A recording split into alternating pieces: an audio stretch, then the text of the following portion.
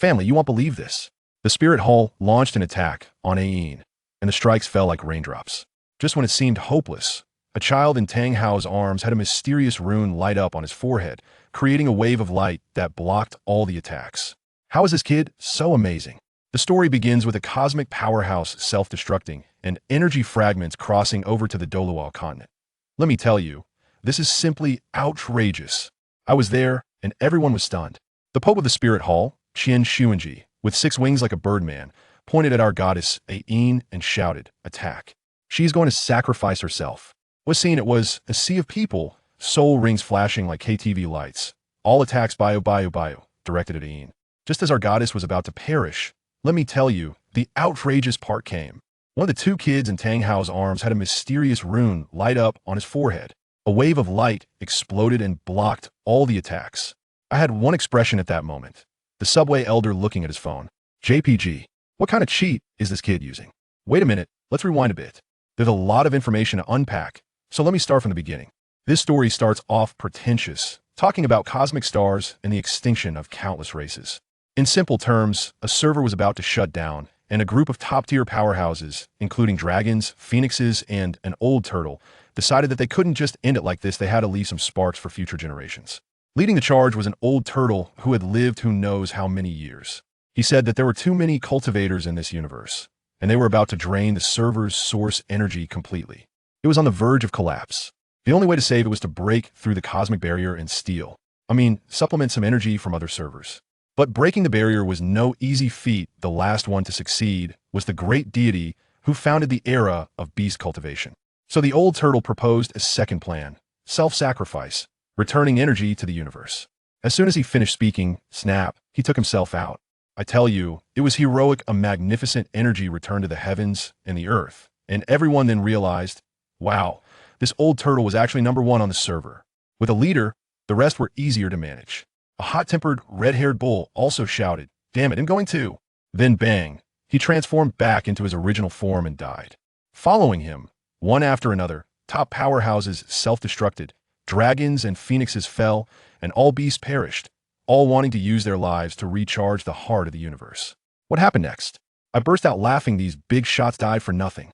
After the heart of the universe absorbed the energy, not only did it not come back to life, but black ash also seeped out, signaling the complete demise of the universe.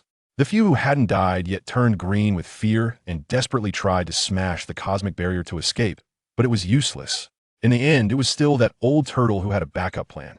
He had already died, but his voice rang out again, saying, "I can only do this much."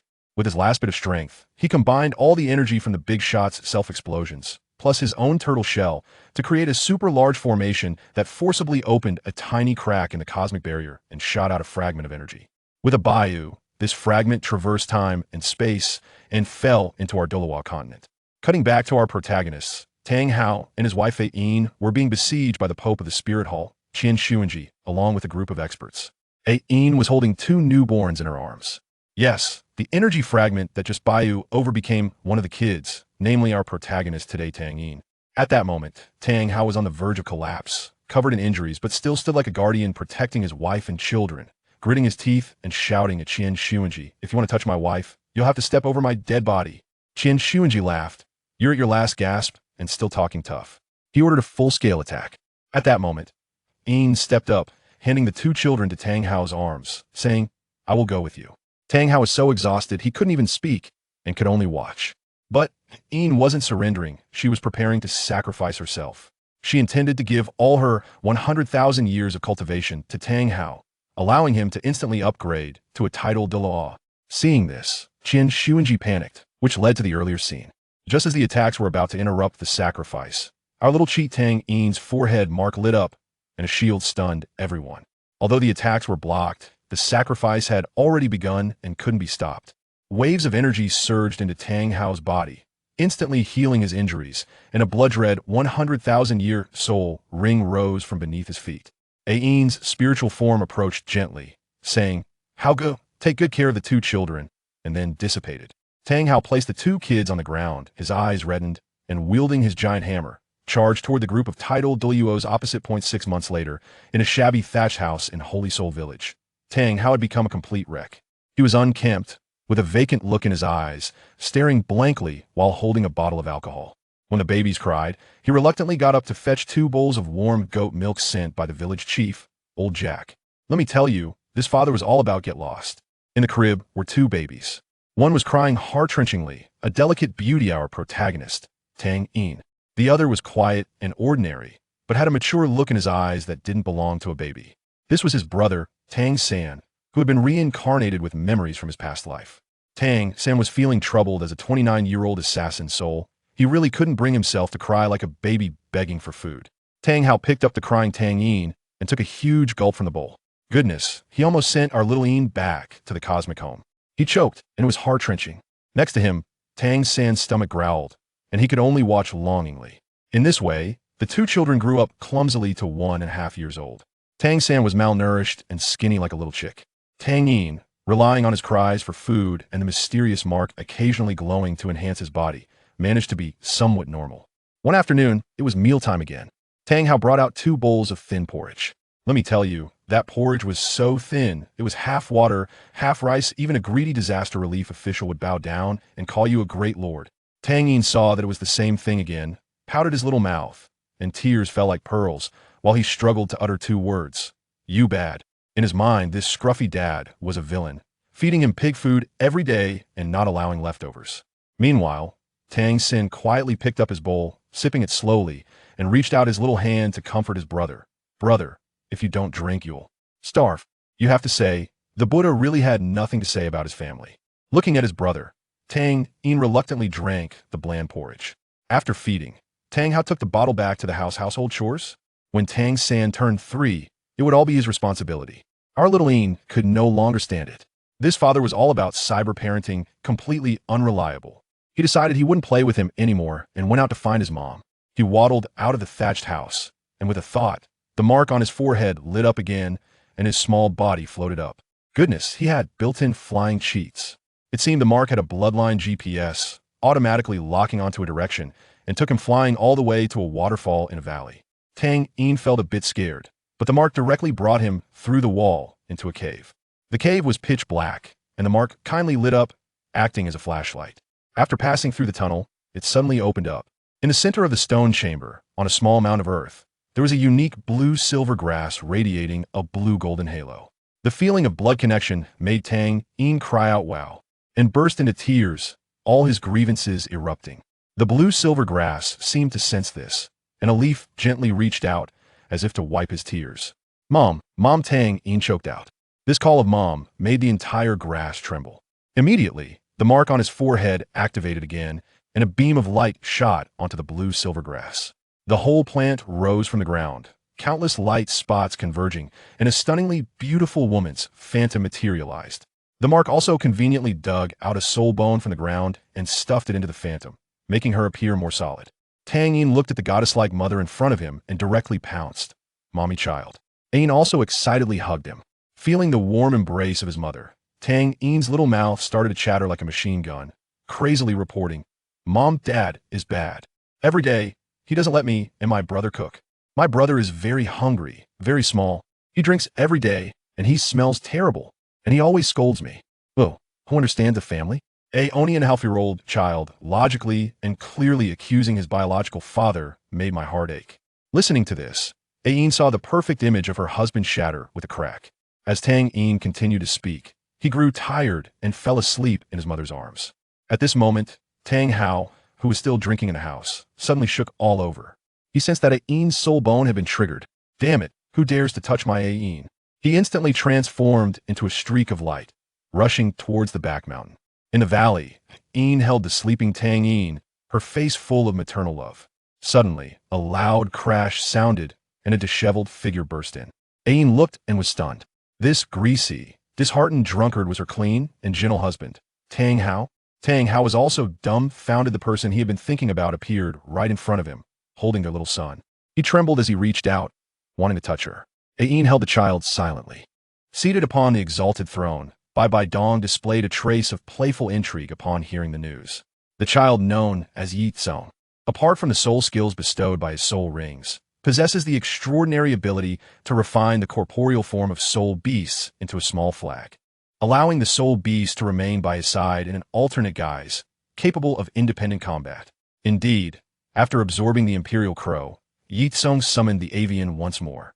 More significantly, the crow, possessing merely a century of cultivation, had awakened its intellect. Zhu Ming knelt on one knee, bowing his head as he spoke. I understand. Bai Dong nodded. You may leave now. Yes, Your Holiness, Zhu Ming replied. Once Zhu Ming departed, Bai Dong addressed the shadows of the Grand Hall with a soft inquiry. Gui Zhang Lao, have you managed to uncover the origins of Ye Cong? No sooner had she spoken than the temperature within the hall plummeted by at least 10 degrees as a figure cloaked in black, resembling a walking air conditioner, materialized from the shadows. His voice, raspy as sandpaper, reverberated with deference. In response to Your Holiness, I have investigated thoroughly. He presented a small booklet, revealing that the boy was indeed an orphan, having grown up in an orphanage. The intelligence work of the Wuhuan Temple is truly remarkable. This booklet even details when Ye Cong was still wetting the bed, surpassing even his own mother in knowledge of him. With a gentle gesture, Bai Dong summoned the booklet to her hand. After perusing a few pages, she set it aside and inquired of Gui Zhang Lao. What do you make of this child? Gui Zhang Lao, ever cautious, replied solemnly, the records are clean. But who can say if they were fabricated by those crafty old foxes from the Sand Zone? In this day and age, creating a fake identity is not a daunting task for them. Bai Dong smiled, a grin that sent chills down my spine. Your reasoning is sound. Yet a child is merely a blank slate.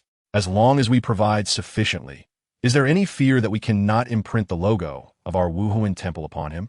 Gui Zhang Lao, I believe you are in need of a disciple. This child possesses a commendable disposition, and his soul aligns well with yours. Why not take him under your wing? Understood. Gui Zhang Lao acquiesced without hesitation. However, being a man of principles, he did not rush to announce to Ye Cong, I am a title Douluo, come and be my disciple. Instead, he opted for stealth, observing from the shadows. On one hand, he wished to assess the boy's character and determine if he was worthy of his teachings. On the other, he sought to discern whether Ye Cong had any formidable figures backing him. Should such protection exist, considerations would need to be made regarding expulsion or a more direct approach, as those with substantial support could not be swayed easily. Meanwhile, I returned to the academy, my first task being to venture to the back mountain, eager to test the skills from my previous life. I was, after all, a Night Watchman of the 8 Banners, and in addition to my martial soul, I possessed a spirit beast. I formed several hand seals and silently chanted, spirit communication technique. Yet, to my dismay, nothing transpired. The grass remained unchanged. Not even a mouse appeared. It seemed that the contract had been dissolved upon my reincarnation, or perhaps my current abilities were simply too lacking. Regardless, leveling up was paramount. Over a month passed, during which I, along with Hulai Na, Xiaoyu, and Yin, sat on the grass, engaged in idle chatter. Yin, suddenly serious, fixed his gaze on me and said, Yiga, the Academy's great competition is approaching. Let us form a team. I was momentarily taken aback. Reaching out to touch his forehead, are you feverish? Such nonsensical talk. Yin, exasperated, swatted my hand away. I am serious. During the competition, lower grade students will undoubtedly challenge our class A. Forming a team would provide support. I nearly burst into laughter. Brother, did you fall asleep in class again? The competition only allows teams of 3 or 7. Besides, look at our composition. You, a strong attacker. I, a controller. Xiaoyu, a strong attacker. And Hulai Na, a controller. 2 ADCs and 2 supports, yet no tank or assassin. We would be inviting annihilation. Xiaoyu, quick-witted, interjected. Yin has a point. How about we split into 2 groups? I will team with Na, and Yi Ge. You can pair with Yin. Then we can each recruit a support or agile attacker, forming 2 small teams of 3. This way, when we create a 7-member team, we'll be familiar with one another and better able to coordinate. This idea resonated with me, and I nodded in agreement. However, Hulai Na suddenly posed a query. But what if we face a wheel battle? If we fight too much, our techniques will be exposed. I chewed on a blade of grass, a fierce glint flashing in my eyes. That is simple. In the first match, if anyone dares to challenge us, we will go all out. We shall ensure they are left with just enough breath to regret their challenge. Let all who wish to confront us understand that they must be prepared to spend the rest of their lives in bed. The following morning, before dawn, my Imperial Crow acted like an alarm clock, rousing me from slumber. After yawning and freshening up, I headed to the training grounds for morning exercises. On my way back to the dormitory, a lanky youth, thin as a bamboo pole, intercepted me, his eyes brimming with arrogance. He tilted his chin upward. Are you the one with innate full soul power, Ye Cong? Recognizing the look in his eyes, I understood he was yet another child convinced of his invincibility. I smiled lightly. Yes, what is it? He sneered. I advise you to be sensible and yield the position of Class A in the Academy competition to avoid suffering. I couldn't help but chuckle, treating him like a child. All right, you're the best. I eagerly await your splendid performance. His anger flared at my response, and he unleashed a torrent of curses. What does it matter if you have a soul ring? You're just a broken gong. In an instant, my smile vanished. The phrase broken gong was, to us Night Watchmen, far more cutting than any ancestral insult. He noticed my expression shift, his bravado faltering, yet he defiantly continued. Am I wrong to call you a broken gong? Before he could finish his sentence, my fist connected solidly with his face. Following that, a swift kick sent him crashing to the ground. I mounted him and unleashed a flurry of blows, growling, a broken gong, is it? If I don't show you some color today, I shall not bear the surname Ye. A crowd quickly encircled us, with Xie Yu squeezing in, astonished to see me pinning someone down. He was aware of my typically good-natured temperament. What kind of grudge could provoke me to such fury? Fortunately, a teacher arrived promptly to separate us. The boy fled in tears, while I, recognizing my fault, lowered my head and accepted a reprimand. Finally, at noon, as we gathered in the cafeteria, Xie Yu could no longer contain his curiosity. Yiga, what exactly happened with that boy this morning that made you strike so fiercely? I shook my head. He spoke out of turn, merely teaching him a lesson. The nuances of this matter would be lost on outsiders, and I was disinclined to elaborate. As we dined, Hulina took a sip of meat porridge, her eyes lighting up. Wow, today's porridge is so fresh. I chuckled and pushed my bowl towards her. If you like it, you can have mine. The little fox beamed with delight, leaning over to plant a kiss on my cheek. The atmosphere froze instantly. Hulina flushed crimson, while Xie Yu and Yin appeared as though they had heard their hearts shatter. Xie Yu's expression was that of a cherished cabbage being uprooted by a pig. Yin, though he had already given up, still felt the sting of witnessing it. I found myself in a state of incredulous amusement. I had always regarded her as a little sister. Just as the awkwardness reached its peak, an unexpected visitor approached. A seemingly refined youth strolled over, beaming with a sunlit smile. Greetings, classmates of Class A. My name is Li Yu Chun, from Class B. I would like to make friends with you all. I narrowed my eyes. This fellow was a smiling tiger, far more troublesome than the earlier brash youth. I shall speak plainly. You are classmates with Liang, are you not? This morning, I just gave him a thorough thrashing.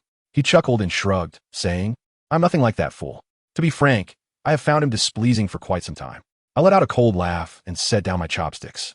If you genuinely wish to make friends, I welcome you. Alas, some individuals prefer to feign ignorance while covertly probing into others' affairs under the guise of friendship. The smile on Li Yuqing's face instantly froze. He ceased to pretend and, with a frigid glare, said, Ye Cong, enjoy your remaining days in Class A. On the day of the competition, I shall take everything from you. With that, he turned on his heel and departed. After bidding farewell to my friends, I returned to the dormitory when suddenly a chilling wind swept through, raising goosebumps all over my body. This sensation was all too familiar. It was malevolent. Instinctively, I summoned my martial spirit, wielding a gong in my left hand and a hammer in my right. As I unfurled the Huang Yao banner, the Imperial Crow emerged, ready for battle. Ah, little one, quite the reaction, a raspy voice echoed as a ghostly figure slowly materialized. The oppressive aura of soul power emanating from it was staggering, far surpassing that of our teacher, Zhu Ming. I swiftly activated my spiritual vision and discovered that, despite its murderous intent, it lacked the bloodthirsty aura of indiscriminate slaughter. I breathed a sigh of relief, my mind racing. A being with a cultivation level beyond Soul Da, moving with ease, its ghostly presence revealing its identity. Under immense pressure, I struggled to bow respectfully. Student Ye Cong pays respects to the elder ghost. Interesting, the specter chuckled ominously. How'd you recognize me? I articulated my deductions, and it nodded in satisfaction, indicating that my recent performance had indeed caught the attention of this formidable being. It directly inquired, Ye Cong, would you be willing to become my disciple? Who could comprehend the gravity of this? Such an extraordinary opportunity, a title Douluo as a mentor. How could I let it slip away? Without hesitation, I knelt. Disciple Ye Cong pays respects to the master. In the afternoon, the ghostly figure helped me take leave, stating it would train me for a week, ensuring I would not embarrass it during the competition. Then, With a swift motion, I was transported to the Douluo forest. On the way, it marveled at my imperial crow, exclaiming in astonishment that this banner had somehow granted wisdom to a mere bird of several centuries. My crow squawked in discontent, and when asked what it said, I felt a twitch in my eyelid. It was cursing him. I hastily fabricated a lie. Master, it claims your skills are unparalleled and holds you in great admiration. The crow, infuriated, tugged at my hair, but I maintained a stoic expression as I retracted it. Upon reaching the outskirts of the Douluo forest, the specter tossed me down and declared, "You shall live here for the coming week, with that crow to assist you. You shall not perish. Unless you encounter a 1,000-year-soul beast, I shall not intervene." With that, it vanished. I sighed, just about to grumble about my unreliable master and the lack of provisions when a black-purple bracelet fell from the tree, striking my head. In the black domain, you will find all that you need. Do not disappoint me, the ghostly voice echoed from above. I immediately donned a smile and bowed towards the sky. Thank you for the precious gift, master. I happily adorned the bracelet. Regardless of whether it was a loan or a gift, now that it was in my possession, it was mine. This was a soul guide, a top-tier item capable of containing living creatures. Upon inspecting its contents, I found provisions sufficient for merely 2 or 3 days, indicating that my master intended for me to hunt for sustenance. While lamenting the potential for illness, I swiftly summoned my crow. Little crow, rise and get to work. During my absence, I heard that Hulaina was quite distressed, unable to concentrate in class. Meanwhile, I busily set traps within the forest. I first dug a large pit, filling its base with sharpened bamboo spikes, then covered it with leaves and bait. My crow was not idle either, targeting a 7-color deer with 10 years of cultivation. Once its parents wandered off, it swooped down and snatched it away. My fortune improved further when I stumbled upon a rabbit burrow. I blocked all other entrances, set smoke at one, and lay in wait at another, striking true with my soul-settling hammer and capturing an entire nest of soft-boned rabbits, one of which was even a century old. After processing my catch, I kindled a fire to roast the rabbit meat. Just as I was enjoying my meal, the ground trembled, and a one-eyed black-water rhinoceros charged towards me, its eyes aflame with rage. It appeared to possess nearly 1,000 years of cultivation. I quickly leaped aside, brandishing my gong and hammer, while my crow provided support. With a clang, the soul-settling gong immobilized it, and I commanded the crow to attack. However, the rhinoceros's tough hide proved impervious to my feathered arrows. I had no choice but to order the crow to unleash a mental assault, death's cry, while I charged in with my hammer. Yet, mere seconds later, the rhinoceros broke free from the immobilization, unleashing a torrent of water that sent my gong flying, and lowered its head to charge at me with its sharp horn. My heart sank. If that hit me, I would surely perish. Just as I thought my end was near and my master, lurking in the shadows, was about to intervene, my crow emitted a piercing shriek. Death's cry. Activate. The sound was so jarring that even the ghostly figure frowned, and the black water rhinoceros was momentarily thrown off balance. Though its charge did not cease, it afforded me a precious moment to breathe. Seizing the opportunity, I leaped onto its back, swinging my soul-settling hammer with a series of crushing blows. The hidden ghostly figure nodded repeatedly, seemingly pleased with my combat instincts. Though my relentless strikes pained the beast, they failed to penetrate its defenses. Enraged, the rhinoceros thrashed violently in an attempt to dislodge me. I steadied myself and summoned my gong once more, delivering a flurry of strikes that held it firmly in place. Though my soul power was rapidly depleting, now was the moment. The imperial crow seized the opportunity, launching another volley of toxic feathers aimed at its most vulnerable spot, its eyes. 2 poison quills struck true, and the venom surged into its brain. The black water rhinoceros let out its final wail before its massive body collapsed. A yellow and purple soul ring slowly materializing above it. I exhaled a sigh of relief, sprawling flat on the ground in utter exhaustion. Thankfully, this colossal beast was merely close to 1,000 years old. Otherwise, the outcome could have been quite different. Of course, I knew my inexpensive master had been watching from the sidelines, ensuring I would not truly come harm. However, I must tell you, just as I caught my breath, the first grand surprise, or perhaps shock, of my life arrived. I stood up, contemplating that it would be a shame to waste the remains of a 1,000-year soul beast, and thus I took my knife to begin dissecting the carcass. To my astonishment, with a single slice, a hard object fell from the rhinoceros's head with a resounding clang, glistening black and reflective. Upon picking it up, I realized, astonishingly, that this was none other than the legendary soul bone. Furthermore, it was a skull piece still attached to the horn. My mind exploded with disbelief. My inexpensive master was right there, watching. This artifact could incite fierce conflict, even among blood relatives. My heart raced, but summoning my courage, I raised the bone and called out, "Master, come witness this divine discovery. A soul bone. Do you desire it?" To my surprise, the ghostly figure truly floated over like a specter. After scrutinizing it for a long while, I thought he might pocket it, but instead he tossed it back to me. I was utterly bewildered. This was not how the script was supposed to unfold. Noticing my expression of suspicion, he huffed dismissively, stating he was not so lowly as to steal from his own disciple, but rather, he was concerned I might foolishly absorb a worthless soul bone occupying valuable space. It was then I learned that the treasure I had uncovered was known as an external attached soul bone, an SSR among soul bones, capable of growing and evolving alongside me, with a drop rate lower than that of a 10,000-year soul bone. He mentioned that at 80 years old, he lacked the energy to nurture this growth stock, making it perfectly suited for me. My heart swelled with gratitude, and I hastily shifted the topic to avoid any awkwardness. My master, not pressing the issue, observed as I sat cross-legged, beginning the absorption process. With a tidal Douluo standing guard, the sense of security was utterly unparalleled. After absorbing the soul bone, I immediately leveled up, soaring to the 15th level. This particular soul bone adorned my arm with a layer of black armor, added a small shield to my wrist, and sprouted a razor-sharp rhinoceros horn on the back of my hand. The skill it granted me was called Frenzied Cascade. Strikingly impressive and formidable. My master urged me to demonstrate the skill against him, but I was hesitant. Relentlessly, he insisted.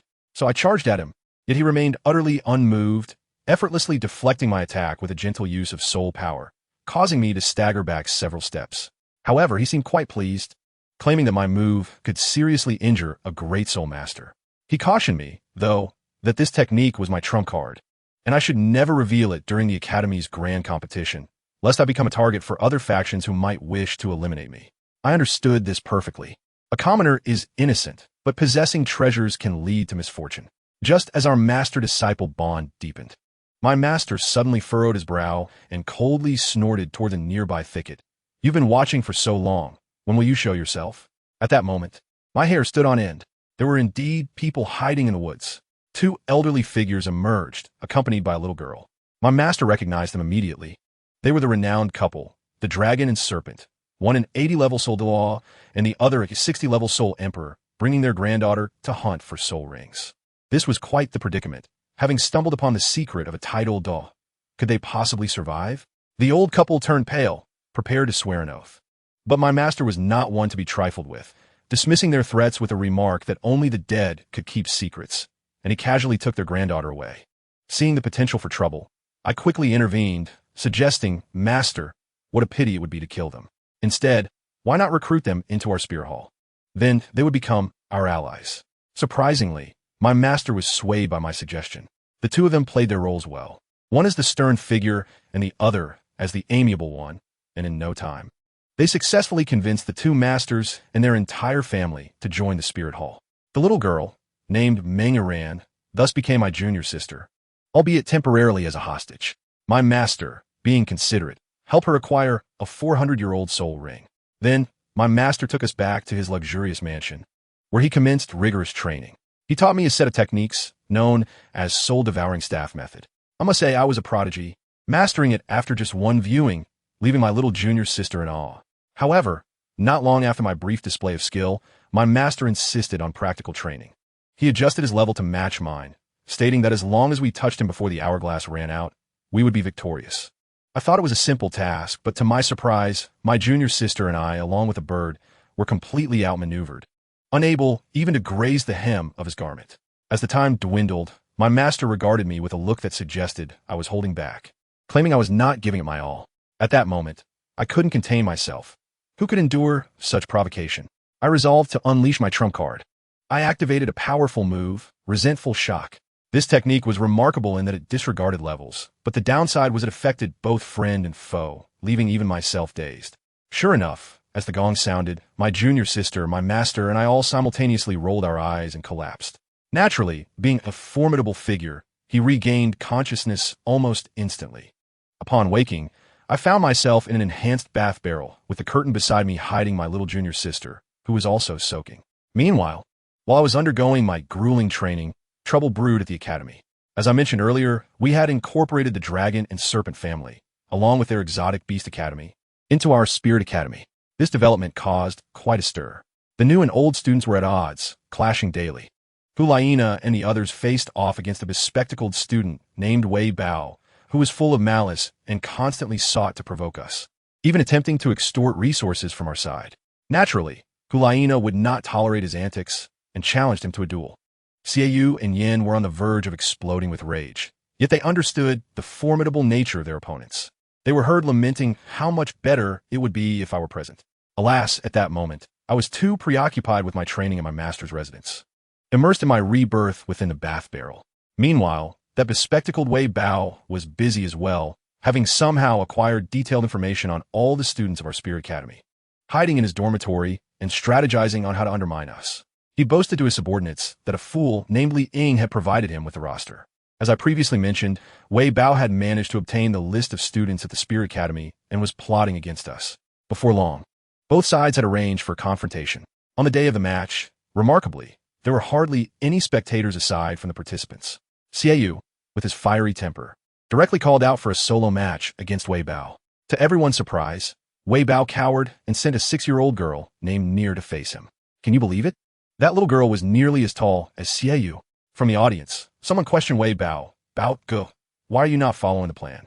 Wasn't it agreed that the fat guy, Rock, would handle Xiaoyu? Another added, isn't Li Ying just setting us up for failure? Wei Bao grinned slyly and replied, fools. The rules are different this time. There's a surrender clause that results in half the loss. I intend to let Nier wear Xiaoyu down first, understand? One of his lackeys feigned ignorance and asked, Bao Ge, could you elaborate?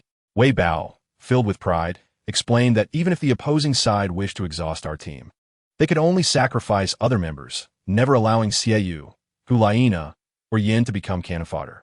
In the arena, Xiaoyu and Nier had already begun their confrontation. Xiaoyu wielded dual blades while Nier's martial spirit was the Silver Moon Wolf, both being agile attackers. Xiaoyu initiated with a slash, enhancing his attack power by 20%. Nier, undeterred, activated Moon Shadow Dash to evade Xiaoyu's onslaught. Seeing his attack miss, Xiaoyu grinned and struck again.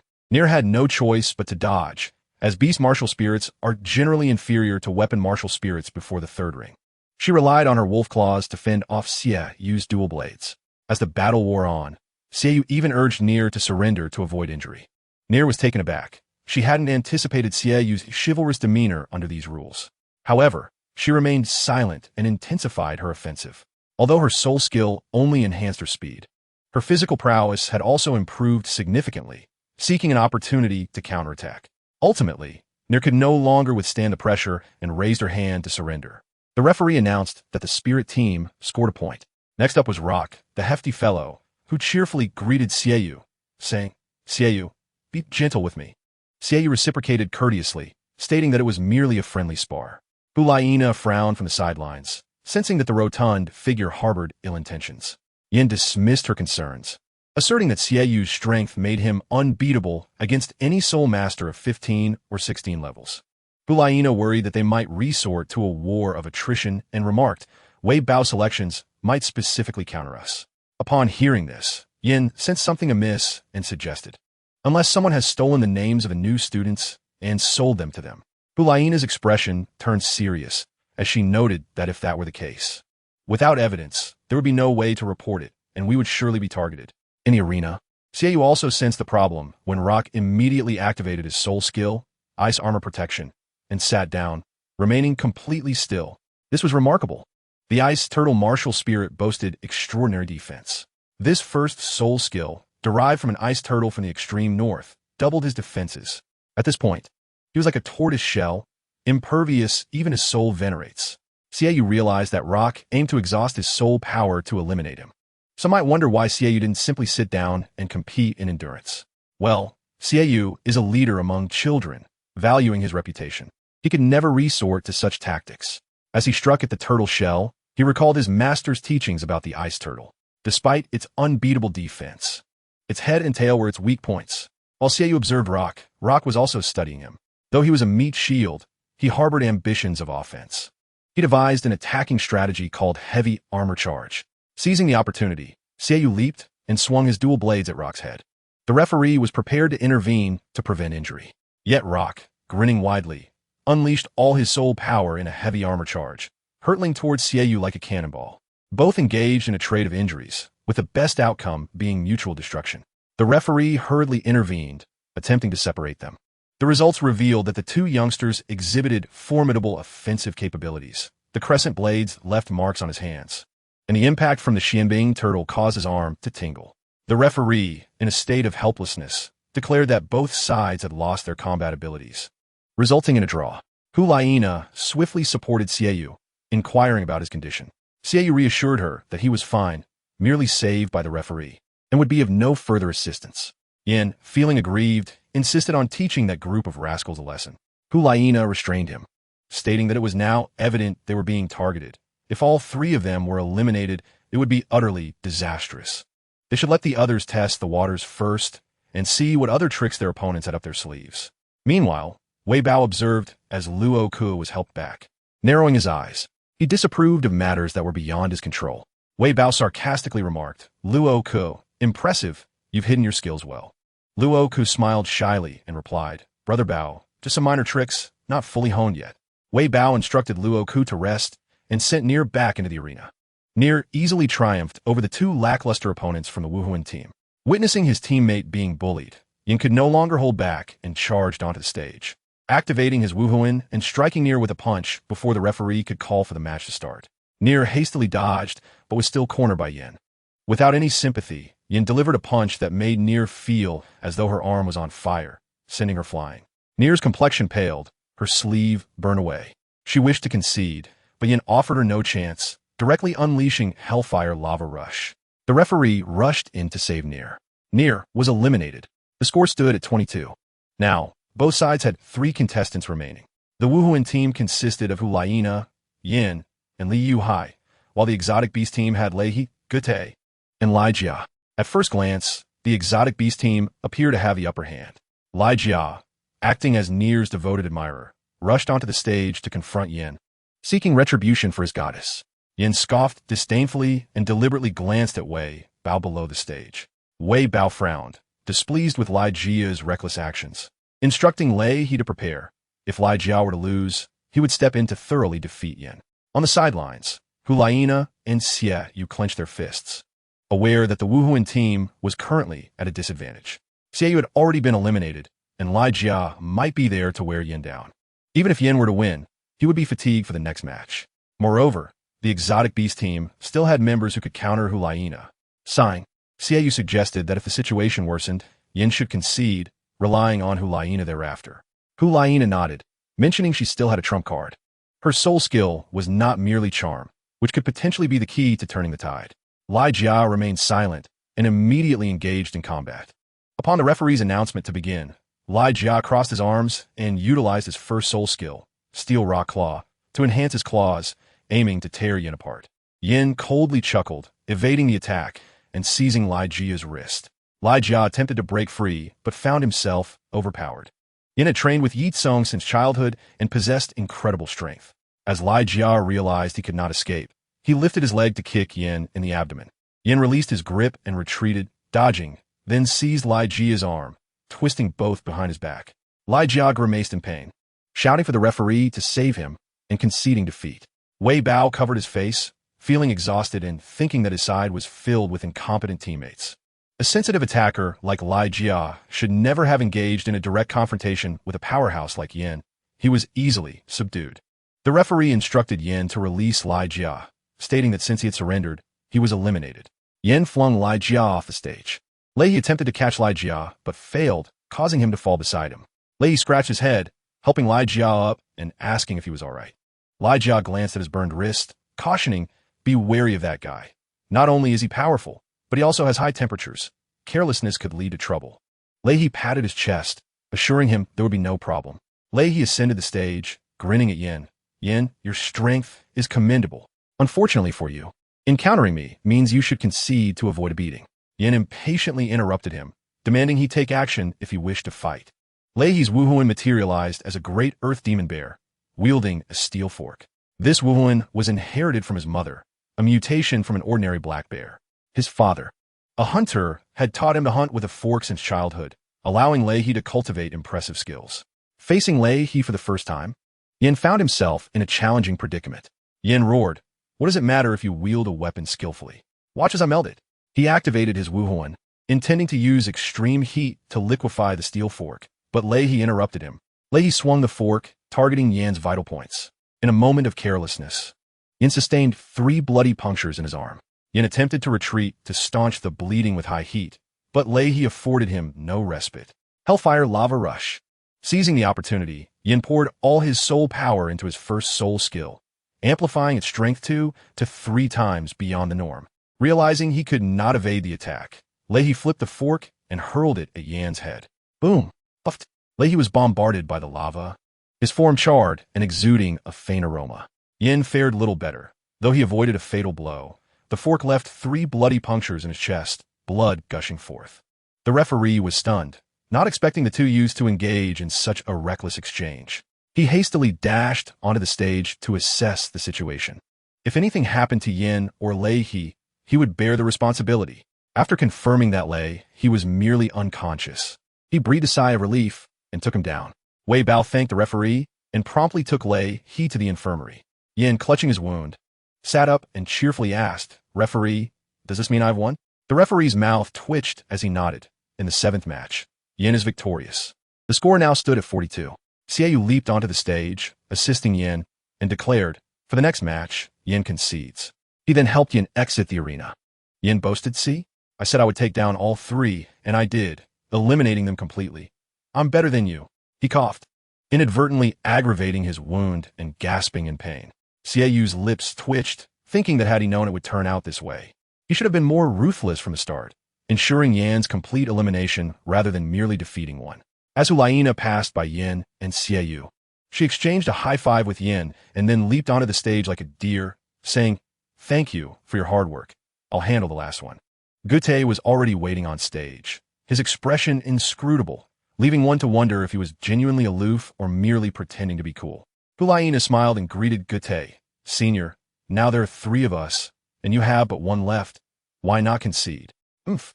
I will defeat you and then deal with the other 2. One a mere weakling and the other a cripple."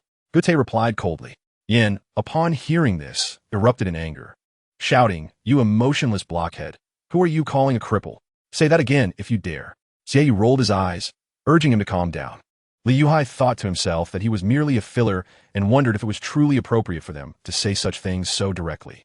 Hulaina remained unfazed, smiling as she retorted, "Then it all depends on whether Senior can defeat me." Gute's Wuhan was the azure scale eagle, its feathers sharp as steel blades, reigning supreme in the skies. Upon summoning his Wuhan, eagle-like features emerged on him, with wings sprouting from his arms. Although he could not fly, he could hover briefly in the air. On Hulaina's side, fox ears sprouted, a fluffy tail appeared behind her, and a golden pattern adorned her brow, rendering her both sacred and enchanting. The referee marveled, exclaiming that this young girl would undoubtedly grow into a femme fatale. As the match commenced, Gute darted forward like lightning, aiming his wings like blades at Hulaina's throat. Hulaina smiled slightly, taking half a step back, and suddenly split into 2, each holding a short blade, attacking Gute from either side. Gute, taken aback by Hulaina's ability to create doubles, hurriedly used his feathers as shields to block the incoming assault. The clash of short blades against steel feathers sparked a flurry of sparks. Relying on his superior strength, Gute repelled both figures and leaped into the air, mockingly declaring, "How dare a mere fox on the ground gaze upon an eagle soaring in the sky? You may look the part, but alas, you have a foul mouth." Hulaina showed no inclination to relent, retorting, "Just a little chick. What is there to be arrogant about?" "Oomph, sharp-tongued indeed," Gute coldly responded. He crossed his arms, aiming the blade of his wings at Hulaina, who had been verbally sparring with him, and Dove, believing he had found her true form. However, Hulaina merely smiled faintly, transforming into a wisp of white smoke and vanishing, leaving a short blade to clatter to the ground. It was then that he realized he had been outwitted. Before he had time to contemplate, the real Hulaina had circled behind him, poised to strike. Gute, relying on the hardened feathers on his back, managed to block Hulaina, buying himself some time. With a somewhat disheveled demeanor, he turned to face Hulaina, finally coming to his senses, aware that he had narrowly escaped disaster, almost becoming the second Li Jia. I must say, his expression swiftly shifted from casual to serious, glaring at Hulaina with fierce determination, proclaiming, "I underestimated you. Now I shall fight earnestly." What a sight he was! His imposing aura, coupled with his disheveled appearance, truly made him the embodiment of a boastful warrior. But our little fox? She couldn't care less, smiling sweetly and nodding. "All right, senior, let me see what you've got." In the next moment, the battle recommenced. Gu Ti's muscles tensed, his gaze fixed intently on Hulaina, fearful that she might employ yet another trick. But what happened? Hulaina didn't even activate her soul skills. With one hand holding a small knife and the other empty, she stood serenely, assuming a stance that clearly indicated, "Come on, make your move." This audacity infuriated Gute, who roared in rage and charged forward like a cannonball. My friends, Hulaina's delicate steps were something to behold, akin to a dance, effortlessly evading Gute's ferocious assault. Then, with an exquisitely graceful posture, she raised her hand above her head, twisting her slim waist, executing a move known as Jiaochan bows to the moon.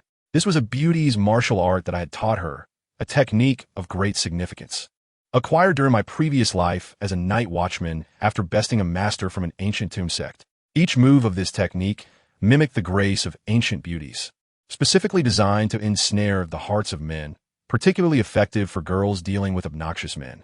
As Hulaina's hand sliced down, her soul power transformed into a crescent moon, exuding a formidable aura. Gute dared not meet it head-on, dodging clumsily. Yet Hulaina had already anticipated this, taking a swift step forward, her body splitting into two. Both versions executing a move known as She Sure Presents the Heart, aimed directly at Gute's chest. Gute could not evade this time, crossing his wings over his chest to act as a shield. He then freed one hand, fingers poised like the 9-in white bone claw, reaching for Hulaina's wrist. But how swift was our little fox? With a flick of her right hand, she directed the knife toward his palm. With a soft thud, blood appeared in Gute's palm, causing him to retract his hand in pain. Had he hesitated for even a fraction of a second longer, he would have lost half his palm. Hulaina did not grant him a moment's respite. With a twist of her wrist, the knife flew directly toward Gute's forehead. Alarmed, he quickly turned his head to evade.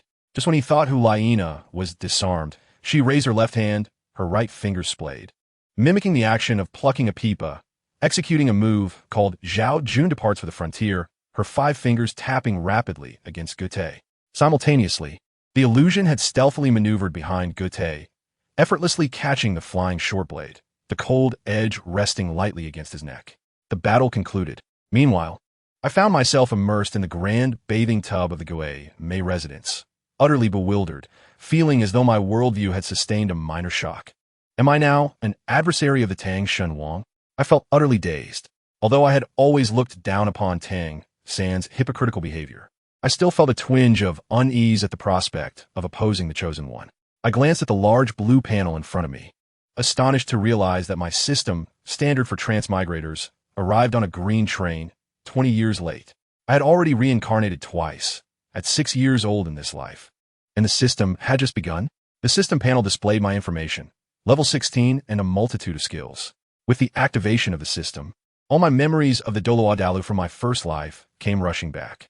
I could only motivate myself. What is there to fear? If Tang San could ascend to godhood with a mediocre sex subpar techniques, how could I? A transmigrator with the heritage of a Night Watchman and a system by my side, possibly fall short?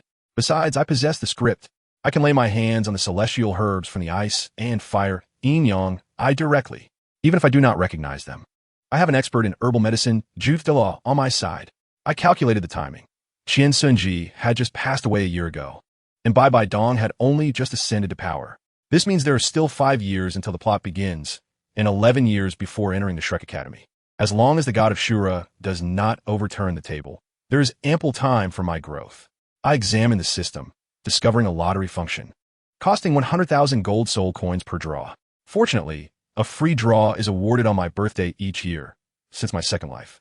I had accumulated a total of 23 free draws. Here we go. Let's initiate a 10 consecutive draws. I silently chanted. After the wheel finished spinning, 10 luminous orbs emerged, and my face darkened. All were white. My friends, I was truly at a loss. I am nothing but a pure non-lucky person, am I not? I pressed on with another 10 draws. I refused to succumb to fate. This time it was slightly better. 7 whites, 2 greens, and 1 blue. The whites were merely snacks, utterly ignorable. The greens were 2 potions, 1 for health recovery and 1 for mana recovery, barely sufficient. The blue was a puzzle piece, and collecting 7 would yield a golden legend.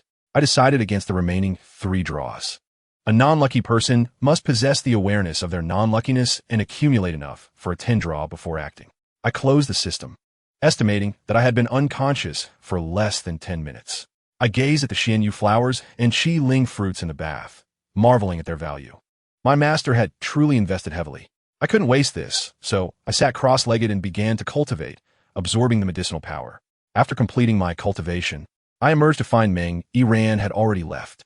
I dried myself, dressed, and was led by a servant to the main hall, where Guei may have been waiting for me. How do you feel? His voice was as grating as sandpaper. Thanks, master. I am fine, I replied respectfully. He interrupted, stating, I do not care what secrets you hold.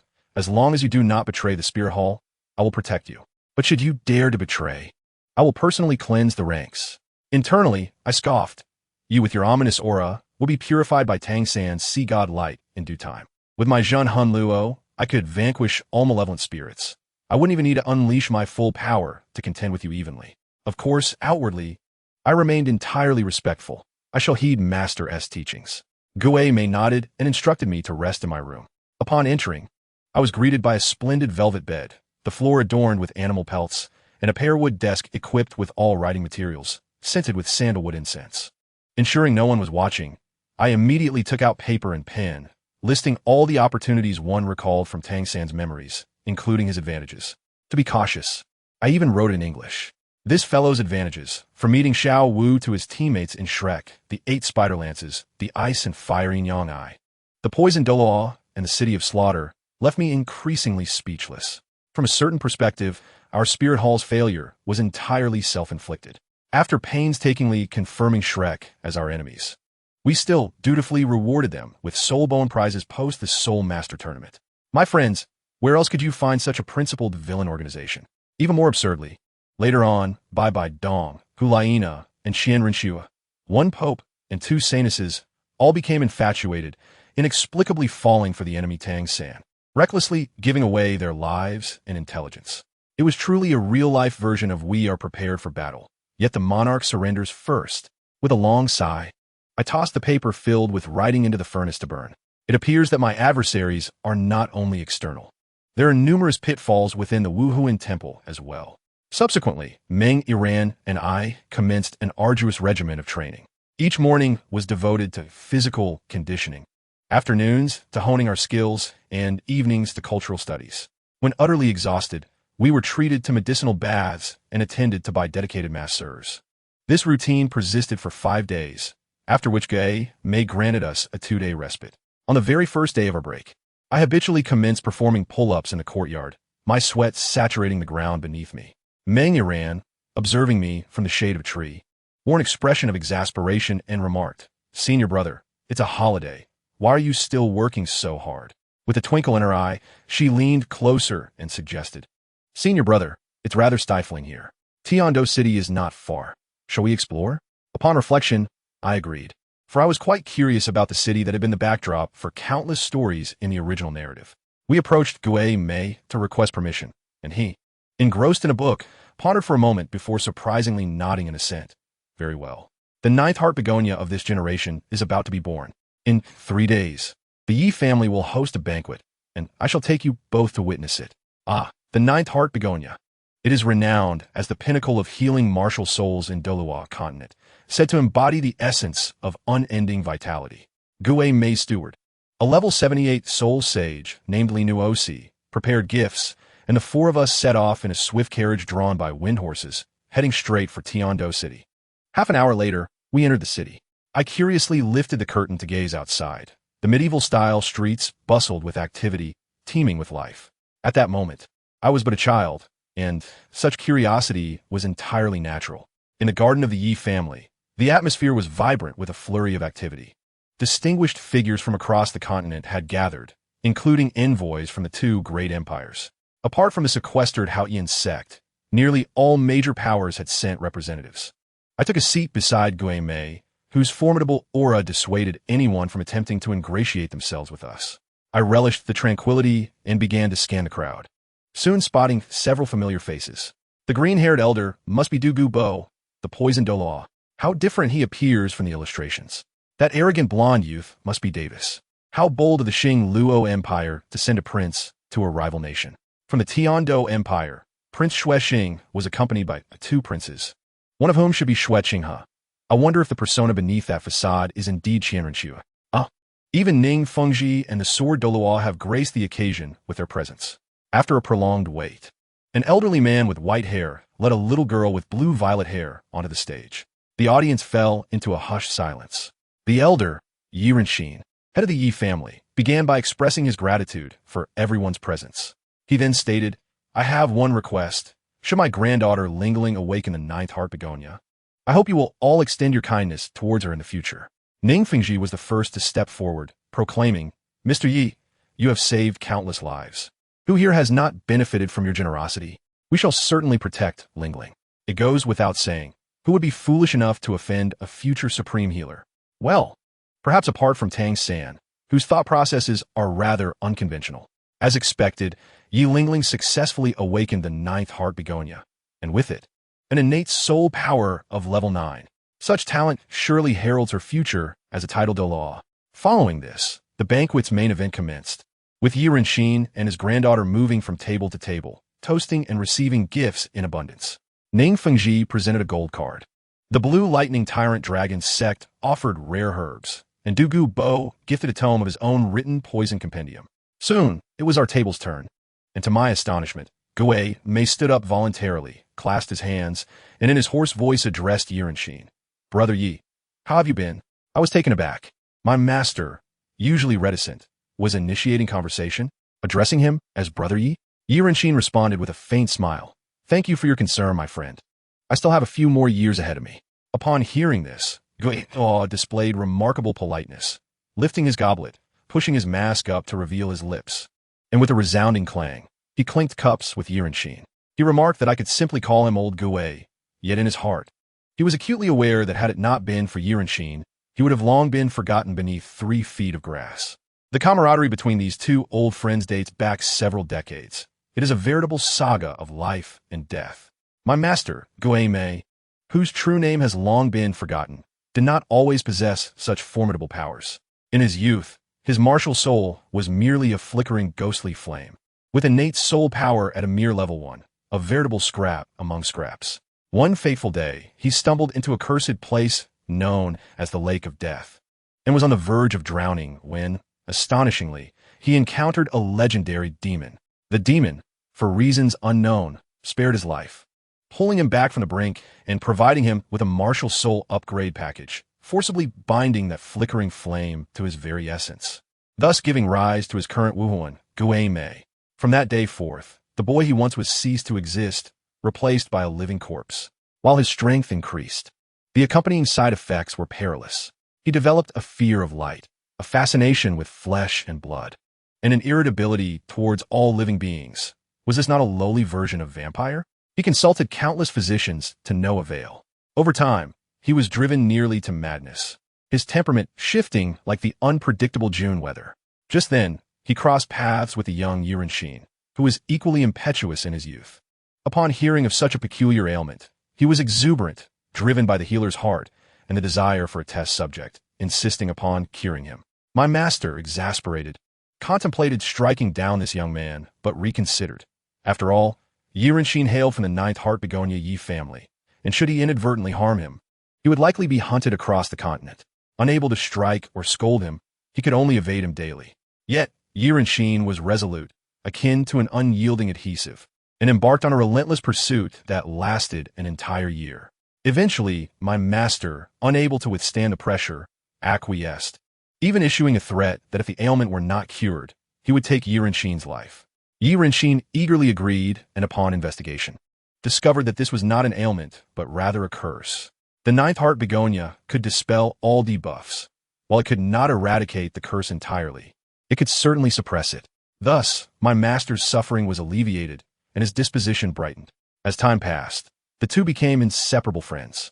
Later, Ye Cong was compelled to return to his family to assume his responsibilities, while my master continued his wanderings, eventually encountering Douluo Guan, with whom he instantly bonded. Through Yu Guan's introduction, he joined the Wuhuan Temple. Why, you may ask?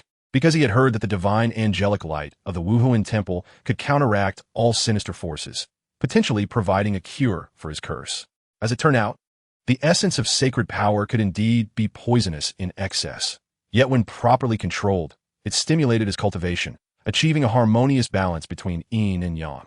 By fortunate coincidence, Yu Guan's pure sun martial soul, the Qitong Tuntianju, complemented his own, leading to the development of a martial soul fusion technique, thus establishing them as a formidable duo within the Wuhuan Temple. Returning to the present, as these two old friends shared a cup, the floodgates of conversation opened. In the midst of their discourse, Ye Cong's gaze shifted towards me. "Old Gui, who is this young friend?" My master beamed with pride. As if showcasing a prized new possession, my disciple, Ye Cong, I understanding the moment, promptly bowed, stating, "I am Ye Cong, nephew, and I pay my respects to my esteemed uncle." Ye Cong, upon hearing this, chuckled heartily. "Ah, we share the same surname. Perhaps we were kin 500 years ago. What your parents?" I, candidly, replied with a slight bow. "Esteemed uncle, I am an orphan, raised in an orphanage, relying solely on my master's kindness." The atmosphere grew palpably awkward, the air seemingly thickening. Aware of his misstep, Ye Cong scratched his head and hastily shifted the topic.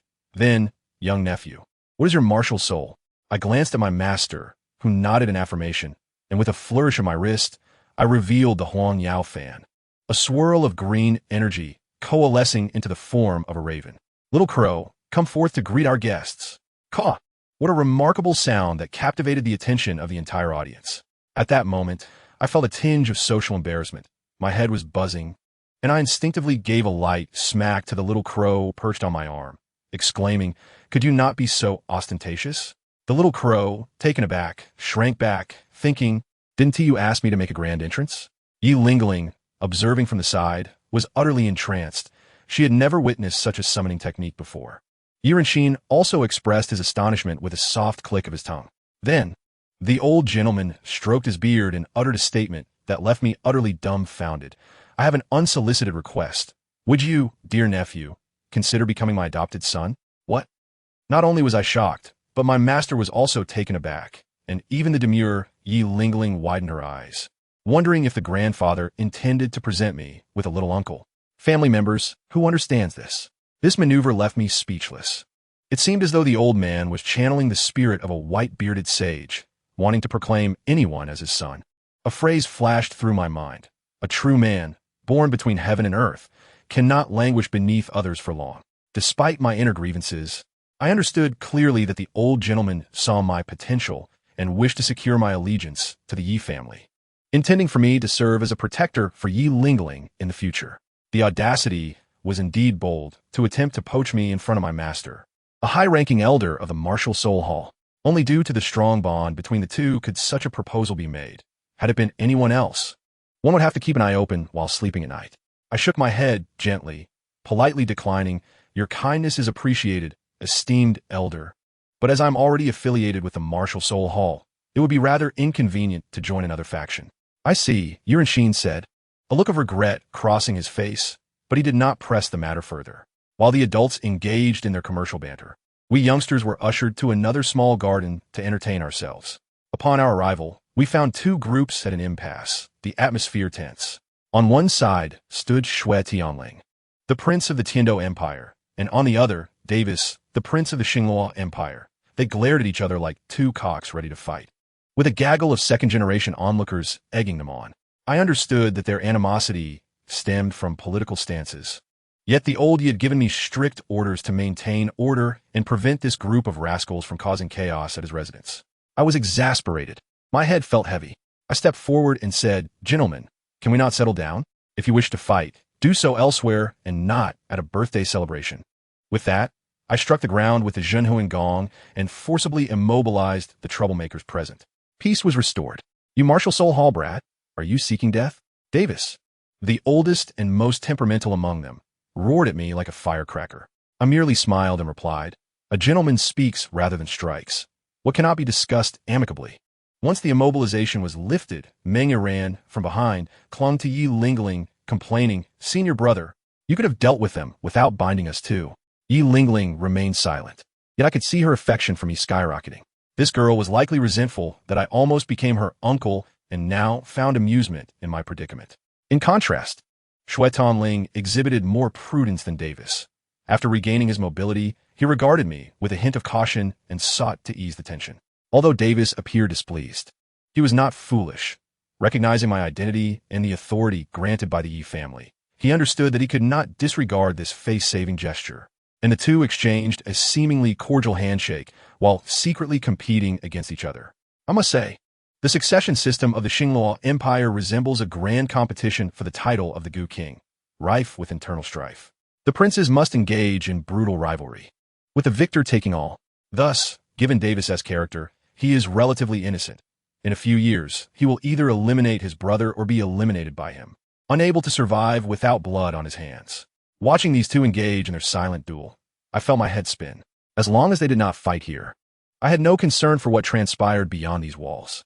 Suddenly, Davis turned his attention towards me, declaring, "Ye Cong, as a disciple of an elder from the martial soul hall, your strength must be considerable. I challenge you." My brows furrowed. Why was the fire burning on my end? Just as I was about to decline, Shui Tianling interjected with a mocking tone, "Davis, you have quite the nerve. But then again, bullying the weak is, after all, a traditional skill of your Xingluo Empire." His words openly ridiculed Davis while subtly provoking his relationship with his younger brother. This Tiando prince was certainly no pushover. As I noticed the two preparing to clash again, I quickly stepped in to interrupt. "Brother Davis, since you are willing to spar, I shall gladly oblige. Please enlighten me." Davis's eyes lit up, instantly forgetting about Shui Tianling. "Splendid. Far better than that scruffy bird. Let us go." Shui Tianling, his plan foiled, bore no resentment, and stepped aside with a smile to watch the spectacle. Meng Iran approached me, patting my shoulder with feigned seriousness. "Senior brother, go ahead. I'll help you gather the remains afterward." I shot her an exasperated glance.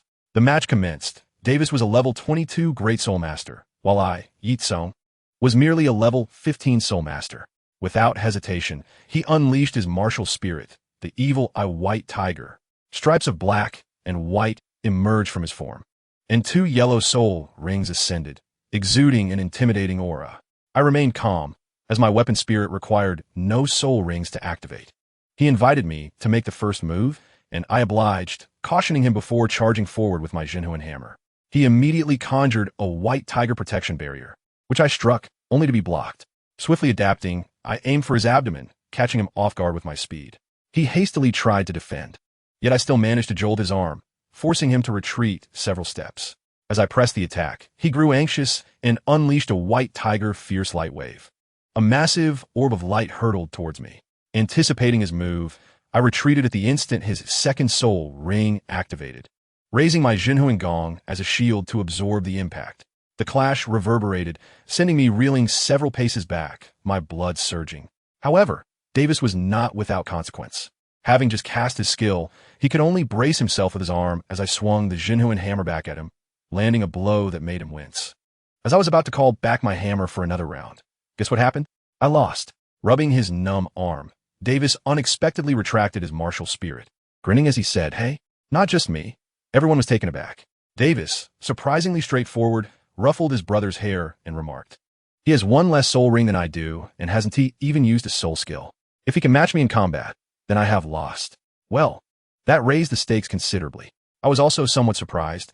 I hadn't anticipated him to be so reasonable, quickly responding with a bow. "Brother Davis, you flatter me. Had we fought seriously, the outcome would surely have been my defeat." As the evening banquet concluded, we bid farewell to the old Yi. Before departing, Meng Iran and Ye Lingling had become fast friends, reluctant to part ways. I also presented Ye Lingling with a gift, a set of glass-crafted zodiac figurines. While this trinket held little value in my realm, it was a priceless piece of craftsmanship in this world, instantly restoring her prior affection for me. On the journey home, my master inquired about my relationship with Davis. I replied that it was quite agreeable and that we had a good rapport. My master cautioned, while befriending a prince is acceptable, Do not entangle yourself in their family affairs. In a few years, he may not remain as he is, or he may simply vanish. Be prepared for such eventualities. I nodded, acknowledging my master's wisdom. Beside us, Meng Yiran was utterly bewildered, prompting Long Gong to explain the brutal succession laws of the Xinglua Empire to her. Upon hearing this, Meng Yiran frowned, lamenting the plight of the Zhu family girls, likening them to mere tools. I silently concurred, recognizing that in the original narrative, Zhu Zhuqing's presence was indeed woefully insignificant, merely a source of fusion material. Upon returning to the estate, my master listened to Long Gong's report regarding the merger of the academies. It turned out that he was still the principal of the Martial Soul Academy, albeit a somewhat hands-off administrator. It has come to my attention that a minor conflict arose between the children from two academies. He remained utterly unconcerned, remarking that it is quite normal for young ones to be competitive. He believed that experiencing a few setbacks within the academy is far preferable to facing dire consequences in the outside world. Subsequently, he informed me that he would be organizing the grand competition at the academy in the coming days, entrusting my training to Long Gong. A few days later, Meng Yiran and I returned to the academy ahead of schedule. As I stepped through the classroom door, I was greeted by an uproar. Ye Cong, the boss, yelled Yan, the first to rush toward me, followed closely by Xie Yu and Hu Laina, creating a blockade around me. Our teacher was visibly irate, yet dared not scold us. Fry had solid backing. He could only gesture for us to return to our seats. During lunch, I learned from their chatter that our class had recently lost a fight against another class. Yin expressed his indignation, claiming, I suspect we have a traitor among us who has sold our intelligence. Xie Yu quickly silenced him, insisting that he should refrain from making baseless accusations without evidence. I furrowed my brow, for the notion of a traitor is far more insidious than that of a formidable opponent. Noticing my troubled expression, Hu Laina promptly shifted the topic, suggesting that we visit the orphanage to see Grandpa OSI after the competition. Meanwhile, in the dean's office, my master was perusing a dossier with a derisive smile, contemplating the audacity of today's students who commit misdeeds so brazenly, leaving evidence scattered about, as if they took their teachers for fools. He resolved to address the matter publicly after the grand competition, as a means of setting an example. Considering that the competition was set for the following day, the school granted an afternoon off. After finishing my meal, I took a solitary stroll across the campus, intending to relax in my favorite little garden. However, upon arrival, I discovered that my cherished seat had been claimed. A strikingly beautiful young woman was seated in the pavilion, seemingly lost in thought. Just as I prepared to leave, she suddenly called out to me. Turning back, I politely inquired, "Teacher, did you call for me?" To my surprise, she recognized me and cheerfully asked, "You are Ye Cong, right?" My mind raced. Could she possibly be a romantic interest of teacher Zhu Ming? Had he introduced me to her? Surely, she could not be related to my master. With his forbidding visage resembling that of a spectral figure, unapproachable and reminiscent of a cybernetic ruler of the underworld. While I was still mulling over this, the young woman queried why I was not napping in the middle of the day. I transformed into a dramatic actor, declaring with righteous fervor, "How could someone my age possibly sleep? I must seize every moment to diligently practice." She laughed heartily, offering to share a story with me, and even shifting to make room beside her. Eager for gossip, I moved closer, only to hear her begin with, "I have a friend," the classic "I have a friend" trope. The scent of melodrama was unmistakable. The tale she spun was woefully cliched. A wealthy young lady fell in love with a poor boy, but familial disapproval drove them apart, leaving her to wallow in nostalgia for her first love. After listening, I assumed the role of a relationship advisor, clearing my throat to analyze, "Teacher, your friend is clearly lost in her own emotions." She was abruptly interrupted during her happiest moment.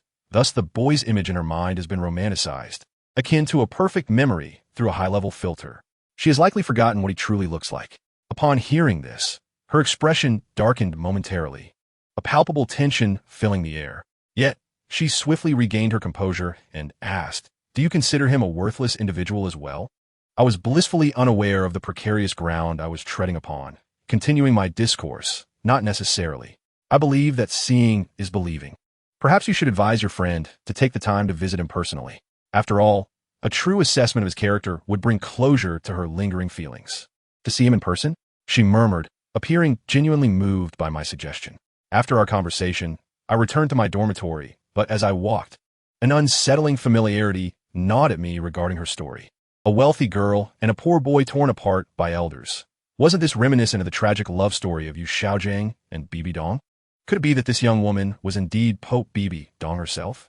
A chill ran down my spine, and cold sweat trickled down as I realized I had inadvertently disparaged her first love in the presence of the Pope.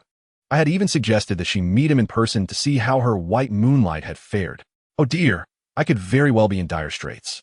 Upon returning to my dormitory, I quickly meditated, reassuring myself, this cannot be true. Surely the illustrious Pope, with her multitude of responsibilities, would not seek me out for a heart-to-heart in our humble academy garden.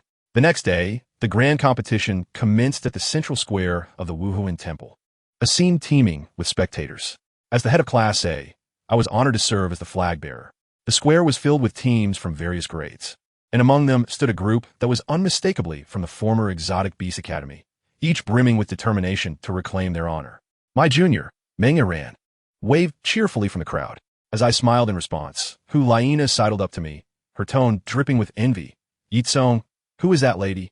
I quickly whispered. She is my junior, also a disciple of the ghost Douluo.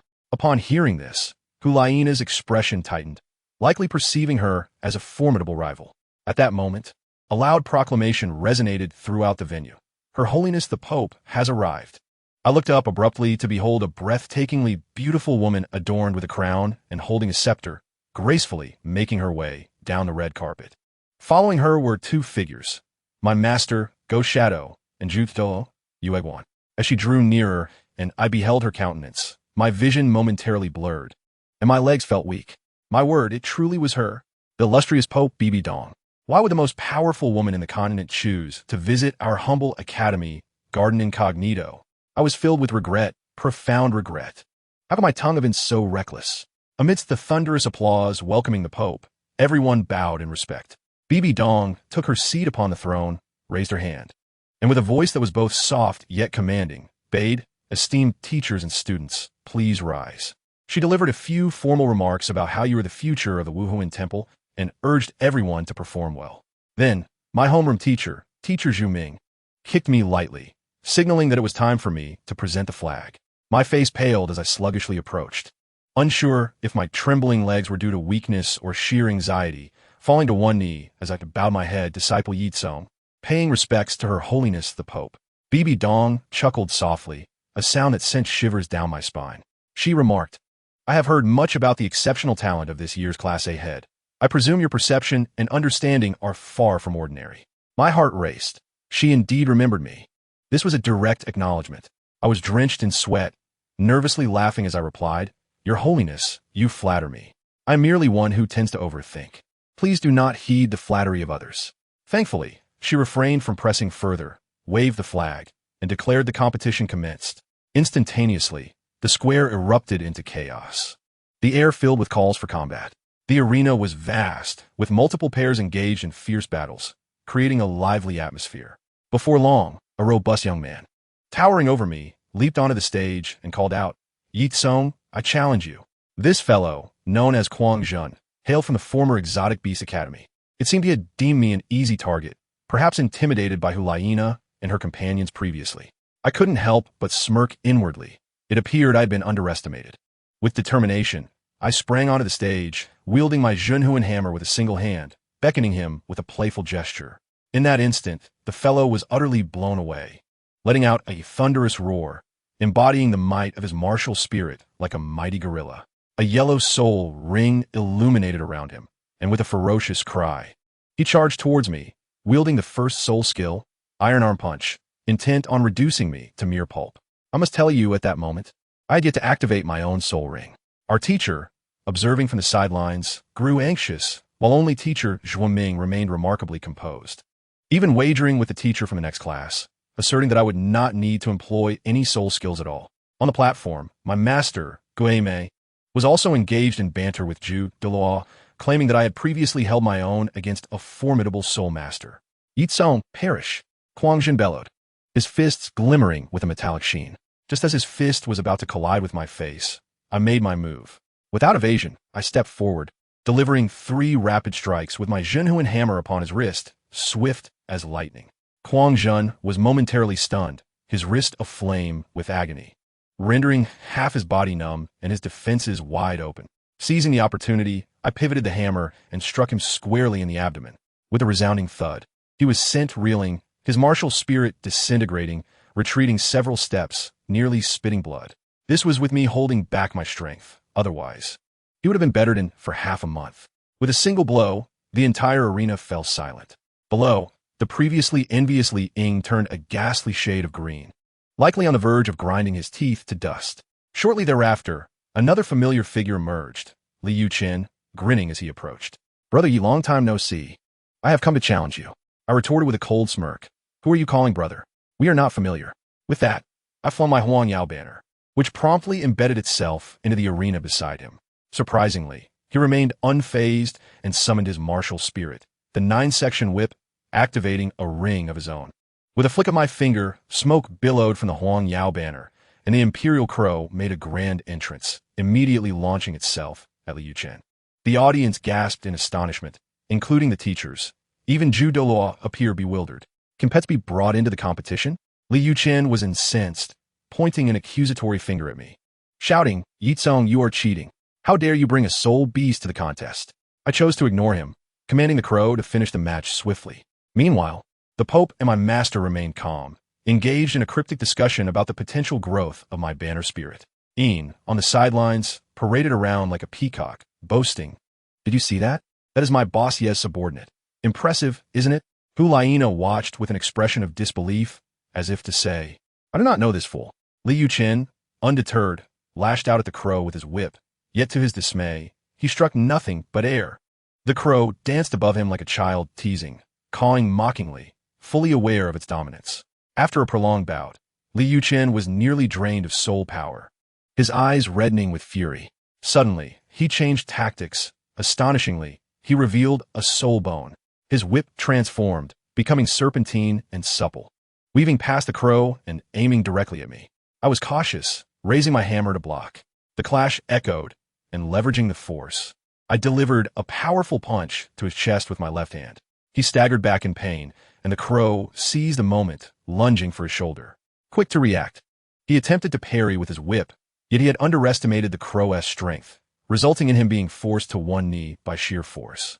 I waved my hand, instructing the crow to refrain from delivering a fatal blow, instead capturing Liu Chen and tossing him off the platform. The competition continued, our class wreaking havoc like a well-oiled machine, with Hulaina, Xiaoyu, and Yin shining brilliantly. The Pope appeared satisfied, engaging in discussions with Zhu Douluo, expressing his intention to take Hulaina as a disciple, and they even wagered on who would prove stronger in the future between her and her brother, Xiaoyu. After dispatching several oblivious challengers, no one dared to confront me again, bringing a welcome sense of tranquility. Due to the Academy's expansion, the competition was particularly extensive, lasting 3 days before concluding. The Pope had only attended on the first day out of whim, not returning thereafter. However, let me tell you, once the competition ended, the reckoning began. The Academy underwent a significant merger. One of the 2 former deans became the vice dean overseeing education, while the other handled logistics, resulting in a substantial reshuffle of personnel. At the graduation ceremony, Vice Dean Zhao Luo took the stage to speak. I must say, he was not one for unnecessary words. In just a few sentences, he summarized the events before abruptly calling out, "Liang, step forward." The poor lad turned pale, trembling as if his phone had vibrated. Hesitantly stepping out of the line, Zhao Luo, with a stoic expression, revealed Li Ying's transgressions of stealing information and selling it, declaring his expulsion on the spot. Li Ying collapsed in dismay, weeping uncontrollably. Yet, Zhao Luo couldn't be bothered to spare him a glance. He had seen many like him, always regretting not their actions, but merely being caught. After dealing with such trivial matters, Gue Mei finally stood at the center of the stage. As his hoarse voice broke the silence, the entire hall fell quiet. Hulaina, Xiaoyu, you 3 come with me to meet His Holiness the Pope. He paused and added, Ye Cong, you shall accompany us as well. My heart skipped a beat. Had my name been called? Yin appeared as nervous as if preparing for an interview, incessantly tugging at me, asking, "Boss, what do you think His Holiness wants with us?" I had no idea. I could only pat his shoulder, giving him a reassuring gesture. Do not worry. Based on my experience, this is undoubtedly a good sign. Just play it cool. Upon arriving at the Pope's palace, I was momentarily blinded by the opulence. I tell you, it was extravagance beyond measure. Just the two guards at the entrance were soul saints. Those who understand know that a soul saint could lead a faction outside. Yet here they were, mere gatekeepers. As we entered the grand hall, seated in the center was Bai Dong. We five quickly bowed in respect. Then, the main event commenced. Bai Dong smiled at Hulaina and delivered the bombshell. Hulaina, do you wish to become my disciple? My sister was momentarily stunned, completely at a loss.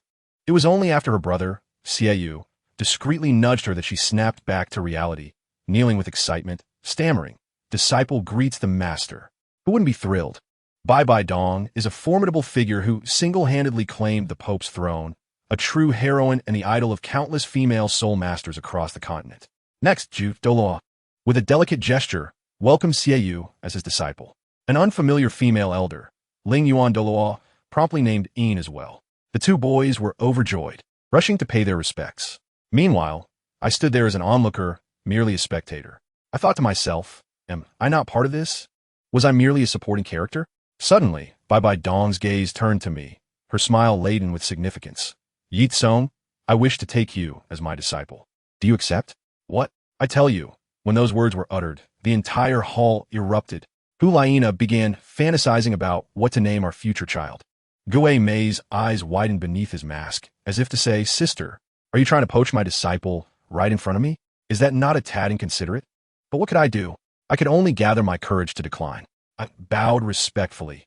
Thank you for your generous offer, Your Holiness. But I already have a master and do not wish to become one who betrays their teacher. Goodness, Bibi Dong's expression darkened immediately. The aura of menace and pressure surged towards me, making the air feel thick. She glared at me coldly. Ye Cong, do you think I am merely consulting with you?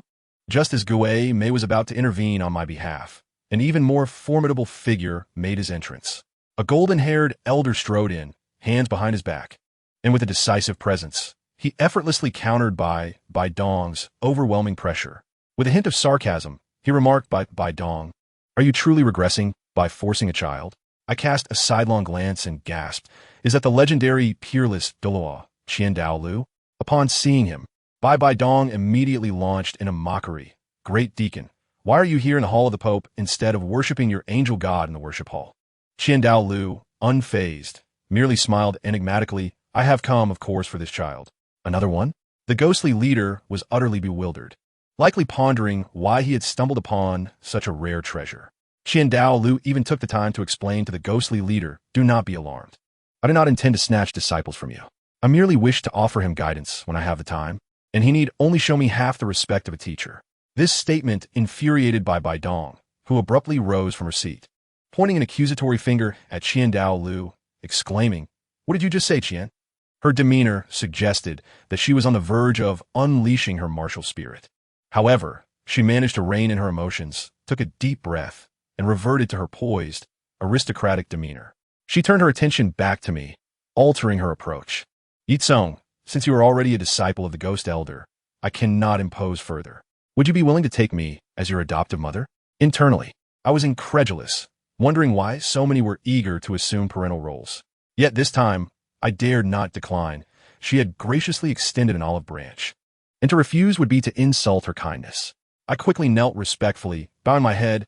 Ye Cong, pay my respects to my adoptive mother. Following this unexpected turn of events, I found myself with an adoptive mother and a half-master. By the time we were released, we were thoroughly exhausted. For years had swiftly passed. During this time, I had turned 10, my soul power had surged to the 27th level, and I had attained the title of Holy Son of the Spirit Hall. On the first day of the holidays, my circle of friends, Xiaoyu, Hulaina, Yin, and Meng Yiran, came to find me. At that moment, I was in my study indulging in my passion for sugar painting. With a small spoon in hand, the syrup danced as if alive, gracefully forming into a mantis-shaped sugar figure. I assure you, it was smoother than any AI-generated artwork. Just as I exhaled in relief, I looked up to find the four of them lined up before me, resembling an inquisitorial panel. Meng Yiran rolled her eyes at me. Senior brother, you called us out for a trip, yet here you are, holed up in your workshop, leaving us in the lurch. Is that truly appropriate? Aware of my fault, I could only scratch my head and chuckle sheepishly. By the way, during these 4 years, we had not been idle. Our new Golden Generations lineup was as follows. I at level 27, Hulaina at 25, Xiaoyu at 24, Yin at 23, and Meng Yiran had also reached level 20. At this point, I felt compelled to comment on Tang Sect's innate full soul power. How had he managed to train so effectively? Rising 19 levels in 6 years seems commendable. Yet Zhu Zhuqing had increased 18 levels in 5 years while constantly being pursued by her older sister. With the aid of Xin Tiangong, is that really his limit? I seriously doubt that his innate full soul power is authentic. It seems more like a product of technology and sheer effort. In any case, we gathered our belongings and set off. Our first stop was the orphanage to visit the old man, Mr. by A.O. Duo. Now that we had some wealth, we generously donated funds to renovate the orphanage, returning each holiday to spend time with him. After seeing the old man, our ultimate destination was clear, Nodding City, the place where dreams begin. My mind was racing with plans. If I could intercept Xiao Wu early, wouldn't that secure the 100,000-year spirit ring and spirit bone? Do not speak to me of the nonsense regarding human-beast romances. In this world, spirit beasts are merely resources.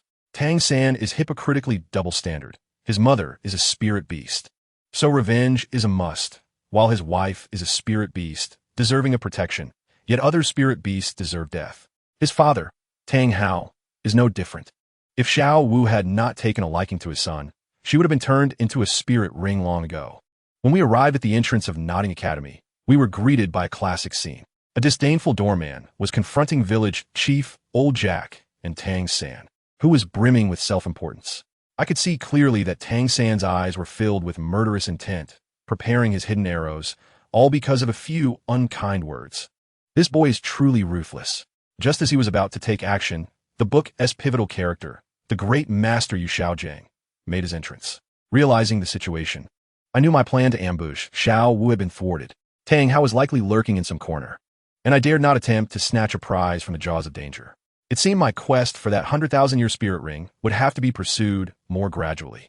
My new plan involved seizing all of Tang Sect's opportunities, rendering him a useless glutton, so much so that even a Shura god would be compelled to dismiss him.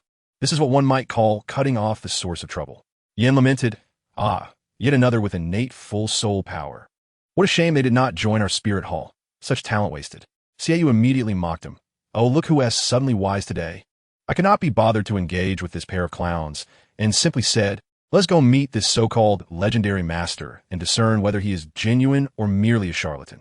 I must say, I have no fondness for this individual.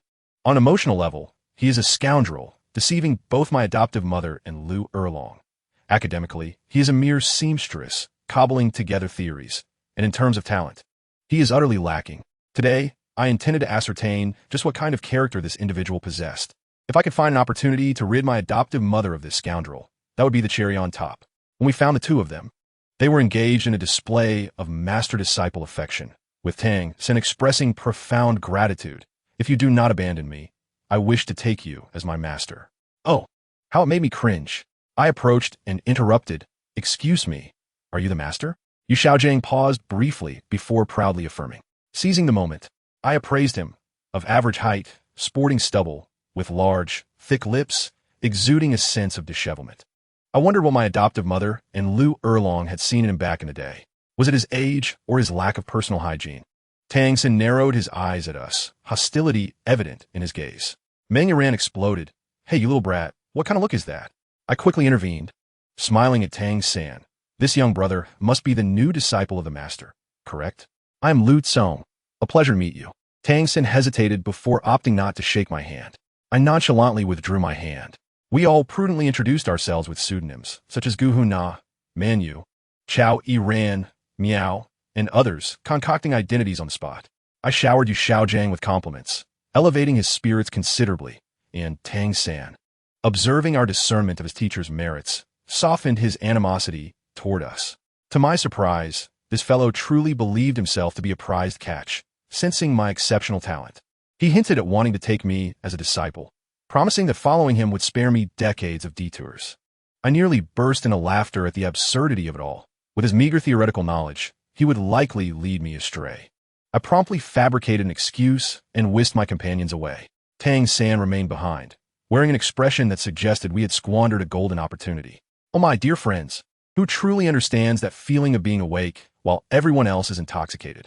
Just as we exited the school gate, We collided with a petite girl sporting a scorpion braid and rabbit ear hair accessories, her features exquisitely adorable. At that moment, I recognized her as Xiao Wu. Without further ado, I brushed past her, discreetly flicking a nearly invisible feather onto her. This item, utilized by our family to mark the demon clan, is typically of no use, yet whenever I desire, I can locate her at will. Xiao Wu appeared momentarily startled, likely sensing something amiss, but she could hardly pinpoint its source. Yin lamented, "Ah, this little place has such a charming girl." Ming, Iran shot him a glare, her jealousy palpable from 3 meters away. I smiled and said to them, "Do not underestimate her. This girl shall indeed bring forth a grand surprise." Observing their bewildered expressions, I realized that the Riddlemonger's cap was destined to remain upon my head. Departing from Nuoding town, we made our way to the Hansu forest, where we needed to assist Meng Iran in acquiring her second soul ring. For convenience, we hired a local blacksmith as our guardian to prevent any unwarranted disturbances. Just as we gathered our supplies and prepared to enter the mountains, an elderly man, dragging along a dusty-faced child, came tumbling towards us, kneeling and pleading for our help to secure a soul ring for his grandson. Instinctively, I became wary. In this world, the law of the jungle prevails, and one can never be too cautious. However, Xiaoyu, possessing a kind heart, lifted the child and inquired about his name, martial spirit, and innate spirit power level. To our astonishment, the timid child introduced himself. "I am Oscar. My martial spirit is a sausage, and my innate spirit power is level 10. What on earth?" I was utterly dumbfounded. A full innate spirit power? And of the food type? This concept is akin to opening a blind box and immediately discovering a hidden SSR variant, AT0, level super healer. Such a prodigy has never graced the Douluo Continent. Fortune has finally smiled upon me. I had previously dispatched individuals to search for him, only to find no trace. Yet today, he appeared at my doorstep. Without waiting for Xiaoyu and the others to respond, I decisively addressed Oscar. "Oscar, would you like to join the Wuhuan Academy and become my companion? I shall provide you with all the training resources you require." The child was momentarily speechless, pointing to himself and stammering, "Are you saying I can attend school for free?" "Indeed. What about meals?" "Absolutely. We provide meals, accommodation, and training resources, all inclusive." "Then my grandfather." "Your grandfather is my grandfather.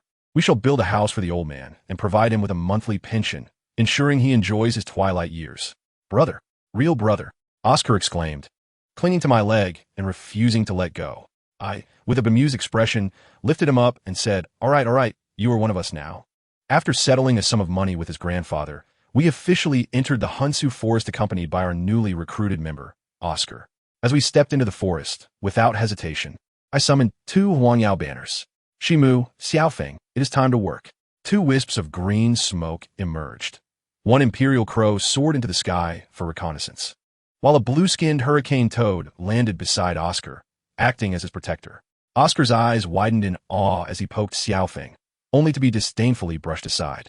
Yin, that fellow, was quite familiar and immediately embraced Oscar, eager to take him under his wing, and they nearly lagged behind as they exchanged camaraderie. Soon, Shimu located a target, a 300-year-old bone pig. Yin, eager to impress his newly acquired junior, volunteered to take the lead. He enveloped his hands in a layer of rock and delivered a powerful punch to the oncoming bone pig, momentarily stunning it.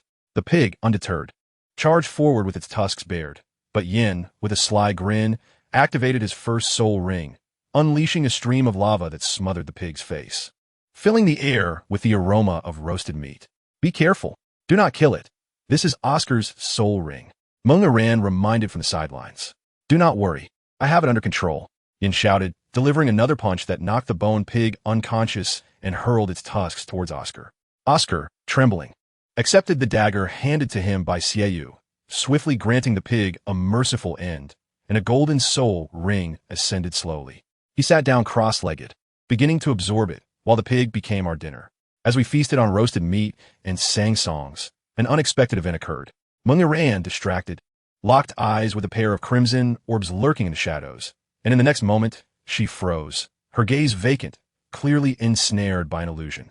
It was the illusionary serpent. This creature specializes in mental attacks.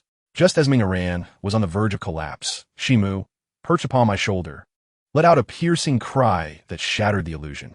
Meng Iran jolted awake tears streaming down her face from fright. Simultaneously, Hulaina darted forward like a specter. As a spirit master of the mental attribute, she rendered the illusionists ineffectual. In no time, she returned with a 7-foot-long serpent, thoroughly beaten. Iran, 6 or 700 years. Perfectly suited for you, Hulaina said, handing her the serpent. Meng Iran nodded, her eyes harboring a hint of personal vendetta as she grasped the serpent staff and swiftly ended its life, commencing the absorption of her second soul ring. As dusk approached, Oscar completed his process, brimming with excitement like a monkey, repeatedly summoning and retracting his soul ring in sheer delight. Yin eagerly inquired about his soul skill. Oscar cleared his throat, formed a seal with his left hand, and conjured a steaming, enormous sausage with his right, reciting the soul incantation. Fragrant recovery, big red sausage. Quite an impressive incantation indeed. Yin snatched it and took a bite, his eyes lighting up in exhilaration, exclaiming how delicious it was. We each took a piece.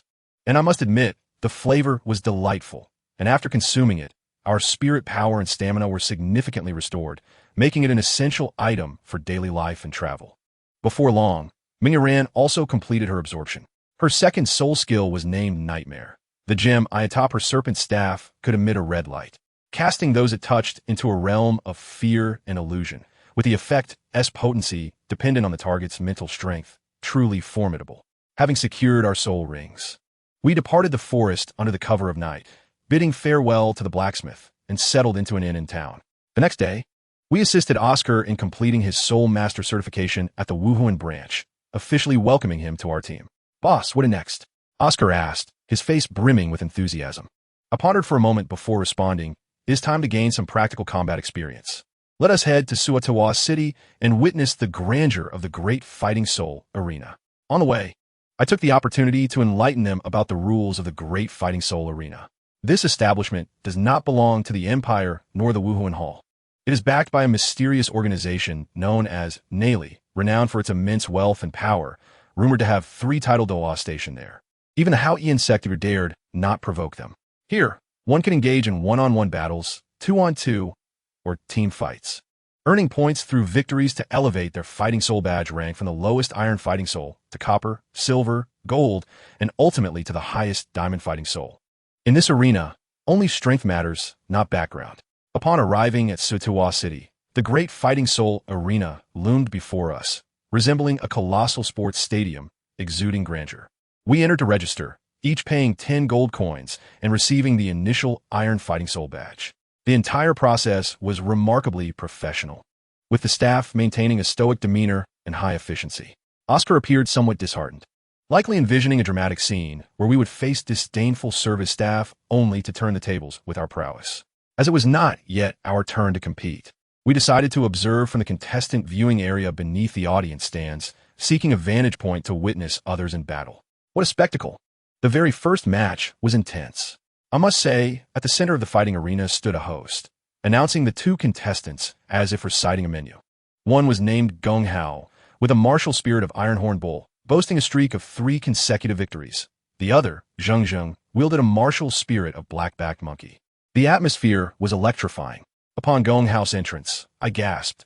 He stood nearly 2 meters tall, his muscular form resembling a statue carved from granite, resembling a towering iron edifice. In stark contrast, his opponent, Zheng Zheng, appeared as an ordinary office worker, easily lost in a crowd. As the match commenced, the towering figure charged forward like a berserk bull. And guess what happened next? As the venerable Hoga de Shu observed the ordinary scene, his demeanor was anything but unremarkable. Just as Tiataga was about to close the distance, he deftly removed his coat and flung it at his opponent, momentarily plunging Tiataga into darkness. I, watching from below, found myself thoroughly entertained. This fellow was quite unconventional. Seizing the opportunity, while Tiataga was momentarily bewildered, Hoga swiftly darted behind him, releasing a tail that wrapped around Tiataga's waist in an attempt to trip him. However, dear friends, it must be noted that he gravely underestimated his opponent's mass. Tiataga remained steadfast, as if rooted to the ground, effortlessly grasping Hoga's tail and grinning menacingly, declaring, "Little monkey, I've caught you." Quick-witted as he was, Hoga retracted his tail just in time, leaving Tiataga with nothing but air.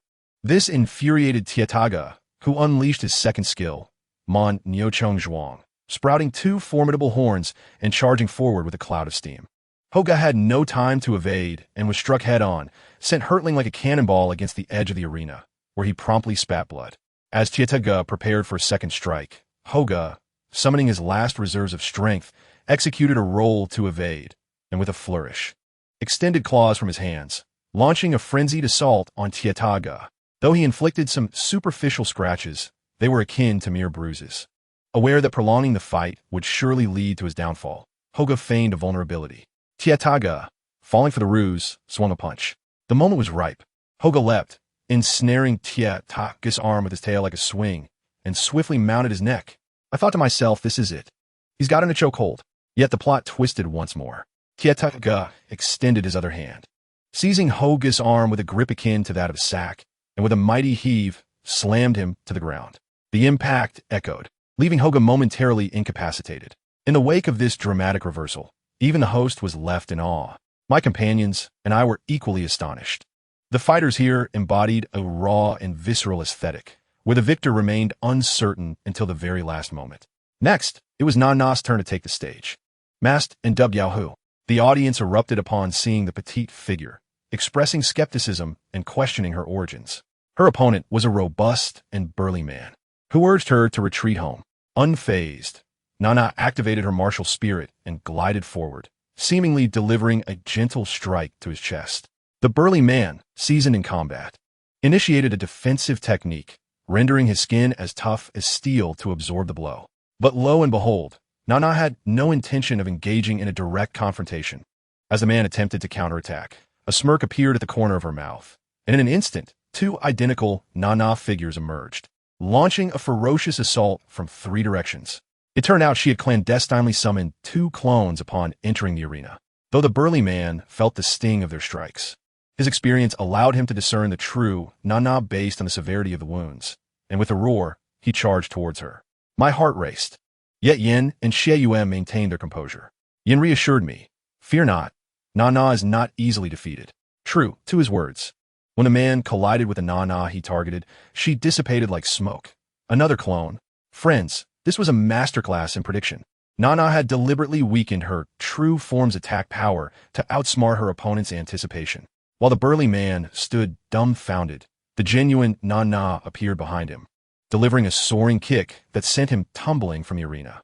The crowd fell silent, utterly astonished. Subsequently, we participated in individual matches.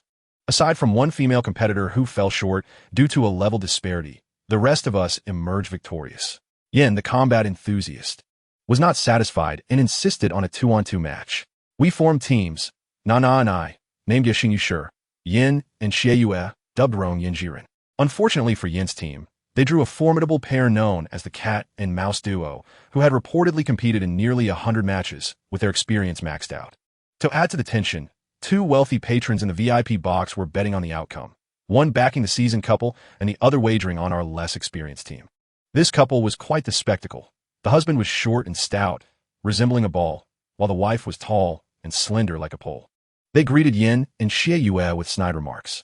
As the match commenced, Yin slammed his palm to the ground, laying a path of molten rock. Xie Yue's twin moon blades soared through the air with precision, curving towards the opponents. The cat wife, agile as ever, evaded the attack. But the mouse husband was not so fortunate and bore the brunt of it. In a sudden twist, Xie Yue beckoned, and the evaded moon blade curved back, targeting the cat wife. The audience gasped. It was a blade with a mind of its own. The cat wife shrieked in fright, in a desperate attempt to protect her. The mouse husband performed an outrageous maneuver, clamping down on the second moon blade with his teeth. I was left speechless. His bite was astonishingly strong. Realizing their usual tactics would not suffice, the couple resorted to their trump card. The mouse husband seized the cat wife's ankle and spun her around like a hammer throw, then hurled her towards Xie Yue. In that critical moment, Yin, like a warrior, positioned himself before Xie Yue and, with a fist the size of a sandbag, struck the incoming cat wife with a singular blow, knocking her out cold. The mouse husband, witnessing his wife's defeat, became frantic and lost all composure, ultimately succumbing to Xie Yue's swift strikes. Just when we thought it was over, the most egregious twist awaited us. The wealthy patron who had lost his wager, a member of the Qi Bao Liu Li Zong named Ning Chuan, returned to his room, furious, and began to destroy everything in sight. Then, you won't believe what he did. He summoned his butler and ordered that the victorious Rong Yin Ji Run and the defeated cat and mouse duo be eliminated. Can you imagine? All for the sake of a lost bet, he sought to eliminate 4 lives. The hearts of these nobles are truly dark, oblivious to the brewing storm. It was finally my turn to face Nana's next opponent.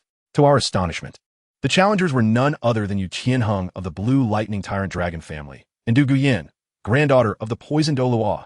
When their names were announced, the arena fell silent. Their team was named Long Shuwu Shuang, and the atmosphere turned tense as their lineage was steeped in notoriety. Upon introducing ourselves, they revealed their true names while Nana and I used our aliases. Du Guyan expressed her displeasure, muttering about our perceived cowardice. As the tension mounted, I suddenly felt a gaze from the audience. It was Ye Ling from the Tiando Royal Academy, who seemed to recognize me and gasped. Her utterance was innocuous, yet what followed had significant implications. She disclosed my identity to her teammates, exclaiming, "We're doomed, Captain.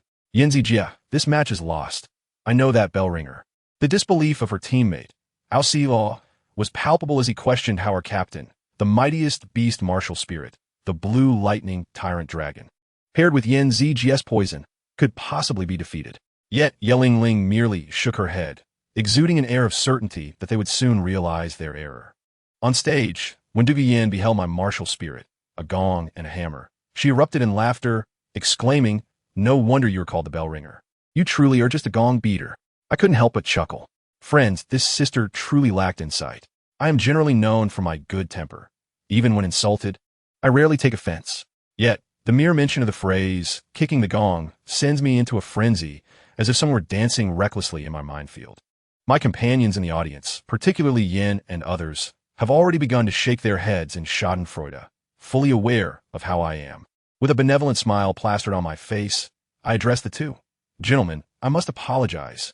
No sooner had the words left my lips than I launched myself forward like a cannonball, hammer aimed squarely at Yu Qianheng. I must tell you, these two exhibit an impressive synergy. Yu Qianheng, enveloped in a blue glow, transformed his hands into dragon claws and braced himself to receive my strike. His girlfriend, Du Guyan, released a cloud of toxic mist behind him, bestowing upon him a defensive buff of 30. This classic combination of tank and support is not lost on those who understand. Yu Qianheng staggered from my blow, his arm numb and his complexion turning a ghastly shade of green, bellowing, "Aren't you a control type? Why are you fighting like a powerhouse?" He also wondered why my skills lacked a soul ring. I chuckled, dodging his attacks while replying, "Did your girlfriend not also speak falsely? She claims to be a control type." As for the absence of my soul ring, I left that as a riddle for him to solve. Enraged, he unleashed his second soul skill, Thunderous Might, his body crackling with electricity. Du Guyan provided him with an additional buff, enhancing his attack speed and power, though with dire consequences. Exceeding 3 stacks could lead to myocardial infarction, a ruthless gamble. Fueled by this elixir, Yu Qianheng charged at me, howling like a wild beast, while Nana swiftly positioned herself to intercept Du Guyan, who sought to assist her partner. The stage was set for a one-on-one confrontation. I began my performance, feigning retreat under the onslaught of his lightning attacks, appearing thoroughly beleaguered. Yu Qianheng, fooled by my act, grew increasingly arrogant, taunting me, "You're doomed to lose. Admit defeat now to spare yourself some punishment." Internally, I was nearly overwhelmed with laughter, maintaining a calm facade as I replied, "Do not speak so confidently. Until the dust settles, fortune can shift unexpectedly." Just as he believed victory was assured, I seized my hammer with one hand while, in the other, he attempted to ensnare my head with his electrified dragon claw. In that moment, I smiled, a sudden realization dawning on him, and Du Guyan screamed, "Tianheng, get back!" But it was too late. I had stealthily concealed my spirit, the Emperor Crow Shimu, beneath the ground. With a whoosh, several venomous, feathered arrows shot forth, striking him in the shoulder before he could evade. Yu Qianheng froze, his entire body stiffening in shock, teetering on the brink of unconsciousness had it not been for Du Guyan's dual toxins counteracting the effects. The audience gasped collectively, astonished that I could summon a crow from thin air.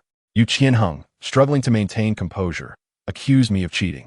I allowed Shimu to perch innocently on my arm, smiling innocently as I clarified, "Brother Yu, one must be careful with accusations. Are you not curious about my soul skill? Allow me to introduce it. This is my first soul skill, the Emperor Crow. Before he could retort, I stepped forward and delivered a precise strike to the back of his head, courteously stating, "Brother, you appear fatigued. Perhaps a brief rest is in order." Having rendered him unconscious, I thoughtfully retrieved an antidote from my pocket to administer to him, as we civilized individuals must avoid truly harming one another. Meanwhile, Dugu Yin was shrieking in dismay, distracted just long enough for Nana to execute a sneak attack, knocking her down as well. After the skirmish, a celebratory feast was in order. As we exited the Grand Soul Arena and turned into a narrow alley, we were ambushed by 3 figures clad in black from both sides. The leader sneered, revealing that someone had paid for our demise. Intrigued, I inquired who would go to such lengths, only to learn that it was due to Yin and Xie unexpected victories in the arena. Ah, so it was them they sought. In that case, I felt reassured. Oscar was on the verge of tears while I cleared my throat, seizing the moment to shout, "Help! Someone is attempting to assassinate the talented disciples of the Wuhuan Temple." I must say, my voice carried remarkably well. In the blink of an eye, the scene transformed. 5 of the assassins met their demise, leaving only the leader standing. My mentor, Zhu Ming, along with 2 soul saints, made a grand entrance. This, dear friends, is what true security feels like. With a curious expression, my mentor inquired, "How did you know we were watching over you?" I chuckled. Our Wuhuan Temple is substantial. Would they allow us, mere second-generation disciples, to wander unprotected? I anticipated this. The leader of the assassins, quick to surrender under the intimidation of the 3 soul saints, revealed the mastermind behind the plot, a faction from the 7 Treasures glazed tile school, disgruntled by our unexpected victories. Astoundingly, the staff of the Grand Soul Arena had sold our information to them. With clear evidence in hand, my mentor led us back to the arena, determined to confront them.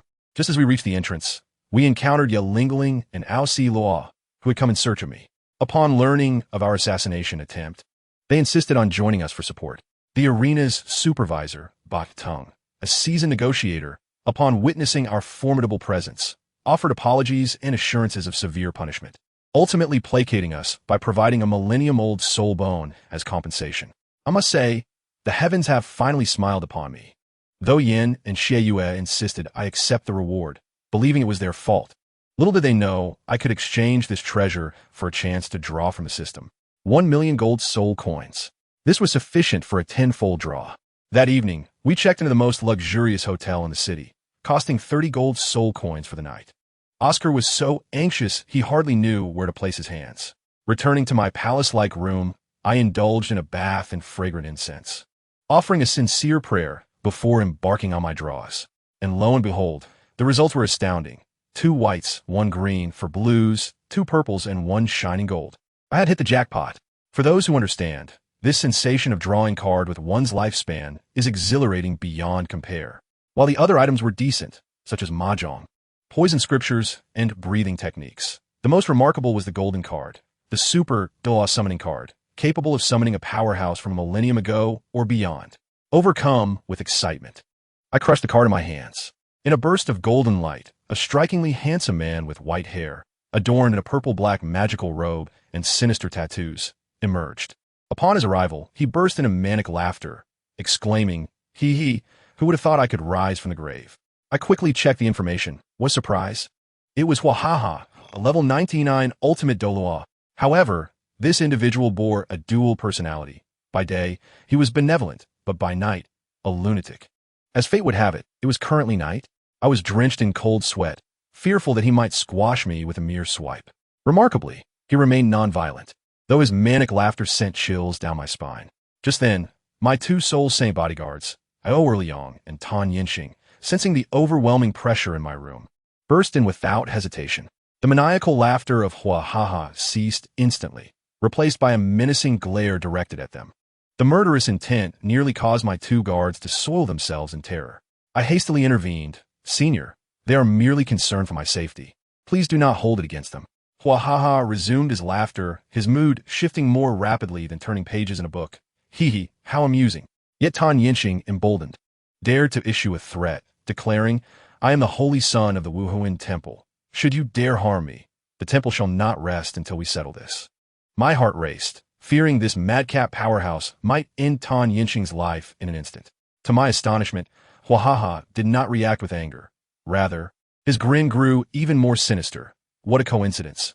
Ye Cong is also a holy son to me. My purpose here is to safeguard him.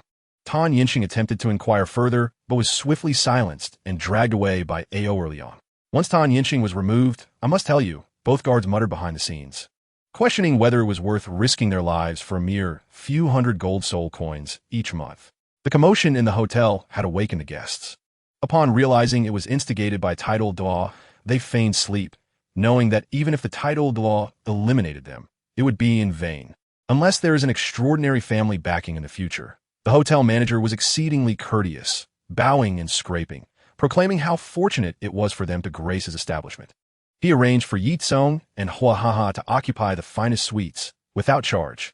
Accompanying them were Yin, Xiaoyu, Hulaina, Mengaran, and Oscar, all reveling in the luxurious treatment worth 300 gold soul coins per night.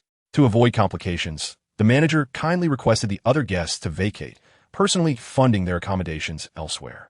Upon returning to his room, Ye Cong began to ponder why Huahaha referred to him as the Holy Son. If it were merely a typical title Douluo, one might overlook the implications, but this was the strongest individual of the current era. No one would dare to challenge him. After all, there were only 3 unparalleled Douluo: Sky Dominator Qiandaolu, Ground Dominator Tang Shun, and Ocean Dominator Poseidon.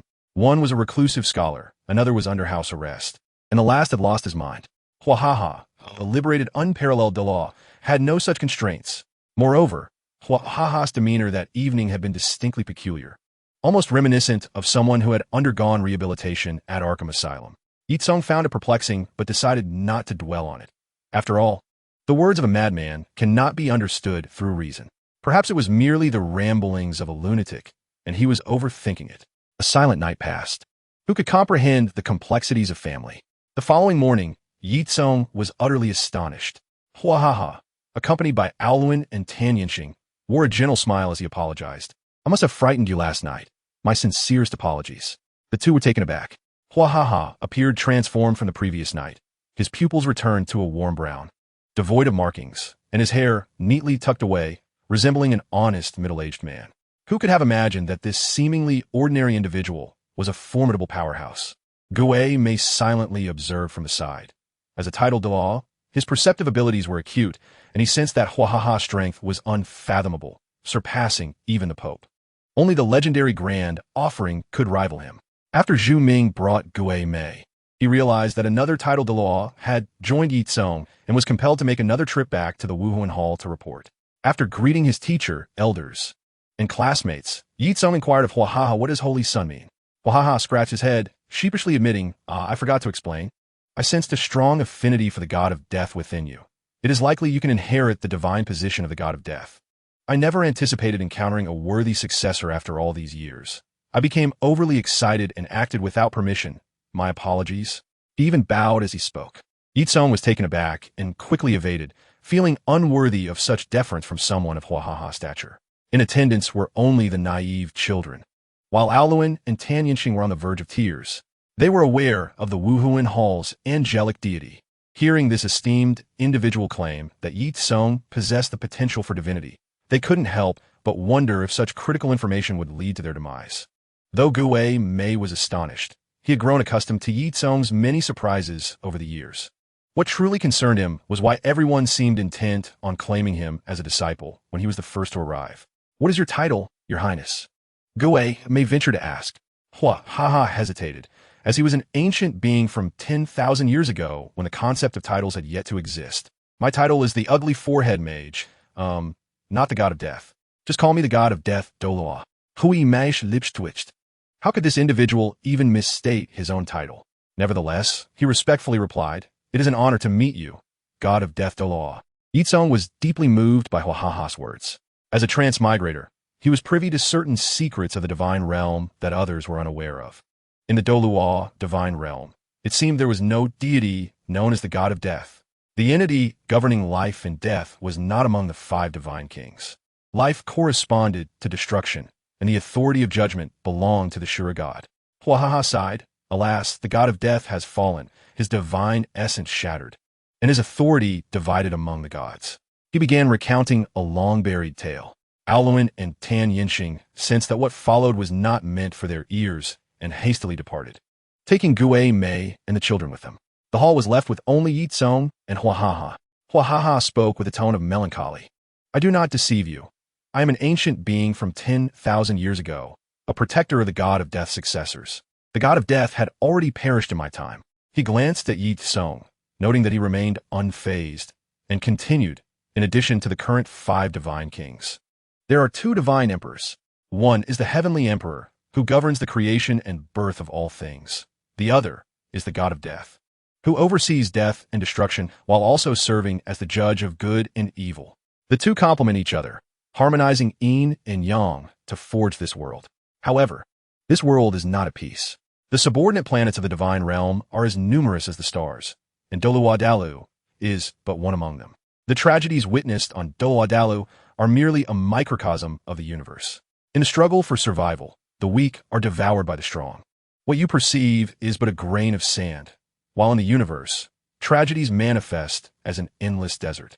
The heavenly emperor once pondered whether granting a world near infinite resources could lead to peace. Thus, he conducted an experiment on a planet, bestowing upon them inexhaustible resources. However, these resources only sustained a false peace for a few millennia. The divinely favored did not understand contentment. Having acquired wealth, they desired more riches. Having gained land, they sought further territory. They were solely focused on their own gains, disregarding the losses of others.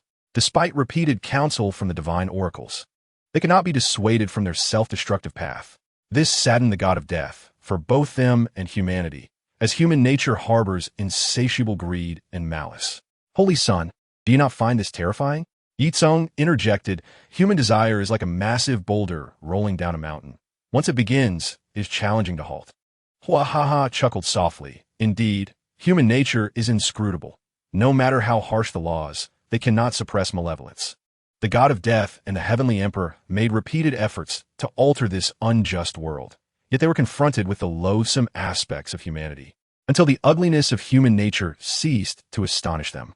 The god of death no longer believed the world could improve. He suspected that the foundation of the world was flawed, causing people to struggle within contradictory laws. He could not comprehend why beings that relied on one another for survival would resort to mutual slaughter. Even among the deities, power struggles and deceit were rampant. He increasingly felt that the laws governing the world were erroneous and sought to dismantle everything to restart this world.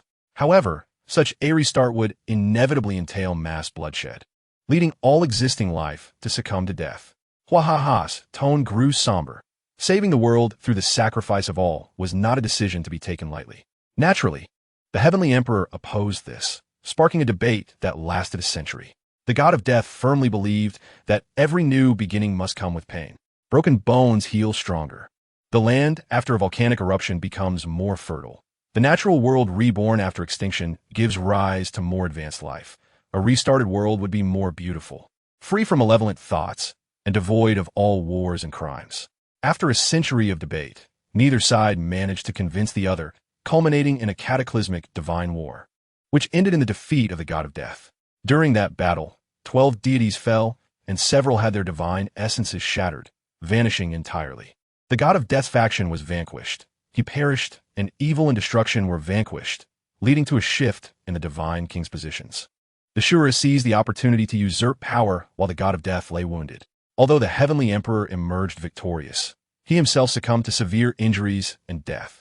With his last vestige of strength, he altered the memories of the gods, erasing all traces of this great battle, including the newly ascended evil, destruction, and Shura, as well as the other 2 original divine kings, who now believed themselves to be the evolved forms of the creator god.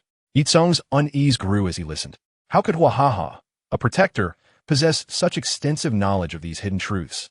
If even the gods had forgotten, how could he be privy to such information? Moreover, as a subordinate of the god of death, why did he seem to harbor grievances towards this former deity? A multitude of questions arose within Ye Cong, but he refrained from probing further, recognizing that Huahaha, summoned by the system, would never betray him.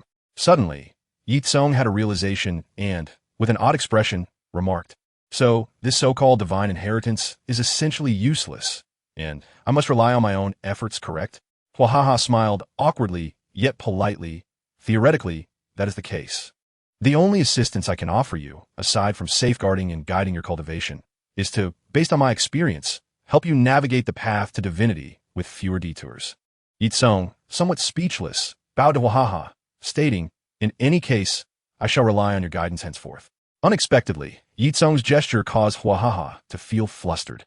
Hastily supporting him, "There is no need for such formalities. I have not truly aided you."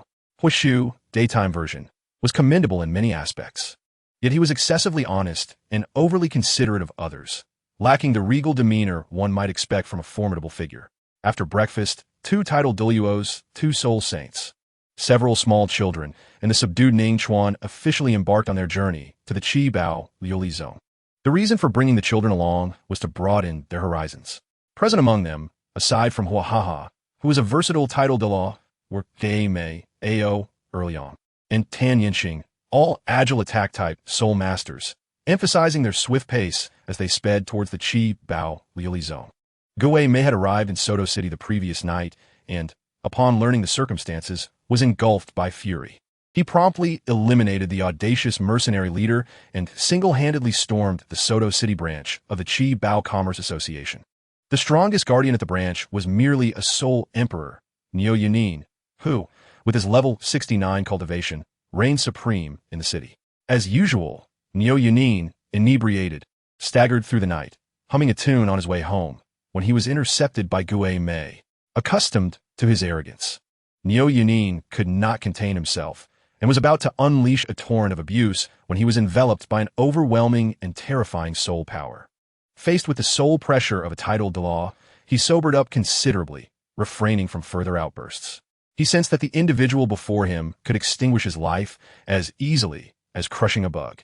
Trembling, he stammered, "P predecessor, what business do you have with me?" "I ask. You answer. Where's Ning Chuan?" Gui Mei's voice was frigid, as if emanating from the depths of the abyss. Initially, Niu Yunin contemplated resisting, but upon feeling Gui Mei's grip on his throat, he quickly abandoned that thought and divulged everything he knew. Gui Mei nodded, dispatched him to the afterlife with a single soul skill, and proceeded to the very heart of the Soto City branch of the Qi Bao Commerce Association. Ning Chuan, initially asleep with a woman in his arms, was roused by the commotion and, in a semi-dazed state, instinctively shouted, "Who dares to disturb my slumber? Do you wish to die? Leave at once, or I shall slay you." "Ah, young Master Ning possesses quite the temper.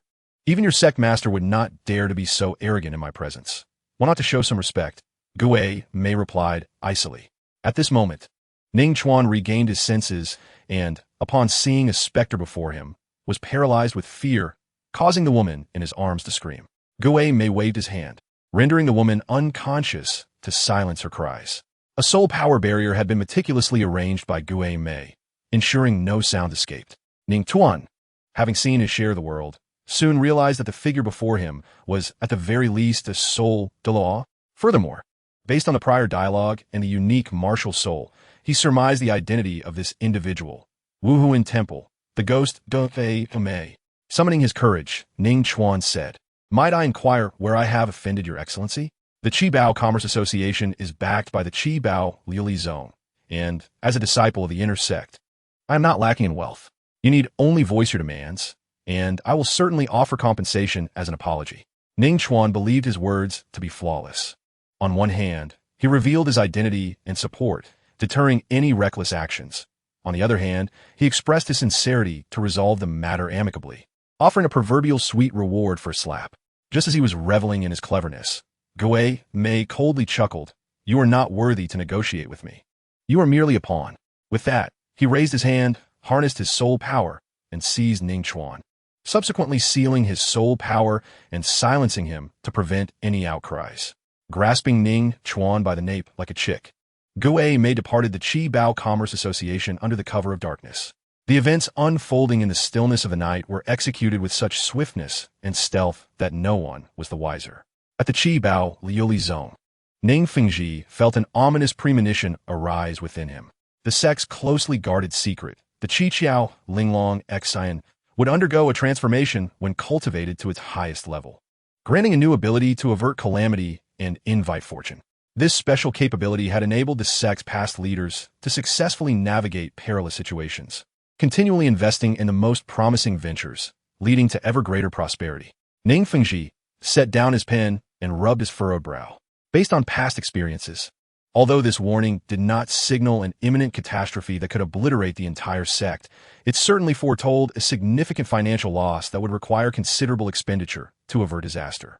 Just as he pondered a solution, a resounding voice echoed from outside the hall. "Fengji, tomorrow Rongrong will awaken her martial soul. Why do you look so troubled?" Though the speaker was unseen, two elderly figures soon entered side by side. The elder who spoke appeared gaunt, with shriveled skin and deeply set eyes. His physique was not that of a muscle-bound giant, yet his skeletal frame was remarkably large, and his attire seemed to be entirely supported by his bones. Beside him stood another elder, clad in immaculate white robes, with hair and beard as white as snow, his long silver locks neatly arranged behind him. His visage ancient yet youthful, reminiscent of a cherubic face. These two were the guardians of the Qi Bao Liuli Zong, Qing Tian Bai Yuzhu, Jia Hai Zi Jin Liang. The sword Douluo, Chan Xian, and the bone Douluo Guro. Uncle Gu, Uncle Jian, Ning Fengji greeted with a smile, standing to acknowledge them with a slight nod. "Have you sensed trouble for the sect again?" Chan Xian astutely inquired, noticing the apparent concern hidden within Ning Fengji. "What is there to fear? With me and the old bastard here, no matter how great the trouble, we can resolve it." Gu Rong laughed heartily. His confidence was not unfounded. Among the known powers on the Douluo Continent, aside from the Wuhuan Temple, no other force could instill fear in the Qi Bao Liuli Zone. As they discussed the matter, a melodious voice chimed in, "Daddy, Grandpa Gu, Grandpa Jian." A delightful little girl with pink hair dashed in, accompanied by a maid. "Come here, Rongrong, let Grandpa hold you," Gu Rong said with a gentle smile, bending down to embrace the girl. He then provocatively glanced at Chan Xian. "Old bastard, did you see that? Rongrong is closer to me. She called me first." "Humph," Chan Xian huffed, ignoring Gu Rong, and leaned closer to Ning Rongrong, cheerfully asking, "Rongrong, tell me, who are you closer to, Grandpa Jian or Grandpa Gu?" Ning Rongrong did not respond, but simply bestowed a beaming kiss upon Chan Xian's cheek. Observing the two old men bickering once more, Ning Fengji shook his head in exasperation. Regarding the impending calamity, he chose not to dwell on it further. With these two veteran warriors present, who could threaten the Qi Bao Liuli Zone, moreover, for the wealthiest sect, problems that could be resolved with money were hardly problems at all. Just then, a disciple hurriedly approached, kneeling with one knee. "I pay my respects to the sect master and greet the two elders." "Hey, why didn't you greet me?" Ning Rongrong, nestled in Gu Rong's embrace, pouted in indignation. The disciple, at a loss for words, was unsure how to respond. Everyone in the Qi Bao Liuli Zone knew of this little devil who feared nothing. "All right, Rongrong, do not trouble him," Ning Fengji interjected, raising his hand to quell his daughter's mischief. He then offered a warm smile. "Ningbo, speak up. What is the matter?" Ningbo hastily replied, reporting to the sect master. "The ghost law of the Wuhuan Temple requests an audience." "Hui Mei."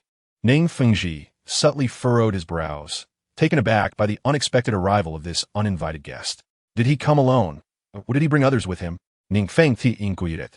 The strength of the ghostly figure was approximately at the level of 95, and even without his own support, he could only match the Bone Douluo at a 50-50 chance. Theoretically, he posed no threat to the Qi Bao Liuli sect. At that moment, Gu Rong and Chan Xian also ceased their quarrel. Gu Rong set Ning Rongrong down and approached, asking, "What does that lackey from the spirit hall want at the Qi Bao Liuli sect?" Ning Bo replied, in response to the sect master and Elder Gu. Aside from the two soul saints accompanying the ghost law, there's also a middle-aged man whose depth is indiscernible. Ningbo continued, "Let me tell you, once Hua Ha Ha Ha appeared, the entire atmosphere shifted. He is practically a walking BGM, exuding a surprise buff. My goodness." Yen and the others were utterly stunned. This is a battle of titled Douluos, a VIP viewing experience that one rarely gets to witness. That old, ghostly fellow was even pretending, saying, "Pay close attention.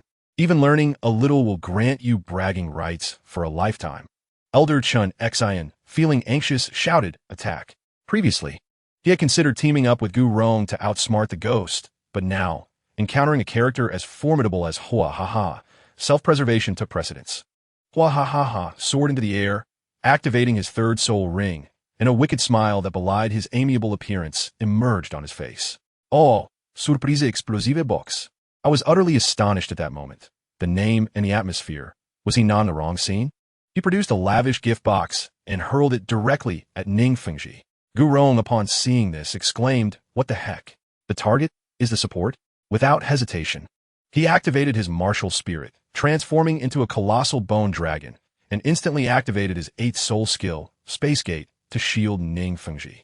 Subsequently, he summoned his 2nd and 5th defensive soul skills as if they were free, Bone Dragon's Protection and Thorny Bone Armor. With triple defense, his entire body was covered in spikes, resembling a tank-like hedgehog. Gu Rong, however, was still too young and underestimated the power of a 10,000-year soul ring from a limit Douluo. With a thunderous explosion, the entire conference hall of the Qibao Liuli sect was nearly leveled. Gu Rong bore the brunt of the attack, his martial spirit shattered, and he spat out a mouthful of blood, collapsing unconscious.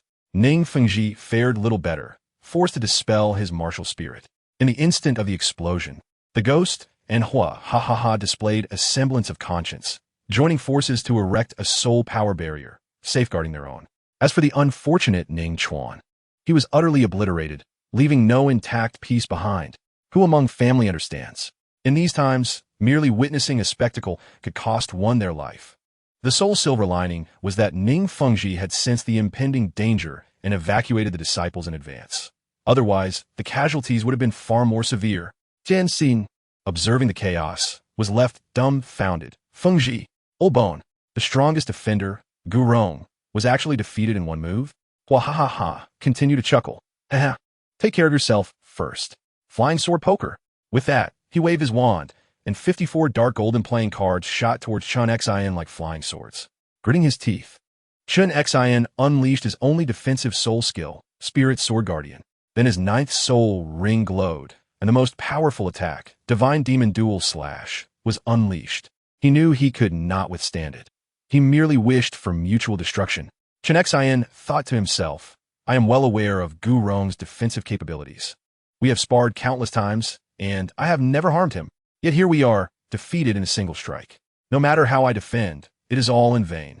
Facing the black and white slashes descending upon him, Hua remained unperturbed. Ho, Earth Shield. With a flick of his wand, a wall of earth materialized before him, rendering him unscathed. Chun Xin was pierced by the flying swords, grievously wounded, his eyes filled with despair. Was the gap between him and Hua truly this vast? He recalled his father's final words. After level 95, one level equals a day and night. Back then, his father had reached the pinnacle at level 97 and challenged the 99-level angel Douluo, Qin Daolu, only to be defeated in a single blow. Hua gradually descended, his innocent smile restored, as if nothing had transpired. At that moment, the disciples of the Qibao Liuli sect finally arrived, only to be dumbfounded at the sight of the hall in ruins. The sect master and the 2 titled Douluo elders had been defeated so thoroughly. Gu Rong was charred and in a state of unconsciousness. Chun Xin was bloodied, barely standing with the 7 killing sword for support. Faced with the encroaching members of the Qibao Liuli sect, Hua paid them no mind, using his magical hand to lift the gravely injured Chun Xin, Ning Fengji, and Gu Rong into a row. Now, shall we have a proper discussion? It must be said, the Qibao Liuli sect was indeed affluent. After a round of amicable negotiations, each of the 6 children received a compensation of 1 million gold soul coins. Furthermore, each was allowed to select a treasure from the Qibao Liuli sect's treasury. Naturally, as per the agreement, Ye Cong's share of the gold coins was distributed among the others. Even the onlookers, Liang and Tan Yinxing, received a valuable antique each. As they watched the group descend the mountain, a soul Douluo expressed indignantly, "Sect Master, are we just going to let them go like this?" Ning Fengji wiped the blood from the corner of his mouth and calmly replied, "We are no match for them. Surviving is a blessing. This matter is not to be disclosed to anyone." Ning Fengji cast his gaze into the distance once more. I never expected such a powerful being to emerge on the continent. It seems the landscape of the continent is set to change. The incident involving the Qibao Liuli sect's hall being destroyed, even with Ning Fengji's gag order, spread throughout the Soul Master community. As for the truth of the matter, opinions varied widely. Some claimed it was an internal conflict. Others said it was due to offending a significant figure, while some suggested it was divine retribution. These rumors had become irrelevant to Ye Cong and the others. After departing from Qibao Liuli City, they parted ways. Liang and Tan Yinxing returned to the Spirit Hall with Xie Yu, Ulaina, Yin, Mengaran, and Oscar. Hua and the ghost accompanied Ye Cong to the sunset forest, where Ye Cong expressed a feeling that there was an opportunity calling him. The ghost had grown accustomed to this and merely considered it a whim of his disciple. After all, the sunset forest was not far, so accompanying him was no trouble. As for Hua, his loyalty to Ye Cong was at its peak, so he would follow him anywhere. Thus, Ye Cong, under the protection of two titled Douluos, stepped into the sunset forest. Ye Cong said, "Uncle Hua, please assist in investigating any anomalies within this forest." Hua nodded, retrieving a crystal ball, and began a thorough 360-degree scan of the entire forest. Although the ghost maintained an expressionless demeanor, he felt a twinge of jealousy. After all, he was the one who was supposed to be the master, so why seek help from outsiders? It must be acknowledged that Hua's strength was indeed formidable. A single crystal ball could monitor the entirety of the sunset forest, and soon he located a place filled with toxic miasma. With a target in sight, the trio swiftly found the poison formation. The ghost frowned slightly. Having spent years with Yueguan, he had acquired some knowledge of various plants and herbs. This poison formation was clearly man-made, with all sorts of poisonous plants that should not exist in the sunset forest clustering together, interacting to produce a new toxin that was nearly impossible to defend against. Not only ordinary soul masters, but even robust soul beasts would not dare to tread lightly. This poison formation was undoubtedly the handiwork of the poison Douluo Continent. All Urikanei, unfazed by the poison formation, waved his wand, summoning a fierce wind to disperse the toxic fog, creating a passageway. "Let us go," Hua declared, striding confidently into the opening. Ye Cong walked in the middle, with a ghost covering the rear. After traversing several dozen meters through the poison formation, they finally arrived at their destination, the Eye of Ice and Fire. Before them lay an inverted conical valley. Looking down from the summit, the air was thick with heat and the scent of sulfur. Entering the valley, the sight before them left the trio astonished. Although Ye Cong had seen it in novels, witnessing it firsthand felt entirely different, surrounded by lush trees and abundant herbs. At the center was a hot spring. The hot spring, though modest in size, is divided into two distinct sections, one a milky white hue, the other a vibrant crimson, clearly demarcated and unyielding to one another. Steam rises from the confluence of these two springs, dissipating only upon reaching the mountain summit. Before Ye Cong could fully grasp the situation, Hua began to tremble with excitement, covering his face as he emitted a quintessential villainous laugh. "Ha. Having searched far and wide without success, I have found my prize effortlessly.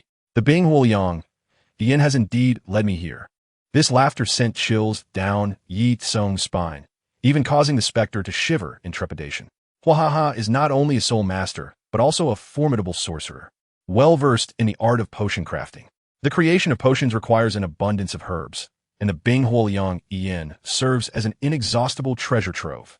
The Bing Huoyang Yin is one of the three great treasure troves, a paradise for rare flora, where ordinary plants cannot thrive. Here, the growth rate of plants is accelerated tenfold. In other words, a lingji that would normally take 10 years to mature, here, possesses the efficacy of a 100-year-old specimen. Hua, with his enigmatic background as a guardian of the underworld, possesses knowledge far exceeding that of others. The remarkable phenomenon of this place arises from its status as the burial ground of the water and fire dragon kings. These two dragon kings, progeny of the dragon god, were once paragons among the first-tier deities in their lifetimes. After a prolonged bout of laughter, Hua finally ceased. Ye Cong stepped forward to inquire, "Uncle Hua, are you familiar with this place?" "Of course," Hua replied with pride. "I am a powerful sorcerer. When it comes to potion crafting, I claim the second position, and none dare to contest my supremacy." Ye Cong sighed silently, stroking the Bai Chao Lu within his possession, realizing that this tome might have been in vain. Hua continued, "Let us proceed, for this place is replete with celestial treasures. If we can locate a suitable elixir for you, your cultivation will surely advance by leaps and bounds." I must say, old Hua is remarkably efficient, executing his tasks with remarkable skill. With a swift motion, he produced 2 pills, their colors a vibrant kaleidoscope of black interwoven with golden threads, unmistakably extraordinary. He retained one for himself and tossed the other to the specter. This being a man of substance, wasted no time, sitting cross-legged in the dead of night and swallowing it whole. He was well aware that Hua, with a mere finger, could crush 2 tidal Douluo There was no need for such lowly means of poisoning to control him. After all, this was a tremendous opportunity. The Wuhuan Temple was inconsequential compared to the prospect of gaining power. Who would dare refuse such an offer? Observing the specter's growing aura, akin to a humidifier in operation, Hua Ha nodded in satisfaction, muttering to himself, "Indeed, my lineage from the underworld is never inferior to others." But guess what happened next? As night fell, the atmosphere shifted dramatically. Hua Ha Ha removed his purple headscarf, revealing a mane of soft white hair that erupted in a wild display. His eyes transformed from brown to a striking crimson, and an otherworldly pattern adorned his face. To those who understand, this elderly gentleman appeared amiable by day, only to metamorphose into a frenzied beauty by night. Just as he completed his transformation, a thunderous voice resonated from above. "Who dares trespass in my herb garden?" Upon hearing this, Ye Cong felt a sense of dread. The master had returned. A green-haired elder, Douluo Bo, descended from the heavens. His entrance was accompanied by a dramatic BGM, and his soul rings gleamed. 9 in total, a display of a titled Douluo's overwhelming presence. Unfortunately for him, his timing was rather unfortunate. Had he arrived earlier, he might have encountered the daytime version of the amiable Haha for a cup of tea and friendly conversation. If he had come later, faced with the terrifying aura of the nocturnal Hua, he would have been too intimidated to make sound. Yet, he arrived just as Hua completed his personality switch, effectively placing his face in the path of a potential blow. The night version of Hua Ha wasted no time with pleasantries, grinning maniacally. Titled Douluo? How frightening! Before anyone could comprehend the unfolding events, a translucent hand descended from above, swiftly striking Douluo Bo down like a turnip into the earth. Douluo Bo emerged from the pit, covered in dirt, and as he looked up, he was left dumbfounded. Behind Hua, all 9 soul rings glowed a vibrant crimson, 10,000 years at the very least. Such a pity for your cultivation. Perhaps in your next life, you should be more discerning. Hua Ha chuckled cruelly, reaching out to deliver a fatal blow. The murderous intent hung thick in the air, paralyzing Douluo Bo, who momentarily forgot how to breathe, thinking to himself, "It's over, Yin Yin, I cannot accompany you any longer." In that critical moment, a voice called out, "Show mercy!" A bronze short staff flew through the air, clanging as it positioned itself between the two. Hua Ha's aura instantly diminished as he turned to look. Douluo Bo, equally curious, wondered which audacious child dared to meddle in the affairs of a titled Douluo. To everyone's surprise, it was my disciple, Ye Cong. Just as he finished his training, he burst forth, his body glistening, muscles perfectly defined. "Oh, Ye Cong, you have completed the water and fire alchemical body? Congratulations."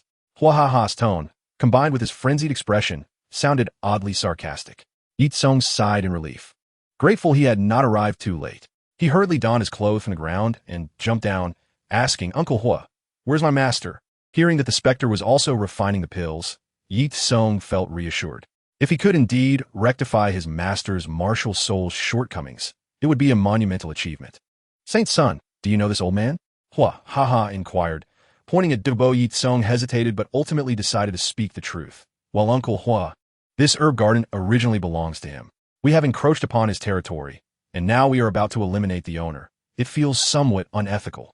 His voice trailed off, and he felt a tinge of moral righteousness. To his astonishment, Hua Ha, instead of flying into a rage, nodded thoughtfully. "You do make a valid point." He took the wand Shi Du Jing that Ye Cong handed him, flipping through its pages with a smirk. The sight of that smile sent shivers down Douluo Bo's spine. "Young lad, what is your name?" Douluo Bo quickly replied, "I am Douluo Bo, is it? Do you wish to live or die?" Hua Ha did not wait for a response. Launching into a detailed account of Douluo Bo's ailments, everything from rib aches during rainy days to midnight pangs of pain in his head and feet, all recounted flawlessly. "Impressive indeed. You managed to endure all these years," Hua Ha remarked. Douluo Bo was utterly bewildered, realizing his secrets had been laid bare before this man, and he felt utterly exposed. "Young Douluo, your poison is not beyond remedy. Join my faction, and I shall teach you the art of detoxification. Fair, isn't it?" Upon hearing this, Douluo Bo's eyes lit up. What is freedom compared to life? When weighed against the life of his granddaughter, such matters are trivial. He knelt immediately, exclaiming, "Douluo Bo greets your excellency." Ha. "Welcome, Elder Douluo, as the third member of my underworld," Hua Ha declared, his expression stiffening as Douluo Bo's mind experienced a moment of dysfunction. "Third member? Am I joining a ragtag group, that hasn't even gathered enough for a game of mahjong? Is this not a bit hasty? Ye Cong was equally stunned. When did Uncle Hua establish his own faction? Was he not simply undermining the Wuhuan temple? At that moment, the specter approached with a look of resignation.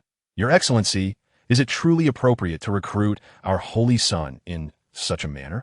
Master, Ye Cong exclaimed in delight as he gazed at him. The specter shot him a glare, retorting, "Humph, if I hadn't come, you would have changed your surname to Hua." The specter had undergone a transformation. Having ingested the potion, he shattered the bottleneck that had plagued him for years, soaring to level 96. His martial soul evolved from a ghost to a ghostly immortal, no longer fearing the sacred light. In the depths of darkness, light is relentlessly eroded. None shall dare employ the tactics of elemental restraint against me. The scars left by the curse upon my visage have vanished, and for the first time, I have removed my mask in the presence of others. With exuberance, I took hold of Ye Cong, who had just surpassed the 30th level, and set forth to hunt for soul rings, ostensibly for my disciple. Yet my own eagerness to test my newfound prowess was the true motivation. Before our departure, Lao was summoned us, requesting that we capture 10 soul beasts of the water and fire attributes, each possessing a cultivation of over 50,000 years, promising a grand surprise. To facilitate our task, he dispatched his pet, the Ha-Ha-Ing, to accompany us. Meanwhile, Du Gubo secluded himself to practice the Wan Shi Du Jing. As for Lao Hua, he wandered the realms of ice and fire, meticulously arranging a formidable formation, ultimately plunging into a spring. I must tell you, the temperature beneath that spring was beyond human endurance. One side was chilling ice, while the other was searing flame. Through sheer will and extraordinary strength, Lao Hua descended deeper, where the space expanded further. At the very bottom, he discovered the source of this place, 2 colossal dragon skeletons, one red and one blue, the remains of the Fire Dragon King and the Water Dragon King.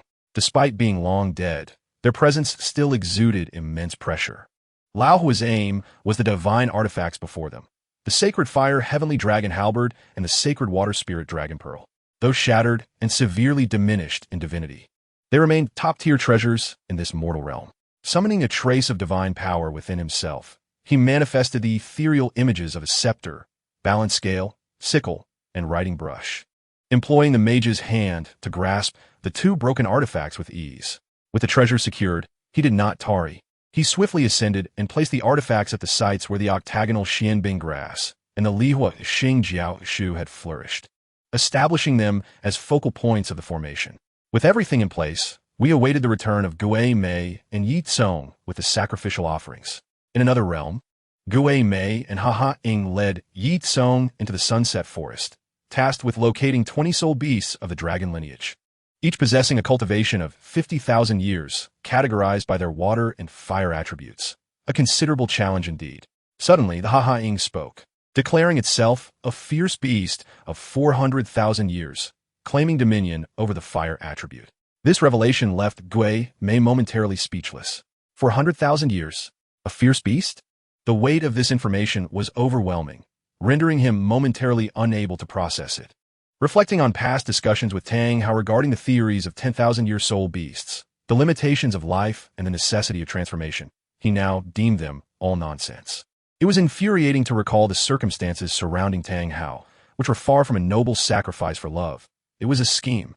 The Haotian Sect and the Spirit Hall had conspired theatrically to deceive his wife, Ain, into making a sacrifice, allowing Tang Hao to acquire a soul ring while the Spirit Hall obtained a soul bone.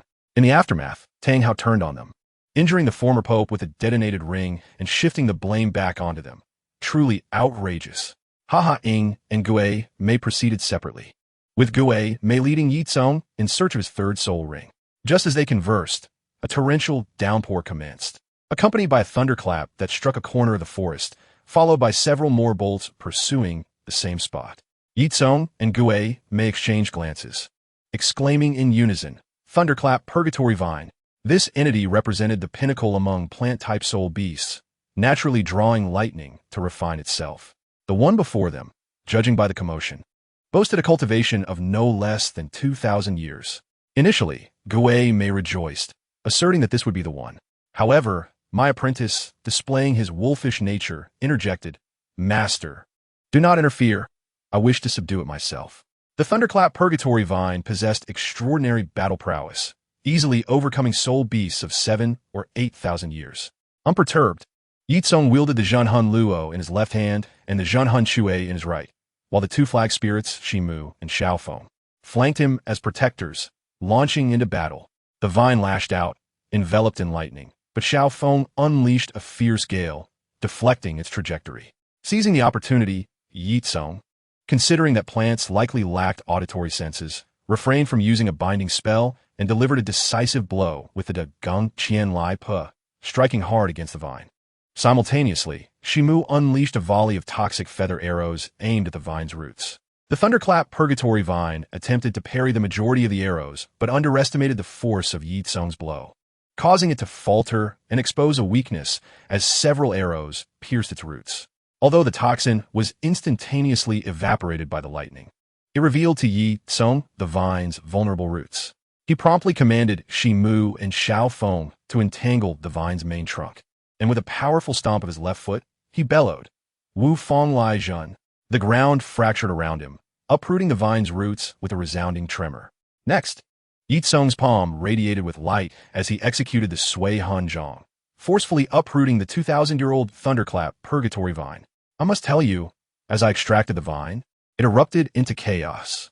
It surged with lightning, inundating me without restraint. I was left in a state of shock, my hair standing on end, resembling a scion, while the scent of roasted meat wafted from my body. Had it not been for my prior training in the water and fire alchemical body, I would have been reduced to a mere charred husk. Enduring the excruciating pain, I hurled the vine to the ground and hastily retreated, consuming a medicinal pill to recover. I contemplated that this creature possessed considerable intelligence. To slay it would be a waste. Perhaps it would be wiser to persuade it to join me. I instructed my two flag spirits, Shimu and Xiaofeng, to communicate with it in the language of soul beasts. Shimu, with his sharp tongue, initiated, Hey buddy, surrender. Don't struggle. Follow my master, and you'll enjoy a life of luxury. The thunderclap purgatory vine, proud and haughty, transmitted a thought. Humph. I am of the bloodline of the thunder god. Why would I fear death? My companions understood that in this age, few would still boast of bloodlines. Xiaofeng retorted, Thunder god bloodline? You are merely a distant relative. My master is the chosen prince of the god of death, a legitimate heir. Moreover, your lineage has a fatal flaw. 50,000 years is your ceiling, beyond which you self-destruct, is it not? What can you compare to my master? This revelation struck deep, rendering the vine silent. Indeed, its lineage was bound by genetic locks. Despite its formidable capabilities, it could not breach the 50,000-year barrier. Sensing an opportunity, I stepped forward, employing the soul beast language I had recently acquired, addressing it candidly. Do not hesitate. Join me, and I shall protect you. That 50,000-year threshold is inconsequential in my presence. Once I ascend to divinity, you shall become an elder, basking in the glory of the divine realm. My grand vision captivated the vine, and it promptly agreed to offer a sacrifice. I must clarify that this sacrifice was no trifling matter. It entailed bundling all its essence, soul rings, soul bones, into a new novice package, painlessly implanting it directly into me. The vine displayed remarkable ferocity, possessing skills that typically only 10,000-year soul beasts would know. Observing from the sidelines, my master could not resist commenting on my charm, claiming it surpassed that of a certain Tang, who had to resort to coaxing and deceit to procure a sacrifice from his wife. With a flash of brilliance, the sacrifice was complete.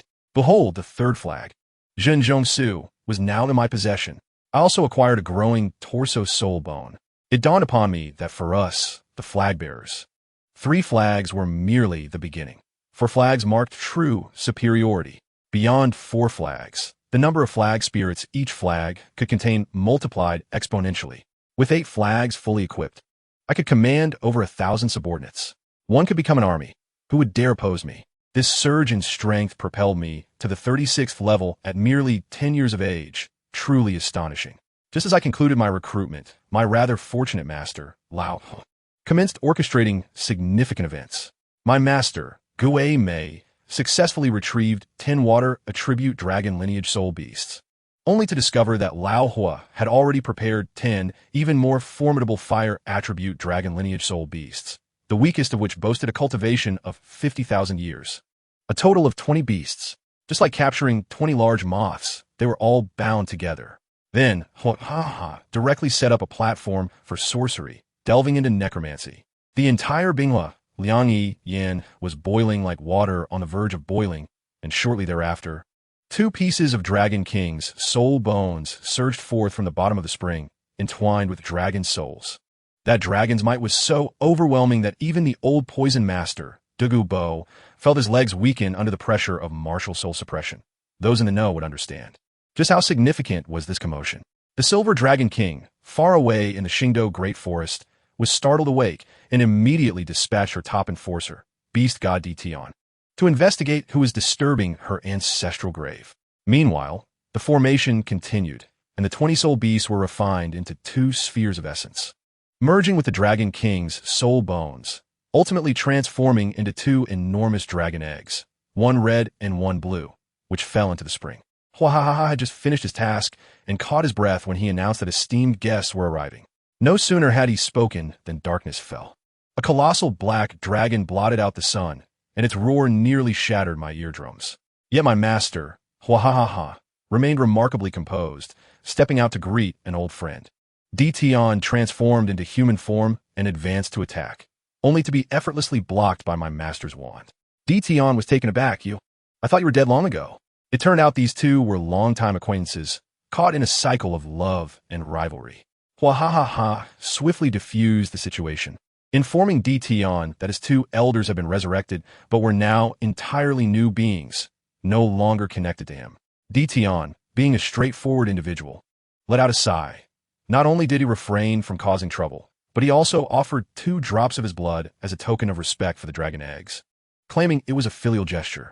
Before leaving, he even bestowed upon me one of his reverse scales. This artifact functioned like a super VIP distress signal. At any sign of danger, he could arrive in an instant. With Dition departed, my master, Gue Mei, had to return to the spirit hall to report back. Huahaha, after some consideration, decided to accompany him and report my matters to the leadership to avoid future complications.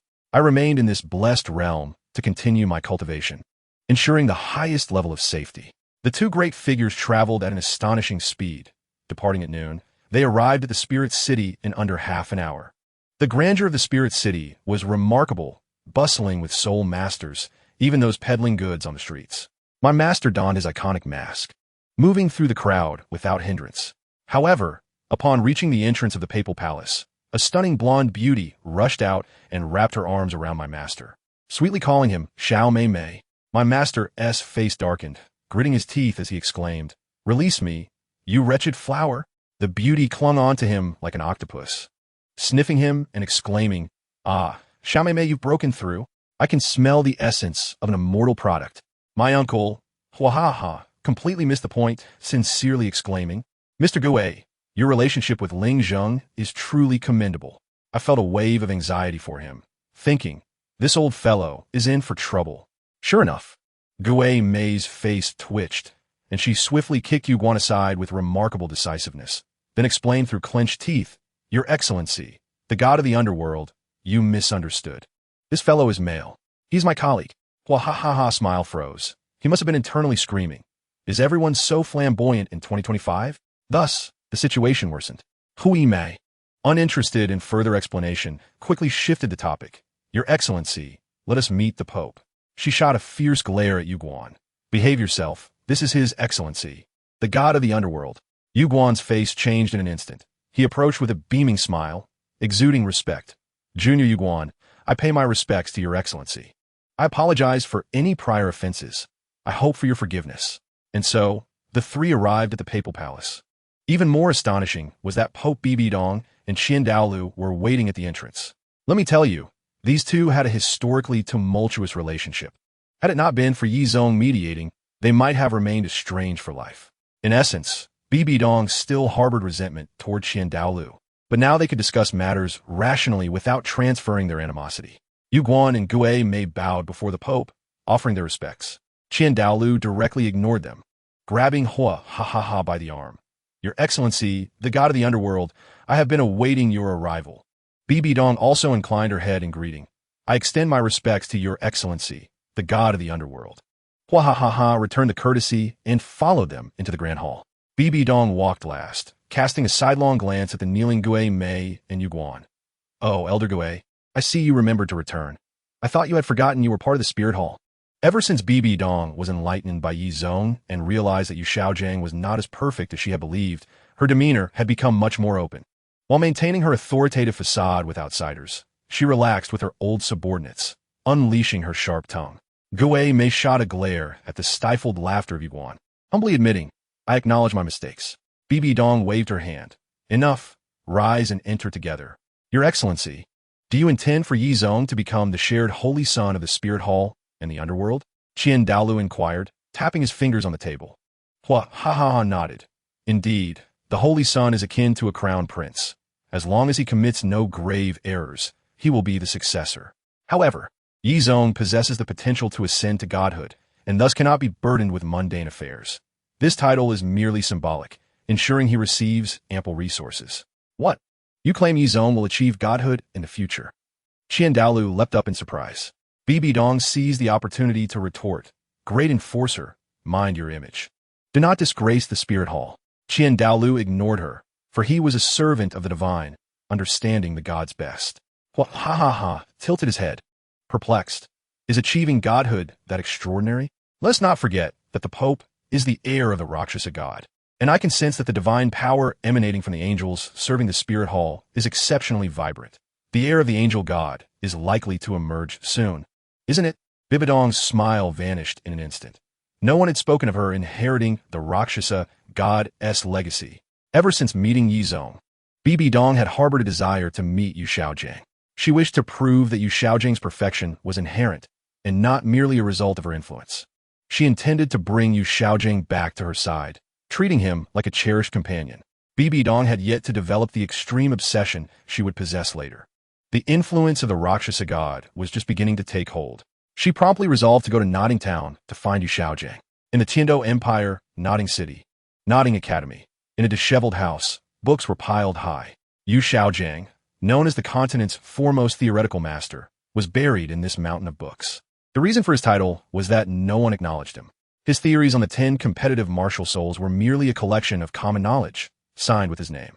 His infamous saying, "There are no useless martial souls, only useless soul masters," had offended 80 of soul masters, including himself. Presently, Yu Xiaojiang looked as scruffy as a vagabond. His hair and beard greasy, dark circles under his eyes, and bloodshot eyeballs indicating he had been awake for far too long. Damn it! Why is my martial soul a bizarre creature that is neither a pig nor a dog? I should be the pride of the Blue Lightning Tyrant Dragon Sect. Yu Xiaojiang, in a fit of rage, swept all the books onto the floor, unleashing his martial soul, Luo San Pao, and then kicked at it furiously. Useless, useless, useless! He cursed as he struck, entirely disregarding Luo San Pao's wails. At that moment, someone knocked on the door. It must be the principal of Nodding Academy. Yu Xiaojiang straightened his clothes and hair, opened the door with a stiff smile. "Principal, what brings you here? Please come in." The principal did not enter, but instead cheerfully handed him a stack of lists. "Master, you mentioned wanting to take on disciples? Here are this year's incoming students. See if any catch your interest." Yu Xiaojiang took the list and nodded slightly. Once the principal left, he eagerly sat down and began to peruse it. Zhang San, Martial Soul Scythe, Innate Soul Power Level 3. Li Si, Martial Soul Willow Tree, Innate Soul Power Level 2. Wang Wu, Martial Soul Goat, Innate Soul Power Level Half. The more he observed their expressions, the darker his mood became, culminating in a furious slam of the list onto the table, causing papers to scatter like leaves in a tempest. Indeed, Nodding Academy was a dismal institution, treating these worthless individuals as treasures. Yu Xiaojiang desired nothing less than a prodigy, a living testament to his lifelong studies. After venting his frustrations, he sighed deeply. When would he, Yu Xiaojiang, encounter a disciple who possessed exceptional talent, ambition, and respect for his teachers, thus helping him realize his lifelong aspirations? Little did he know, his every action was being meticulously observed by Bai Dong, who was hidden in the shadows. Bai Dong found it hard to believe that the once sunny and handsome Yu Xiaojiang had devolved into this state of impotent fury, lofty arrogance, and unbridled hubris. These descriptors fit him all too well. Her heart was in turmoil, pondering when Yu Xiaojiang had begun his descent, or if he had always been this way, merely cloaked in a guise of charm. As Yu Xiaojiang's stomach growled, he remembered that he had yet to dine. Upon inspecting his wallet, he found it as barren as his countenance. In his earlier years, he had lived in extravagance, and after becoming associated with Bai Dong and Lu Erlong, his lifestyle had only flourished further. This had fostered a reckless spending habit, leaving no room for frugality. Since losing Lu Erlong, he had fallen into a state of destitution, living paycheck to paycheck. Shaking his head, he muttered to himself, "Thankfully, today was the day to collect his subsidy from the Spirit Hall." Regrettably, he had not extracted more funds from that foolish woman, Bai Dong. Bai Dong, overhearing his words, was consumed by rage, wishing to crush her silver teeth in indignation.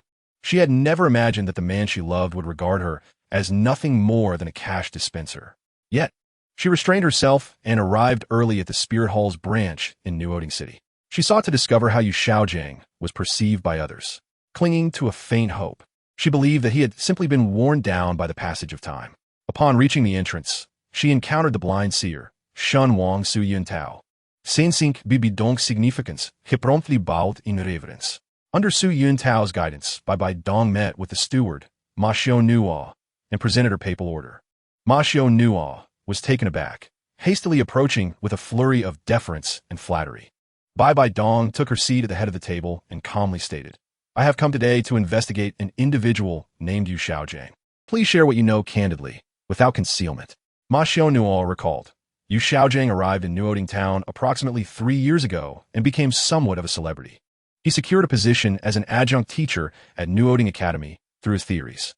However, he merely held the title without ever genuinely instructing students, spending his days idly, waiting for death, while claiming that these students were beneath him. Furthermore, Yu Xiaojiang would consistently arrive to collect his 10 gold spirit coins each month, exhibiting an exceedingly unpleasant demeanor, as if the Spirit Hall owed him something. Understood. Bai Dong fell silent for a moment before turning to leave. At this juncture, she was utterly disillusioned with Yu Xiaojiang. Yet, she still yearned to know if he had ever truly loved her. She retrieved a soul-guiding device and activated it as Yu Xiaojiang exited the Spirit Hall after collecting his subsidy. Instantly, his eyes lost their luster, resembling those of a marionette. Each use of the truth sphere required a 3-year recharge upon activation. It created an illusory space where 1 second in reality equated to a day within the illusion. The target would be compelled to answer the user's inquiries truthfully. Bai Dong nervously posed her first question. "Did you ever truly love Bai Dong?" With a vacant gaze, Yu Xiaojiang replied, "No. She was merely a tool for me to achieve my goals, although she is indeed quite beautiful." Bai Dong's heart ached, and she pressed on. "After being expelled from the Blue Lightning Tyrant Dragon clan, why did you seek out Bai Dong?" "One reason is that it facilitated my access to the Spirit Hall's library, the largest repository of knowledge on the continent, where I could potentially surpass level 30. The other is that if I could win over the Holy Maiden of the Spirit Hall to our Blue Lightning Tyrant Dragon sect, it would be a significant achievement, allowing me to return to my clan." Upon hearing this, Bai Dong felt a profound sense of disappointment. Regret washed over her as she pondered why she had ever fallen for this man. Had she not been enamored with him, perhaps many tragedies could have been averted. She recalled her despicable master, Qian Sunji, who on his deathbed had uttered, "Dong, I know you hate me, and I understand that my desires led me to commit such monstrous acts. Yet, I hope you realize that a holy maiden is unworthy of love." After becoming the Pope, Bai Dong had come to understand many truths. Perhaps it was time to let go, even for the sake of Shui Air, she mused. The influence of the Rakshasa god on her personality had bred an obsession. If previously her fixation had been on Yu Xiaojiang, now that he was utterly dead to her, her obsession had shifted to her daughter.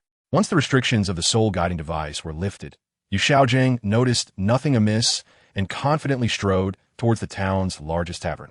Bai Dong no longer cared about his whereabouts and returned to his residence at New Oding Academy, reclaiming the papal order she had bestowed upon him. After much contemplation, she left behind 100 gold spirit coins, severing this bond completely. Having completed her tasks, Bai Dong turned without a backward glance, heading towards the city of slaughter.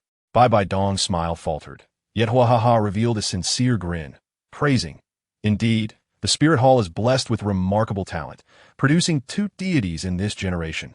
Qian Dao Lu cast a surprised glance at Bai Dong, astonished that she had truly garnered the favor of the divine. The reason Qiandao Lu tacitly accepted Bai Dong's act of slaying his severely injured son was twofold.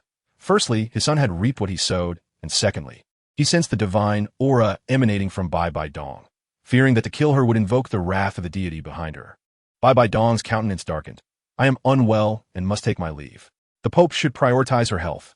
I shall handle these minor matters. Farewell. Qiandao Lu nodded, his words laced with hidden daggers. Before departing, Bai Dong shot him a glare. Gui Mei, accompany me. Certainly. Your Excellency, I shall take my leave now. Reluctantly, Gui Mei bid farewell. Unsure of her next destination, Bai Dong was approached by Gui Mei. Your Excellency. How about we discuss matters in the director's office at the Spirit Academy? After a moment's thought, Bai Dong nodded. Very well. Upon arriving in the director's office, Bai Dong naturally took her seat in Gui Mei's chair, while Gui Mei stood attentively beside her. Gui Lao, do you know of Wahaha's strength? Bai Dong languidly reclined in the chair, her long legs crossed, her delicate arms supporting her chin, exuding an air of elegance. Gui Mei lowered his head, focusing on the floor, concealing the matter of the giant egg while reporting everything else accurately, including his consumption of the immortal pill and the evolution of his martial soul. Such matters were too significant to hide. When questioned by Bai Dong, he would have no defense. An immortal product? It is astounding that such treasures exist in this world. Bai Dong pondered. No wonder you were not as thoroughly suppressed by that ancient Qian fellow. After a moment of silence, Gui Mei continued recounting his observations. When Bai Dong learned that Ha subordinate, the Ha Eagle, possessed an astounding 400,000 years of cultivation and was on brotherly terms with Tian, her expression turned grave. Soul beasts that reach 100,000 years of age face true tribulations during the subsequent 100,000 years. Surviving this heavenly tribulation grants a soul beast 200,000 years of cultivation, earning them the title of fierce beast. Thus, the Ha Eagle must have endured 4 heavenly tribulations, rendering it extraordinarily formidable. As for Tian, it was uncertain just how long he had lived. The records merely vaguely state, the might of the beast god is not to be trifled with, beneath the divine level. Few can contend. Most importantly, due to humanity's long history of hunting soul beasts, Tian harbors a profound hatred for mankind. Had it not been for the angel god defeating him and forcibly signing a gentleman's agreement, humanity would have likely faced annihilation long ago. Yet, the audacity of Hua to call him brother suggests either an overwhelming strength that surpasses Tian, compelling him to compromise, or that Hua is also a soul beast. Should it be the latter, Ye Cong would undoubtedly be in grave peril. As Bai Dong contemplated this, she abruptly rose. Gui Mei, accompany me back to the papal chamber. That self-proclaimed Ming Shendo Luo may very well be a soul beast. However, Gui may remain motionless, calmly responding, Your Grace, forgive my candor, but you currently possess mere suspicions without evidence. Even if he is indeed a soul beast, what recourse do you have? Indeed, with her only at level 94, and Gui Mei and Yu Guan at levels 95 and 96 respectively, they would hardly suffice against a true powerhouse. The only one who could potentially restrain him would likely be Qiandao Lu. Regaining her composure, Bai Dong inquired, What then do you suggest? Are you implying his strength exceeds that of Tian? After a moment of contemplation, Gui Mei replied, Your Grace, do you not recall that Ming Shendo Luo also holds the identity of a divine attendant? Bai Dong, lost in thought, slowly resumed her seat. She nodded, having forgotten in her urgency that when Ao Air Liang returned, he had reported this very matter to her. If Hua, like Qiandao Lu, serves as a divine emissary on Earth, it would indeed make sense.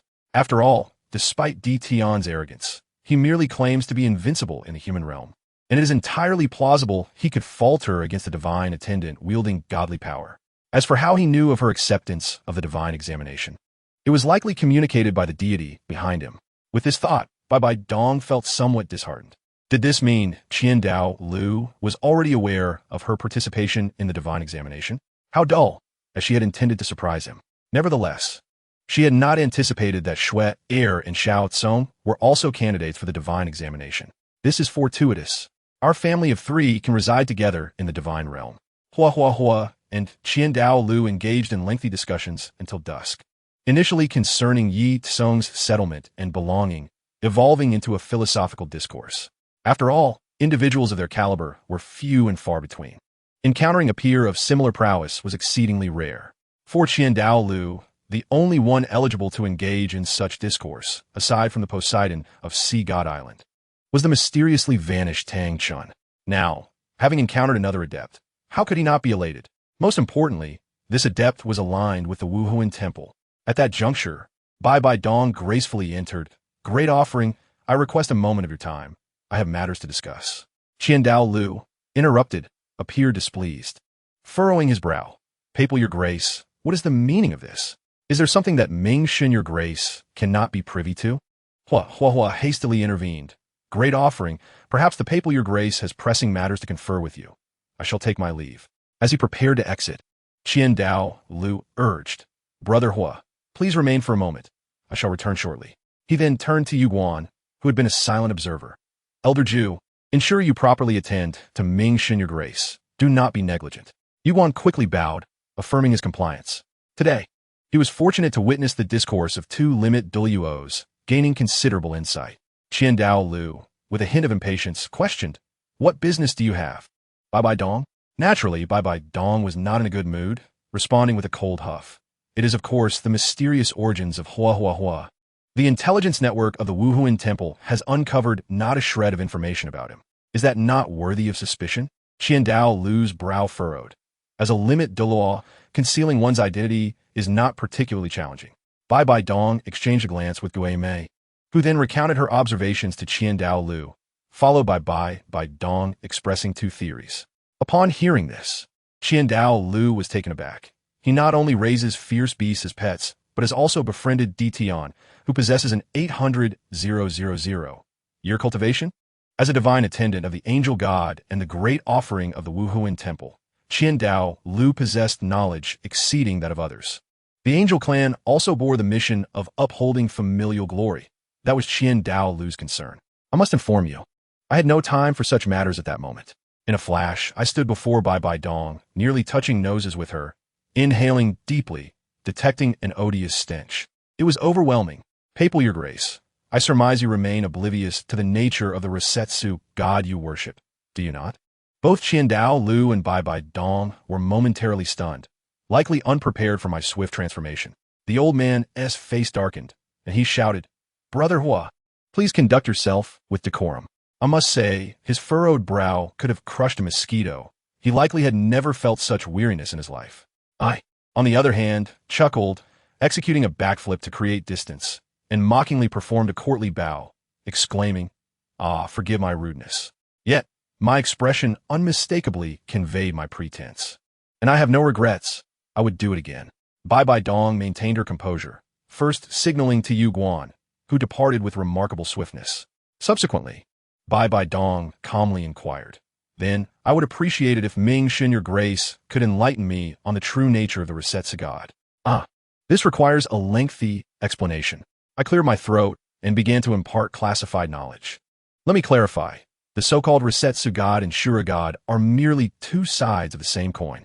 Shura governs combat, while Resetsu presides over calamity. Thus, their legacies coexist within the city of slaughter.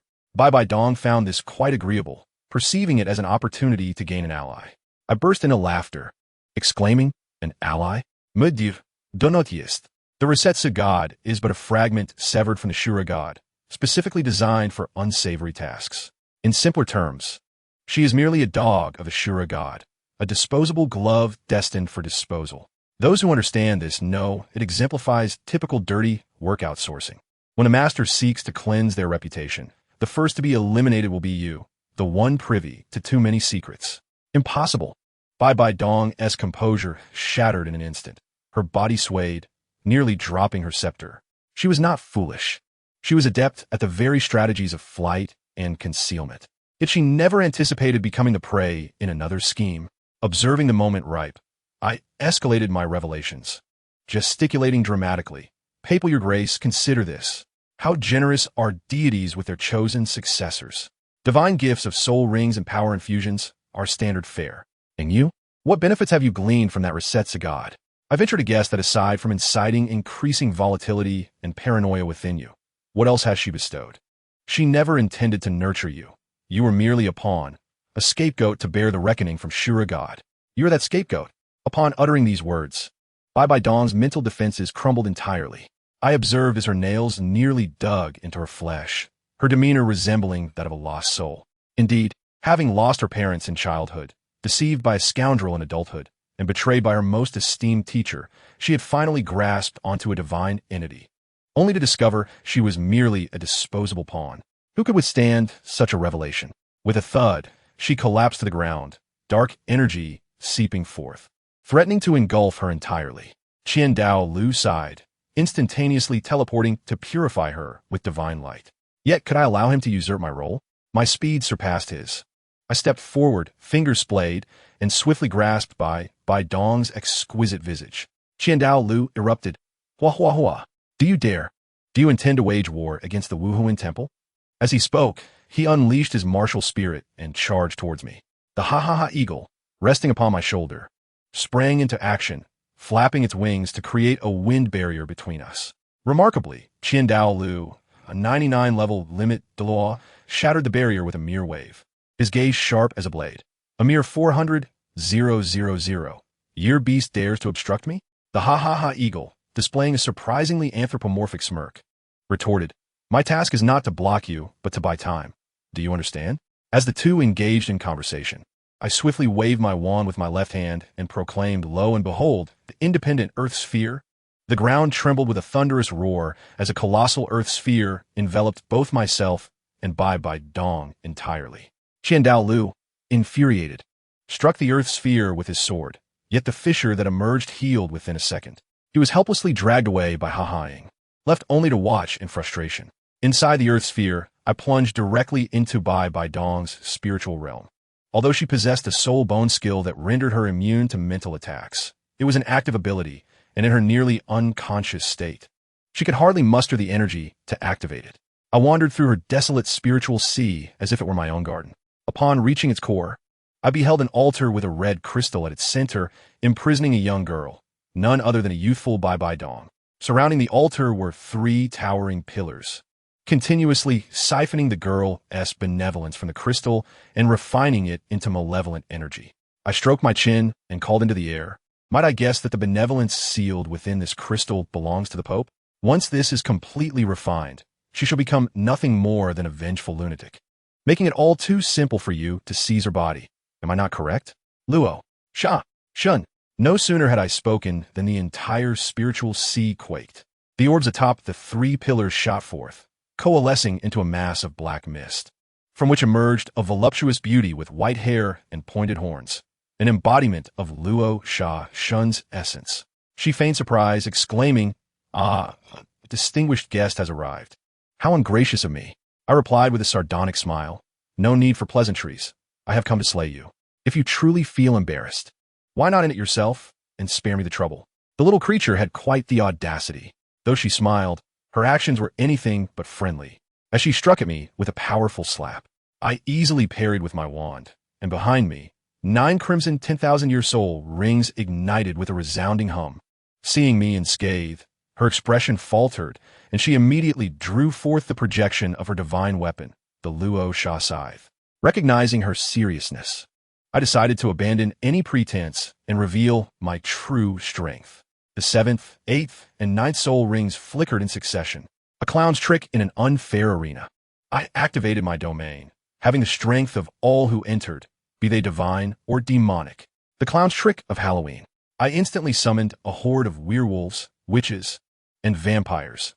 Though mere minions, their sheer numbers were overwhelming. The clown's trick of the advancing scarecrow. A colossal scarecrow erupted from the ground, swinging its massive hand towards the essence of Luo Sha Shun. She found herself momentarily flustered and sneered. Clever little one. Do you think this will secure your victory? Your suppressive domain cannot last long, can it? Guess away. Even if you do, I shan't tell you. I chuckled wickedly, controlling the scarecrow to unleash a relentless assault. Undeterred, she boldly withstood the onslaught, annihilating my summons and consuming their souls to regain some strength. Licking her lips with a wicked grin, she remarked, Thank you for the feast, little one. I'll ensure you receive a complete corpse. I couldn't help but laugh. Hee hee, foolish creature, you've fallen into my trap. First soul skill, reverse effect. Activate. The energy she had just consumed instantaneously transformed from a potent tonic into a lethal poison. Her aura plummeted drastically. You seek your demise. She completely lost her composure, unable to maintain her seductive charm, raising her scythe to strike at me. I, in a moment of audacious maneuvering, disbanded the scarecrow and braced myself to receive her blow. She believed me mad, putting all her strength into the strike. Just as the scythe was about to make contact, I shouted, "Ha ha ha! The clown's trick is in tatters." My body shattered into several pieces, causing her to miss her strike. Overextending, her scythe crashed down upon the red crystal, imprisoning the young Bai Dong. Crack! The crystal instantly became riddled with fractures. "You dare deceive me," she seethed, her teeth nearly grinding to dust. My body reassembled, and I grinned mischievously. "Ah, it appears you are not entirely foolish." Just then, she erupted with fury. The domain's time had expired. Her strength surged back considerably as she blinked into my vicinity, seizing my throat. "Insect, I've caught you." I was choking, my face turning crimson, yet managed to force a smile. "No, it is I who have caught you." I placed my hand upon her arm, activating my fourth soul skill, Terrifying Puppet. Initially, she bore a look of disdain, but terror suddenly crossed her features. "This is divine power?" "How do you possess divine power?" Could I reveal that I was birthed from the consciousness of the underworld emperor? Certainly not. As my soul skill activated, her consciousness was gradually erased, her gaze becoming vacant, until she was fully transformed into a puppet under my control. Once accomplished, I collapsed onto the ground, spitting out a mouthful of blood. By the heavens, that was a close call. Fortunately, this was merely a divine essence, not particularly intelligent. Otherwise, I might have truly met my end here. I molded the puppet form from the essence of Luo Sha into a small purple-red sphere and exited by Bai Dong's spiritual sea. Once the earth's sphere dissipated, Qiandao Lu outside was nearly frantic. Bai Dong awakened slowly, feeling rejuvenated and more alert than ever. Qiandao Lu, relieved to see her unharmed, let out a sigh of relief. I shook the small sphere in my hand and addressed them. "Here lies the object influencing the Pope. You may decide how to handle it." Bai Dong now regarded me with utmost respect, repeatedly gesturing, "Your Excellency the Underworld God, this is your spoils of war." How could I dare to claim it?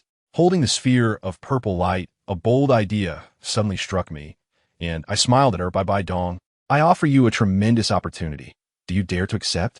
I continued, "Integrate this into your martial soul and undergo a cataclysmic evolution with a stroke of luck. You may even forge your own divine position. Who could resist such temptation?" I added, "However, I must clarify, there is a 70% success rate. Succeed, and you shall return as a queen. Fail, well, it will be a spectacular explosion, a dazzling firework." Just as Qiandao Lu attempted to advise her to be cautious, Bai Dong stepped forward without hesitation, her gaze resolute. "I am willing to give it a try." I roared with laughter. Truly a heroine among women. "Very well, I shall support you wholeheartedly."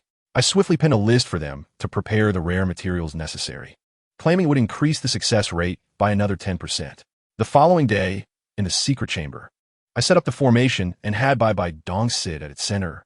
Without a word, she directly summoned her second martial soul, the soul-devouring spider monarch, transforming into a large, dark green spider. I tossed the small sphere of Luo Sha divine power above her head and shouted, "Steady your mind. Do not let it be corrupted." The process was utterly agonizing to witness. Even I felt pain. Bai Dong's entire body seemed on the verge of shattering, her skin marred with blood droplets and cracks. Yet she bit her lip and remained silent. At the last moment, all the rare materials within the formation turned to ash, their energy flooding into her body, finally stabilizing her. When she reopened her eyes, though weary, the excitement in her gaze was unmistakable. She stood, respectfully bowing to me. "Thank you, Your Excellency the Underworld God, for your assistance." As we emerged from the underground palace, to my surprise, Qiandao Lu and Qian Renshui awaited us at the entrance. Upon seeing her mother, Qian Renshui's eyes reddened, and she called out "Mother" before rushing over. Bai Dong embraced her daughter tightly, and in that moment, any semblance of the Pope's authority faded, revealing a tender mother instead. I leaned over to tease Qiandao Lu. "Old man Qian, feeling jealous, are we?" He stubbornly denied it, even mocking me for being a solitary figure. I retorted, "Women only affect the pace of my cultivation." Once the mother-daughter reunion concluded, Qianren Shui bashfully approached to pay her respects. I casually gifted her a small light-based magic book as a token of our meeting, considering it a courtesy to her mother. Finally, both Qian Daolu and Qianren Shui expressed curiosity to see how Bai Bai Dong's martial soul had evolved. Bibi Dong smiled gently, caressing her daughter's head, and said, "All right, mother will now demonstrate for Shui." With a thought, her second martial soul manifested. Dark hues mingled with vibrant reds as 8 soul rings illuminated instantaneously. The final one, astonishingly 100,000-year-old. Yet, the most peculiar aspect was that there was not a single change in Bai Dong herself. Just as everyone was left in a state of perplexity, with a loud bang, a colossal soul-devouring spider erupted from beneath her feet. This enormous arachnid even spoke human words, anthropomorphically bowing to Qianren Shui, saying, "Zhu Han pays respects to the young master." My eyes sparkled with intrigue. How fascinating. The martial soul had detached, yet possessed, independent thought. Bai Dong, with a proud expression, introduced, "My second martial soul has now become an independent entity, harnessing all my power, and I can utilize both martial souls simultaneously." Upon hearing this, Qian Daoliu's jaw nearly dropped in astonishment. This was no mere evolution of a martial soul. It was akin to a martial soul attaining sentience. The transformation from 1 to 2 equated to gaining a super fighter with the same strength, effectively amplifying combat capability beyond mere doubling. Qian Daolu immediately pressed for details, asking if she could employ the spider soul skills. Bai Dong shook her head, stating, "That is not possible. It has become an independent entity. The skills must be unleashed by itself." I thought to myself that this seemed a slight disappointment. But guess what?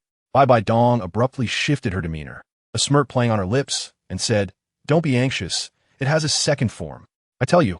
Barely had she finished speaking when she called out to the giant spider, "Zhu Han, transform." Remarkably, the soul-devouring spider responded, "Understood, master," and was enveloped by a surge of dark light. When the radiance dissipated, there was no spider to be seen. It had transformed into a black iron rod, each shaped like a fist, confidently landing in Bai Dong's grasp. The beast martial soul had been weaponized. Who could withstand such a spectacle? Having concluded matters with Bai Dong, our protagonist, Huahaha, prepared to make his exit, for he had his own affairs to attend to. Despite Qian Daolu and the others' persistent attempts to keep him, Huahaha slipped away. Where was he headed? To the back mountain of Shenghun village, in search of a treasure. This was all mapped out for him in advance by Ye Cong, who mentioned that there lay a seed left behind by the blue-silver emperor after a sacrifice, along with a soul bone.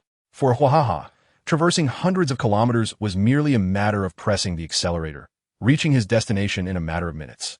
However, the back mountain of Shenghun village was a vast expanse, making the search for a single blade of grass akin to finding a needle in a haystack. Huahaha, unwilling to exert himself, activated his 7th soul skill, Halloween Night. What a sight it was, with a horde of ghouls, vampires, zombies, and pumpkin heads searching every inch of the terrain. While he sat down, closing his eyes to relax. Before long, a small bat returned, reporting that it had found the treasure in a water curtain cave. Huahaha was puzzled. A water curtain cave? Who could comprehend this? With no sunlight, soil, or water, how could the grass survive? It seemed improbable, doubts nagging at him. He passed through the waterfall and entered the cave. Indeed, within the pitch-black cavern, atop a small mound of earth, stood a solitary blue-silver grass, looking particularly forlorn. Yet, Huahaha furrowed his brow, realizing the situation was more complex than it appeared. Before the grass was a barrier set by a tidal de law. This altered the entire nature of the encounter. This was no mere accident. It was a case of being imprisoned. I could almost envision a dramatic scene unfolding. A certain tidal de law, employing some unknown means, had deceived an unsuspecting blue-silver emperor girl into making a sacrifice for his descendants. As if that were not enough, he had planted the soul seed of her revival in this desolate place, encasing it in a barrier, solely to torment her. Providing hope, while simultaneously allowing her to wither in despair, was a truly nefarious tactic. The more Huahaha pondered, the angrier he became. Killing a soul beast would suffice. Yet this was an act of posthumous humiliation, an unthinkable deed. Without hesitation, he lightly raised his wand, teleporting directly into the barrier, using his magical energy to conjure a flower pot, carefully transplanting the blue-silver emperor into it, securing it within his soul guide. Before leaving, He casually scanned the area with his mental energy. Lo and behold, an unexpected find. He cleared away the rubble beneath his feet to uncover a box. And upon opening it, he discovered a deep blue soul bone resting within. The right leg bone of a 100,000-year-old blue-silver emperor. Wahaha was utterly stunned. What sort of madness was this perpetrator engaging in? Was a 100,000-year-old soul bone deemed worthless? Did they possess a mind at home, or were they simply deranged? Just as Wahaha departed, a disheveled, wine-soaked man stumbled into the cave. Who could this be? None other than the Haotian Douluo, Tang Hao. This water-curtained cave served as a memorial for his wife, a place he visited daily under the guise of remembrance. Upon entering, he was met with the sight of a barren mound of earth and an opened, emptied box. And in an instant, the alcohol-induced haze lifted, his eyes widening in shock. He dashed forward, muttering "Ain, Ain," as if the sky itself had fallen. In the following moment, an overwhelming aura of killing intent erupted. The killing god domain activated as he swung the Haotian Hammer, flattening the entire mountain. After much contemplation, he could not fathom who was responsible, eventually concluding that it must be the Spirit Hall. Who else could it be? I was astounded by how effortlessly he passed the blame. Now, Tang Hao, whose wife had been stolen, suddenly found himself invigorated after years of despair. He sought vengeance. The Spirit Hall would pay in blood for their transgressions. Who would he target for revenge? He dared not approach the Spirit City, but instead sought out the more remote branches of the Spirit Hall. At that moment, in Qingshan Town, numerous commoners were joyfully attending the martial Soul-Awakening ceremony with their children, envisioning a bright future. Without a word, Tang Hao descended from the sky with a single hammer strike. I tell you, the scene was nothing short of hell on earth. Countless innocent lives were extinguished in an instant. He stood amidst the ruins with an expression of cold indifference, muttering something about collecting interest. How disgraceful! Targeting civilians was no display of prowess. It was the act of a complete and utter madman. News of this reached the Spirit City, prompting Bai Dong to explode in fury, issuing an order for the entire continent to hunt down Tang Hao. However, the Ghost Douluo, ever the strategist, proposed a different approach. Your Majesty, let's change our tactics, he suggested. His scheme was cunning, suggesting they refrain from explicitly naming Tang Hao, instead attributing the actions to the Haotian Sect. Upon hearing this, Yu Guan's eyes lit up, exclaiming, "Old Ghost, you are brilliant. What we call this tactic? Precision defamation." It would incite a dog-eat-dog scenario between the Haotian Sect and Tang Hao, while simultaneously causing Tang Hao to tread carefully, afraid of further rash actions. Bai Dong promptly agreed to this plan.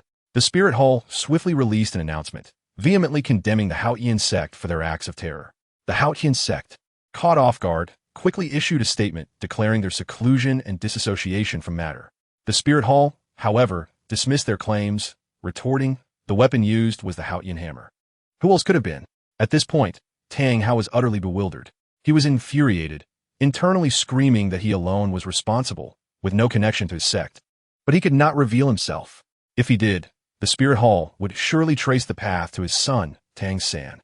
Thus, he was left to play the role of a turtle, not daring to make a sound. As if that were not enough, the Spirit Hall immediately followed with another media blitz, releasing a second explosive piece of information. The Haotian Sect was colluding with soul beasts, intending to endanger humanity. They rehashed past events, claiming that the former pope had discovered Tang Hao's wife was a soul beast and, in a spirit of humanitarianism, sought her assistance in an investigation. Only for Tang Hao, the ungrateful wretch, to force her into sacrifice and then ambush the pope. This information warfare was a devastating blow, resulting in the social demise of the Haotian Sect, while Tang Hao was branded a traitor, a man who sold his wife for gain, a despicable figure of infamy. The Wuhan Temple seized the moment to announce the revocation of the status of Haotian Sect among the top 3 sects, declaring a re-election for sect leadership by the end of the year. The entire continent was suddenly engulfed in turbulence. The scene shifted back to the Binghua Liang Yi. Huahaha planted the Lan Yin Huang, casually sharing the convoluted tale of Tang Hao with Du Gubo and Ye Cong. Du Gubo's jaw nearly dropped in astonishment. Both shocked by the thrilling plot and utterly baffled. How could one possibly fall in love with a blade of grass? Huahaha promptly pointed out several glaring inconsistencies, remarking on Tang Hao's reckless wandering with his pregnant wife, evading the forest amidst pursuit, and ultimately planting the only hope for her resurrection in such a perilous location. This was utterly illogical. Eventually, it was Du Gubo who astutely deduced Could it be that this fellow was deliberate? Intentionally revealing his whereabouts, using the Wuhan temple to eliminate his wife, and fearing her return to seek vengeance. Thus he buried her in such a place. What a revelation! Beside them, the leaves of the lawn Yin Huang trembled violently. Presumably in anger, they resolved to claim this grass for themselves. It would become a reserve member of their new organization, the Underworld. Hua Haha dedicated himself to teaching the grass, providing a re-education of thought, primarily focusing on a counter-narrative against romantic folly. The most astonishing act? He ground the 10,000-year-old lawn Yin Huang leg bone into powder, using it as fertilizer for the lawn Yin Huang. My friends, 10,000-year-old soul bone as fertilizer. Who has ever witnessed such extravagant fortune? Huahaha also conveniently arranged for Ye Cong's companions' pills. Each of the trio, Dugu Yin, Yi Lingling, and Xieyu, received a custom elixir, showcasing a display of opulence. Now, with such encouragement, the Lan Yin Huang's cultivation soared, nearing 70 to 80,000 years, only a step away from regaining its human form. Recently, I encountered a novel that was simply ludicrous. The plot was filled with twists and turns, packed with exhilarating moments, almost causing me to ignite sparks from my phone. Remarkably, the Lan Yin Huang, energized by the Binghua Liangyi Eye's force, ascended in cultivation like a rocket, almost reaching 80,000 years. Returning to the main topic, over the past 6 months, the enigmatic brother had been exceedingly busy, serving as an elder of punishment for the Wuhan temple while concurrently acting as an ambassador to the underworld, a guise for indulging in feasting and revelry. Yet, let's not overlook Ye Cong. This young lad was no slouch either. Under the direct guidance of 3 titled law and bolstered by the Binghua Liangyi Eye's blessings, his soul power surged impressively, advancing a level in just half a year. It is worth noting that for the bell ringer, ascending from 3 flags to 4 is a significant hurdle. For most, achieving such a level is akin to scaling the heavens. Yet this lad, while cultivating, also dabbled in magic, toxicology, and pharmacology, truly a polymath. Now, with his combat power and the synergy of the 3 flag spirits, he could easily outmatch even seasoned soul sects, let alone lower-tier soul kings. Dugubo, it appears I have triumphed. In the makeshift training arena, Ye Cong exuded confidence, wielding the Jinhuan Gong and Jinhuan Hammer, flanked by the 3 flag spirits, radiating authority. Dugubo's face darkened, and after a prolonged silence, he finally managed to retort. Humph, today, I am unwell. Consider yourself fortunate. In the realm of cultivation, mere seclusion and arduous training are insufficient. Practical combat is essential. Thus, Ye Cong frequently engaged Du Gubo and Gui Mei in sparring sessions. Of course, these were not true battles. After all, no matter how formidable Ye Cong might be, he was merely a junior in the presence of a titled Douluo. Their sparring format involved the 2 titled limiting their soul power below level 40. Utilizing only their first 3 soul skills for a fair contest against Ye Cong Old Toxic, you are lacking. You cannot even best my disciple at the same rank, and have even been forced to reveal your 5th soul skill. How embarrassing. Gui Mei, relishing the spectacle, gleefully taunted Du Gubo, infuriated. Du Gubo retorted, have you forgotten that your own disciple has bested you? What right do you have to gloat? Gui Mei defended himself with pride. This exemplifies the student surpassing the master. I rejoice in my disciple's strength. Since the Wuhan's flaws were rectified, Gui Mei's demeanor has become considerably more vivacious. Perhaps the prior suppression had stifled him for too long, and he is now fully liberated. Witnessing Gui Mei's smug expression, Du Gubo's irritation boiled over, longing for an immediate duel. Since cultivating the Wan Shi Du Jing, his strength had surged remarkably, shedding the ignominy of being a titled Douluo, unafraid of any adversary. Suddenly, dark clouds gathered above the Binghua Liangyi Eye, and thunder rumbled ominously. Gui Mei and Du Gubo exchanged apprehensive glances, immediately rushing toward the Binghua Liangyi Eye. Wait for me, master. Senior Dugu, Ye Cong. Witnessing the vanishing figures of the 2 titled Douluo, could only facepalm in resignation. With a wave of his hand, he recalled Xiao Feng and Zhong Su, mounting Shimu. Over the past 6 months, Shimu had grown significantly, with wings spanning 15 meters, sufficient to serve as an aircraft. With a flap of his wings, Shimu soared, bringing Ye Cong along. Lord of the Underworld, Your Excellency, the God of Death. As Gui Mei and Du Gubo reached the vicinity of the Binghua Liangyi Eye, Huahaha and Yirenqin had already arrived. Huahaha wore a serious expression, intently gazing at the ominous thunderclouds above, not daring to relax for an instant. At the center of the Binghui Yuanyang pot, two colossal eggs, one blue and one red, emitted dazzling light, on the verge of hatching. Suddenly, two bolts of lightning, as thick as an infant's arm, descended from the sky, striking the two giant eggs. Huahaha reacted swiftly. Earthly armor, gift of a jester. Instantly casting a 6-tier advanced Earth-type defensive magic and his second soul skill, a rocky shield appeared above the two eggs, and the surface of the eggshell absorbed a bundle of straw. The gift of the jester significantly enhanced the target's luck, providing a chance to avert disaster. The first bolt of lightning struck the rocky shield, causing only a slight tremor without shattering it. However, the second bolt followed closely behind. Facing such a terrifying heavenly tribulation, Shimu trembled in fear. After delivering Ye Cong safely, he immediately retreated into the Huang Yao banner. Yet for Zhongsu, this lightning calamity was akin to a nourishing feast. Eager to absorb its power, he was restless. Ye Cong quickly restrained him.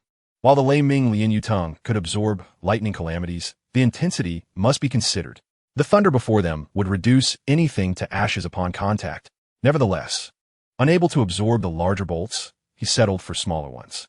Consequently, minor bolts of lightning struck Ye Cong, causing his body to convulse, painful yet exhilarating. At this moment, 5 bolts of lightning had already fallen, and the 6-tier magic earthly armor finally faltered, disintegrating into soil and falling into the pool. Shortly thereafter, the 6th and 7th bolts struck the giant eggs. Huahaha clenched his fists, anxious yet cautious, fully aware that provoking the heavenly tribulation could yield dire consequences. After the 8th bolt of lightning, the giant eggs seemed to be on the brink of collapse, perhaps due to the effects of the gift of the jester. The 9th bolt, which should have been the most fearsome, did not strike, and the dark clouds dissipated. Everyone breathed a sigh of relief. Just then, the 2 giant eggs slowly floated into the air, cracks appearing on their shells, and golden light seeped forth. As the shells shattered, 2 figures emerged. However, upon recognizing the 2 individuals, everyone was left speechless. The eggs had hatched into 2 children. As Xiaoyu snapped the 2 crescent blades together, gritting his teeth and swinging with all his might, he unleashed 2 slashes akin to the moon shadow. In an instant, the protective shield surrounding the bandit chief shattered, and he was sent flying, crashing against the wall behind him.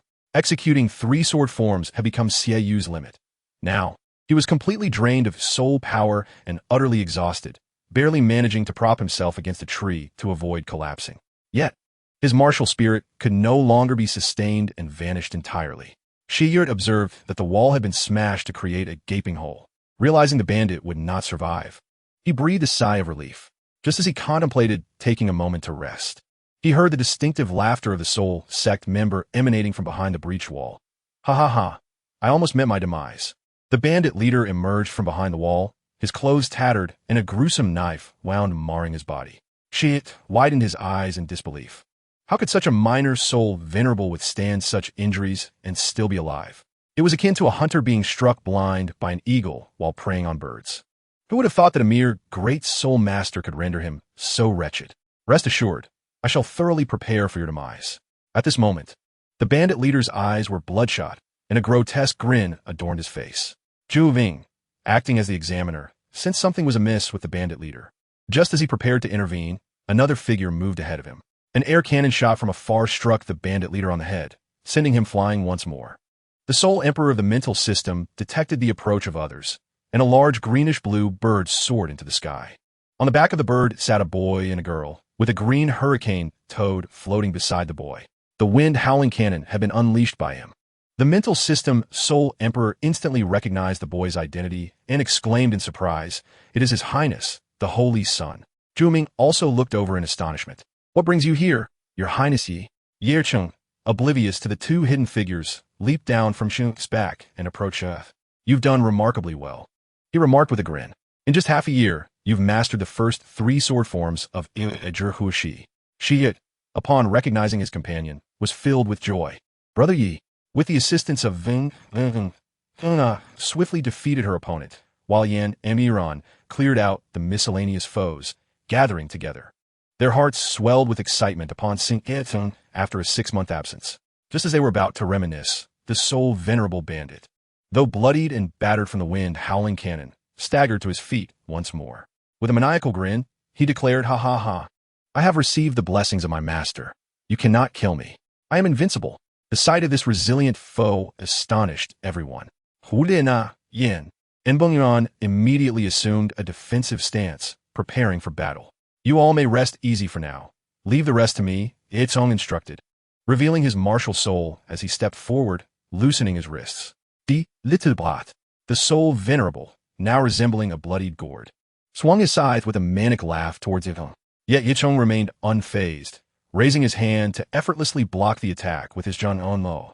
"TSK, have you turned into an evil soul master? What a repugnant aura," he remarked with disdain, delivering a swift kick to the bandit's abdomen. Typically, weapon soul masters possess high attack but low defense, and given the bandit's already grievous injuries, he was merely relying on sheer willpower to remain standing. Ye Cong's sudden strike sent him crashing to the ground. Following this, Ye Cong stepped forward and swung the Zhang Owen Shuri towards the bandit's head, knocking him into unconsciousness. However, Ye Cong did not relent simply because the now evil soul master had lost his combat ability. Like a wooden fish being struck, he continued to hammer down on the bandit's head. "You think you can escape punishment? Preying on the innocent and turning into an evil soul master, is it?" As the bandit's head neared destruction, Juving and the mental system's soul emperor, hidden away, had no choice but to intervene. The methods of training for evil soul masters are not widely known. Most of their techniques were extinguished by the Spirit Hall centuries ago, leaving only a small number of practitioners. Based on the bandit's condition, it was clear he had only recently begun practicing evil soul techniques. If they could uncover the powerful figure behind him, it would be a monumental achievement. Chapter 84. The cleanup after Ng and the mental system soul emperor had rendered the evil soul sect leader powerless. Zhu Ming bid farewell to the golden generation and escorted the evil soul leader away, leaving the mental system soul emperor to accompany them. Yin noticed the young girl, Lan Yu Wei, following closely beside Feng, and curiously inquired, "Boss, who is this little girl?" He couldn't resist poking her slightly chubby cheek. "Don't touch me, you bad guy," Lan Yu Wei huffed, swatting his hand away. Due to her prejudices against the Spirit Hall, she felt little affinity for them. "Allow me to introduce her. She is Lan Yu Wei, a little girl that Uncle Huo recently rescued," Ye Cong explained. When the others learned that Ye Cong had already reached level 37, they were astonished. She Yit, with a wry smile, remarked, "I thought my progress was swift enough, but compared to Brother Yi, I still have much to learn." Ye Cong intended to present the pills he had crafted for them, but realizing he had not brought them along, he decided to wait until his return to the Spirit Hall to surprise them later. They entered each room, hoping to find any surviving innocent civilians. Upon entering a warehouse, they were met with a horrifying sight. The warehouse was filthy and disheveled, with several emaciated corpses lying in disarray in the corners. The mental system soul emperor released his mental energy to scan the warehouse, then gently shook his head. "They are all dead." There was no need to ask. These villagers had been used as materials for the evil soul master as cultivation. It was precisely this method of absorbing life force that allowed the leader to swiftly break through to the soul venerable realm and successfully cultivate a three-ringed soul venerable. Upon witnessing such a scene, the mental system soul emperor displayed little reaction, having grown accustomed to such atrocities. However, for the children, it was their first encounter with evil soul masters and the first-hand experience of their crimes. They fell silent, their spirits weighed down with an unbearable heaviness. Continuing deeper, they passed through another door and encountered a new sight. This room contained several stone beds, each chained to a gaunt, vacant-eyed woman. The bloody chains and the foul stench pervading the air spoke volumes of the horrors these women had endured. Upon learning that the entire bandit group had been eradicated, the women wept tears of joy, howling in a frenzy. As the chains were unshackled, many chose to end their own lives. Hu Lena attempted to intervene, but Ye Cong stopped her. His expression was complex as he said, "Nana, for them, living is a torment. Death is their liberation." Observing the women who smiled peacefully as they chose death, Yan gritted his teeth in anger. They deserve to die. It is too merciful for that beast. Shi nodded in agreement, regretting not having dealt more punishment to that fiend. Lan Li, deeply affected by the day's events, sighed. Humans are truly strange creatures. They can be so cruel to their own kind. Even though she had lived a previous life, she remained innocent. In her past life, she had been well protected, never witnessing the malice of human hearts. It was this naivety that led her to unwittingly fall into the trap set by Tang Hao. The spirit master, known as the Soul Emperor, regarded this as a mere encounter with the darker facets of the Soul Master world by the young girl. She felt an unsettling disparity between her usual surroundings and the harsh realities she now faced. He consoled her with words of wisdom, stating that where there is light, there is also darkness. The world is neither as good as one might imagine, nor as bad. There are individuals who, for mere trifles, would harm their fellow beings, while others would sacrifice their lives to fight for the justice they believe in. As the Soul Emperor philosophized to Lan Yue about the profundities of life, Ye Cong discovered an iron cage, within which were two young girls. Fortunately, although the children were dressed in tattered clothing, they appeared relatively clean. Their provisions, while not lavish, sufficed to keep them well fed. In terms of treatment, their situation was vastly superior to that of the women outside. This, of course, was not due to the bandits' newfound morality, but because they regarded the two girls as commodities, intending to sell them after a time, to ensure a good price for their wares. It was essential to maintain their appearance and integrity, which is why the bandits refrained from further tormenting the two girls. After rescuing them and inquiring about their circumstances, it was revealed that the older girl, named Chao Shitting from Qingshan Town, had once led a happy life. However, her fate took a tragic turn during her awakening at the Wuhuan Temple, where an unknown title Do razed the temple to the ground. Her parents perished while protecting her. On her way to seek refuge with a distant uncle, she was kidnapped by the bandits.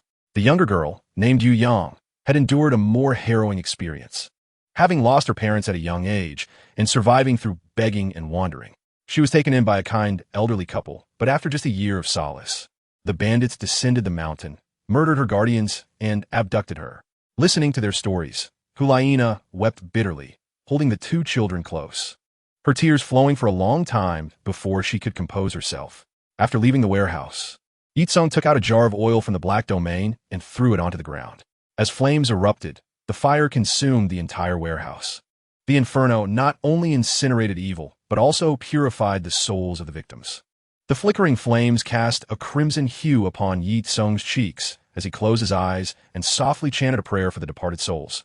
By the decree of the highest authority, may the lonely souls find peace. May all spirits be embraced by virtue, and those with heads be guided, while those without rise. By the sacred blade and the hanging rope, may the unjustly deceased find solace. Upon learning that Ye Cong had other matters to attend to, Xiaoyu and the others reluctantly bid him farewell, taking the two newly rescued girls back to the Wuhuan Temple. What kind of organization is the Wuhuan Temple? Lan Yue inquired as she watched them depart. Oh, what prompts you to ask that? Ye Cong replied, somat surpriset. Lan Yue, due to her past experiences, held a prejudice against the Wuhuan Temple, leading her to be somewhat resistant to all things related to it.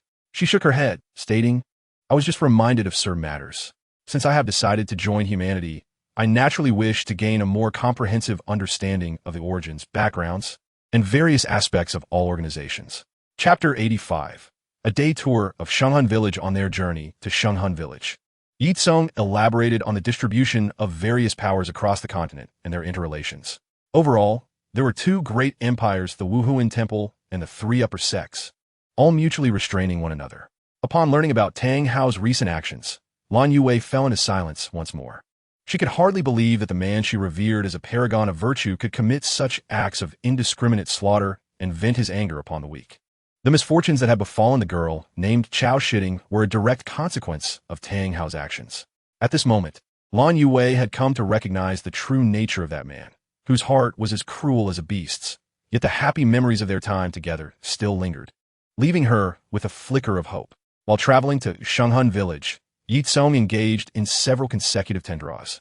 Precious herbs such as ginseng, lingzhi, and hishou wu, which were rare in the outside world, were found in abundance at the Ice and Fire Eyes. After a significant gathering, he managed to accumulate enough for 50 draws. After a silent prayer, he commenced the lottery. The moments spent drawing cards were always joyful yet fleeting. Within mere seconds, the 5 rounds of 10 draws were exhausted. Ye Cong let out a sigh of relief. Though the haul did not match his previous lottery winnings, the sheer quantity was impressive, making the overall yield satisfactory. After throwing out the 50 draws, aside from some trivial items, Ye Cong obtained 10 valuable treasures. Averaging it out, he received approximately 2 treasures per draw. Particularly noteworthy was the appearance of a golden legendary item towards the end.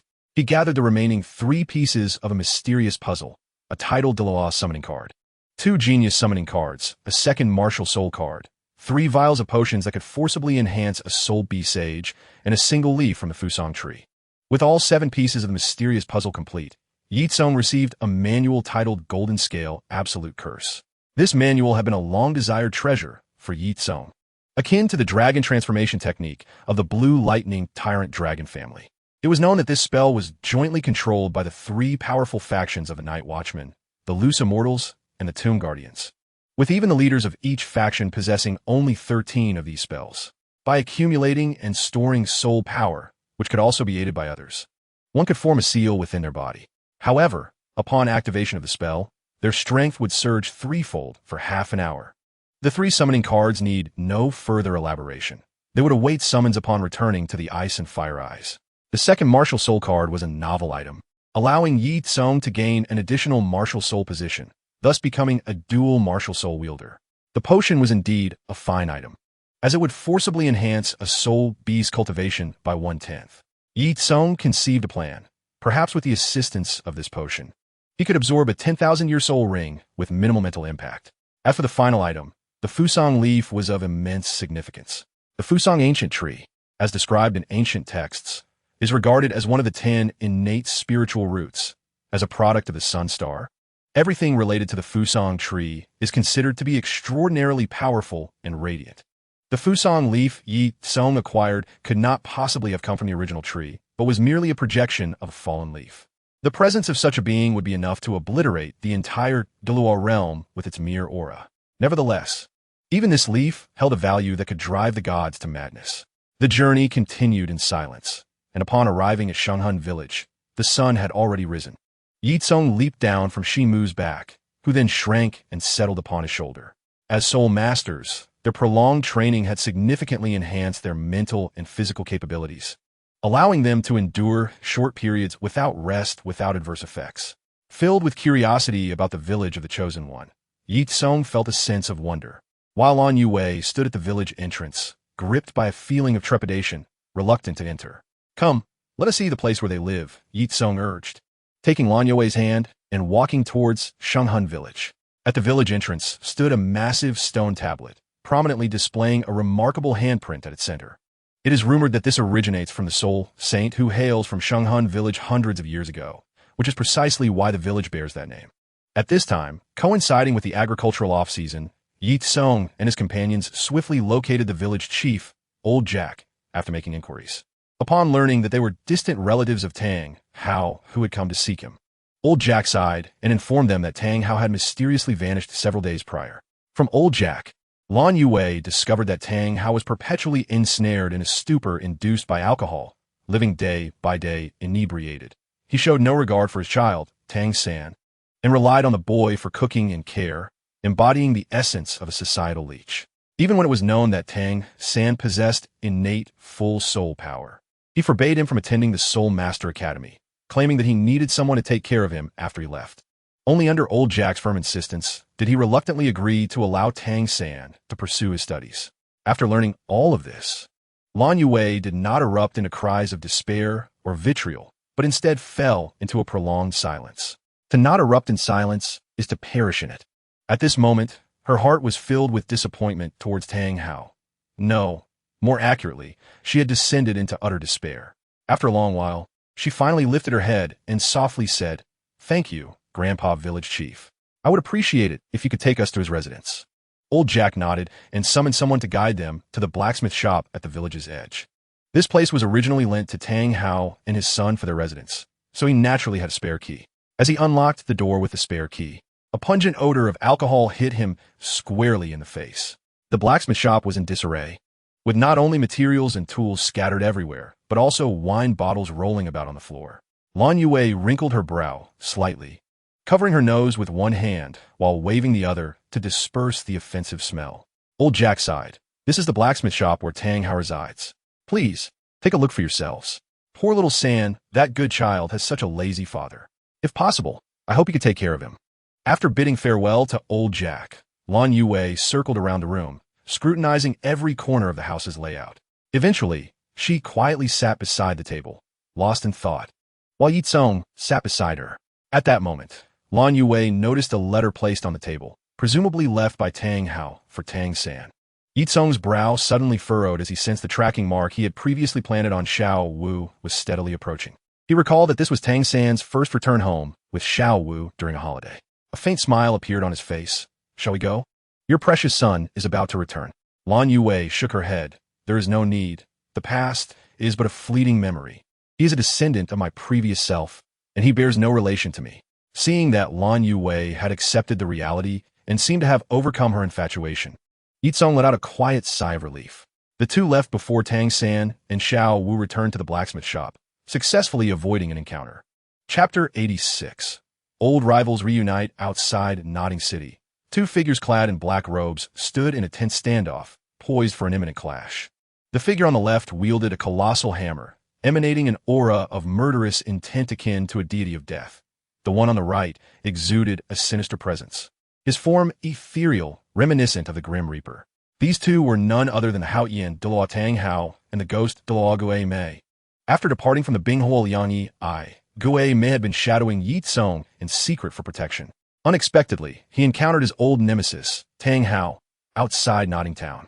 Tang Hao's face was contorted with rage, veins bulging on his hand that gripped the hammer. Gue Mei, why are you not in the Spear Hall? And what brings you here? Gue Mei did not take offense at Tang Hao's accusation. He smiled slightly. Haotian Douluo, what business is it of yours that I come to Nodding Town? Could it be that you are hiding some unspeakable secret here? With that, he stepped forward as if intending to enter Nodding Town and uncover the truth. You dare! Tang Hao's eyes widened in alarm as a menacing array of soul rings, 9, in hues of yellow, purple, black, and red, materialized, unleashing a powerful pressure that bore down on Gue Mei. His son had inherited the family legacy and had successfully secured a soul beast as a partner after 10,000 years. In his mind, this soul beast was already considered his son's ninth soul ring, and he would not allow anyone to encroach upon that. Hui Mei. The Spirit Hall has already taken my Ain and framed me, tarnishing the reputation of the Haotian clan. Why do you persist in pressing me further? Tang Hao's eyes blazed with indignation, as if he bore a tremendous grievance. In the face of this terrifying aura and pressure, Gue Mei showed no sign of fear. He stepped forward, releasing his own soul rings, his expression adorned with a hint of malevolent glee. Haotian, let me ask you, has any of what we in the Spirit Hall stated been fabricated? Do you require me to recount the details of that transaction once more? You seek death. Tang Hao, provoked by Gue Mei's words, felt his eyes redden with fury. Ignoring the implications of Gue Mei's recent breakthrough to rank 96, he swung the Haotian Hammer toward him. In his view, the former title Dao, Qian Xuanji, had led Gue Mei and Yuguan, both titled Douluo, and they were not his match. Therefore, he dismissed this mere boy who had just reached a breakthrough. However, he seemed to overlook one crucial detail. His previous ability to severely wound 3 titled Douluo had relied on a surprise attack. Moreover, he bore significant internal injuries and was incapable of unleashing his most prized skill, the explosive ring. Additionally, the reason he could manage a 1-against-3 counterattack was due to the assistance of the Shura God. His son, Tang San, was the designated successor of the Shura God, who would not idly watch his heir perish before achieving success. Thus, he imparted a portion of divine power to Tang Hao through the killing god domain, Shura God's trial. How could a human body effortlessly bear divine power? This was also a significant reason for his severe internal injuries. Now, as Gue Mei faced the approaching Tang Hao, despite taunting him verbally, he dared not underestimate him in action. Although his strength had risen and Tang Hao was heavily injured, he had indeed once been defeated by Tang Hao, a fact that could not be disputed. 7th soul skill, martial, soul, true body, soul bone skill, underworld steps. Gue Mei activated his 2 powerful enhancement soul skills, elevating his state to its zenith. This was to prevent Tang Hao from resorting to underhanded tactics that might harm the innocent and compel him to retreat. Thus, he activated his 2nd soul skill, Ghost Gate, creating a relatively fair arena for their battle. Facing a former subordinate who had been defeated before, Tang Hao was further empowered with buffs. He first activated the skill, Breaking of Steadfastness, to amplify the Haotian Hammer's attack power. In Gue Mei's true form, he could directly nullify physical damage. while breaking of steadfastness provided the Haotian Hammer with a unique explosive damage feature, enabling it to inflict effective harm on Gue Mei. As the two engaged in combat, Tang Hao grew increasingly alarmed. He had not anticipated that his former subordinate would become so formidable. As the battle intensified, Gue Mei fought with renewed vigor, driven by the prospect of vengeance, while Tang Hao, preoccupied with concerns that the Spirit Hall might send other powerful individuals to trouble Tang San, found himself at a disadvantage. Just as he became distracted, Gue Mei unleashed his fourth soul skill, Sinister Howl. Tang Hao, unable to evade, was struck directly. As a title Douluo focused on physical training, he inherently lacked the spiritual prowess compared to Gue Mei. At this moment, he fell into a state of mental terror and physical rigidity under the influence of Sinister Howl. Taking advantage of this opportunity, Gue Mei simultaneously unleashed his first and ninth soul skills, attacking Tang Hao with both physical and energy strikes. Above Tang Hao's head, a black hole manifested, releasing countless ghosts that emitted chilling sounds as they surged towards him. Upon contact, they exploded instantly. Although Tang Hao managed to absorb a significant portion of the damage with a defensive soul bone technique, he still turned pale, severely wounded, and coughed up blood. Unrelenting, Gue Mei followed up with his first soul skill, the giant change ghost hand, causing his right arm to swell from shoulder palm.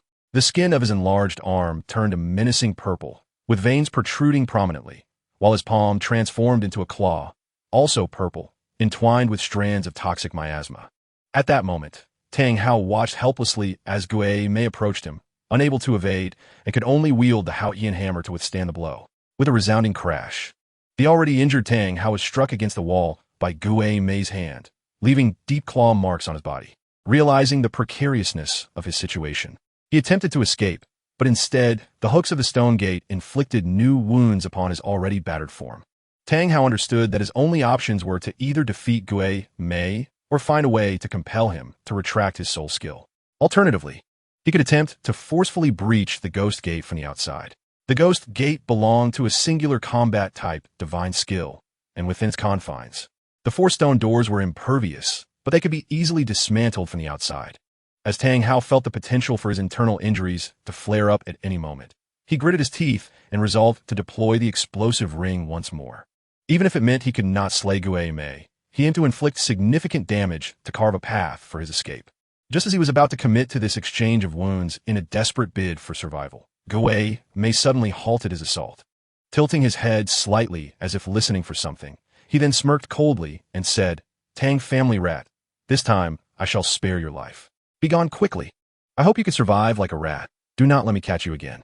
With that, Gue Mei retracted the ghost gate and departed. Tang Hao was perplexed as to why Gue Mei had shown him such leniency, pondering if it was due to some lingering sentiment for the Haotian clan and the Spirit Hall. He dismissed it as Gue Mei fearing a potential counterattack from him. After stabilizing his injuries, he hurried back to Shanghun village to secretly protect the children. Chapter 87. The third elder of the underworld. While Tang Hao speculated on the reasons for Gue Mei's sudden retreat, it was indeed one factor. However, the more significant reason was that Gue Mei had received news that Ye Cong had left the town, thus negating the need for him to linger. On the journey back to the ice and fire Yin Yang, Gue Mei no longer concealed his form and took a ride atop Shimu. Faced with the unexpected additional weight, Shimu shook his body in displeasure. One's spirits are uplifted in times of joy, and after thoroughly thrashing his longtime rival, Gue Mei felt invigorated, causing the cold aura that usually clung to him to dissipate entirely. "Master, what brings you such joy?" Ye Cong inquired, observing the delight that stretched across Gue Mei's face. Gue Mei proudly replied, "You know Haotian Douluo, right? I just gave that old man a thorough beating, and now I feel enlightened, ready to advance at any moment." Having previously beaten the former Pope Qian Xuanji, and now having thrased Tang Hao, Gue Mei mused that he had surpassed Qian Xuanji by a considerable margin. However, he kept such thoughts to himself, aware that openly boasting could provoke the ire of the esteemed elders in the offering hall. Furthermore, Gue Mei recognized that his victory today was influenced by multiple factors. Tang Hao was severely injured and, for reasons unknown, lacked fighting spirit. In addition, his own strength had more than doubled following the evolution of his martial spirit and soul power, leaving Tang Hao at a distinct disadvantage due to insufficient intelligence. If they were to face each other again after Tang Hao had fully recuperated, the outcome could be entirely different. Ye Cong cast a glance at Lan Yue, who was merely holding onto a toy he had given her and gazing into the distance, seemingly indifferent to Tang Hao's plight, as if it bore no relevance to her. The result was promising. It appeared she had completely severed ties with Tang Hao, eliminating any concerns of rekindling old flames. Upon returning to the ice and fire yin-yang eye, Ye Cong first sought out Hua Hua Ha Ha to discuss the matter of the summoning card.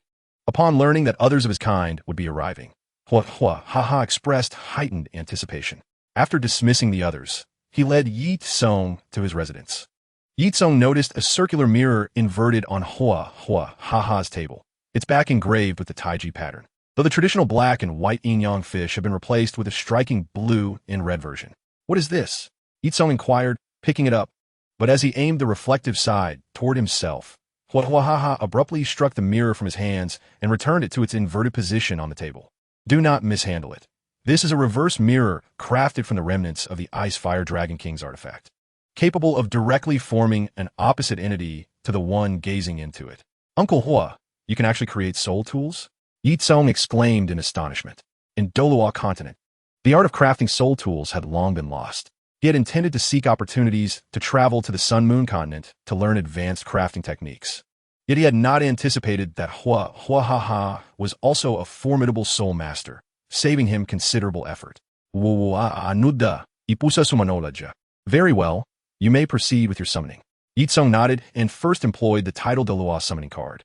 As he tore the card, a brilliant golden light illuminated the entire room, and when the light faded, a voluptuous red-haired woman emerged, who, upon seeing Ye Cong, clasped her hands together and knelt. Greeting him, "I am Scorpio, your servant." Song Chanqian, a level 93 Douluo with a martial spirit of the Crimson Fire Cloud Scorpion, was one of the leaders of the resistance force from 500 years in the future.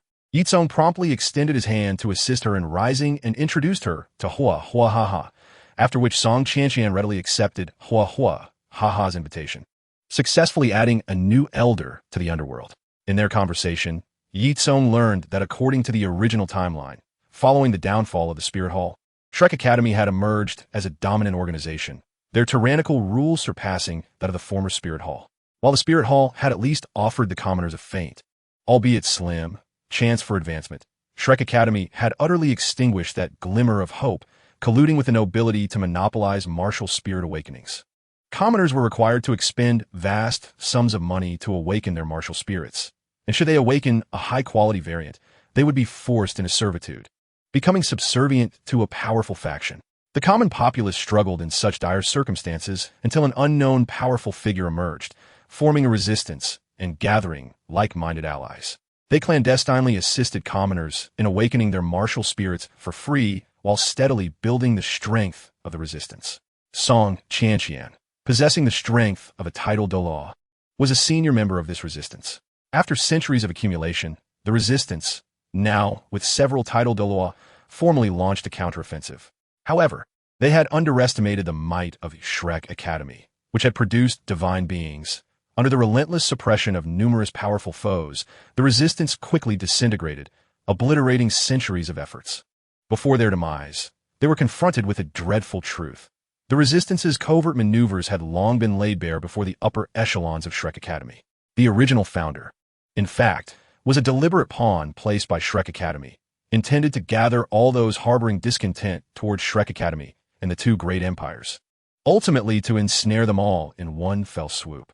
Moreover, under the vilification by the two empires, the resistance had become synonymous with evil soul masters, successfully diverting societal discord to some extent. This very reason facilitated their unchecked growth. Song Chanqian, in a fit of rage, struck the table. If that were the extent of it, it would be one thing. But the reason those beasts ultimately resolved to annihilate us was that we inadvertently uncovered their darkest secrets, those malevolent soul masters who sow chaos among the populace were cultivated by them with intent. On one hand, only through the continuous turmoil caused by evil soul masters could the common folk develop an ever-growing yearning for the salvation offered by the two empires and Shrek Academy, seeking their protection. On the other hand, they could employ these malevolent beings to carry out nefarious deeds they themselves could not, thus indirectly amassing wealth. To date, the number of title Douluo in the underworld has reached 6.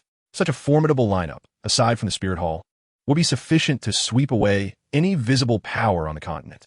The Mansion Lord, Huahaha, a level 99 limit Douluo, the left protector, Xianbing. A level 98 Super Douluo, the right protector, Bai Hua. A level 98 Super Douluo, Elder Dubo. A level 93 title Douluo, Elder Yuanxin. A level 91 title Douluo, Elder Song Qianqian. A level 93 title Douluo. Notably, Huahaha utilized a portion of the power he gleaned from the divine consciousness of the Rakshasa god to forge a divine soul ring for Ye Renxin. Ye Renxin, living up to expectations, had his 9 soul rings age reach an astounding 99,000 years, the profound depth of which was tinged with hints of crimson. Upon learning of the underworld's formidable strength, Song Qianqian was naturally elated, proposing to eradicate the source of this evil in its cradle and bring a swift end to it. However, Huahaha shook his head, rejecting her suggestion. Ever since Huahaha became aware of Tang Sect being the chosen prince of the Rakshasa god, he devised a plan to attempt to win him over. Should that fail, he would find ways to lead him step by step towards corruption, compelling the Rakshasa god to forsake him. The reason for not eliminating him outright was Huahaha's profound understanding of the Rakshasa god, aware that the latter's shamelessness might lead him to disregard the divine decree prohibiting interference in the mortal realm, potentially vanquishing any unfamiliar powerful being that dared to insult his disciple. Subsequently, he would employ alternative methods to ensure his own son continued executing his plans through reincarnation. Chapter 88, Return to the Spirit Hall. Ye Cong, without pause, retrieved 2 genius summoning cards and a second martial soul card. For the summoning card, he restricted the age range to 6 years. The summoning ritual was swiftly completed, resulting in 2 youthful prodigies, a boy and a girl. Lin Xiao, a female martial soul painter. A level 15 soul master. Jiang Yu, a male with a martial soul red water avoidance, a level 14 soul master, as innate talents with full soul power. Upon receiving their first soul rings, their soul power surged several levels. Ye Cong also acquired his second martial soul, the Longquan Emperor's Sword, thereby becoming the 3rd recorded individual to possess twin martial souls. The first being that unfortunate unknown who self-destructed, the second being Bibi Dong, and the 3rd Tang Sect. The Longquan Emperor's Sword is a weapon of divine significance, a tool for slaughter. The blade measures 4 feet in length and 3 inches in width, with a handle extending 12 inches. Its entire body exhibits a dark golden hue, and merely holding it allows one to sense its indomitable sharpness. Ye Cong lightly flicked the sword blade, and it quivered slightly, emitting a sharp, prolonged cry. Ultimately, Ye Cong left behind 10 soul enhancement pills and, accompanied by several vials of divine elixirs, bid farewell to Huahaha and Gue Mei, departing from the ice and fire Yin Yang to return to the Spirit Hall. Upon his return, Ye Cong first sought out his godmother, Bibi Dong, to assure her of his safety. Upon his return, it was evident that Bibi Dong had undergone significant changes. The most noticeable was the transformation in her aura. In the past, Bibi Dong was stern and decisive, embodying a domineering path, whereas now, she radiated gentleness and elegance, akin to a refreshing spring breeze, following a path of benevolence. Godmother, has anything transpired in the Spirit Hall recently? Ye Cong invited Ageli. Bibi Dong pondered before replying, nothing much. Other than that Na and the others have significantly improved their strength, as you have already witnessed. By the way, a few days ago, I took in a little junior sister. Huh, did Na and the others recently rescue 2 little girls? Ye Cong asked, surprised. Those 2 girls both possess remarkable talent, with innate soul power around levels 8 or 9. Chao Shitting awakened the laughing face fire pattern spider, a variant of the human face demon spider, which possesses fire attributes in addition to its inherent traits. Considering her martial soul closely resembles mine, both being spider type, along with her commendable talent, I decided to accept her as my disciple. That's quite fortunate. Being a disciple of my godmother is indeed a stroke of luck for her. Ye Cong sighed. Chao Shitting's circumstances could be deemed tragic, but now that she had become a disciple of the Pope, perhaps she could indeed seek revenge with her own hands. He then inquired, what about the girl named Yang? What is her martial soul? It should be impressive as well. Bibi Dong nodded. Her martial soul is a mutated martial soul, the Black Dragon Staff, akin to the martial souls of the 6th and 7th offerings, belonging to the top-tier weapon martial souls that house dragon spirits.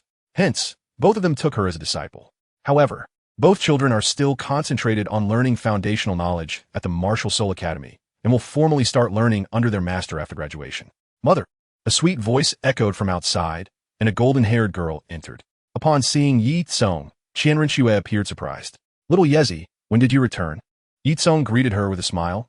Just returned not long ago. Shui Jia, it's been a while. Qian Rinxue, excited, took Ye Cong's hand. Little Yezi, come. Let's practice a few moves together. Bibi Dong sighed. Shui Ye Cong has just returned. Can't you let him rest for a bit? Qian Rinxue smiled sweetly. Don't worry. Mama, we'll keep it light. With that, she pulled Ye Cong out of the Pope's palace, heading towards the training grounds. These two children. Watching them dash out of the Grand Hall, Bibi Dong shook her head in exasperation, though a smile graced her lips. At the training grounds, Ye Cong and Qian Rinxue stood on opposite sides. As the son and daughter of the Holy Spirit engaged in battle, a considerable number of prominent figures gathered to watch, including various elders and offerings. They all speculated with keen interest regarding this match, though, aside from Gui Mei, no one believed Ye Cong would stand a chance against Qian Rinxue. Qian Rinxue smiled. Hee, little Yezi, let's see how much your skills have grown in half a year.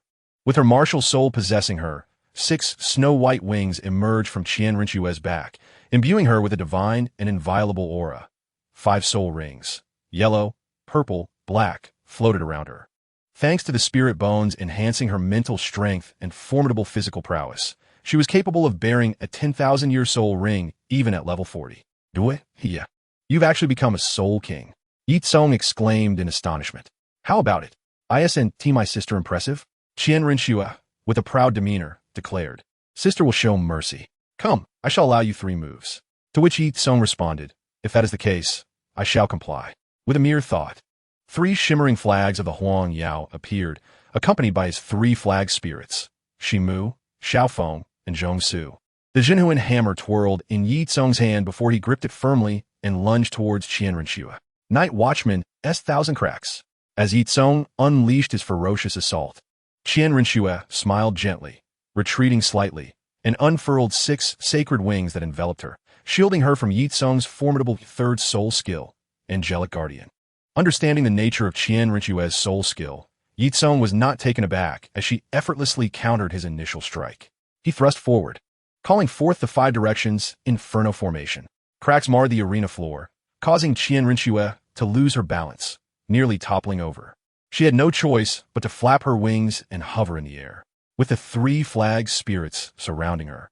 They seized the moment of her vulnerability and launched their attacks: Crow Feather Arrow, Wind Roar Cannon, and Thunder Goddess Whip.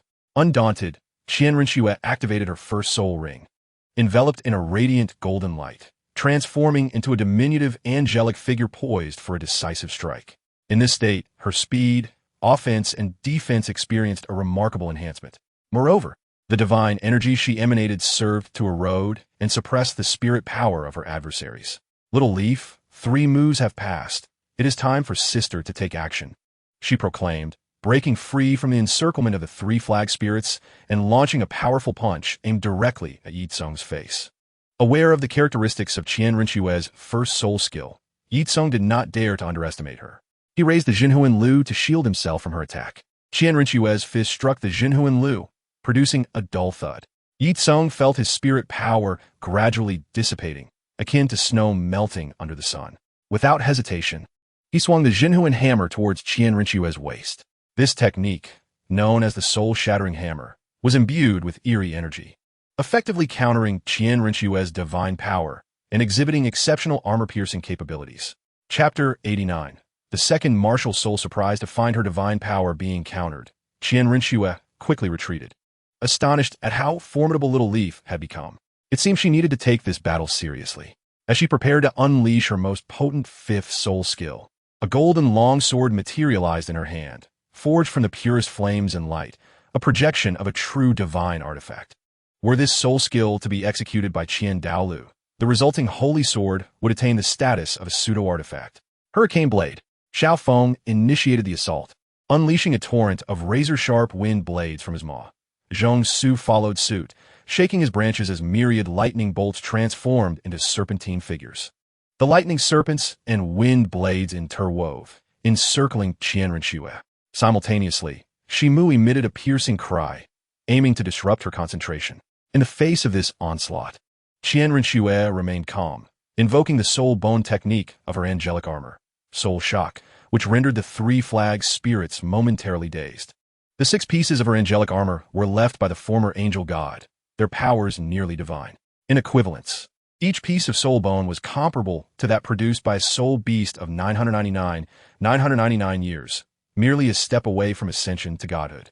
To prevent the concept of ferocious beasts from leaking, this detail was deliberately omitted from the records. Aside from the lineage of the angelic family, others were entirely unaware of the true age of the angelic armor.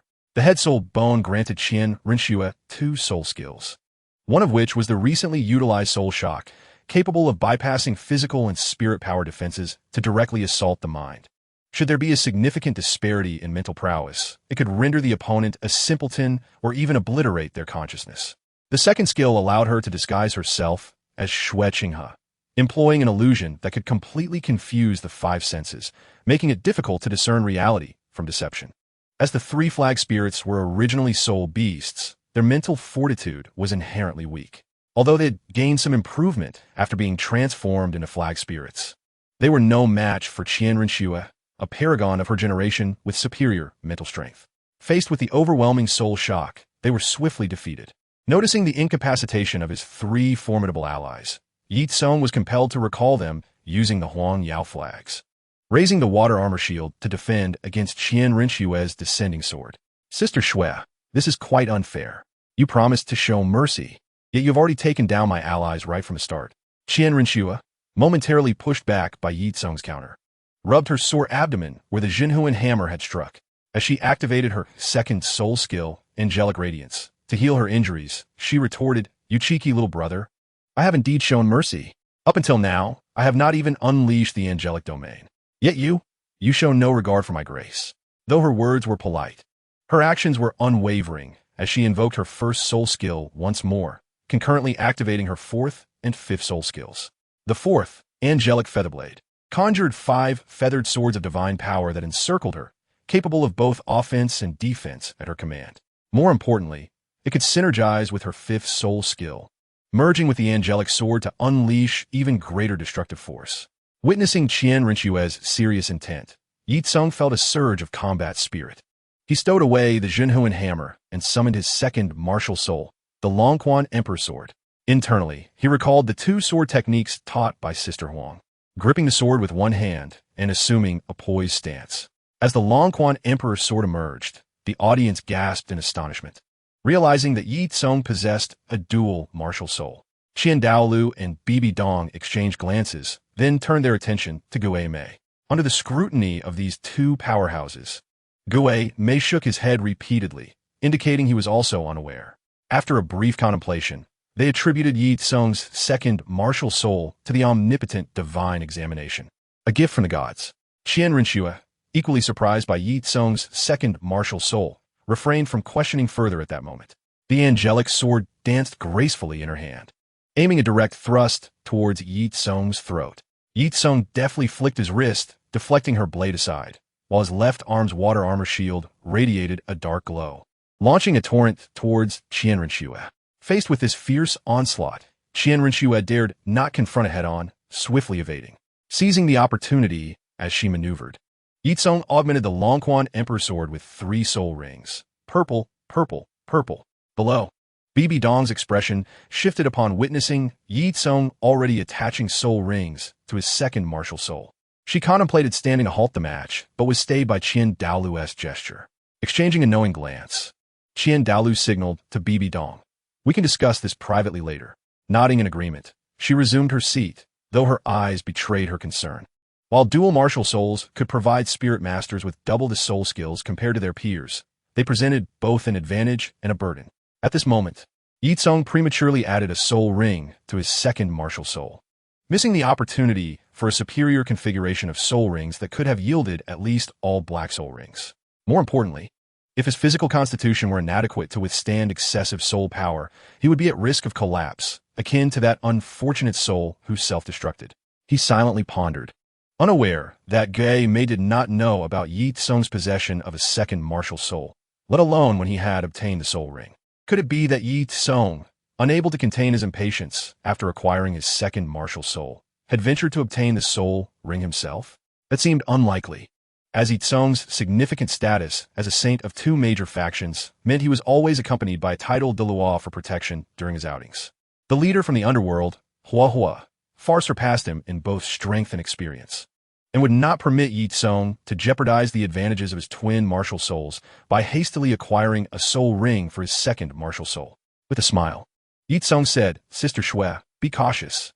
As he spoke, he formed a sword gesture with his hands, and 3 soul rings flickered in succession as he unleashed 3 soul abilities together. Ye Cong would never squander his talent or risk his life.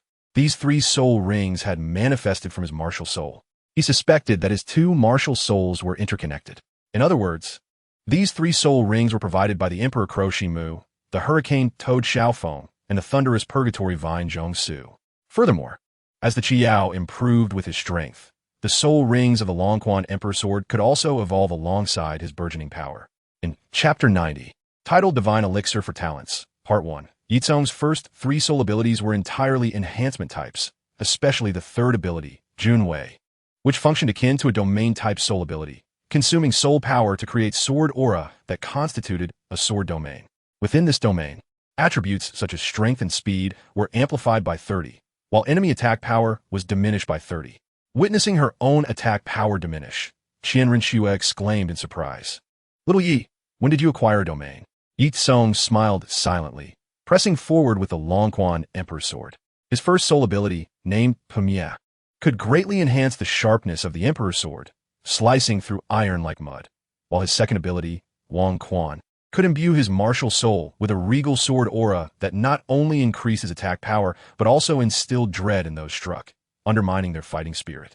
When combined with the third ability, the effect was remarkable. Qianren Xue, a soul king-level powerhouse, would naturally overwhelm Ye Cong in direct combat. However, at this moment, she approached him more as if to test her younger brother's limits. Despite the approximate 20-level disparity between them, even with Qianren Xue intentionally holding back, Ye Cong found it challenging to gain an advantage. The battle concluded when Ye Cong, having exhausted too much soul power, could no longer continue. After the contest, he was immediately summoned to Bibi Dong's chambers, where she eagerly inquired about the soul ring absorption of his second martial soul.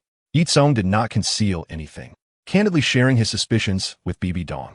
Upon learning that Ye Cong's 2 martial souls could interact without the need to hunt soul beasts for additional soul rings, and that the longevity of these rings would increase with his strength, she was utterly perplexed, attributing it to the peculiarities of divinely bestowed martial souls. Bibi Dong then conducted a comprehensive examination of Ye Cong, confirming that he was in good health before allowing him to leave. "Sister Shui, do you know where Na and the others are gone?" Ye Cong asked Qianren Xue as he departed. Qianren Xue gently tapped his forehead with her finger, saying, "Little ungrateful one, you don't even think to spend more time with your sister." "Next time, I promise," he replied, thick-skinnedly employing a charming tactic. "Sister, just tell me." Qianren Xue, with a light huff, relented. At this time, they should be training in the simulation training ground. "Sister Shui, I have something wonderful to share with everyone. You should come too," Ye Cong invited. "Sure," Qianren Xue smiled, playfully tousling Ye Cong's hair. "Sister hasn't doted on you in vain. I'm somewhat looking forward to what gift you will present me." Qianren Xue brought Ye Cong to the simulation training ground, where they coincidentally encountered Hulai Na, who had just finished her training. Qianren Xue waved at her cheerfully and then pushed Ye Cong forward, saying, "Little fox, look who has arrived." With Ye Cong's butterfly-like wings flapping, the storyline had already shifted. Hulai Na had early on recognized the senior sister. Qianren Xue no longer harbored jealousy over Hulai Na claiming their mother's affection. Amid various external influences, the bond between the two sisters had flourished. Before Hulai Na could finish her greeting, she noticed the boy standing beside Qianren Xue and exclaimed, "Ye Cong ge." She rushed over, embracing him. Though they had seen each other just days prior, this did not diminish Hulai Na's yearning for Ye Cong. Ye Cong ruffled her hair, saying, "All right, let us find the others. I have matters to discuss with everyone." The so-called simulated environment training was tailored according to the unique martial souls of the soul masters. Selecting different training locations, Seiyu honed his sword techniques in a dojo. Yin trained in a volcanic region. Meng Yiran practiced in a forest, while Oscar, being a food-type soul master, found the kitchen to be the most conducive place for his soul power advancement. Soon, they gathered everyone, including the two little ones, Chao Shirting and Yu Yang. They chose a tranquil and spacious clearing, sitting in a circle under the shade of a large tree. Yin, impatient, asked Boss, "What gift are you going to give us? This is something remarkable. It may even allow you to directly break through to the next major realm." Ye Cong replied with a mysterious smile as several white jade vials appeared on the grass with a wave of his hand. As a disciple of Douluo, Xiaoyu had gained some knowledge of pharmacology. He hesitated and asked, "Brother Yi, won't using drugs to enhance strength have side effects? Some soul masters have trained this way before, but the outcomes..." Before Xiaoyu could finish, Hulaina interrupted, "Brother, how can you doubt Brother Yi like that? If you don't want it, you can leave now."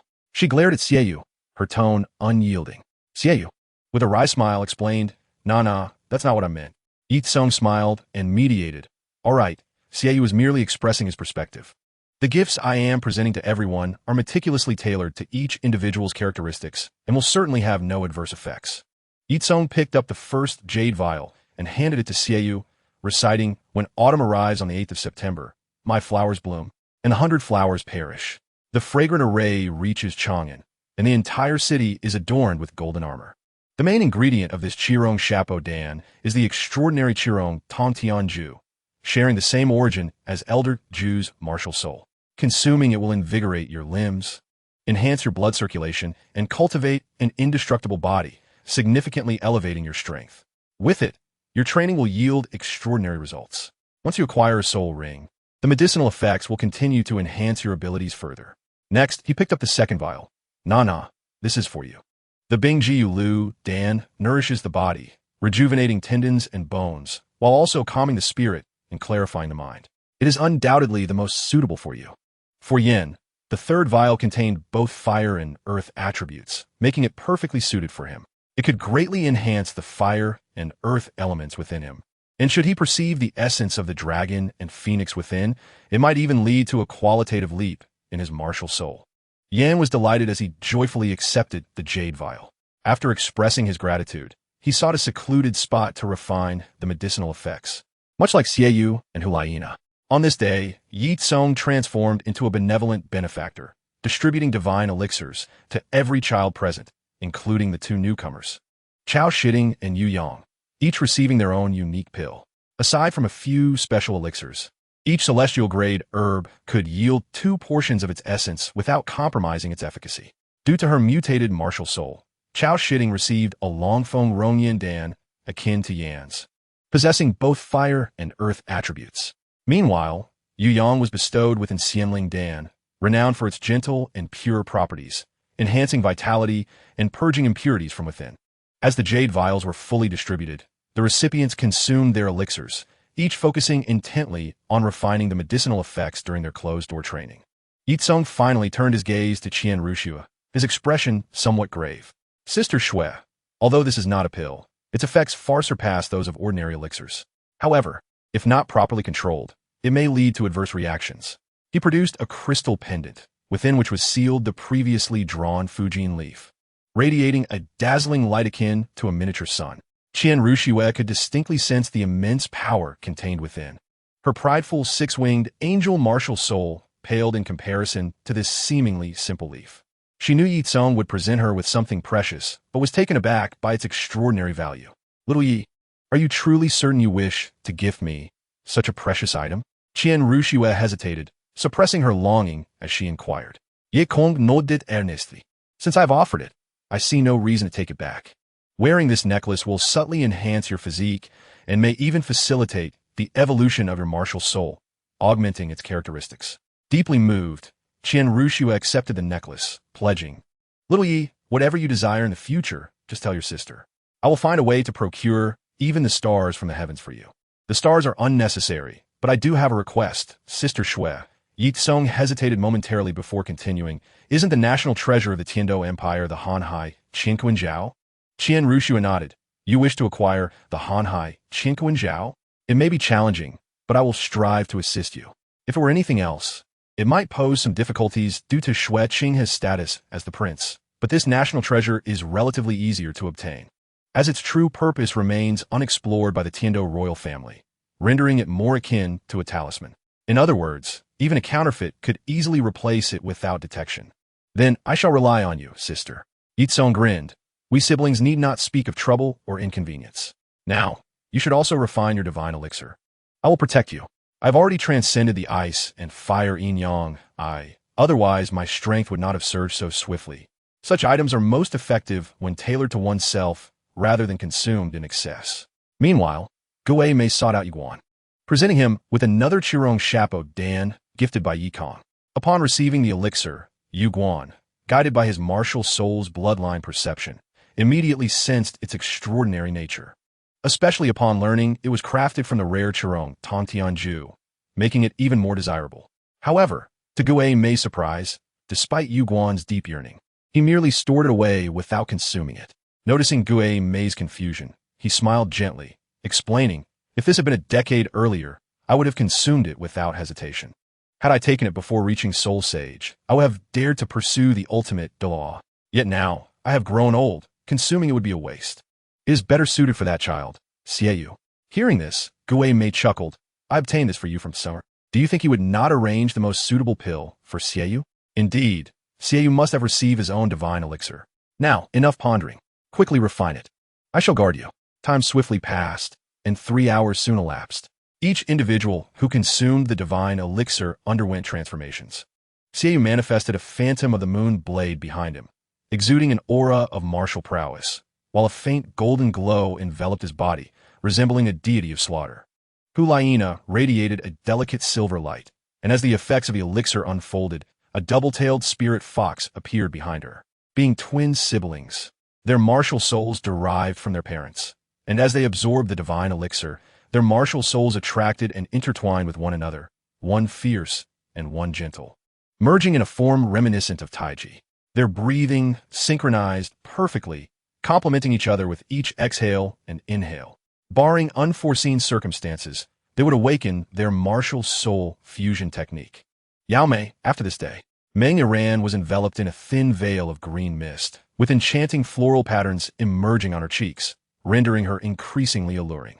Her martial soul was also undergoing transformation, as green mist intertwined with it, and the small snake at the tip of her staff seemed to come alive, displaying heightened agility.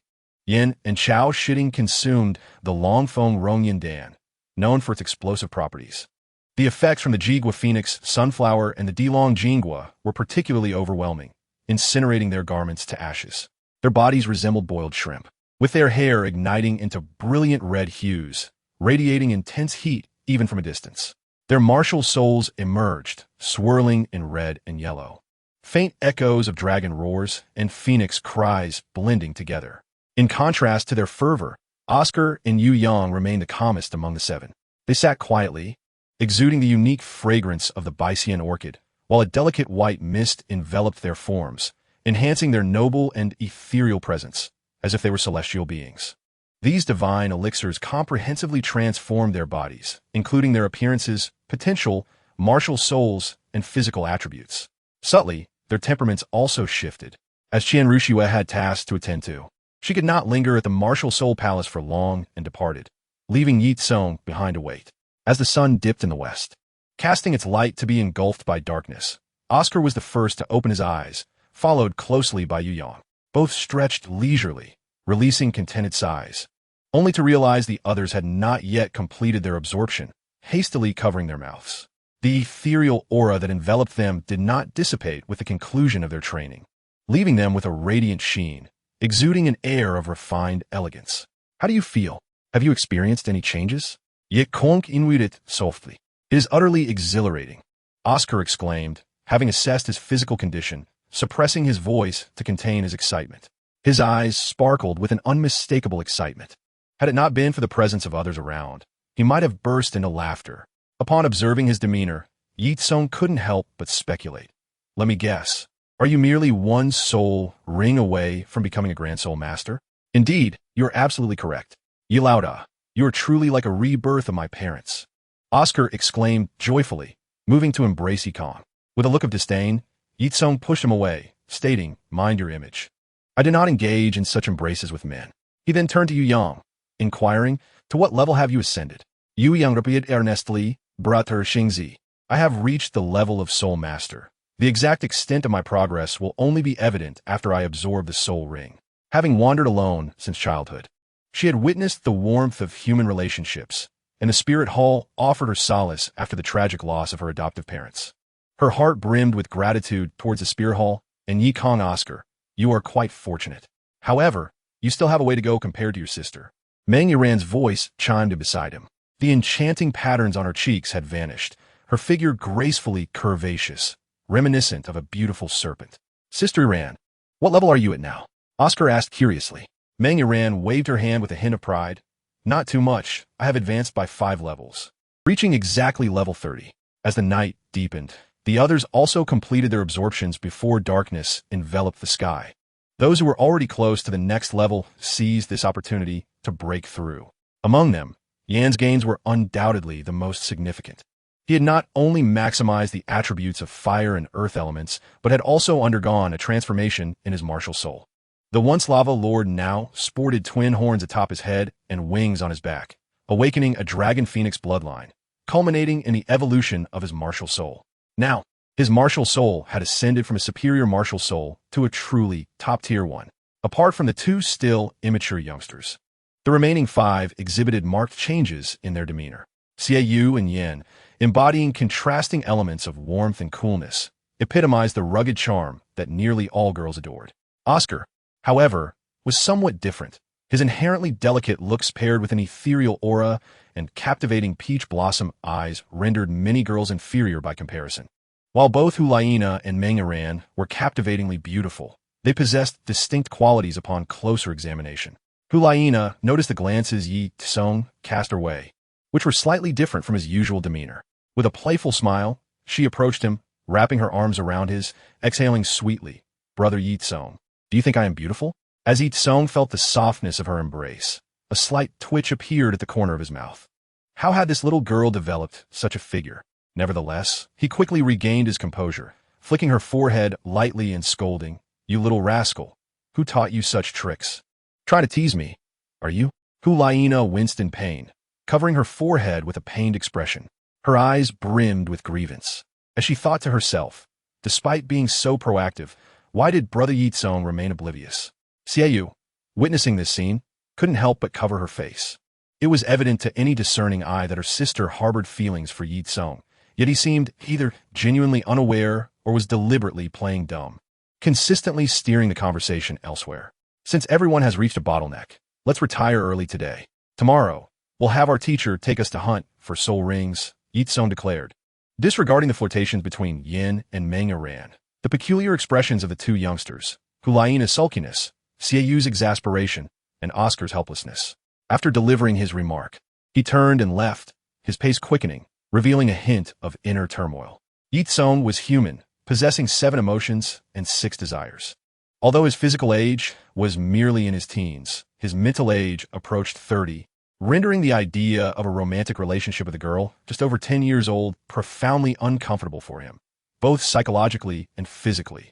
Though the children in this world tended to mature early, some even visiting brothels in their teens, he could not concern himself with others. His focus remained on self-discipline. After bidding farewell, everyone dispersed to their respective dormitories. To become formidable, one requires not only a mere 1% of talent, but also 99% of effort. Although that 1% holds great significance, how could one possibly bypass the 99? In the dead of night, after concluding her training, Hulaina lay tossing and turning on her soft bed, unable to find rest. She believed her beauty and figure to be exceptional. Yet why did Ye Cong remain unresponsive to her advances? She sensed that Ye Cong did not dislike her. Rather, his demeanor resembled that of an elder's affection for a younger one. As thunder rumbled and lightning illuminated the sky, torrential rain poured down. The rhythmic patter of raindrops against the ground outside evoked a sense of tranquility. Just as her thoughts wandered, a knock echoed from downstairs. As a member of the illustrious Golden Generation, each of whom was a disciple of a titled Douluo, they enjoyed the privilege of living in independent villas. Hulaina wondered who would seek her out at such a late hour. Rising, she donned her nightgown and made her way to the door, unperturbed by the prospect of unsavory visitors, for the security in their residential area was second only to the Pope's quarters. Even a titled Douluo would require considerable effort to infiltrate. Upon opening the door, Hulaina saw Meng Yiran standing with an umbrella, accompanied by the 2 little ones, Yu Yang and Chao Shitting. Xiao Ran, Hulaina exclaimed in surprise. Meng Iran smiled gently, drawing the two children forward. Nana, the thunder frightened these little ones tonight, so I brought them to find you. Yu Yang and Chao Shitting exchanged eye rolls, silently protesting. Clearly, it was you who called us out because you couldn't sleep. Amused, Hulaina shook her head at Meng Iran's antics and ushered the trio inside. The bedroom was spacious enough to accommodate 4 girls comfortably, and they huddled together, whispering secrets. Hulaina sighed. Sometimes, I truly envy you and Yen. You both understood each other's feelings early on and came together, unlike my Shixiao, who simply doesn't know how to express himself. I can see that he genuinely cares for you. Meng Iran reassured her. Yes, I believe that day will eventually arrive. Hulaina responded, her spirits lifted by Meng Iran's comfort. With a hint of anticipation, she added, tomorrow we shall venture into the Xingdou Great Forest. What kind of soul skill do you think we shall acquire? Originally, Hulaina intended to pursue an agility or control-based route. But due to unforeseen circumstances with her 2 soul rings, she had inadvertently become a powerful attack-type soul master. Meng Iran smiled. It all depends on fate. The types of soul beasts are myriad and unpredictable. What soul skill one acquires also hinges on their martial soul, as even the same soul beast can grant different skills to individuals with distinct martial souls. Suddenly, Chao Shitting raised her little hand and asked, is the Xingdou Great Forest also a place for raising soul beasts? She had heard in class that the Spirit Hall and the 2 great empires each possessed exclusive forests for nurturing soul beasts, providing soul rings for their disciples. Certainly not. Those enclosed spirit beast forests are hardly worth mentioning. It is exceedingly rare to encounter even 1,000-year-old spirit beast there. Typically, only soul warriors and soul masters of certain caliber venture into such areas. Hulaina smiled slightly and patiently elaborated. The Xingdou Great Forest is one of the most renowned habitats for spirit beasts on our Douluo Continent. Its vast expanse is nearly equivalent to the entire territory of the Bala Kingdom, stretching across the borders of the Tiandou Empire and the Xingluo Empire. Notably, 2/5 of its area lies within our Tiandou Empire, while the remaining 3/5 belongs to the Xingluo Empire. This immense primal forest is characterized by its intricate terrain featuring wetlands, swamps, and more. The spirit beasts residing within are formidable. The closer one gets to the heart of the forest, the more powerful the spirit beasts become. It is said that even 100,000-year spirit beast can be found within. Any soul master, provided they possess sufficient strength and a stroke of luck, can discover the most suitable spirit ring for themselves. Chao Shitting's eyes brightened. Then I shall surely acquire a formidable soul skill. Hulaina chuckled, of course. Little Shitting is truly exceptional, as she affectionately pinched her soft cheek. Chapter 93. Journey to Hunt Souls after a night of silence. The next day, the group arose early and gathered in the square after breakfast. As the golden generation of the Spirit Hall, their collective endeavor was naturally of utmost significance to the Spirit Hall. Leading them were Meng Iran's grandparents, Long Gongmeng Shu and Shi Pachao Tianxiang. The 10 individuals, comprising 5 men and 5 women, were perfectly divided into 2 horse-drawn carriages. The carriages they occupied were crafted from 1,000-year-old sunken wood reinforced with iron essence. Though they appeared ordinary, they were invaluable, fit only for the rulers of common duchies or even kingdoms. 1,000-year-old sunken wood, an anomaly among plant-type spirit beasts, is virtually indestructible, impervious to ordinary iron tools unless modified with a spirit. Iron essence, being exceedingly rare, can only be extracted by highly skilled blacksmiths employing specialized techniques, often valued even above gold of equivalent quality. The 4 horses pulling the carriage were not mere livestock, but genuine spirit beasts known as Longlin Ma. This species, rumored to possess dragon blood, exhibits astounding strength. They are entirely snow white, devoid of any stray hairs, with finely scaled necks, and 2 pronounced bumps on their foreheads. Their tails are distinctively longer and thinner than typical horses, reminiscent of a lion's tail.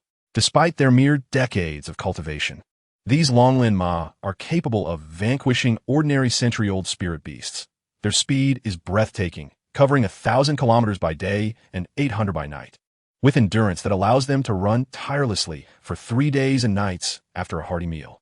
The Xingdou Great Forest is not in close proximity to the Spirit City. After a day of travel, they arrived at a town near the forest and decided to rest there for the night, preparing to recuperate before entering the Xingdou Great Forest. This place, rather than a town, functioned more as a supply station for soul masters seeking spirit rings.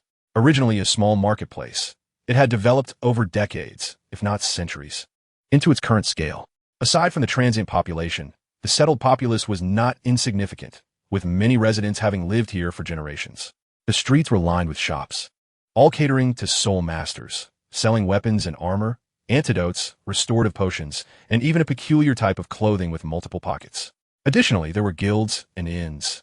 The inns provided rest and supplies for passing soul masters, while the guilds issued tasks and purchased treasures brought from the forest, such as spirit beast remains or herbs.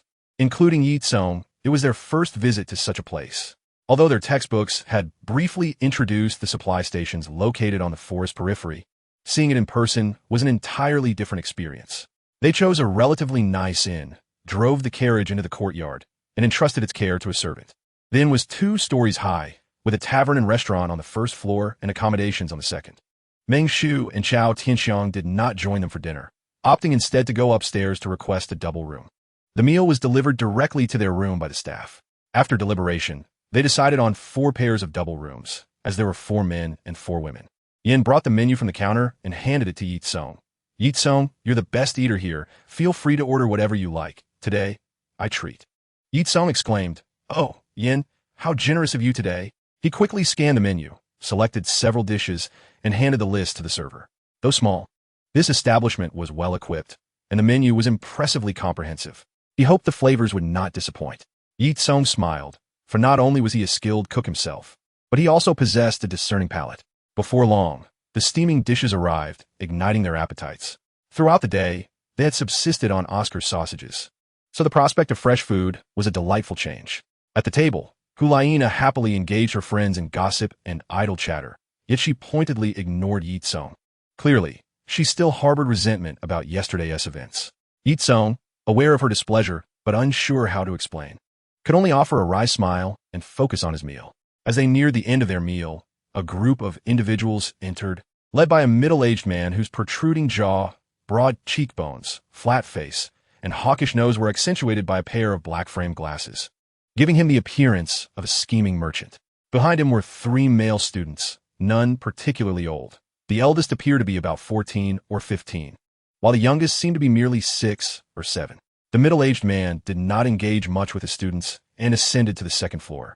Entering a single guest room, the students chose a table to sit at.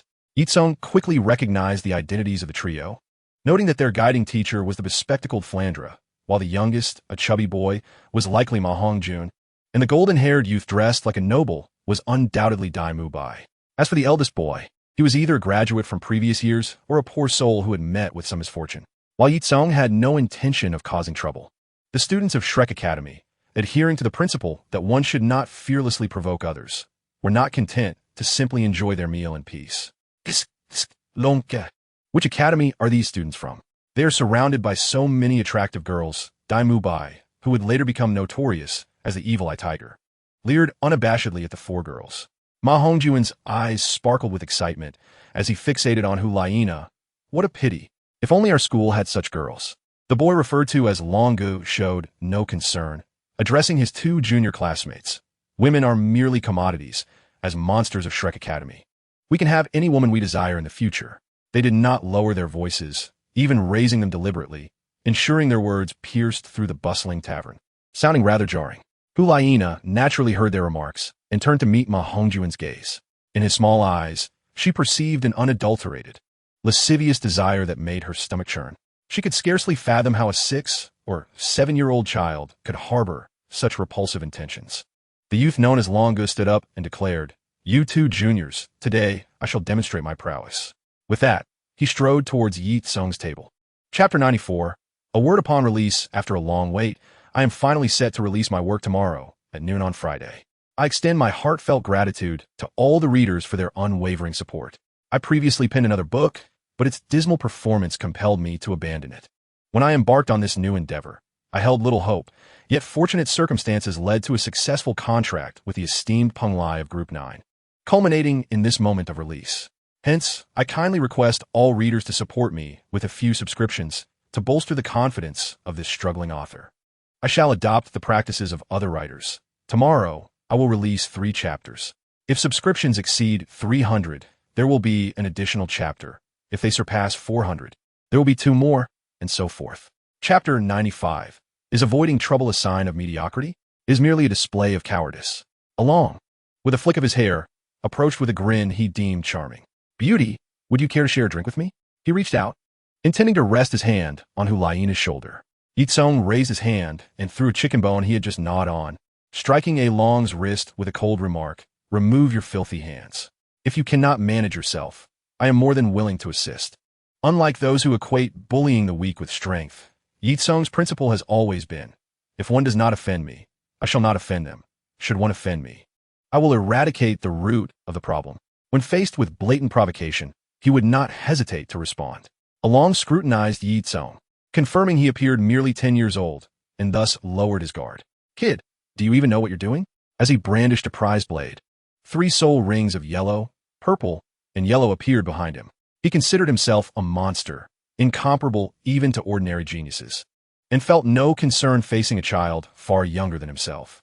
Dai Mubai and Ma Hongjun also approached, revealing their martial souls, standing at Along's sides. One was a white tiger, the other a phoenix, exuding a certain formidable aura. Seeing the impending clash, the elite of the Spirit Hall would not relent. They shielded the defenseless Oscar and the yet-to-obtain soul rings of Yu Yang and Chao Shitting, rising to reveal their martial souls. Inside the small establishment, the atmosphere thickened with tension, and a confrontation seemed imminent. The proprietor, alarmed, hurried out to mediate, fearing the destruction of his establishment. The restaurant erupted in chaos. Patrons nearby hastily moved aside to avoid being caught in the fray, yet most remained, excitement gleaming in their eyes. After all, witnessing a duel among soul masters typically required a visit to the Grand Soul Arena, a costly affair. To witness such a spectacle for free was a rare delight for ordinary individuals with martial souls, especially given the frequent appearances of soul masters in this locale. Ye Cong extended his hand to halt his eager companions, tossing a bag of gold soul coins to the proprietor. "I shall cover any damages incurred today." Ignoring the beaming proprietor, he coldly declared, "When did a broken blade, a wild cat, and a mere chicken become so brazen? Shimu, tear them apart." At his command, a dark green figure emerged from the floating Huang Yao banner. With a resounding caw, the Emperor Crow, Shimu, appeared. "Heavens, a soul beast!" someone cried out, causing many patrons who had intended to watch to flee in fear, fully aware of the terror soul beasts could invoke. At that moment, Shimu's eyes glinted with menace as its sharp claws, emanating a chilling aura, lunged toward Along, realizing the gravity of his situation. Along's hands and feet turned cold, beads of sweat trickled down his face, and panic seized him, leaving him momentarily disoriented. "Stop!" A furious shout resonated from the second floor, followed by a figure rushing down. However, he was a moment too late.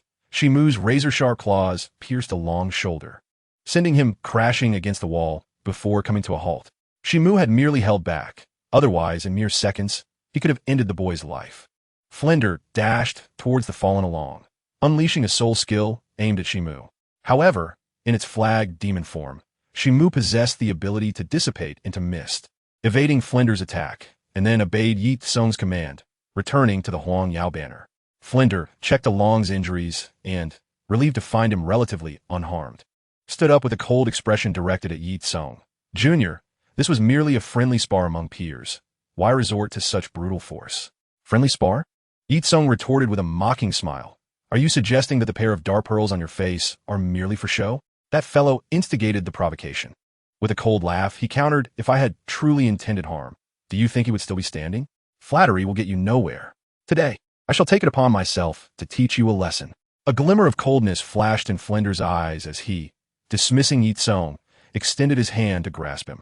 Just as his hand was about to make contact, a gust of wind surged toward him. Suddenly, he felt a sharp pain in his palm.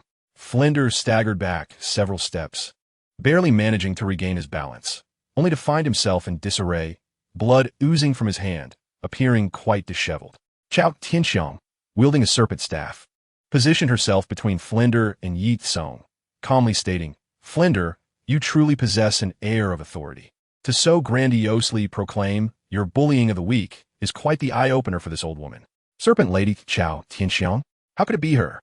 Flender's eyes filled with apprehension. Setting aside the notorious duo of Long Gong and Shi Pe, the mere presence of Long Gong, a formidable contra, was enough to intimidate anyone. Furthermore, he had not anticipated that Shi Po Chao Tianxiang, who had lingered at the Spirit Emperor level for years, had actually broken through to Spirit Saint.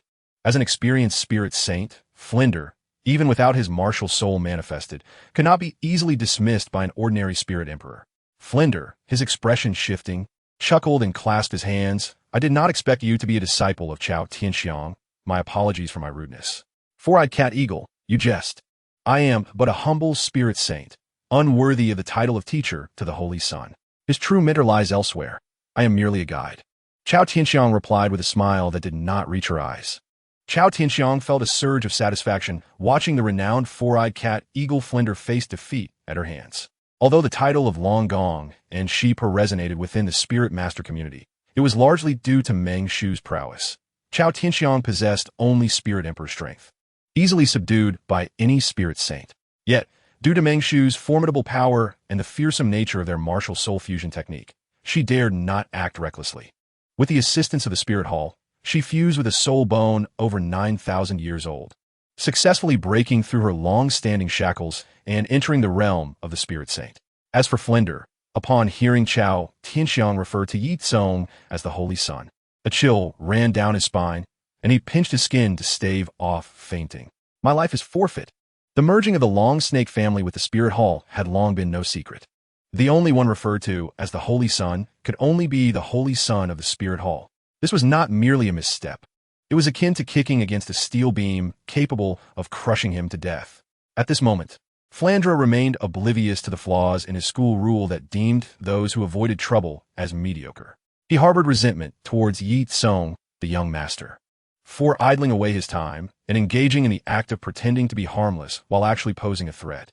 The three young children, now fully aware of the gravity of their situation, were engulfed in regret and a deep-seated fear. Their faces turned pale, and their legs weakened, causing them to collapse onto the ground. Among them, Dai Mu Bai exhibited the most disgraceful behavior, as a pool of yellow liquid seeped from his trousers. As a prince of the empire, he possessed a greater understanding of the Spirit Hall. Had it not been for his fear of death, he would not have abandoned his fiancée to escape from the Star Luo Empire to this small village, merely to survive. He believed that even if he were to perish at the hands of the Spirit Hall, the Star Luo Empire would not seek vengeance for a discarded pawn like him. At most, they would use his demise as an excuse to demand an explanation and compensation from the Spirit Hall. His cold-hearted elder brother would likely be thankful to the Spirit Hall for aiding him in eliminating such a nuisance. Seeing the situation unfold, Flandre felt a sense of retreat. His feelings for these disciples were not particularly deep, and he deemed it unwise to offend the formidable Spirit Hall on their behalf.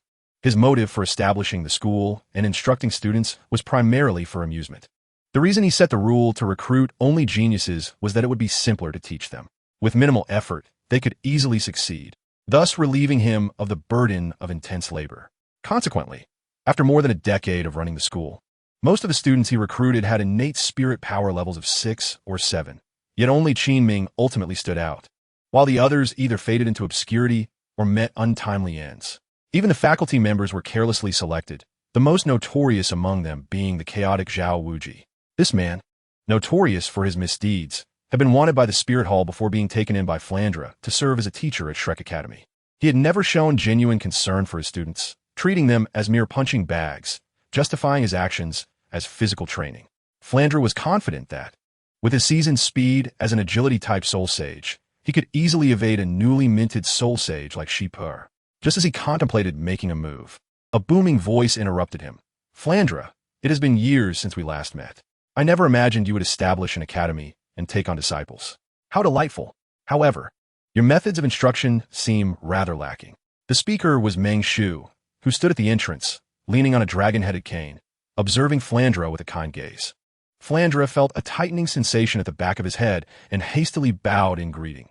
Junior Flandre pays respects to Senior Meng Shu. "I merely run a modest establishment in the countryside to make a living, far inferior to your esteemed self." Unlike Chao Tianxiang, Meng Shu not only outranked him in seniority, but vastly surpassed him in strength. Being a bona fide soul Douluo, Meng Shu glanced at the three children slumped on the ground, and upon noticing the most pitiful Dai Mu Bai, a flicker of disdain crossed his eyes. He nodded and said, "Flandre, although today's events do not directly involve you, the saying goes that a father's failure to educate is a son's fault, and a teacher's negligence is a failing of the student. You, as a teacher, bear an inescapable responsibility. Flandre's expression twitched. At this point, he could no longer entertain thoughts of abandoning his disciples. Should he dare to do so, his reputation would be irreparably tarnished, making it impossible for him to continue in the realm of soul masters. Meng Shu turned his attention to Ye Cong. Your Highness, how should we deal with these individuals? Faced with future adversaries, Ye Cong should ideally eliminate them in their infancy. However, after careful consideration, he ultimately chose to spare them. The events of the day were not particularly severe, and if he insisted on using this opportunity to have them dealt with, it would not only lack legitimacy, but also tarnish the image of the Spirit Hall. Yet, to let them off without consequence was equally unthinkable. Ye Cong intended to impart a profound lesson. After a moment of contemplation, he declared, death penalties can be avoided, but living punishments cannot. Let these individuals receive 100 slaps and kneel at the entrance for the night. Meng Shu nodded in approval, commending, Your Highness is benevolent. He then turned to Flandre. The prince is compassionate and lenient, thus refraining from imposing overly harsh penalties. Did you hear the arrangements? Do not hesitate to comply. Flandre and the others wore pained expressions but dared not resist, repeatedly expressing gratitude as they followed Ye Cong's orders. The events of the day could have ended in bloodshed, yet they were fortunate to have survived due to Ye Cong's mercy. That night, Ye Cong climbed onto the rooftop, joining Hulai Na, who was seated and admiring the night sky. As he settled beside her, she huffed softly and shifted away slightly. Ye Cong checked it, wondering if the girl still held a grudge. Having calmed down somewhat earlier, how could she revert to being upset? The complexities of a woman's heart are unfathomable. Nana, do not call me that. Why are you up here instead of resting at such a late hour? Ye Cong's Liebsteichet. It appeared she was still resentful about his earlier suggestion for her to rest. He sighed, Nana, I sincerely apologize for what happened yesterday. Hulai Na turned sharply to face him, her eyes wide with disbelief. Had she misheard? Ye Cong was actually admitting to a fault. Typically, he was as stubborn as a mule, never conceding even when he was clearly in the wrong. Was this a change in character? Ye Cong glanced at Hulai Na, half-jokingly remarking, We have grown up together, knowing each other well enough to be considered childhood sweethearts. Yet, it is precisely this familiarity that makes it difficult to act. Hulai Na giggled. What is there to be shy about? Look at Yin. He and Xiao Ran are already together. Are you, dear Ye Cong, actually feeling bashful? With her teasing and probing, Ye Cong scratched his head, wearing an awkward yet polite smile. The atmosphere lightened, no longer as tense as before. In the long, dark night, two sleepless youths sat side by side on the rooftop, conversing under the moonlight about life. As the gentle moonlight illuminated them, their bodies drew nearer, until they ultimately leaned against one another. After a night of rest, the next day, the group entered the city, all appearing invigorated as they emerged from their guest rooms. Upon reaching the first floor, they found Ye Cong and Hulai Na already having prepared breakfast, waiting at the table for them. Seeing the two basking in the glow of youth, and considering that the rest of the group, including the two younger ones, had not seen them upon waking, they were filled with curiosity. Xiaoyu was the first to exclaim, Brother Yi, this seems rather unkind. Nana is still so young. And you, his words were cut short as Hulai Na delivered a punch to his abdomen, causing him to wince in pain, tears welling in his eyes. Hulai Na glared at him. Brother, if you dare to speak carelessly again, do not expect my kindness. As Hulai Na exuded an aura of fierce determination. Both Yin and Oscar, who had initially intended to engage in light-hearted banter, promptly silenced themselves, observing the compliance of the group. Ye Cong nodded in satisfaction and summoned back the three flag spirits. After their breakfast, they disregarded the group from Shrek Academy, still kneeling at the entrance, and proceeded directly towards the Stardow Forest. For the remaining distance of over 100 miles, they chose to traverse on foot rather than by carriage. It was only after they had moved far away that the four disciples of Shrek Academy slowly rose to their feet. However, after kneeling for an entire night, their physical and psychological states were far from optimal. As a soul sage, Flandre was largely unaffected, though his complexion was slightly pale. Aolong, a level 35 soul master, managed to stand, albeit unsteadily, as his legs trembled and threatened to give way at any moment. Daimu Bai, possessing only a single soul ring, fared the worst, feeling utterly drained and unable to stand upright. Flandre, recognizing their dire condition, understood that venturing into the Stardow Forest was unwise. While the Spirit Hall would hesitate to strike at them in the open due to potential repercussions, the the forest was an entirely different matter. Who could say whether they might inadvertently become fertilizer for a massive tree? After ensuring his 3 disciples had rested adequately, he redirected their journey towards the sunset forest.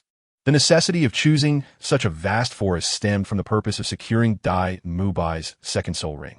As a prince of a Xingluo empire, the royal family had meticulously identified the 4 most suitable soul skills for their martial souls, including the specific soul beasts to hunt and the required years of cultivation for each.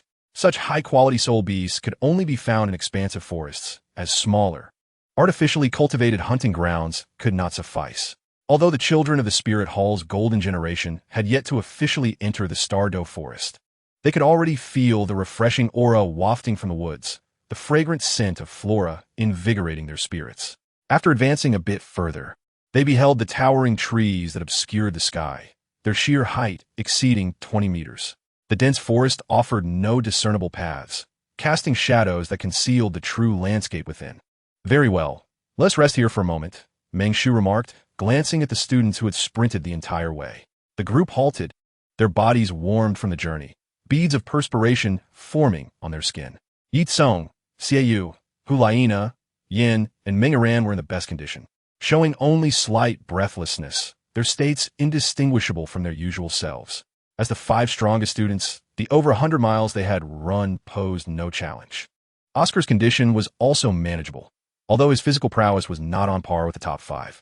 He had undergone professional training and quickly regained his composure after adjusting his breathing. The 2 young girls, yet to acquire soul rings, were buoyed by the support of the fragrant Tianxiang soul power, rendering them fatigue-free. Oscar invoked his soul skill, reciting incantations to conjure red sausages for everyone. After consuming the sausages, their weariness evaporated. Meng Shu spoke with a hint of seriousness. The Stardo Forest is not a place where the country raises soul beasts. The creatures within are exceedingly perilous, and you may encounter soul beasts of a millennium or even 10,000 years at any moment. Once we enter the forest, none of you are to stray more than 20 meters from me. Understood? Tianxiang took the lead to clear the path, while Meng Shu positioned himself at the rear. Following them were the 5 strongest students, led by Ye Cong, with Xiaofeng and Zhong Su shielding the weaker trio in the center. The only one capable of flight, Shimu, soared above to scout the surroundings. Except for Ye Cong and Meng Aran, it was the first time for the others to step into the Stardo Forest, the most mysterious and grand forest on the continent, evoking their curiosity. Having walked less than 100 meters, they encountered their first group of soul beasts, the golden eating rats. Although these were merely young creatures of 10 to 20 years, their strength lay in their overwhelming numbers, typically gathering in groups of dozens or even hundreds. By virtue of their quantity, even an ordinary soul master could easily fall prey to them, reduced to mere bones. Tianxiang opted not to charge through the territory of the golden eating rats, instead choosing to navigate around them. Though these creatures were insignificant in the eyes of a soul sage like Tianxiang, there was no need to create unnecessary bloodshed or seek trouble. It was worth noting that each soul beast required an extensive period to mature, rendering them nearly non-renewable resources. Furthermore, engaging in combat could attract more formidable soul beasts, leading to unnecessary complications. With Shimu as their aerial guide, they successfully evaded nearly all soul beasts, even when a few unwitting soul beasts stumbled into their path. Tianxiang swiftly drove them away once it was determined that their attributes and cultivation levels were incompatible with the martial souls of the group. As the sun ascended to its zenith, approaching noon, the group began to feel weary after over an hour of travel. Let's take a moment to eat something and rest, Meng Shu suggested. The tension in their bodies eased slightly, and Ye Cong summoned a gust of wind to clear a space around them. They settled onto the ground. Just as Ye Cong was about to retrieve food from the black domain to distribute, a larger version of Shimu returned, dropping a human-faced demon spider of 300 to 400 years of cultivation from the sky before shrinking down to perch on Ye Cong's shoulder. The group jumped at the sudden arrival, casting peculiar glances at Shimu once they recognized what had fallen. For Shimu, who was nearing 10,000 years of cultivation, dispatching a mere few hundred-year-old spider was trivial. The spider had already been battered and bruised by Shimu, and the impact from the drop rendered it on the brink of death. Ye Cong affectionately rubbed Shimu's head and praised him before turning to Chao Shitting. Sister Shitting, this human-faced demon spider, with its cultivation of approximately 300 years, is perfect for you in terms of both age and species. Please proceed to absorb it. Chao Shitting nodded in gratitude. Thank you, Brother Yi. She expressed her thanks and, using the dagger gifted by her teacher, swiftly ended the spider's life. The spider struggled momentarily, and a yellow soul ring slowly ascended from its corpse. Having endured a tragic fate, the girl was far more mature than her peers, exhibiting no sentimentality or hesitation. She sat cross-legged, channeling her soul power to draw the soul ring towards herself, with a soul sage and a soul Douluo guarding her. There was no need to worry about external disturbances unless a titled Douluo decided to meddle in the affairs of juniors. While Chao Shitting absorbed the soul ring, Ye Cong set up a cooking fire, igniting some smokeless coal to prepare a barbecue. The earlier choice to eat dry rations had been to save time, but now that they had the opportunity to wait for Chao Shitting to absorb her soul ring, they could afford to relax and enjoy a proper meal. After approximately half an hour, Chao Shitting finally completed the absorption of her soul ring. With the breakthrough of her bottleneck, the effects of the divine elixir became immediately apparent, causing her soul power to surge to the 18th level. Hulaina rushed over, enveloping Chao Shitting in her embrace and playfully rubbing her cheeks. Little Shitting, what kind of soul skill have you acquired? Chao Shitting attempted to resist, but soon realized that with her current strength, she was utterly unable to escape Hulaina's grasp. Thus, she surrendered to the playful antics. Senior sister, my soul skill is rather peculiar. It cannot be released at will. It appears to have directly enhanced my martial soul. Chao Shitting mused, furrowing her brow as she tilted her head in contemplation. Now, when my martial soul is manifested, my physical prowess has improved by at least 20%, and I have also gained the innate abilities of danger perception and wall crawling akin to a spider. Most importantly, this does not consume any soul power. It feels like an instinct. To think it would be a passive soul skill. Ye Cong remarked, somewhat astonished. Although this ability may seem ordinary at first glance, it holds significant value. Upon closer examination, this soul skill provides a permanent enhancement, effectively evolving the martial soul. Coupled with the two additional abilities, it allows for the avoidance of most dangers, making it far superior to other soul skills. In fact, many first and second soul skills tend to lose their effectiveness in the later stages, especially after reaching the titled Douluo rank, where their power can pale in comparison to standard attacks. After enjoying a hearty meal, the group once again set off on their quest for soul rings. With 7 individuals in need of soul rings, they had only assisted one thus far.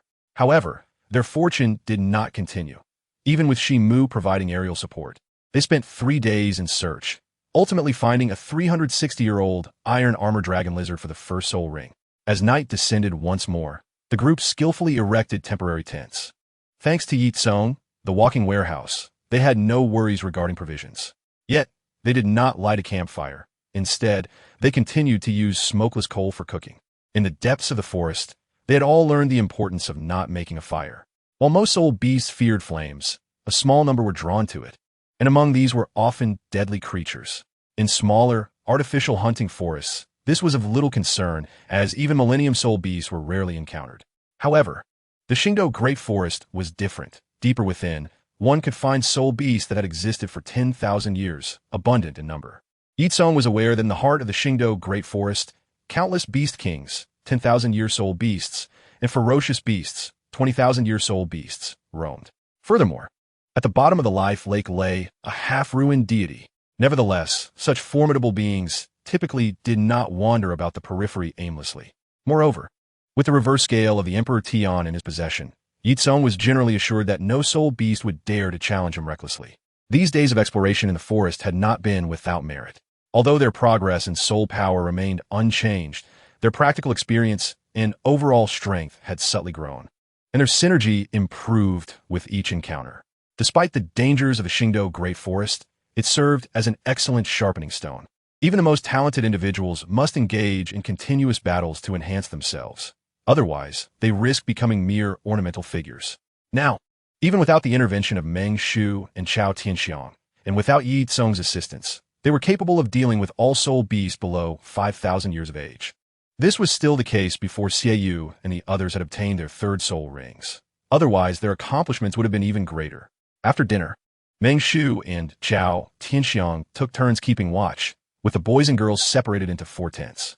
The spacious interior of the tents could comfortably accommodate 2 people for rest. Xie Yu lay beside Ye Cong, tossing and turning, unable to sleep. The anticipation and excitement surrounding the hunt for soul rings never waned, especially since this would be his first Millennium Soul Ring. "Brother Ye, what kind of soul skill do you think my third soul ring will grant me?" he asked, filled with excitement. At just 11 years old as a soul master, he may not rival Ye Cong in strength, but his achievements were certainly worthy of a prominent entry in the records of the Martial Soul Hall. The title of Soul Master represented a pivotal milestone.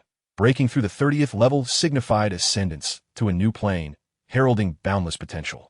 Possessing a third soul ring would propel his strength into a qualitative leap. If one ring and two ring soul masters could still contend with ordinary people in a life or death struggle, those with 3 rings would undoubtedly surpass the common folk. Ye Cong pondered for a moment before replying. Your current 2 soul skills enhance your amplification and improve the agility of your attacks. For your third soul skill, you may choose a purely offensive soul skill. For instance, soul beasts like the twin blade mantis, diamond tiger, or claw lizard would suit you exceptionally well. Xiaoyu nodded in agreement with Ye Cong's suggestion, placing immense trust in him. Ye Cong was not only formidable in strength, but also excelled academically. Chapter 99.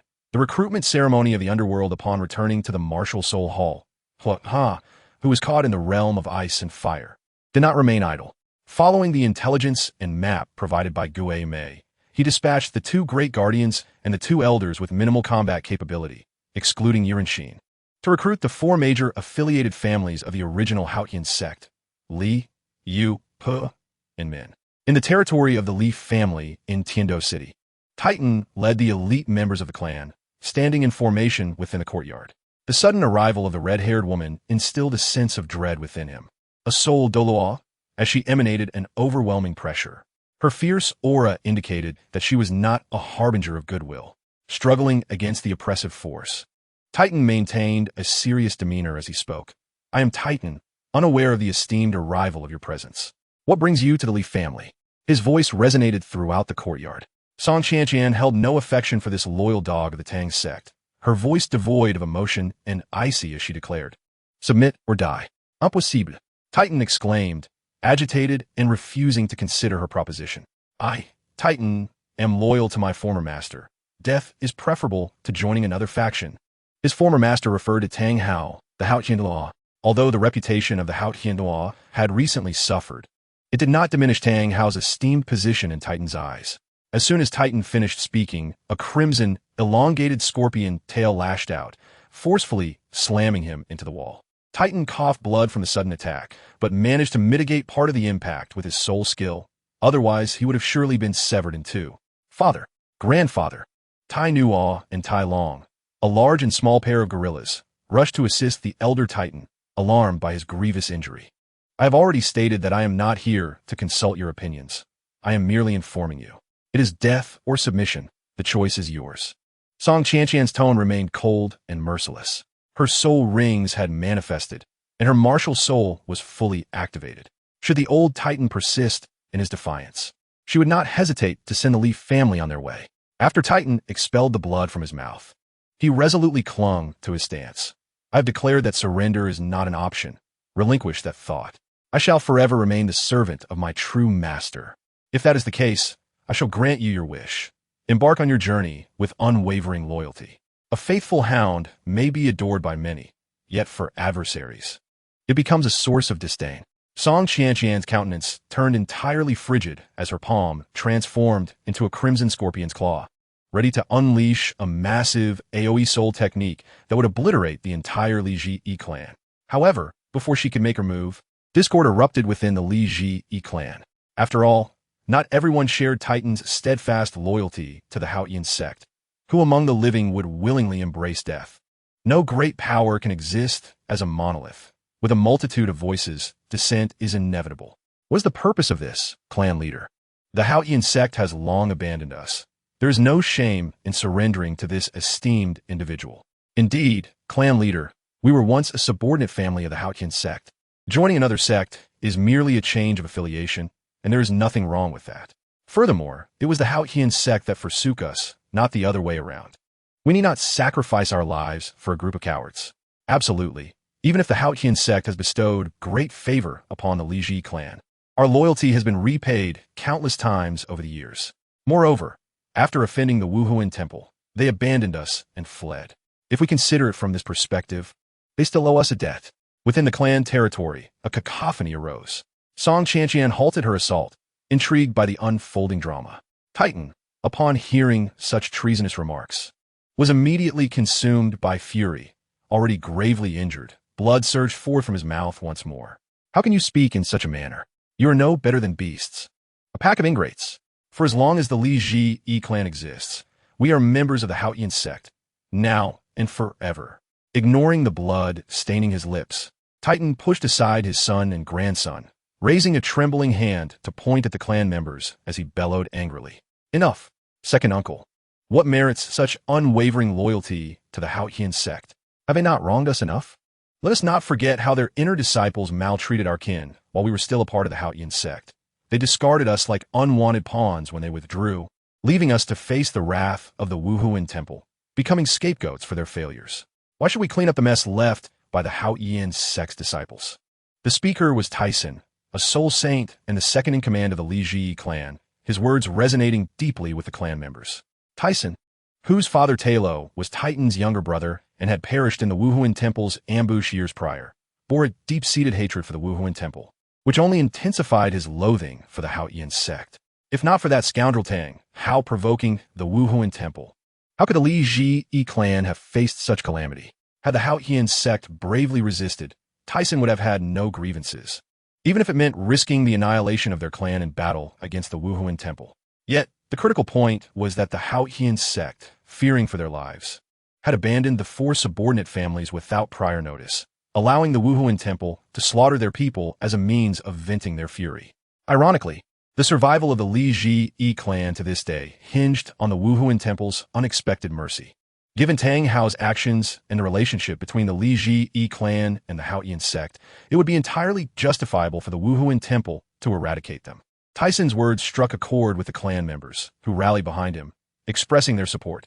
Indeed, those diminutive rats of the Haotian Sect are unworthy of our loyalty. Absolutely.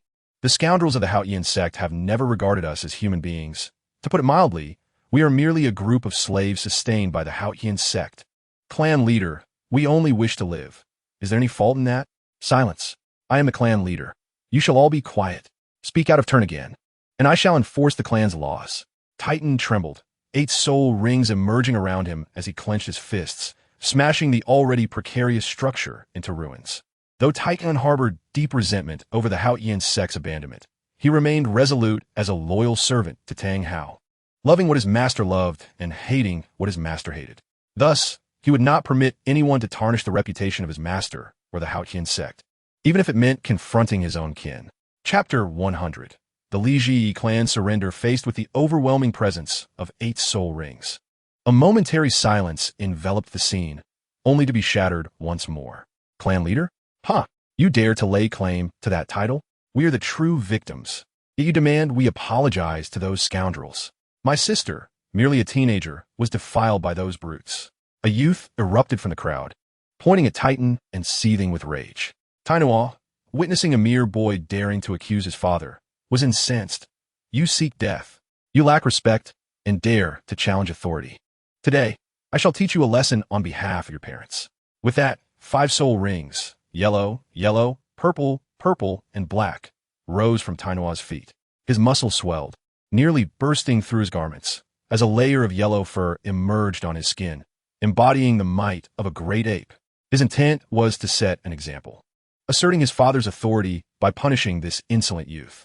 Tyson stepped forward, positioning himself in front of the boy to intercept Tainua's fist, his face contorted with anger. Tainua, what do you think you are doing? Do you wish to harm your own kin? Though Tainua's talent was not particularly high, at his age of 30 or 40, he had only recently entered the Soul King realm. Compared to his cousin, only a year or two his senior, his power was vastly inferior. While Tainua felt some trepidation toward his cousin, he stubbornly retorted, his face flushed with indignation. This brat shows no respect for his elders. I must enforce the clan's laws. That is not for you to decide. Tell me, didn't her speak any falsehoods? Tyson's gaze turned cold as he fixed his eyes on Titan. Second uncle, you have grown old. Perhaps it is time for you to relinquish your position as clan leader. Rebellion. Rebellion. Tyson, I have tolerated your insolence as my nephew time and again. How could you commit such acts of treachery against our clan? Today, I shall cleanse our ranks of your presence. Titan, disregarding his injuries, forced himself to stand, launching a punch towards Tyson. Tyson's expression grew complex as he inhaled deeply, seizing Tainuo by the collar and tossing him aside. With his martial spirit awakened, flames ignited around him as 7 soul rings, yellow, yellow, purple, purple, black, black, black, rose from his feet. For the future of the Ye clan, I call upon you to perish, second uncle. His martial spirit, a fiery variant of the great ape, not only endowed him with immense strength, but also imbued his attacks with searing flames. This formidable combination empowered him to confront the gravely injured Titan, whose strength had dwindled to a mere fraction of its former self. The two apes collided in a clash of fists, the tremendous force propelling both backward several steps. Seizing the moment, Tyson discreetly glanced at Song Qianqian, who sat perched on the wall, her expression one of amusement, showing no intention of intervening. Tyson let a deep sigh. Although his relationship with his second uncle was amicable, the Ye clan had reached a critical juncture of survival. The subservient mentality of his Haotian sect would only drag the entire family into an abyss of despair. For the Ye clan to endure, all obstacles must be swept away. Meanwhile, he too required a token of allegiance. Second uncle, I must apologize, Tyson bellowed, stomping his foot to unleash his martial spirit, transforming into a towering flame gorilla. Titan, astonished yet enraged, exclaimed, "How audacious! Even in my current injured state, I am not to be trifled with by a mere soul saint." With that, his 7th spirit ring flared to life, transforming him into a colossal beast to engage in a life-and-death struggle with Tai Senator in the face of this titanic clash of martial spirits. Song Qianqian elegantly waved her delicate hand, conjuring a barrier of soul power to protect the members of the Ye clan who stood with Tai Senator after all. These individuals were destined to become subordinates of the underworld, and it was unnecessary to squander their lives in such a manner. As for those loyalists aligned with Titan, Song Qianqian had no intention of intervening. Her mercy was already evident in her decision not to eliminate those stubborn fools. The confrontation between the two formidable martial spirits shook the very earth. Both being pure power-type soul masters, their exchanges obliterated the surroundings within mere moments. Fortunately, the Ye clan was a prominent lineage, and their territory was expansive. Song Qianqian had forewarned the officials, ensuring the evacuation of nearby residents. Otherwise, countless innocents would have suffered in the chaos. Having sustained significant injuries after being struck by Song Qianqian, Titan was further weakened as he battled Tyson. A moment of carelessness exposed a vulnerability, leading to Tyson's fiery fist crashing into his chest, shattering his martial spirit. The backlash from the broken martial spirit, compounded by his prior injuries, caused Titan to spew blood, his breath growing faint. Tyson dismissed his martial spirit and approached Titan. Though he felt a pang of sympathy at the sight of his uncle's plight, he proclaimed, as the 13th clan leader of the Ye clan, "I hereby decree that the 12th clan leader, Titan, has committed numerous transgressions, nearly leading the Ye clan to ruin, and is therefore stripped of his position." "Tyson, you cannot do this." Titan's son, Tainuo, struggled to interject, but was silenced by a clan member stuffing a stinky sock into his mouth. Tyson closed his eyes, unable to bear the sight any longer, and continued, "The Titan lineage is expelled from the Ye clan, never to return." Song Qianqian cast a dispassionate gaze at Tai Senator. "What is your name?" "Your Grace, I am Tyson," he replied, bowing deeply, keenly aware of the need to appease this powerful figure. Song Qianqian nodded. "Tyson, very well." After a brief pause, she added, "From this day forth, the Ye clan shall be a subordinate family of the underworld. Do you have any objections?" This was not a question, but a declaration. Without a moment's hesitation, Tyson knelt, affirming, "I am willing to lead the Ye clan in joining the underworld, and I dare not voice any dissent." Song Qianqian acknowledged. "I trust you would not dare." She then handed him a map, stating, "Gather here before noon in 3 days. The Lord of the Underworld wishes to meet you." With that, she turned and departed. As for whether the Ye clan might feign submission, Song Qianqian would not hesitate to make them experience the dire consequences of their folly should they choose to betray her. Once Song Qianqian was gone, a clan member hesitated before asking Tyson, "What should we do about the traitor Titan's son and grandson?" Tyson glanced at the lifeless Titan and then at the bound Tai Nuo and Tai Long. He rubbed his forehead and lamented, "We must not involve innocent family members. Today's events are ultimately an unforeseen calamity. Allocate them some funds, and let them depart with their uncle's remains." Chapter 101. Yu Min. Subjugation aside from the Li clan, the Yu, Min, and Pa clans also faced the formidable challenge posed by a tidal Douluo blocking their path. In the Yu clan's territory, Xianming enveloped himself in a black robe to project an air of authority, concealing his true appearance and height. He lowered his voice to a gravelly tone. "So, Yu clan leader Niu Gao, do you wish to live or die?" Niu Gao of the Yu clan silently lamented. Since being oppressed by the Spirit Hall, the Yu clan had been law-abiding, relying solely on construction to survive, never daring to provoke trouble. He could not fathom when he had offended this figure. Previously, while his clan members were engrossed in discussing a building blueprint, this lord arrived riding an ice dragon and, with a mere wave, turned all present except himself into ice sculptures. Niu Gao was a man who understood the gravity of his situation. He knew that resistance against such a powerful adversary would only lead to death. With a long sigh, he bowed deeply and respectfully stated, "The Yu clan is willing to surrender." Though Niu Gao was rugged in demeanor, he harbored insight. He had begun to suspect that this was part of a larger campaign against the four clans. Concerned for his good friend Titan. As the most loyal follower of Tang Hao, he worried about the repercussions of any capitulation to other factions. Niu Gao shook his head, unwilling to dwell on it further. Now, he was merely a clay figurine crossing a river, unable to protect himself. He could only silently pray that Titan would not act rashly and endanger his own life. He stared blankly in the direction where Xianming had disappeared.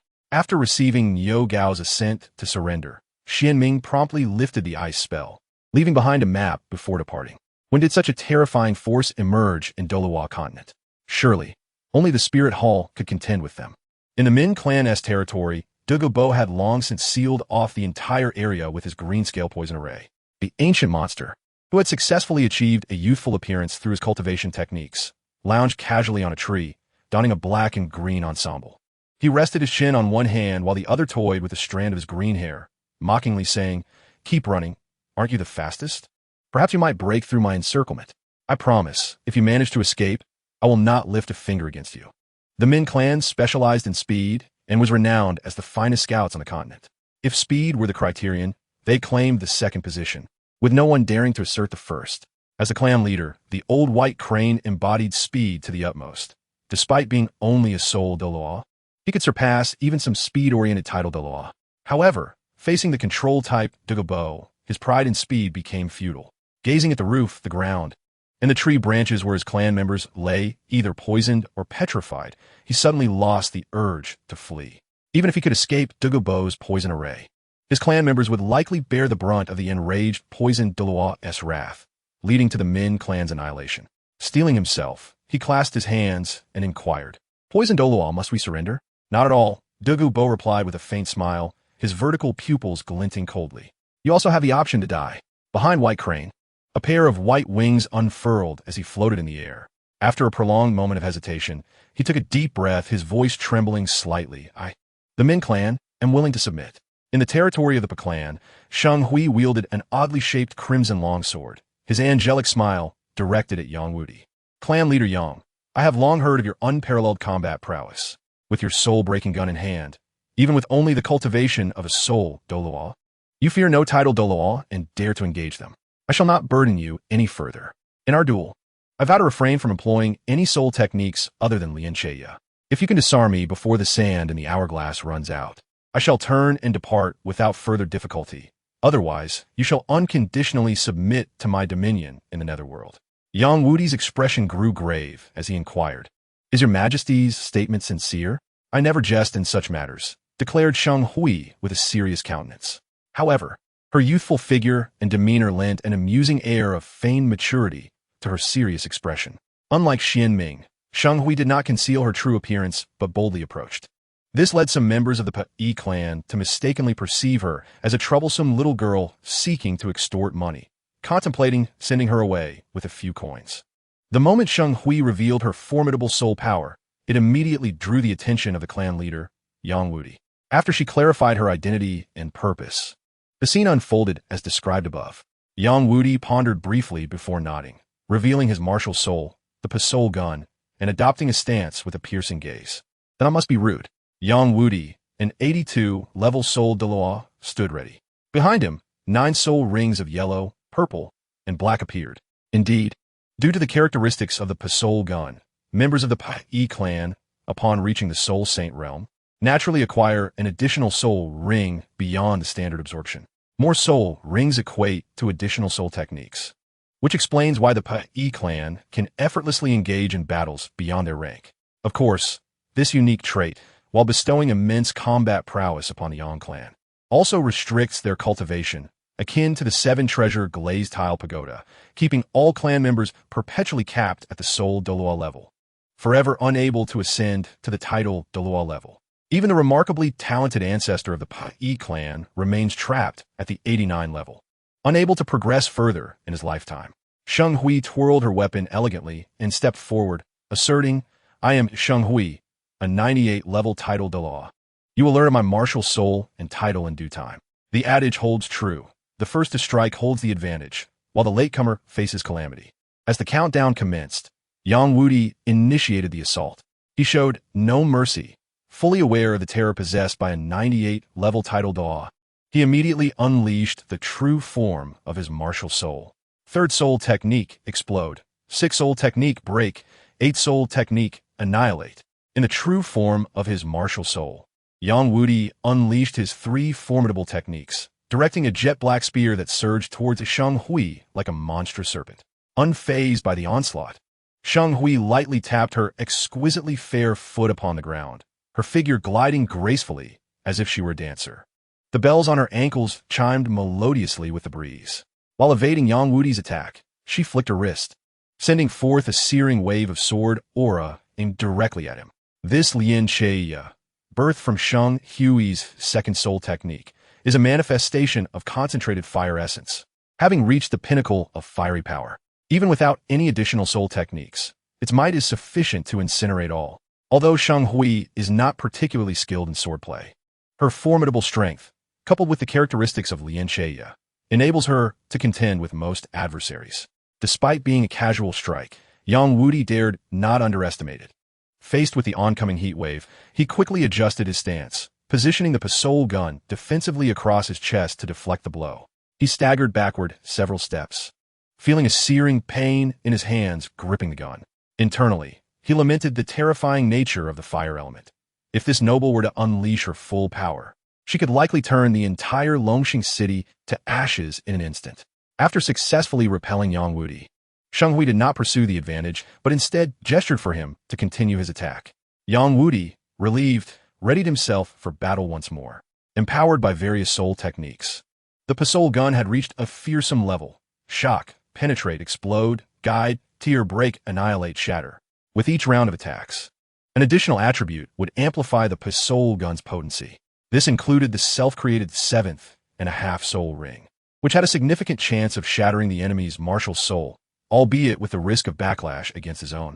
With 8 attributes accumulated, the Soul Gun resembled a volcano primed to erupt, capable of consuming all in its path. In such circumstances, even a defensive title Douluo could find themselves in peril if they were not vigilant. As Sheng Hui faced the almost peak-level Yang Wudi, her expression turned serious, and she commended, truly worthy of the title of possessing the most destructive power, the Soul Gun. The might of this single strike surpasses many title Douluo. Her desire for him to join their ranks intensified. Yang Wudi's complexion paled slightly as he prepared to unleash nearly all of his soul techniques, a considerable strain on himself. He managed a strained smile. "Thank you for your kind words, Your Majesty. What follows will be my strongest strike, should it fail to affect you. I shall naturally lead my clan to submit." With that, he launched his most powerful attack. Though proud by nature, Yang Wudi understood the need for humility in the face of such a formidable opponent as Sheng Hui. As he swung his black spear with great force, the weapon nearly transformed into a tangible entity, expanding several-fold. It soared through the air like a black dragon, imbued with immense force, intent on piercing Sheng Hui. Sheng Hui infused her Lian Cheya with soul power. The originally red blade ignited into a blazing inferno upon receiving a vast influx of energy. Slash! Sheng Hui commanded, effortlessly redirecting the fully charged Soul Gun aside with a single stroke. She then stepped forward, raising her hand to strike Yang Wudi's chest. Her delicate hand, seemingly fragile, possessed the strength to shatter stone, sending Yang Wudi staggering backward, blood erupting from his throat. He swayed dangerously, nearly collapsing, but was swiftly supported by a nearby clan member. Clan leader, the concerned member exclaimed, recalling the devastating losses the Ye clan suffered during the assault by the Spirit Hall. Counting all ages, the clan numbered barely over 100. If something were to happen to their pillar of strength, it would be tantamount to the collapse of their clan. I am fine. Yang Wudi waved dismissively, using the pistol gun as a makeshift crutch to steady himself. He calmed his turbulent blood and respectfully bowed to Sheng Hui. Thank you, Your Majesty, for saving my life. How did you perceive my physical distress? This was not merely gratitude for Sheng Hui's restraint, but also for how she had relieved the blockages in his veins, expelling the accumulated toxins from his body. Just as the Ye clan excels in metallurgy and the Ye clan in architecture, the Ye clan also possesses a secondary skill in alchemy. Alchemy encompasses a vast domain, capable of producing both healing medicines and lethal poisons. Among the healing remedies, some even utilize highly toxic substances as catalysts, achieving a counteractive effect. As the clan leader of the Ye clan, Yang Wudi not only possesses formidable combat prowess, but also holds the highest expertise in potion crafting within the clan. However, the old adage holds true: all medicine contains poison. Consequently, having long been immersed in various potions, Yang Wudi unknowingly inhaled copious amounts of toxic gas during the alchemical process, resulting in a chronic, subtle poisoning. The dark blood he expelled contained the majority of the toxins within his body. Sheng Hui nodded and remarked, during our earlier spar, I observed that while your steps were steady and uniform, your left leg trembled slightly, and your left wrist maintained an unusual angle, with your left hand consistently relaxed. If not due to anxiety, then it is likely a facade to conceal the symptoms of muscle spasms in your left arm. Additionally, I had heard prior to my arrival that your clan, the Ye, excels in alchemy, which leads me to conclude that your condition is a result of chronic poisoning from prolonged potion brewing. Sheng Hui casually handed a map to a Ye clansman standing nearby, instructing, gather here in 3 days. I rather like you and do not wish to visit next time as an adversary. Only after Sheng Hui had departed did one of the Ye clansmen cautiously inquire of Yang Wudi, Chief, are we truly submitting to the underworld? Having enjoyed a long period of freedom and independence, the Ye felt an uncomfortable adjustment to once again having a master. Yang Wudi accepted the map with a wry smile. What other choice do we have? Neither heaven nor hell grants us the privilege of choice. We are merely subject to our fated destinies. He recalled decades prior, in his youth, when the former leader of Haotian Sect, the formidable Haotian Tang Sect, known as the Invincible on land, came to subjugate the Yang family. At that time, he was still a child, and the clan leader was his grandfather. Yang Kai, an 80-level Soul-Duo, was swiftly defeated by that prominent figure in a mere exchange. The Yang family had no choice but to yield to the Haotian Sect. Little did he expect that after several decades, a similar fate would befall him once more, stirring a sense of melancholy within him. Chapter 103. Element City Huahaha dispatched his subordinates to subjugate the 4 major affiliated clans of Haotian Sect, while he himself ventured alone to Element City, under the cover of night. The white-haired Huahaha exuded an air of arrogance as he soared through the skies above Element City, unabashedly unleashing his immense soul power. With a maniacal laugh, he transmitted his voice through soul power, ensuring that every corner of the city could hear him clearly. Ho ho ho, the overseer of Element City, come forth. Although Element City served as the capital of the Tiando Empire, it enjoyed significant autonomy.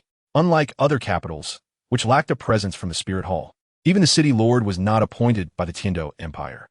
The surrounding counties and villages formed a self-sufficient entity, akin to major sects like the Lan Dianba, Wang Long Zone, and the Chi Bao Liuli Zone, creating a nation within a nation.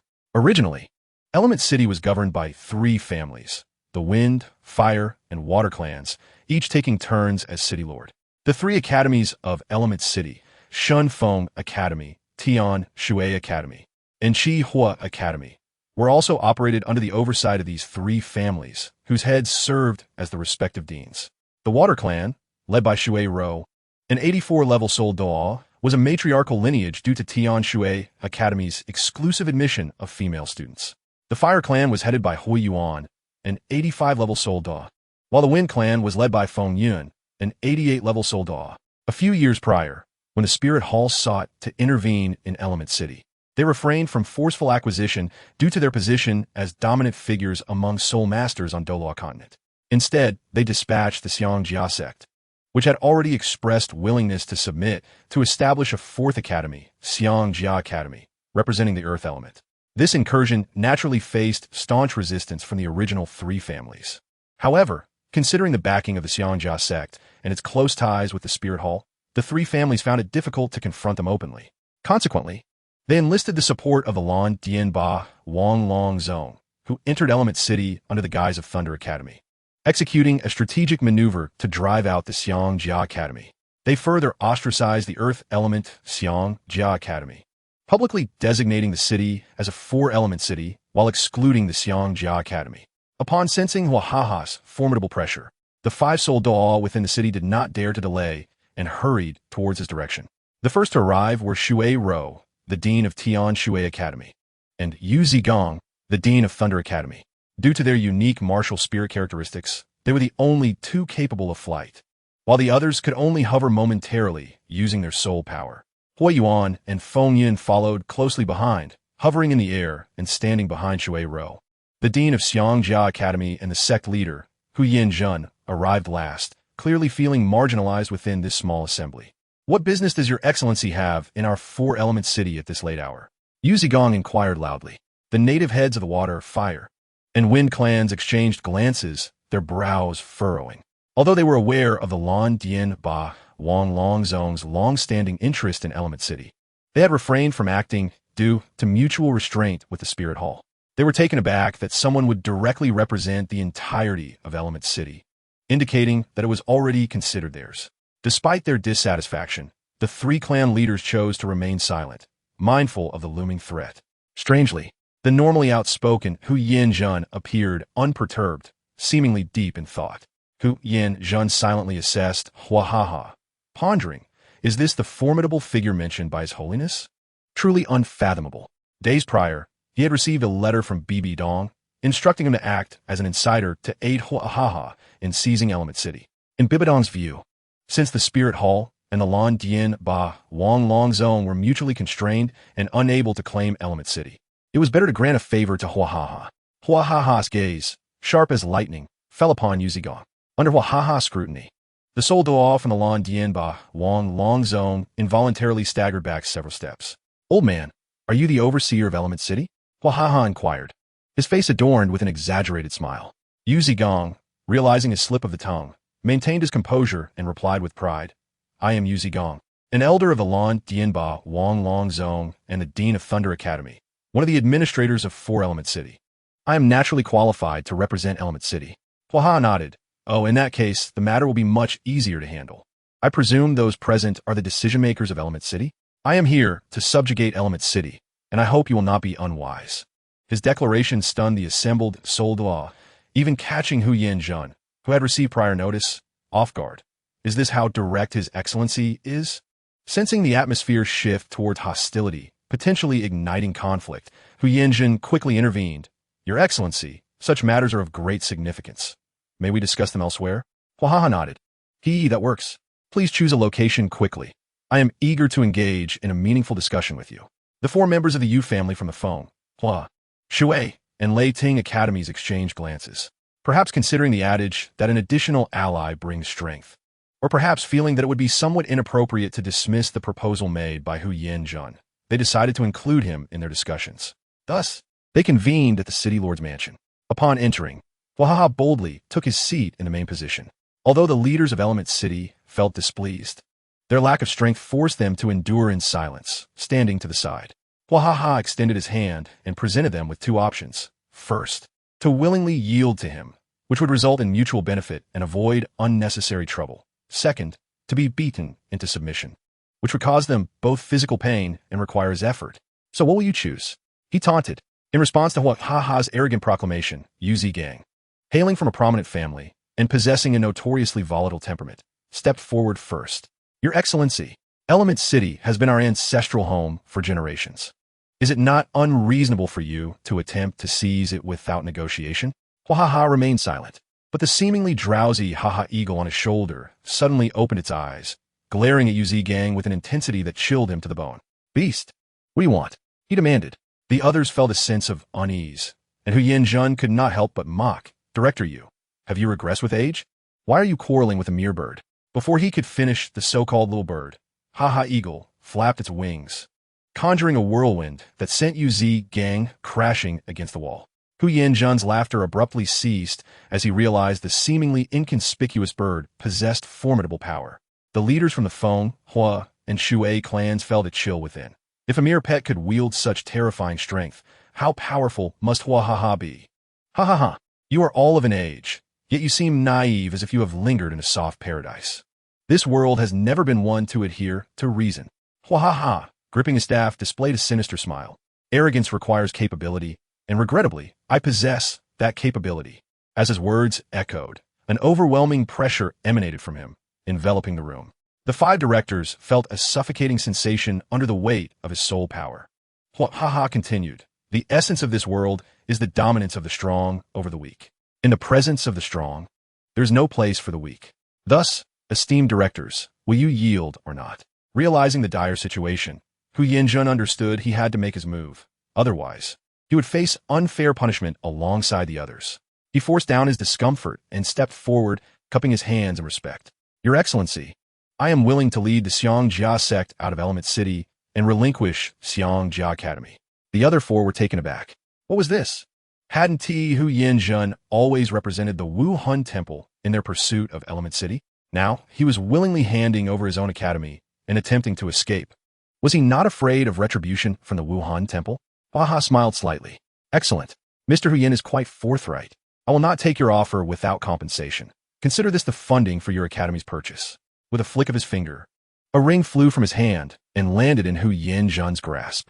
This storage ring, known as Mo Yu Hei Long, contains 5 flying-type soul tools, usable only by those of Soul King rank. They will compensate for your diamond mammoth's bulk and sluggishness. Initially, Hu Yanjun had prepared to surrender the academy without gain, but he was astonished that Hua, though forceful, was not merely taking without offering something substantial in return. He quickly stored the Mo Yu Hei Long and knelt, bowing his head in gratitude. Thank you, Your Excellency, for this treasure. Rise, Hua said, his gaze sweeping over the other 4, a smile plastered across his face. And what of you? Have you come to a decision? Yu Gang, despite having just suffered humiliation, felt that it was merely due to his own carelessness. He stubbornly stepped forward again. Your Excellency, I respect your strength, but if you recklessly wield your power as a title de law, beware the consequences. Our sect leader will surely seek a conversation with you. His words were not merely to defend the interests of the Feng, Hua, and Shui clans, but rather a refusal to allow their prize to be snatched away. Huaha's smile widened, his killing intent becoming evident, even in his more amiable demeanor. He could not tolerate such provocation.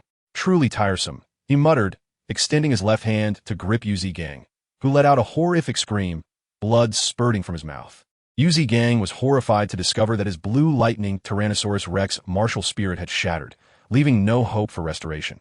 His soul, door rank had vanished. Now, he was merely a slightly stronger individual due to years of nurturance. Shocked and enraged, he nearly fainted. Trembling, Yu Gang pointed at Huahaha, shouting, How dare you?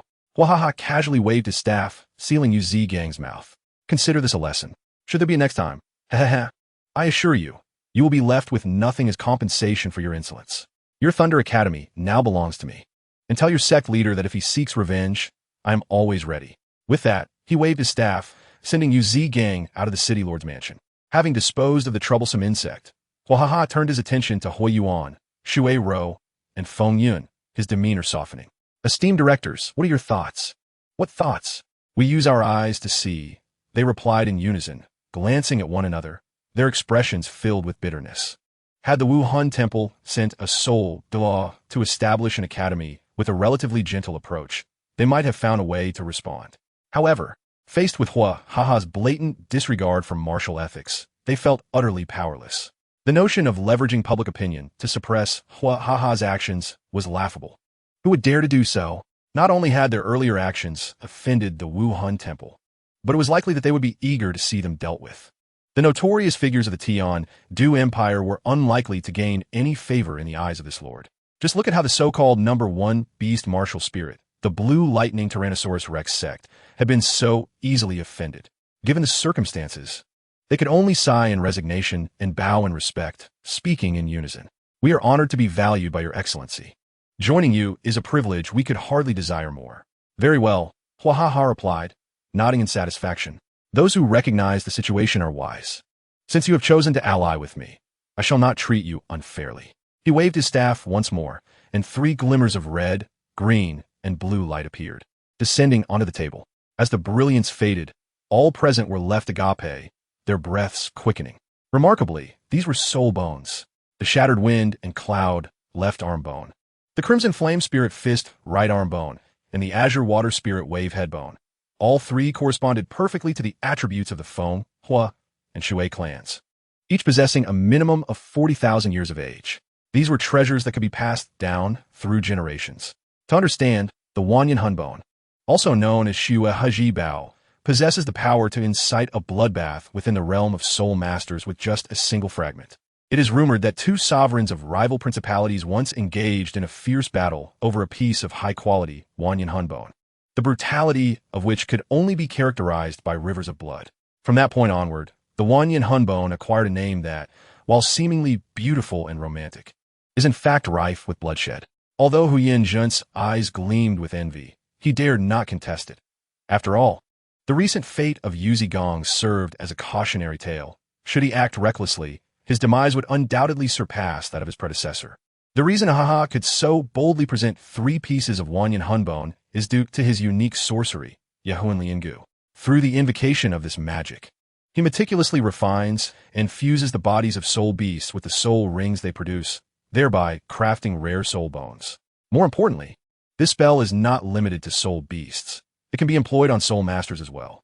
Huahaha declared, Waian Sucheng shall henceforth be renamed Difu Shuyuan, with the 3 of you serving as dean and vice-deans for its administration. As for who shall be the dean, I leave that to your discretion. He then turned to Huyenjin. Mr. Huyen, I must trouble you one last time before your departure. Aside from transferring all affairs of the Yuanxiang Jia Academy to these 3 deans, please pay a visit to the Leitang Shuyuan and assist in their transition. Rest assured, Your Highness, I shall fulfill my task with utmost diligence. Chapter 105, Attitudes of Various Powers, Part 1. The consolidation of forces concluded swiftly. Aside from encountering minor inconveniences during the integration of Leitang Shuyuan, the rest proceeded exceptionally smoothly. The greatest obstacle in assimilating Leitang Shuyuan stemmed from the disciples of the Blue Electric Tyrannosaurus sect and its affiliated families. However, with the strongest dean rendered powerless, the remaining individuals posed little threat. Under the robust suppression of Huyenjin and the heads of the water and fire families, those intending to resist were swiftly defeated, becoming mere prey on the chopping block. Huaha, despite his nature being relatively kind-hearted, did not impose difficulties on the disciples of these families, allowing them to depart without hindrance. This entire process transpired under the cover of night, and by dawn, all was settled. The events of that evening astonished many, aside from the Wuhuan Temple, which was already privy to the details, and the secretive Haotian Zone. The entire continent was shaken. The 4 clans of Li, Pe, Yu, and Min, although now in decline, still boasted formidable Soul Douluo presences. They had once been vassals of the Haotian Zone, although they had since declared independence. Remnants of their former allegiance lingered. Should they be absorbed, it was conceivable that they might incur the wrath of the Haotian Zone. The indigenous clans of Waian Sucheng, Fenghua, and Shui were likewise noble families sanctioned by the Tiando Empire. Incorporating them will be tantamount to undermining the empire's interests. Furthermore, the later addition of Leitang Shuyuan, which harbored the influence of the Blue Electric Tyrannosaurus sect, represented a brazen act of aggression against said sect, although Xiang Jia Academy merely symbolized a lower-tier faction. Many in positions of power were aware that, in pursuit of growth and greater profits, Xiang Jiazong had long since allied with the Wuhuan Temple. Thus, this newly emerged Difu had unwittingly offended nearly all the significant powers on the continent. The Wuhuan Temple, Tiando Empire, Haotian Zone, and Blue Electric Tyrannosaurus sect. While the common populace and powerless nobles regarded these developments as mere fodder for idle chatter, the upper echelons, privy to deeper insights, sensed an unprecedented upheaval approaching and convened urgent meetings to strategize their response. In the Qibao, Liuli zone, Ning Fengji dismissed the gathering, summoning only the two titled Douluo, Jiangu and Gu Shu, to a private chamber. Uncles, what are your thoughts regarding this newly arisen Difu? As various factions surfaced, the existing order of the continent shifted, resulting in an increasingly tumultuous situation. Though Ning Fengji prided himself on his sagacity, he found himself momentarily unable to discern the future amidst these developments. First came the enigmatic powerhouse known as Hohaha, followed by the mysterious force of Difu. Such coincidences led Ning Fengji to suspect that the master of Difu was indeed Hohaha. It must be noted that Ning Fengji possessed a sharp intellect. Although he had only met Hohaha once and had not witnessed the events of that night in Wayansong, he deduced the truth from circulating rumors and scattered details. Gu Rong furrowed his brow. Isn't Hohaha affiliated with the Wuhuan Temple? How could he establish his own faction? To be candid, Gu Rong, who had always prided himself on his defenses, found himself utterly outmatched before Hohaha, which plunged him into a prolonged state of introspection. Old Bones, have you perhaps trained your defenses to the point of mental stagnation? Hohaha cannot possibly be from the Wuhuan Temple. Shen Xin interjected, providing clarity for Ning Fengji. If Hohaha truly hailed from the Wuhuan Temple, why have we never heard of such a formidable titled Douluo before? Gu Rong retorted indignantly. Old scoundrel, I find your assertion quite displeasing. He could very well be a long-hidden ancient monster.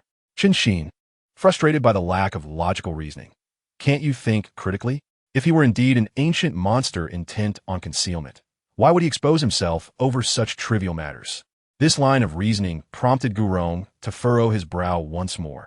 Opposing an individual is entirely different from opposing a faction.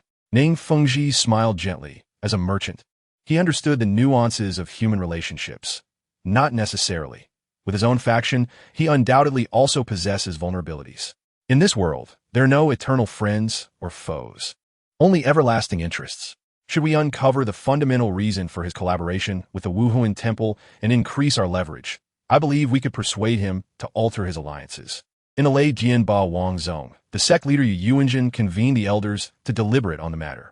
As one of the parties involved, they regarded this situation with greater gravity than the Qibao Liuli Zone. In attendance were not only Yu Yuanjin, a titled Douluo of the highest caliber, but also Vice Sect leader Yu Luomian and 9 esteemed elders. Beyond Yu Yuanjin, who was a super Douluo of level 95, the Vice Sect leader had also reached the pinnacle of Soul Douluo at level 89. The 8 elders were similarly seasoned Soul Douluo experts, illustrating the profound depth of the blue electric Tyrannosaurus sect strength. This was merely a fraction of their power, as many more Soul Douluo could be found among the outer members like Ye Cong, who wielded lesser authority. Yu Yuanjin surveyed the elders and spoke in a measured tone. What are your thoughts on the annexation of Leitang Shuiyuan and the incapacitation of Ye Cong? What more is there to consider? That Difu dares to act so brazenly above us. How could we possibly forgive them? Responded the youngest among them, Yu Linghong. Despite being the lowest in both age and cultivation among those present, his seniority was nonetheless significant as a Yu Yuanjin's 25th great-grandson, holding sway over Nanwang Shan, the second highest peak after the main summit, Zhenlong Shan. However, an elder from Lanshan raised an opposing view. That invader of Wantucheng is clearly a titled Douluo. If we provoke them recklessly, we will undoubtedly face dire consequences. Hearing this, Yu Linghong exploded in fury. Yu Hanjiang, when did our blue electric Tyrannosaurus sect give rise to such a coward? Is it truly the case that one must endure humiliation in silence, simply because the opponent is a titled Douluo? Although Yu Hanjing ranks lower than Yu Linghong in terms of seniority, his imposing presence is by no means diminished. When have I ever claimed that this grudge shall go unavenged? He retorted. With the imminent re-election of the top 3 sects approaching, it is imperative to avoid any disruption. If we recklessly make enemies, it could lead to considerable trouble. Yu Linghong, however, was not swayed by this reasoning. Instead, he responded with laughter tinged with anger. What a joke! The Ba Wang Long sect is unmatched in the world. Would you shrink back over such a trivial matter? In the face of the quarrel between the 2 elders, everyone, including the sect master, remained silent, observing like mere spectators. Yu Linghong's eyes were filled with disdain. You old fool. It is precisely because of stubborn individuals like you that our Lan Dian Ba Wang Long sect is relegated to the 3rd position. What we require is an indomitable spirit, unlike your timorous demeanor, which will forever hinder our grand ambitions. Despite his seniority, his youth and lack of experience rendered him naive.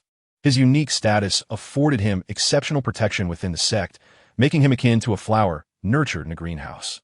This sheltered upbringing fostered his arrogant disposition, blinding him to the existence of formidable adversaries beyond his realm. In his eyes, both the Spirit Hall and the two empires were mere trifles. He dismissed the Haotian Sect and the Seven-Treasure Glazed Tile Sect, which ranked alongside the Lan Dianba Wang Long Sect, as insignificant. In his words, one is a cowardly blacksmith, and the other is a defenseless merchant. Why do they have to be compared with my true dragon? He even celebrated privately when the Haotian Sect was expelled by the Spirit Hall. Yu Hanjing trembled with indignation. As the eldest elder of the clan, he had never before been insulted in such a manner. Had it not been for this individual's slightly higher seniority, he would have already taken action to restore order. Enough of your quarrels. I shall make the final decision.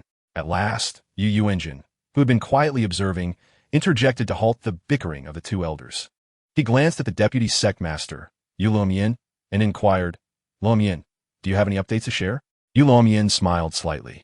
Do the esteemed ancestors and fellow elders recall the incident that befell the Seven-Treasure Glazed Tile Sect over 6 months ago? Are you referring to the mysterious powerhouse of the Spirit Hall who defeated the two titled Douluos of the Seven-Treasure Glazed Tile Sect and then demanded compensation before departing? An elder curiously asked. Although this matter had been suppressed by Ning Fengji at the time, it was not a secret among the high-ranking officials of various factions. However, no one dared to mention it in front of Ning Fengji, despite his gentle and refined demeanor, which left everyone who interacted with him feeling refreshed. This was merely a facade he maintained. When he resorted to cunning, he was far more terrifying than the blunt Yu Yuanjin. Offending Yu Yuanjin would result in a swift execution, but crossing Ning Fengji would lead to a slow, calculated dismantling of one's interests, leaving one feeling grateful to him even in death. Indeed, Yu Luomian nodded. Based on the intelligence gathered by our scouts, my subordinate artists have completed a depiction of that mysterious Douluo. Please take a look. As he spoke, he unfurled a scroll, revealing an image of Huahaha. Yu Yuanjin also produced a portrait drawn based on Yu Zigong's description, and the two images bore an uncanny resemblance. It appears that the titled Douluo who has taken over our Thunder Academy is quite formidable. Who would have thought he would be a titled Douluo from the Spirit Hall? No wonder the Xiang Jia sect withdrew. Yu Yuanjin pondered thoughtfully. The Spirit Hall has made a significant move. If my assumptions are correct, they will participate in the upcoming sect election. Sect Master, are we simply to swallow this indignation? Yu Luomian asked. Yu Yuanjin snorted, "Humph, the Spirit Hall is lawless. If they only flaunt their power in their own territory, I would remain indifferent, but if they dare to impose themselves upon our Lan Dianba Wang Long sect, I will not allow them to proceed unchallenged. Luomian, draft a challenge. I intend to face Lord Huahaha in a one-on-one duel." While the Tiando Empire is also a victim in this scenario, they lack the formidable strength of the Lan Dianba Wang Long sect, as their strongest offering is merely an 89th level Soul Douluo. Their survival to this day, without being annihilated by the Xing Luo Empire, is solely due to the Spirit Hall's mediation and the support of the two major sections. In this matter, they find themselves in a predicament. To confront the Spirit Hall would be tantamount to courting disaster. This is a force capable of compelling the surrender of 8 Soul Douluo families overnight, showing no fear of offending the Lan Dianba Wang Long sect. Such a presence would likely render even the most fortified palace as vulnerable as an open field. The Emperor Xia must tread carefully.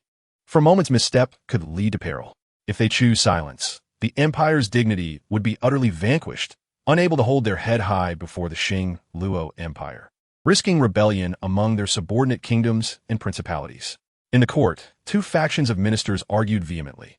One insisted that the Empire's honor must not be sacrificed, even if it meant seeking justice at the risk of confrontation, while the other argued that honor, while significant, could not be consumed as sustenance, and that provoking such a terrifying force could jeopardize their very livelihoods. They suggested remaining silent and treating the incident as if it had never occurred, advocating for peace. The heated debate left Emperor Xia with a throbbing headache, and he waved his hand to silence them. He turned to the quiet figure of Xue Qinghe, who had been standing in the corner, and asked, "My son, what insights do you have on this matter?"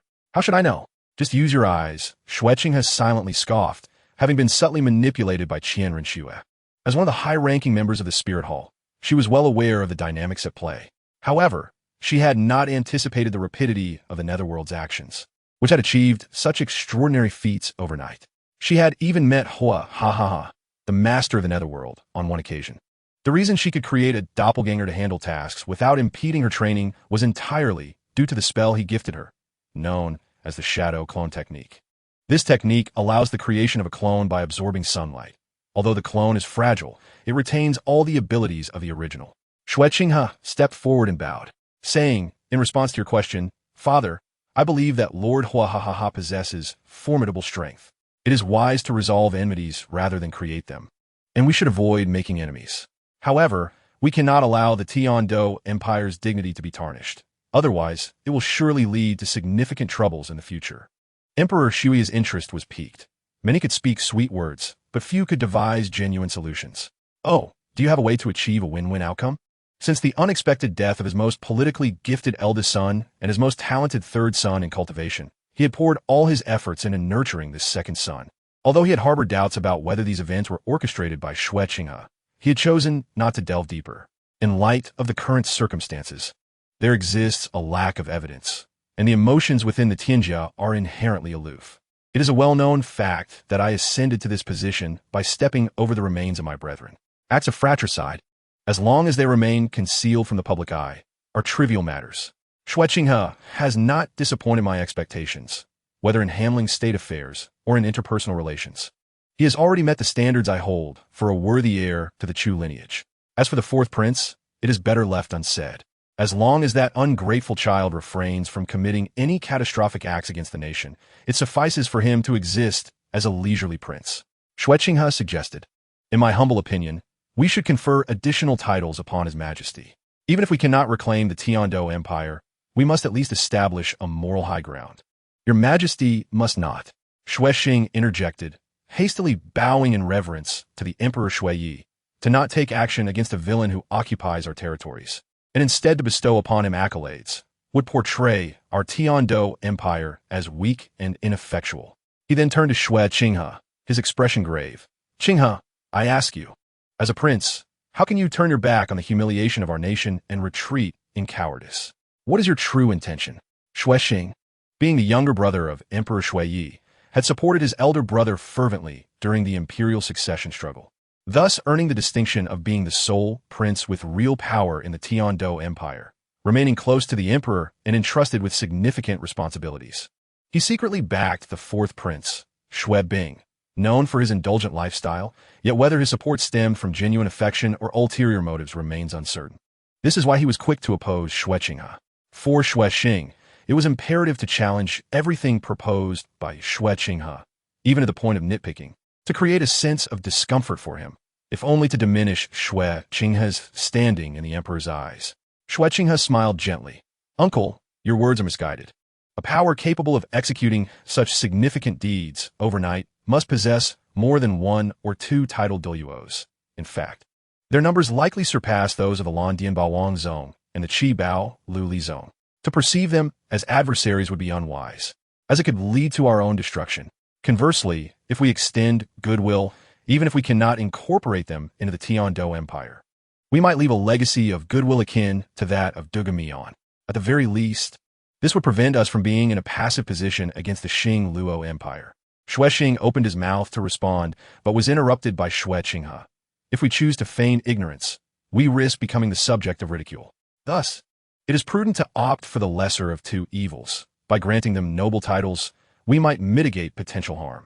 It is not uncommon for noble families to merge. So in that light, Huaha's occupation of the elemental city can be seen as justified.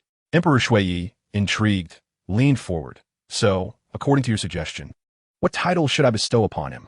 This time, Xue Qinghe refrained from elaborating, bowing his head and stating, I am but a foolish son, unworthy to presume upon your authority. I beseech you, father, to decide. Emperor Xue Yi nodded in satisfaction, recognizing Xue Qinghe's understanding of propriety and timing. He had become a competent leader, and perhaps, after a century, he could guide the Tian-Do Empire toward a new era of prosperity. After a moment of contemplation, Xue Yi declared, Xue Rou, Hui Yuan, and Feng Yun are all hereditary counts. They should thus be elevated to the status of dukes. Upon the emperor's pronouncement, silence enveloped the assembly. Even Xue Qinghe was taken aback by the emperor's decision to grant Huahaha such a lofty title. Below the emperor, only the royal family was entitled to noble titles, with the remaining ranks being duke, marquis, earl, viscount, and baron. A duke possesses the authority to establish a duchy, holding a status equivalent to that of the emperor within their territory, capable of conferring titles upon officials and even waging war against other duchies or kingdoms. After a brief moment of shock, Xue Qinghe quickly regained his composure, bowing deeply. "Father, your wisdom is unparalleled." At this moment, Xue Qinghe was merely a shadow of himself, free from excessive concerns. Seeing that the emperor's decision was final, the ministers dared not voice any further dissent, kneeling in unison and proclaiming "Long live the emperor." Emperor Xue Yi continued, "This matter will be entrusted to my son Xue Qinghe, with Xue Xing as his deputy to assist fully, ensuring no errors occur."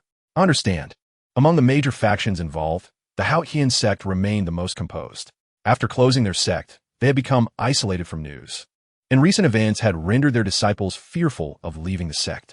Even if they had knowledge of the happenings, they felt powerless to act. Tang Yuehua of the Yuxian, upon hearing the account, merely nodded with a calm demeanor. Once alone, a hint of sorrow surfaced on her face. The Haotian sect had truly fallen. Even the most insignificant of beings could bully them. Is what the Wuhuan temple claims true about my second brother? As this thought crossed her mind, she quickly shook her head, dismissing it. In her eyes, Tang Hao was a paragon of heroism, if not for their sibling relationship. She might have even considered offering herself to him. Such a heroic figure would never engage in treacherous deeds. Indeed, it was undoubtedly the Wuhuan temple that, having committed numerous vile acts, sought to tarnish Tang Hao's reputation through slander. Tang Yuehua was indeed a remarkable woman. Although she was of direct lineage to the Haotian sect, a mutation in her martial soul rendered her with a mere level 9 soul power, not even qualifying as a soul master. Yet, she had, through her own means, established a thriving enterprise beneath the emperor's gaze. The Yuxian she founded had become a prestigious noble academy, with every noble taking pride in being able to cultivate there. It was through the income from Yuxian that she single-handedly supported the Haotian sect's extensive family. However, perhaps due to the malice inherent in this world, every woman with even a modicum of achievement on this continent seemed to suffer from a severe romantic fixation. Bai Dong, who has recovered, Ain, who has recovered, and even Lu Erlong, not to mention the so-called invincible sea deity Poseidon, were all afflicted in similar ways. Chapter 108. The forest assembly 3 days passed in the blink of an eye, and the appointed time had arrived. Yang Wudi of the Puji clan, Niu Gao of the Yuji clan, Bai He of the Minji clan, and the new clan leader Tyson of the Li Ji clan all gathered at the designated location marked on the map. Additionally, the leaders of the Shui, Hua, and Feng clans were invited to this assembly. Upon seeing that the representative of the Li Ji clan was not his old friend Titan, but rather a younger relative, Niu Gao felt a chill run down his spine. He hastily approached Tyson, seizing him by the collar and demanding, "Where has old Titan gone?" Tyson, unable to meet his gaze and at a loss for words, could only lower his head in silence. At this moment, Niu Gao realized that Titan had perished. Seething with rage, his eyes turned crimson. "You scoundrel, Titan was your uncle. How could you commit such a heinous act?" Niu Gao's breath quickened as his anger escalated. He raised his fist, ready to strike Tyson forcefully. "Enough, old bull. Cease your actions." Yang Wudi interjected, grasping Niu Gao's raised arm to halt his advance. Although Yang Wudi was not as closely bonded to Titan as Niu Gao, they had shared many years of friendship, and the four of them had weathered numerous storms together, experiencing a shared sense of sorrow at the loss of one of their own. He let out a deep sigh and advised, "You are well aware of the old gorilla's character. His loyalty to that scoundrel Tang Hao is unwavering, and he would never betray him for another. I am not entirely familiar with the situation on your side, but upon coming to my humble clan, I have encountered an unfathomable super Douluo. Given the old gorilla's nature, should he survive, it is likely that the entirely clan will face annihilation." Niu Gao fell silent, his arms hanging limply by his sides. Had he not already suspected this when the enigmatic figure in the black robe, who commanded the ice dragon, sought to recruit him? He shot a fierce glare at Tyson and then kicked him away, exclaiming, "Get lost. I do not wish to see you again." Tyson stumbled back a few steps, nearly falling, but fortunately, he was steadied by Hoi Yuan beside him. Hui Yuan, Shui Ro, and Feng Yin exchanged glances and sighed softly. In some respects, their situation seemed relatively more fortunate. Hu Yin-jun had managed to escape, acquiring not only a favor from this powerful figure, but also several invaluable soul-guiding devices. Their 3 families had surrendered in time and received a piece of soul bone, while that unfortunate Dinu Zi of the Thunder Academy had directly become a cripple. After a while, Huahaha finally arrived, accompanied by several high-ranking members of the underworld. First were the 2 guardians, Shang Hui and Xianming, followed by the 3 elders, Du Gu Bo, Song Qian, and Yi Ren Xine. They remained relatively composed upon seeing Du Gu Bo, as they had previously heard from Bai He that this poisoned Douluo had joined the underworld. However, they were astounded to discover that Yi Ren Xine had also joined the underworld, and more surprisingly, that she had somehow broken through to become a titled Douluo. This revelation was even more astonishing than their realization of the underworld's remarkable number of titled Douluo. As a healing soul master for Yi Ren Xine, as long as there was breath in her body, she could essentially save anyone, aside from the 3 families of Element City. This was indeed their first encounter with the master of the underworld. In fact, even the families of water, fire, and wind were somewhat taken aback when they first met Huahaha, as their impression of him was that of a man with an eccentric smile and an incredibly arrogant demeanor. Yet the Huahaha before them now was composed and exuded an aura of sincerity. Had they not been soul masters of the Douluo level themselves, they would have easily mistaken him for an ordinary middle-aged man. I must apologize. Earlier, I may have been a bit too forceful and inadvertently offended a friend. I had a spar with him on my way here, which caused the delay. Thank you all for your patience, Huahaha said with a warm smile, offering his apologies. This unexpected behavior left the present Douluo in disbelief. Were it not for the evident respect shown by the titled Douluo beside him, they would have doubted his authenticity. For any titled Douluo, pride is paramount. They only extend courtesy to those stronger than themselves, excluding support-type soul masters. And it was unheard of for a strong individual to apologize to a weaker one. Naturally, they dared not be disrespectful and hurriedly returned the gesture, saying, "We are honored to wait for your esteemed presence." If the leaders of Li, Yu, and Min were uncertain about the identity of Huahaha's friend, the heads of water, fire, and wind had already deduced that it was most likely Yu Yuan-jun, the master of the Blue Lightning Tyrant Dragon Sect. They were inwardly astonished. Battles between such masters often stretched on for days and nights. The strength of Yu Yuan-jun, as the leader of the world's foremost beast martial soul sect, was indeed formidable. Yet here was Huahaha, seemingly facing such a fearsome opponent with ease, not even soiling his garments. Could he possibly be the legendary, unparalleled Douluo? This thought crossed their minds. There is no need for excessive formality, Huahaha began. I have gathered you here for a purpose. With a gesture of his hand, the leaders were all lifted into the air. Please, reveal your intentions. We shall not hesitate to serve you, they exclaimed. No need for such urgency. Huahaha waved his hand with a smile. Now that you have joined the underworld, I cannot simply take advantage of you. With another wave of his hand, for soul bones materialized, landing in the hands of the 4 clan leaders. Niao Gao received the 2,000-year-old Fa Lang turtle torso bone. Tyson obtained the 4,000-year-old frenzied ape left arm bone. Bai He received the 4,000-year-old soul devouring sparrow right leg bone.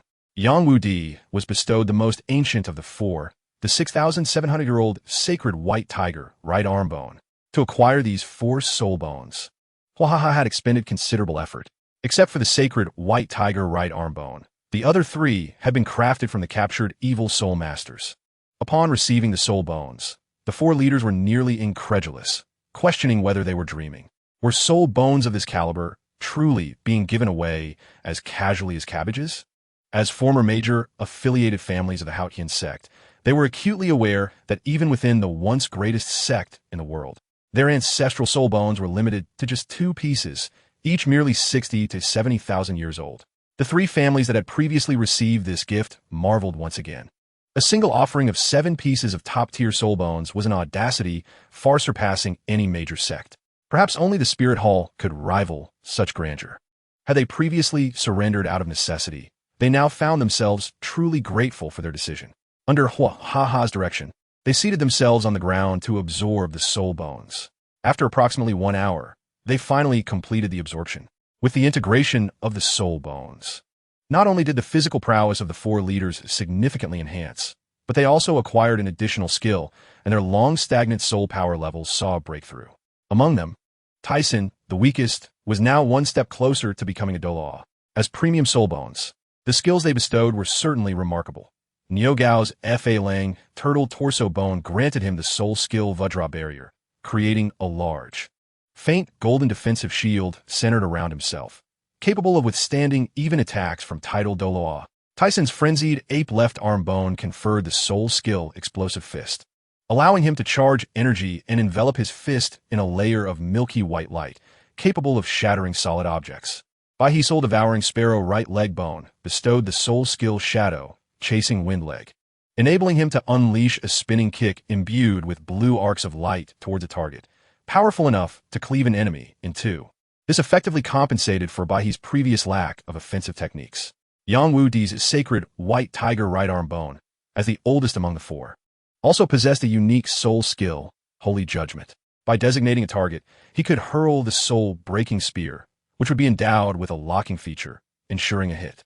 Coupled with the spear's terrifying destructive power, Yang Wudi's capacity to slay a titled Douluo was no longer mere boast. One by one, they expressed their gratitude and swore an oath upon their martial souls, pledging eternal loyalty to the underworld, never to betray.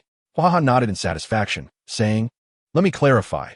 I am always discerning in reward and punishment. Should you achieve sufficient merit, I may consider providing you with a complete set of soul bones. Conversely, if the errors lie with you, then it would be my ruthlessness to blame." His visage, although adorned with a gentle smile, emanated an unsettling aura. The seven clan leaders, Li Yu, Pamin, Feng, Shui, and Hua, dared not voice any dissent, obediently nodding in agreement. In the realm of recruiting subordinates, Huahaha has always employed a strategy of both grace and severity, enticing loyalty with a sweet reward following a sharp reprimand. It was only now that these seven clans officially became part of the underworld, integrating as one. Under the guidance of the esteemed titled they entered the ice and fire duality, to deliberate on the construction of the underworld. Prior to this, Huahaha had encountered the uncle-nephew duo from the Shui family, who had come to bestow titles. In response to the Tian-Do Empire's attempt to curry favor by bestowing the title of Duke of the Underworld, Huahaha, after a moment's contemplation, graciously accepted this olive branch. With this identity, his endeavors would be greatly facilitated, though even without it, none could impede his ambitions. Regarding the responsibilities and obligations of a duke, Huahaha expressed that if the Tian-Do Empire truly faced an existential crisis, he might lend a hand, depending on his mood. Upon learning this news, the Xing Luo Empire sighed in resignation, but did not take it too seriously. Firstly, a mere title could not compel a title-level powerhouse to pledge allegiance. One need only observe that the renowned Blue Lightning Tyrant Dragon Sect and the esteemed Seven Treasure Glazed Tile Sect both reside within the Tian-Do Empire. Without mentioning the ancient dragon, Yu Yuanjin, the cunning Ning Fengji not only enjoys a title within the Tian-Do Empire, but also serves as a mentor to Shui Qinghe. It could be said that they are entirely aligned with the Tian-Do Empire, forming a community of mutual interests. Nonetheless, the Seven Treasure Glazed Tile Sect has never extended any military support to the Tian-Do Empire. Had it not been for this, the Tian-Do Empire would not have remained under the thumb of the Xing Luo Empire for so long. As for whether this mysterious title Douluo would pose a threat to the current emperor, Dai Tianchong, such a possibility had never crossed his mind. He believed that any formidable title Douluo could easily compel the seven soul Douluo families to surrender. The fact that the underworld does not fear the Blue Lightning Tyrant Dragon Sect merely indicates that their strength ranks among the top three sects. Yet they still fall short compared to the entirety of the Xing Luo Empire. Dai Tianchong's confidence stems from his extraordinary prowess. Aside from being a level 93 titled Douluo himself, his wife, Zhu Luoyi, possesses a cultivation level of level 87 as a soul Douluo. Having never witnessed the continent's pinnacle of power, he naively believes that with their martial soul fusion technique, the spectral white tiger, combined with the Xing Luo Empire's million-strong army, they would be invincible across the Douluo Continent. Unbeknownst to him, it is precisely due to his arrogance and ignorance that he would bring catastrophic repercussions upon the Xing Luo Empire in the future. In the secret chamber of the Blue Lightning Tyrant Dragon Sect, Yu Yuanjin sat cross-legged, regulating his breathing with soul power. Had anyone been present, they would undoubtedly notice the significant internal injuries he had sustained. Suddenly, he opened his mouth, and a stream of blood was expelled. Although his complexion paled, his breathing steadied. Yu Yuanjin placed his hands on his knees, his expression complex as he murmured to himself, "I never expected that Huahaha would be so formidable. Had he not shown mercy, I fear I would not have survived this day. Is it possible that the Spirit Hall possesses such a powerful individual?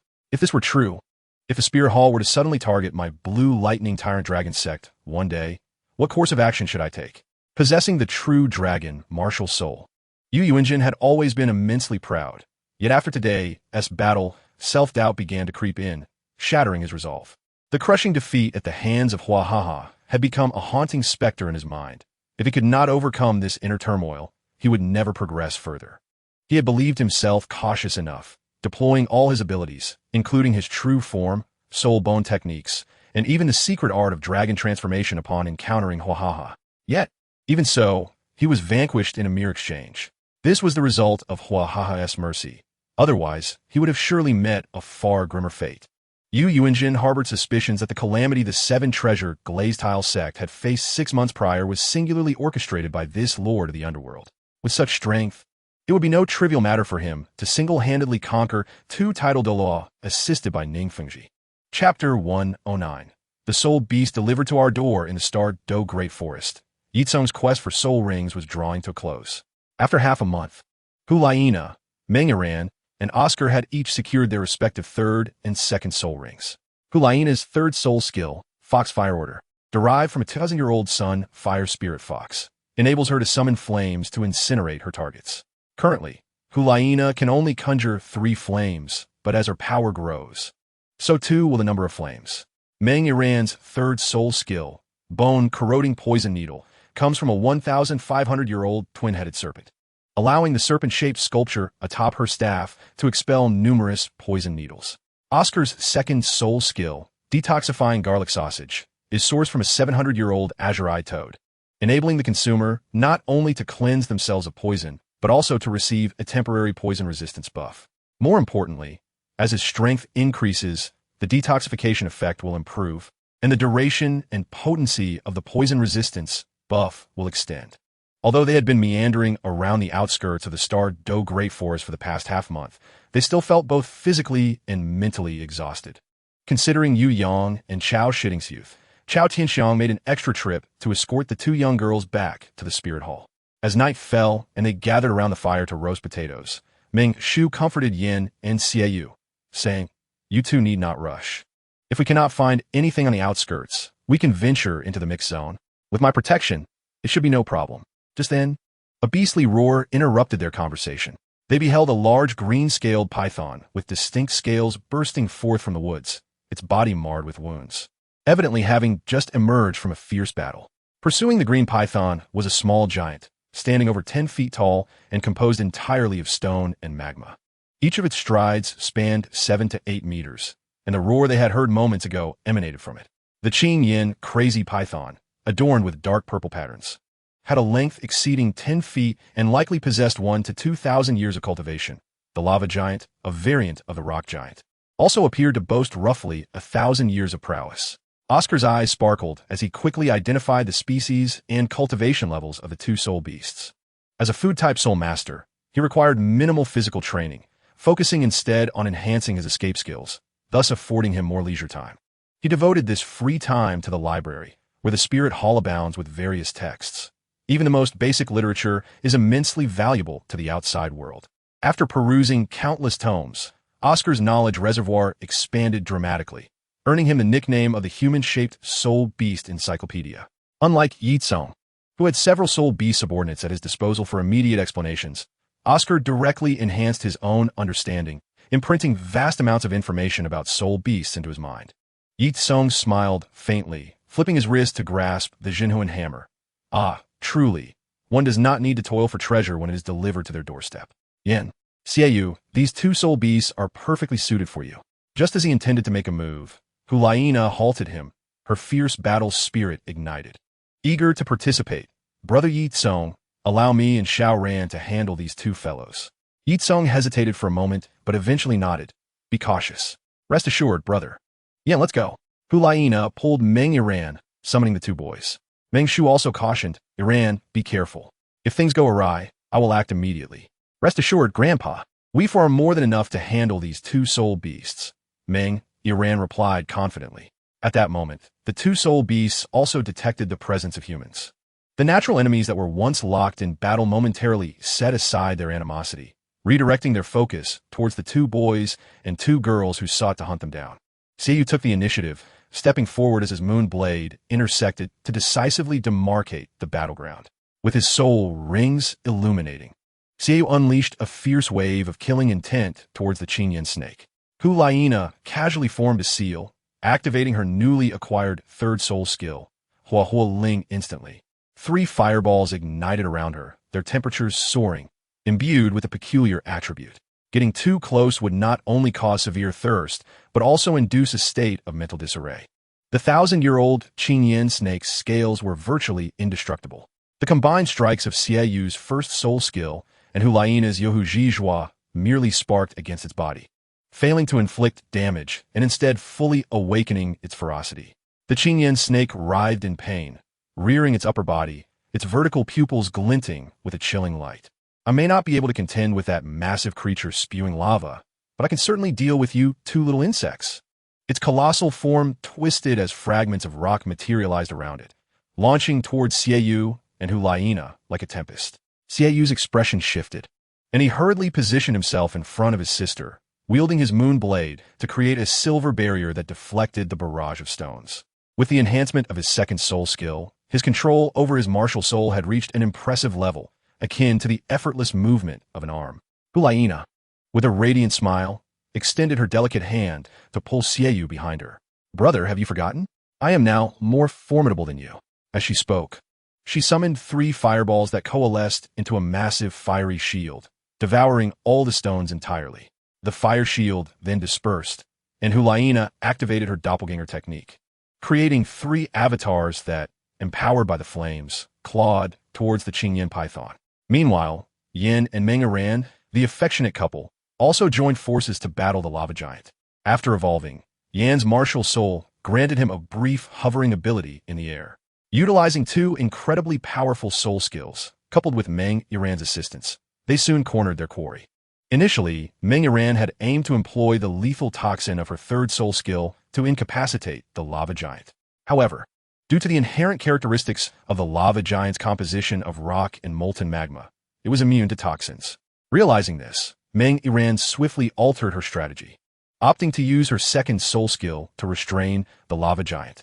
With Yan's ferocious onslaught, they seized the opportunity to dismantle their foe. The Shi-Run, an additional soul skill granted by the soul rings, had seen its sharpness continuously improve alongside Meng Yiran's martial soul evolution. It was now comparable to Xiaoyu's moonblade. Sunzai, taste my fist, Yin shouted, fluttering his wings to hover in midair, swinging his fist towards the lava giant's head. Having undergone specialized training, Yin had mastered his soul skills, seamlessly integrating his first and second soul skills. In addition to the gauntlets forged from his second soul skill, he had applied a buff with his first soul skill, Hell's Lava Charge. Though the lava giant was several times larger and stronger than Yin, his martial soul, the Lava Lord, positioned him as an upper-tier creature, giving him an edge in spirit. Moreover, the lava giant had already sustained significant injuries and was now ensnared by Meng Yiran's second soul skill, Nightmare Control, causing it to stagger backward after Yan's punch. The refined fire elements had reached an unparalleled level of intensity, making it difficult for the lava giant, which typically consumed magma, to endure. It emitted a pain howl. Seizing the moment, Meng Yiran advanced, her staff transforming into the poisonous flood dragon staff after absorbing the celestial elixir. The staff surged with energy in her hands. And after years of training, her soul-devouring staff technique had shown notable progress. Despite the significant size disparity, each of her strikes left marks on the lava giant, demonstrating that even the smallest of creatures could take down the mightiest of beasts through persistence. Surrounded by their relentless assault, the lava giant soon found itself with no means of retaliation, only defending itself ineffectively. Realizing the dire situation, it feigned a retreat, attempting to escape. However, just a few steps away, a bolt of lightning descended from above, blocking its path. It was Ye Cong's Qiao thunderstorm vines that had struck. The vines rooted themselves in the void, bathing in the storm of lightning. Using mental waves, they communicated with the lava giant in the universal language of soul beasts. Retreat. And you may still have a chance against those two humans. If you attempt to flee, I will ensure your demise. Although the lava giant had yet to attain sentience, it could still comprehend the universal language of soul beasts. Its simple mind, unable to grasp why this elder soul beast pressed so firmly, dared not defy the command. Letting out a mournful cry, it turned back to engage Yin and Meng Yiran once more. Hell's lava charge, Yin shouted as he pressed his palm to the ground, unleashing a torrent of lava towards the lava giant. Despite being a creature made entirely of magma, it screeched in agony as the flames seared its form. Suddenly, the dark red magma on its surface flickered to life, doubling its power, and it swung its massive fist towards Yin. Faced with such a colossal fist, Yin dared not confront it directly and took flight to evade the blow. Yet just as he ascended, the lava giant coalesced another fireball in its other hand and hurled it at him. Recognizing the danger, Ye Cong prepared to intervene when a shield made of flames appeared before Yin. Nana? Both Yin and Meng Yiran exclaimed in surprise, looking towards Hulaina. Ha! You all are struggling. After so long, you still haven't subdued this creature. Hulaina chuckled, her arms crossed as she observed them. They noticed that the enormous Qingyan snake had been slain, with Xie Yu meditating, absorbing the 1,000-year soul ring. With a wave of her hand, Hulaina caused the fire shield to split into 3 fireballs that reassembled beside her, smiling as she said, "What do you think? Your lovely sister has taken care of this creature for you." No need for that. We can handle it ourselves." Yin attempted to respond, but Meng Yiran interrupted him. Addressing Hulaina, "Sister Nana, don't listen to this fool. We still need your help to deal with this giant." Hulaina nodded in satisfaction. Little Ran speaks so sweetly. She activated her doppelganger technique once more, surrounding the lava giant with 4 figures and simultaneously unleashed the Yohuji Jua. The avatars charged in for close combat, their pink claws rending through the hardened exterior of the lava giant, leaving deep gashes upon its body. Unlike the dense and minute cuts inflicted by Meng Yiran previously, the scars left by Hulaina were both large and deep. The magma giant was forced back several steps by the powerful attack, its fury igniting the flames enveloping its body, creating an overwhelming desire to perish along with the 3 human antagonists. However, before it could fully unleash its wrath, Meng Yiran swiftly estimated the situation and once again dragged it back into the realm of nightmares. Seizing the moment, she wielded the Du Jiao Bao Zhang and expertly thrust it into the immobile magma giant's heart. Meanwhile, Yin was not idle. He charged his energy and unleashed a self-created soul technique named Hu Yin Chong, striking the magma giant's chest with tremendous force. This soul technique was a fusion of his first and second techniques, boasting immense power with temperatures exceeding 100 degrees Celsius, capable of obliterating the vast majority of life forms. As both the heart and body were penetrated simultaneously, the magma giant let out a pained howl before its colossal form collapsed, sending a plume of dust into the air. Meng Yiran did not immediately withdraw the Du Jiao Baozhang. Instead, she stood atop the fallen giant, urging Yin to act swiftly to end its life. Yin nodded, without a hint of hesitation, and rushed forward, using his granite-imbued arm to shatter the giant's skull before it could draw another breath. Yin then returned to a seated position, closing his eyes as he placed his hands upon his knees, allowing his breath to guide the soul rings to envelop him. Meng Shu sighed in relief as he observed the two absorbing their soul rings. Despite his seemingly casual demeanor over the past half-month, he had been under significant psychological pressure. These young lords and ladies were undoubtedly the prized possessions of the Wuhan Temple, and any misfortune befalling them would be beyond his capacity to bear. It appeared that at long last, their arduous journey was coming to an end. The absorption of the soul rings proceeded remarkably smoothly, and within half an hour, they completed the acquisition of their 3rd soul rings. Xie gained a formidable soul technique named Qianren Piyan Zhan, which, upon deployment, would result in shattered fragments, each carrying great power. Demonstrating his newly acquired technique, Xie unleashed thousands of fragments upon a large tree, reducing it to splinters. After witnessing Xieyu's performance, Ye Cong pondered for a moment before speaking. "Xie, can you manipulate these fragments using your 2nd soul technique?" Xie contemplated this, reactivating his 3rd soul technique to transform the Wuhan Yurun into thousands of shards, attempting to control them through his soul technique. Unfortunately, he was unable to succeed. He could only cause the shards to float beside him, and any further advancement proved impossible. Ye Cong reassured him, saying, "There is no rush. Mastering thousands of shards requires extensive training. Once you gain complete control, we can attempt to recombine them to create other unique soul techniques." He then turned to Yin and inquired, "What about your third soul technique?" Yin chuckled, "Boss Ye Cong, my soul technique is an amplification type that will undoubtedly astonish you." Ye Cong's interest was piqued as he revealed his Wu Hun and approached Yin. "Intriguing. Let us practice together." Yin hesitated for a moment and then said, "Boss, just to clarify, please refrain from using Shi Mu and the others." Ye Cong paused, recognizing Yan's cautious intent, and smiled, nodding, "All right, I won't employ any flag monsters." In terms of sheer strength, Ye Cong was merely a fighter of a standard soul master level. His true power lay in the numerous, formidable flag monsters that assisted him. Their numerical superiority and flawless coordination meant that even a soul king could fall prey to him if caught off guard. "Be careful, Boss Ye Cong," Yin warned with a gleam in his eyes. After receiving Ye Cong's assurance, he spread his arms, allowing his Wu Han to manifest, revealing 3 soul rings of yellow, purple, and purple. As the third soul ring flickered, he let out a low roar, "Rage of the Lava." A radiant light enveloped Yan's body, dramatically enhancing his strength. Impressive. Ye Cong marveled, quickly deducing that Yan's third soul ring granted him a powerful amplification technique. The extent of this enhancement would need to be gauged through actual combat. With a fierce yell, Yin launched the first strike, his granite-imbued arm crashing toward Ye Cong's crown.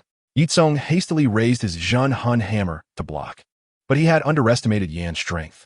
The overwhelming impact left his arm tingling, forcing him to retreat swiftly. However, Yan's reflexes were rapid, and a second punch soon followed. As Ye Cong evaded, he pondered internally. Has his strength, attack, and reaction speed increased by more than 10%? Could it be a comprehensive enhancement? Startled by his own speculation, he promptly dismissed it. If that were the case, then Yan's third soul technique would be nothing short of extraordinary. An all-attribute enhancement would not only amplify conventional metrics like strength, defense, attack, and speed, but also reaction speed, soul power operation speed, mastery over one's Wu Han, mental fortitude, and more. At this level of enhancement, even a mere 1% increase could yield monumental changes. Typically, such soul techniques carried side effects, often leading to prolonged periods of weakness or other repercussions. As for the side effects Yin might face post-deployment, that remained uncertain for now.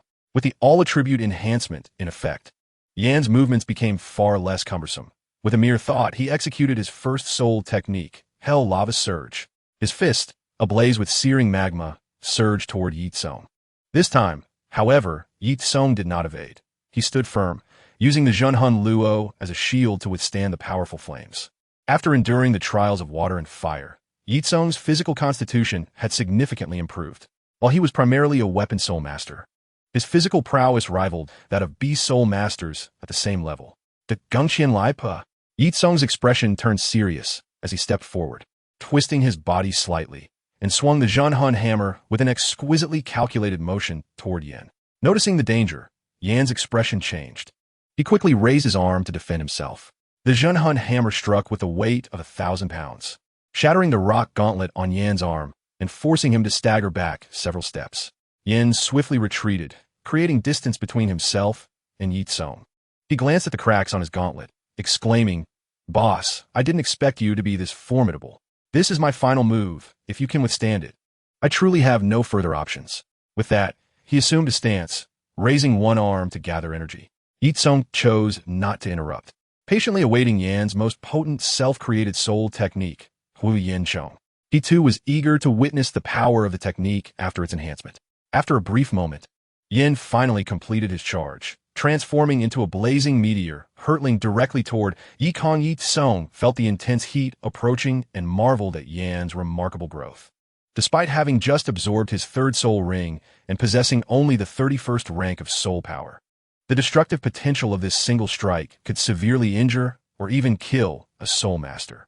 He ducked to evade Yan's incoming fist, and as Yin soared past him, he leaped up, aiming a kick at Yan's chest.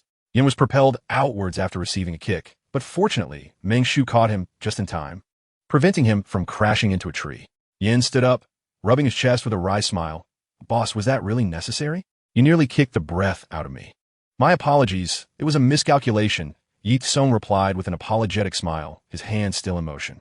Yin, your combat style is too straightforward and lacks adaptability. This is the reason for your defeat. By incorporating a touch of gentleness into your fierceness, you will become significantly stronger. Meng Yi ran, filled with curiosity, leaned closer and inquired, Yin, what is your third soul skill?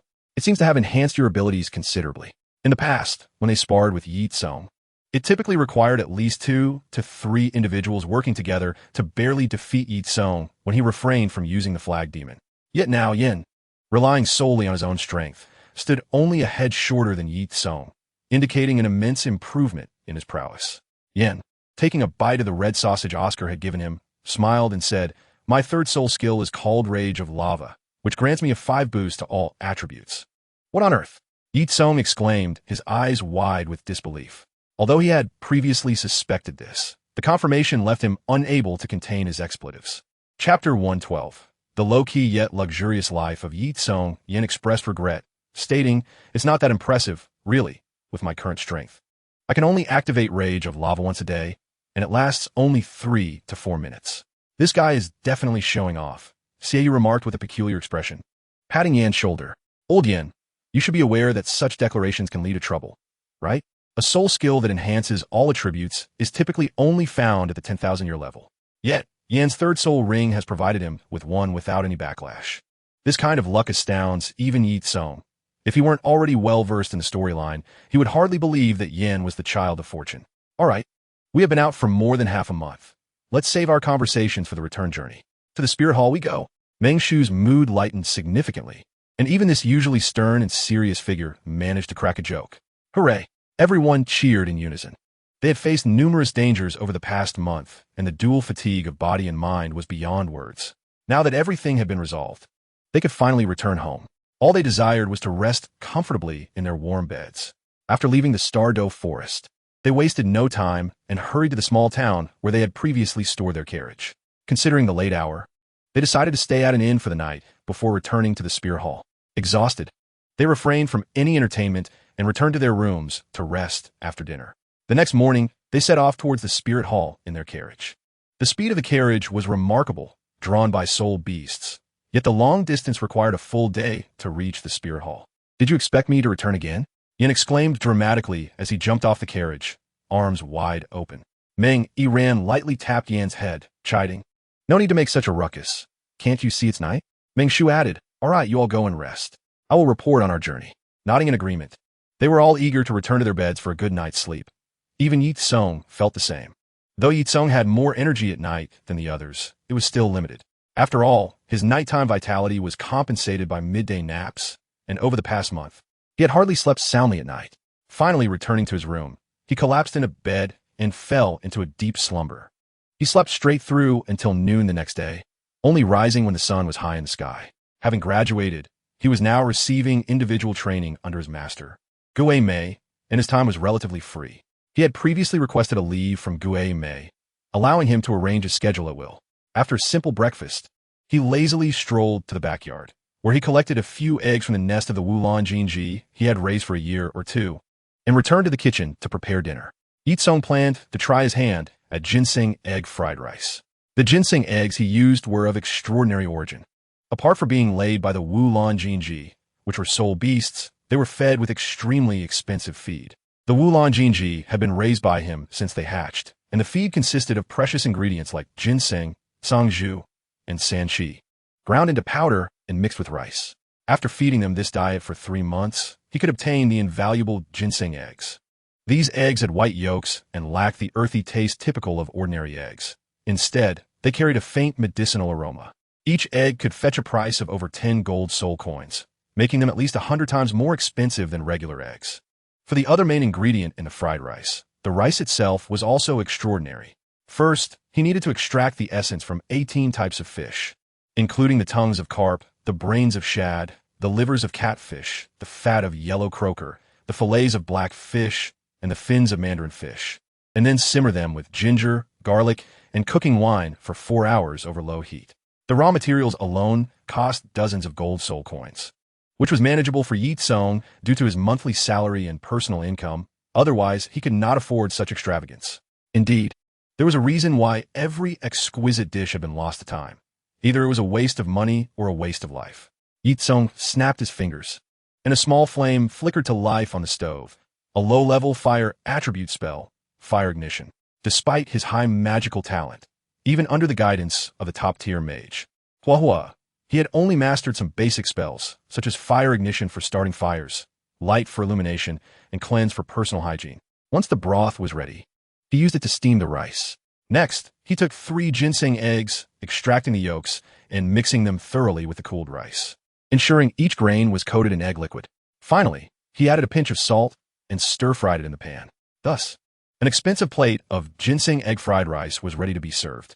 Unlike the lavish emperor's fried rice, this ginseng egg fried rice appeared rather unremarkable, almost indistinguishable from a simple bowl of plain rice. However, in terms of flavor, it was equally astonishing. Just as he was about to dig in, Gui Mei arrived, accompanied not only by himself, but also his good friend Douluo Yuguan. Upon entering, Gui Mei caught a whiff of the enticing aroma and inquired with interest, "What delectable creation have you conjured this time?" Ye Cong, known for his peculiar culinary experiments, had gained quite a reputation within the Spirit Hall for his eccentric tastes. So far, he had raised chickens, ducks, fish, and sheep in his backyard. Ye Cong lamented, "Master, are you here just to mooch off my meal? You could have come alone, but why bring someone else?" Of course, he refrained from voicing the latter part, seeing the somewhat forlorn expression on Ye Cong's face. Yuguan covered his mouth and chuckled. "It seems little Cong doesn't welcome me. How could that be? The arrival of Sherbois brought an unexpected brilliance to my humble abode." Ye Cong, with a smile that did not quite reach his eyes, remarked on this. His relationship with Guan, this old rascal, resembled that of close friends transcending generations. Thus the atmosphere lacked any formality. Chapter 113. The virtual combat space. Yuguan truly acted as if he were an outsider, swaggering over to the dining table and pulling out a chair to sit down. "Xiao Cong's culinary skills are quite impressive. Quickly, serve a portion for me and your master." Ye Cong turned his gaze towards Gui Mei, who pretended not to see, turning his face away. Gui Mei also relished the delicacies Ye Cong prepared, but felt embarrassed to openly ask for a taste of his apprentice's cooking. The only reason he brought along his good friend Guan was due to his thick skin, which allowed him to brazenly request Ye Cong to cook for them. Ye Cong, unable to argue, darkly served each elder a bowl of ginseng fried rice. After they had eaten their fill, Gui Mei finally revealed the purpose of his visit. A few days prior, Douluo had come to the Wuhuan Hall, both to request the cancellation of his previous wanted notice and to reconnect with Douluo. Additionally, he brought a newly developed soul-guiding device from Hua for Ye Cong, since Ye Cong was out assisting his companions in hunting soul rings. The device had temporarily remained with Gui Mei. Now that Ye Cong had returned, it was time to return it to its rightful owner. After seeing Gui Mei and Yuguan off, Ye Cong found himself troubled by a large container resembling a spacecraft's re-entry module. What purpose did this object serve? It was possible that Douluo had left in a rush, or perhaps Wahaha, being rather careless, had forgotten to include a matching instruction manual. This left Ye Cong to ponder the mysteries of this metal shell on his own.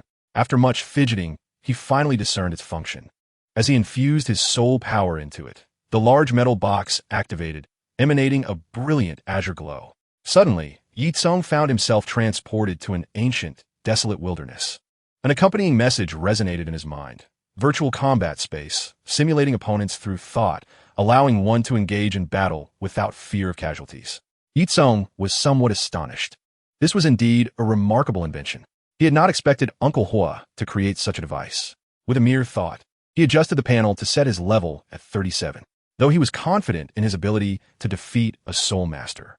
Considering that the enemies conjured in this secret realm represented the pinnacle of each power tier, he prudently opted for an opponent of equal level.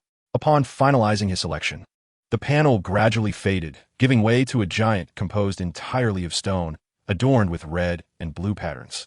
The giant let out a bellow before charging at Ye Cong. Ye Cong's eyes narrowed as he sensed the formidable strength of his opponent, instantly summoning his 3 flag spirits. Shimu, Xiaofeng, and Zhongsu were initially bewildered by their sudden relocation, but they quickly focused on attacking the foe before them. Ye Cong took the initiative, utilizing the Zhenhuan Luo to activate one of his basic skills, Zhenhuan Dingshun. With a resonant gong, the strange giant froze in place. Seizing this opportunity, The flag spirits launched their assault. Ye Cong also seized the moment to inform his 3 comrades of the circumstances telepathically. They had underestimated the giant's defensive capabilities. Neither Xiao Feng's nor Zhongsu's wind blades or lightning strikes, nor Shimu's toxic attacks, could inflict any damage. In fact, their strikes merely enraged the giant, who raised both hands and conjured elemental spheres of water and fire to hurl at them. The flag spirits, possessing a vaporization ability, opted to evade the incoming attacks by dispersing into mist. Seeing his 3 subordinates fleeing, Ye Cong inwardly chastised their lack of camaraderie while raising his Zhenhuan Luo and water armor shield for defense. The dual protections proved effective, as Ye Cong emerged unscathed from the giant's violent onslaught. However, the sheer force of the impact sent him stumbling backward several steps before regaining his footing. The 3 flag spirits regrouped around him to face the giant's aggression together, realizing that his attacks had yielded no results. The giant shook its head and let out a piercing roar before charging at Ye Cong once more. Faced with the incoming fist, Ye Cong's expression turned grave as he narrowed his eyes, then stepped forward, executing Wufang Lai Zhun. As his foot struck the ground, cracks spread across the surface, causing the giant to lose its balance and sway. Simultaneously, Ye Cong leapt into the air, swinging his Zhenhuan hammer down upon the giant.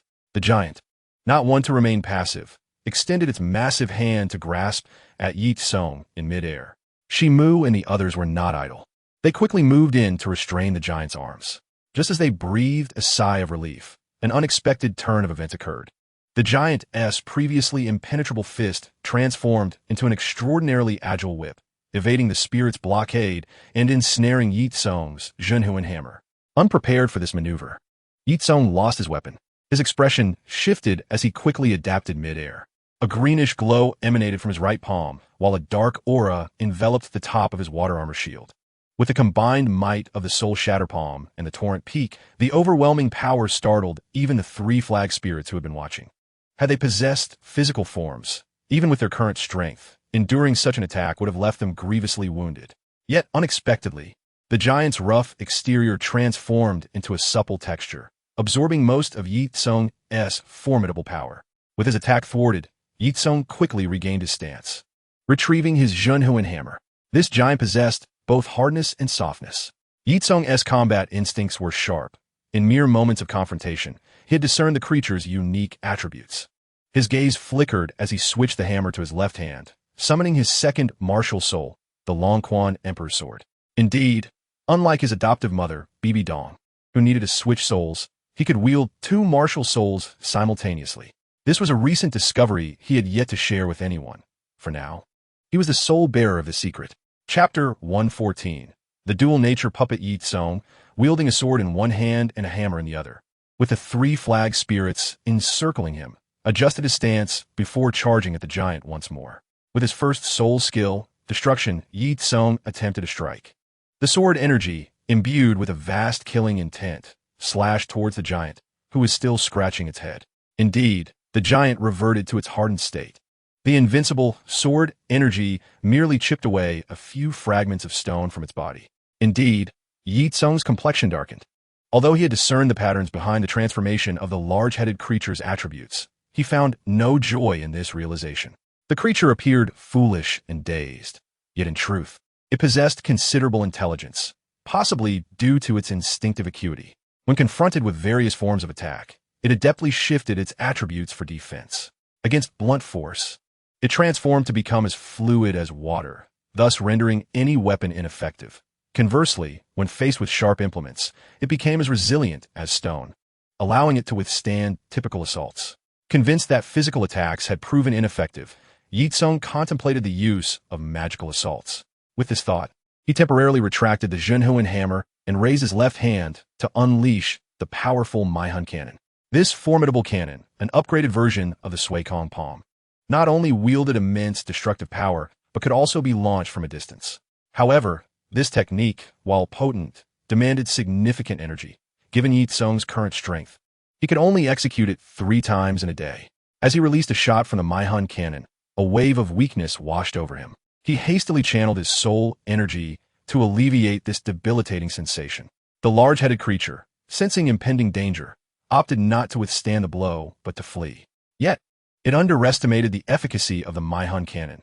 This skill, which siphoned off 1/3 of Ye Cong's soul energy, not only boasted immense power and range capabilities, but also possessed tracking abilities.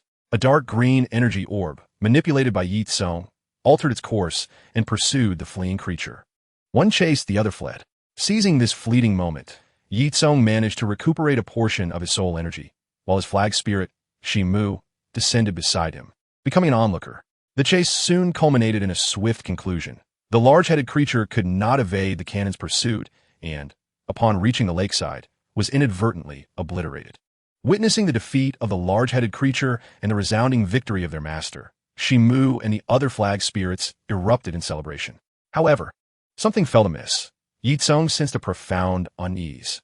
This creature could not possibly be so weak. With this in mind, he armed himself once more and prepared for the unexpected. Indeed, the remnants of the shattered creature stirred again. The soil heaved, forming a stone golem, while the lake's surface rippled as a water elemental emerged. The stone golem and water elemental flanked Ye Cong, encircling him like a cheese sandwich. Although the original large-headed creature had split into two and diminished in size, its strength remained unaltered. It simply lacked the attribute transformation ability it previously possessed. Despite the loss of this capability, the divided entity's combat prowess had doubled. As kindred spirits, the two figures coordinated seamlessly, presenting a challenge far greater than anticipated. Ye Cong's demeanor grew serious as he gripped his weapon tightly. The stone golem charged forward with a thunderous roar, its heavy footfalls echoing like an ancient beast or a heavily armored vehicle barreling towards him. Ye Cong, undeterred, advanced to meet it. He swung the Haotian Hammer, its head glowing ominously as he unleashed the formidable technique, Qianglia Pobo. This was the only powerful, purely offensive hammer technique at his disposal, yet it sufficed. As they say, a single skill can conquer the world. Combined with a few auxiliary techniques, it was sufficient to subdue most adversaries. Should the need arise, he still possessed a second martial spirit, ready to surprise his opponent. As the Haotian Hammer collided with the stone golem, the creature was indeed sent sprawling, its heavy feet carving a deep groove into the ground before it came to a halt. Ye Cong had created a deep crater upon impact, with debris cascading from the golem's form.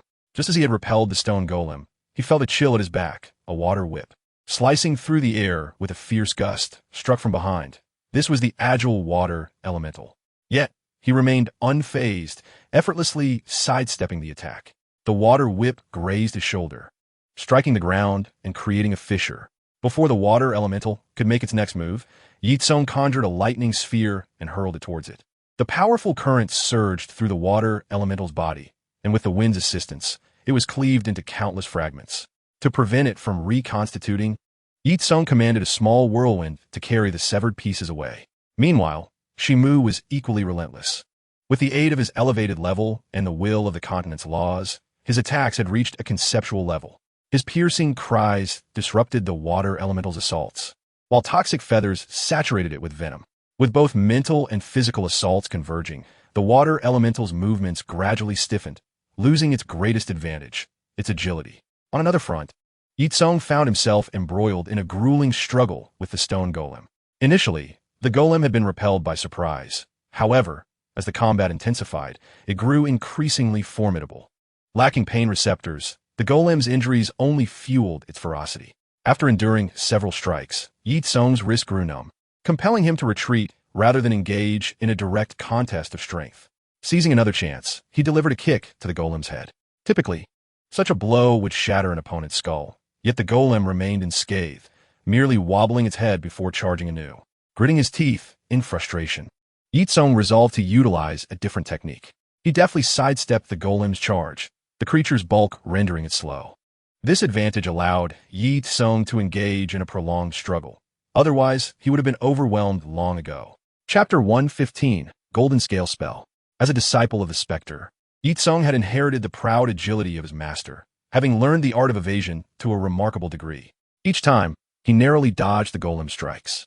The golem, reliant on a programmed operation, would likely have floundered against a creature with independent thought and intelligence. With a resounding crash, Ye Cong pivoted once more, narrowly avoiding a kick from the golem, and stepped forward to strike its head with an air shock. The air shock, propelled by Qi, would dismantle the opponent's physical defenses. Ordinarily, This skill proved invaluable against adversaries of equal rank. However, it bore a significant flaw. Once unleashed, it would cause recoil, thereby compromising the user's own defenses and potentially shredding their clothing. Given that this virtual realm was inhabited solely by allies, Ye Cong had no qualms about risking embarrassment and thus executed the technique without hesitation. The golem's defenses were formidable, composed entirely of rock. When confronted with Ye Cong's air shock, it unexpectedly shattered a layer of its outer armor. Ye Cong's visage manifested a fleeting glimmer of joy, yet in the next heartbeat, his smile froze, shattered by the unyielding stone figure, which remained utterly unaffected.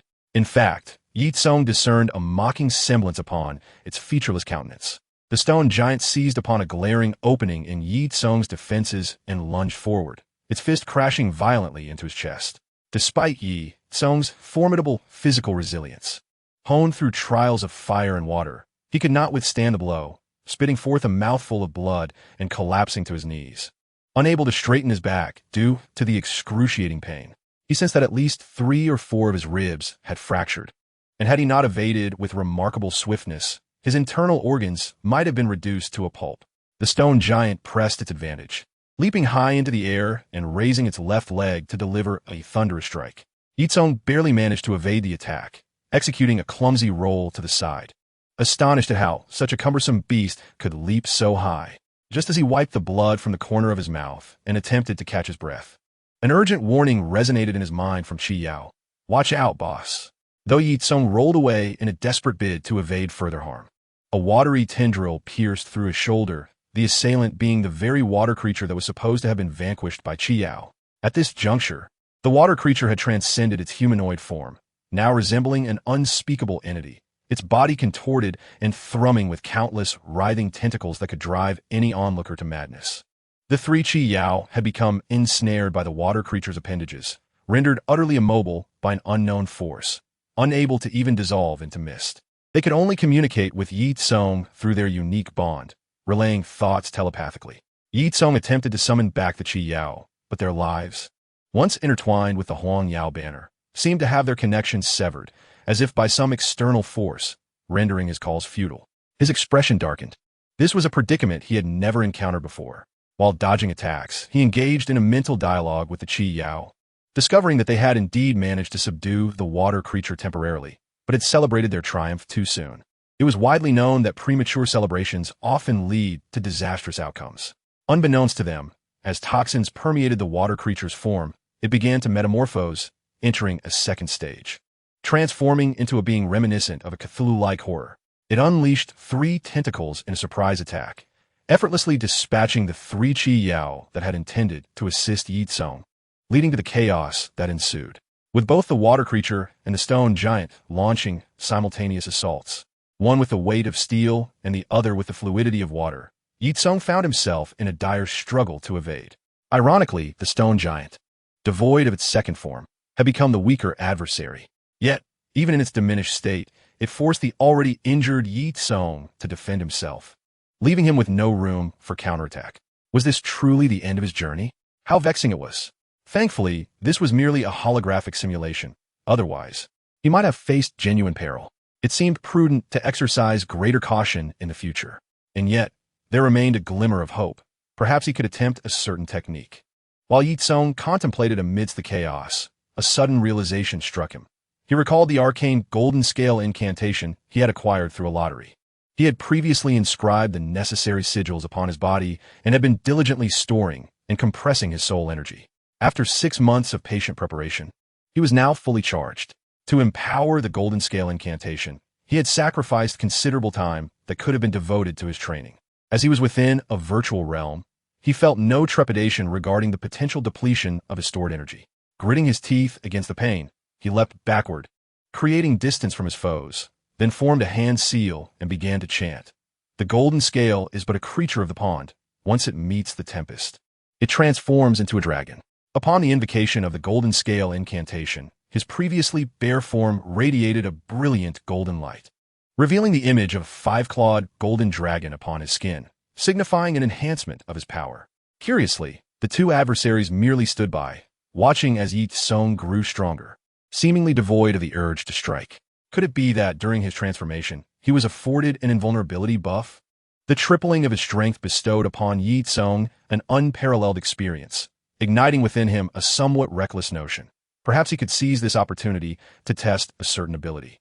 For he was ensconced within the holographic projection space, free from the repercussions of failure.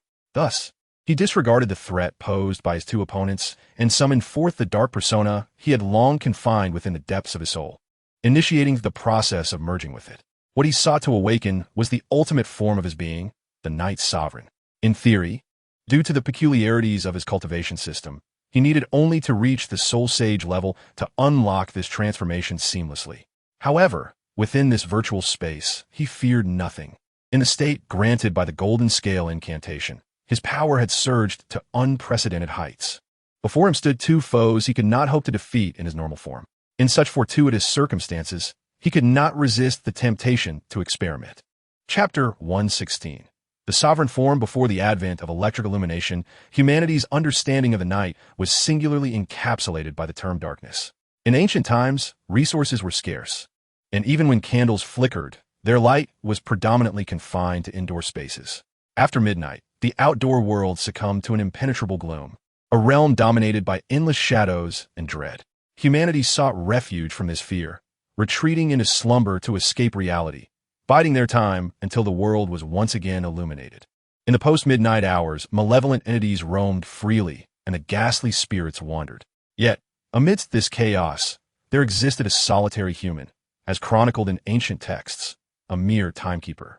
This individual, standing alone against the night, wielded the authority to oversee monsters across vast territories. The term Watchman was but a facade for the true role, that of the Night Sovereign.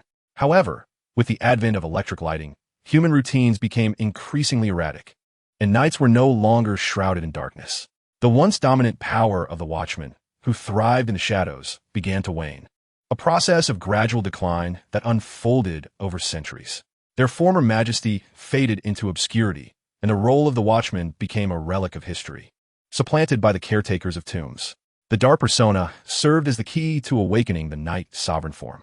The Watchman, utilizing a specially crafted dark fragrance, could awaken their hidden darkness within 3 nights of exposure.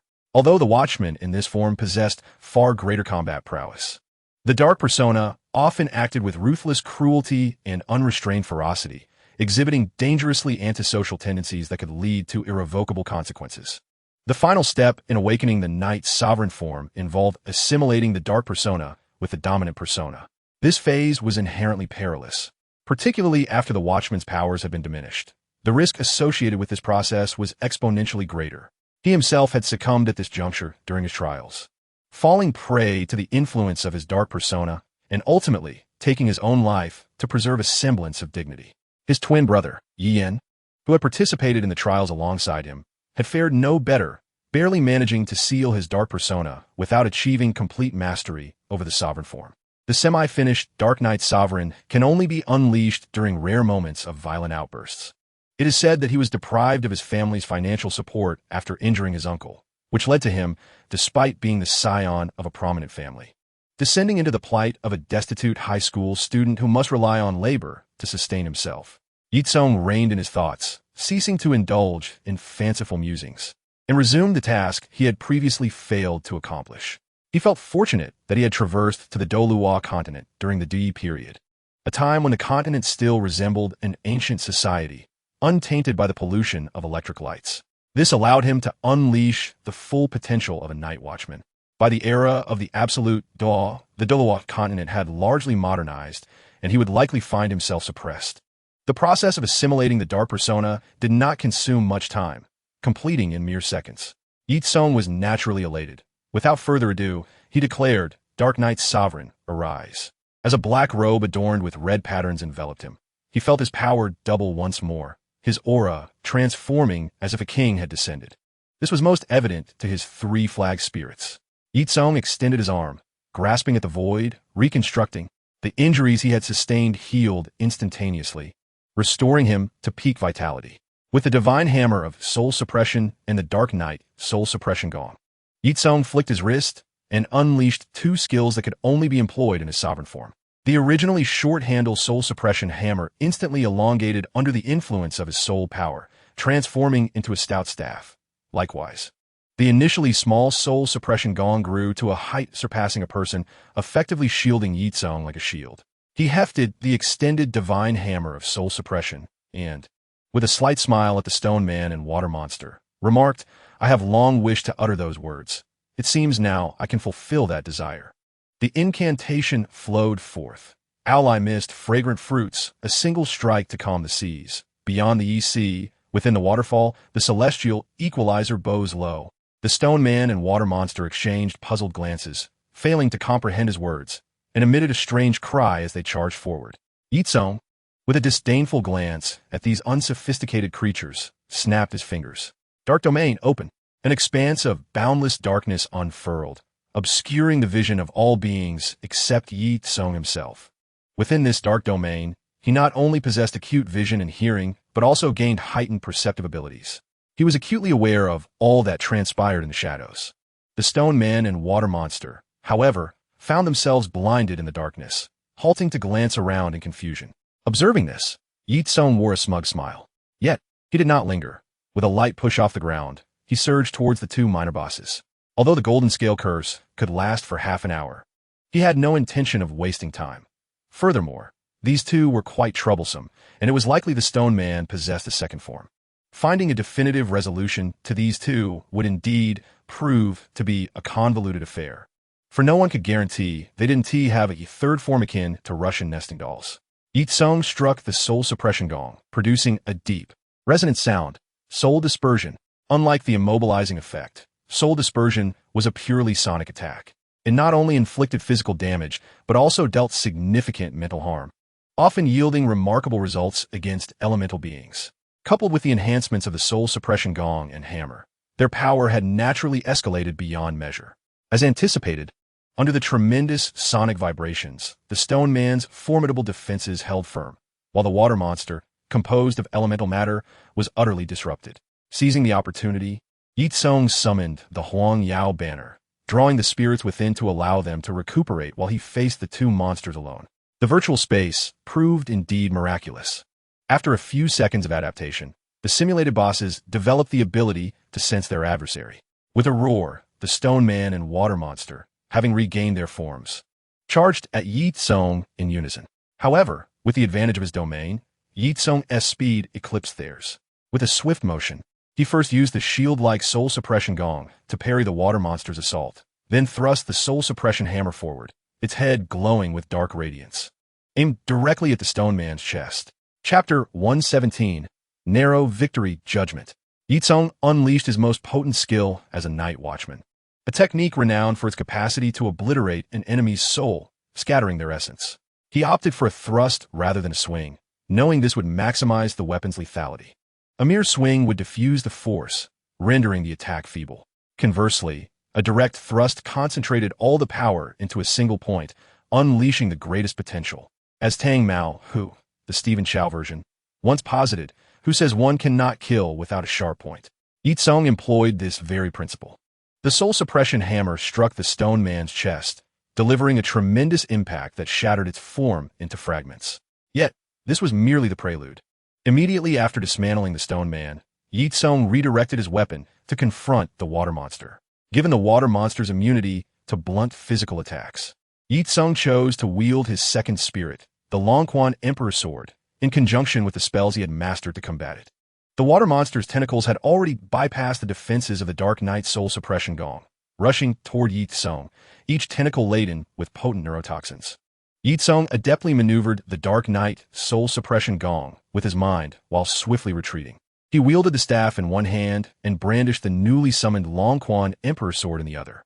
Although his swordsmanship was rudimentary, having learned only a handful of techniques from the elusive Huang de Jia in his past life, his skills were not to be underestimated given the unique soul technique system of the Douluo Continent. Destruction, sovereign might, royal authority. 3 soul rings flashed in succession, unleashing a formidable wave of sword energy from the Longquan Emperor Sword that cleaved the water monster into several pieces. The creature emitted a shrill cry, its fragmented form attempting to regenerate. Not so easily, Ye Cong proclaimed. Hand of the Mage. As he chanted the spell, a malformed yet animated mage's hand materialized behind him. Despite its underdeveloped form, it was more than capable of casting spells. With a freezing spell cast, the writhing water monster was instantly encased in ice, shattering into multiple segments. At that moment, the stone man completed its transformation into the second phase. Unlike the water monster, which had undergone a significant transformation, the stone man merely grew in stature and gained the ability to cast spells. The second stage stone man did not charge recklessly as before. Instead, it raised its foot, slamming it down, sending thick spikes erupting towards Ye Cong's back. Fortunately, Ye Cong had prepared for this, blocking the attack with a defensive maneuver akin to Su Qin's sword stance. With a flick of his wrist, he hurled the Soul-Suppression Hammer at the stone man. Boom. The Soul-Suppression Hammer detonated beside the stone man like a cannonball, enveloping the area in smoke and debris, creating a truly spectacular scene. Regrettably, the stone man emerged from a deep pit, swaying unsteadily after the explosion subsided. To withstand the blast, he had forged a colossal shield, which protected him from being shattered into fragments. Ye Cong appeared to have anticipated this very scenario. He wielded the imperial sword in his hand, unleashing a wave of sword energy aimed at cleaving the stone man in half. Within the sword domain crafted by Junwei, not only were his own powers and speed amplified, but the enemy also suffered a significant decline in morale and a 30% reduction in attack strength. With the enhancements from the Dark Knight Sovereign and the weakening effects of the Dark Domain, Ye Cong's prowess reached a terrifying zenith. Perhaps the stone man's skill cooldown had not yet reset, or he was overly confident in withstanding the assault. He chose not to raise his shield anew, but instead to confront the impending sword energy with his corporeal form. The sharp blade sliced through the stone man's torso like a hot knife through butter, severing him in two. The stone man was caught off guard, as he had believed that his defenses had significantly heightened upon entering the second stage. Why then did he crumble so easily against Ye Cong's onslaught? Ye Cong leapt high into the air, denying the stone man any chance of resurrection. Retrieving the Long Quan imperial sword, he gripped the Haotian Hammer tightly and swung it with vigor, summoning a rain of countless dark green projectiles that cascaded down from the sky, akin to a B-2 bomber carpet bombing the ground. In the previous skirmish, Ye Cong had discerned that regardless of which of the two adversaries he dispatched first, the other would invariably resurrect. To achieve a definitive victory, he would need to slay both simultaneously. As the bombardment concluded, the system finally recognized Ye Cong's triumph over his foes and released him from the virtual battleground. Exiting the virtual combat space, Ye Cong exhaled a sigh of relief. The experience had been fraught with peril, leaving him drenched in sweat. Upon checking the time, he was astonished to discover that, despite the lengthy battle within the virtual realm, only a single minute had elapsed in reality. This advanced technology left him in awe. While utilizing the virtual combat apparatus did not enhance his soul power level, it significantly sharpened his combat awareness with virtually no adverse effects, allowing him to engage in life-and-death battles without fear of true demise, as he would merely be transported out upon defeat. Ye Cong was thoroughly satisfied with this outcome. The Dark Knight Sovereign mode was a first for him, and its formidable power was evident. He felt confident that if he could activate this state at will, even with his current 3-ring status, vanquishing the formidable Qian Renxue, who possessed the divine martial soul and was already at the Soul King level, would be well within his grasp. Clenching his fists with a sense of longing, Ye Cong considered whether to unleash the golden scale forbidden technique in reality to experience the might of the Dark Knight Sovereign. However, after careful contemplation, he ultimately decided against it. Aside from the exhaustion of energy, the technique required a recharge period. Moreover, employing the golden scale forbidden technique in reality bore its own consequences. Once executed, he would endure a state of weakness for the subsequent 3 days, during which his strength would only reach a third of its original capacity. Ye Cong stretched lazily. Though it was still early, he resolved to rest. After spending an entire afternoon preparing a life-changing egg fried rice and then engaging in the virtual combat machine, both his mind and body were weary. He urgently needed sleep to recuperate and replenish his energy. He moved the machine back into his room, placing it in a corner of the living room, before retiring to rest. Tomorrow, he would bring Yin and the others to experience the apparatus, while also testing his forbidden techniques, such as mist transformation and the self-destructive abilities of his flag monsters, which theoretically required sacrificing them. Under normal circumstances, Ye Cong shared a deep bond with his flag monsters, and he would never commit such a cruel act. However, within the virtual combat space, he felt less concern. Everything there was illusory, and there was no need to worry. At worst, He could apologize and appease them once he returned. Chapter 118. Establishing a newspaper. Ye Cong shared the virtual combat device with a few friends for testing. Except for Oscar, who was a support type and thus did not require testing, the results for the others were quite disastrous. The two with the lowest levels, Chao Shitting and Yu Yang, faced the formidable gang Ro Puppet and were swiftly defeated in a single encounter. This was not a one-time occurrence. Even after multiple attempts, they only managed to prolong the time before their defeat slightly, leaving them far from overcoming their adversary. Thus, when they learned that Ye Cong had triumphed on his first attempt, they were utterly astonished. "Boss, you must be joking. You only tested once and defeated those two," Yin exclaimed, rising in disbelief and gesticulating dramatically. "Silence," Xiaoyu interjected, somewhat exasperated, as he pressed Yin back into his seat. Yin complied, but continued to gaze at Ye Cong with eager eyes, imploring for insight. "Boss, I know you must possess some treasure, right?" After a moment of hesitation, Ye Cong chose not to withhold. He produced the golden scale forbidden technique and handed it to them. "I have a self-created soul skill you all can try." He surveyed the puzzled expressions of his companions and smiled slightly as he explained, "This technique stores your soul power in a unique manner, allowing for a threefold increase in combat strength at a critical moment. Of course, as a trade-off, you will enter a state of weakness for the following 3 days, during which only a third of your power can be utilized. However, the potential for that triple burst of strength is enough to inspire excitement." His words left the group exchanging glances, and Meng Yuran was the first to speak. "Senior brother, this technique must belong to that divine monarch, right? Are you sure it's safe to share it with us?" Understanding their misunderstanding, Ye Cong did not elaborate further and simply smiled, reassuring them, "Rest assured, Uncle Huo will not hold this against me. I still have this level of authority." He then explained the relevant details of the golden scale forbidden technique. "The initial charging period will take quite some time, potentially delaying your training progress. For instance, it took me over half a year to gather the necessary energy for my first charge. However, subsequent attempts will be significantly easier." Life at the Spirit Hall remained as tranquil and ordinary as ever, which only served to heighten the restlessness within Ye Cong. He had long noted that, despite the Spirit Hall's numerous efforts to combat evil soul masters and provide free soul awakening for the impoverished, as well as subsidies for civilian soul masters, their reputation among ordinary soul masters was less than stellar. The principal reason for this was the Spirit Hall's lack of influence in public discourse. Coupled with the deliberate guidance from the two major empires, the efforts of the Spirit Hall were often perceived as merely obligatory by the common folk.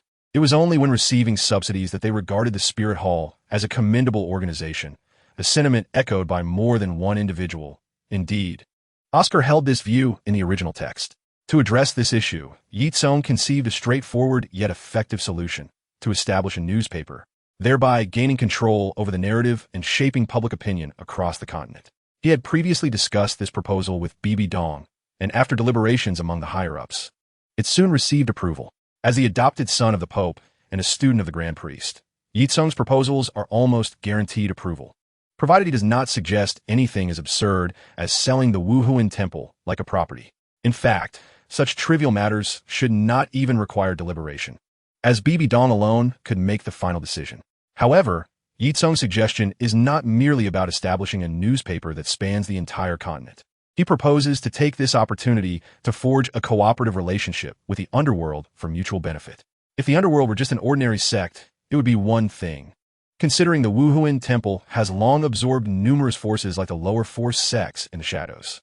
The crux of the matter lies in the fact that the person in charge of the underworld possesses the strength of a limit de law, which causes some unease among the higher-ups.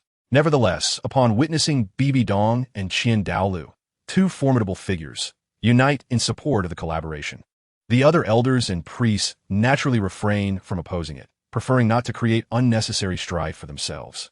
The underworld is essentially Ye Cong's faction, thus the cooperation proceeds smoothly. The division of labor is settled, with locations designated within the Wuhuan Temple, allowing sub-temples to spread across every town on the continent. The soul guiding devices required for printing were also developed by the versatile Grand Mage Huohua in roughly half a day's time. Apart from a need to recruit professional staff for the newspaper, the daunting task of delivering the papers was entrusted to the Min family, renowned for their incredible speed across the continent. Initially, the Bai family was resistant to the idea of working for the Wuhuan Temple. However, after Huohua calmly explained a reasoning to them, Bai became less opposed. After all, the Min family is notoriously impoverished, and if they wish to earn money, they must take on part-time jobs like the other three families. Yes, it is solely due to the generous remuneration, not for any other reason. As the newspaper initiative unfolds across the continent, the Douluo Continent report quickly gains popularity among hard-working commoners and even minor nobility. The various short stories, anecdotes, and even historical accounts soon attract a vast number of loyal readers in a world sorely lacking in entertainment. More importantly, this report offers a suitable update frequency and price, with 3 issues released monthly for merely 5 copper soul coins each. Although this price might seem slightly steep for ordinary individuals who rely solely on physical labor, it remains within the realm of acceptance. Moreover, acquiring the newspaper is not cumbersome. Any small-town subtemple of the Wuhuan Temple can easily procure it. To cater to diverse audiences, Shima Publishing House has launched newspapers at different levels and price points. After all, some nobles, with their peculiar logic, find it insulting to consume the same material as the commoners, preferring to pay extra as a form of intellectual tax to distinguish themselves. To accommodate these esteemed customers, the newspaper offers both collectors and deluxe editions, although the only difference from the standard version is the superior quality of the paper. The pricing is indeed calculated in Soul silver coins. Chapter 119. Is the Seven Treasure Glazed Tile School also starting a newspaper? The establishment of a newspaper naturally creates a stir across the continent. Unlike the contemptuous reactions of emperors towards the Wuhuan Temple's little ploy, the astute merchant Ning Fengji quickly senses the unusual implications behind it. Sighing, Ning Fengji rubs his aching temples as he puts down the collector's edition newspaper. Ever since the appearance of the titled Blah Hua Hua, things have been going awry. Now, with the underworld and the Wuhuan Temple joining forces to produce a newspaper that records the lives of the people, allowing them to stay informed without stepping outside, it seems innocuous.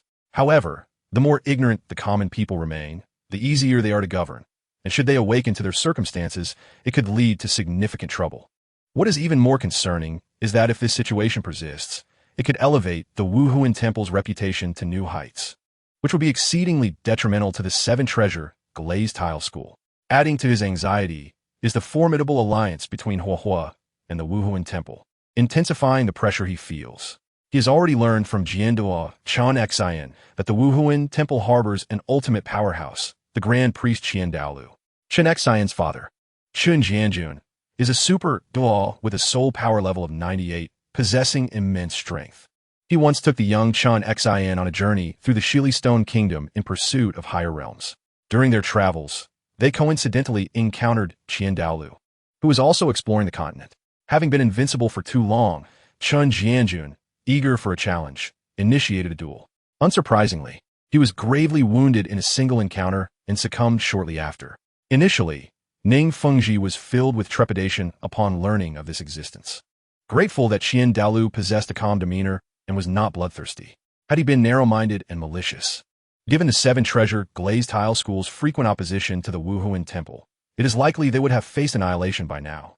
He now understands why the arrogant and domineering members of the Haotian Sect, despite being backed by the formidable Tang Chun, only dared to mock the Wuhuan Temple verbally rather than attempting to usurp it. The reason is likely rooted in this very situation. The only thing that provides him with a modicum of relief is that the alliance between the underworld and the Wuhuan Temple is merely a partnership. Should they fully merge, he would have to contemplate how to capitulate. Where there are people, there are conflicts, no matter how harmonious the cooperation may seem. Inevitably, there will be clashes of interest that prevent true unity of spirit. For instance, Ning Fengji often emphasizes the phrase the 3 upper sects are interconnected. Yet when the Haotian sect was forced into retreat by the Wuhuan Temple, he merely watched from the sidelines, offering nothing more than verbal condemnation. Even in the original text, when Bon Deluo Gurong encountered the wandering genius Tang San from the Haotian sect, his immediate reaction was to eliminate him rather than forge an alliance. This was predicated on the fact that Tang San was friends with their little princess and that he had something to gain from a commercial partnership. In the face of a common enemy, like the Wuhuan Temple, the alliance among the 3 upper sects remains precarious, and the underworld and Wuhuan Temple are indeed at odds, each unwilling to submit to the other. Ning Fengji estimates that the best-case scenario between the two is akin to the relationship between the Haotian sect and the Wuhuan Temple during Tang Chen's time, merely maintaining a facade of politeness. He believes that if he can seize the opportunity to sow discord, of course, it is impossible for the Seven Treasure Glazed Tile School to act directly. He would choose a scapegoat.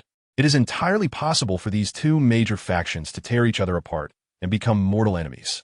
Rubbing his temples again, he exhales deeply, feeling his thoughts return as he examines the ordinary, collectors, and deluxe editions of the newspaper, pondering something. Fengji, the Wuhuan temple, is making significant moves again. Chun Xan bursts through the door with urgency, holding a newspaper in his hands, closely followed by Gu Rong. Uncle Jian, Uncle Gu. Ning Fengji nods in acknowledgement to Chun Xian and Gu Rong. Noticing that Ning Fengji is also holding 3 newspapers, Chun Xian remarks, Fengji, it seems you're already aware. The Wuhuan temple's actions are undoubtedly nefarious. What should we do? Ning Fengji did not respond directly. Instead, he posed a counter-question. What do you suggest we do, esteemed uncles? Gu Rong, with his characteristic candor, replied, When soldiers come, we shall meet them.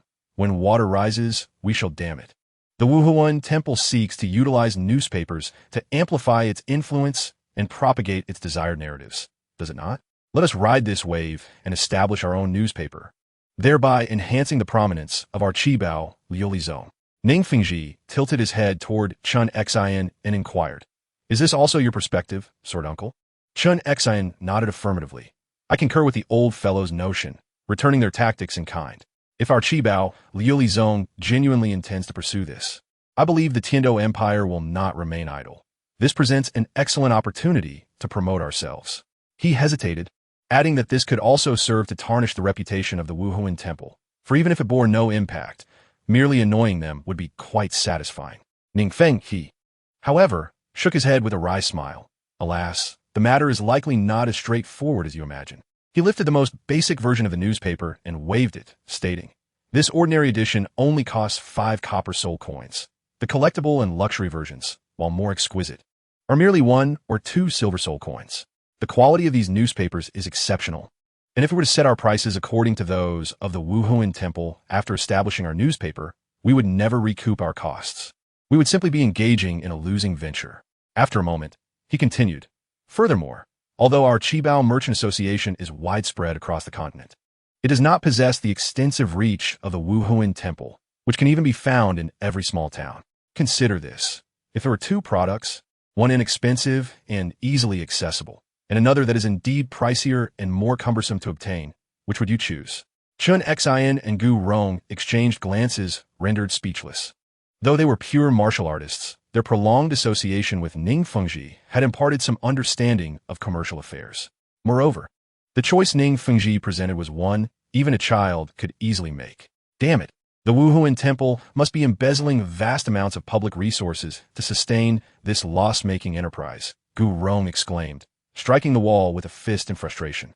Chun Xian, remaining relatively composed, asked, Fengji, shall we simply sit back and do nothing? Ning Fengji sighed deeply, leaning back in his chair with closed eyes. After a long pause, he spoke, It appears we have no other recourse. We shall likely need to establish a Qibao newspaper to counteract them. With the assistance of the Tiando Empire, I believe we should fare rather well. As for the rest, we can only take it one step at a time. Chapter 120. The underworld. As the sun barely peeked over the horizon, Lan Yue had already risen early to commence her daily training. The early morning is the foundation of the day, and, as a sprout, rising with the sun had become second nature to her. Being a soul beast hybrid, her cultivation progressed more rapidly than that of her contemporaries, enhanced by the guidance of esteemed mentors. At merely 8 or 9 years of age, in human terms, she had already attained her second soul skill, the blue-silver energy body. This skill elevates her attack, speed, and defense by 100 each when applied to teammates. It grants them a boost of 50. The staggering amplification she achieved with her second soul skill was due to her second ring soul ring, which had reached an impressive age of 6,000 years. This level was akin to that of an ordinary soul master's fourth soul ring. Such an extraordinary ability could only be compared to that of the equally remarkable Ye Cong. The training grounds for Lan Yue were naturally located in the most vibrant area of the Sunset Forest, within the ice and fire Yin-Yang Eye. With his noble status, Huahaha had seamlessly transformed the Sunset Forest into his private domain, establishing it as the headquarters of the underworld. Of course, Huahaha was not unreasonable. The outskirts of the Sunset Forest, the mixed zones, and even the inner circles were open to outsiders, with only the core area serving as a true restricted zone. Furthermore, even without the Sunset Forest, there were numerous places on the continent to hunt for soul rings. In the Tiando Empire alone, excluding the shared Stardo Forest, there were still locations such as Xingguang, Yimu, and the Northern Frozen Forest. This would not hinder soul masters in their pursuit of soul rings. As for the soul beasts within the Sunset Forest, if they were willing to comply, Huahaha would not treat them too harshly, nurturing them as guardian spirit beasts. Conversely, if they were obstinate, he would not hesitate to use them as expendable resources. After all, no one would refuse to have more soul bones. And the utility of high-level soul beasts extends beyond mere existence. The soul beasts inhabiting the core area were naturally formidable. And while they did not face the same restrictions as in the Stardo Forest, some were already approaching the status of beast kings 100,000 years. With proper resources, it was not impossible for them to evolve into true beast kings. Huahaha's tyrannical actions drew protests from various self-proclaimed just individuals, who proclaimed that the Sunset Forest belonged to all, and such forceful occupation was unjust to the continent. They claimed the forest was a shared treasure, not the domain of a single individual. Slogans like "Return the Forest to the Continent" echoed through the air. However, no matter how loud their protests grew, they remained mere words on paper, as no one dared to take genuine action. After all, anyone capable of venturing into the core area knew more than the average person. The formidable Huahaha had countless titled Douluos under his command, and his own strength was terrifying. Hadn't he, the Blue Lightning Tyrant Dragon Sect, remained quiet after he incapacitated one of their elders? It is well known that that elder was notoriously protective. Clearly, the two must have engaged in some private discussions. Although the specifics remain unknown, it seems likely that the elders suffered a significant loss in the process. Those lacking the capability to confront Huahaha were merely indulging in fantasies. After all, the Sunset Forest was not so easily traversed. There was a high probability that they would become the prey of wandering soul beasts before even reaching the underworld. As for why such a grand display yielded little real action, that is open to interpretation. While we may lack the courage to eradicate bandits, we possess ample audacity to profit under the guise of doing so. A certain sage once remarked, "One must cleverly establish pretenses, win over the wealthy, and collect taxes and donations. Once they contribute, the common folk will follow suit. After acquiring the funds, the wealthy's contributions are returned in full, while the common folk's share is divided 70-30. Ahem, I digress. The underworld can broadly be divided into two components, the Academy and the Sect. The Academy segment, formerly known as Element City, has now been renamed Underworld Academy. The leaders of the Water, Fire, and Wind clans serve as the deans, overseeing its management. In addition to abolishing entry barriers and recruiting students from outside, all eligible youth within the sect who are of school age will receive their education here. The Sect component, on the other hand, is established deep within the Sunset Forest, forming its own restricted area. The construction of buildings has been entrusted to the Yuji clan, led by Niu Gao, who excel in architecture. 5 departments have been established: logistics, construction, equipment, forging, alchemy, intelligence, and combat, with the heads of these departments being the most distinguished individuals. Yang Wudi, possessing the strength of the mightiest soul, Douluo, concurrently serves as the minister of both the combat and intelligence departments. Under Huahaha's direction, each sect disciple is allocated to roles best suited to their strengths. The various departments are no longer confined to a single lineage. For instance, certain descendants of the Min Yi clan have taken a keen interest in alchemy and have sought mentorship under a senior in the alchemy department. Similarly, a member of the Li Yi clan, enamored with architecture, has chosen to study under a master of the Yu Yi clan. There are also disciples from various sects who harbor no interest in their family's legacy and instead dedicate all their energy to cultivation, naturally aligning themselves with the combat department. Presently, the Difu is equipped to rival any top-tier sect. Aside from the sect leader Huahan, there are 5 formidable individuals holding the title of Douluo, all of whom have previously made their presence known.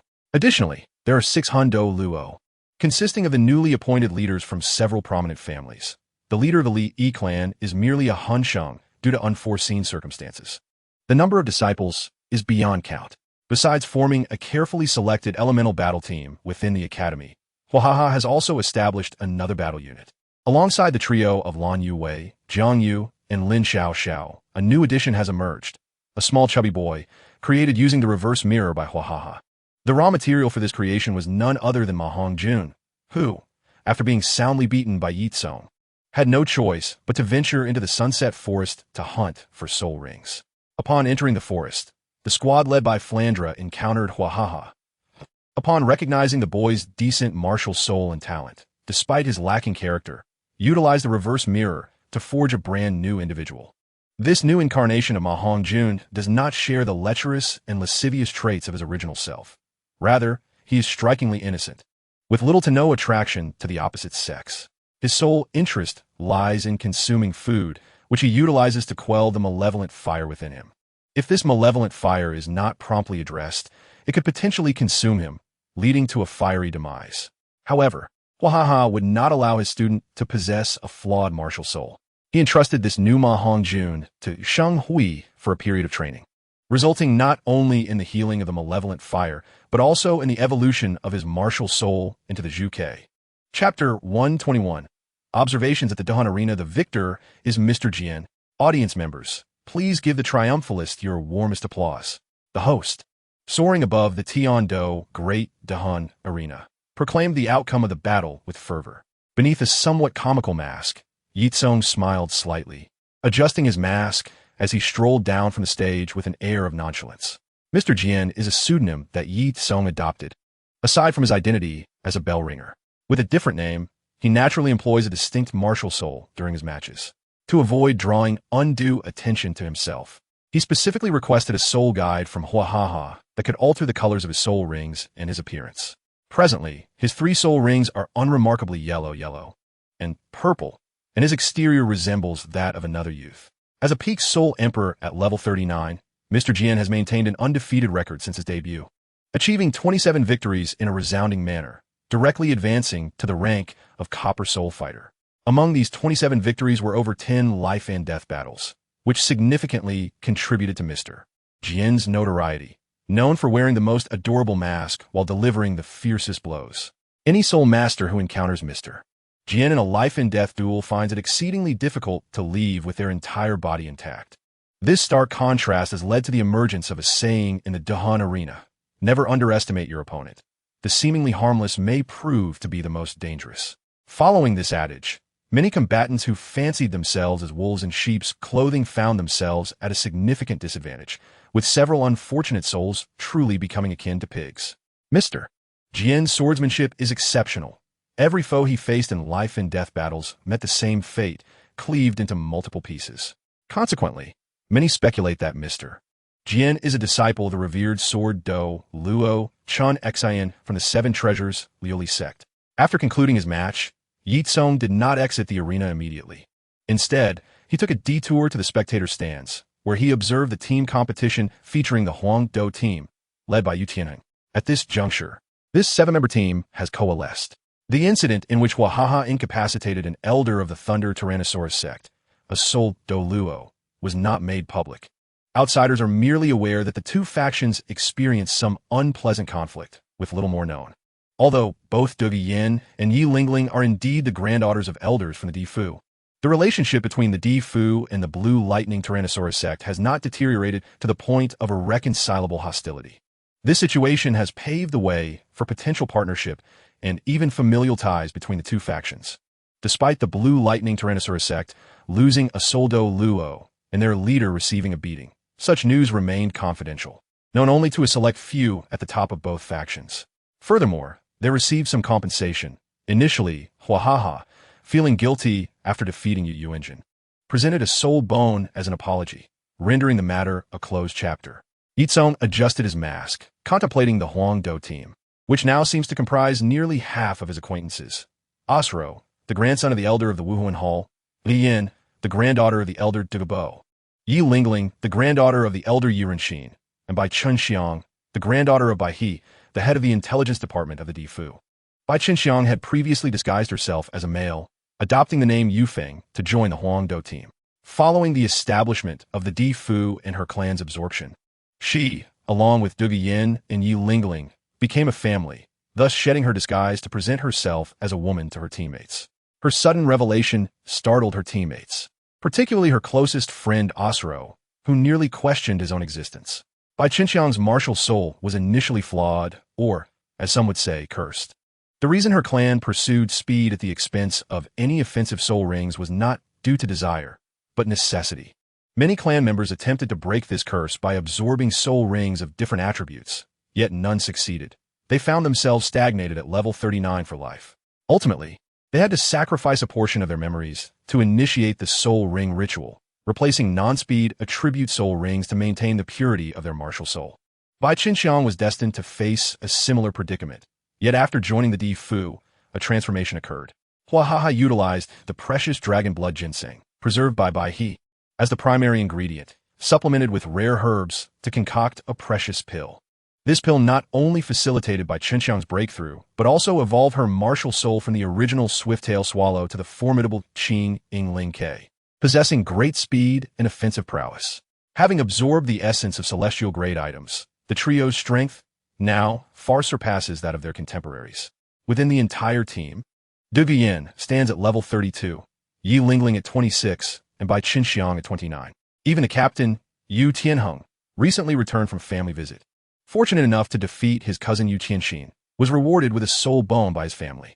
After absorption, his level reached 30, and upon acquiring a soul ring, he matched Du Guiyin, attaining the rank of Great Soul Master and retaining his captaincy. This soul bone was, of course, a gift from Huahaha, with an age of 34,000 years. Although it falls short of being a treasure inheritance of a top-tier sect, it is still exceedingly rare and valuable. In the realm of martial prowess, it is understood that only soul bones aged over 50,000 years can be deemed treasures of inheritance. Within the battle team, the sensitivity-oriented AO, Si Luo, and the defensive Shijiao brothers appears slightly underwhelming, having only recently ascended to the Great Soul Master rank, with their levels resting at 23 and 24. Perhaps this is attributed to their noble lineage, which grants them the audacity to reveal their identities without fear of retribution. The 7 members of the Huangdo battle team present themselves in their true forms.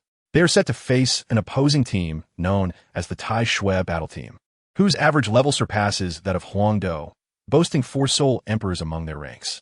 However, the distribution of soul rings within the Tai Shui team is somewhat lacking in comparison. Apart from the captain and vice-captain, the first soul rings of the remaining 5 members are uniformly 10-year rings, only advancing to the century mark at the second soul ring. Among the 4 soul emperors, only the captain possesses an optimal soul ring configuration of yellow-yellow-purple. Unlike the privileged members of Huangdo, the Tai Shui team leads a life fraught with peril. Their battle awareness is considerably more refined than that of Huangdo. Although the Huangdo team frequently participates in soul fighting competitions, their engagements are typically standard battles, adhering to a principle of restraint. In contrast, the Tai Shui team, as a mercenary group, often engages in life-and-death struggles during their missions. Upon the referee's signal, the Tai Shui team's captain charges forward with fervor, initiating a sprint. In the midst of this dash, he manifests his martial spirit, the bloodthirsty Mad Lion. His companions follow suit, unleashing their martial spirits, goat, monkey, iron axe, and pangolin.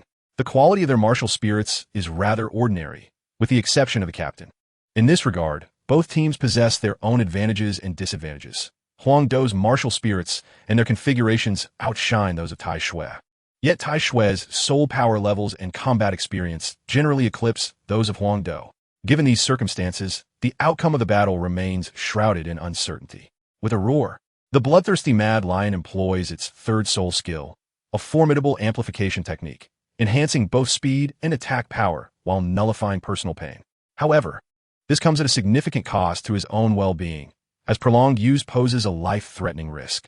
The fierce tiger, equally determined, recognizes that despite the apparent youth and inexperience of his adversaries, they may harbor unexpected tactics due to their esteemed backgrounds. Yu Qianheng, too, is unrelenting. After receiving 2 buffs from Du Guiyin, he unleashes his third soul skill, Thunderous Rage, entering a berserk state as he charges forward.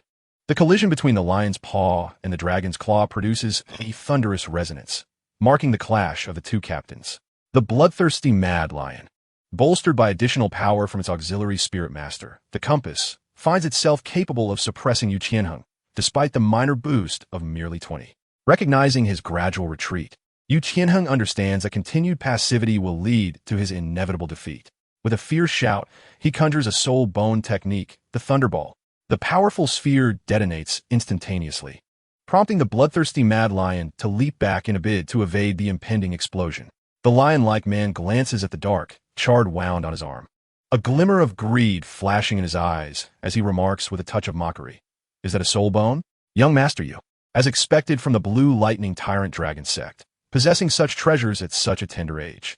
Yu Tianheng snorts coldly, activating his first soul skill, Thunder Dragon Claw, while simultaneously employing the recently acquired dragon transformation technique.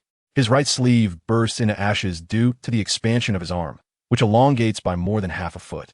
His entire arm becomes robust, adorned with blue-purple scales, transforming his hand into a claw, each joint thickening significantly. The three soul rings of yellow-purple reposition themselves, now swirling around this uniquely transformed arm. Beginning at level 30, Blue Lightning Tyrant Dragon Soul Masters manifest distinct dragon-like traits with each soul ring acquired. Presently, Yu Qianheng's right arm exemplifies this transformation. With the dragon transformation activated, Yu Qianheng's combat prowess escalates dramatically, swiftly overpowering the bloodthirsty Mad Lion. Meanwhile, the other team members confront formidable opponents. The mountain-splitting axe, shielded by the pangolin, advances towards the second strongest, Duguyen, who remains beside Yu Tianheng. Hee, little sister. You should surrender obediently. Your delicate skin will suffer if you get hurt. The burly man grins wickedly as he grips the axe. As a 36th level soul emperor, he is confident in his ability to easily defeat the newly ascended Duguyen. However, having learned from the example of Jian Xiansheng, he approaches the situation with caution, not daring to underestimate her. Additionally, Duguyen's soul ring configuration vastly exceeds his own, prompting the mountain-splitting axe to enlist the assistance of the 29th level Great Soul Master Pangolin to encircle her. Unbeknownst to the mountain-splitting axe, Duguyen is the granddaughter of the notorious Poison Douluo. Had he been aware, he would never have been so brazen. The tales of that master are infamous for their capriciousness. In folklore, provoking other titled Douluos might result in a swift death. Yet incurring the wrath of the Poison Douluo could lead to a fate far worse than mere demise. In the midst of combat, Duguyen merely smirks in disdain at the encroaching duo. When did even the likes of you become so audacious? She opens her mouth, releasing a plume of pink mist that envelopes the two. Employing her second soul skill, Green Scale, Red Poison. For safety's sake, Duguyen refrains from using her most potent third soul skill, Green Scale, Purple Poison, as this is not a life-or-death struggle, and causing the demise of her opponents would be somewhat inappropriate. Under the influence of Green Scale, Red Poison, the mountain-splitting axe and Pangolin's eyes turn crimson, their minds ignited with fervor. Little girl, don't resist any longer. It's best if you surrender, the mountain-splitting axe taunts, his complexion flushed and a deranged grin spreading across his face. The pangolin, equally affected, breathes heavily as they attempt to corner Duguyen from both sides. In light of this predicament, Duguyen merely smiles alluringly, swaying her seemingly fragile waist as she employs her agile movements to evade their attacks while continuing to unleash Green Scale Red Poison. Although this poison amplifies the target's attack power and speed, it also induces a state of euphoria that can lead to a loss of rationality if not countered by Green Scale Blue Poison. If inhaled in excess, it may even provoke cardiac arrest due to overwhelming excitement. This tactic, recently devised by Duguyen, has seen her poison potency heightened following her training in the 10,000 Serpent Poison scripture. While the positive buffs from her first two soul skills cannot stack, the negative effects can multiply with each application. With this unique characteristic, Duguyen finds herself increasingly adept at employing this novel combat strategy. As the first soul skill, Bailan Landu possesses a similarly effective capability, yet its operational principle is precisely the opposite. By incessantly paralyzing the target's central nervous system, it ultimately renders them utterly immobile. Although this combat style is ingeniously clever, it is also fraught with the potential for mishaps. For instance, at this moment, the Kaishan axe, whose soul power level already surpasses that of Duguyen, becomes even more formidable with enhanced speed and attack power. Additionally, their auxiliary soul master, Luopan, has bestowed upon him a layer of speed buff, leaving Duguyen momentarily at a disadvantage. Chapter 123, The Imperial Battle Team vs. The Bloodthirsty Battle Team. Part 2. Seizing the opportunity, the Kaishan axe swings its axe, which is as large as a wheel, delivering a powerful strike towards Dugu Yan's tail. However, before the axe could descend, it was intercepted by a robust and thick Xiangui shell. "You scared me to death." Thankfully, my little brother intervened just in time, Dugu Yan exclaimed, wearing a sly smile that was uncharacteristic of serpents. The reticent Shimo merely nodded in response, remaining silent, while fending off the attack. He instantly activated his soul skill. As the turtle's shell vibrated, the Kaishan axe emitted a brilliant light before abruptly collapsing, falling into unconsciousness. Taking advantage of this moment, Dugu Yan relentlessly pursued the attack, channeling her innate toxin into her palm and unleashing the self-created soul skill, Bailan Zhang, which had been passed down from her grandfather. Dugu Bo, aiming a fierce strike at the pangolin. This Bailan Zhang is an extraordinary technique meticulously developed by Dugu Bo, rooted in his profound expertise of the myriad snake poisons. In essence, the power of Bailan Zhang is not solely determined by soul power, but rather by the potency of the toxin itself. Moreover, astonishingly, this technique can be refined with other toxins to enhance the characteristics of Bailan Zhang even further. At this moment, the pangolin, under the influence of Bailan Hongdu, felt an overwhelming heat coursing through its body, akin to a boiled shrimp, continuously sweating profusely. With unsteady steps, and realizing it could not evade, it curled into a ball while simultaneously deploying a defensive soul skill to bolster its protection. However, it underestimated the might of Bailan Zhang. Despite the pangolin's natural defenses, the initial impact of Bailan Zhang did not inflict significant damage, but soon the creeping tendrils of toxin seeped through the gaps in its scales. Under the assault of the potent toxin, the pangolin swiftly succumbed, leading to its elimination along with the Kaishan axe by the referee. In just this single encounter, the Iron Blood Battle team lost 2 competitors. The expression of the bloodthirsty lion darkened, and it became increasingly ruthless, refusing to relent, striking with lethal intent. With Ye Lingling's long-range support, they merely adjusted their breathing slightly to recover their expended soul power and stamina, while any minor injuries they had sustained were swiftly healed, allowing them to re-enter the battlefield. Out of goodwill, she also provided a brief treatment to the 2 pangolins and the Kaishan axe, who were already downed. With the evolution of her martial spirit, the curse that had beset the Jiuxin Haitang lineage seemed to have been broken, though this could not be directly demonstrated and required time for verification. It was evident that in addition to her own soul power enhancement, Ye Lingling's healing abilities had also significantly progressed. She was no longer limited to merely healing injuries. She had acquired the ability to restore soul power as well. Remarkably, she even gained the capacity to dispel any debuffs resulting from external interference. Now, Ye Lingling could replenish health, restore soul power, and eliminate abnormal states, effectively rendering her a flawless support role, unassailable from any angle. Moreover, due to the elixirs she consumed, primarily made from Yoshiang Chiloa, she had developed an immunity to all toxins. Dugu Yan and Shimo chose to assist the airborne by Qinxiang. Yu Tianheng and the bloodthirsty lion were evenly matched, temporarily not requiring external aid. Under the protection of Shimo, Ye Lingling was also quite safe. Presently, it was only the agile attacking duo who encountered significant challenges. In the face of the onslaught from a Soul Master and a peak Great Soul Master, Eosalu was inadvertently eliminated from the competition. Only Bai Qinxiang remained, relying on her soul power, speed, and ability to fly to barely contend with the 2 members of the Iron Blood Battle team. Wu Qing and Zhao Lingyang could not reach the airborne Bai Qinxiang, resorting instead to incessantly disrupting her, preventing her from landing. If this continued, Bai Qinxiang would likely succumb to exhaustion. Lacking ranged attack capabilities, Zhao Lingyang left the disruption to Wu Qing and attempted to launch a harassment assault on Ye Lingling with his agile movements. Bai Qinxiang had contemplated directly defeating the 2 by striking from the air, but Wu Qing's first and second soul skills combined, causing his tongue, dripping with acidic saliva, to flail about in the air. Some of the saliva was flung off, landing on the arena and corroding the surface, creating a small pit. This disgusting spectacle inflicted both psychological and physiological distress upon Bai Qinxiang, who already harbored a slight aversion to germs. Moreover, Wu Qing wore a mocking grin, saying, "Hee, little bird, you might as well stop struggling and let me have a bite." "Pooh, does a toad dare to covet the flesh of a swan? You think you deserve to eat me?"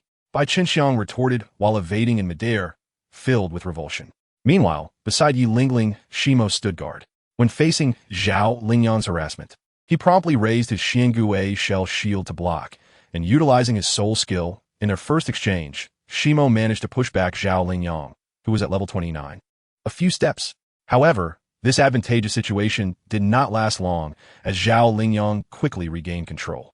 Although his attacks resembled mere scratching, with his agility and much higher soul power than Shimo, he soon left Shimo in a precarious state, just as Shimo became complacent.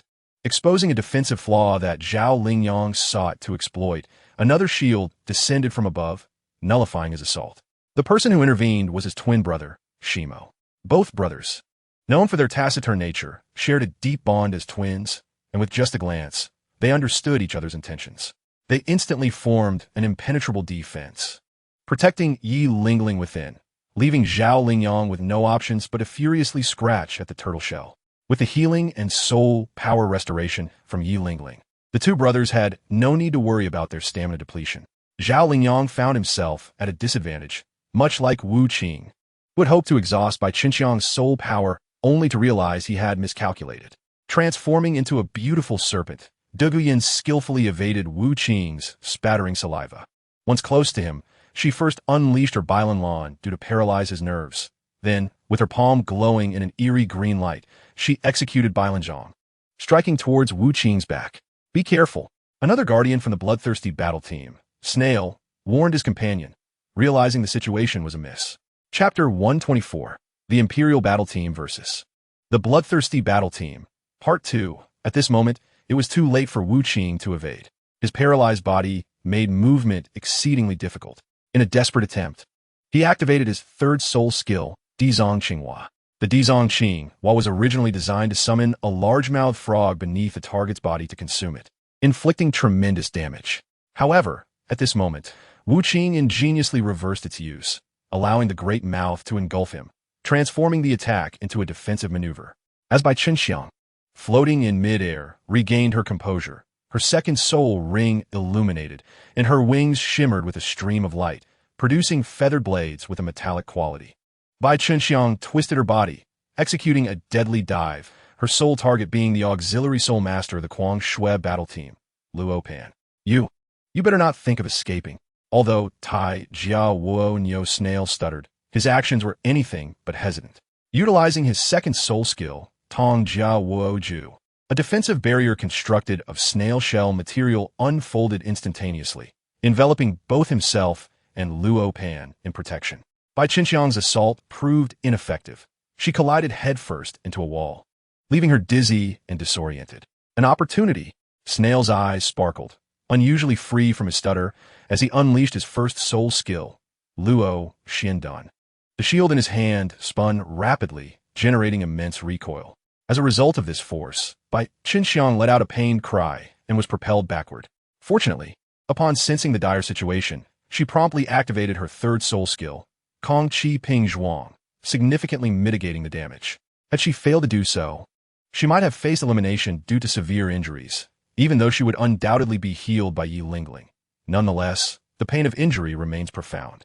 Utilizing her advantage of flight, she flapped her wings to halt just at the edge of the arena, her feet never touching the ground.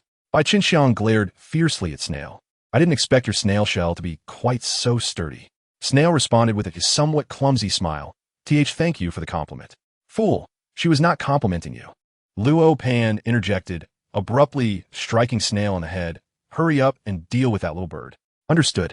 This time, Snail spoke without stuttering, as his third soul ring glowed, and the snail shell behind him emitted a series of crackling sounds, transforming into a cannon. With his third soul skill, Yin Jiaju Dan, a silver egg the size of a basketball shot forth from the cannon's mouth, hurtling directly toward Bai Qinxiang in midair. Upon seeing such a massive projectile approaching, Bai Qinxiang's expression shifted, and she once again activated her third soul skill, Kong Qi Ping Zhuang, while simultaneously employing her first soul skill, Huaning, relying on her speed to swiftly dodge to the side.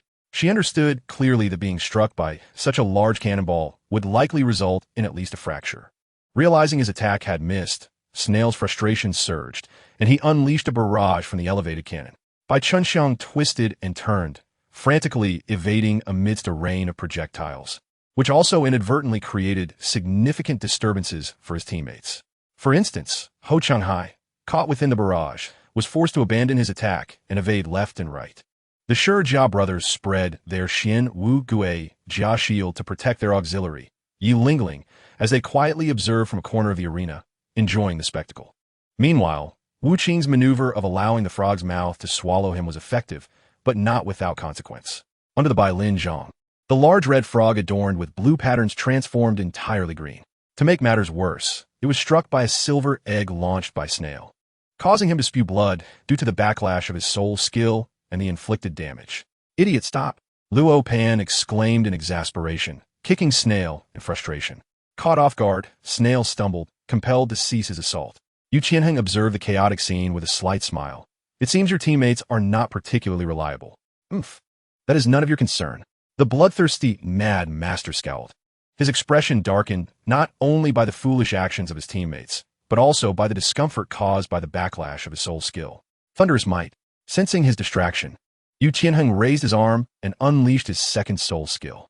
Lightning coalesced in his palm, and as he swung his hand down, it struck the bloodthirsty mad lion, leaving it charred and smoldering.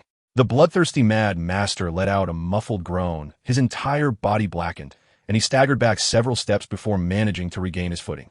Forced into a corner and feeling unable to withstand the backlash, the bloodthirsty lion had no choice but to deactivate his burning blood. Seizing the opportunity, Yu Qianheng pursued relentlessly. His right arm, already in the process of transformation, became even more formidable under the enhancement of the Thunder Dragon Claw. He swung his claw fiercely at the bloodthirsty mad lion. The bloodthirsty mad lion emitted a low growl, activating a soul ring, and unleashed a lioness roar. Subsequently, his muscles swelled as he recklessly charged at Yu Qianheng with his second soul skill, Quang Shi Meng Shi. Yu Qianheng, undeterred, advanced boldly, first shredding the sound wave projectile produced by the lioness roar before engaging in a brutal physical confrontation with the bloodthirsty madmaster. Despite the latter's superior level and combat experience, prolonged exertion had left him fatigued. In contrast, Yu Qianheng, bolstered by Ye Lingling's support, exhibited no signs of depletion, only growing stronger with each battle. This disparity led to a situation where the bloodthirsty mad lion found itself wholly suppressed, capable only of defense and unable to retaliate.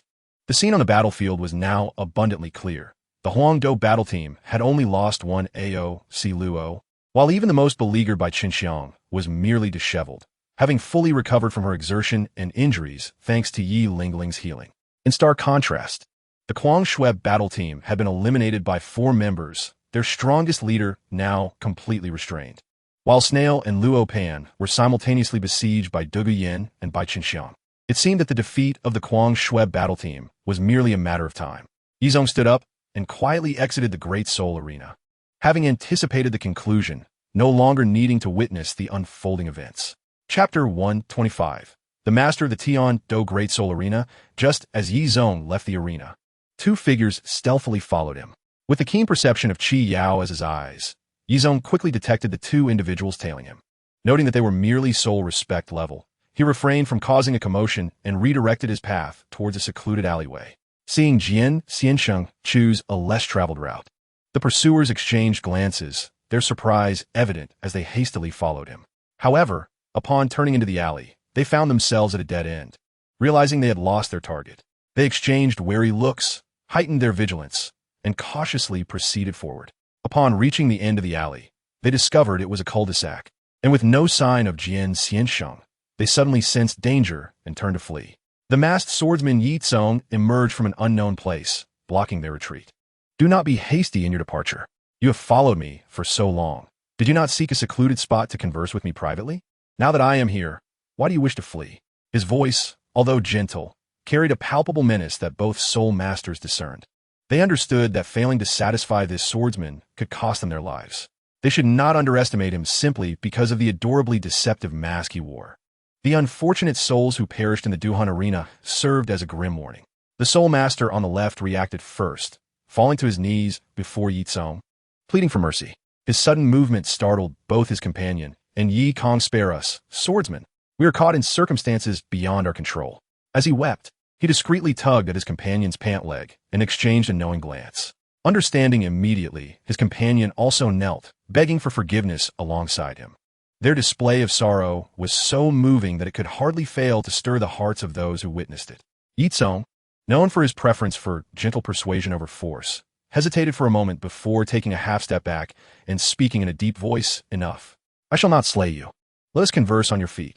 Surprisingly, rather than rising, the two soul masters crawled forward, clutching Ye Cong's legs and weeping loudly. Swordsman, you are our only hope. The overseer demands we bring you to him.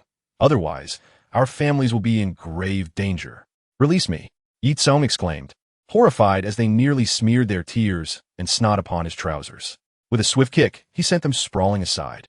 After being kicked, the two soul masters offered no resistance, continuing to bow their heads and plead for his assistance. Ye Cong contemplated a direct refusal, but could not help but feel a pang of sympathy for their plight. Why did every overseer at the Duhan Arena have so many demands? It had been the same at the Sutao Arena, and now here at the Tiando Arena, it was no different. As he pondered, he extended his spiritual sense into the dark domain, scanning the surroundings. Upon seeing the few tokens he kept as a trump card, he felt a measure of reassurance. Ye Cong raised his hand, interrupting their lamentations. Cease your weeping. A group of grown men crying like this is quite unbecoming. I shall accompany you. The two soul masters immediately halted their tears, their acting skills impressing Ye Cong. Their faces brightened, and they scrambled to their feet, repeatedly expressing their gratitude. Thank you, swordsman. Your kindness will never be forgotten. Enough with the flattery. Lead the way, Ye Cong commanded, cutting off their praises as he once again set off toward the Duhan Arena. Under the guidance of the two staff members, Ye Cong swiftly arrived at the office of the arena's overseer. The overseer, a middle-aged man sporting a mustache, sat in a chair draped in tiger skin, with a large sandalwood table before him and two mysterious figures in gray robes standing beside him. The room was filled with a fragrant incense that seemed to invigorate the mind.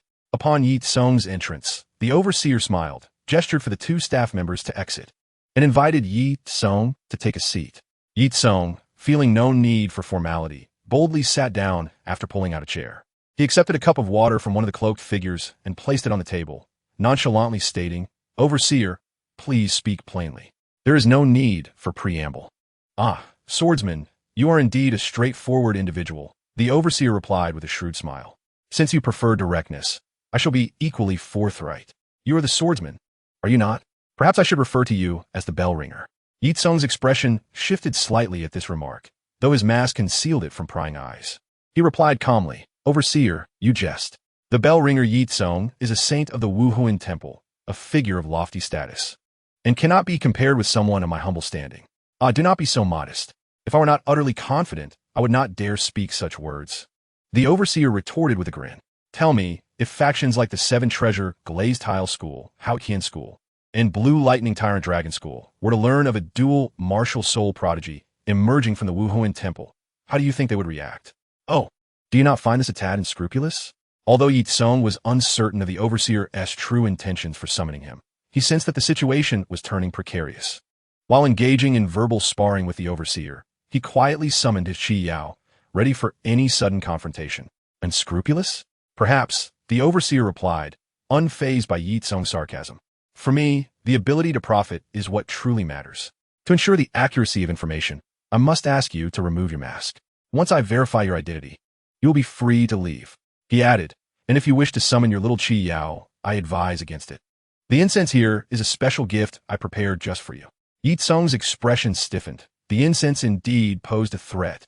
How did he uncover this weakness? As he hastily employed his breathing technique to isolate himself from the toxic fumes, he quickly recalled the Chi Yao. While the Chi Yao possessed remarkable vaporization abilities, it was also vulnerable to gaseous toxins, which could permeate its defenses. Under the influence of the toxic gas, aside from the Emperor Crow, Shimu, which had some resilience due to its inherent toxins, the other two Chi Yaos momentarily lost their combat effectiveness. As the situation escalated, Ye Cong recognized the danger and prepared to kick the table aside while leaping backward. With a cold smile, he declared, Do you truly believe that without my Chi Yao, I am merely a fish on the chopping block? As he spoke, two spectral hands unfurled from his back, each grasping a soul-settling gong and a soul-settling hammer. In his own hands, he tightly gripped the Long Quan Imperial Sword while summoning the Water Armor Shield. Ah, you even possess external soul bones. How intriguing, the overseer remarked, a satisfied smile playing on his lips. He was not surprised that Ye Cong retained formidable combat prowess. After all, he He had fought in the Duhan arena under the guise of the swordsman, never facing defeat. In some respects, this persona was even more formidable than Ye Cong's true identity as the bell ringer. With a nod, the overseer signaled to the two figures clad in black, who had been posing as deceased, and they lunged toward Ye Cong. Although they appeared to be around 11 or 12 years of age, they possessed soul master-level cultivation. Ye Cong was secretly astonished. Such talent at the age of 12 was indicative of innate full soul power, a rarity among even the most gifted individuals. Typically, such prodigies would be treasured by any major power, yet here at the Dahan Arena, they were treated as mere servants. What madness was this? Or was there a deeper secret at play? However, urgency left Ye Cong little time for contemplation.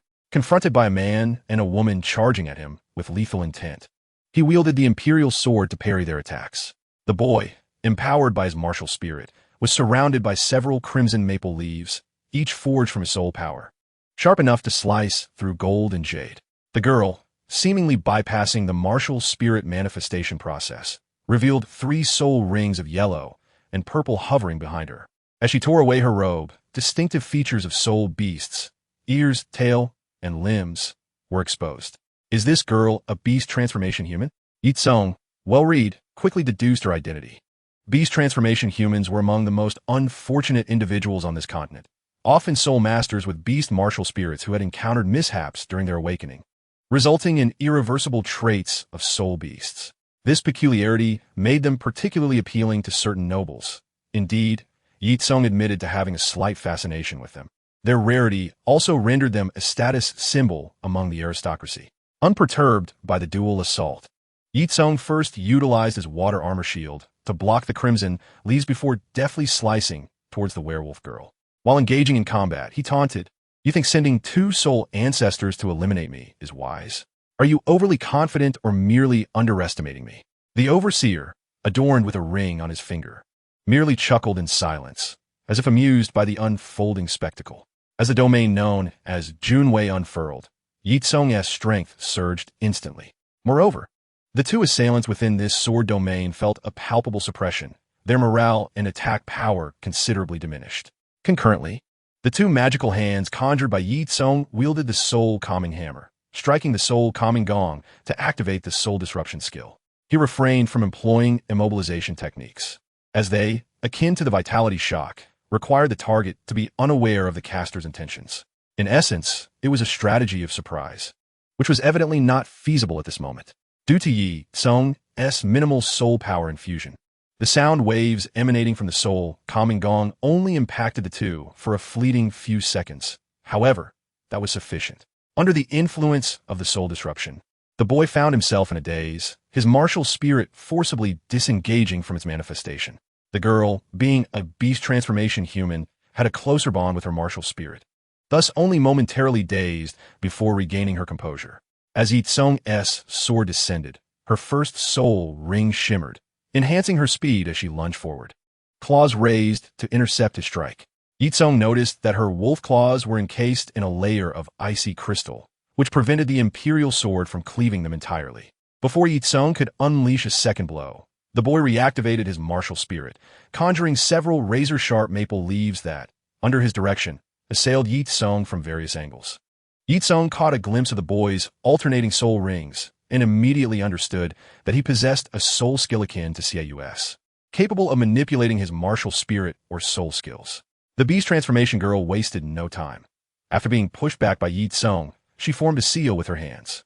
With her second soul ring flashing, a phantom wolf head appeared behind her, opening its jaws to join the barrage of maple leaves against Ye Cong. Unfazed by the complete blockade of his escape routes, Ye Cong smiled and proclaimed, "Such trivial techniques dare to challenge me? Witness my might, the great dragon." He first cleaved through the phantom wolf head with a strike of royal authority, then wielded the Longquan imperial sword, ensuring his defenses were impenetrable as he deftly sliced through each maple leaf, cleaving them in twain. Each swing imbued the Longquan imperial sword with an additional layer of obliteration effect, and as the encircling leaves were eradicated, the sword thirsted for more. "Slash!" Ye Cong exclaimed, sending a sharp blade of energy toward the maple leaf boy while simultaneously unleashing a powerful torrent from his water armor shield towards the beast transformation girl. Maple gathering and dispersing. Frostclaw. In response to the formidable assault, they both unleashed their third soul skills, empowered by millennial-old soul rings. The Maple Leaf Boy summoned 9 massive leaves to whirl around him, enhancing his speed, while also crafting additional leaves to form a shield against Ye Cong's terrifying sword energy. Meanwhile, the Beast Transformation Girl concentrated her frigid soul power to manifest colossal wolf claws, striking fiercely at Ye Cong. Ye Cong twisted in midair, narrowly evading the girl's claw, while the overwhelming torrent collided with her abdomen. The Beast Transformation Girl, owing to her unique physique, possessed superior physical quality compared to her peers among beast martial spirit users, her resilience rivaling that of soul beasts. Nevertheless, she was propelled backward by Ye Cong's torrent, coughing blood as a result of the brutal impact. The boy, having underestimated the fully powered Longquan Imperial Sword, found his defenses shattered. His third soul skill rendered ineffective as he crashed heavily against the wall, incapacitated and in agony. The overwhelming sword energy even instilled a fleeting sense of dread and awe in Ye Cong. Clap, clap. Observing the defeat of his 2 subordinates, the Overseer remained unfazed, applauding with a smile, truly impressive. As expected of the pride of the Spirit Hall, to effortlessly turn the tables against 2 opponents is remarkable. Ye Cong retracted his martial spirit, casting a cold glance at the 2 fallen figures. Old fool, what scheme are you concocting this time? The Overseer, undeterred by the insult, laughed heartily. Such a talent. If I capture you, the ransom would surely be substantial. Surrender quietly, lest you suffer. As his words faded, he slowly rose, revealing 8 soul rings of yellow, purple, and black. He was a powerhouse at the Soul-Duo level. With a mere disdainful snort, the overwhelming pressure of his rank bore down on Ye Cong. Yet, Ye Cong only took a half step back, stabilizing his stance as a faint yellow barrier of soul power absorbed the oppressive force. With a smile laced with mockery, he remarked, "While I'm uncertain where you draw your courage to oppose the Spirit Hall, perhaps you should ponder, given my presence here, whether I lack any trump cards." As he spoke, Ye Cong produced a token inscribed with a fiery red scorpion from the Black Domain. Without hesitation, he flung it forth, shouting, "Demonic wrath, calamity." The token transformed into a streak of light, hurtling towards the Overseer. As Ye Cong summoned the command plate, the smile on the chief's face instantly vanished. Upon sensing the formidable power contained within the flowing light, his countenance turned pale, and he hastily conjured his martial soul, the heavy armor shield. Subsequently, he adorned himself with various protective artifacts, including his martial soul's true form, as if they were free of cost. He was acutely aware that this move was terrifying. Should he fail to block it, his demise was certain. However, before the crimson flowing light, his once proud defenses appeared feeble, as fragile as paper, instantly shattered. Cursed be this fate. How could this happen? The chief's face contorted with rage. He had considered every possibility, even establishing barriers around to prevent the leakage of information. Yet, he had not anticipated that Ye Cong possessed such a terrifying trump card. Now, the barrier had become a tortoise shell that ensnared him. "Oh, you're still alive? It seems you have some remarkable treasures for self-defense." Ye Cong mocked as he observed the chief, who was struggling to rise from the ruins. The chief could no longer maintain his previous calm demeanor. Spitting blood, he snarled, "Even if I fall today, let us each take a step back, and you can leave quickly." This time, the smile shifted to Ye Cong's face. "Have you perhaps mistaken the situation? You were the one who sought trouble with me first. After I have dealt with you, you unilaterally declare a retreat and expect me to leave? Do you think me an easy target?" The chief seemed to hear an absurd joke, sneering. "Do you truly think you can kill me? As a Soul-Duo expert, even wounded, I am not to be easily humiliated by a mere soul-zune like you. Though I do not know how you seal the attack of a title Douluo. Such means must surely have a cooldown period, yes?" Ye Cong laughed heartily. "Congratulations, you are correct. That command plate indeed requires me to recharge it by seeking my superior again. However, I never claimed I possessed only one." He paused deliberately, and with a wave of his hand, numerous command plates of various colors materialized around him. Each plate bore intricate soul engravings. The crimson-golden six-winged angel, the emerald-green spirit snake emperor, the deep purple soul-eating spider emperor, and the golden-yellow heavenly mushroom chrysanthemum, each exuding terrifying and potent power. Ye Cong's audacity to venture alone into a den of dragons and tigers stemmed from these command plates, which were his source of confidence. To ensure his safety, Haha had specially crafted a batch of miraculous command plates capable of storing the 9th soul skill of title Douluos. All the titled Douluos of the underworld, including Ye chose a plate to seal their ninth soul skill. Furthermore, from the Spirit Hall, his foster mother Bai Dong, teacher Qian Daolu, Master Gui Mei, and Uncle Yu Guan also participated in this endeavor. Had this technology not been a closely guarded secret, Bai Dong would have even wished for all titled Douluos under the Spirit Hall to acquire one, as a means to better protect her beloved son. With the ninth soul skills of Qian Daolu and Hua Ha in hand, the titled Douluos of the upper three sects would find it impossible to kill Ye Cong. Each one would pay with their life. Besides these countermeasures, Ye Cong possessed another life-saving technique, the death-substituting strawman. This was the second soul skill carried by Hua Ha's ninth soul ring. As the name suggests, its effect was to substitute the host's death.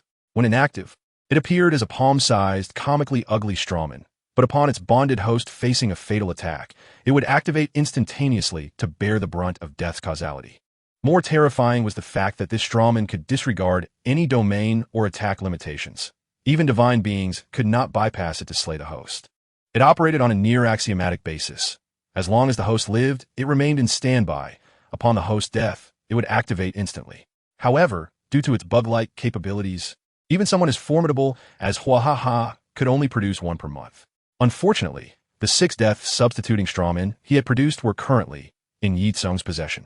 Chapter 128. The search for treasure in the secret chamber. It is time to conclude this. Allow me to grant you a splendid farewell. Ye Cong lightly gestured, and the command plate, representing Yu Guan, soared forth. The chrysanthemum wilts, and countless injuries abound. Flowers fall, leaving hearts shattered. In terms of sheer splendor, the ninth soul skill of the chrysanthemum daw was undoubtedly the most visually captivating, even surpassing Qian Daolia's angelic sacred sword. The chief vanished entirely within the golden storm, not even emitting a final scream. His body was reduced to mere powder, drifting through the air. The thought of inhaling the remnants of that wretch made Ye Cong feel nauseous. He first destroyed the incense, then summoned the flag demon once more, employing Ye Rinxin as command plate to heal all poison flag demons, instructing Xiao Feng to purify the air within the chamber. After addressing the foul atmosphere, Ye Cong directed the 3 flag demons to meticulously search for any hidden chambers while he approached the 2 individuals supporting each other. While detoxifying the flag demons, he had also administered a brief healing to them. With a smile, Ye Cong extended his hand. How are you both faring? Allow me to introduce myself. I am Ye Cong. After a moment's hesitation, the boy grasped Ye Cong's hand, his voice subdued. I am Shan Shi, and this is my sister Chana. Shan Shi, Hana. Those are rather delightful names, Ye Cong mused, tilting his head in acknowledgement. Though I am uncertain why you chose to serve that individual, now that he has been vanquished by me, why not join my ranks and become my allies? Rest assured, I will not hold past grievances against you. Upon seeing Shan Shi fall into silence, Ye Cong clapped his hands, feigning a sudden realization. I see now. You must be under some form of constraint, am I correct? While I cannot provide immediate proof, I assure you that if you join me, I can have Uncle Hua help lift all your restrictions. Shan Shi and Cha Na exchanged glances, wordlessly contemplating their situation. It seemed that to survive, they had no choice but to place their faith in this illustrious youth. Although Ye Cong appeared amiable, inquiring about their thoughts with a gentle demeanor, they knew that should they dare to refuse, he might swiftly turn hostile. Having lived many years in the Great Soul Arena, they had encountered their fair share of villains who could turn from cordiality to cruelty in a heartbeat. Resolute, Shan Shi and Cha Na knelt in unison, pledging their loyalty to Ye Cong. At that moment, Ye Cong received a message from Zhong Su. Master, we have located the secret chamber. Ye Cong's heart leaped with joy. As anticipated, he promptly replied, try to see if you can break open the door from within. Zhong Su fell silent, channeling his soul power to attempt to blast open the hidden door behind the wall. Unlike the loquacious Shi Mu, Zhong Su was typically taciturn, rarely utilizing even the ability for mental communication. With the gathering of lightning power, a resounding explosion ensued, causing a wall to collapse and reveal a large opening. Within lay a hidden chamber. Ye Cong suppressed his excitement, recalling Shi Mu and Xiao Feng, while inviting Shan Shi and Cha Na, his newly acquired companions, to partake in the treasure-hunting expedition within the secret chamber. Upon entering the secret chamber, Ye Cong illuminated the oil lamp with a fire stick he carried, revealing the entirety of the space before him. The chamber was not particularly small, roughly the size of 2 dormitories combined from his school days. Its arrangement was relatively simple. A bookshelf adorned the wall directly opposite the entrance, filled with the esteemed collection of the chamber's owner. In the center of the room stood a desk. Though smaller than the one in his office, it surpassed it in opulence, clearly beyond the means of an ordinary individual. Even the carpet that covered the floor was exquisitely lavish, hand-stitched by the finest artisans of the Tiando Empire. Each meter of this fabric was exceedingly costly, and to cover the entire chamber as a carpet would require an astronomical sum. Ye Cong marveled at the extravagant possessions of a mere soul master. Realizing that the Douluo arena's reputation for wealth was indeed well-founded, perhaps even an understatement. However, one had to wonder why someone so affluent would resort to the sordid business of kidnapping. Was it mere dissatisfaction, insatiable greed, or was there a deeper secret at play? As Ye Cong pondered, Shimu suggested, "Boss, could the real treasures be hidden within this desk?" Ye Cong's eyes brightened, and he nodded in approval. Excellent idea. Approaching the desk, he caressed its ornate surface, muttering, "What a pity for such a fine desk." Without further ado, he revealed the Haotian Hammer and, with a swift strike, shattered the desk into splinters. Amidst the debris, they quickly discovered several storage soul tools. Each of these tools was uniquely designed, but they shared a commonality: substantial storage capacity. Ye Cong did not waste time counting their spoils. Instead, he gathered all the precious items from the walls and stored them within the dark domain. Due to certain special mechanisms, the soul tools could not be nested, so he entrusted the 4 newly acquired storage tools to Sha Na and Shun Shi for safekeeping. This also served as a small test set by Ye Cong. If they could not resist such temptation, there would be no reason for him to keep them close. The owner had initially established a barrier to prevent any occurrences from being transmitted outside. However, he had not anticipated the absurdity of Ye Cong's hidden card, leading to his silent demise, a clear case of digging his own grave. Given these advantageous circumstances, Ye Cong was wise enough not to expose himself. He discreetly exited the office through a window, disguising himself as an ordinary passerby. After leaving, Ye Cong feigned nonchalance, opting not to hastily exit Tiando City. Instead, he confidently made his way back to the entrance of the Tiando Great Soul Arena. His audacity left Sha Na and Shun Shi in a state of shock, silently breaking out in cold sweat. To avoid unnecessary trouble, Ye Cong kindly draped a cloak over Sha Na, although this still drew attention. It was merely curious glances rather than the greedy, lascivious stares they had previously faced. Sha Na breathed a sigh of relief, her gaze towards Ye Cong now infused with an indescribable emotion. After a while, the Huangdo team emerged from the arena, but they appeared somewhat dejected, lacking the triumph one would expect. Ye Cong pondered, could an unexpected turn of events have led to their defeat by the Iron Blood team? With this thought, he pushed through the crowd and smiled at them. "Hello, everyone. It's been a while. Ye Cong, what brings you here?" Upon seeing Ye Cong, the 3 members from the Underworld and Wuhuan Temple, excluding the unaware by Qin Xiang, were taken aback. The 2 followers beside him did not draw much attention. After all, it was quite normal for someone of Ye Cong's stature to have companions. Ye Cong glanced at Du Guyan, who had spoken, with a hint of helplessness, and shrugged. "Miss Du Gu, even if you wish to avoid me, you need not be so blunt." At this moment, Yu Qianheng approached, extending his right hand with a courteous demeanor. "I have long heard of the illustrious name of the Saint's son Ye Cong. Today, I see you are indeed extraordinary. I am Yu Qianheng, and I look forward to your guidance."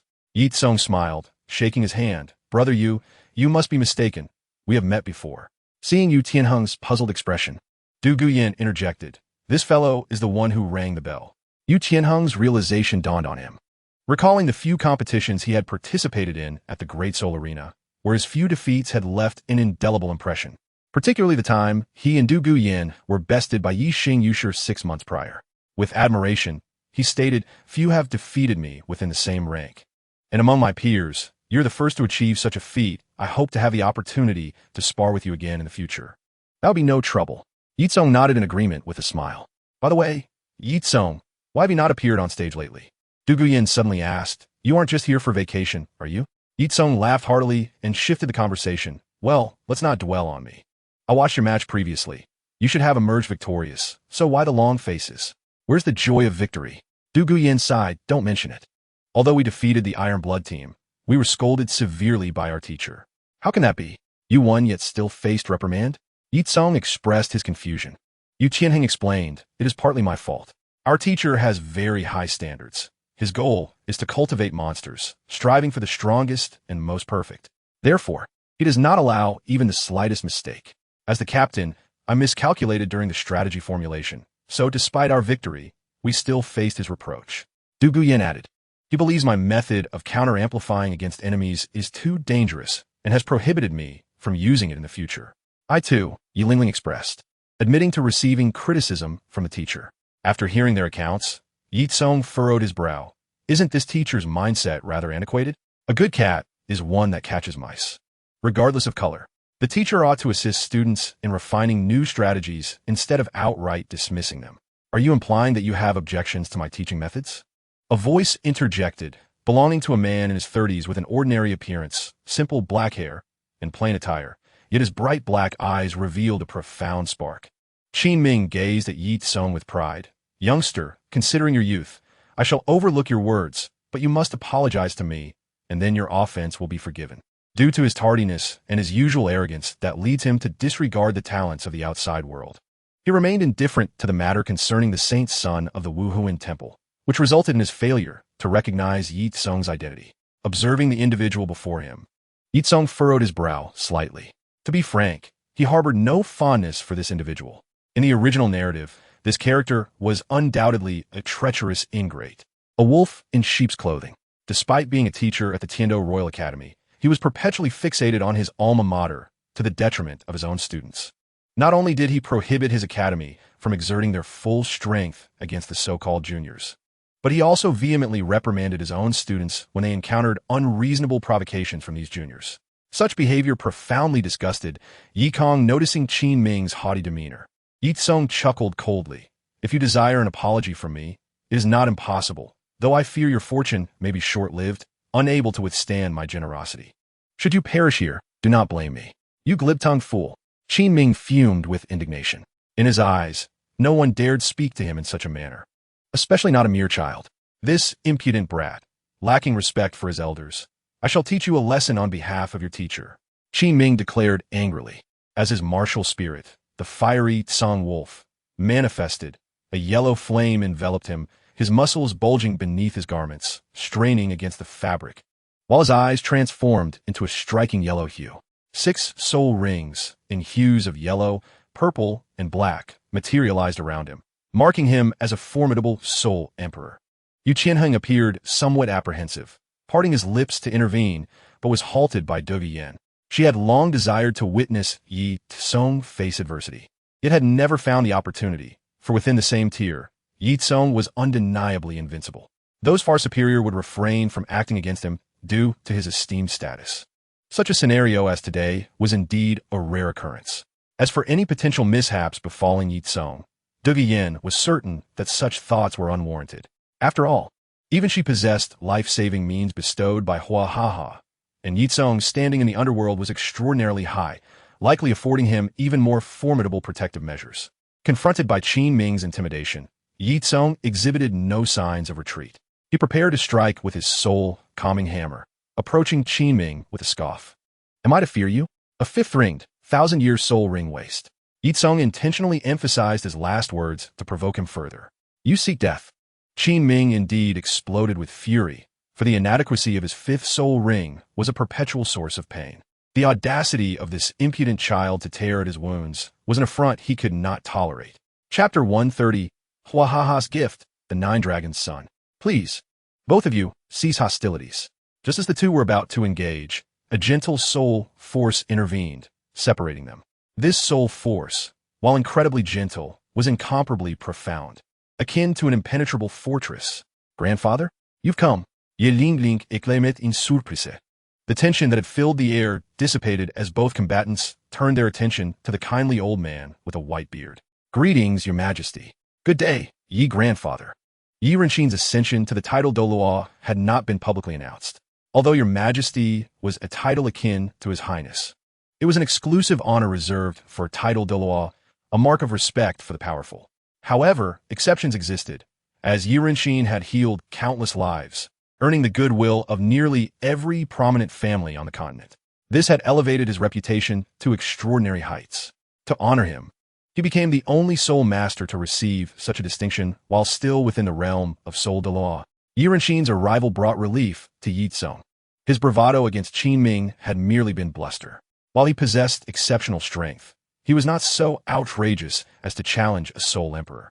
If a confrontation ensued, he could easily find himself on the receiving end of a beating. "Your Majesty, may I inquire what brings you here?" Qin Ming asked respectfully. Despite his usual arrogance, he dared not disrespect this venerable elder. With a smile, Ye Renxin replied, "Ah, dear teacher Qin, I appreciate your efforts these days. Today marks Lingling's birthday, and I have come to present her with a gift." "A gift?" Ye Lingling's eyes widened in delight, brimming with anticipation. Engaged in the soul battle competition, she had forgotten that today was her birthday. Ye Renxin affectionately ruffled his granddaughter's hair, cheerfully handing her a square gift box measuring a foot on each side.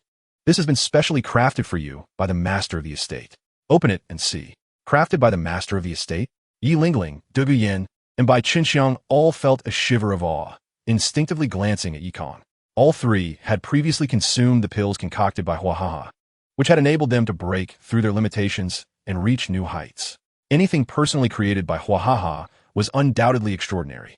The other members of the Imperial Battle Team, while unaware of the intricacies involved, had heard rumors of the Underworld's master's unfathomable power, capable of altering the very fabric of reality.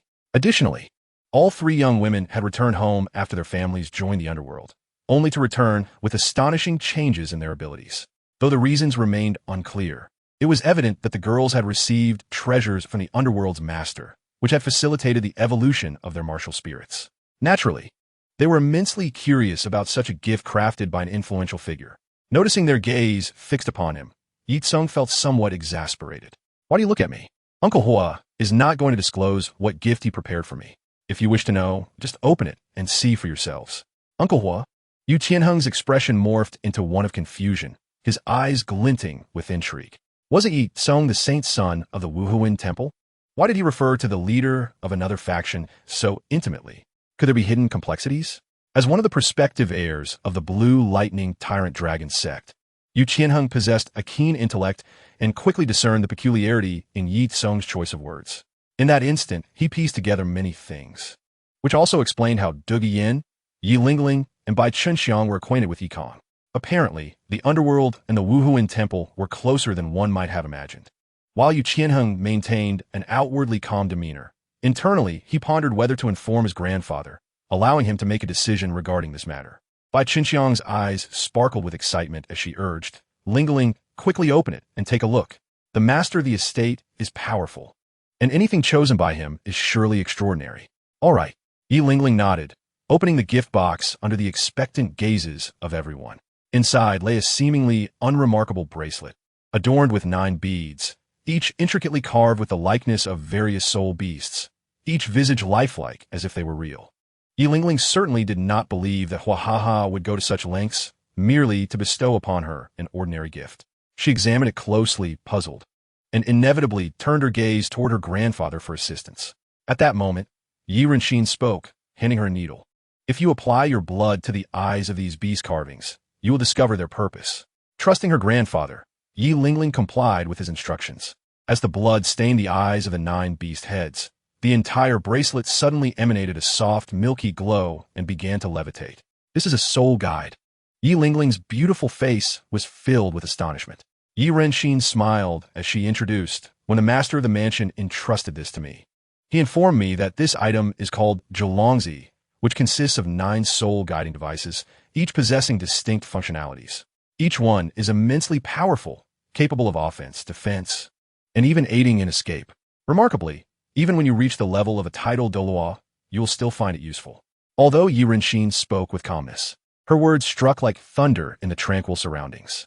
Ye Cong's expression shifted slightly, and he hurriedly communicated with soul power, "Grandfather Yi, why would you reveal such an item in public? I fear that greed may lead some to commit unsavory acts." Ye Renxin cast a meaningful glance at Ye Cong and replied through soul transmission, "Holy Son, do you truly believe that I am the only one here?" Understanding dawned upon Ye Cong, and he felt a surge of reassurance. He surveyed the seemingly ordinary crowd around them, realizing that many among them were likely guardians sent by the underworld. Unintentionally, Ye Qianheng, upon hearing Ye Renxin's words, felt his mind explode with disbelief. "Did I hear correctly? This soul guiding device was crafted by the master of the underworld. The technology for such devices has long been lost, and the only ones available in the market are storage-type soul guiding devices, with others being mere myths. The rarity of even the storage-type devices, regardless of their size, rendered them exceedingly valuable. After all, the significance of possessing one often outweighed its practical use. Yet now, there was evidence that someone could still create soul-guiding devices. An astonishing revelation. In just one night, Ye Tianheng felt he had experienced more excitement than in the past decade. Chapter 131, an unnamed chapter, explained that, as Ye Renxin mentioned, Zhelongzi's name and form were inspired by the concept of the 9 sons of the dragon, with each or possessing capabilities akin to its corresponding dragon offspring. The capabilities are as follows. Qionyou Orb embodies the power of flames, causing an explosion upon contact with a target. Ye Orb harnesses lightning, obliterating targets with thunderous force. Chao Feng Orb exhibits extreme speed, making evasion impossible. Pu Lao Orb emits sound waves to create interference. Swan Ni Orb exhales smoke to generate confusion. Basya Orb possesses immense weight, difficult to withstand. Bayan Orb encloses enemies within a cage.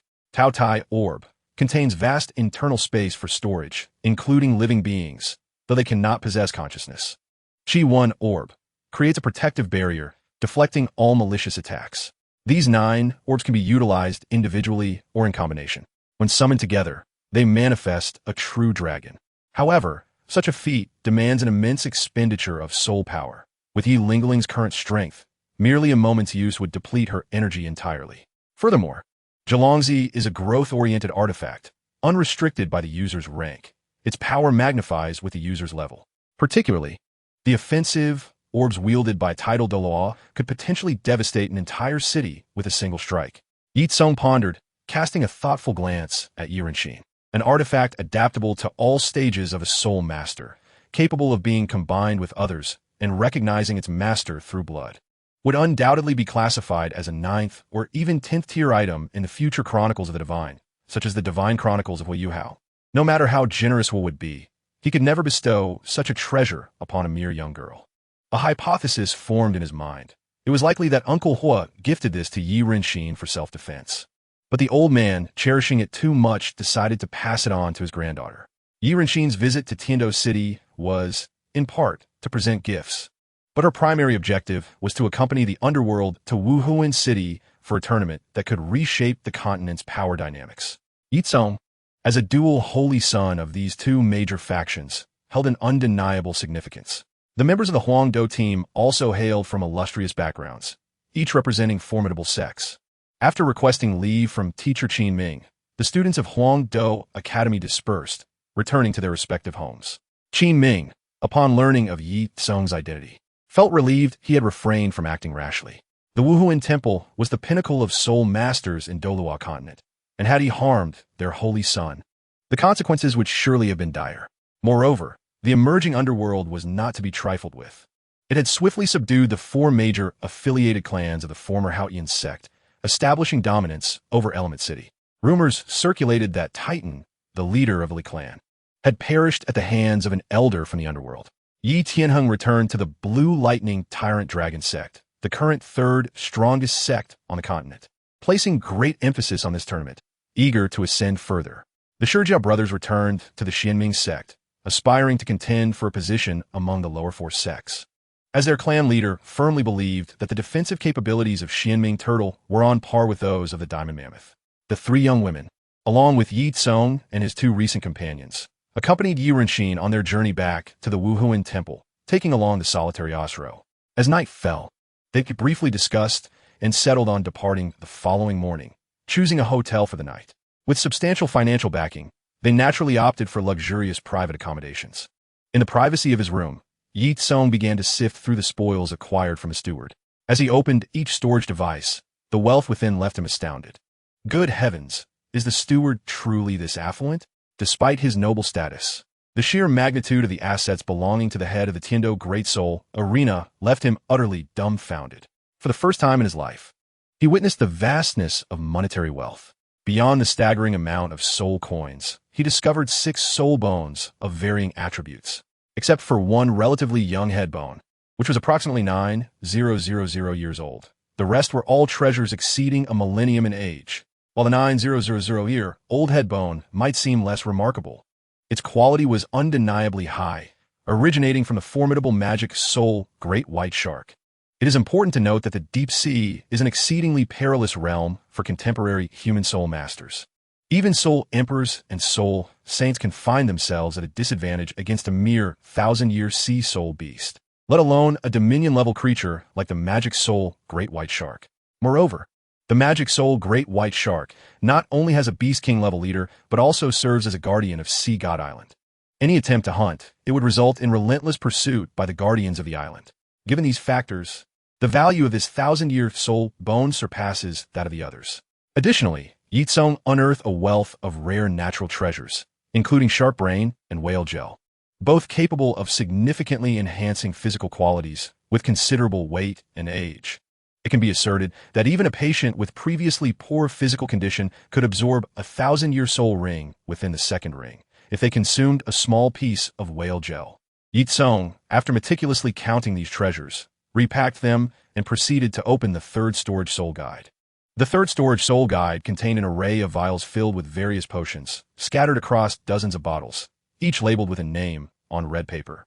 Acknowledging the adage that a medicine is 3 parts poison, Ye Cong merely glanced at them before sealing them away again.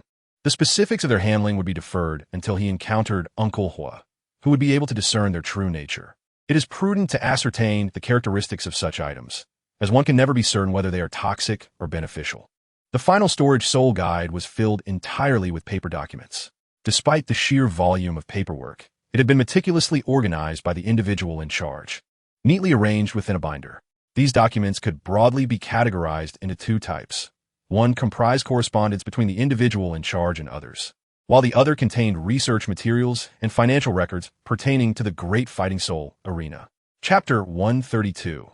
Ye Cong's loot. Upon perusing the letters and records, Ye Cong exhaled in exasperation, rubbing his forehead. The individual in charge truly had a knack for manipulation. After thoroughly examining all the documents, Ye Cong finally grasped the machinations swirling in this person's mind. The so-called intelligent sales and hostage-taking for ransom were mere pretexts. His ultimate aim was to offer himself as a gift to the Qibao Liuli's sect. Indeed, he was preparing to defect there. A significant portion of these documents comprised letters exchanged between him and Ning Fengji, while another segment included confidential files related to soul master training and various financial matters concerning the arena, including the soul bones and rare treasures. These items appear to be the leverage he intended to use in exchange for protection from the Qibao Liuli's sect. From the writings and the correspondence, Ye Cong pieced together a rough outline of his plan. This individual had been colluding with the Qibao Liuli's sect for quite some time, and with the cunning assistance of that old fox Ning Fengji, he had swiftly pilfered confidential documents while amassing numerous treasures. He was preparing to stage his own death to facilitate an escape, aiming to join the Qibao Liuli's sect as a guest elder, thus embarking upon a life of leisure. One cannot deny that this defection scheme was rather ingenious. However, it was unfortunate that he had miscalculated, underestimating the strength of the spirit hall and the peril inherent within. Ye Cong was not boasting. He understood the situation there even better than the individual in charge. The spirit hall had a penchant for lurking in the shadows, with even its own subordinate forces communicating solely through intermediaries, unaware of the headquarters location or the identities of its members. As his power increased, he gained greater access, including the ability to peruse restricted texts. Within those tomes, Ye Cong discovered further records regarding the spirit hall. It had existed for an exceedingly long time, so long that its origins were shrouded in mystery, predating even the establishment of the spirit hall itself. According to the records, all high-ranking officials were referred to by code names, with the leader known as the Fool, and he commanded 22 governing officials, all possessing the strength of title Douluo. Additionally, there were 4 departments: Holy Grail, Scepter, Star Coin, and Sword, responsible for managing different affairs. These revelations were unearthed after the first divine angel ascended to godhood and traversed the continent. It could be said that, aside from forces that once birthed deities, none truly comprehended the extent of the Spirit Hall's might. While it remains unclear how many governing officials currently hold office, it is certain that the Spirit Hall is not to be trifled with. Even if his plan succeeded, Transporting himself to the Qibao Lili sect in an attempt to claim credit would likely result in his demise, and the sect could face dire consequences for harboring him. Among the research materials, Ye Cong stumbled upon an intriguing document concerning the modification and training of beastification individuals. After perusing over 100 pages, he sighed in disbelief. Indeed, their methods were ruthless, as they conducted human experimentation. Crucially, this was not ordinary experimentation. It involved forcibly transforming soul masters who had awakened beast martial spirits into beastification individuals through artificial intervention. Soul masters excel in intelligence, but lack physical prowess, while soul beasts possess strength, but lack wisdom. The deranged researchers believed that only by merging the merits of both could they cultivate the most perfect and exceptional warriors. Throughout their relentless trials and explorations, there were successful cases, but failures abounded as well. Those unfortunate enough to succumb to the experiments, aside from those who perished immediately, were typically destroyed if they did not meet expectations. Some, however, were deemed visually appealing and subsequently sold as slaves at auction houses, thereby extracting any remaining value. Ye Cong contemplated this, realizing it explained the abundance of high-quality slaves often found at auction houses, presumably supplied by the Spirit Hall. This also shed light on the tragic circumstances of Shauna, who likely belonged to the latter category, a survivor of failed beastification modifications. It clarified why she had achieved the rank of Soul Master at such a young age without the aid of any elixirs to enhance her innate abilities. After regaining his composure, Ye Cong hesitated not a moment longer. He cast the entire dossier into the flames of the fireplace. Such inhumane and malevolent materials were best eradicated without delay. After sipping some water and resting briefly, he continued to sift through the remaining documents. Soon, he uncovered another fascinating item: the formula for the immortal pill, also known as the Sansi Brain God pill. It could be considered a flawed elixir, capable of significantly accelerating one's cultivation speed, potentially achieving 3 to 4 times that of an ordinary person. However, being labeled a flawed version inherently implies substantial side effects. The immortal pill is highly addictive. Once consumed, one could never cease its use. Should the time come when the drug is not administered, the individual would suffer unbearable itching throughout their body, akin to living hell. The adage goes, the immortal pill, even immortals meet their end when consumed.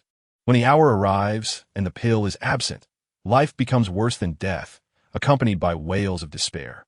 The mere description sent shivers down Ye Cong's spine, causing his hand to tremble and drop the formula onto the floor. The Spirit Hall truly employed cunning methods, devising such a means of control. Reflecting on it now, he suspected that his 2 newly acquired subordinates might also be under the influence of this drug. After contemplating further, Ye Cong rummaged through the collection of potions and unearthed a small vial prominently labeled Immortal Pill. It seemed he had indeed found the source. Sighing in relief, he hesitated for a moment before unfolding the crumpled formula once more, refolding it carefully and storing it away. Such specialized matters were best left to professionals. He resolved to hand these items over to Uncle Hua the following day. With both the formula and the sample, concocting an antidote should prove simpler, thus aiding in liberating his 2 new subordinates from their control. At this juncture, Ye Cong firmly concluded that the Spirit Hall was truly a nefarious place, and if given the opportunity, he would very much like to obliterate it. A thought flickered in his mind. Could the notoriously arrogant Holy Spirit sect, which would emerge 10,000 years hence, have originated from there? After all, the stylistic similarities between the 2 were striking, prompting Ye Cong to ponder the possibility. If that were the case, it would be wise to eradicate such a menace in its infancy. Chapter 133. The news of the mysterious disappearance of the overseer of the Great Soul Arena in Tiando City swiftly reached the ears of the fool. Although this overseer was merely a modest soul Douluo, his intent to betray the organization had garnered the fool's attention, prompting him to summon his 22 administrative officers to convene in the meeting hall.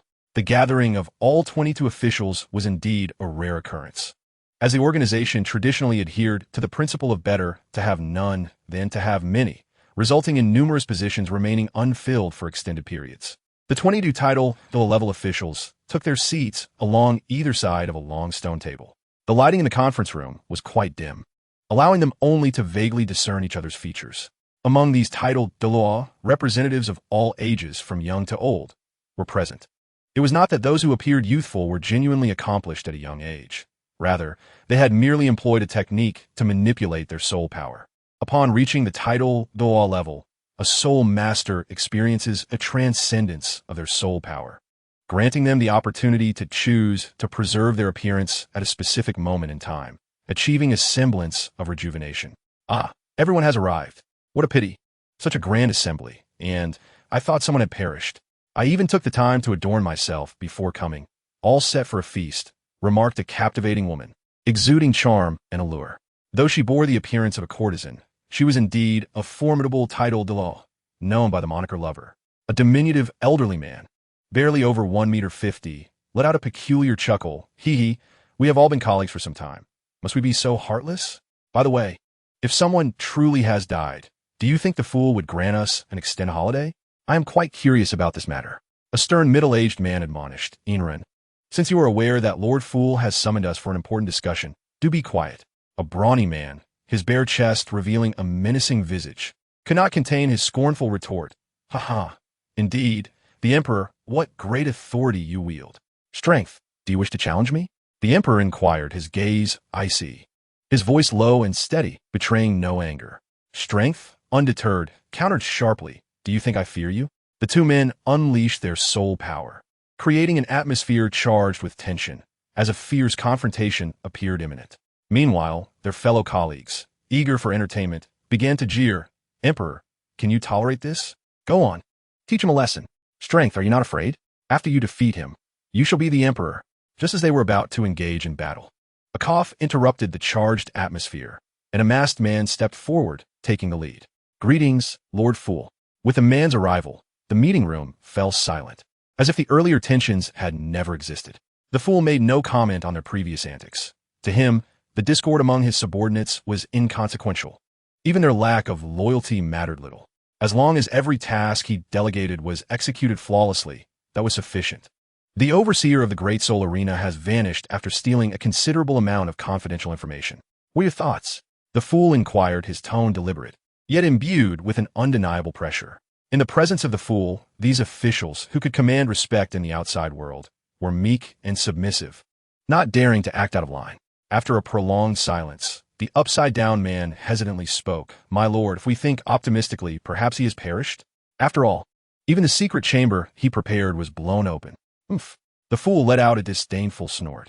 The upside-down man recoiled as if struck, retreating several steps with a pale countenance, a trace of blood trickling from the corner of his mouth. An insignificant ant, whether dead or alive, matters not.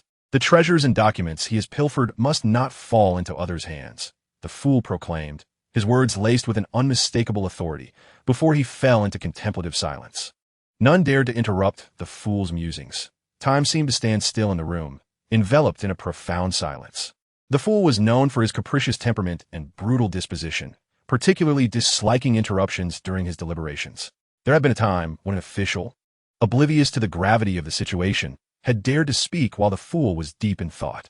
The outcome of that encounter was well illustrated by the human-skinned doormat at the entrance. Finally, the fool lifted his head after a lengthy pause.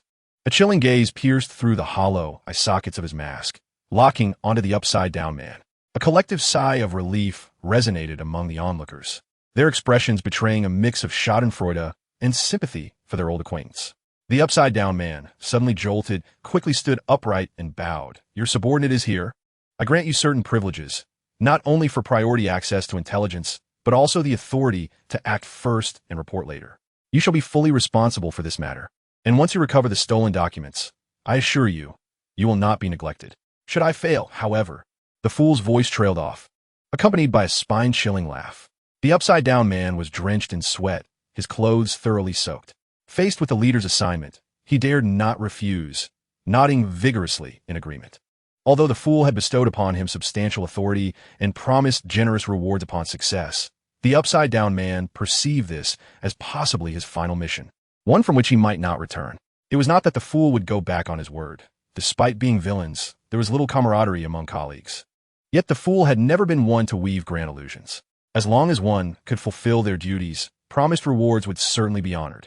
However, an individual capable of silently eliminating a soul Douluo within the Great Soul Arena and departing unnoticed would undoubtedly possess strength on par with his own. As for mobilizing his subordinates, they were likely more eager for his downfall than to assist him. Even if he employed his privileges to compel them, they would likely slack off.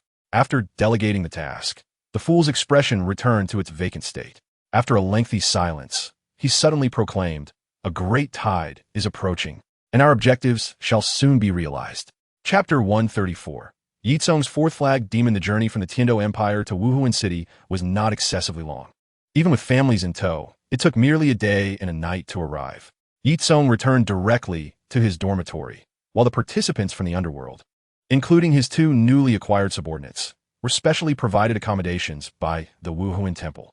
As expected, this reunion brought a remarkable surprise from Huahaha. With the continuous refinement of the training system and the emergence of soul cores, soul masters found their cultivation increasingly manageable. Although this novel training methodology did not dismantle the constraints of soul rings, it allowed soul masters to effortlessly transcend their original limitations, enabling them to reach greater heights. This phenomenon explains the proliferation of title Douluo and super Douluo in subsequent tales, such as the Divine Chronicles of Hua de Yuanzhong and the Prince's Disguised Incognito Visit. In fact, during Song Qianqian's era, the embryonic form of the soul core had already emerged. Building upon this foundation, Huahaha successfully refined the theory. And now, several title Douluo within the underworld had adopted the soul core method, enhancing their strength significantly. Moreover, Huahaha had employed this as bait to recruit 4 soul Douluo who had been stuck at levels 89 for many years. The 4 individuals are biological siblings, collectively known as Wangqi Sitsi. Not only do they exhibit remarkable teamwork, but they also possess a unique martial soul fusion technique. Even the average title Douluo would be compelled to give them due respect. As a result, they have garnered a modest reputation within the soul realm. Currently, they have been recruited by Huahaha and are attempting to break through the bottleneck of the title Do rank using the soul core method at the ice and fire yin yang eye. If all goes according to plan, in a few days, the underworld will welcome 4 new title Douluo, each possessing a martial soul fusion technique. The terrifying power of Giju and Jiu's polar prohibition domain is already formidable. One can only imagine the chaos that would ensue if the 4 title Douluo, bound by blood, were to unleash their martial soul fusion technique together. For the upcoming sect competition, the underworld is pulling out all the stops. Aside from Ximing, who remains to oversee the sect, Huahaha, the sect leader, is leading all 4 title Douluo to this event. After several days of rigorous combat training, Ye Cong successfully advanced to level 40 through meditation. With a mere thought, he summoned a small creature from the black domain.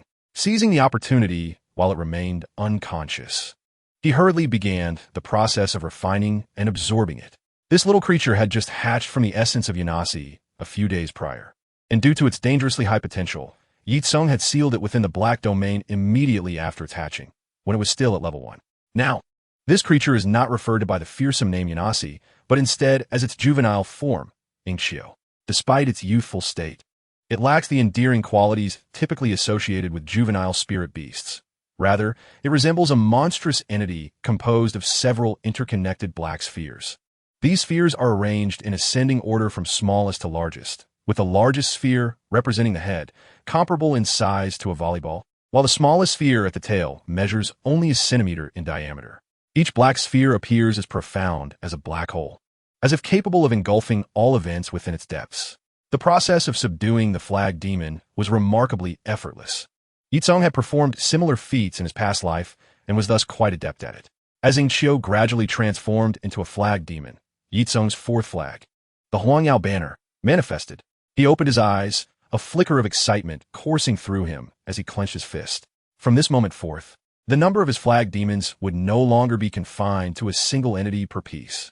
In due time, he would venture into the forest to capture several spirit beasts, whether they be a century old or merely a few decades, to serve as consumables. Then, he could unleash those forbidden techniques in the outside world. Thanks to this unique mechanism, Ingxiu's level also ascended, soaring from its initial level 1 to level 42, completing its evolution and truly becoming the shadowy terror known as Yanasi that roams the cosmos. Of course, he still has a long way to go before reaching that pinnacle. Firstly, considering that Yanasi is merely the name of their clan, it is not particularly suitable as a personal title. After all, it is unlikely that another of its kind exists on Douluo Star. Secondly, Ye Cong sought to maintain symmetry with his first 3 flag demons, and thus bestowed upon Yanasi a new name, Zhoulan. The previous owner of this name was arguably the most flamboyant among an 8-member team. Aside from a slight deficiency in aesthetics, they were undoubtedly at the pinnacle of power.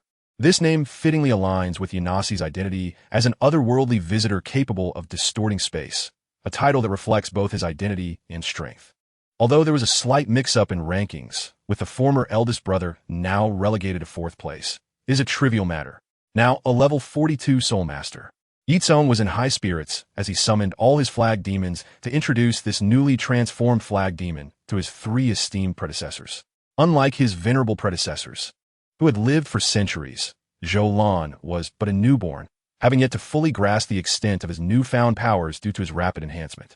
After concluding the welcome ceremony for the newcomer, Ye Cong transformed into a wanderer, following the address provided by the staff to visit his 2 younger siblings. In light of Ye Cong's standing, the siblings were granted a modest individual dwelling located near a serene lake, not far from his own residence. While the cottage was not particularly spacious, it represented a rare and warm haven for the siblings. Previously, while serving under a certain overseer, they had been relegated to cramming into a dilapidated wooden box that could barely accommodate a single bed. This was only due to their considerable talent, allowing them to be nurtured into competent fighters. Otherwise, their treatment would likely have been even worse.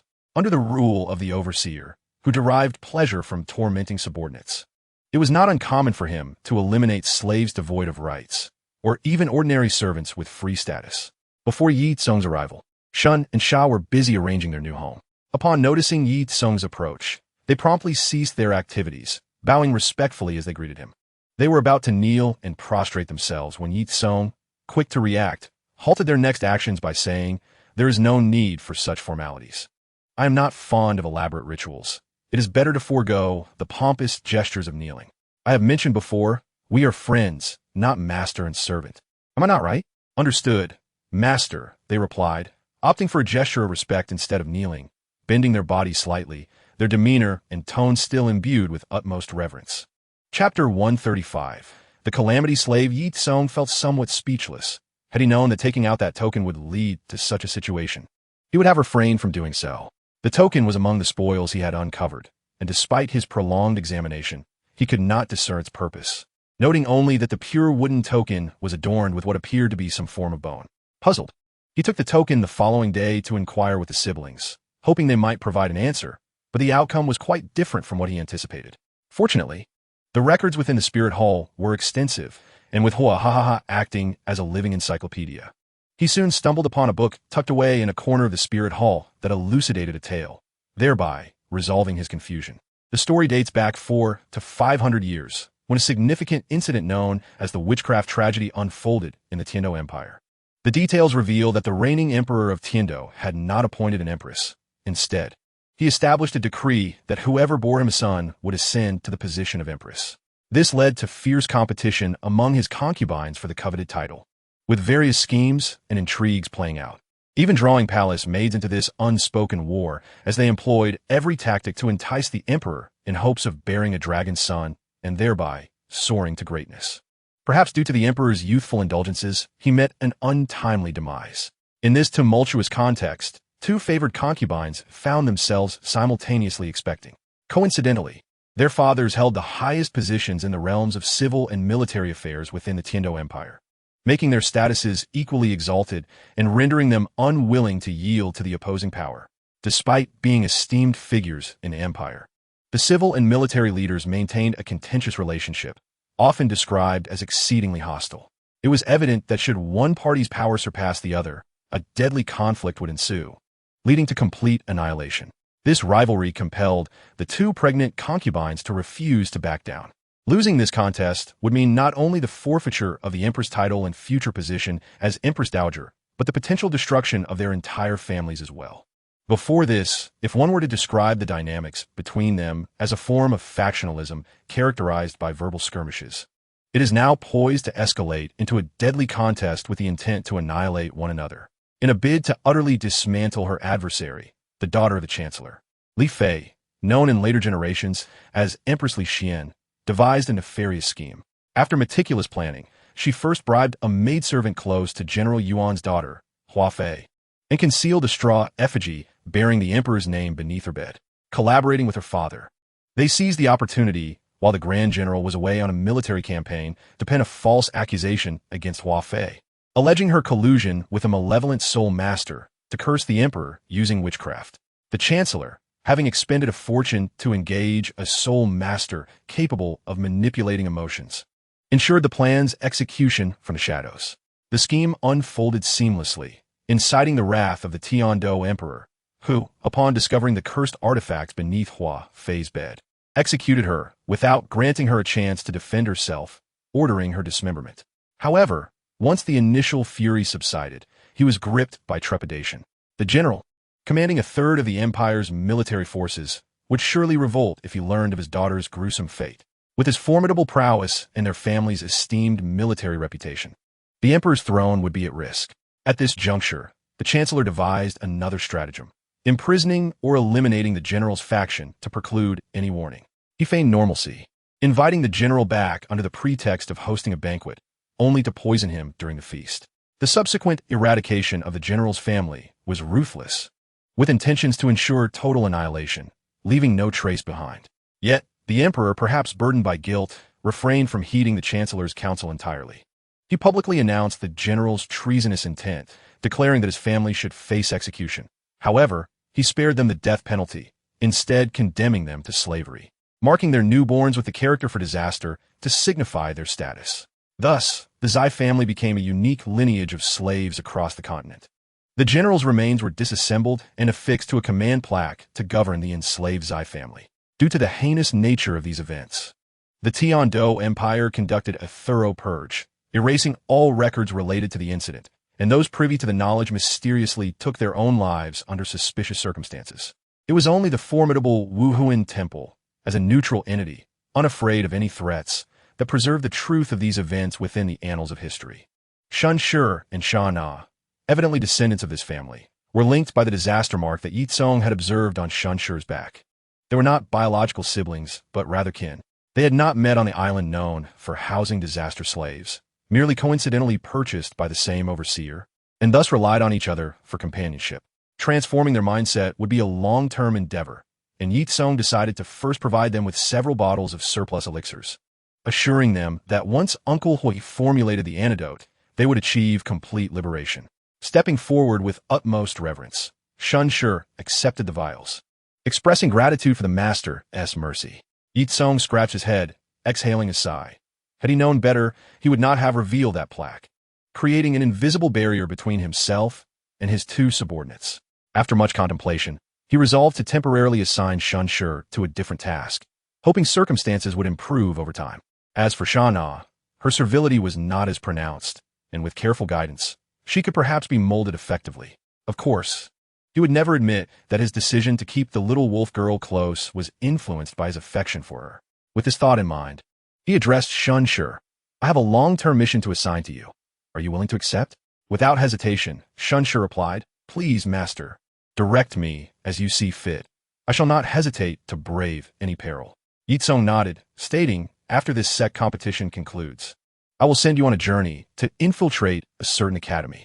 You may regard this as an undercover assignment to gather the intelligence I require. The name of the academy, its location, and the specific information I need you to investigate will be communicated to you in due course. Chapter 136. The sect competition commences. This year's sect competition deviated from the norm, as the Wuhuan Temple, as the host, not only invited all sects across the realm, but also established a spectator area. Yet, attendance was not granted to just anyone. The Wuhuan Temple set stringent criteria for entry. Beyond the substantial ticket price, spectators were required to possess at least the cultivation level of a soul sect. If one wished to bring companions, a soul king could bring one person, a soul emperor could bring two, and a soul saint could bring four, and so forth. This led to a bustling atmosphere in Wuhuan City, characterized by the vibrant sounds of drums and firecrackers, banners fluttering, and throngs of people. In addition to the competitors from various sects vying for the top 7 positions, numerous onlookers gathered. After all, this competition involved battles among titled Douluos, a spectacle rarely witnessed. The arena was divided into 2 sections. The first featured battles among soul Douluos, contending for the positions of the lower 4 sects, the reigning lower four sects being Shenglongzong, Xiangjiazong, Hubiozong, and Fengjianzong. The leaders of these four sects were seasoned Soul-Duo powerhouses, tasked not only with defending their positions against challengers, but also with the option to initiate challenges against others to elevate their sect-S ranking. The other arena, concerning the upper three sects, was to be decided by titled Douluos. The previously top-ranked Haotian had been disqualified, and having been diminished by the Wuhuan Temple, they dared not contend for a position in the new rankings. As for the second and third-ranked Qibao, Liulizong, and Londianbaowangzong, they had remained relatively unchanged for years. Initially, they contemplated seizing the opportunity presented by Haotianzong's expulsion to vie for the title of the foremost sect. But upon witnessing the formidable Huahaha, they abandoned such thoughts. After all, even if the two sects combined their strengths, they might not rival him alone, especially considering the information suggesting that the underworld had recently absorbed several powerful families, possibly outnumbering titled Douluos beyond their combined ranks.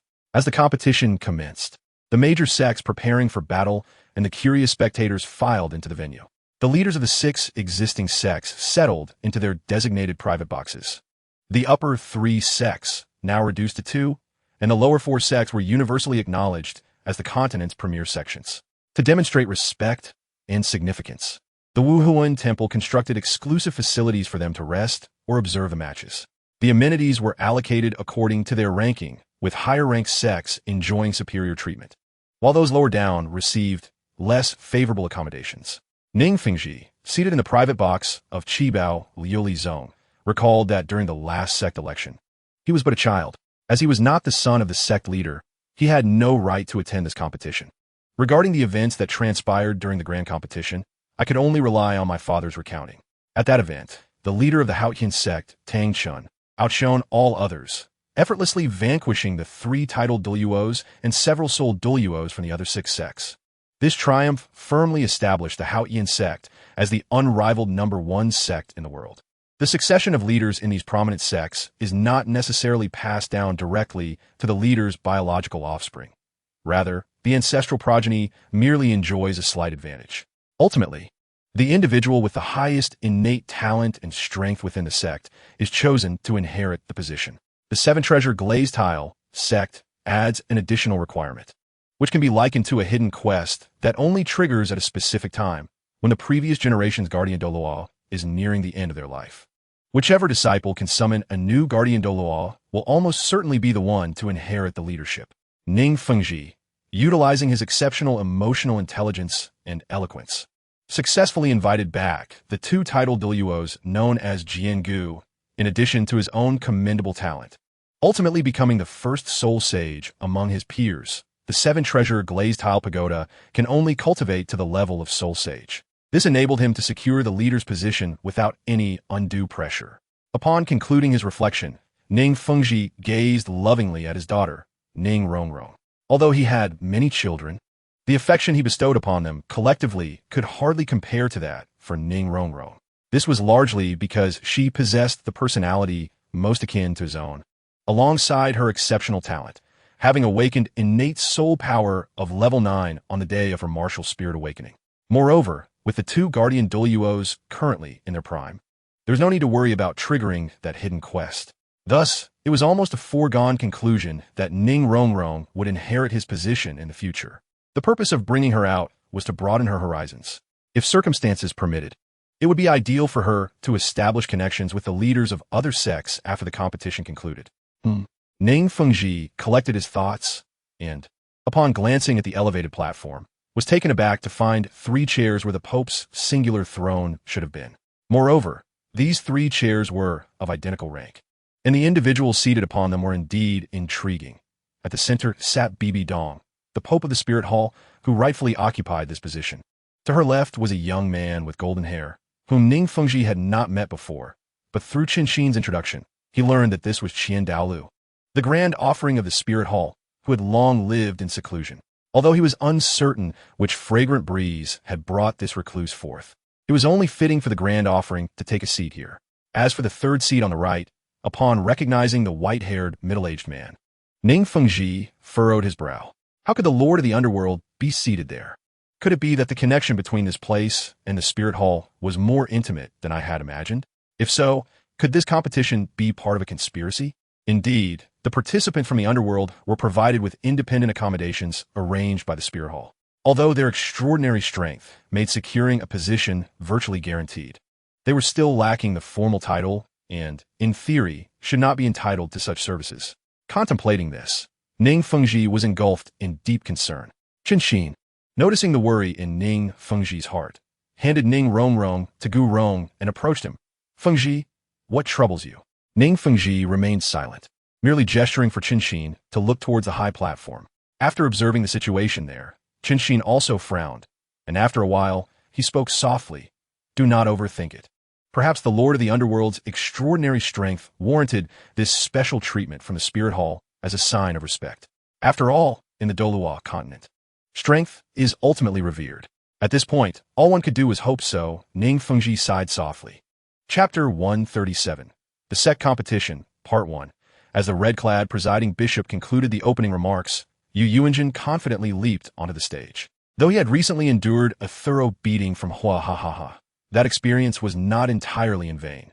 Not only had he received a soul bone as compensation, but he had also fortuitously broken through to level 96. This surge in strength significantly bolstered his confidence. Possessing the world's foremost beast martial spirit, the Blue Lightning Tyrant Dragon. While he dared not aspire to claim the #1 sect position, the second place was still within reach.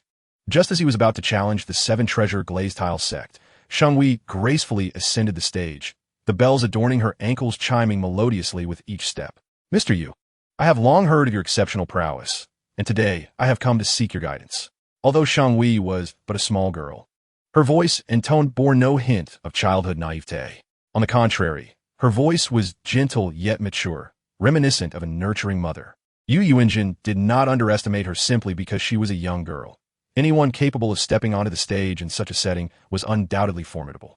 Upon reaching the rank of title Duo, one was granted an opportunity to alter their appearance. Much like Yu Yuanjin had chosen to maintain a middle-aged visage to command respect after achieving that rank. He solemnly introduced himself. I am Yu Yuanjin, the leader of the Blue Lightning Tyrant Dragon Sect, and a level 96 title Douluo. I humbly request your guidance. While his martial spirit had yet to manifest, the ethereal image of the Blue Lightning Tyrant Dragon materialized behind him, accompanied by his 9 soul rings of yellow, purple, black, and more. From his box, Ning Fengji was momentarily taken aback by Yu Yuanjin's proclamation, murmuring to himself, I did not expect this old dragon to have broken through. So, he intends to challenge the 7-treasure glazed tile sect for the second position? Beside him, Qin discerned his thoughts and calmly remarked, Fengji, fret not. Even if he has advanced, what of it? The Blue Lightning Tyrant Dragon martial spirit is indeed powerful, but my sword is not without its advantages. His voice exuded confidence, and his gaze burned with fervent battle intent. The defeat he suffered at the hands of Hua had indeed left him despondent for a time. However, emerging from that despair had elevated his mindset and deepened his understanding of the sword. Although his soul power had not yet broken through, his combat prowess had undeniably improved significantly. Now, he eagerly anticipated a genuine clash of fists with Yu Yuanjin.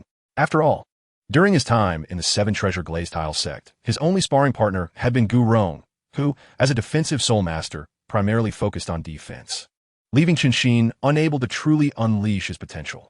Shanghui smiled gently, extending her hand, and behind her, the yellow, purple, black, and red soul rings appeared. I am Shanghui, the left guardian of the underworld, a level 98 title Douluo, and my martial spirit is the Fire Phoenix. She introduced herself with grace. To avoid unnecessary complications, she had specifically practiced the art of altering soul ring colors before arriving in Spirit City, showcasing only the modified soul rings to the audience. She even concealed the portion belonging to the dragon lineage, presenting only an unremarkable plant-type martial spirit to the spectators. Although modified, the final soul ring of 100,000 years still astonished everyone present. The 2 soul skills birthed from a 100,000-year soul ring were formidable, and it was common knowledge that possessing such a soul ring would typically also correlate with the presence of a 100,000-year soul bone. Beyond the 2 powerful soul skills that a 100,000-year soul bone would bestow, it would also significantly enhance the user's capabilities. However, They remained oblivious to Sheng Hui's true identity and origin. As a unique transformation of a soul beast, her soul rings were entirely derived from her own evolution, and the concept of a soul bone was moot, for her very bones constituted a special kind of soul bone. Qiandao Lu gazed at the formidable Sheng Hui on the arena, narrowing his eyes slightly. Your Excellency, the underworld god. I never anticipated that such a powerful being could exist within the realm of the afterlife. It seems that even without your intervention today, you will undoubtedly secure your position as the foremost sect in the world. Dear brother, you flatter me. I am merely fortunate to have gathered some like-minded companions. Respondo awita shukla. The two exchanged a knowing smile, revealing an unspoken understanding that transcended words. It was not that Qiandao Lu had discerned Sheng Hui's true identity. After all, both Sheng Hui and Xianming were genuinely reincarnated as humans. One could hardly detect any anomaly, even if a true deity were present. What astonished him was the discovery of such a powerful ally under Hua Ha's command. According to the introduction of that young lady, she was the left protector, suggesting that there must also be a right protector. Moreover, it was likely that this right protector possessed strength equivalent to a level 98 super Douluo. If this were the case, the power of this realm of the afterlife would have likely surpassed that of the Spirit Hall. Fortunately, they were allies, not adversaries. Becoming enemies with such a formidable being would indeed be a nightmare. On the arena, witnessing Sheng Hui's terrifying prowess, Yu Yuanzhen began to harbor thoughts of retreat. Yet, as a dragon, he was proud and could not easily lower his head. With a low growl, the ethereal image of a blue electric Tyrannosaurus Rex behind him merged into his being, accompanied by a resonant dragon's roar as he activated his martial soul. Sheng Hui intentionally allowed him to make the first move, standing quietly and observing. Yu Yuanzhen silently registered this favor from Sheng Hui in his heart and unleashed his 4, 6, and 7 major amplification soul skills simultaneously, subsequently employing the secret technique of dragon transformation to become a true dragon. At this moment, he had adjusted his state to its peak. A typical soul master, including the manifestation of their martial soul, could only add 3 amplification soul skills. Otherwise, their physical form would collapse under the strain of excessive enhancements. Of course, enhancements from external forces, such as martial soul boosts and soul bone techniques, were considered separately. Within the arena, all soul masters with beast martial souls felt an instinctual fear emanating from their bloodlines. Particularly, the countenance of Tuo Ba Shi, the leader of the Sacred Dragon Sect, darkened noticeably. He was aware that divine dragons exerted a terrifying dominance over earthly dragons, but he had not anticipated such overwhelming force. Under the pressure of the bloodline from the blue electric Tyrannosaurus Rex, he found himself unable to even activate his martial soul. Despite the formidable dragon pressure, Sheng Hui maintained her composure, even sporting a faint smile. She murmured to herself, "If my memory serves me correctly, the blue electric Tyrannosaurus Rex should be a descendant of the Radiant Dragon King. Well, considering the favorable relationship between my previous incarnation and the Radiant Dragon King, I shall be somewhat lenient." As her second soul ring shimmered, a peculiar weapon materialized in her hand. Lien Che Ya. Chapter 138. Sect Competition, Part 2. Faced with the oncoming blue electric Tyrannosaurus Rex, Sheng Hui exhibited no signs of tension. While dragon-type martial souls were indeed the most powerful among beast martial souls, they also harbored a critical weakness: the absolute subservience of the lower tier to the higher tier. This was precisely why Sheng Hui deliberately suppressed all aspects of her dragon lineage. Otherwise, her aura alone would suffice to compel submission without a fight, instilling fear in Yu Yuanzhen. Although the blue electric Tyrannosaurus Rex was indeed a true dragon species, it was already a 3rd-generation variant. Above it were the Golden Sacred Dragon and the Radiant Sacred Dragon, both of higher ranks. The Radiant Dragon King, being a prince among the 1st generation, possessed the strength to contend with divine king-level beings, despite having been merely a level 1 deity in the divine realm. Xingui simply waved Yan Keya, sending forth a scorching red sword aura toward the airborne Yu Yuanzhen. He, however, was not to be taken lightly and unleashed his strongest 9th soul skill, True Dragon's Roar. Shaking the heavens, as he activated this soul skill, a dark cloud gathered above him, and countless bolts of lightning descended like a protective barrier. Simultaneously, his soul power intertwined with the storm, manifesting as 9 colossal lightning dragons. This technique required coordination with a soul bone, offering both offensive and defensive capabilities, and allowing him to freely manipulate the movements of the 9 lightning dragons for either group or single-target attacks, boasting terrifying power that could rival a 10,000-year soul skill. When Ye Yuanjun broke through to the rank of title Douluo, he had fortuitously encountered an 84,000-year-old lightning dragon beast while seeking his soul rings with the assistance of the sect leader and elders. Although this soul beast was not a true dragon, it was a subspecies of the blue electric Tyrannosaurus rex. With its mastery of the most violent lightning elements, it was capable of overpowering weaker true dragons. Thus, it was perfectly suited as Ye Yuanjun's 9th soul ring. To subdue this soul beast, the sect leader and elders had exerted considerable effort. A title Douluo leading several soul Douluos to handle an 80,000-year soul beast should have been manageable. Yet they could not afford to kill it. Ultimately, Ye Yuanjun had to be the one to claim a kill. This necessitated that they act cautiously, refraining from going all out. After such significant effort, the rewards were substantial, providing him with a high-level, powerful soul skill, along with a soul bone.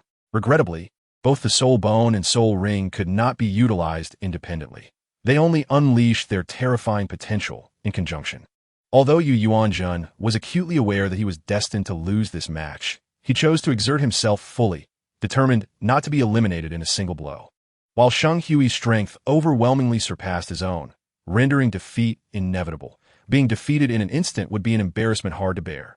Furthermore, there would always be those eager to gossip proclaiming the leader of the blue electric Tyrannosaurus sect, Ye Yuanjun, was taken down in one strike by a little girl. The 9 lightning dragons, emerging with great vigor, managed to neutralize 4 of Shang Hui's strikes before dissipating entirely. Forgive me, esteemed senior. The lightning dragon, manifesting Ye Yuanjun's form, spoke as the remaining 5 lightning dragons let out a roar, diving toward Shang Hui under his command. Can she withstand it? Shang Hui mused, nodding calmly.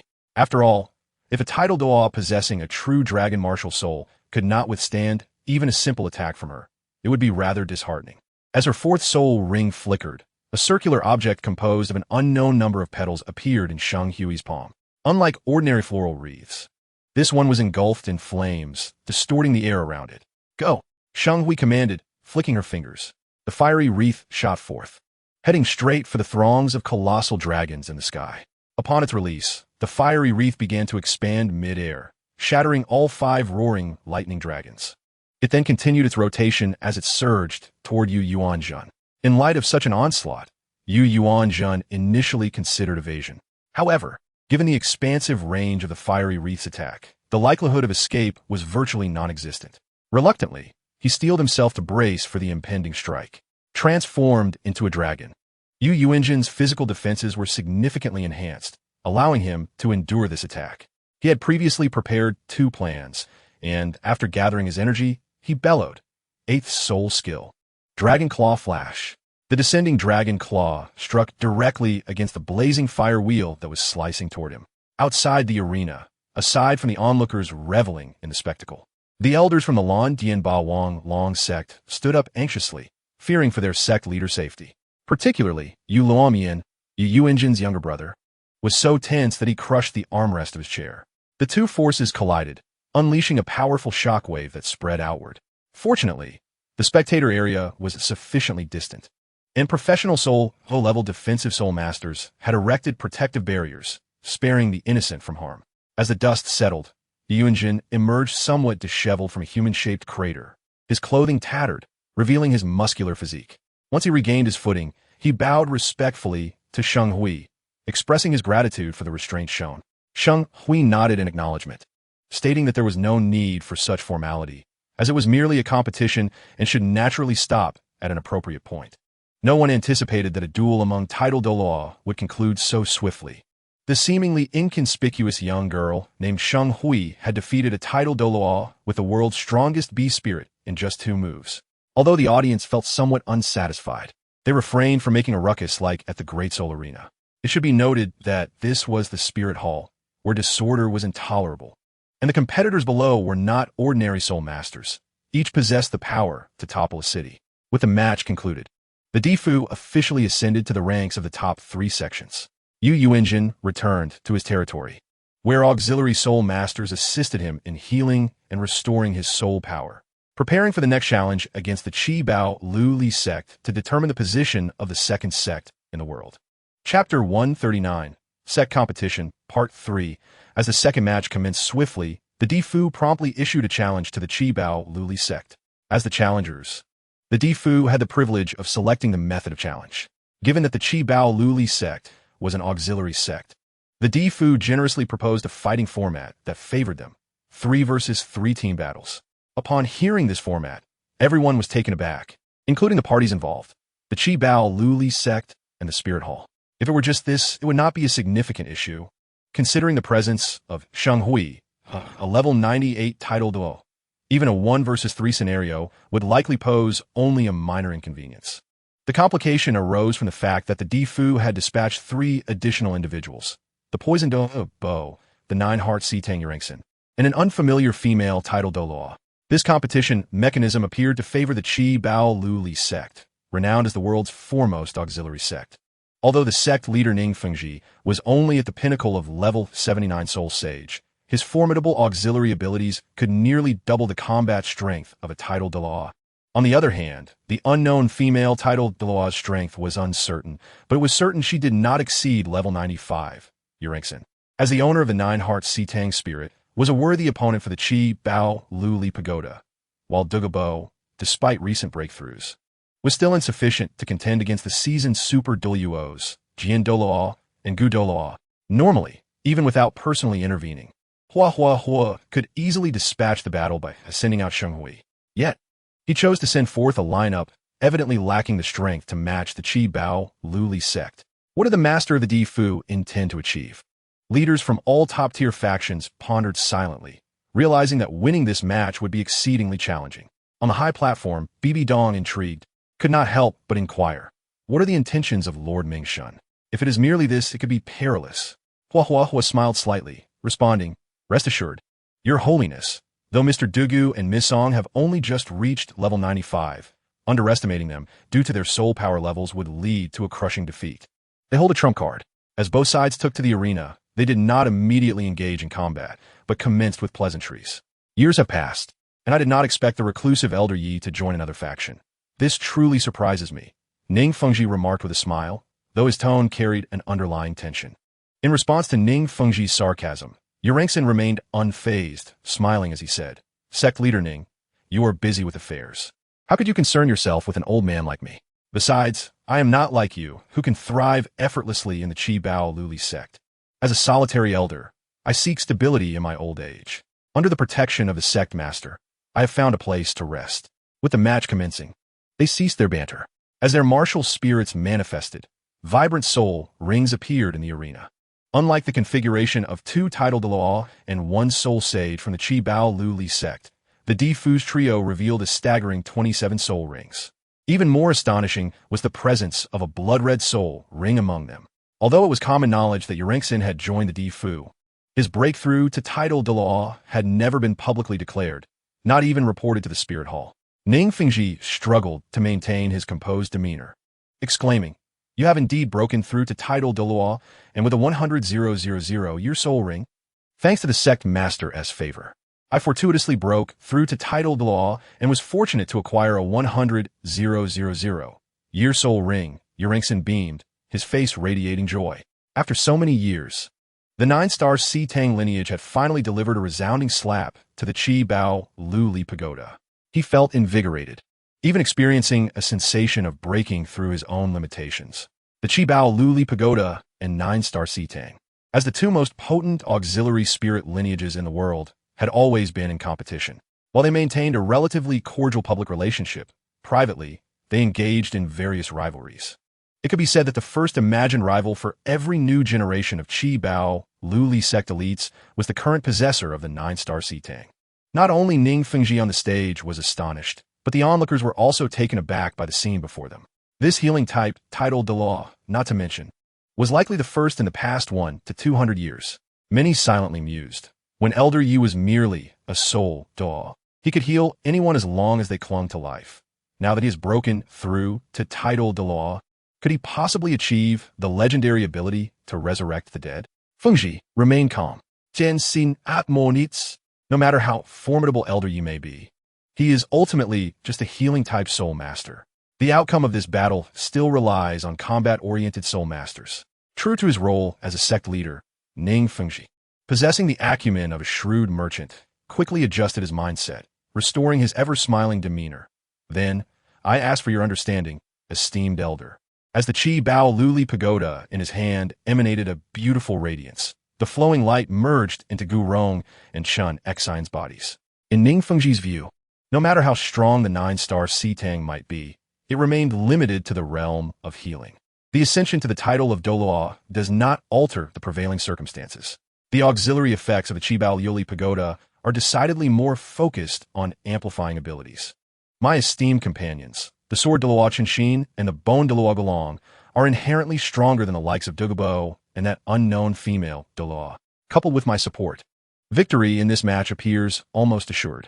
Although it is possible that the Saint Radiance or the esteemed Lord Hahaha may personally arrive to rectify the situation. Securing a win in this contest holds far more allure than the presence of that ancient dragon. Song Qianqian boldly stepped forward, her martial soul manifesting a long scorpion tail that swayed behind her, her body adorned with a heavy layer of scales. Qinshin, I have long heard of your unparalleled prowess. Allow me to witness it today. As she spoke, her first and second soul rings shimmered, instigating a transformation. First soul skill, Crimson Claw. Second soul skill, Thorn Fire Armor. Chapter 140, Set Competition, Part 4. Qinshin's gaze turned icy. As you wish. With a flourish of his 7-killing sword, he uttered a sharp command. Kill. And advanced, intent on striking down Song Qianqian. Yet, she was no pushover, despite being a lower level.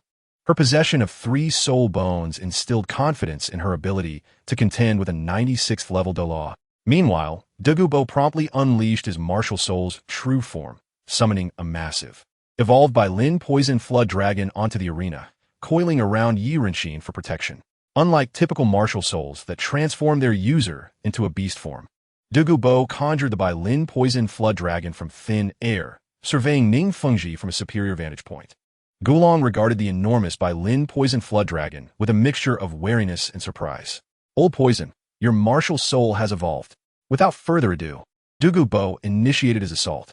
He opened his mouth, releasing a plume of green smoke that enshrouded the arena in the Bai Lin illusion, utilizing his soul bone skill. Medusa's Gaze. As the 8th soul skill, its power was formidable. If the disparity in strength was too great, Dugubo could petrify his target, rendering them a statue for eternity, achieving a form of immortality. Though the petrification effect on a powerhouse like Gulong lasted but half a second, it was sufficient. Seizing the opportunity, Dugubo redirected his focus, his 9th soul ring glowing as a dark green beam erupted from the mouth of the Bai Lin Poison Flood Dragon. Unleashing his 9th soul skill, Bai Lin Divine Light, Dugubo was indeed a control-type soul master, and the strength of his 9th soul skill was not to be underestimated. Even prior to the evolution of his martial soul, it could contend with the 8th skill of the formidable Jute Douluo, and its potency had only increased. Logically, even a title Douluo would struggle to unleash 2 major skills in succession.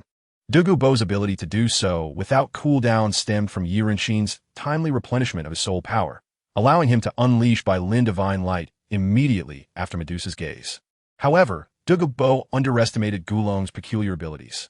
Just as his powerful attack was about to strike Ning Fengji, a skeletal dragon materialized from thin air, intercepting the blow. At that moment, Gulong broke free from petrification and positioned himself protectively in front of Ning Fengji. His martial soul not only possessed exceptional defensive capabilities, but also held spatial attributes. Long before Dugubo encased the arena in the Bai Lin illusion, Gulong had anticipated this move. As Ning Fengji deployed his 8th soul skill, establishing the temporal gate, Gulong utilized his 5th soul skill, Bone Dragon Mirage, to conceal several conjured skeletal dragons within the gate. Thanks to this preemptive arrangement, he was able to intervene at a critical moment and save Ning Fengji. Dugubo, you have indeed grown significantly stronger, Gulong remarked earnestly. I shall not be careless again. You are swift in your actions. Realizing his ambush had failed, Dugubo let out a regretful snort, transitioning to a defensive stance, focusing on safeguarding Ye Cong. The battle between Song Qianqian and Qinshin remained intense. However, she was clearly at a disadvantage. Despite the assistance of the Bai Lin illusion, Qinshin's innate sword energy and the protective divine light from Ning Fengji allowed him to evade any toxins from infiltrating his body. Pressured by Qinshin's fierce swordplay, Song Qianqian was forced to retreat step by step. Fortunately, Ye Cong's continuous healing had prevented her from sustaining serious injuries. Yet, undeterred by potential harm, she grew more resolute in battle, her momentum overshadowing Qinshin's. Although Ning Fengji was startled by Douluo's sudden attack, he quickly regained his composure. It seems we may win by sheer luck. Not necessarily. We still possess an undefeated trump card, Ye Cong replied with a smile. Tianxia, cease your games. We can always spar with the sword Douluo another time. For now, our priority is to secure victory in this match and not disappoint the Lord. Understood. The Scorpion Douluo. Song Qianqian nodded, employing the flowing arrow Scorpion Emperor technique to push back Qinshin before retreating to regroup with her teammates. An undefeated trump card? Ning Fengji pondered, sensing that, given the current circumstances, the underworld seemed destined for defeat. Yet, how could they maintain such confidence at this juncture? As he observed the Scorpion Daw and Poison Daw drawing near, an ominous premonition surged within him. Quickly, Uncle Jian stopped them. He urged, exerting all his strength to amplify the powers of his two protective Douluos. At this moment, both Qinshin and Gulong deduced that the two titled law were about to execute a martial soul fusion.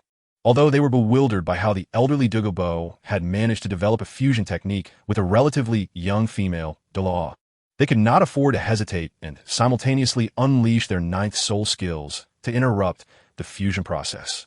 Do you think I'm absent? With a grand sweep of his hand, Ye Cong activated his ninth soul skill, a thought of blossoming, sovereign of the realm. As the blood-red soul ring shimmered, this unprecedented ninth soul skill was unveiled for the first time before all. The nine-star begonia bloomed once more, enveloping the entire arena in a fragrant barrier. The delicate aroma disrupted the soul power circulation of Ning Fengji, Qinshin, and Gulong, causing their nearly completed ninth soul skills to abruptly cease. The backlash from this forced interruption left traces of blood at the corners of their mouths. Meanwhile, the poisoned Douluo and the Scorpion Douluo Song Qianqian felt their spirits surge, not due to the effects of martial soul fusion, but as a result of Ye Cong's support. Protected by a luminous sphere, they were impervious to water and fire, and their martial soul fusion technique could not be forcibly interrupted in such a short time.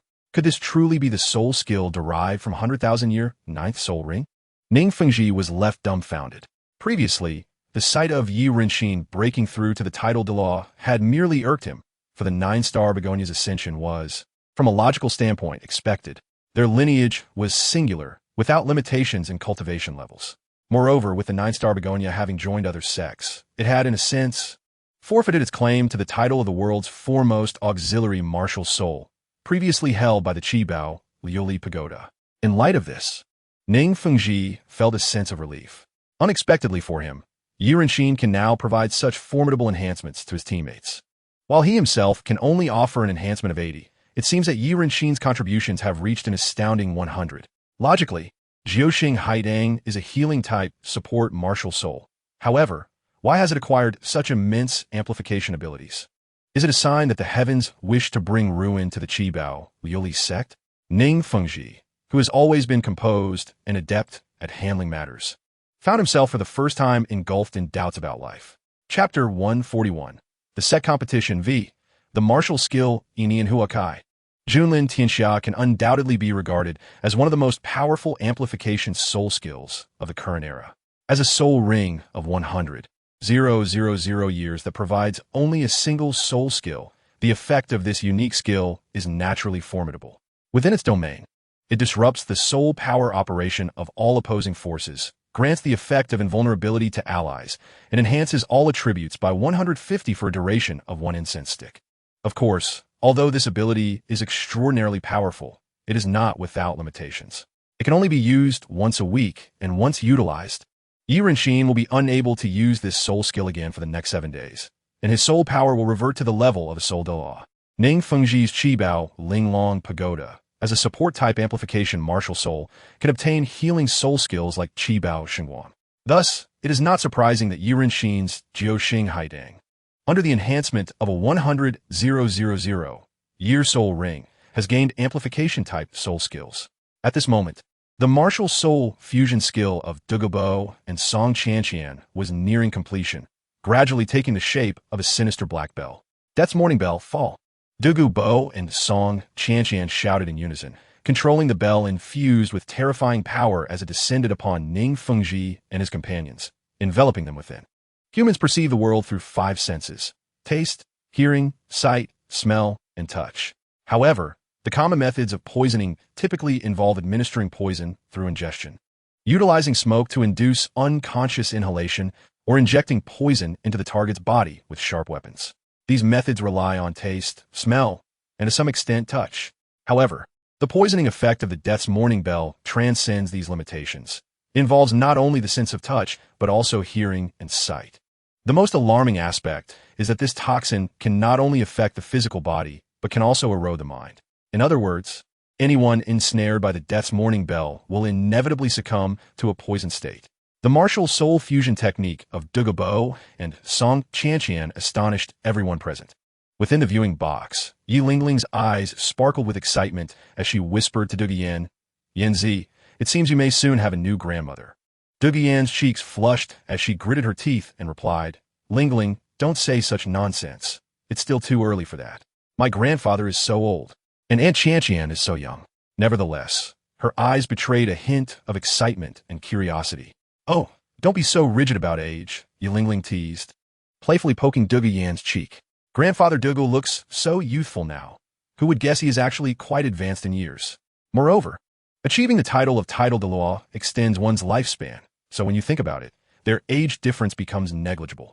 As the host of the event, the Spirit Hall attracted numerous spectators, including several Title Douluos who were free to join the excitement. Yuguan expressed his envy and regret. TSK, I must admit, I somewhat envy the old poison master.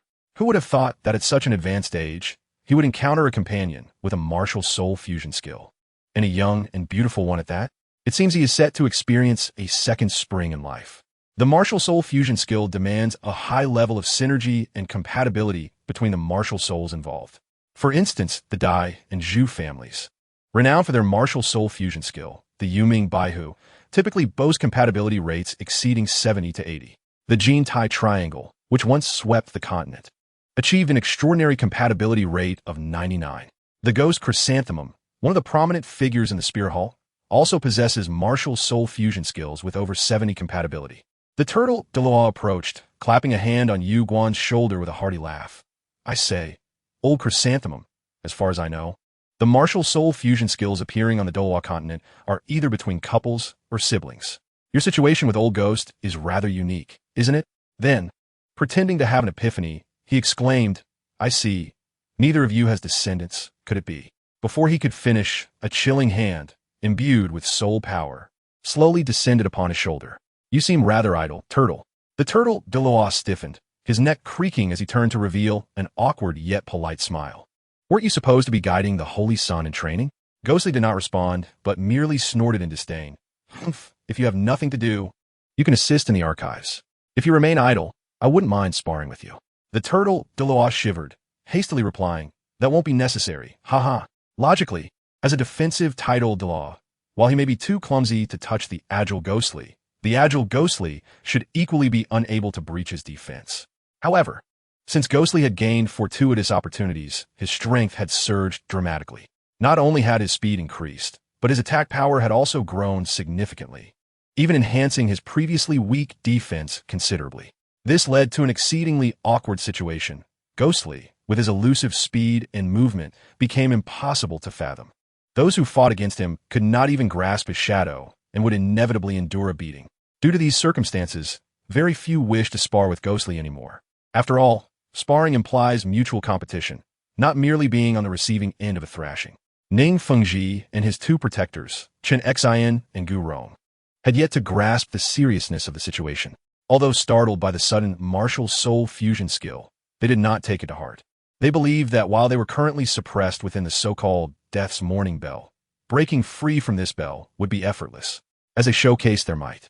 Unleashing various soul skills upon the bell, a series of resonant bell sounds echoed, and the sound wave toxin silently infiltrated their nerves. Fortunately, the sound wave toxin of the Death's morning bell only targeted those within the bell, Otherwise, the innocent spectators in the arena would have been inadvertently harmed.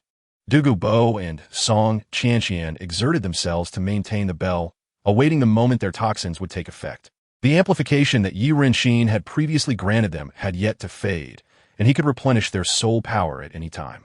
Thus, as long as Yi Renxin's soul power remained, the three members of the Qibao Liuli sect could not hope to escape.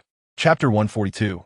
The Sect Competition 6. By the time Ning Fengji sent something amiss and attempted to use Qibao Xingguang to heal Chen Xian and Gurong, it was already too late.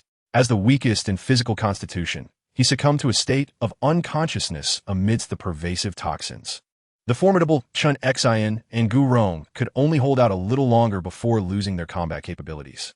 The underworld effortlessly claimed victory once more, successfully advancing to the position of the foremost sect in the world.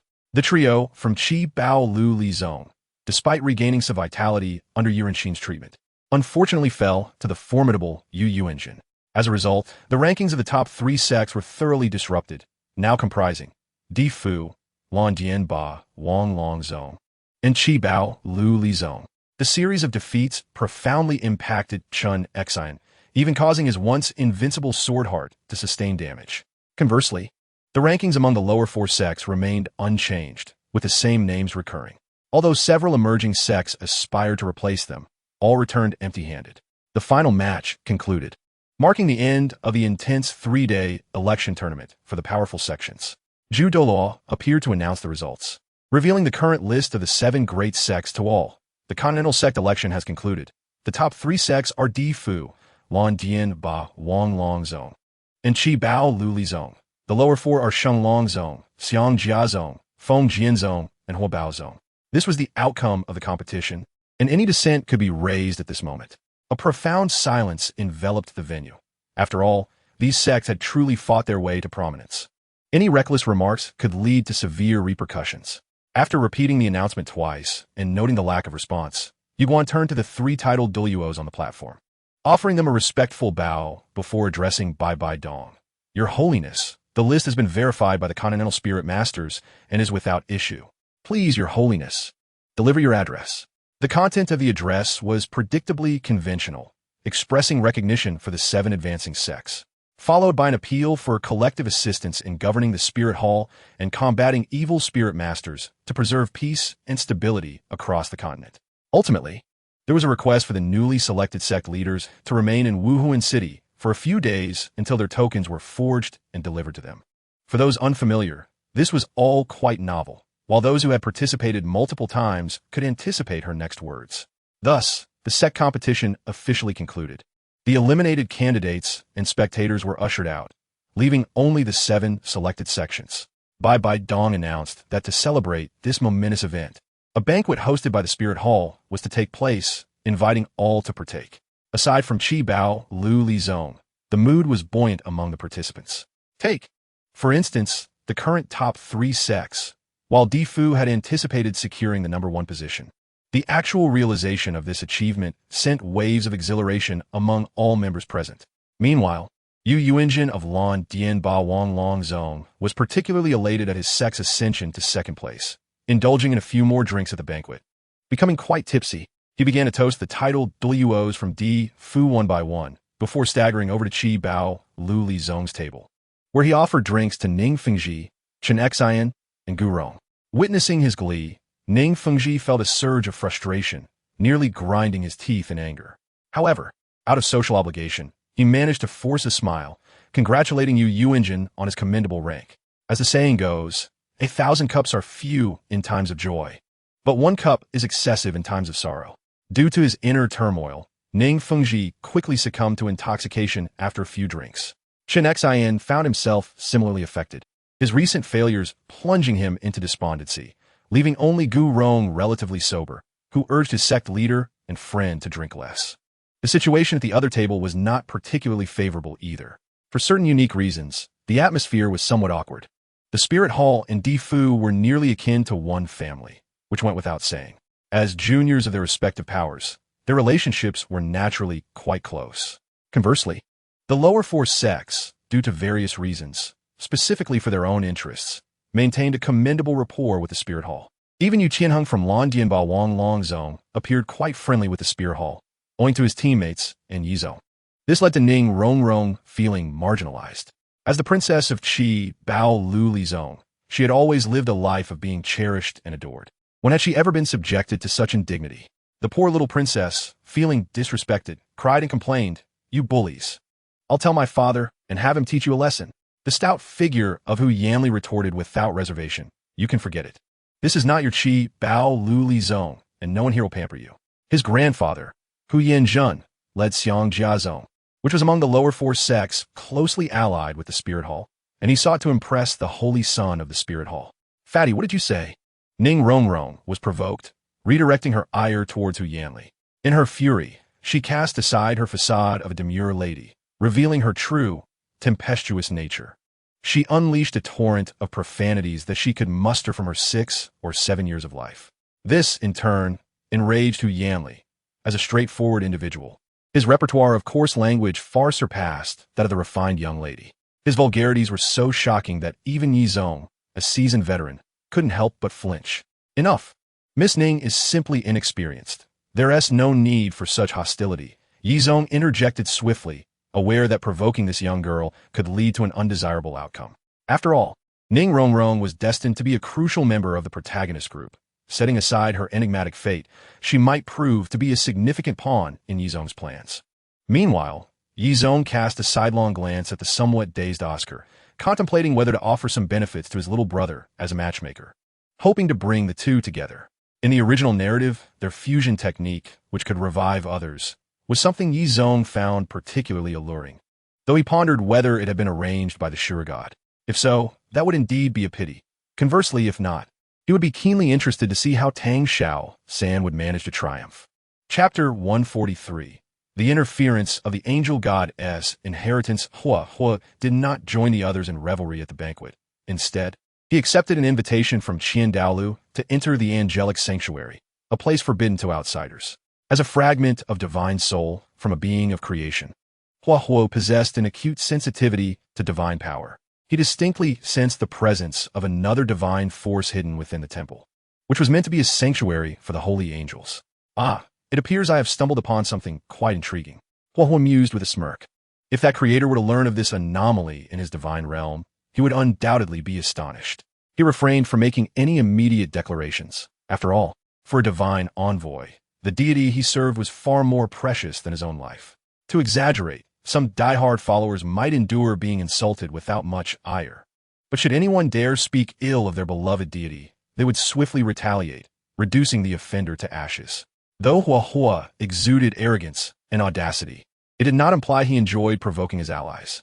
After engaging in casual conversation with Qian Daolu, he casually inquired, "Old Qian, do you know the relationship between the angel god and the sea god?" Qian Daolu was momentarily taken aback. Although he did not comprehend why Huahaha would pose such a sudden question, he pondered and replied, "There seems to be some records regarding this matter. Both of these deities ascended to divinity in the same era, and due to the inquiries of their followers, they even held a private conversation. However, the content of their discussion remains unknown. It is merely observed that thereafter, the ocean became the domain of the sea god, while the land was claimed by the Wuhan temple. Is that so?" Huahaha mused for a moment before suddenly lifting his head, revealing a somewhat peculiar smile. "Old Qian, I have one piece of bad news and one piece of worse news. Which would you prefer to hear first? Bad news and worse news?" Qian Daolu was perplexed. "Let us hear the bad news first. It will prepare me psychologically." "Really?" Huahaha chuckled. "If I am not mistaken, your angel god has passed away." "Enough. Your Majesty, the god of death. Please mind your words." Before Huahaha could finish his sentence, Qian Daolu interrupted him angrily.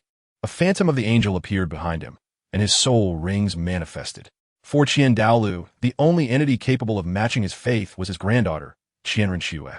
How could he not be furious at such slander directed towards the angel god? If Huahaha could not provide a reasonable explanation, he would confront him regardless of the outcome. Yet Huahaha merely smiled.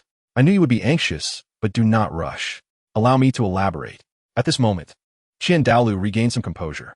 Over time, he had come to understand Huahaha a bit better. Despite the stark contrast between Huahaha's demeanor during the day and night, one commonality remained. He never spoke without purpose. He was not one to utter nonsensical words. Moreover, it seemed that Huahaha, like himself, was also a divine envoy, and the deity he represented appeared to possess a higher status than the angel god. Perhaps he truly held some insider knowledge. Contemplating this, he slowly retracted his martial spirit and coldly remarked, "Your Majesty, the god of death, I hope you can provide me with a reasonable explanation. Otherwise, today's matter will not be easily dismissed." Huahaha simply smiled, unperturbed. After taking a sip of tea, he slowly began to speak. "I truly have ground for my assertion. Let me ask you, have you not received any messages from the angel god in your daily prayers for quite some time now?" Douluo hesitated. Indeed, it had been a long while since he or any of his predecessors had received word from the angel god. Initially, he thought the angel god was simply too occupied, but now it appeared otherwise. Contemplating this, Douluo's expression turned somewhat grim, and fear began to take root within him. Huahaha continued, "If it were only based on this, I would not dare to make such a definitive claim. However, I sense a profound darkness in the divine power here, along with significant depletion, clearly indicating that it has never been replenished. These are characteristics of a fallen deity." Douluo remained silent for a long while before finally speaking with difficulty. "Thank you for the information, Your Majesty. I wonder what the worst news might be." The sense of fear, one that had not arisen in many years, began to swell within him. If one piece of bad news was so explosive, what could the so-called worst news entail? "This is why I inquire about the relationship between the angel god and the sea god," Huahaha said without hesitation. "If I am not mistaken, intertwined within this pure divine power of the angel god is a trace of the sea goddess power. If their relationship is amicable, one might say it is the sea god assisting an old friend's lineage. If their relationship is merely average, then it is rather intriguing. It seems the divinely ordained examination has already fallen into the hands of others." At this point, Douluo could no longer sit still. If the death of the angel god was a devastating blow to him, considering that his granddaughter was destined to ascend to godhood and would soon revive the banner of the angel god, the realization that the divine examination he had entrusted to her had become a plaything for others shattered the string of reason within him. He abruptly slammed his hand on the table and stood up, shouting in fury, "Despicable sea god! Since you are so shameless, do not blame me for confronting your lineage." At that moment, Douluo was truly enraged, unleashing his divine power. Fortunately, Huahaha acted promptly, confining the surrounding area to prevent the chaotic divine power from destroying the entire hall. His companions waiting outside, hearing their elder brother's furious outburst, rushed in to assess the situation. The second offering, Jinao, spoke first. "Brother, what has happened?" "Nothing to worry about," Douluo said, slightly calming down. He waved his hand and spoke in a steady voice. "You all withdraw for now. No one is to enter without my command. I have important matters to discuss with Your Majesty, the God of Death." Jinao sensed that something was amiss with his elder brother, who seemed to be suppressing his fury. However, he refrained from probing further, bowed, and led the other offerings out of the angel's sacred hall. At this moment, Douluo appeared exceedingly calm, but this was merely the brief tranquility before the storm. Deep within him, a volcano of anger was on the verge of erupting. Seeing that Douluo was genuinely on the brink of losing control, Huahaha ceased to jest and adopted a serious demeanor. "It is a foregone conclusion that the divine examination of the angel god has been tampered with, but I may have a way to resolve it." Indeed, Douluo's eyes lit up. Not long ago, had not this god of death assisted by Dong in resolving the problematic Rakshasa divine examination? Without a second thought, Douluo immediately knelt, which startled Huahaha, causing him to rush forward to help him up. "Old Qian, why are you doing this? If you can truly dispel the sea goddess interference, you will be a benefactor to our angel lineage. I must pay my respects," Douluo said earnestly. Aside from his gratitude towards Huahaha, Douluo's heart was now filled with resentment towards the sea god. He had resolved to utterly annihilate Sea God Island and eradicate the sea god's lineage, severing its faith as retribution for the interference in the divine examination. As for whether his infatuation with the sea god's chief offering, Bosai Shi, would soften during a critical moment, he was unconcerned. Douluo admired Bosai Shi, but that did not mean he would become her devoted follower. Anyone who might obstruct his granddaughter's path to divinity would be regarded as an obstacle to be eliminated. Huahaha glanced at Douluo, whose eyes brimmed with murderous intent, and discerned his thoughts. He said indifferently, "I understand your desire for vengeance, but now is not the time. The immediate priority is to eliminate the sea god's machinations. In the future, when time permits, I shall accompany you to settle the score. Qian Daolu was instantly elated. Thank you so much, Brother Hua. After this conversation, I have come to regard you as my own elder brother. If you truly accompany me, the chances of obliterating Sea God Island will be greatly enhanced.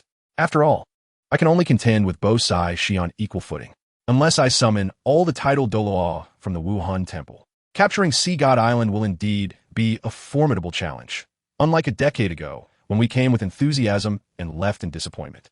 Chapter 144. Shrek Academy in the wilderness outside Soto City, Barak Kingdom. A young man stood atop a hill with a map in hand, gazing into the distance. Before him lay a small village with merely 100 households. The village was surrounded by a wooden fence, seemingly erected to ward off wild beasts. At the entrance of the village, a considerable number of people had gathered, most of whom were youths of similar age, many accompanied by their parents. Presumably, they were all parents bringing their children to enroll in school. Could a school truly be found in such place? It appears to be nothing more than a ruse. With a sigh of exasperation, he found himself perplexed by his superior's intentions. Did this small, dilapidated village truly necessitate an undercover presence? He had been under Ye Cong's command for half a year, during which he had temporarily halted his cultivation of soul power and, with the assistance of his sister and Huahaha, finally freed himself from the addiction to the divine pill. Subsequently, he received his first task, to join the Shrek Academy and report any and all developments to Ye Cong. To facilitate his endeavors, Ye Cong had even prepared a bishop-level insignia for him, which granted him authority akin to that of a bishop. Any member of the spirit hall below that rank would be compelled to heed his commands. Initially, when he witnessed the grand arrangements Ye Cong had orchestrated, he assumed he was being assigned a daunting mission, perhaps to infiltrate the courts of the two great empires or the leaders of the three major sects. He had even mentally prepared himself for the possibility of revealing his identity and resorting to self-destruction. However, to his astonishment, this was it. It bore little difference from Holiday. Despite this, he remained resolutely serious, for Ye Cong had saved both him and his sister, and he could not betray his expectations. Moreover, who knew what extraordinary talents might be concealed here? After all, was that not how tales often unfolded? Ye Cong's actions undoubtedly held profound significance. Once he regained his composure, he tucked away the map and strode confidently down the hillside. At the village entrance stood a table where an elderly man, seemingly in his 60s, sat.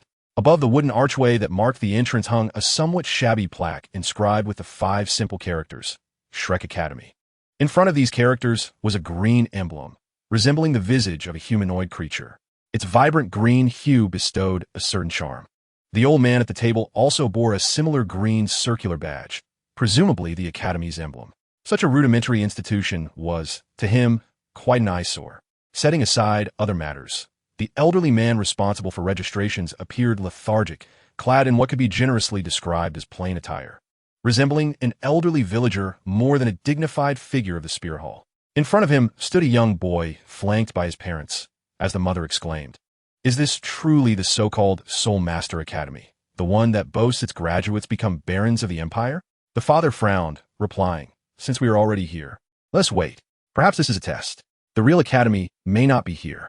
Such dialogues echoed among the crowd, clearly indicating a lack of hope for this seemingly decrepit village. As the conversation unfolded, a girl approached and, after paying the tuition fee of 10 gold soul coins, extended her hand as instructed by the old man. After a brief examination, he shook his head, stating, "Your age does not meet our requirements. You may leave."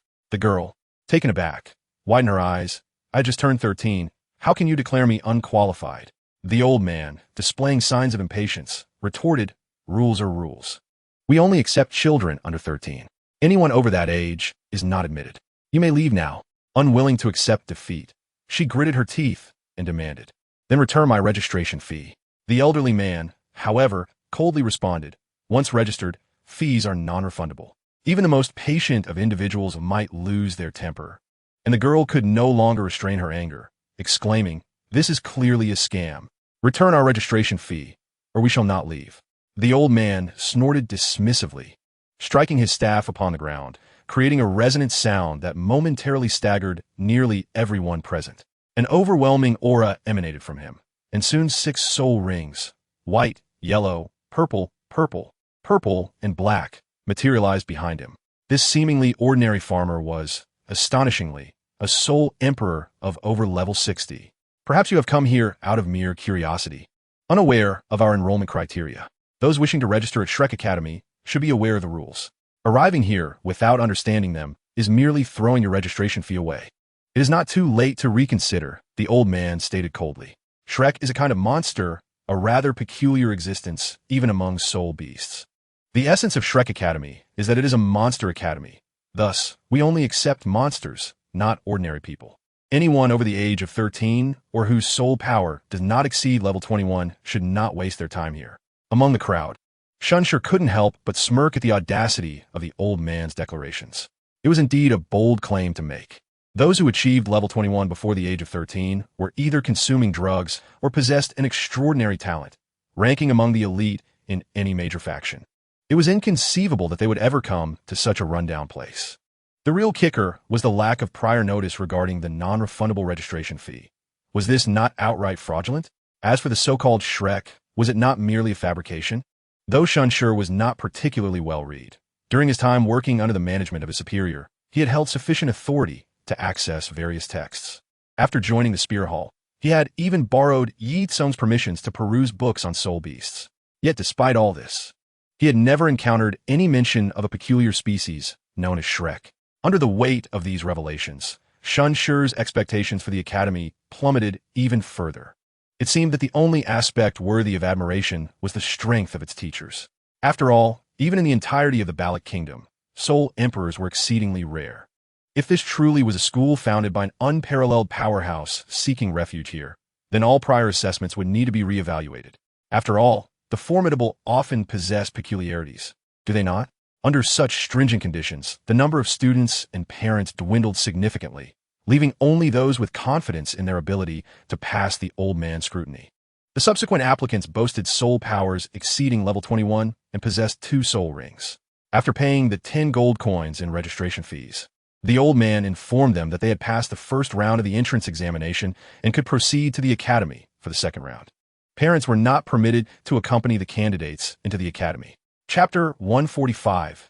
Entrance examination. As the line continued to shorten, it soon became Shunsher's turn. The old man pinched Shunsher's wrist, furrowing his brow slightly, yet ultimately nodded, "You barely pass. Now, release your martial soul." At 12 years and 7 months, Shunsher was teetering on the precarious edge of age limits. Nodding in acknowledgement, he summoned his martial soul, a maple leaf appearing in his hand. 3 soul rings, yellow, and purple, materialized behind him. Upon witnessing that Shunsher possessed soul master-level prowess, the old man could no longer maintain his composure and abruptly rose to his feet. His voice trembling with excitement. "You have actually broken through to Soul Master?" The few remaining students and parents in line were equally astonished. They had considered themselves prodigies for reaching level 21 before turning 13, yet in comparison to this young boy, they felt utterly insignificant. "Yes, teacher, I qualify, do I not?" Though Shunsher harbored a deep-seated disdain for the somewhat pretentious old man, he assumed a posture of humility to ensure the successful completion of his mission. Coughing lightly, the elderly man realized that his earlier behavior had been somewhat overly enthusiastic, inconsistent with the composed and aloof demeanor he had previously cultivated. After clearing his throat twice, he regained his composure and remarked, "Your talent is quite remarkable. When you reach the next stage, inform the supervising teacher, and you may bypass the second round and proceed directly to the third." "Thank you, teacher," he replied, a somewhat insincere smile gracing his face as he bid farewell to the admissions officer and stepped through the gate. In his previous life as a slave under that tyrant, he had honed his exceptional skills in expression management to appease his master and protect both himself and his sister from cruel beatings. Unless he chose to reveal his emotions, no one could discern his true thoughts from his facial expressions. The old man nodded with satisfaction, feeling fortunate to have received such a talented and polite student. Today, he would make sure that the miserly Flandra would treat everyone to a celebratory meal. After watching the youth enter the academy, he returned to his seat and asked, "All right, who is next? Let's continue." The emergence of such a genius brought a smile to the old man's face, dispelling the earlier gloom. The instructor responsible for the second round was another elderly gentleman named Lucci Bean, who also possessed the cultivation of a soul emperor. Upon learning of the youth's prowess, Lucci Bean was equally exhilarated and generously waved him through. The other students who had been halted did not harbor any resentment. After all, the young man's strength was evident, and the strong often enjoyed certain privileges. As he made his way to the fourth round, he observed two young children with their arms around each other's shoulders, discussing which brothel to visit for some amusement, their faces alight with lewd smiles. Listening to their overly mature conversation nearly caused the facade of his smile to falter. Were children today truly so precocious? However, he did not dwell on it too long, adjusting his mentality and proceeding to the fourth round's designated area as instructed by Lu Qibin. If the first 3 rounds assessed the students' soul power levels and the quality of their martial spirits, this fourth round would test their practical combat abilities. Although it was outwardly proclaimed that the academy did not desire pampered children, the truth was merely a facade for better education, as none of the teachers, despite their impressive strength, possessed formal training in pedagogy. Soon, he arrived at the site for the final round.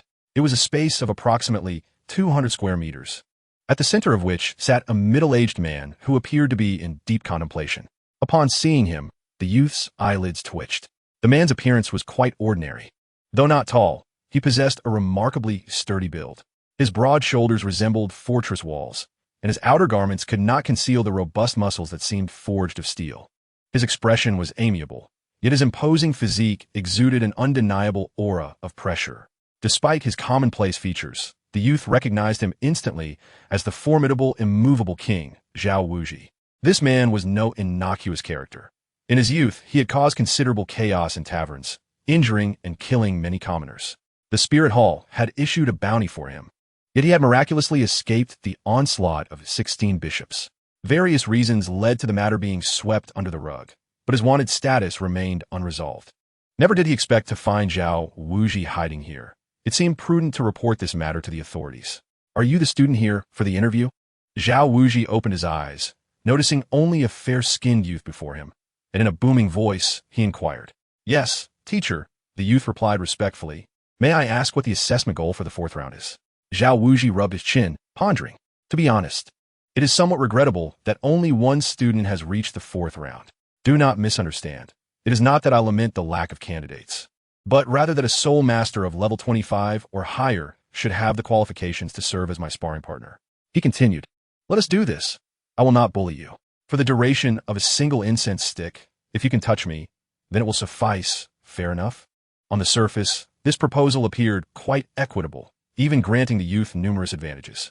Zhao Wuji's martial spirit was the mighty golden bear, renowned for its immense strength and formidable defense. Its only flaw was its cumbersome size and relatively slow speed. However, it must be noted that Zhao Wuji was a soul sage of level 76. His so-called slowness was merely relative to other soul masters of the same rank. For weaker soul masters, he remained extraordinarily agile. Touching him would be nearly impossible. Thus, this could be seen as a one-sided exercise in domination. In other words, if this little contest pleased Zhao Wuji, he might just allow the youth to pass. If not, who could say what might transpire? After all, this small contest could be viewed as a sparring match, and injuries were to be expected in such scenarios. At worst, they could collaborate with the dean to stage a performance that would leave the youth grateful for the opportunity to join the academy. Zhao Wuji merely flicked his hand to ignite an incense stick, pinning it to a nearby tree. The countdown began, and the youth quickly manifested his martial spirit. When Zhao Wuji beheld the 3 soul rings surrounding him, he was once again taken aback. It seemed he truly needed to ease up, for he must retain this prodigy at all costs. If he inadvertently eliminated him, that miserly character would surely berate him for ages. With his first soul skill, Leaf Blade Stream, and second soul skill, Maple Storm, the youth unleashed his abilities without hesitation, exuding an aura as if he intended to claim Zhao Wuji's life. After all, this man had already been a soul emperor in his prime, and he was undoubtedly stronger now. If a mere soul scholar like him could easily injure Zhao Wuji, then he might as well abandon the path of a soul master altogether and simply end it all. Sharp maple leaves, as lethal as darts, materialized beside him. And under the control of his second red soul ring, they shot toward Zhao Wuji from various angles, clearly aiming to restrict his movements. Zhao Wuji's eyes lit up with excitement. Excellent, he roared, immediately activating his martial spirit. Transforming into a bear-like figure, 7 soul rings materialized around him, indicating that he had not wasted his years, but had rather honed his skills, achieving the rank of soul sage. With a flash of his second soul ring and a mighty roar, he raised his hand to unleash a powerful palm strike, utilizing the force of the shock wave to obliterate all incoming leaves. The youth swiftly evaded the aftershock of Zhao Wuji's formidable blow, simultaneously launching several leaves as a diversion while charging directly at him. Zhao Wuji, appearing clumsy, was surprisingly agile, effortlessly dodging the youth's approach. He first employed his first soul skill, the immovable king body, to deflect all attacking leaves, and then followed up with his third soul skill, gravity compression. The sudden increase in gravity caused the youth to lose his balance and plummet from the air.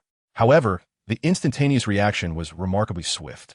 Just as he was about to tumble, like a hawk executing a roll, he sprang back to his feet, his toes lightly tapping the ground as he unleashed his third soul skill.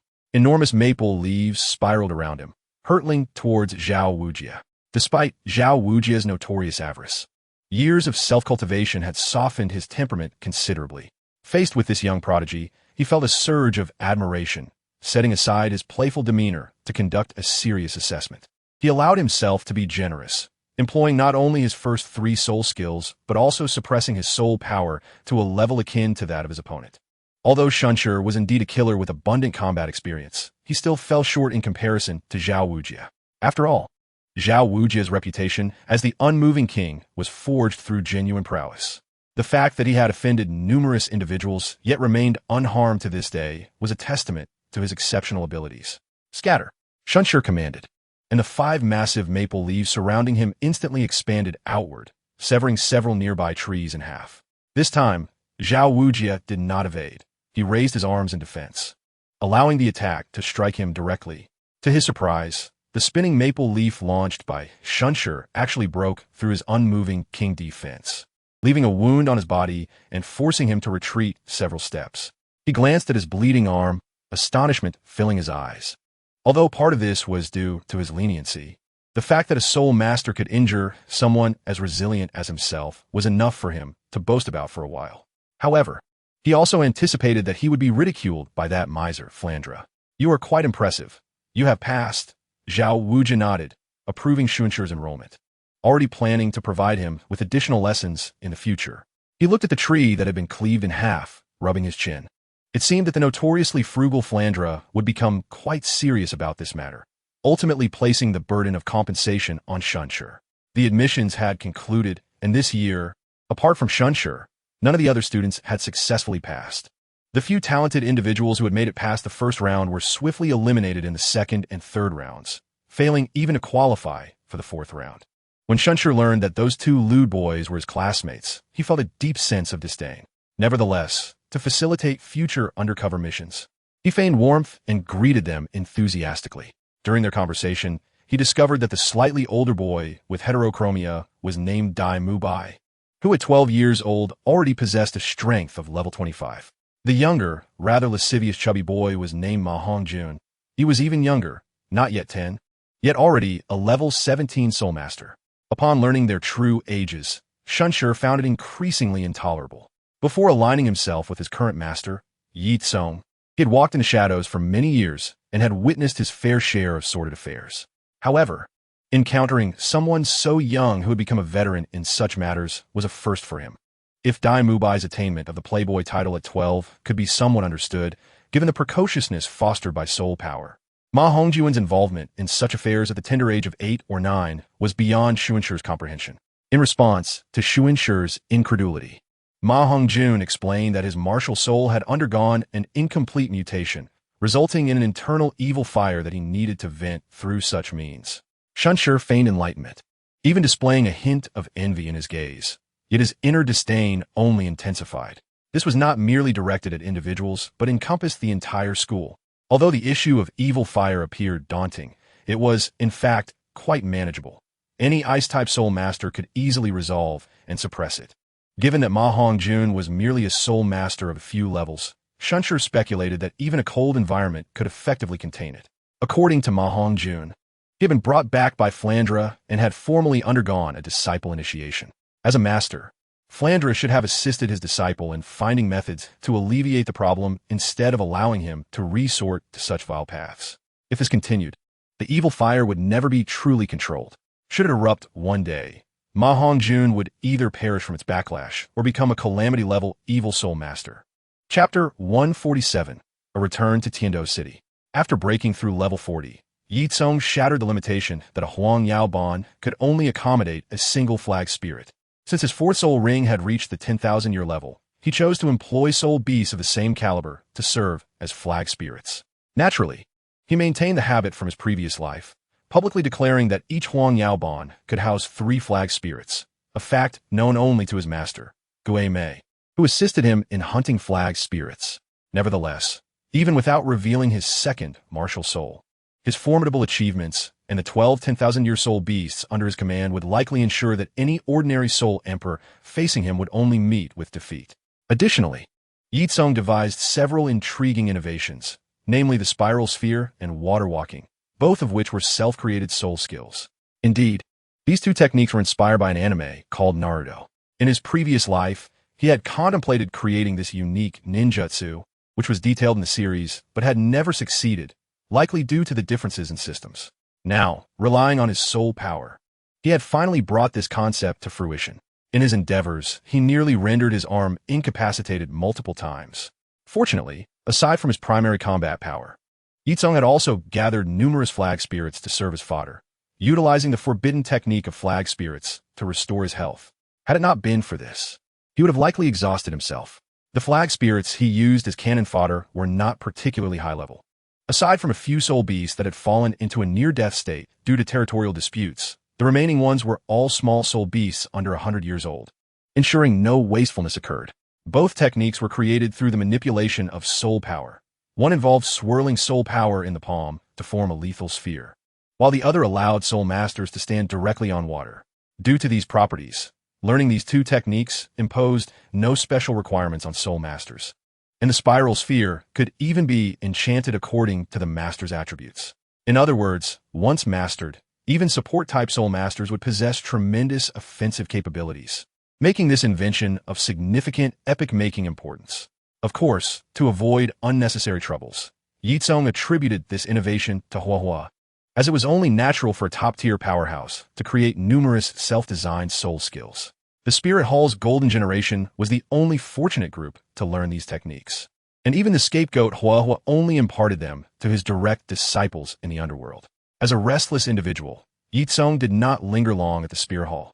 After dispatching Shun Shi, he quickly set off, returning once more to Tiando City. Unlike his previous discreet visit, he did not intentionally conceal his whereabouts. Yet beyond the ever-persistent Shauna, he brought no one else along. As for whether Ye Cong will encounter an assassination attempt, without mentioning the myriad of life-preserving techniques at his disposal, if he were to reveal all his trump cards, he would dare to confront even a soul sage. Initially, Ye Cong had no intention of bringing Shauna along, as he preferred to wander alone. However, Shauna, being a stubborn girl, had come to regard Ye Cong as her master after he rescued her and her brother from the depths of despair and provided them with warmth. This peculiar mindset led to Shauna falling into a deep depression when Ye Cong refused her company, to the point of contemplating despair. After this incident, and with encouragement from his master and adoptive mother, Ye Cong reluctantly agreed to have Shauna accompany him as a maid. Choosing to travel openly, Ye Cong's mode of transport was naturally of the highest quality. Not only was the carriage exquisitely luxurious, but even the horses pulling it were century-old soul beasts. Shauna, possessing the bloodline of the extreme Cold Wolf King, had gained the essence of the Wolf Clan through a twist of fate. With the intimidating presence of a natural enemy, she effortlessly commanded the obedience of the seasoned Extreme Shadow Horse, something that would require significant effort from anyone else to tame. Thanks to the horse's remarkable speed, Ye Cong and Shauna arrived at Tiando Imperial City in less than a day. The city guards were quite curious about the beast-eared girl, but having worked in their profession for many years, they possessed a keen sense of discernment. They recognized the nobility of the person in the carriage and dared not interfere. After diligently processing the entry formalities, they allowed passage. With the identity of son of the Wuhuan Temple, Ye Cong was sufficient to intimidate most. So Shauna did not don a cloak to conceal her identity this time. Instead, she openly drove the carriage, finally free from the worry that her unique physical makeup might cause trouble. This brought her an unprecedented sense of ease. Although the imperial city was rife with wealthy science, These individuals have been educated from a young age about whom they could bully and whom they must not offend. As the most prominent figure currently, Ye Cong was certainly among those who must not be crossed. Many nobles even advised their offspring to curry favor with the son of the Wuhuan temple, hoping to befriend him. However, there were exceptions, such as the most notorious scion of the Tiando Empire, who did not regard Ye Cong highly. Just as Shauna was slowly driving the carriage, a group of youths suddenly charged forward and blocked their path. The abrupt appearance startled Shauna, prompting her to rein in the horse. Thankfully, the carriage was not moving quickly. Otherwise, there could have been serious consequences. Before Shauna could inquire, one of the youths arrogantly proclaimed, "Little girl, our boss has taken a liking to you. Come with us." His tone was unabashedly presumptuous, as if it were a great honor to be chosen by his so-called boss, and accompanying him was a natural expectation. "How rude. You speak as if I am some common scoundrel," interjected a youth with a delicate demeanor and heavy dark circles under his eyes, who approached from the group of sycophants. He folded his fan, revealing a disingenuous smile that was overly sincere. "Dear friend in the carriage, I am Shui Beng. I find your maid quite charming and would like to borrow her for a while, if you would be so kind." Shui Beng, the fourth prince of the Tiando Empire, was also the epitome of a wealthy scion. The terms idle and bully could be said to be tailor-made for him. According to the original text, his demeanor was a facade, an act to dispel the suspicions of his second brother and avoid the fate of the first and third princes. However, Ye Cong perceived that this individual was likely merely playing his part. Even if he initially bore the thought of enduring humiliation, he had long since reveled in his indulgent lifestyle. Ye Cong would not tolerate his subordinate being bullied in such a manner. With a slight flick of his fingers, he summoned a small spider.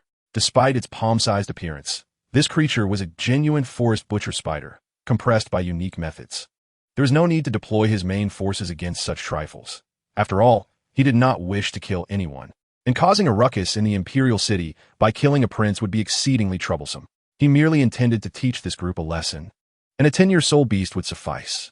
Just as he prepared to unleash the spider, a familiar, gentle voice interrupted. "Fourth brother, are you bullying someone again?"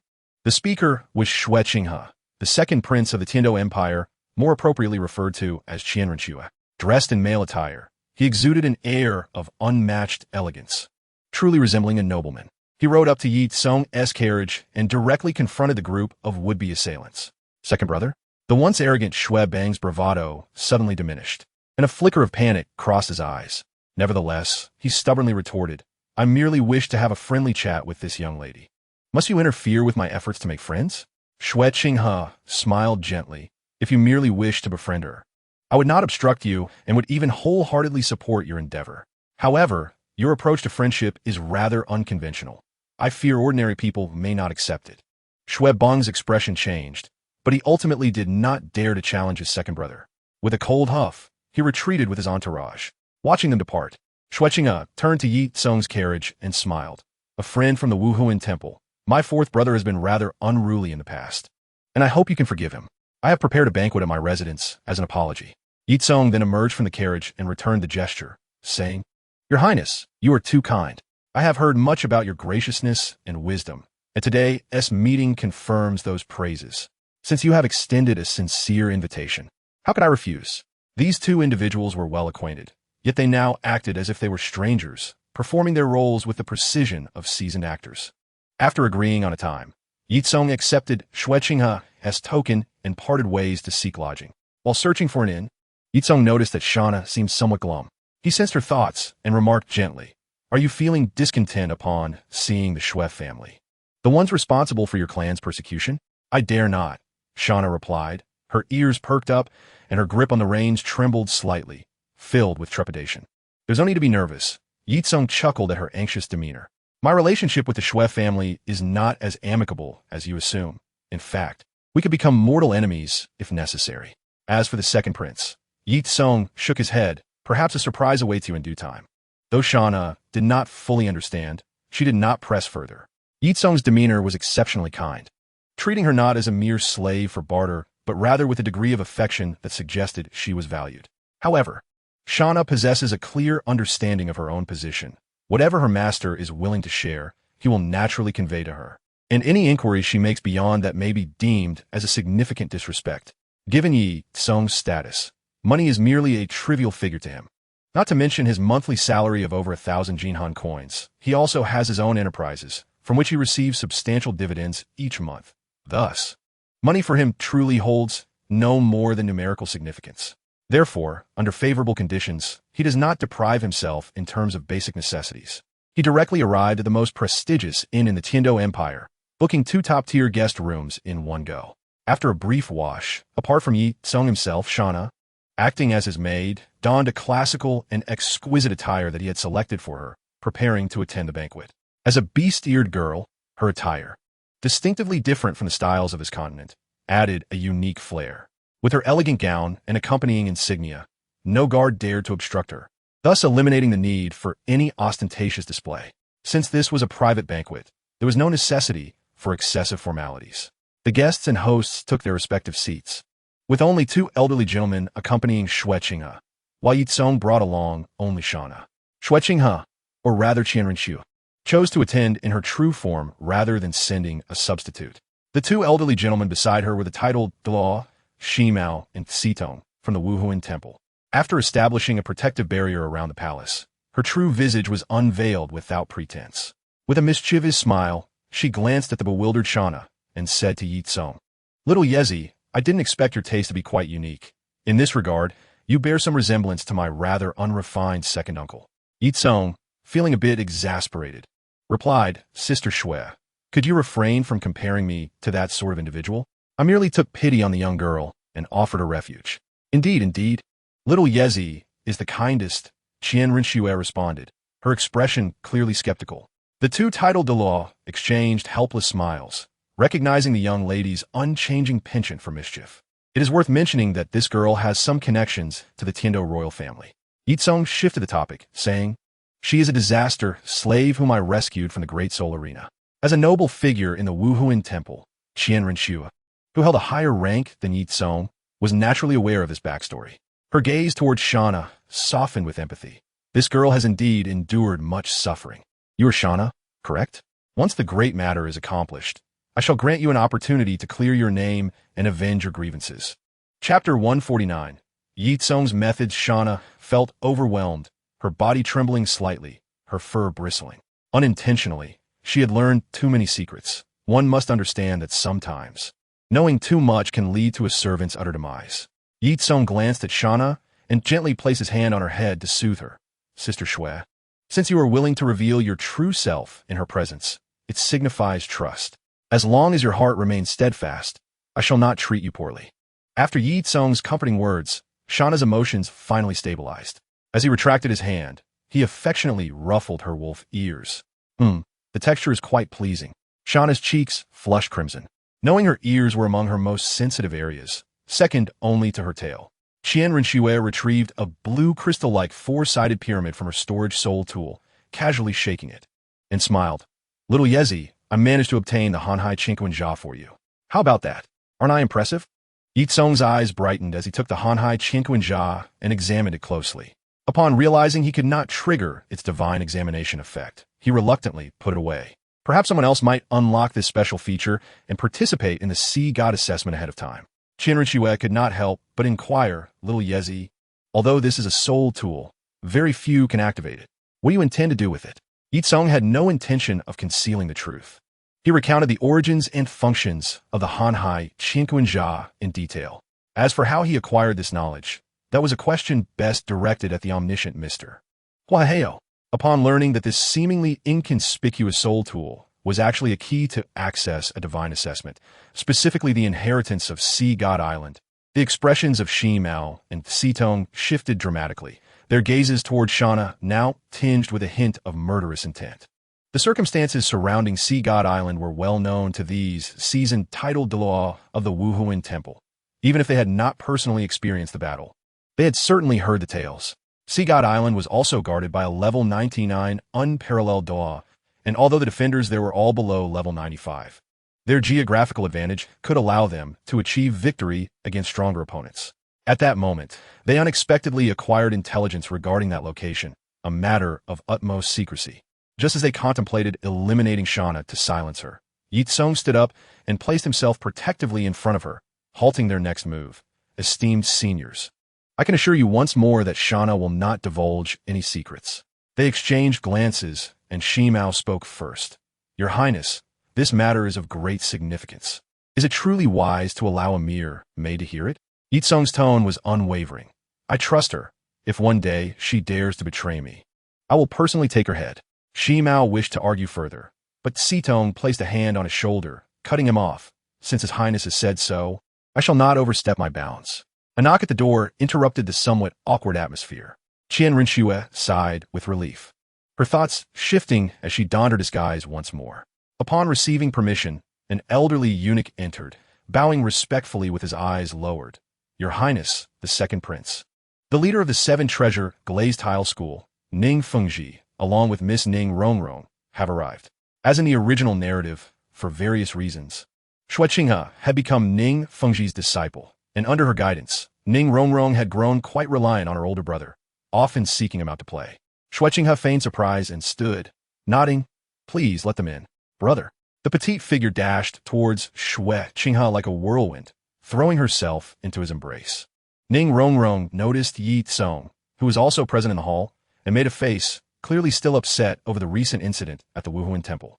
Ye Cong paid it no mind. He had no habit of bickering with the child. He rose, smiling as he greeted the entering Ning Fengji with a nod. I did not expect to encounter you here, Sect Master Ning. It seems fate has brought us together. Ning Fengji was not alone. Aside from his daughter, the Bon Dao Gu Rong accompanied him as a protector. During the previous sect competition, the Seven Treasure Glazed Tile School had narrowly lost to the Blue Lightning Tyrant Dragon Sect, resulting in a fall from second to third place, which had devastated Chun Xian and led him to seclude himself for cultivation. Now, the sect leader could only rely on Gu Rong for protection. Due to the disguises provided by Hua Haheo, Shimao and Sitong concealed their true identities, and Gu Rong merely viewed them as ordinary servants. Ning Fengji wore a smile, returning the gesture. Compared to me, Your Highness, your presence in the palace is quite surprising. Is the Wuhuan temple seeking to intervene in royal matters? Although both appeared exceedingly polite, there was an unmistakable tension in their tones. Ning Fengji did entertain the notion of employing some underhanded tactics to eliminate Ye Cong during his absence. Yet he was acutely aware that as the holy son of the Wuhuan temple, Ye Cong would possess numerous means of self-preservation. Furthermore, his ties with the underworld were exceedingly close. While the Wuhuan temple had to maintain a facade of propriety, many unscrupulous methods could only be executed discreetly. The underworld, however, was indifferent to such considerations and could readily instigate a sectarian conflict. At the very least, assassination attempts could also be employed, which would likely necessitate a continuous guard of 24 hours around his daughter.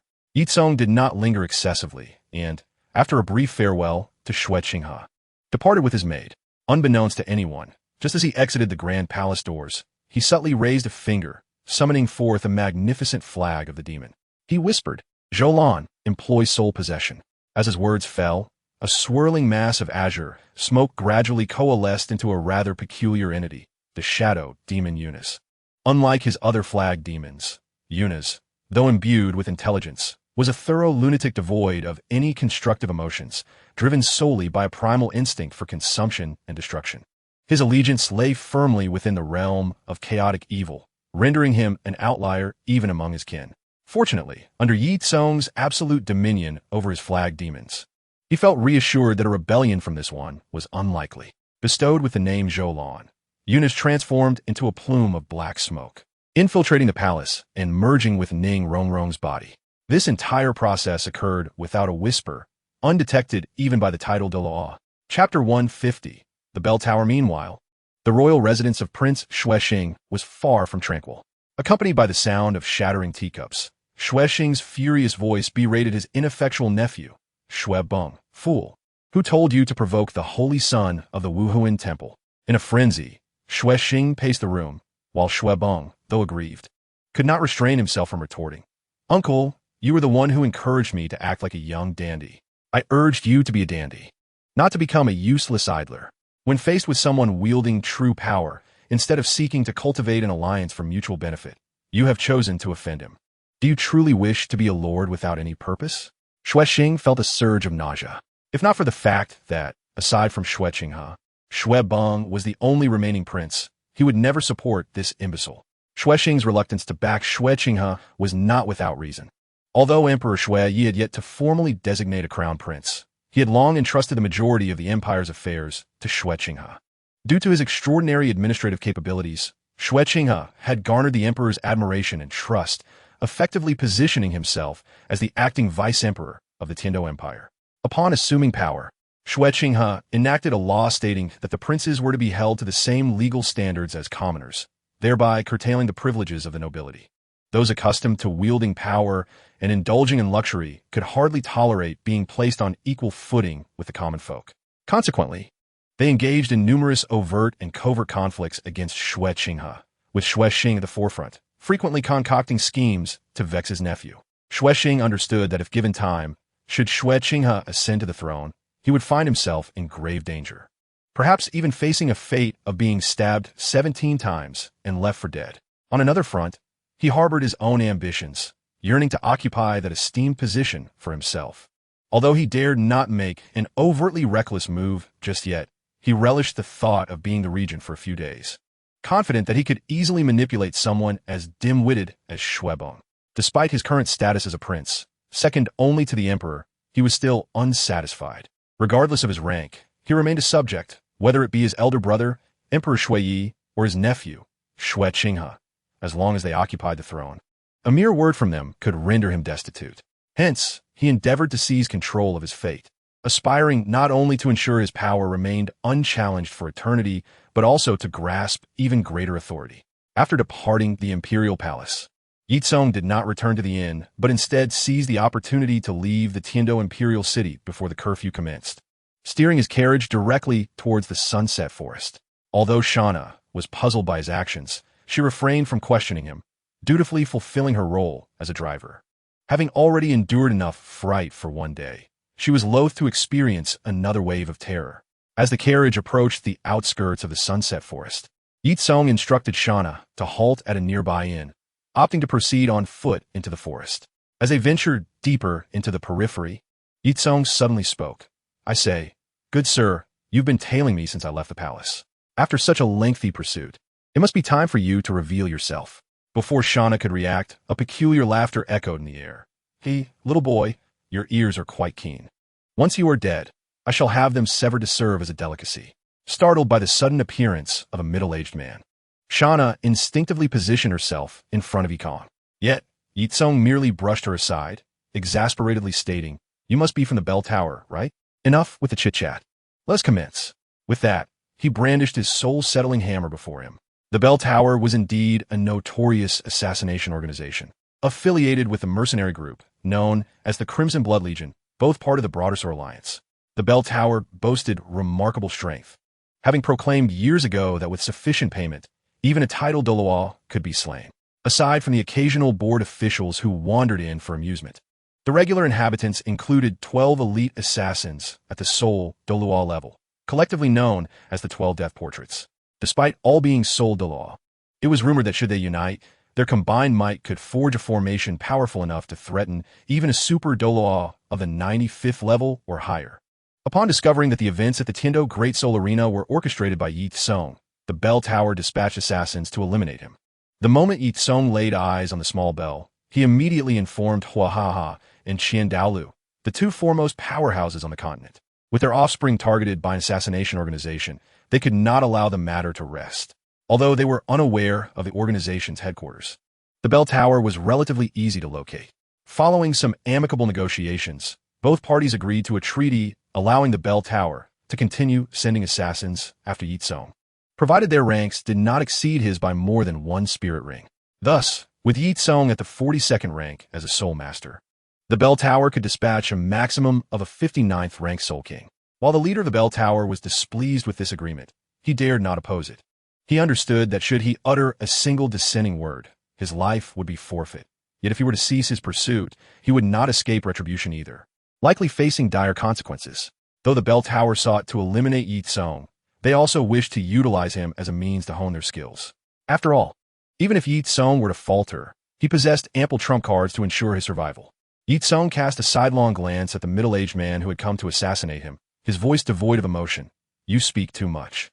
I hope your abilities are as abundant as your words. You seek death."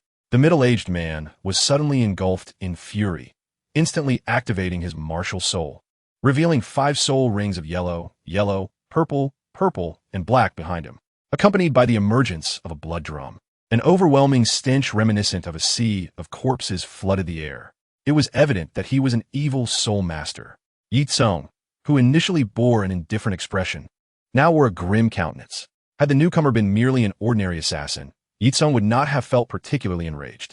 After all, they were professionals in this line of work, and in the absence of a mission, they typically resembled ordinary individuals, disinclined to kill without cause. Furthermore, their targets were predominantly soul masters, with even the least among them being wealthy merchants.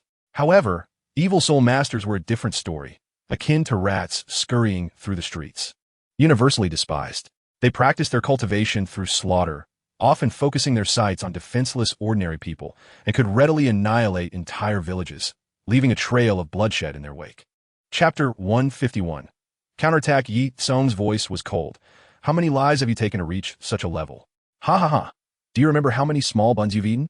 Mo Yun chuckled darkly, a greedy glint in his eyes. Once I kill you, the master will help me ascend to Soul Emperor, and you shall become my nourishment for advancement. He clapped his hands against the blood drum, and with 2 resounding beats, his 3rd and 5th soul rings illuminated in succession. The 3rd soul skill, 10,000 souls devouring heart. The 5th soul skill, Blood Bowl Shield. A red barrier resembling an inverted bowl enveloped the 2. And countless vengeful spirits surged forth, emitting chilling wails as they lunged toward Ye Cong. In that instant, Mo Yun's tactics startled Shauna. When she regained her composure, she realized the blood-red barrier had isolated her outside, witnessing Ye Cong plunge into peril. Anxious, she swung her frost-imbued wolf claws at the barrier, attempting to tear open a gap. Yet, this was the 5th soul skill of a Soul King, while Shauna was merely a 3-ring soul venerable. How could she hope to break through? Ye Cong, however, remained unperturbed. First, he gave Shauna a thumbs up from beyond the barrier, signaling that he was fine, then called out Xiao Dao. With a sweep of his arm, all the Huan Yao flags were summoned, except for the Xiaolon, which had been dispatched on a mission. The remaining 11 flags materialized to confront the vengeful spirits. Typically, flag spirits could not remain away from their summoner for long, and doing so over extended distances would severely deplete their soul power. However, Xiaolon was unique. As a micro-black hole, it could autonomously absorb energy from the surroundings to replenish itself. Moreover, its soul attachment reduced consumption to a certain extent. Although the vengeful spirits outnumbered the flag spirits, they were vastly inferior in quality. The 2 sides remained locked in a stalemate for only a moment before the vengeful spirits under Mo Yun were swiftly subdued. Mo Yun was taken aback. He had not anticipated that this youth possessed summoning abilities, and that what he summoned was far superior to his own. Do you dare to distract yourself while fighting me? Ye Cong stepped forward, swinging his hammer towards the evil soul master's head. Mo Yun's expression changed dramatically. He had underestimated the boy. Initially, he thought he had stumbled upon an easy kill, merely needing to eliminate a 4-ring soul master, believing it to be a simple task.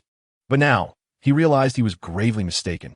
Mo Yun struck the blood drum fiercely, activating his 2nd soul ring, enveloping himself in a protective barrier of sound waves. Then his 4th soul ring flared to life, unleashing a barrage of explosive sound waves. At such close range, Ye Cong could not possibly evade. Yet, he remained unfazed. And with a flash of golden light, a magnificent bronze gong appeared before his chest. Enduring the barrage of sound wave missiles at such proximity, the Jinhuan gong shattered instantly. Ye Cong was sent flying, rolling on the ground before managing to stand. It was unclear whether he was injured by the residual shockwave or the backlash from his shattered martial soul, but blood trickled from the corner of his mouth. Mo Yun's eyes turned crimson. He had not expected that the vengeful spirits he had painstakingly accumulated would be entirely eradicated by Ye Cong's flag spirits. He roared in fury, "You little brat, I will use you to replenish my martial soul." As he spoke, he struck the blood drum again, directing an assault of sound waves toward Ye Cong. In stark contrast to Shauna, who was anxiously pacing outside the barrier, Ye Cong, the one directly involved, remained utterly composed. Although he appeared somewhat disheveled, drenched in blood, his spirits were undeterred. With a wave of his hand, he recalled the flag spirits. "You wish to kill me? Let us see if you have the capability." He summoned the external soul bone, the water armor shield. and brandished the Jinhuan hammer in one hand while wielding the water armor shield in the other, ready to confront Mo Yun. Though Ye Cong was primarily a summoner, his close combat skills were never lacking. He initially used the water armor shield to deflect the sound wave attack, then struck with the soul-shattering hammer aimed at Mo Yun's head. The soul-shattering hammer was an upgraded version of the Great Power Annihilation Cannon, possessing not only formidable physical output, but also the ability to inflict mental damage. In other words, this strike not only impacted Mo Yun's body, but was poised to shatter his very soul. Mo Yun let out a wail as the thin barrier of sound waves proved utterly incapable of withstanding Ye Cong's onslaught. As the barrier shattered, he was sent crashing backward. Mo Yun's condition was far more dire than Ye Cong's. His teeth were shattered, and a significant portion of his skull had caved in, with Mo Yun gravely injured. The Blood Bowl shield could no longer be maintained and collapsed instantaneously. Seizing the moment, Ye Cong leaped high into the air, unleashing the external soul bone skill. Raging Waterfall Strike. Mo Yun, filled with terror, gazed at the impending attack that threatened to pierce through him, desperately wanting to plead for mercy. Yet the agony in both his soul and body rendered him unable to articulate a word, leaving him to plead with his eyes, shaking his head in despair. Ye Cong, however, had no intentions of letting the tiger return to the mountain, especially since this fellow was an evil soul master. If he were to let him go, countless innocent civilians would meet their doom. If he were to pity this man, who would then spare a thought for those who had fallen victim to his hands? The fierce assault pierced through Mo Yun with ease, as if slicing through tofu, leaving a gaping wound in his body. Ye Cong exhaled deeply, his steps faltering slightly as he nearly stumbled. Fortunately, Shauna rushed over to support him. He glanced at the flustered Shauna and smiled. "Don't worry, I'm fine." After consuming the Qi Shui Dan produced by Hua, his internal injuries had been sufficiently treated. Although the events of the day had been perilous, they remained within his control. Mo Yun had not yet reached the level that necessitated the use of his trump card, the Dominator form, let alone the life-saving command token. He had previously slain evil soul masters of the Soul King level, aside from those who voluntarily entered the City of Slaughter due to desperation. The Spirit Hall had also suppressed numerous malevolent soul masters, often subjecting them to harsh punishments to atone for their sins. These social outcasts had naturally become training material for Ye Cong. After dealing with Mo Yun, Ye Cong collected the spoils of victory. Regrettably, the fellow had not brought many items during his mission, only finding a token representing his identity and rank and a few hundred gold soul coins as operational funds. This sum was merely a number to Ye Cong. Thus, he decided to gift all the money to Shauna as a form of welfare for his loyal maid. Chapter 152. The competition. Ye Cong's visit to the Sunset Forest was, without a doubt, to revisit the realm of the underworld. Their escort was a diamond mammoth, a formidable creature boasting an impressive cultivation of 70,000 years. This diamond mammoth had evidently been waiting for some time, as it raised its trunk and emitted a long cry upon seeing the two, before gently lifting them with its trunk and placing them securely onto its back. With his remarkable strength, Huahaha had successfully established his dominance in the Sunset Forest. Through a combination of benevolence and authority, many soul beasts had willingly submitted to his command. The diamond mammoth, trained by him for the purpose of transport, was a fitting choice. After all, the Sunset Forest was a gathering place for soul beasts, posing little threat to tidal Douluos, yet it could spell doom for weaker soul masters, rendering them to mere fodder for the beasts. To avert such dire outcomes, Huahaha had specifically tamed the diamond mammoths to facilitate the safe passage of disciples from their sect. As compensation, he not only elevated their clan leader to a true 100,000-year soul beast through careful manipulation, but also promised protection for all diamond mammoths under their banner, forbidding any hunting of them. Within the soul beast community, diamond mammoths were known for their robust lineage and seldom encountered adversaries. Coupled with their extensive cultivation, no foolish soul beast dared to provoke them. Consequently, upon their arrival, all other soul beasts instinctively retreated at the sight of the mammoth. Thus, the trio navigated the periphery of the Sunset Forest unscathed. Upon reaching the location of the underworld, the diamond mammoth again utilized its trunk to lower the two from its back, and with another long cry, announced their arrival. Ye Cong patted its massive thigh with gratitude, saying, "Thank you for your hard work." After bidding farewell to the creature, he deftly maneuvered through the maze-like terrain and arrived at the core of the underworld. In the training ground, several pillars and numerous sandbags were erected, clearly intended for the children's training. However, at this moment, no children were engaged in training. Instead, they had congregated around the central arena, eagerly assuming the role of enthusiastic onlookers. In one corner of the courtyard, an elderly man with white hair and a long beard lounged in a rocking chair, basking in the sun. His eyes were slightly squinted, gently swaying. To an untrained eye, it would be hard to believe that this seemingly ordinary elder was, in fact, a titled level powerhouse. This elder was known as Wang Chai, the eldest of the 4 sons of Wang Qi. The 4 sons were once esteemed soul masters, and although they had fortuitously broken through to title Douluo with Hua Haha's assistance, the strongest among them was merely stuck at level 92, having exhausted their potential and unable to progress further. Moreover, lacking large-scale area of effect attacks, they could not even compare to the likes of Du Gu Bo from the era of title Douluo's disgrace.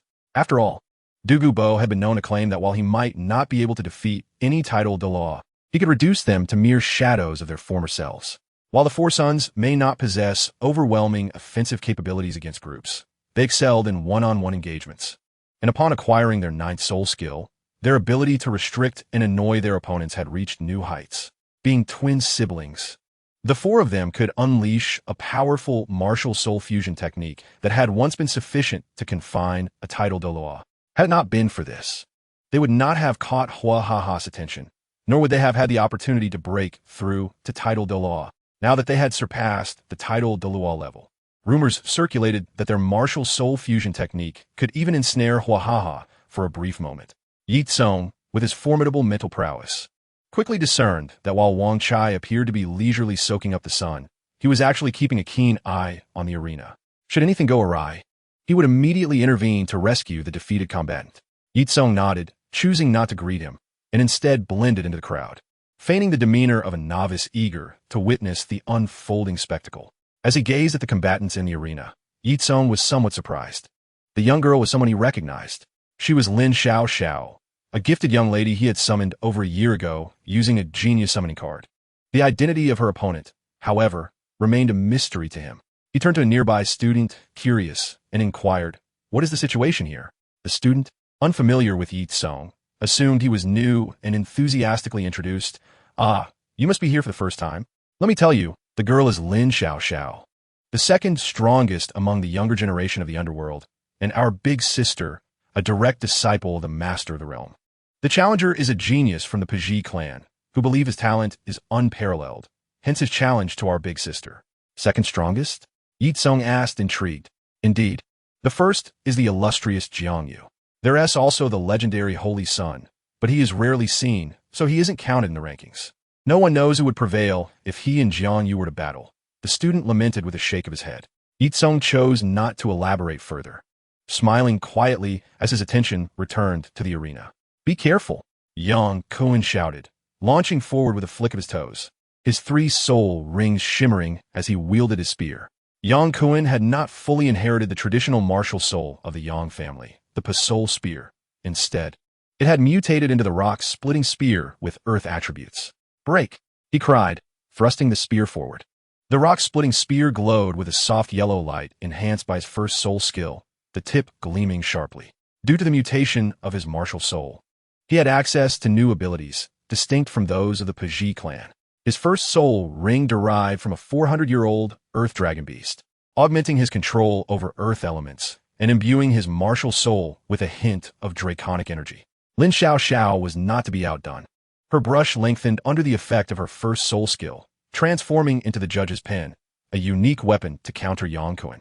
Both combatants exhibited commendable martial skills, engaging in a balanced contest. However, having the advantage of reach, Yang Kuan's spear provided a significant edge over the judge's pen, though in terms of technique, Lin Xiao Xiao might still hold the upper hand. This was a pure display of martial prowess, with both participants tacitly refraining from employing any additional soul skills. Although Lin Xiao Xiao was merely 11 years old, she had received exceptional training and resources, achieving a soul master level of 32, nearly matching Yang Kuan's level. She had intentionally suppressed her rank to solidify her foundation. Otherwise, she could have advanced even further. Chapter 153. The fierce battle Lin Xiaoxiao's skills have been imparted by Huahaha and various titled Douluo elders, ensuring her prowess was anything but ordinary. Yang Kuan, while not as skilled as Lin Xiaoxiao, was still trained in the family's martial arts, benefiting from reputable instruction. Additionally, his strength and soul power slightly surpassed Lin Xiaoxiao's, granting him a temporary advantage. As Lin Xiaoxiao deftly retreated to evade Yang Kuan's thrust, she smiled and remarked, "Your spear technique is indeed impressive, young brother. I acknowledge your talent, but be cautious of my next move." With that, her second soul ring flickered, causing her judge's pen to split into two, one in each hand. Such a soul skill, which allowed one to replicate their martial soul, was exceedingly rare, typically only found in 10,000-year soul rings. Fortuitously, Lin Xiaoxiao's second soul ring, tinged with a hint of purple, was sourced from a mirror beast with over 900 years of cultivation. To absorb the soul ring of the mirror beast, which was merely a step away from advancing into a millennium soul beast, Lin Xiaoxiao exerted considerable effort.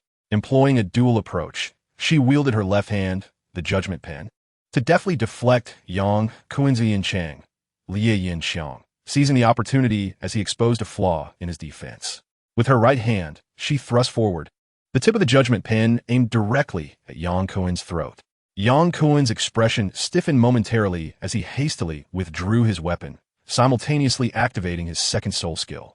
A layer of energy formed a protective yellow shield around him, effectively thwarting Lin Xiaoxiao's assault. As the initial attack missed its mark, Lin Xiaoxiao retreated a few steps to create distance.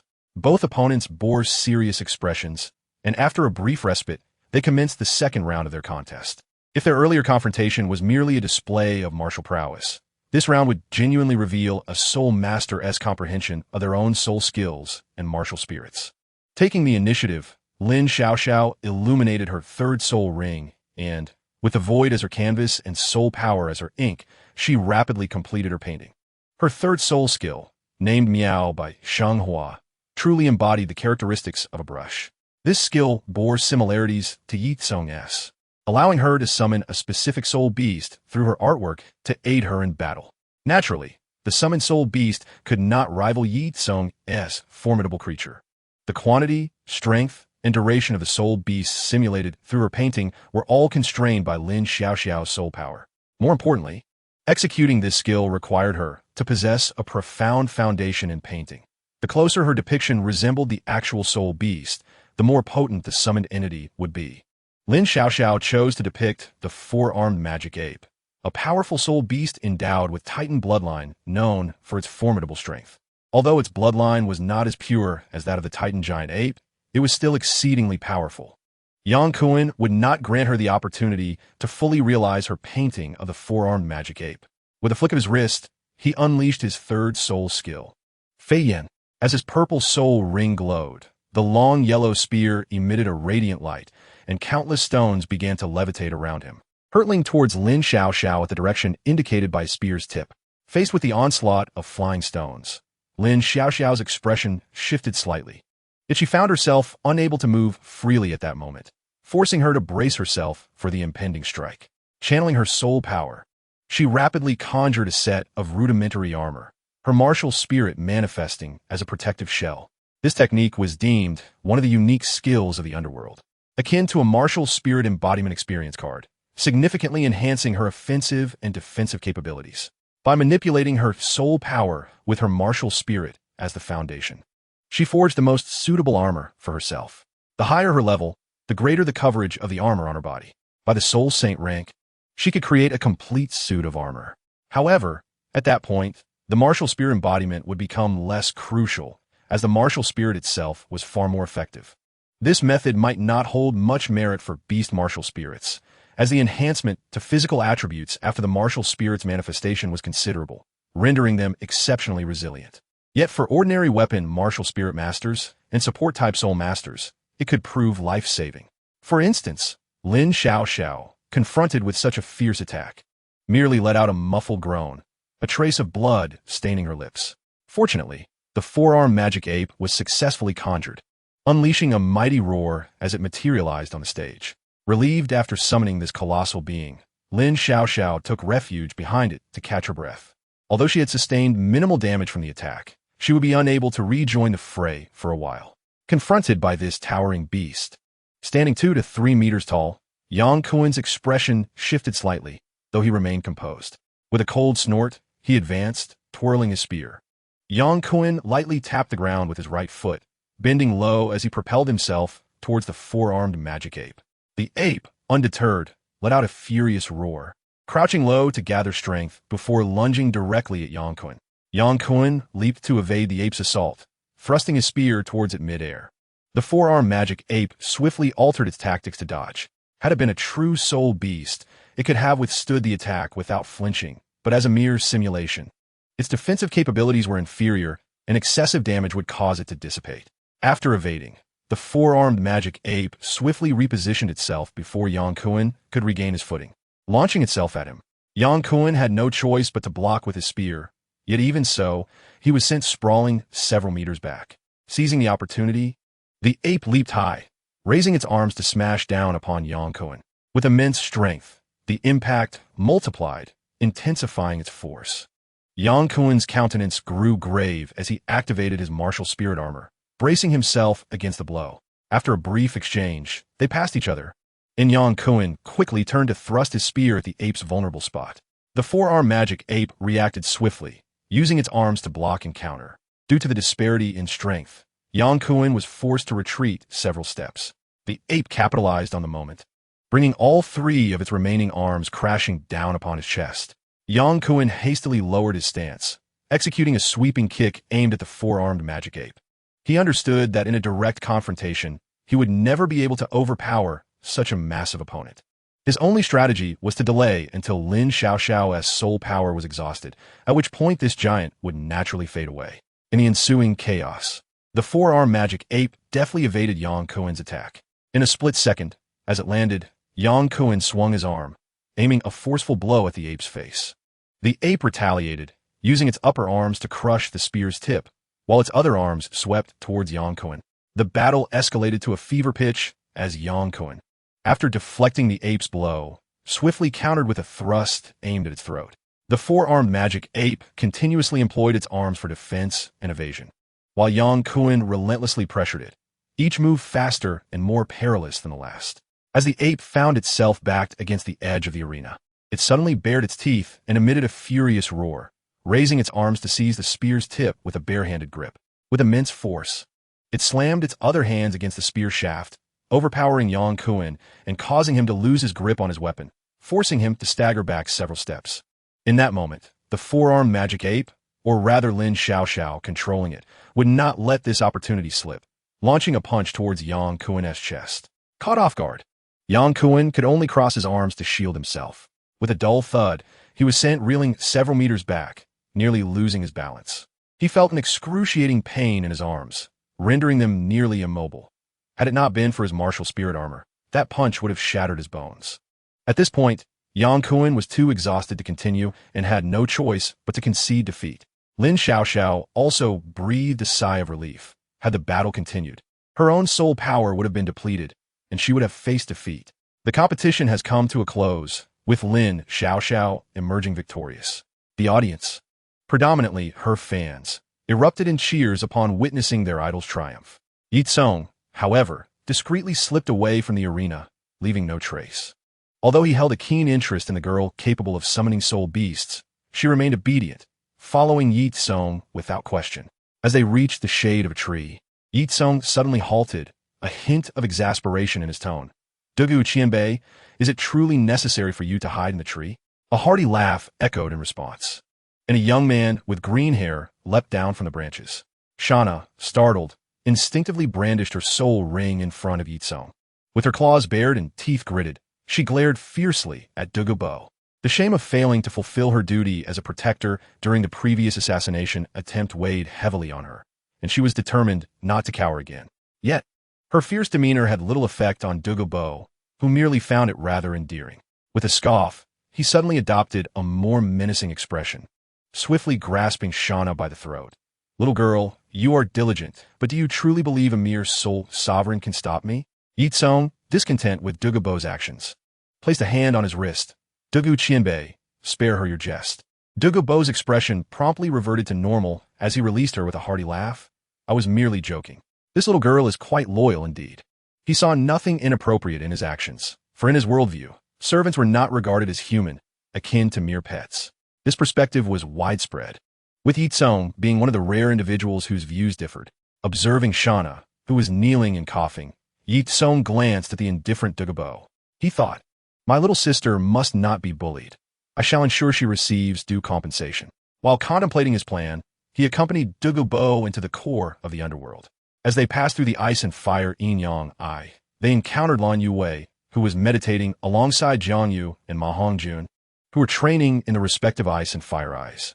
Lan Yuwei, the sovereign of the blue silver grass, found her cultivation in the ice and fire Yin-Yang Ai remarkably effective. Beyond that, she possessed an exceptional ability to draw in soul power from the surrounding blue silver grass, transferring it to herself.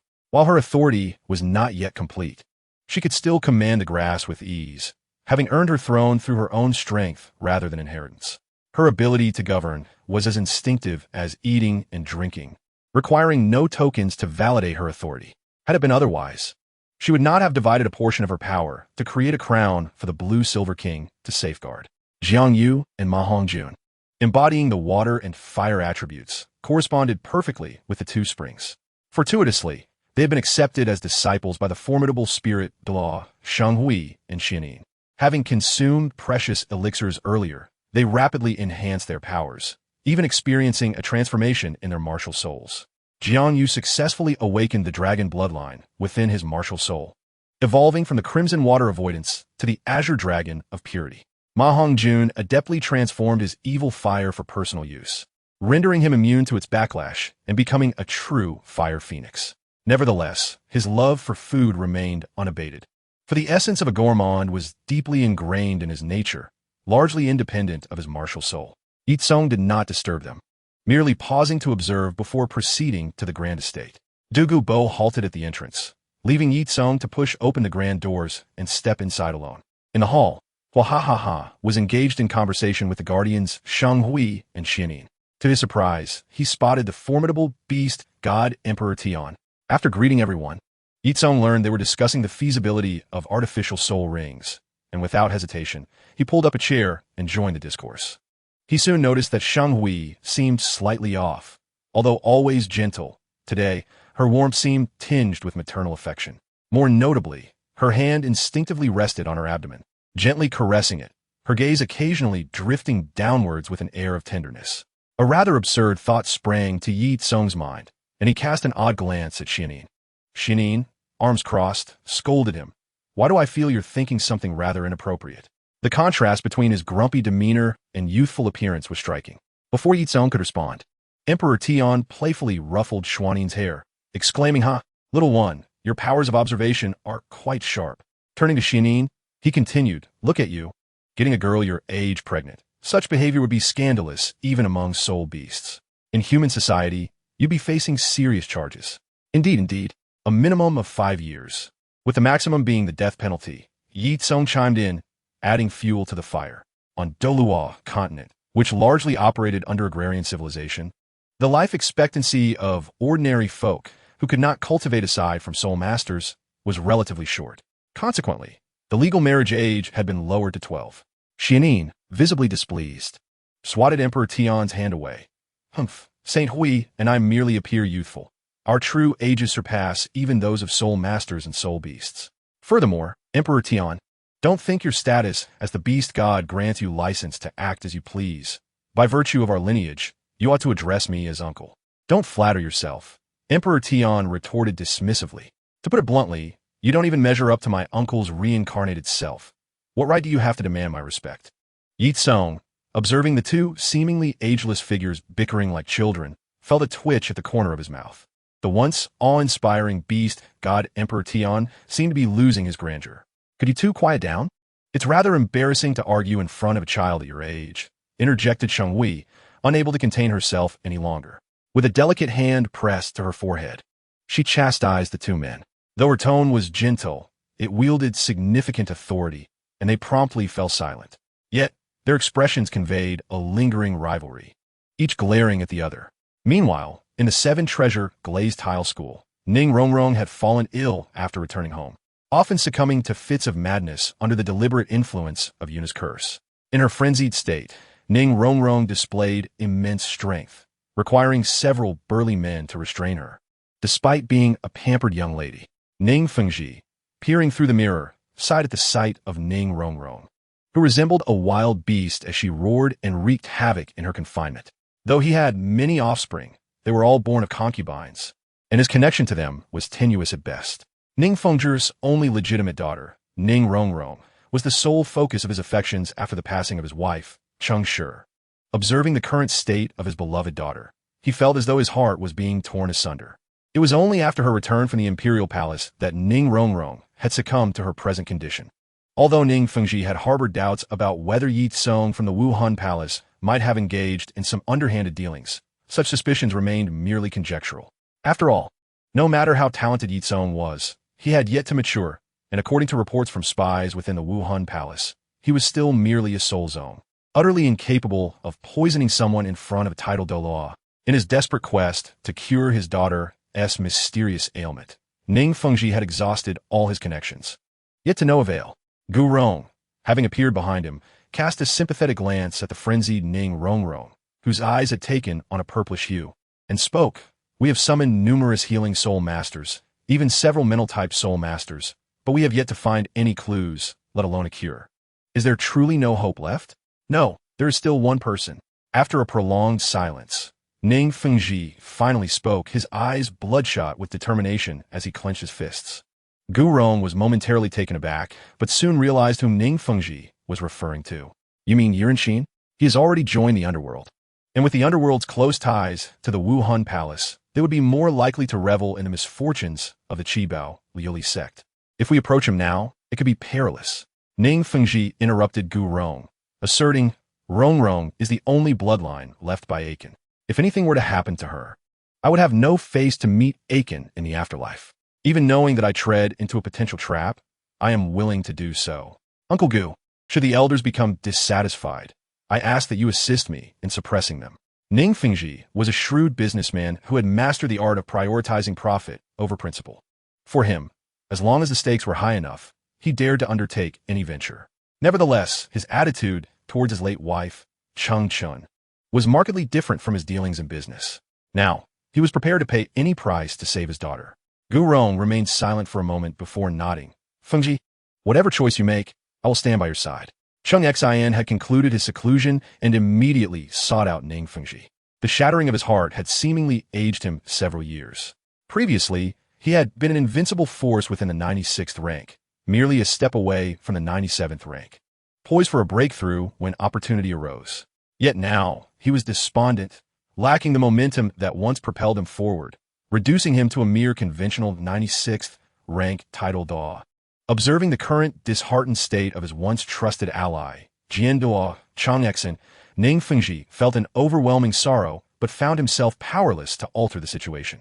Emotional wounds require emotional remedies. If Chang Xin could come to terms with his current predicament and rise anew, his future achievements could be boundless, perhaps even allowing him to glimpse the legendary stairway to divinity. Conversely, his strength might wane with age.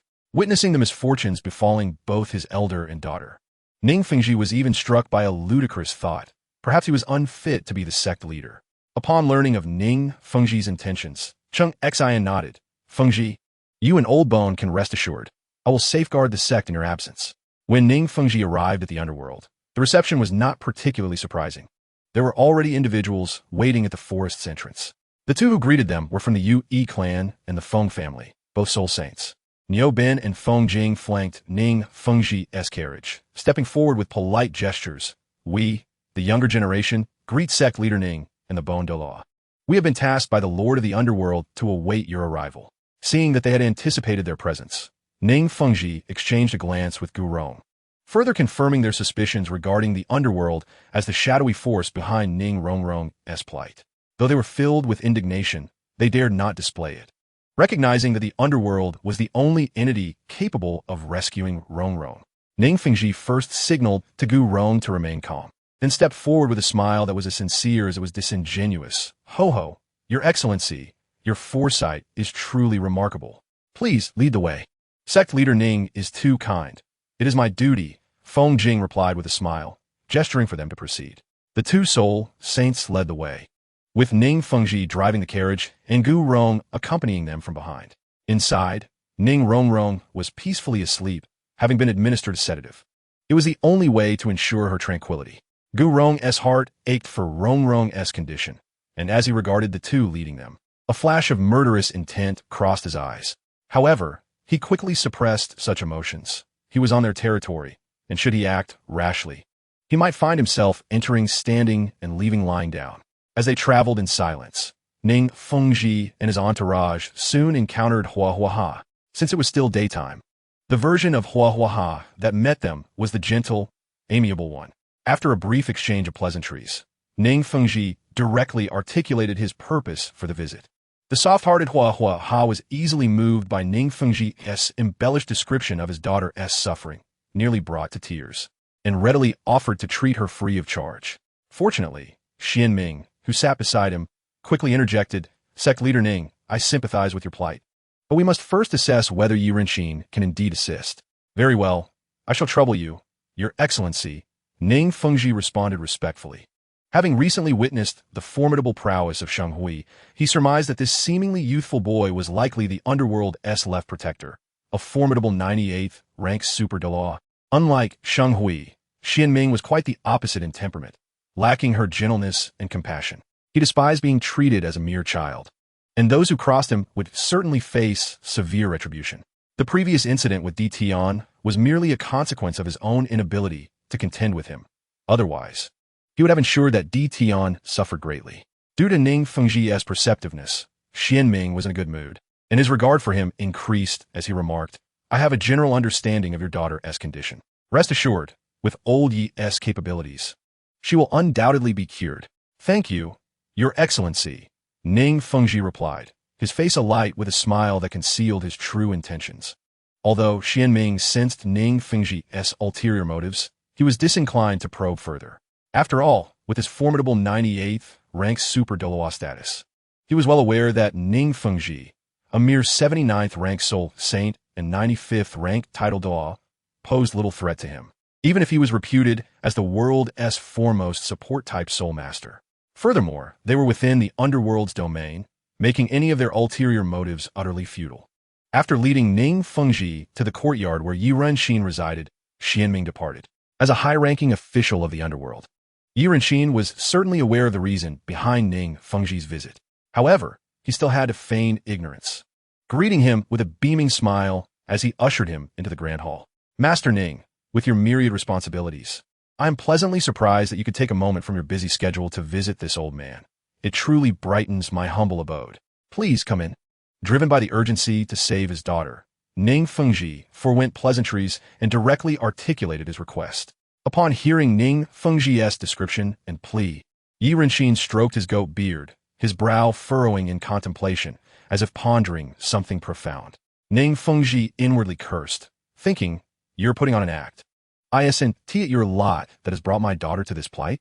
Yet here you are, pretending to be innocent." Despite his inner turmoil, Ning Fengji maintained a cordial demeanor, saying, "I entrust this matter concerning my daughter to you, esteemed elder." As he spoke, he discreetly pushed a ring-like soul guide storage device toward Ye Renqin.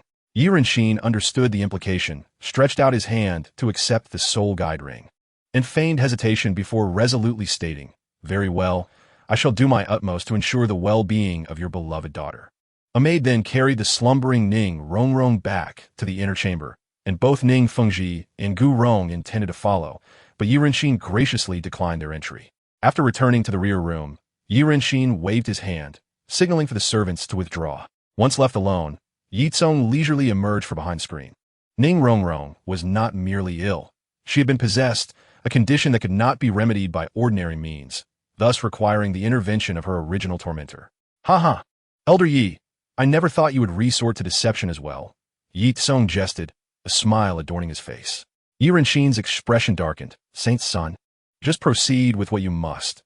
This affair of yours may tarnish my reputation significantly. Rest assured, esteemed elder, I guarantee that no one else will learn of today's events." Ye Cong replied, waving his hand to summon the instigator, Jonas, back into the infernal banner, which had been causing unrest in Ning Rongrong's household. After casting a glance at the peacefully sleeping Ning Rongrong, he exchanged a few casual words with Ye Renxin before departing through the back door. In the hall, Gu Rong paced anxiously, while Ning Fengji had calmed down, slowly savoring the fragrant tea presented by the maid. Seeing that Ye Renxin had not emerged for a considerable time, Gu Rong could no longer contain himself. Just as he was about to barge in, a disciple at the door stopped him, saying, "Your Highness, please remain calm. I will ensure the two are well taken care of." "How dare you?" Gu Rong roared in fury, raising his hand to deal with the impudent attendant. "Stop it, Gu Shu!" Ning Fengji hastily interjected. Gu Rong, regaining his composure, retracted his hand with a sigh. Being on someone else's territory, if he were to recklessly act and harm a servant, it would undoubtedly lead to considerable trouble. "Consider yourself fortunate," he scoffed, waving his sleeve as he returned to his seat, lifting the teapot and draining it in one go. The guard who narrowly escaped felt a cold sweat trickle down his back, relieved to have avoided a near catastrophe. Just as the two were in a state of anxious anticipation, Hua sauntered over leisurely. "Gentlemen, thank you for your patience. I came to check on Master Ning after tending to some matters." Upon the arrival of the host, Ning Fengji and Gu Rong quickly stood and bowed. "Thank you, Master Hua, for your efforts. Ning has no means to repay your great kindness." "You flatter me," Hua replied with a smile, waving his hand. "We from the three sects share a bond and support one another. It is only natural." Ning Fengji awkwardly chuckled, for this phrase had once frequently graced his own lips. Yet hearing it from another in such circumstances felt peculiar. As the two engaged in banter, Ye Renxin emerged from the inner chamber, just as previously arranged. Encountering Hua upon his arrival, feigning surprise, Ye Renxin hurriedly approached Hua, whispering a few words in his ear. "Oh, is that so?" Hua raised an eyebrow, appearing genuinely astonished, before casting a peculiar glance at Ning Fengji. Ning Fengji's heart raced, and he stepped forward, asking, "Master Hua, what has transpired?" "Oh, it is nothing of great concern," Hua chuckled. "I am here to congratulate Master Ning." Ning Fengji was bewildered, offering a bitter smile. "Master Hua, please do not jest. I'm already overwhelmed with my daughter's situation. What joy could there possibly be?" Hua laughed. "I happen to have both good news and even better news to share with Master Ning, both concerning your beloved daughter." Ning Fengji and Gu Rong exchanged puzzled glances, and Ning Fengji smiled politely as he gestured. "I hope Master Hua will enlighten us. The good news is that the affliction plaguing that girl has been remedied, and the malevolent presence has been completely eradicated. Once she awakens, Master Ning can take her home. Regarding the even better news, we have discovered a method to allow her martial soul to evolve, potentially transcending into the legendary Jiao Bao Liuli Tower."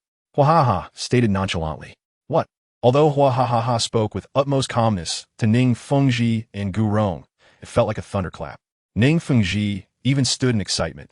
"Elder, are you truly serious?" "Why would I deceive you? I would not dare. I simply do not know how to achieve the breakthrough." Ning Fengji quickly apologized, lowering his posture to secure the method for evolving the Jiao Bao Liuli Tower. The seven-treasure Liuli Tower possessed an almost absurd amplification ability, akin to the nine-heart Si Tang, yet bore a critical flaw. Soul masters with the seven-treasure Liuli Tower could never surpass the Soul Sage rank, capping at level 79. To overcome this limitation and attain the title of Title Doa, the records of the seven-treasure Liuli sect contain a method to evolve the martial soul into the legendary Jiao Bao Liuli Tower. However, this approach had always remained theoretical, never truly practiced. Thus, hearing of a method to evolve the martial soul from an outsider left him astonished. "I have no reason to deceive you, and, conveniently, I possess a rare treasure that can aid in the evolution of a young lady's martial soul," Hua said, suppressing a smile and maintaining a casual demeanor. Ning Fengji, being astute, immediately grasped Hua's intention. His eyelids twitched in surprise, realizing the magnitude of Hua's appetite. It seemed he wished to seize the opportunity to absorb the entire seven-treasure Liuli sect. He was inclined to refuse. Yet he could not forsake this rare chance to alter his fortunes. The underworld was no small force, and casually coercing or tempting them would not suffice. Not to mention, with Hua, a formidable figure, present, the underworld boasted a number of titled Douluo that far surpassed his own seven-treasure Liuli sect. Should they truly provoke the underworld, It would become a dire situation. The living would offend at noon, while the banquet would be served at night. Hua did not hasten the conversation. While Ning Fengji remained silent in contemplation, he spoke. Although Miss Ning's affliction has been resolved, it is indeed rare to prevent any residual effects or unforeseen complications. I suggest that Master Ning remain here for a few more days to observe thoroughly. I wonder what your intentions are. Thus, I shall impose upon you for a few more days. After a moment of contemplation, Ning Fengji clasped his hands and remarked that such significant matters indeed require thorough discussion before arriving at a conclusion. Time swiftly passed, and within a week, Ning Rongrong, having recovered from her ordeal, awakened with her former vivacity. As esteemed guests, the underworld imposed few restrictions on Ning Rongrong, save for certain confidential areas. Surrounded by an array of novel delights and delicacies, the young girl found herself quite enchanted. In contrast, Ning Fengji was preoccupied with the future trajectory of the Qibao Liuli sect, becoming increasingly frazzled, even finding a few strands of his hair turning gray. After weighing the pros and cons repeatedly, he finally resolved to venture alone into the central assembly hall of the underworld without bringing anyone along. Standing before the imposing and ancient doors of the Grand Hall, he gazed at the plaque inscribed with the resplendent characters. Fengdu. Perhaps from this day forth, the Qibao Liuli would cease to exist. Taking a deep breath, he stepped into the hall, believing that his efforts were justified for the sake of his daughter's brighter future. It was a gamble. Victory would bring everything. Defeat would leave him with nothing. Hua seemed to have anticipated his arrival. As the interior of the hall was devoid of anyone except for Hua himself, who sat in a central position, playfully teasing his companion, Hua said, "Ning Sect Master, have you come alone after careful consideration?" Ning Fengji wore a slightly bitter smile, having indeed come to a realization. He slowly raised his arms in a gesture of respect, lowering his once proud head, declaring that the Qibao Liuli sect was willing to submit. Upon leaving the gates of Fengdu, Ning Fengji felt an unexpected lightness, as if a heavy burden had been lifted from his shoulders. Hua advised him to keep the news of the Qibao Liuli sect's submission to the underworld confidential for the time being. Publicly, it would still appear as an independent sect. Furthermore, even with their allegiance to the underworld, the Qibao Liuli sect retained significant autonomy, akin to that of a vassal sect, where the so-called vassals of my vassal are not my vassals. High-ranking members like Ning Fengji and the Douluo Continent had the privilege of listening without being compelled to obey. As Ning Fengji prepared to depart, he encountered Douluo and Song Qianqian passing by. "Sect Master Ning, what brings you here?" Douluo inquired with curiosity upon seeing him. Ning Fengji hesitated, then, with a wry smile, recounted the reasons for his presence without concealing anything. Song Qianqian, upon hearing this, expressed her surprise, rubbing her chin and muttering to herself, "I didn't expect the boss to act so swiftly. I wonder who the next unfortunate soul will be." Ning Fengji's heart skipped a beat. Being an astute businessman, he quickly grasped the hidden implications of Song Qianqian's words. What? Does this scarlet scorpion Douluo imply that she has long wished to take action against me? Douluo, perceiving his thoughts, chuckled, "Sect Master Ning, there is no need for concern. It won't be long before Old Long and the others join our family." Douluo's words struck Ning Fengji like thunder. The ambitions of the underworld were considerable, aiming to unify the entire upper three sections. This might even include the Haotian Sect, which had already been ousted from the 7 great sects. If that were the case, this step could potentially lead to the emergence of a second spirit hall in the near future. He shook his head, refusing to dwell on such thoughts. For given the current circumstances, the underworld's actions mattered little. In fact, he and the underworld were bound together, their fortunes intertwined. The stronger the underworld became, the greater his own interests would be. After bidding farewell to Douluo and Song Qianqian, Ning Fengji returned to his residence. He retrieved the jiuzai Chuadan bestowed by Hua, and under the protection of Gu Rong, father and daughter each consumed a pill and sat cross-legged to refine its essence. The jiuzai Chuadan, crafted primarily from the Chilua tulip, possessed a potent, nourishing effect for treasure-type martial souls. There were 2 pills in total, and having no significant use for one, Hua gifted both to Ning Fengji. Gu Rong observed the father-daughter duo diligently practicing, feeling anxious yet refraining from interrupting. At that moment, both father and daughter bore serious expressions, akin to statues, and the shimmering 9-colored radiance surrounding them evoked an instinctive reverence. Just then, a sudden knock echoed from outside the door. Gu Rong, startled, nearly summoned his martial soul in preparation for confrontation. However, he quickly regained his composure, for this was, after all, the heart of the underworld. Outsiders could not easily intrude. Upon opening the door, he found Douluo Bo standing outside. Gu Rong, puzzled, asked, "Old poison, what brings you here?" "Ah, are you not welcoming me?"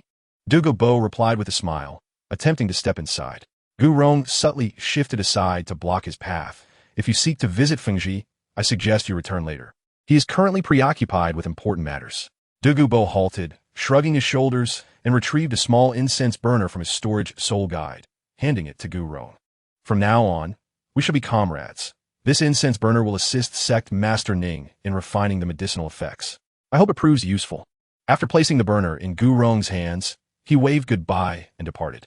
Gu Rong examined the burner carefully, sensing no deceit, and proceeded to light it, placing it between the father and daughter, who were seated cross-legged refining the medicinal power. As for the possibility of the underworld plotting to harm them, there was no necessity for such treachery. Not to mention, the Qibao Liuli sect was now a vassal of the underworld, which, due to its formidable strength, rendered such machinations unnecessary. However, Gu Rong was far too naive in comparison to the cunning Ning Fengji. Had Ning Fengji been fully aware, he would never have trusted the gift from Douluo Bo so readily. The incense within the burner indeed aided in cultivation, yet it also contained hidden, potentially lethal schemes. Hua Hua had infused the incense with a trace of mist flower pollen, which could induce hallucinations in those who inhaled it.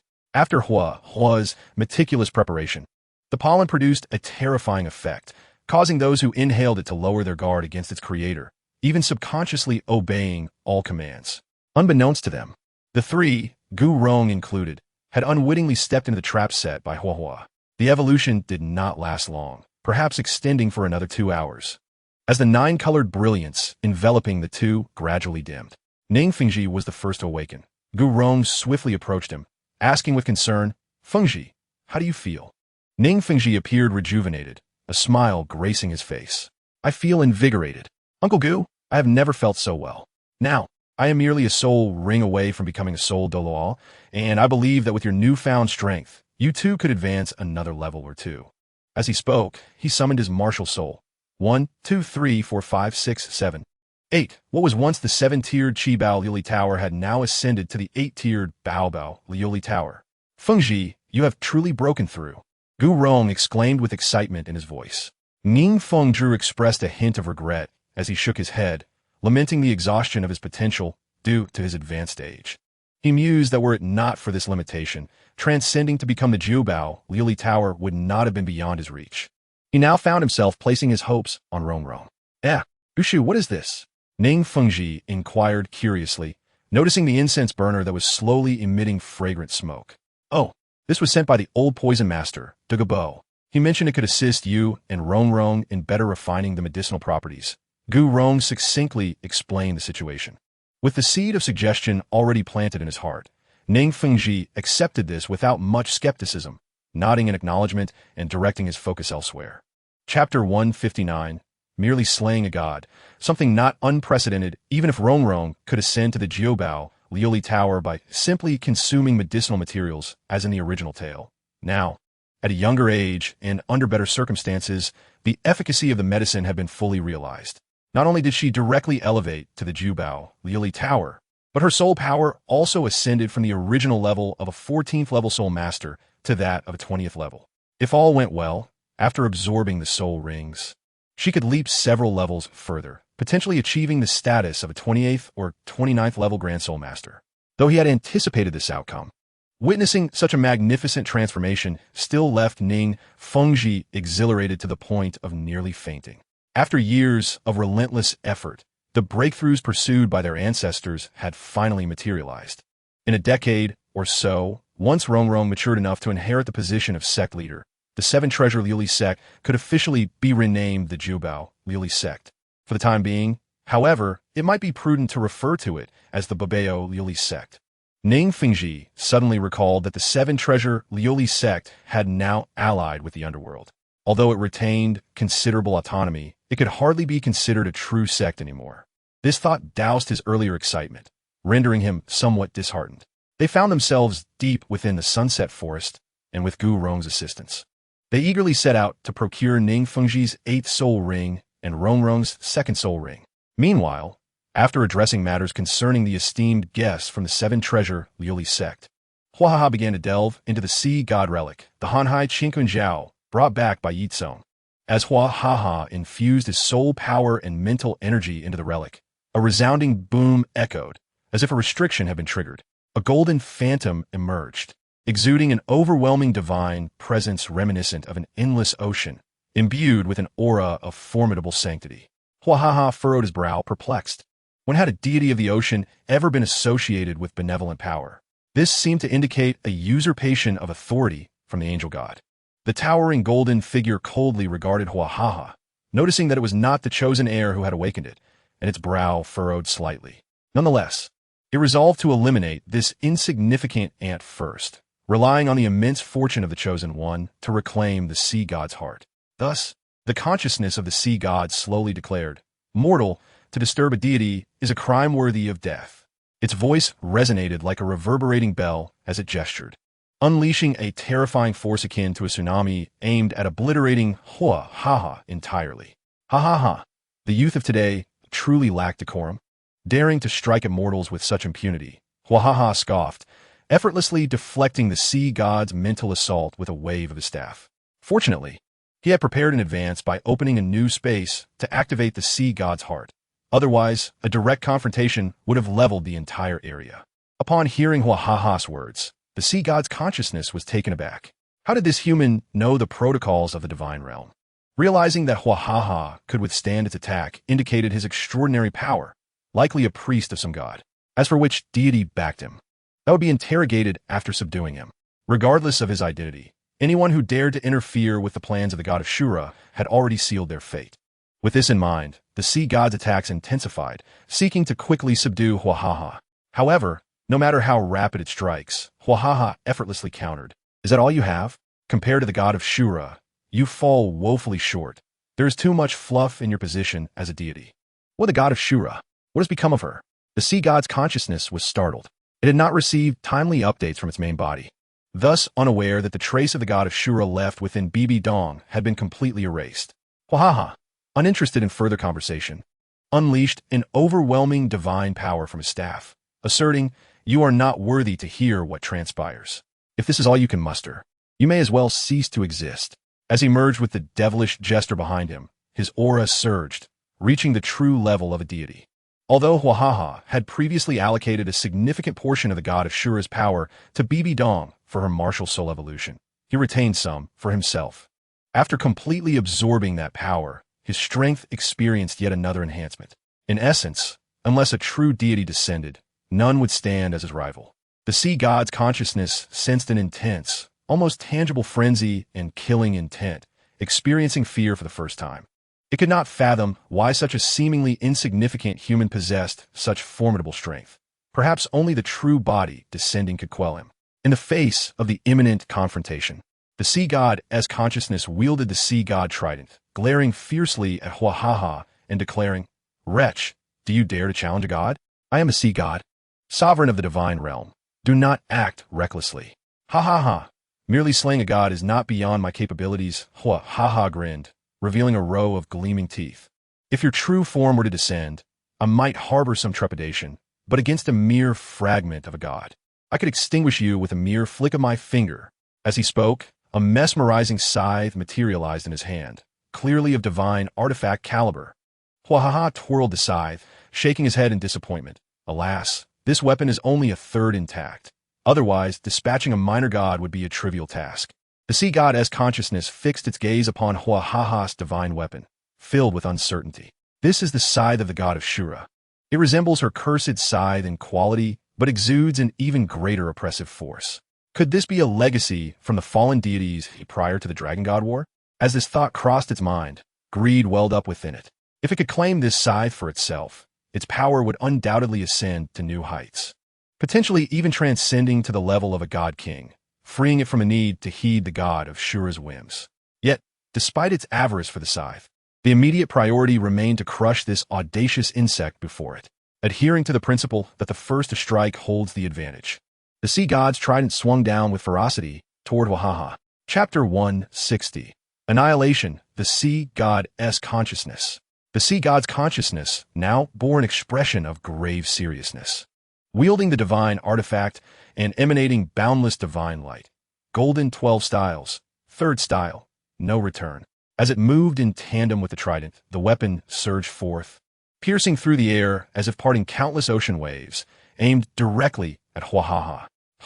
Wielded the magical scythe in his hand, effortlessly blocking the assault from the Sea God's divine consciousness. With a tone laced with mockery, he remarked, "Fiske, is this all the might of a distinguished deity?" Despite his derisive words, he remained vigilant in his movements. After all, no matter how questionable the Sea God's character was, he had been a god for many years. The Golden 12 techniques he employed were indeed renowned for their formidable power. In the midst of their exchange, the two had already clashed numerous times. The Sea God's divine consciousness grew increasingly apprehensive. He recalled his own past glory, where he was a figure of great renown. Although this fragment of his being was far diminished in power compared to his true self, it still surpassed the limits of human capability. Yet, the seemingly ordinary middle-aged man before him displayed an uncanny ability to contend with him effortlessly, even appearing to gain the upper hand. Could he possibly be a prodigy who had forged his own divine position? The first technique of the Golden 12 techniques, unstable winds. The Sea God's divine consciousness summoned his trident with fervor. After briefly repelling Bo, he unleashed his strongest controlling strike. The might of unstable winds even touched upon the level of divine laws. Once struck, no opponent, regardless of their strength, could move for 8 seconds. Though there was considerable exaggeration in this claim, it rightfully earned its title as the most powerful control-type soul technique in the divine realm. Although Bo possessed the memories and combat experience of the creator god, the emperor of the underworld, his former self had perished in the previous epoch. Thus, he was unfamiliar with the new tricks that had emerged in the past few centuries. In a moment of carelessness, he fell prey to the Sea God's divine consciousness. Seeing the loathsome insect ensnared by several golden rings, the Sea God's divine consciousness erupted in maniacal laughter, exclaiming, "Ha ha! Insect, it is your honor to perish under my technique." As the Sea God's trident spun in his grasp, the water elements in the surrounding air swiftly converged. The previously ephemeral projection of the trident solidified further under the enhancement of the water elements. Ocean's wrath. Within an instant, the Sea God's divine consciousness unleashed 9 water blades in succession, each imbued with terrifying power. The 9 blades sliced toward from various directions, completely sealing off any chance of escape. Despite the Sea God's despicable nature and lecherous character, one could not deny his exceptional talent for cultivation. Unlike Tang Sect, who was accustomed to appropriating the possessions of others or directly seizing legacies, the Sea God had earned everything he possessed, except for the divine authority he later pilfered through his own relentless efforts. Whether it was his divine rank or his unique techniques, all were the result of his painstaking exploration and gradual mastery. The Sea God had pioneered the Golden 12 techniques even during his mortal years, and after attaining divinity, he diligently developed this formidable killing move. In an area abundant with water elements, such as his oceanic domain, even his divine consciousness could inflict grievous harm, potentially slaying a true god. If he were to unleash his true form, it might rival that of a true god king. It was precisely this reliance that fueled his audacity to continuously test the boundaries of the god of slaughter's power, ultimately seizing Kong Sun, who had been designated as the prince by the god of slaughter, and making him his own disciple. Historically, perhaps due to concerns over teaching his disciples only to be betrayed, the Sea God deliberately withheld this technique from Tang Sect, the successor he had usurped. Faced with the imminent lethal attack, found himself unable to evade. The Sea God's divine consciousness, reveling in the prospect of annihilating his most detested enemy, could not suppress his maniacal laughter. This is the fate of opposing deities. In your next life, keep your eyes open and do not foolishly think of challenging the gods. At this moment, his smile morphed into something malevolent. If you even have a next life. Stabilizing his ethereal form, the Sea God prepared to claim his spoils, including the artifact-level scythe, which would not only compensate for his losses, but also yield a substantial gain. The cost of executing such a technique had drained nearly all of his divine power, rendering it difficult to maintain his divine consciousness. Suddenly, he sensed something amiss. This space had been created by Wa, and having seemingly slain him, it should have collapsed. Yet it remained intact. A thought, one that filled him with dread, crept into his mind as he gazed at the spot where Ye had been. Instead of the anticipated heap of flesh and a fallen artifact, he found only a few grotesque, shattered dolls. This realization struck the sea god's divine consciousness with alarm, prompting a hasty retreat to escape the battlefield. However, it was too late. He felt a chill at his neck, and then everything spun as his head was severed from his body. While the sea god's true form was a deity, his divine consciousness was merely an energy projection, and thus he would not perish from such a trivial injury. However, despite his resilient life force, he had lost control of his body due to the separation. Observing his body lying in a disjointed manner, the sea god's divine consciousness felt an urgent need to reattach his head to its rightful place. Yet, Ye was quicker, casting a spell that suspended the head in midair, severing the connection between it and the body.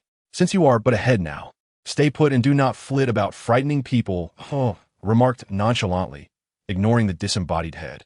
He then settled into a meditative posture, summoning an enormous cauldron from an unknown origin. He placed the headless corpse alongside his own precious materials into the cauldron to concoct a grand elixir. Witnessing this horrifying scene, the sea god's divine consciousness felt a mix of fear and rage, screaming frantically, "Do you know what you are doing? This is blasphemy against the divine and will incur heavenly wrath." Hush! The knight had always been synonymous with Ye's arrogance. He had little regard for the threats of a defeated foe. His gaze bore a chill of disdain, a hint of mockery, and a touch of anger. "Have you, esteemed sea god, ever heard the saying, 'One must take risks to achieve greatness'? Only those who disrespect the gods can ascend to divinity. Thus, I require your severed head to pave my path to the next realm." Chapter 161. The Sea God Island in Motion, Part 1, Smash. Ah, how dare he! Far away in the divine realm, the sea god Poseidon was nearly driven mad, wreaking havoc within his temple to vent his fury. Unlike the Rakshasa god, Poseidon immediately contacted his true form upon realizing the dire situation. Naturally, he witnessed the scene of his own beheading in its entirety. Particularly, the sight of his head being severed sent Poseidon into a frenzy as he frantically patted his own head, exclaiming, "Is my head still intact?" After venting much of his rage, he finally calmed down, observing the wreckage within his palace. He felt an overwhelming irritation and commanded his divine attendants to clean up the mess. Those tasked with serving him entered his palace, trembling with fear, unable to fathom what had provoked the wrath of their master. Poseidon was never known to be an easy deity to deal with. As the god of the oceans, he had inherited none of the sea's nurturing qualities, instead embodying the tempestuous nature of the ocean to the fullest extent. Poseidon contemplated for a moment, realizing that such matters necessitated a discussion with his two resentful teammates. After all, this issue appeared to be rather substantial, and handling it single-handedly might prove to be beyond his capabilities. Should his actions inadvertently disrupt the schemes of the Azura god, it would undoubtedly lead to complications. While he possessed the audacity to challenge the king of gods, he lacked the authority that the king wielded and could not excessively interfere with the mortal realm. Even if a fragment of his divine will were to be shattered, he would find it exceedingly difficult to even observe the situation. As he departed, he casually transmitted the image projection of the divine oracle Ho-Ha-Ha to the high priest Posisai, who resided on the lower realm's sea god island, with the intent of swiftly retrieving the heart of the sea god that lay in this person's hands. As for whether the Saint Pillar Douluos on Sea God Island were capable of confronting Ho-Ha-Ha or could be defeated in a single blow, he held no concern. After all, they were merely ants, and it was an honor for them to contribute to his endeavors. In the worst-case scenario, he could bestow additional blessings upon them later, mass-producing the Saint Pillar Douluos as needed. Although Sea God Island was nominally his divine kingdom, the only individual who could somewhat command his regard was the high priest Posisai. This was not due to her exceptional talent or strength, but rather because of her striking beauty, which was a delightful treat for the lecherous sea god. Upon seeing Poseidon exit the temple, the divine attendants responsible for cleaning, especially those of notable beauty, breathed a sigh of relief. They were well aware that apart from his extraordinary talent and formidable power, he possessed no redeeming qualities. His character was not only narrow-minded and capricious, but also lecherous and depraved, with indiscriminate appetites. Throughout his millennia in the divine realm, numerous divine attendants had fallen victim to his predatory advances, and even some formally ranked secondary and tertiary gods were not spared from his vile grasp. Should any god dare to gather evidence against this despicable individual and attempt to bring him down, they would find themselves thwarted. For Poseidon was not only powerful, but also colluded with the Azura god, the enforcer of divine law, rendering such attempts futile. Those who had united to report him, without exception, faced retaliation. In a nutshell, they suffered in silence, receiving unwarranted accusations and penalties, while those with divine positions fared relatively better due to their status. The misfortunate divine attendants mysteriously vanished in significant numbers. Of course, not every deity emerged unscathed. Although these trivial matters might be inconsequential to Poseidon, they still posed a considerable nuisance. To prevent such incidents from recurring, he selected a scapegoat to serve as a warning to the other deities. The hapless third-level deity, the god of evil, Medusa, became this unfortunate example, resulting in her own demise and the shattering of her divine position. Returning to the main narrative, the high priest Poseidon, who was meditating within the sea god palace, suddenly received a command from a sea god. Initially overjoyed, her expression shifted to one of concern upon reading the order. Ho ha ha, who might that be? Could it be that a new top-tier powerhouse has emerged on the continent? Despite her confusion, she did not hesitate to summon the Saint Pillar Douluos of Sea God Island to present themselves. For a devout follower, the loss of their deity's divine artifact is an unspeakable humiliation. Although the Saint Pillar Douluos each guarded their own towns, the relatively small distance between them and Sea God Island allowed for swift assembly. After a brief period apart from the Sea Maiden Douluo, who was hindered by her own circumstances, the other 6 Saint Pillar Douluos gathered. Surveying the group, Poseidon noted the absence of a Sea Maiden Douluo, her brows knitting slightly as a hint of disdain flickered in her eyes. Where is the Sea Maiden Douluo? The response came from the Sea Dragon Douluo, the eldest among the Saint Pillar Douluos. She is indeed farthest from the Sea God Palace, and may be delayed a few minutes due to her physical limitations. How outrageous! How could she dare to miss such an important matter? Poseidon exclaimed. We shall proceed with the meeting without her. However, the Sea Dragon Douluo wished to voice his concern. Yet upon witnessing the high priest's anger, he swallowed his words. He cast a furtive glance at the other 5 colleagues, who remained aloof and detached, clearly accustomed to such occurrences. This was not the first time such a scenario had unfolded. The Sea Ghost Douluo and Sea Star Douluo openly displayed expressions of schadenfreude. The Sea Spear Douluo discreetly winked at him, subtly indicating that he should refrain from speaking further. Observing this, he chose silence, sighing quietly in resignation. Though all belonged to the Saint Pillar Douluos of Sea God Island, the sea which faced considerable ostracism within this circle, despite her not being the least powerful. Being a 93rd level control system titled Douluo, she surpassed both the Sea Star Douluo and Sea Ghost Douluo, who were only 92nd level title Douluos. However, her Sea Maiden city was the most remote and least supplied among the 7 cities. The root of this situation lay in the fact that the sea, which was not a pure-blood human, her lineage comprised half human and half from the merfolk of the sea spirit beasts. Chapter 162, The Actions of Sea God Island, Part 2, The Sea Witch's Condition, if stated politely, could be described as a hybrid of human and sea spirit beast, but bluntly speaking, she was merely a mongrel. This identity rendered her, despite her seniority, subject to judgment from nearly all titled Douluos, including Poseidon, apart from the Sea Dragon Douluo. The Sea Star Douluo and Sea Ghost Douluo were particularly disdainful of her. In their view, it was intolerable that a mongrel could possess greater strength than them.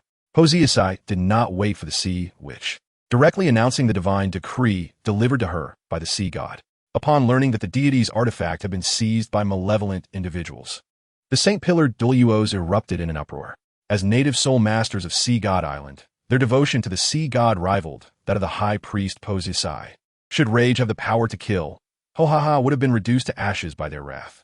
The Sea Ghost Douluo and Sea Star Douluo exchanged glances and stepped forward, stating, Esteemed High Priest, this evildoer is utterly unaware of his folly in desecrating the divine artifact of our sea god. My brother and I are willing to journey to the mainland and bring this scoundrel to justice. While the Sea Dragon Douluo shared their indignation, he remained the most composed among them.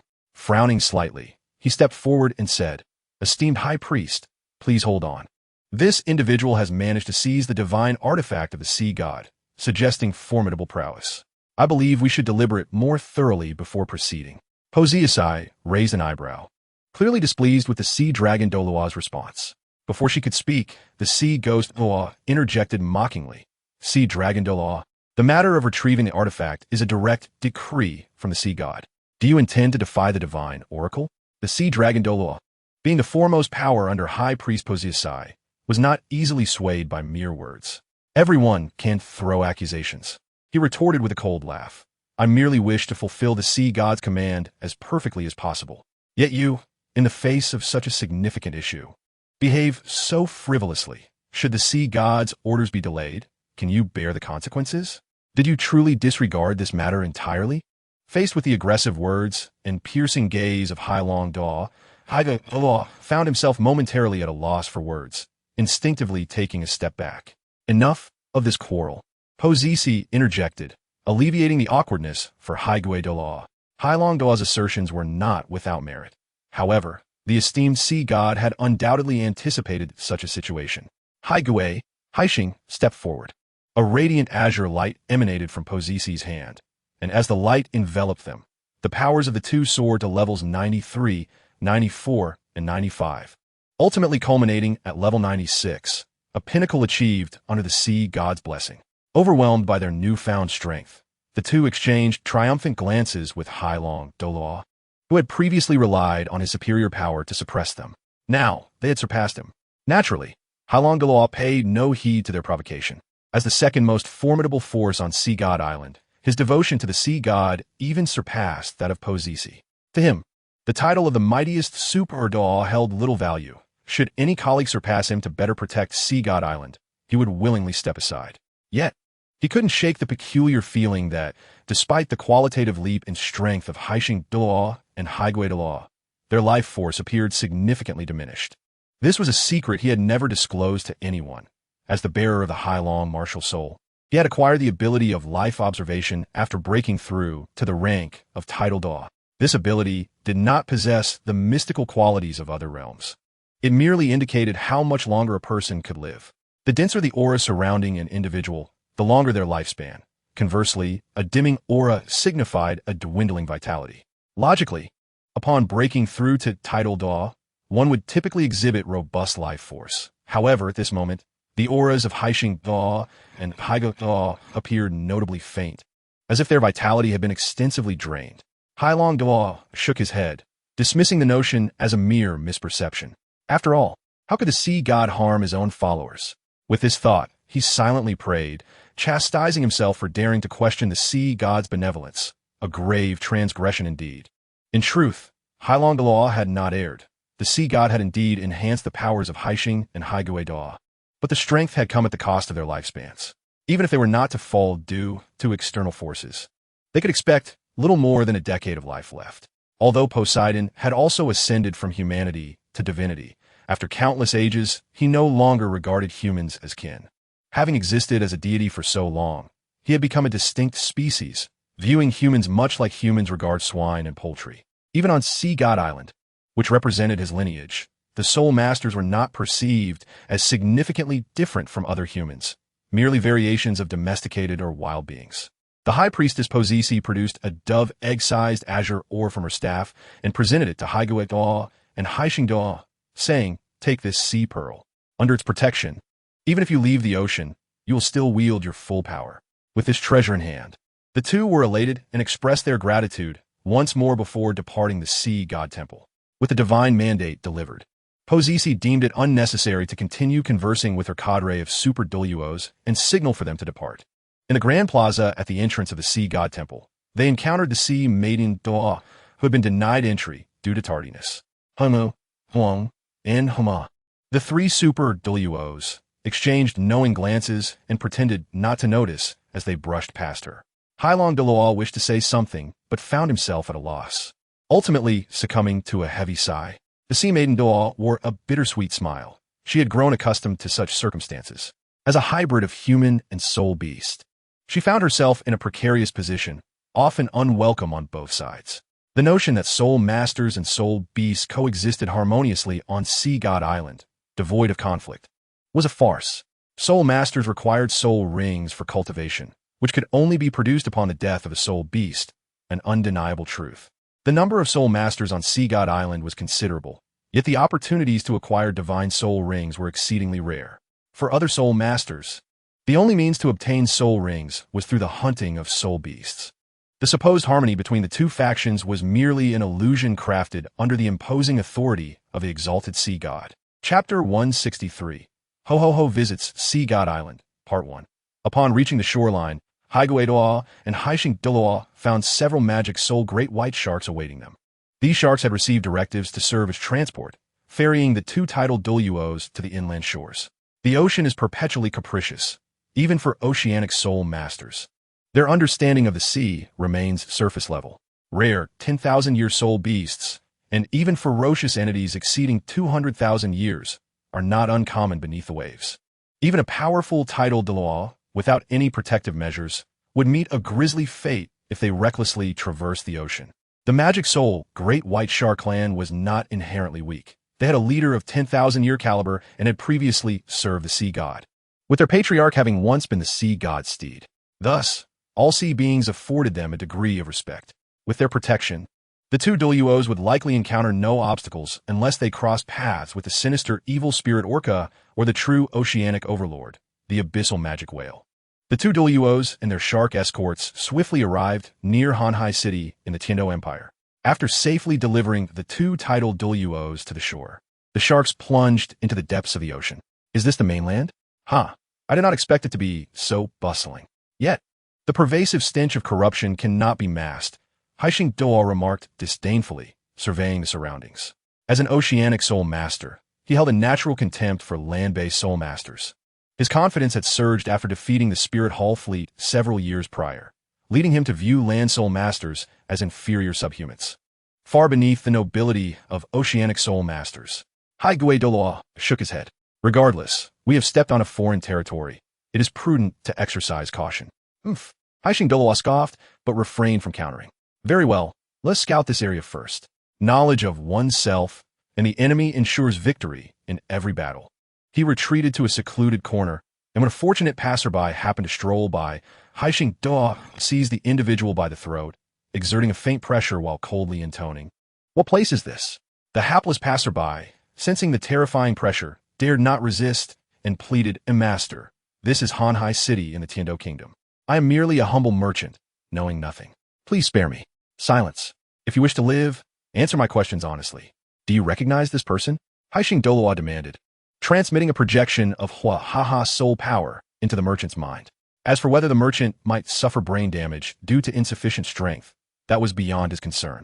The merchant pondered carefully, his voice tinged with desperation as he shook his head repeatedly. "Master, I truly do not know. Worthless, what use are you?" Haishing Douluo's expression darkened, and as he spoke, he tightened his grip, prepared to extinguish the merchant's life. As the merchant's eyes rolled back and his hands flailed weakly, it seemed he was on the brink of suffocation. At that moment, accompanied by the anguished cries of Haishing Douluo, the merchant collapsed to the ground, momentarily disregarding his pain as he greedily inhaled the fresh air. In contrast, Haishing Douluo wore an exceptionally grim expression. His hand had been severed at the wrist, leaving only a bloodied stump. Upon witnessing his companion's injury, Haigui Douluo activated his martial spirit, and just then, he caught sight of a middle-aged man standing at the alley's entrance. It was evident that the wind blade had originated from him. Clenching his fists in fury, Haigui Douluo exclaimed, "Who dares to harm us? Do you not fear the retribution of the sea god party?" The merchant, upon realizing that among his captors was a tidal Douluo, was so terrified that he lost consciousness, his eyes rolling back in his head. Huhaha approached with an expression of sincerity, addressing the two tense tidal Douluos. "It is unkind to exploit the weak. Do you not think it excessively cruel to bully an unarmed, ordinary person?" Although Huhaha's demeanor and attire during the day were drastically different from those in the evening, Haishing Douluo recognized him. "Haigui, he is the wanted criminal by the sea god." As he spoke, Haishing Douluo also activated his martial spirit.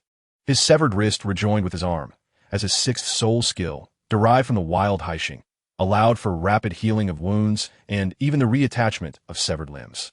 Realizing that the individual before them was their target, the two tidal Douluos exchanged knowing glances and simultaneously unleashed their most formidable ninth soul skills, Qianshuan Shi and Mingxing Biluosha. In an instant, the very fabric of the world seemed to tremble in response to the simultaneous release of their powers. With the blessings of the Sea Pearl, and the sea god. They felt invincible, believing that even a 97th or 98th level Super Douluo could not withstand their combined might. Little did they know that the revered sea god had dug a deep pit for them. Hahaha was a 99th level unparalleled Douluo, nearing divinity itself. Even if matched against the equally unparalleled High Priest Bosexy, he would swiftly prevail within 3 moves. As the 2 titled Doulos unleashed their ultimate attacks, Hahaha calmly waved his hand and then clenched his fist tightly. An open square gift box appeared beneath them, swiftly closing to envelop both Haotian Douluo and Hai Gui Douluo within. Meanwhile, the Haha'ing perched on Hahaha's shoulder swiftly acted, transporting the unconscious merchant to safety.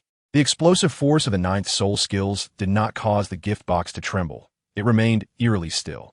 When Hahaha finally dispelled the box, the 2 battered individuals fell from the sky, having been grievously injured by their own soul skills in the enclosed space created by Hahaha. Noticing that the 2, appearing as charred remnants, were barely breathing, Hahaha hesitated momentarily, performing a hand gesture to grant them a flicker of life. This act was not indicative of his benevolence. Rather, he simply believed that their continued existence held greater value than their demise. Once assured that Hai Gui Douluo and Haotian Douluo would not perish unexpectedly, he cast a spell of unconsciousness and confinement upon them. Confirming their inability to escape, he then placed them within a recently crafted spatial scroll. Chapter 164. Hahaha's Visit to Haishin Dao. Part 2. Hahaha's arrival here was merely a coincidence.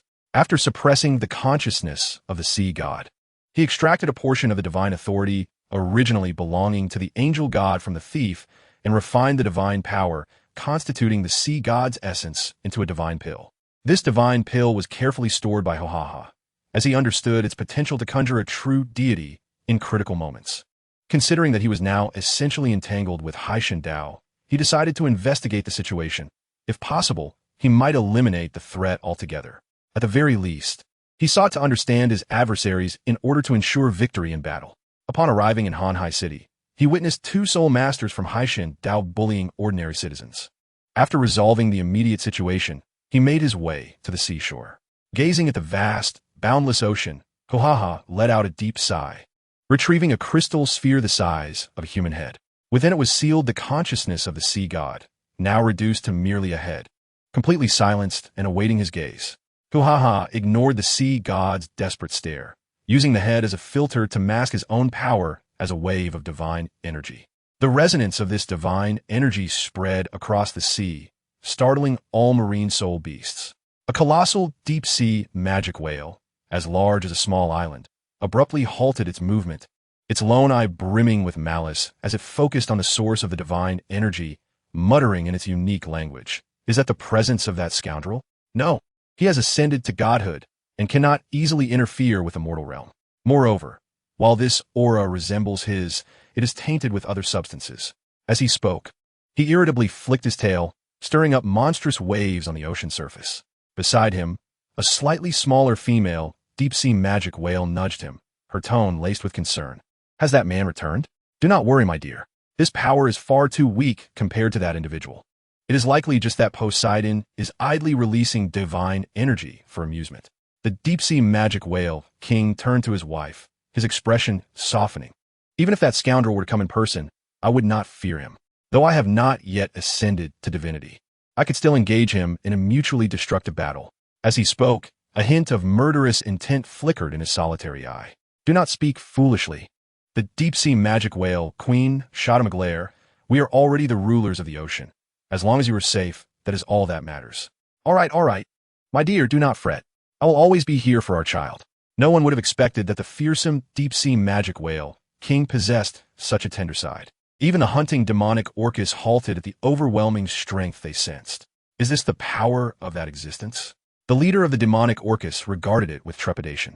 Initially, the ocean's apex predators were not limited to just the demonic orcas, magic soul white sharks, and deep-sea magic whales. However, those formidable beings were all slain by the ascendant Poseidon. Over time, aside from the ancient creatures that preferred the deep sea, the demonic orcas and magic soul white sharks became the second most powerful predators in the ocean, to the extent that they had achieved a level of dominance without rivals among their peers. Unlike the deep-sea magic whales, who preferred staying at home, These two species were the most active in the ocean, perhaps due to the adage that two tigers cannot coexist on the same mountain. Their relationship was fraught with tension. Whenever the two species encountered each other in the sea, it inevitably resulted in a battle to the bitter end. It may be attributed to the frenzied nature of the Xie Mo Hu Jing, possessed of a madness that the Mo Han Bai Sha has never known, a ferocity that insists, even unto death, that a piece of flesh be taken from its adversary. This dynamic renders the Mo Han Bai Sha clan somewhat diminished in spirit when they encounter their foes upon the battlefield. Were it not for the protection of Poseidon, the Xie Mo Hu Jing would undoubtedly pursue the annihilation of the Mo Han Bai Sha, even at the cost of grievous injury to themselves. Thus, the Xie Mo Hu Jing Wang instructed his subordinates to refrain from provoking trouble during this period, advising that any hunting should be confined to their own territory and not to provoke the sharks, suggesting they wait for a more opportune moment to reassess the situation. In a clan renowned for its organizational strength, defying the command of the Xie Mo Hu Jing Wang was unthinkable. In stark contrast to the deep sea Mo Jing and the Xie Mo Hu Jing, the Mo Han Bai Sha clan, invigorated by the divine power of the sea god, exhibited an exuberance that was unmistakable. Indeed, this was the strength of the revered sea god. The Mo Han Bai Sha Wang Xiao Bai was elated, exclaiming that she knew the sea god would not abandon her. The clan leader, rolling about in the ocean like one possessed, drew glances of concern from the elders. Although they lacked the prowess of their leader, they were indeed survivors from a bygone era.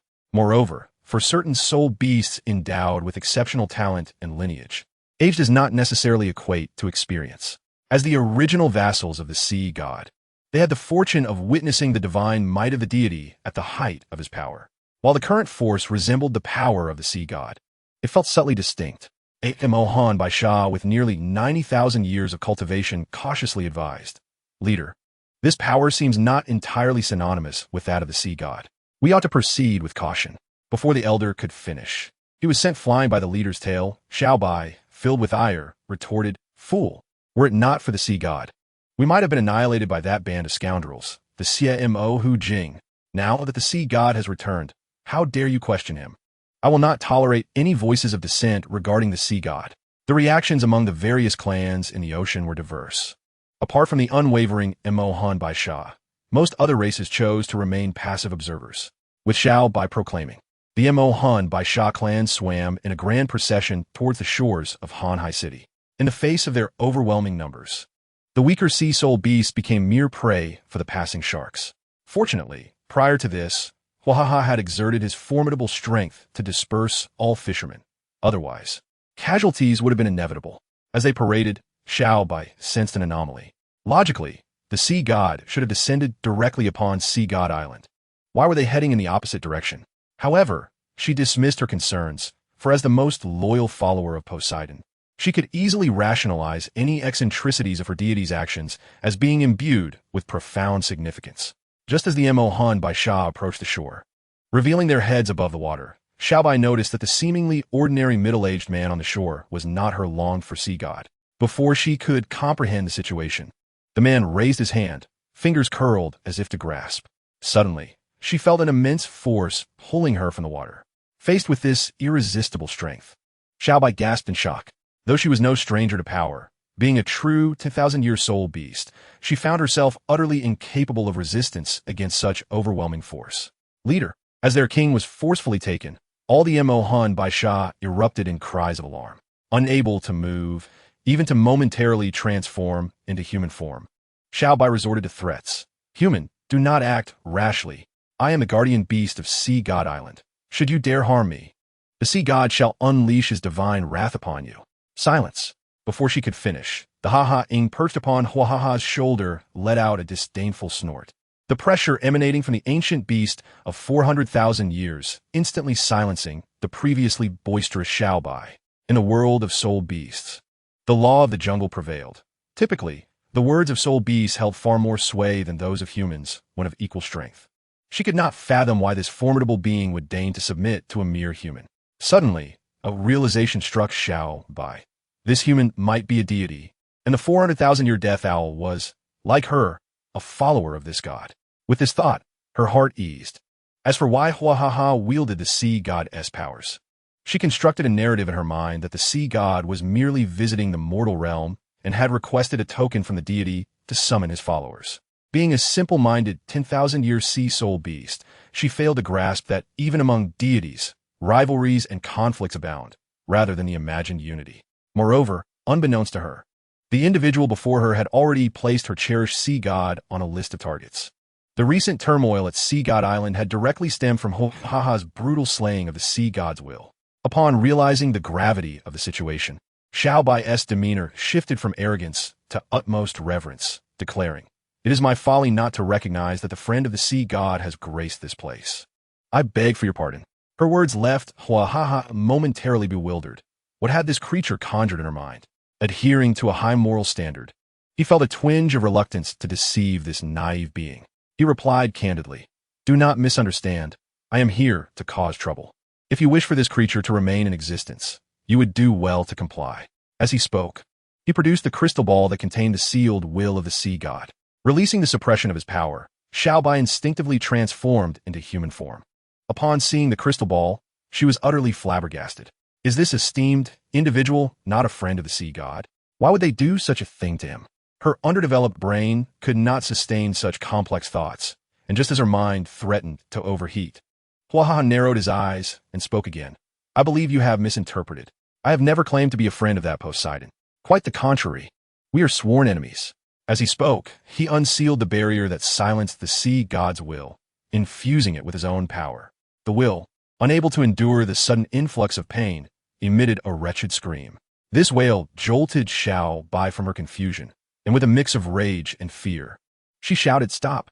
She lunged forward, intent on seizing the crystal ball. Her actions appeared as foolish as a moth drawn to flame to the two powerful beings. Huaha made no move. It was merely the Ha-Ha-ing that widened its eyes, glaring fiercely at Xiao Bai.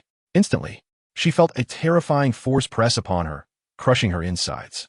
Xiao Bai lost her balance and collapsed, blood spilling from her mouth. Huaha gazed at the fallen figure, gently sighed, and lowered himself to place a hand upon her head. "Your loyalty to your master is commendable, but alas, you're far too weak. Sleep well. When you awaken, all will have come to an end." With that, he activated the spell of magical hypnosis. Originally, Xiao Bai intended to berate Huaha, but suddenly felt a wave of disorientation, followed by a loss of consciousness. At that moment, the Mo Han Bai Sha group experienced considerable unrest upon realizing their leader had vanished without a trace after being seized by the peculiar middle-aged man on the shore. Just as the sharks were on the verge of chaos, a spatial fluctuation occurred, revealing a gray-haired girl clad in a form-fitting leather outfit. Her figure alluring and her expression devoid of emotion. This was the human form of the Mo Han Bai Sha King, Xiao Bai. Upon the appearance of their leader, the agitated sharks finally calmed down. An elder of considerable seniority observed that the mysterious middle-aged man standing next to the leader was the same one who had previously taken the group leader to an unknown location. Sparking his curiosity, "Leader, may I inquire who this gentleman is?" "He is a close friend of Lord Poseidon and has come to the mortal realm for leisure. As followers of Lord Poseidon, we must extend our hospitality." Xiao Bai replied calmly after glancing at the questioning elder. With the leader's words, the Mo Han Bai Sha naturally dared not protest further. They obediently sank into the depths of the sea, disappearing from sight in just a few breaths. The transformation in Xiao Bai was, of course, a result of Huaha's manipulations. Brainwashing a mere 10,000-year-old beast was a trivial feat for Huaha. Through hypnosis, he extracted all knowledge regarding Haishan Dao from Xiao Bai, including everything about Haishan Island. Afterward, fundamentally altering Xiao Bai's perception. In her mind, Huaha was now her true master, while Poseidon merely represented a shameless thief. With her master's return, she could finally leave Haishan Island, and her only task now was to instruct her subordinates to continue their undercover operations near Haishan Island, waiting for her master to lead an army and annihilate the Haotian Sect. Chapter 166. The frozen forest Huaha did not linger on Haishan Island for long. After 2 or 3 days of reconnaissance, he departed silently without disturbing anyone. With his god-level power, he evaded detection even from a 99th level Grand Priest Posiasai of Haishan Island. To paraphrase a poetic line, he arrived quietly, just as he departed, waving his sleeves without taking a single cloud with him. Honestly, Huahaha felt profound disappointment with the strength and various regulations of Haotian Island. In terms of power, aside from Grand Priest Pizisai, who was an ultimate Doa with ties to divine authority, the remaining so-called 7 holy pillars were merely ordinary titled Douluos, with the strongest among them, the Sea Dragon Douluo, merely at level 95. Moreover, only 5 of the 7 titled Douluos remained, as 2 of the significantly weakened 96 level titled Douluos were still lying dormant within his space. Given such a configuration, Haotian Island could only be compared to the Elder Hall of the Spirit Hall. If the Worship Hall intervened, it would be annihilated in an instant. As for the deteriorating relationship with the Spirit Hall, Huahaha found it perplexing that they had survived for so long. Even if the formidable ocean environment rendered these titled Douluos nearly invincible among their ranks, should the Spirit Hall genuinely wish to eradicate Haotian Island, it would be a simple task. After all, the Spirit Hall possessed a significant numerical advantage in terms of elite combatants, with titled Douluos outnumbering those of Haotian Island by more than double. Furthermore, the regulations of Haotian Island were equally uncomfortable for Huahaha. All residents born on the island must face examinations upon becoming soul masters. The higher the talent, the more challenging the assessment. Failure to complete the corresponding tasks within the stipulated time frame could result in expulsion from Haotian Island for life. In severe cases, it could lead to death. Even if one successfully passed the assessment, they would be bound by an invisible shackle, unable to leave the island's jurisdiction without the sea god's approval. Should anyone dare to leave without permission, they would be deemed traitors, facing relentless pursuit not only from the soul masters, but also from the sea spirit beasts under the sea god's command. It was said that those ordinary individuals without innate soul power were treated as mere dispensable resources, unworthy of concern. The prohibition of outsiders and the restrictions on their own people created an oppressive environment for Huahaha, even among divine authorities, unlike his elemental city. The Spirit City never imposed restrictions on the movement of its population. Although Huahaha was confident in his ability to severely injure or even annihilate the entirety of Haotian Island by himself, after much contemplation, he decided it would be more advantageous to transform Haotian Island into a trial ground for the younger generation. Upon his return, he planned to visit Douluo in Spirit City, both to present the authority of the angel god and the crystal containing the head of the sea god's temple, and to discuss how to seize the sea god's position and successfully annex Haotian Island. After spending a week in the underworld, Ye Cong could no longer endure the solitude and departed with Sha Na. Thanks to Ye Cong, Sha Na greatly benefited during this time. Under Xian Ming's guidance and immersed in the icy spring, she not only elevated her martial soul's attributes to an almost perfect ice-like state, but also experienced a significant breakthrough in her spirit power level, swiftly reaching the threshold of a 40th level soul master after a prolonged period of deliberate suppression. At just 14 years old, she could be deemed a prodigy, rivaling the golden generation of the Spirit Hall. Ye Cong was not included in this golden generation. He stood apart on his own tier. To find her the most suitable 4th spirit ring, Ye Cong resolved to venture into the frozen forest in the north. The frozen forest lies at the northernmost edge of the Tiando Empire, serving as a buffer zone between human society and the extreme north. In this era, the extreme north and the depths of the ocean are synonymous with terror and mystery. Due to the scarcity of human intrusions, the number of high-level soul beasts residing there is comparatively abundant. It is said that some have even witnessed 10,000-year soul beasts in the frozen forest. The harsh environment and powerful soul beasts make these areas, even their outskirts, far more lethal than the largest soul beast gathering grounds like the Great Forest. They traveled swiftly, wasting no time on their journey to the destination. Along the way, they encountered numerous assassins from the Death Bell Tower. However, for reasons unknown, the majority of these assassins were not even at the Soul King level, with very few reaching Soul Master rank. Most were merely cannon fodder at the 3-ring Soul Respect level. Dealing with them required no effort from Ye Cong, as Sha Na swiftly dispatched them. After all, she had previously been a seasoned operative, and handling these pests felt like returning to her roots, her proficiency surpassing even Ye Cong's. Even when facing adversaries that posed a challenge to Sha Na, Ye Cong's legion of transformed spirit bee subordinates was more than sufficient to handle the situation. As they drew nearer to the north, the weather grew progressively colder, and snowflakes began to fall like goose feathers from the sky. Autumn. Ye Cong rubbed his nose, exasperatedly tousling his hair. What the predicament? In my haste to depart, I completely forgot to prepare warm clothing. Thanks to the unique circumstances of the two individuals, they remained unperturbed by the cold. Otherwise, they might have succumbed to their fate in this place.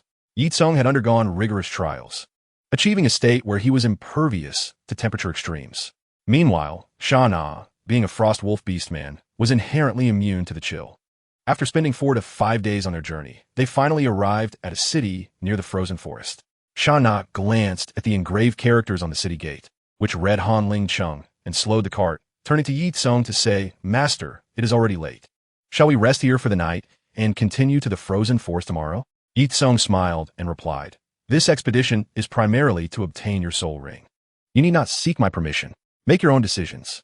Ye Cong truly embodied the principle of equality, treating everyone, be they nobility or commoners, even beggars and slaves, with kindness and respect, excluding evil spirit masters. He regarded those around him as family. After purchasing some warm clothing in Han Ling Chung, they settled into an inn for the night. In reality, life rarely presents so many complications. It is often quite simple. The following morning, Ye Cong and Sha Na set out again. They temporarily left their cart at the inn and took to the skies aboard Shimu towards the frozen forest. As they entered the forest, Ye Cong could distinctly feel the temperature drop significantly. The breath they exhaled swiftly crystallized into icy mist, and the surrounding trees were cloaked in a silver sheen, their branches adorned with ice crystals, creating a breathtaking expanse of white. Despite their unique physiques and warm attire, they still felt the sharp bite of the cold. If an ordinary soul master were to venture here, they would need to conjure a protective barrier with their soul power to fend off the biting chill. Ye Cong gently patted Shimu's back, signaling him to descend. Once their feet touched the soft snow, Shimu, resembling a crow in size, perched on Ye Cong's shoulder. Their goal in this venture was clear: to locate an ice snow frost wolf with an age between 8,000 to 9,000 years to serve as Sha Na's 4th soul ring. This soul beast shared the same lineage as Sha Na's martial spirit, and if successfully captured and absorbed, it would undoubtedly bestow her with a formidable soul skill. Although Ye Cong commanded numerous spirit beasts, most originated from the Sunset Forest, leaving him unfamiliar with the northern regions, thus necessitating a methodical search like any ordinary soul master. Fortunately, his prowess was akin to that of an army. By releasing his flag spirit beasts, he could conduct extensive multi-directional searches.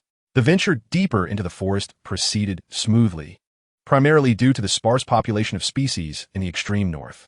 Additionally, with Shimu's warnings, they carefully circumvented areas populated by dangerous soul beasts.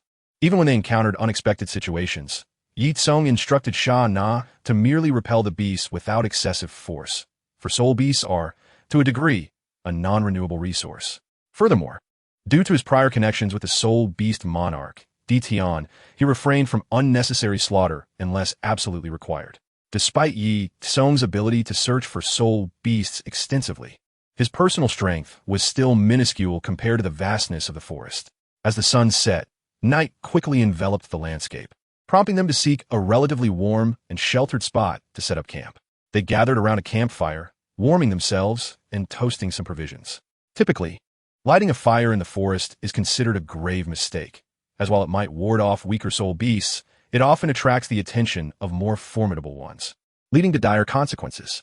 However, with Ye Cong possessing Tian's reverse scale as a protective talisman, as long as they did not foolishly present themselves, most soul beasts would generally avoid confrontation. To mitigate potential risks, Ye Cong released several flag spirits with only a few hundred years of cultivation as sentinels to silently monitor their surroundings. Such simple watch duties did not require the involvement of his main forces. A few hundred-year soul beasts with keen night vision sufficed, as even flag spirits needed rest. Ye Cong, being a remarkably compassionate soul master, never engaged in the exploitation of labor. In the realm of soul beasts, there is no shortage of reckless challengers seeking to confront the strong. After all, even a bear lord with merely 300,000 to 400,000 years of cultivation dared to challenge Tian, let alone Ye Cong, who possessed only a fragment of Tian's essence and power. Should a bold warrior seek to ambush them in the dead of night, it would be troublesome. Although the likelihood was slim, one must always be prepared. Moreover, during soul hunting in the forest, the dangers posed by fellow human soul masters were as significant as those from soul beasts. Historical records indicate that at least 13 soul masters perished in the woods at the hands of their own kind. The night in the frozen forest was indeed frigid. However, with the campfire ablaze and a heating soul guide warming their soup pot, all chill was dispelled. After enjoying a comforting bowl of hot soup, both felt a wave of drowsiness. After exchanging good-night wishes, they each retreated into their sleeping bags. This night was destined to be restless. Just as Ye Cong hovered between slumber and wakefulness, a sharp cry pierced his mind. It was a golden-feathered eagle relaying a warning of an intruder's approach. With practiced ease, he emerged from his sleeping bag, regulating his breathing in preparation for battle. His movements were light, yet they roused Sha Na from her slumber. Upon witnessing Ye Cong's actions, she immediately recognized the impending threat. Swiftly, she activated her martial spirit, positioning herself protectively behind Ye Cong, ready for combat. Ye Cong was not surprised by Sha Na's quick response. After all, before aligning herself with him, she had been a killer. And it was no exaggeration to say that during her missions, even taking a rest meant keeping one eye open. Although Ye Cong had assured her that he was prepared and she need not keep watch, Sha Na remained vigilant.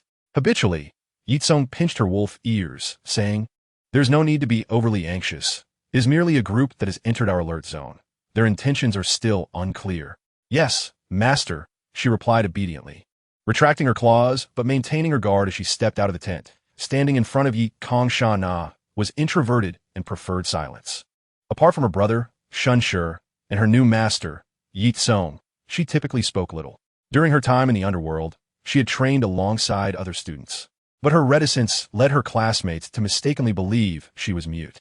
Despite being a 100-year soul beast, her cognitive capacity was still limited as a flag spirit.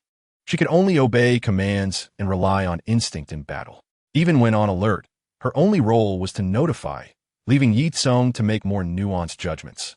Stepping outside the tent, Ye Cong noticed that the campfire had inexplicably extinguished. Feeling the biting cold wind against his skin, he tightened his clothing. Ye Cong gazed at the snowflakes swirling in the sky, narrowing his eyes, filled with curiosity. In such an environment, apart from the nocturnal spirit beasts, it is reasonable to assume that no creature would willingly travel in this weather. Even the spirit masters hunting souls ought to pause and conserve their energy. However, according to the intelligence provided by the flag demon, a group of bipeds was making their way towards this location. What could these spirit masters be thinking braving the night? Or perhaps they were on a critical mission, necessitating their relentless journey? The distance of a few hundred meters was not significant, and within a few breaths, Ye Cong discerned several figures in the distance. As they approached, he realized it was a small team of 6 individuals. Among them, the most striking was a towering man, several feet tall, accompanied by a diminutive figure resembling a lean monkey perched upon his neck. The stark contrast between the two was notable, and their facial features bore a striking resemblance, suggesting they were likely brothers. The other 4, a mix of men and women, appeared rather ordinary in comparison to the unique pair. Upon noticing Ye Cong and his companion, the group paused in surprise, clearly unprepared to encounter other spirit masters in this desolate locale. In the sparsely populated frozen forest, a small team of 6 spirit masters was journeying through the night. This group was composed of both men and women, with varying strength from spirit zone to spirit saint.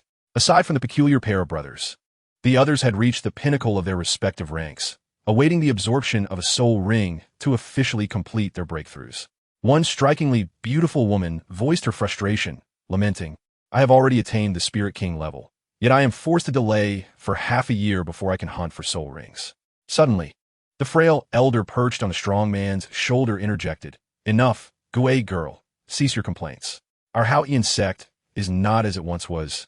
Having declared a closure to the outside world, we cannot venture out at will. We must wait until more individuals achieve breakthroughs and gather in a remote forest to collectively obtain soul rings. Besides, did our sect not send us 2 old-timers to assist you in hunting soul rings?" The old man's name was Tang Gui, and the robust figure was his twin brother, Tang Run. Both were esteemed elders of the Haotian sect, contemporaries of the former sect master, Tang Wei. The current sect master, Tang Xiao, would refer to them as uncles. Though both brothers were at the spirit saint level, they possessed a formidable spirit fusion skill capable of subduing ordinary spirit Douluos, granting them significant standing within the sect despite not being elders. Indeed, these 2 were the direct descendants of the Haotian sect, traveling under the guise of night to hunt for soul rings. Technically, although the Haotian sect had announced its closure long ago, this restriction was not particularly stringent. As long as the sect members did not draw too much attention, the spirit hall would turn a blind eye. Even when impoverished members of the Haotian sect approached the spirit hall for aid, the staff would feign ignorance and distribute gold soul coins as usual. However, exceptions exist. Following Tang Hao's tumultuous rampage through the spirit hall's branches, the spirit hall not only issued a second manhunt for him, but also stripped the Haotian sect of its position among the top 3 sects. The previously lenient stance of turning a blind eye had transformed into a serious one. Consequently, the Haotian sect found itself in a dire predicament. Those who wandered and exposed their whereabouts would inevitably be hunted by the spirit hall and its affiliated forces, with even lethal force being permissible. Despite the indignation within the Haotian sect, they found themselves powerless. Not to mention that the Haotian sect had always been inferior to the spirit hall. Any conflict would likely lead to their annihilation. Furthermore, the spirit hall had gained a powerful ally in the form of the current leader of the top 3 sects. Bidiful, if the Haotian sect dared to resurface, the combined might of these 2 formidable factions would likely lead to their utter destruction. In light of this situation, the Haotian sect was left with grievances unspoken. While some issues could be negotiated, the unwillingness to relinquish their sect's territory meant that seclusion for cultivation was the only recourse. In some respects, this might even benefit the overall strength of the Haotian sect, for unbeknownst to outsiders, several elders had already reached the rank of title de law. The critical issue lay in how the sect's disciples would seek soul rings once they achieved breakthroughs. Under the relentless pressure from the spirit hall, the Haotian sect was left with no choice but to wait until multiple disciples had broken through before seeking a moment to venture into a secluded forest under the guidance of their elders to hunt for soul rings. Damn Tang Hao, if it weren't for him, we wouldn't be in this predicament. Tang Long seethed through gritted teeth. Clearly having reached his own breakthrough bottleneck and frustrated at the delay in being granted permission to hunt until a small team could be assembled. Silence. A woman of similar age, Tang Yu, interjected. Regardless of the circumstances, Tang Hao is the sect master's brother and a title de law of our Haotian sect. We must not speak ill of him. Tang Long scoffed. Ultimately, it's his reckless actions that have brought us to this dire state. We would be better off without such a title de law. The diminutive Tang Gue furrowed his brow, but ultimately remained silent. Truth be told, he harbored considerable resentment towards Tang Hao. However, due to his position, it was inappropriate for him to voice it. As the disciples vented their frustrations towards Tang Hao, he refrained from intervening. Moreover, given that Tang Long's father had perished in that great calamity, his animosity towards Tang Hao was understandable. Many disciples shared Tang Long's sentiments, and consistently repressing such feelings could lead to resentment towards the entire sect. Thus, even though the sect master, Tang Xiao, was Tang Hao's elder brother, he had no choice but to tacitly accept the various insults directed at his own brother from the sect's disciples. Upon sensing the presence of other humans encroaching upon their perimeter, Ye Cong promptly dispatched Zhuolan, his most adept scout, to investigate the identities of these individuals. Through their conversations, Ye Cong quickly discerned their affiliation with the Haotian sect. The Haotian sect, once the most prestigious sect in the world, now found itself in such a lamentable state. Ye Cong was filled with a myriad of reflections. Truthfully, he held no personal enmity towards the Haotian sect. If any conflict existed, it was simply a matter of differing stances. As he pondered, the 6 individuals had already approached within approximately 100 meters of the tent. Upon encountering Ye Cong and Sha Na, they were equally taken aback, having not anticipated encountering fellow spirit masters in such an isolated area. Who are you? What brings you here? Tang Long, filled with suppressed fury, seized the opportunity to vent his ire. Ye Cong had initially intended to disregard them, allowing them to continue on their path while he pursued his own. However, witnessing the brazen arrogance of these Haotian sect members, emboldened by their numerous protective measures, he chose to respond with a scathing retort. Your words are as empty as the wind. I did not venture into the frozen forest merely to hunt soul rings, nor did I come here to treat you to a meal. The members of the Haotian sect, accustomed to looking down upon others, could not tolerate the provocation from someone they deemed beneath them, even in their current state of disarray. You seek death. The group of Haotian disciples erupted in fury, their eyes gleaming with malice, as they summoned their martial spirits, each brandishing a formidable hammer in their hands. As they revealed their martial spirits, Shana, who had been prepared beforehand, instantly entered a battle stance, stepping forward to shield Ye Cong, slightly parting her lips. She displayed her sharp canine teeth and emitted a low growl filled with menace. With the manifestation of her martial spirit, 3 soul rings in hues of yellow and purple appeared behind her. Chapter 169, Crisis. Ye Cong paid no heed to the young disciples of the Haotian Sect wielding enormous hammers, and to those unaware Haotian disciples. It appeared as though their martial spirits were unactivated. These 4 young men comprised 2 quasi-soul sect members, 1 quasi-soul king, and 1 quasi-soul emperor. This configuration was already remarkably powerful. One could say it would be effortless for them to eliminate Ye Cong, a mere 47th level soul venerable, along with Shana, a quasi-soul sect member. Tang Sect, upon witnessing Ye Cong remain unfazed in the face of such formidable opponents, was struck with suspicion, suspecting him to be a scion of a prominent family. Were this the past, it wouldn't matter who they were. Even the 7 treasure glazed tile sect, the blue electric tyrant dragon sect, or the spirit hall disciples would not intimidate the Haotian sect's youth. However, the Haotian sect was nowhere near its former glory. Should they carelessly make enemies, it could lead to dire consequences. Contemplating this, Tang Sect admonished the young disciples. Enough. Did I not instruct you before we came out? Cease provoking trouble. Although the young Haotian disciples, led by Tang Long, felt disgruntled, they reluctantly retracted their martial spirits. Tang Sect cast a deep glance at Ye Cong, saying, "You are quite impressive. I hope we meet again." He then patted his younger brother Tang Ren, signaling him to turn and depart. Ye Cong breathed a sigh of relief as the group turned to leave. He had, in a moment of impulse, openly mocked these Haotian disciples, only to later realize that the 2 peculiar old men leading them were renowned figures from the Haotian sect. The infamous odd duo, the elder brother, Tang Sect, was diminutive with profound cunning. The younger brother, Tang Run, was immensely strong but not particularly bright. The 2 brothers, having acted together for years, exhibited unparalleled synergy. Should they combine their martial spirits in a fusion technique, even a title Douluo would be compelled to retreat. Though Ye Cong possessed numerous trump cards and would not flinch even against a title Douluo, it was prudent to reserve them for dire situations. However, Ye Cong was taken aback when an unexpected turn of events occurred involving the simpleton, Tang Ren. Unlike usual, he did not heed his brother's advice to leave. Rubbing his bald head with his hefty palm, he spoke with a naive tone. "Brother, I think I've seen this person before. He should be the holy son of the spirit hall." "Oh no." Ye Cong's heart sank, immediately realizing the gravity of the situation. Indeed, Tang Ren's words detonated like a depth charge, causing ripples in what was once a tranquil lake. The Haotian sect members, who had been preparing to depart, now glared at Ye Cong with cold eyes, fixated upon him. Since the establishment of the Spirit Hall's News Daily, which had become prevalent across the continent, both soul masters and common folk could stay informed about worldly affairs without stepping outside their doors. As the most notorious holy son of the Spirit Hall in nearly a century, it was only natural for him to be recognized. 13th uncle. I remember now. This brat is the holy son of the Spirit Hall, Ye Cong. The 2 disgruntled youths, Tang Long and his companion, were eager to act, once again summoning their martial spirits. The massive iron hammer they wielded was poised to crush this troublesome little insect at a mere command from their clan elder.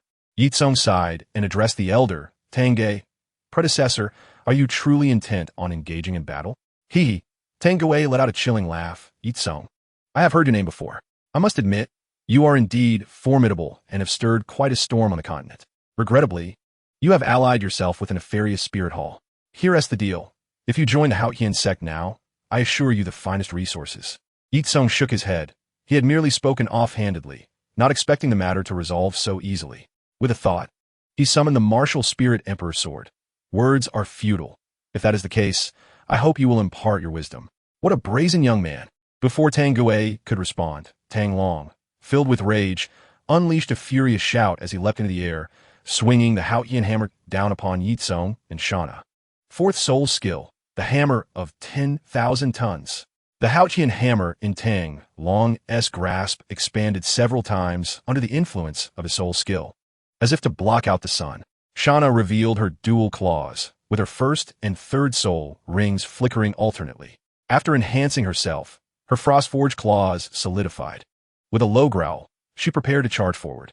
However, the flag demon was swifter, its dark green figure flashing to intercept Tang Long's descent. With a resounding crash, Tang Long was pushed back several steps by the force of the impact, barely managing to regain his footing. His expression darkened. As a quasi-soul emperor 1 step away from advancement, Being forced back by a mere fourth-ring Soul Sect member, and one who was also on the verge of advancing to quasi-soul venerable, was an utter humiliation. What was worse, this occurred before his peers, leaving him to question how he could maintain his standing in the Haotian Sect. At that moment, the onlookers finally discerned that the creature blocking Tang Long was a soul beast renowned for its defensive capabilities. Is this a soul beast?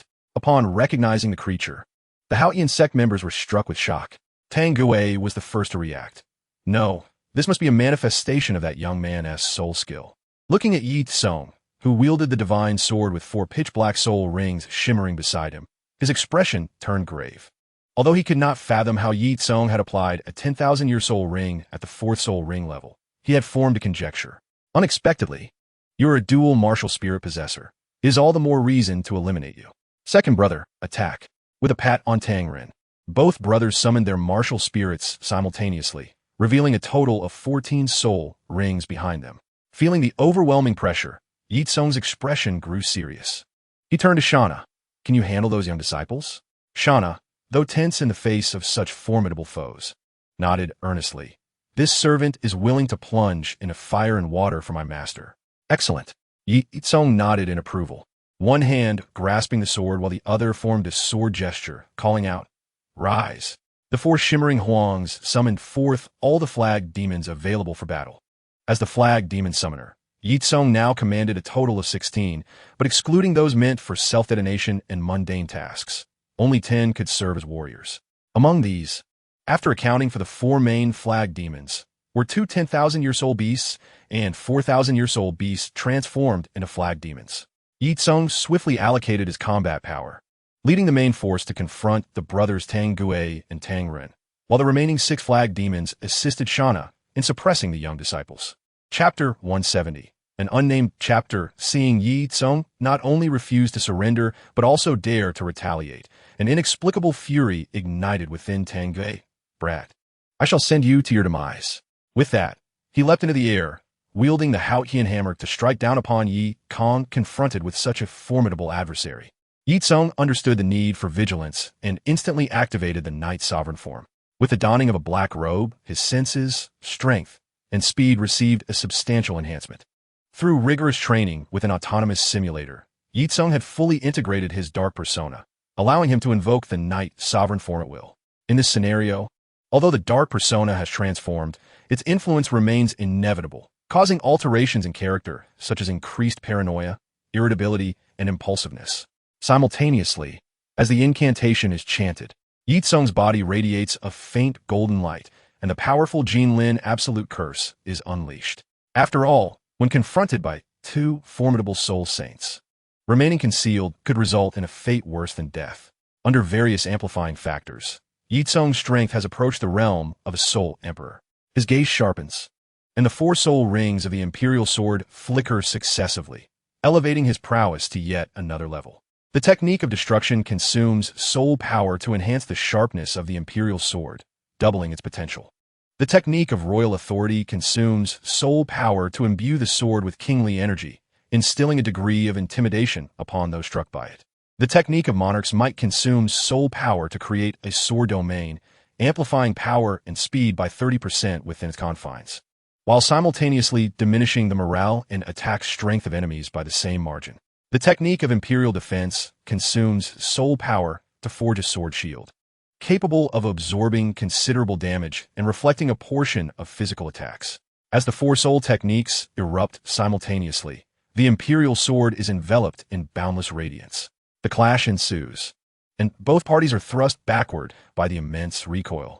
After taking a strike from a soul saint head-on, Ye Cong's condition deteriorates. His complexion pales, blood surges within him, and he nearly spews forth a mouthful of blood. Planting his sword into the ground, he hastily channels his soul power to forcibly alleviate his various ailments. Tang Gui, a soul saint, despite being pushed back, remains unscathed. His retreat is merely a consequence of Ye Cong's 4th soul technique's formidable rebound effect against physical attacks.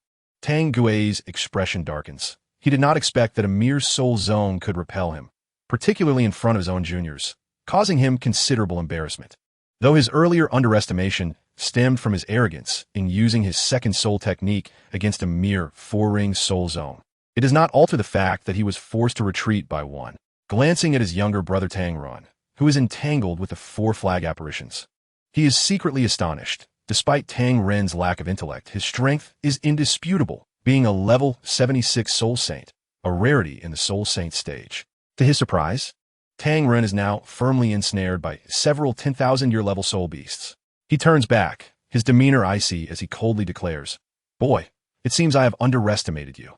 As a saint son of the Spirit Hall, you indeed possess remarkable abilities. However, I cannot allow you to survive, die." With the seventh soul ring shimmering, the Haotian Hammer in his grasp expands dramatically, descending like a calamity. Witnessing this situation, Ye Cong's expression grows grim. The flag apparitions have managed to ensnare Tang Ren for so long solely because of his lack of cunning, paired with the apparition's unpredictable movements that easily toy with him. However, he lacks such elusive capabilities unless he resorts to forbidden techniques. Should this hammer strike true, he would undoubtedly meet a grim demise. At this critical juncture of life and death, Ye Cong should be wholly focused on defense. Yet, possibly influenced by the dark persona, his reckless spirit ignites. And he taunts, "Ha, how shameless!" A dignified soul saint resorts to using his true form against a mere soul zone. But I have plenty of tricks up my sleeve. With that, he conjures a 10-year level soul beast in the form of a flag apparition, launching it forward. In the instant it nears Tang Gui, it detonates. Seizing this opportunity, Ye Cong swiftly retrieves a scroll, bites his finger to draw blood, and smears it upon the parchment before casting it forcefully. As the scroll touches the ground, it miraculously transforms into a boy identical to Ye Cong. The only distinction lies in his weapon. To be more precise, his martial soul is not the imperial sword but rather the soul-calming hammer and soul-calming gong. However, due to Ye Cong's primary form being that of the Night Sovereign, these two divine artifacts morph into the Night Calming Gong and the Divine Calming Hammer. The artifact Ye Cong employs is a one-time use magical scroll, gifted by Huahaha, containing a powerful spell known as the Out-of-Law Incarnation. To utilize it, one merely needs to smear their blood upon the scroll to produce an exceptionally potent doppelganger. Unlike mere visual projections, this incarnation possesses 100% of the original's combat prowess, and crucially, it boasts substantial resilience, not the fragile kind that crumbles at a mere touch. Although Ye Cong excels in both training and combat talent, his magical aptitude is abysmally poor, practically devoid of any proficiency. Even during daylight hours, Huahaha struggled to instruct Ye Cong in magic, often cursing in frustration. Under such circumstances, Ye Cong has only managed to grasp a few of the most rudimentary spells. Subsequently, Huahaha abandoned the endeavor and prepared a plethora of magical scrolls, each containing different spells for convenient access. Meanwhile, having suffered a previous setback, Tang Gui has ceased underestimating Ye Cong. Upon witnessing a creature resembling a soul beast approach him, he heightens his vigilance. However, his primary focus remains on Ye Cong, as this young man is not only the saint son of the Spirit Hall, but also a rising star of the Netherworld. With such a prominent identity, one would naturally expect guardians to accompany him. Although puzzled by the absence of such protectors at this moment, he resolves to swiftly eliminate Ye Cong to prevent any potential calamity. This mindset leads Tang Gui to overlook the approaching minor figure. Though the flag apparition is merely a 10-year level soul beast, its explosive potential is not to be underestimated. Tang Gui, caught at the epicenter of the explosion, is hurled from the air, crashing down into the ground and creating a sizable crater. It is lamentable that Tang Gui, once a revered elder of the Haotian clan, has suffered two significant humiliations in a single night at the hands of a mere junior of Soul Zone rank. Chapter 171, The Battle of Soul Saints. Cough, cough, cough. Tang Gui struggles to emerge from the pit, his previously sharp features now appearing even more disheveled, his attire tattered, and his face covered in dirt, with a trickle of blood at the corner of his mouth. At this moment, Tang Gui is consumed by fury, his face resembling a vengeful spirit as he emits a piercing roar. "You bastard, you seek death." Disruptive, Ye Cong refrains from engaging in further dialogue. Both his original and doppelganger deliver a cold shout, unleashing their ultimate techniques upon Tang Gui. Ye Cong's swordsmanship, inherited from the Sanxian lineage, while comprising only a few techniques, stands out in the sparsely populated realm of Douluo Continent. As for his hammer techniques, in addition to his family's unique hammer style, he has also learned the soul-devouring staff technique from his master, which he has ingeniously modified. Tang Gui, filled with surprise and delight, had initially misunderstood Ye Cong's actions as merely a soul-bone technique of duplication, having not observed the scroll's invocation. He is astonished to find himself cornered by a mere insect, experiencing profound shame and anger. Yet he feels elated at the prospect of eliminating this saint's son of the Spirit Hall, thereby ridding his sect of a future threat and potentially acquiring a highly valuable soul bone. Logically, as a seven-ring soul saint, even if injured, he should not be trifled with by a soul zone whose power barely reaches that of a soul emperor through explosive means. It is essential to recognize that the soul saint realm constitutes a significant threshold. If one were to consider the ascent from a soul master to a soul emperor, it may be feasible to engage in battles beyond 1's rank due to various factors such as the quality of one's martial soul, the quality of soul rings, and combat experience. However, once one attains the true form of their martial soul, the power of the soul master undergoes a fundamental transformation, much like the elevation in prowess seen after reaching level 95. Unless one employs extraordinary means, it is virtually impossible to engage in combat beyond one's rank. Alas, the predicament lies in the fact that Ye Cong is precisely such an anomaly. Not only does he possess strength that vastly exceeds that of his peers, but he is also endowed with an abundance of resources. Meanwhile, Tang Gui, who is actually a subpar soul sage, possesses the rank but is incapable of unleashing the power expected of one at that level. Success or failure hinges on the actions of Xiaohe, as Tang Gui and Tang Run, being twin brothers, possess a formidable weapon in their martial soul fusion technique. Yet, due to certain unique circumstances, both are incomplete. Only together can they embody the true essence of a soul sage. In simpler terms, the elder brother Tang Gui is intelligent yet lacks strength, while the younger brother Tang Run possesses might but is devoid of wisdom. Consequently, upon encountering them, Ye Cong promptly divided the battlefield, isolating the brothers and significantly diminishing their combined strength. Furthermore, both brothers are burdened by injuries that have yet to heal. This predicament can be traced back several years to the assault on the Haotian Sect by the Martial Soul Hall, during which the sect's leader and elders were tasked with thwarting the onslaught of the Martial Soul Hall's forces.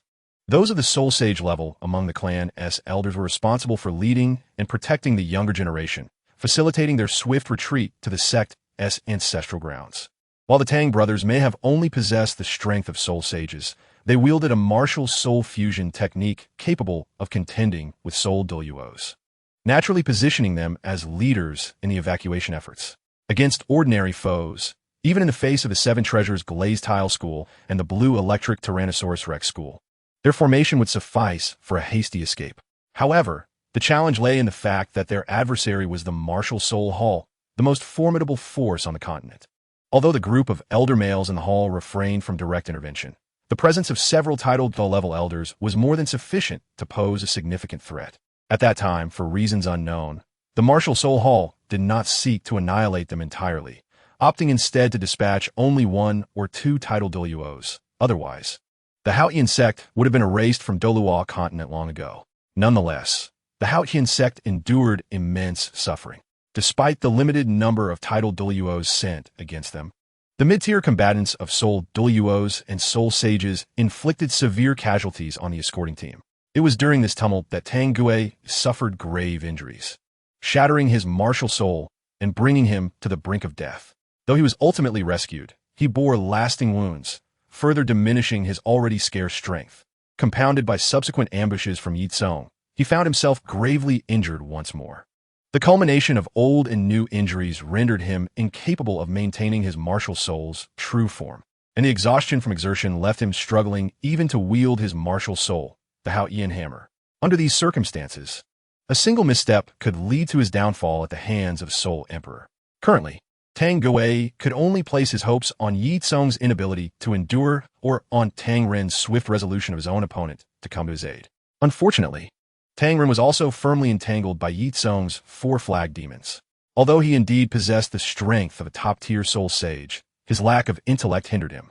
Deprived of the external assistance of a strategic mind, and facing the nearly invulnerable physical prowess of the flag demons, Tang Ren was left floundering, akin to a child, evading attacks while sobbing profusely.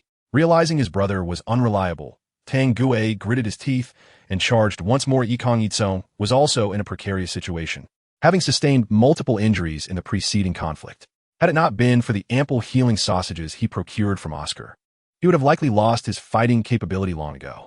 After all, what Tang Gui deemed as weakness was merely a relative assessment against other soul sages. He was far from a mere counterfeit soul emperor that Ye Cong could easily confront.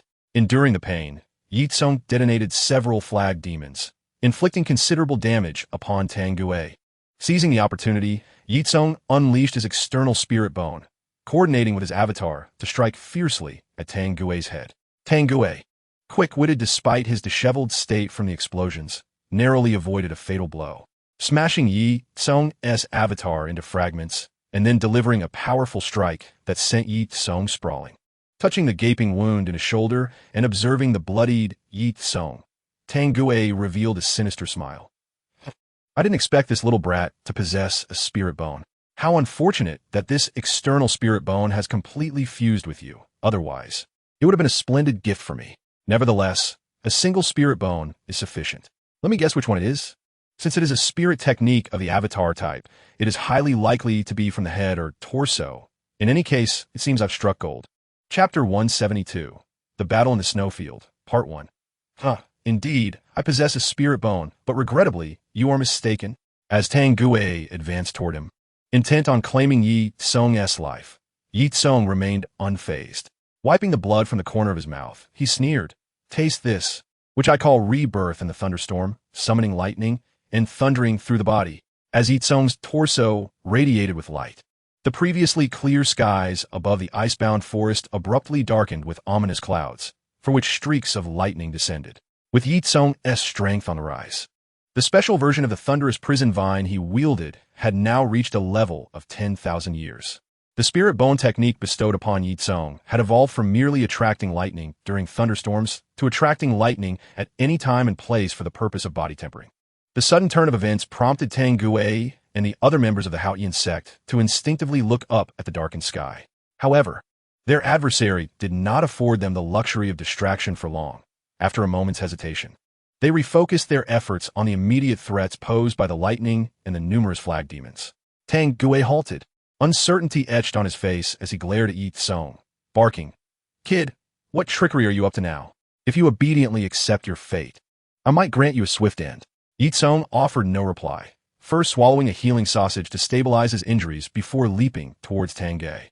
Accompanying his leap was a bolt of lightning as thick as an infant's arm, crashing through the air and striking Ye Cong. Tang Gui, being the closest, was also caught in the electric surge. Bathed in the brilliance of the lightning, Ye Cong grimaced in pain, yet Tang Gui fared even worse. Despite being a powerful soul sage, he found himself disoriented by the sudden celestial onslaught. The Haotian Hammer, renowned as the continent's premier weapon martial soul, boasted unparalleled attack power and destructive force. However, being a weapon martial soul, it ultimately did not enhance the physical attributes of its wielder significantly. This explains why, despite the diverse backgrounds of Haotian Hammer wielders, they all possess a soul technique known as Haotian's Guardian. While Ye Cong, augmented by the spirit bone technique, still had to endure the pain of being struck by the lightning, he was nonetheless able to completely negate the damage inflicted by the electric strike. To articulate it with greater precision, the power of the lightning not only failed to inflict harm upon him, but rather transformed into an integral part of his spiritual essence. Conversely, Tang Gui fared poorly. The lightning that struck him delivered genuine damage. Had it not been for his prescient instincts, which prompted him to swiftly activate the Haotian protective soul skill, capable of augmenting his defenses, he would likely have collapsed on the ground, utterly incapacitated and at the mercy of his adversaries. Although he managed to mitigate most of the damage, the residual effects of the lightning left him in a dire state. His entire being was shrouded in darkness, his tattered garments reduced to charred remnants, and his hair morphed into a frizzy mass, emitting wisps of smoke. Tang Gui, his face contorted in terror, retreated hastily, despite his unwillingness to concede. He had to acknowledge that today he was like a hunter who had been unexpectedly pecked in the eye by a bird. He had not anticipated that the saint's son of the Wuhuan temple would possess such an array of tactics, compelling him to this precarious juncture through the prowess of his spirit. If the battle continued, it seemed that the losses he would incur would extend beyond mere embarrassment. potentially costing him his very life. Young man, today I concede defeat. Let us pretend we have never encountered each other and depart, Tang Gue bellowed. In response, Ye Cong, despite the pain rendering his facial muscles nearly unmanageable, managed to emit a few cold chuckles. Old fool, have you mistaken the situation? It is I who refuse to let you go. As he spoke, he summoned the heavenly thunder once more, propelling himself towards Tang Gue. Madman, lunatic. Tang Gue was unaware that Ye Cong would not suffer substantial harm from the relentless heavenly lightning. He assumed Ye Cong was intent on a deadly exchange. He considered enduring the lightning long enough to deliver a few blows that would end Ye Cong's life, but upon witnessing the swirling tempest of thunder in the heavens, he faltered and chose to flee. Thus, within this secluded and vibrant forest, a peculiar and somewhat eerie scene unfolded. A Soul Sect practitioner was repeatedly struck by heavenly lightning, emitting cries of distress. Yet he did not perish. Rather, he persistently pursued a similarly beleaguered soul sage. As time elapsed, both the Jinlin Juju and the Yi Zhu Zai forms had dissipated, and Ye Cong returned to his true state. On the other side, Tang Ren, witnessing his brother being pursued, was consumed with urgency and cried out, desperate to assist. However, the four flag spirits had no intention of allowing him to intervene. Their mission was to ensnare Tang Ren, ideally eliminating him entirely. As Tang Ren took a few steps forward, he was intercepted by Zhou Lan, who emitted a series of unintelligible sounds, subsequently casting a magical net that ensnared him. The design prototype of Yunus was rooted in the myth of Cthulhu, specifically Yuggoth, one of the three pillar gods synonymous with distortion and chaos. Consequently, the language of Yunus, as an extension of this ancient deity, was exceedingly obscure, comprehensible only to the three comrades who shared his nature as flag spirits. Seizing the opportunity while Tang Ren was entangled in a magical net, the other three flag spirits unleashed their skills upon him. You scoundrels, why do you obstruct me from rescuing my brother? You are all villains. Tang Ren's eyes blazed with fury, panting heavily as he unleashed the true form of the Haotian Hammer, successfully blocking all incoming attacks. In stark contrast to his weaker brother, Tang Ren possessed immense strength. When he unleashed his full potential, he could display terrifying combat prowess far exceeding that of his peers. Previously, he had suffered at the hands of several 10,000-year soul beasts, primarily due to his childlike mentality, which instilled fear when confronting the ancient and bizarre flag spirits, causing him to falter in confidence. However, upon witnessing his brother being assaulted, he overcame his trepidation, rising to showcase his genuine combat talent. Utilizing the soul skill known as Haotian Dong, which directly inflicted damage upon energy entities, the flag spirits' pride in their phasing abilities was rendered ineffective. While they possessed combat capabilities far superior to their counterparts, their cultivation levels were merely in the range of 20 to 30,000 years, significantly inferior when compared to an outstanding soul beast. Fortunately, Zhou Lan promptly cloaked them in the impenetrable shadow shield to withstand Tang Ren's onslaught, averting a potential rout. However, they dared not engage Tang Ren in close combat any longer, opting instead to maintain distance and employ various ranged skills to disrupt him. Chapter 173, The Battle on the Snowfield, Part 2. In contrast, Shauna found herself in a considerably easier predicament. Her opponents consisted of two quasi-soul sect practitioners of comparable strength, alongside a quasi-soul king lacking a fifth soul ring and a quasi-soul emperor missing a sixth soul ring. At the outset of the battle, the flag spirits dispatched by Ye Cong swiftly ensnared the quasi-soul king Tang Long and the quasi-soul emperor Tang Yu, effectively segmenting the battlefield. Among these flag spirits were two whose existence spanned a millennium. In terms of singular cultivation, they were not inferior to Ye Cong, the main force. Unfortunately, they were merely subservient entities, incapable of awakening intelligence, and their powers have been fixed since the moment of their subjugation. Tang Long and Tang Yu were undoubtedly formidable, yet they found themselves somewhat beleaguered when faced with 2,000-year soul beasts and 4,000-year soul beasts.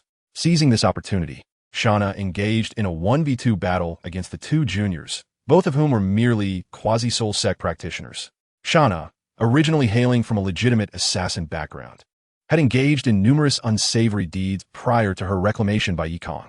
In terms of battle experience, she far surpassed these sheltered flowers. Not long ago, she had not only received guidance from Xianming, but had also undergone a transformative baptism with the essence of the octagonal Xian ice grass. elevating her martial spirit to a level that rivaled the legendary Haotian Hammer. In such circumstances, the outcome of the battle was inevitable. Within mere exchanges, the two Quasi-Soul Sect practitioners were swiftly defeated. One was bisected by the Frost Wolf's fangs, while the other, after Shauna shared a heartfelt sentiment, found himself transformed and open-hearted. Little brother. Upon witnessing his companion's demise, Tang Yu let out a heart-wrenching scream. Just as she was about to unleash her fury, Shauna swiftly closed the distance between them. With her claws poised like daggers, she threatened Tang Yu's throat, her voice cold and devoid of emotion. Since you are so eager, allow me to send you down to meet him. Tang Yu, alarmed, hastily swung the Haotian Hammer in defense. However, the hammer was already cumbersome, and her previous engagement with the flag spirits had drained her considerable soul power, exposing numerous vulnerabilities in her defense.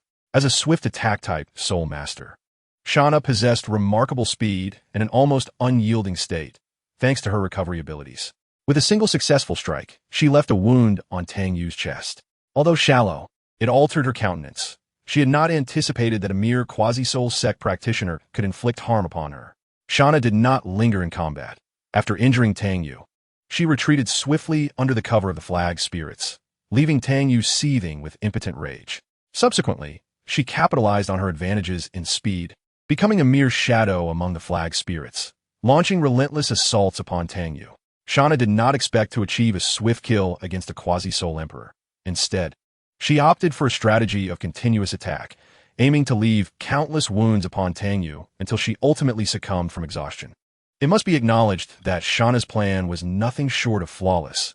As the wounds on Tang Yu multiplied, her stamina waned, rendering even the Haotian Hammer increasingly difficult to wield. In that moment, Shauna's gaze turned icy as she unleashed her unbridled ambition. Her lithe form resembled that of a wolf king stalking its prey. Tang Yu, although indeed a formidable Quasi-Han emperor, found herself in a perilous predicament. The old adage, 2 fists cannot contend with 4 hands, rang true. Confronted by 2 ancient soul beasts, nearly impervious to physical assault, and a foe far surpassing her in combat prowess, she was engulfed in danger.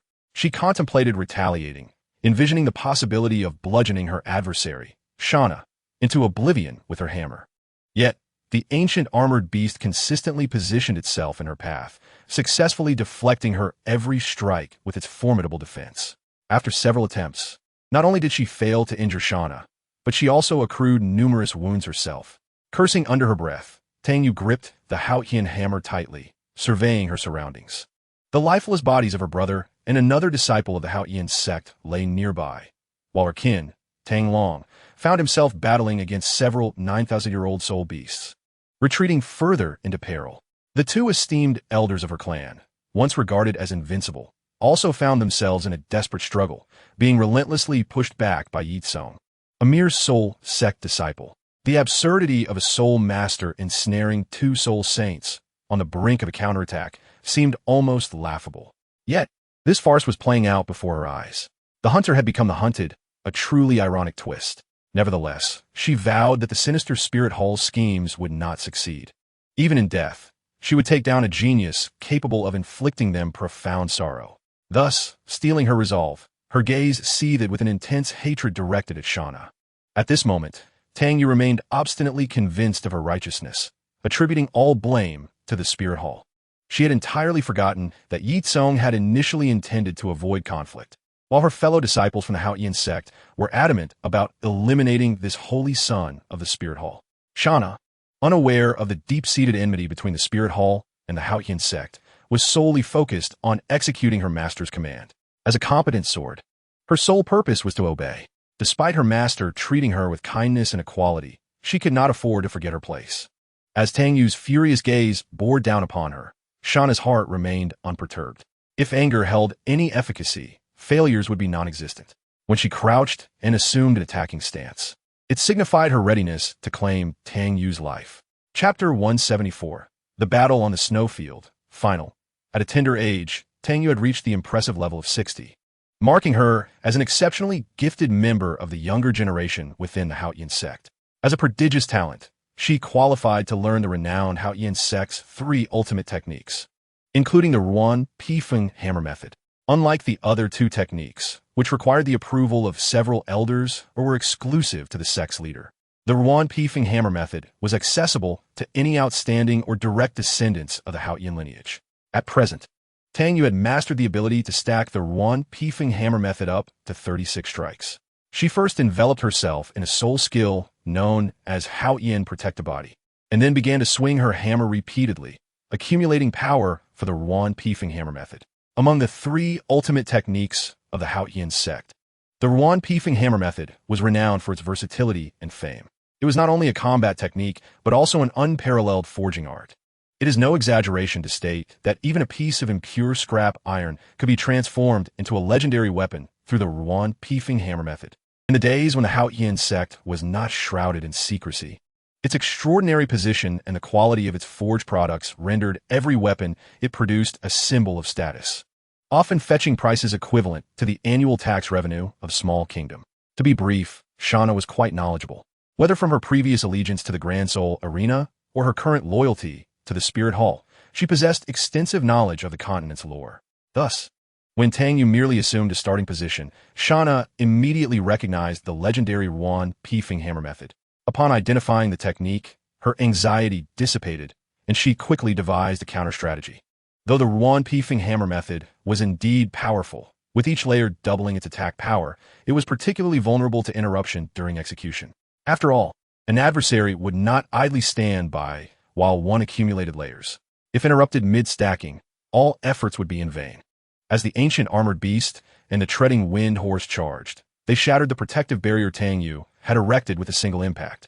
Logically, a fifth soul skill from a Quasi-Han Emperor should not be so fragile, as her current strength rivaled that of an ancient soul beast. However, her situation was dire, and the Haotian Hammer was not primarily a defensive martial spirit, thus allowing for an easy breach. Tang Yu, being a seasoned combatant, promptly recognized the peril and ceased her stacking, opting instead to wield the already stacked 12 layers of the Ruan-Pifeng Hammer method against the nearest treading wind horse.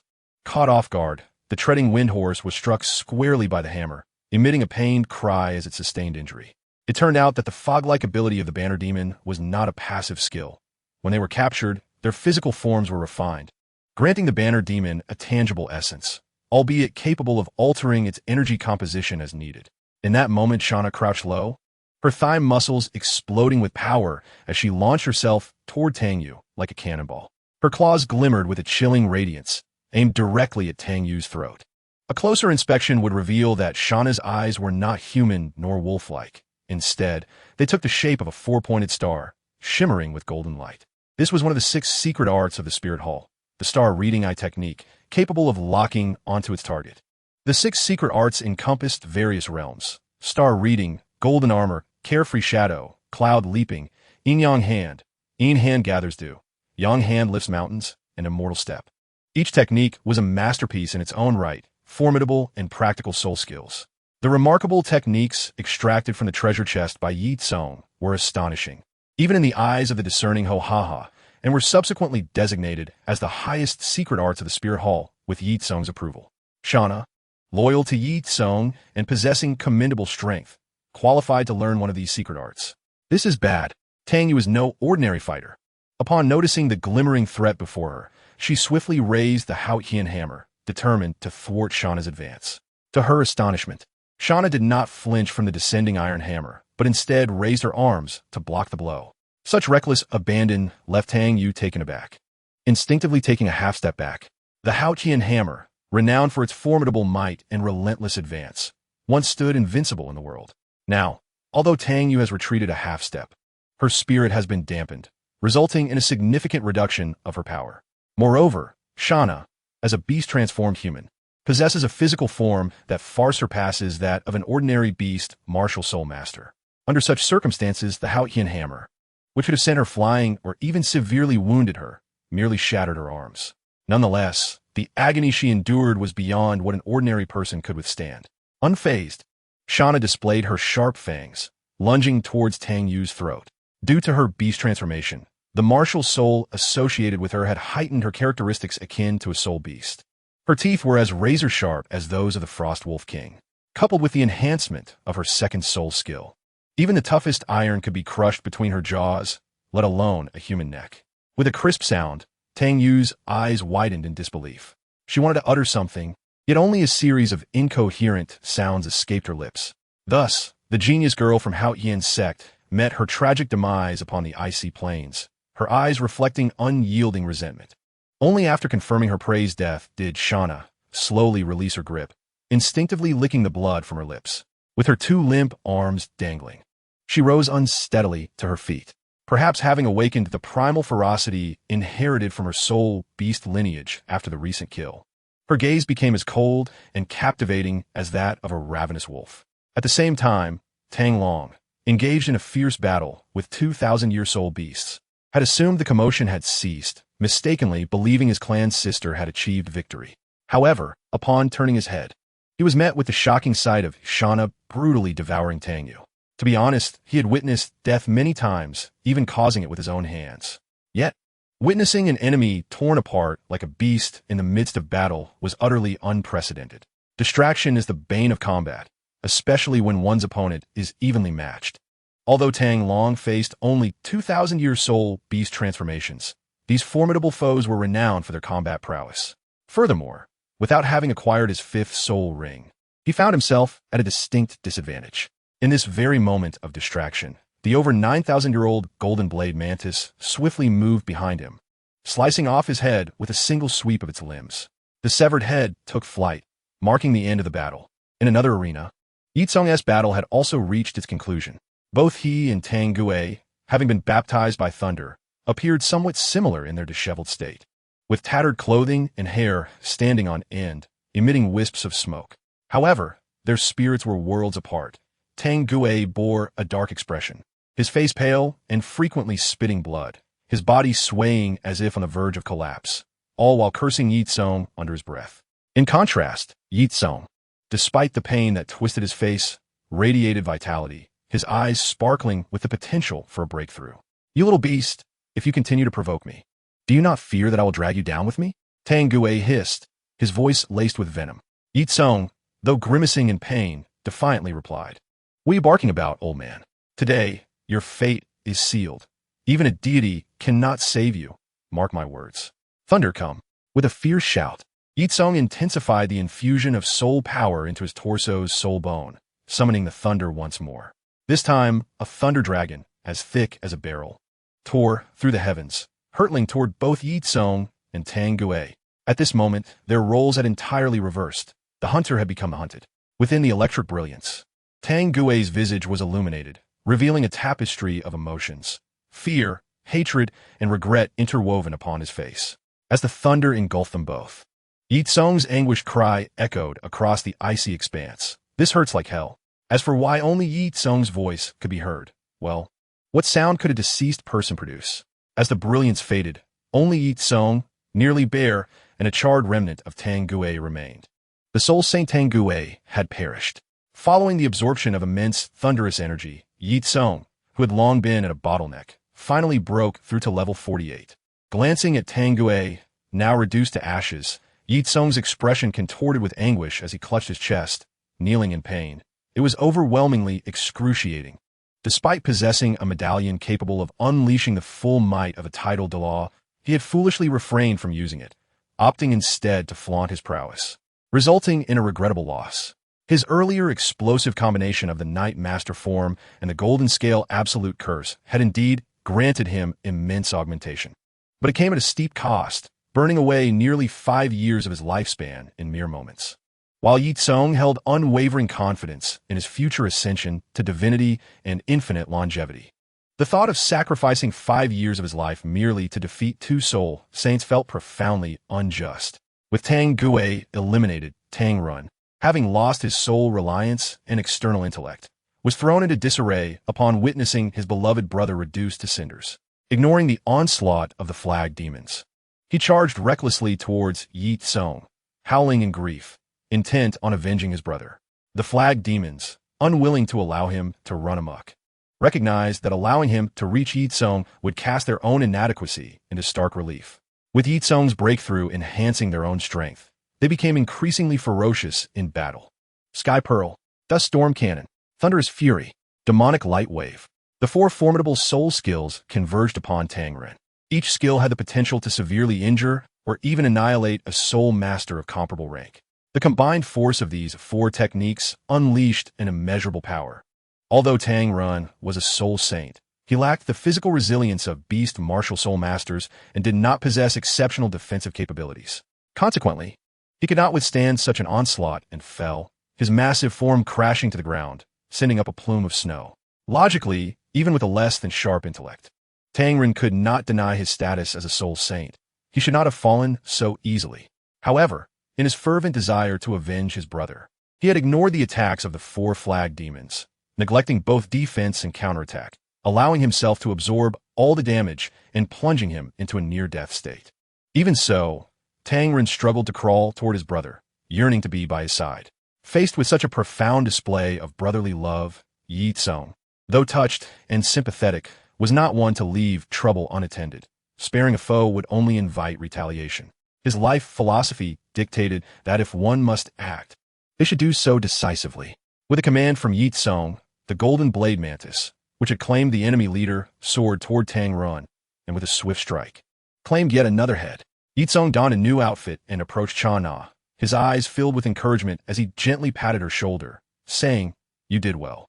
With a flick of his wrist, he summoned a flag spirit once again to heal Cha Na's injuries. The flag spirit he called forth was a newly ascended by Yu Hong, who, a subspecies of the Emerald Swan. While it could not rival the extraordinary healing abilities of the Emerald Swan, it was still remarkable in its own right. As a soft green light enveloped Cha Na, her almost powder-like fractured arms began to heal gradually. The healing powers of the Bai Yu Hong Hu, combined with the restorative effects of Oscar's recovery, allowed Cha Na to regain her strength swiftly. Ye Cong clicked on a commendation gift, only to find, to his dismay, that these few disciples of the Haotian Sect were indeed pitifully impoverished. The young men, including Tang Gui and Tang Ren, had barely a handful of golden soul coins to their names, even less than Cha Na herself. Ye Cong sighed, pondering whether the once glorious Haotian Sect had truly fallen to such depths. It wasn't that he felt any sympathy for this rival sect. Rather, he was struck by a sense of melancholy. The Haotian Sect's decline was not solely due to their unprincipled actions, but fundamentally stemmed from their lack of strength. Had they been truly invincible, what would it matter if they were notorious for their misdeeds? Although the battle had concluded, Ye Cong remained on high alert, instructing Cha Na to pack her belongings and leave the area. The recent fierce conflict, coupled with the fresh and pungent scent of blood, would soon attract ravenous soul beasts. Chapter 176, Snow Wolf, Cha Na's 10,000-year soul ring. Despite Ye Cong and Cha Na having prepared their belongings, they were still a step too slow. Before they could depart, eerie green lanterns flickered ominously around them. As the lanterns drew closer, Ye Cong discerned their true nature, snow magic wolves. This old beast was a unique breed found in the frozen forest, a variant of the wind magic wolf.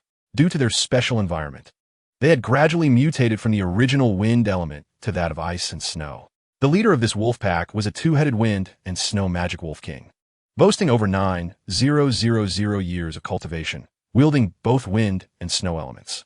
While humans required soul rings to advance, soul beasts could also devour soul masters to enhance their power. Setting aside the charred remnants of Tang Gui, the Soul Saint Tang Ren would undoubtedly be a substantial boon for these soul beasts. Moreover, the several aspiring soul sects and soul kings would serve as prime targets for these creatures. Ye Cong counted at least a dozen snow magic wolves and frowned slightly. However, glancing at Cha Na beside him and then at the leading wolf king, he broke into a smile. "Cha Na, how about we make that wolf king your fourth soul ring?" The plan shifted, and Ye Cong adjusted his tactics accordingly. He retrieved the reverse scale of the Imperial Heaven, and as he infused it with soul power, an overwhelming and terrifying pressure was unleashed. Upon sensing the oppressive aura of the Beast King, the snow magic wolves were thrown into disarray, their simple minds unable to fathom that a mere hunt would bring them face to face with the ruler of soul beasts. Although the Wolf King experienced a moment of panic and fear, it quickly regained its composure. With a low growl, it steadied the pack. In the Wolf King's perception, this territory belonged to the two humanoid Beast Kings. While it did not understand why such powerful beings were present at the periphery, it was clear that they were not to be trifled with by mere lesser wolves. Just as the Wolf King prepared to command the pack to retreat, Ye Cong suddenly made his move. He raised his hand, gathering a sphere of green energy in his palm, which then transformed into a streak of light that struck the Wolf King with a powerful soul annihilation cannon. Attack! With Ye Cong's command, Cha Na wasted no time. In an instant, her martial soul manifested, showcasing her claws as she unleashed her strongest strike against the Wolf King. The remaining wolves, startled, contemplated rushing in to assist their leader in tearing apart this unknown assailant. Yet Ye Cong snorted coldly, stepping forward as the pressure emanating from the beast god radiated from him, instilling fear in the snow magic wolves, preventing them from acting recklessly. Ye Cong's strategy was straightforward. If a human soul master were to attack one of them, it would mean war against the entire pack. To escape unscathed, they would have to intimidate and injure the Wolf King severely, or even eliminate it entirely. However, with the backing of their Beast King, the situation transformed entirely. Cha Na's assault on the Wolf King could be perceived as a challenge for the throne. Until a victor emerged, the other wolves would remain passive. If fortune favored them, Cha Na might even leverage her innate ability as a wolf-like beast human to recruit the pack as her subordinates, usurping the Wolf King's position. The two-headed wind and snow magic wolf, having over 9,000 years of cultivation, had developed a rudimentary intelligence. It quickly grasped that this bipedal female was vying for its position as the Wolf King.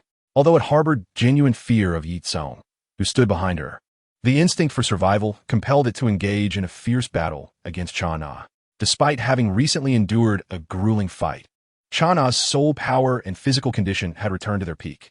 Conversely, the two-headed wind magic wolf had already suffered a surprise attack from Ye Cong's soul annihilation cannon and dared not unleash its full power under the overwhelming pressure of the Beast King.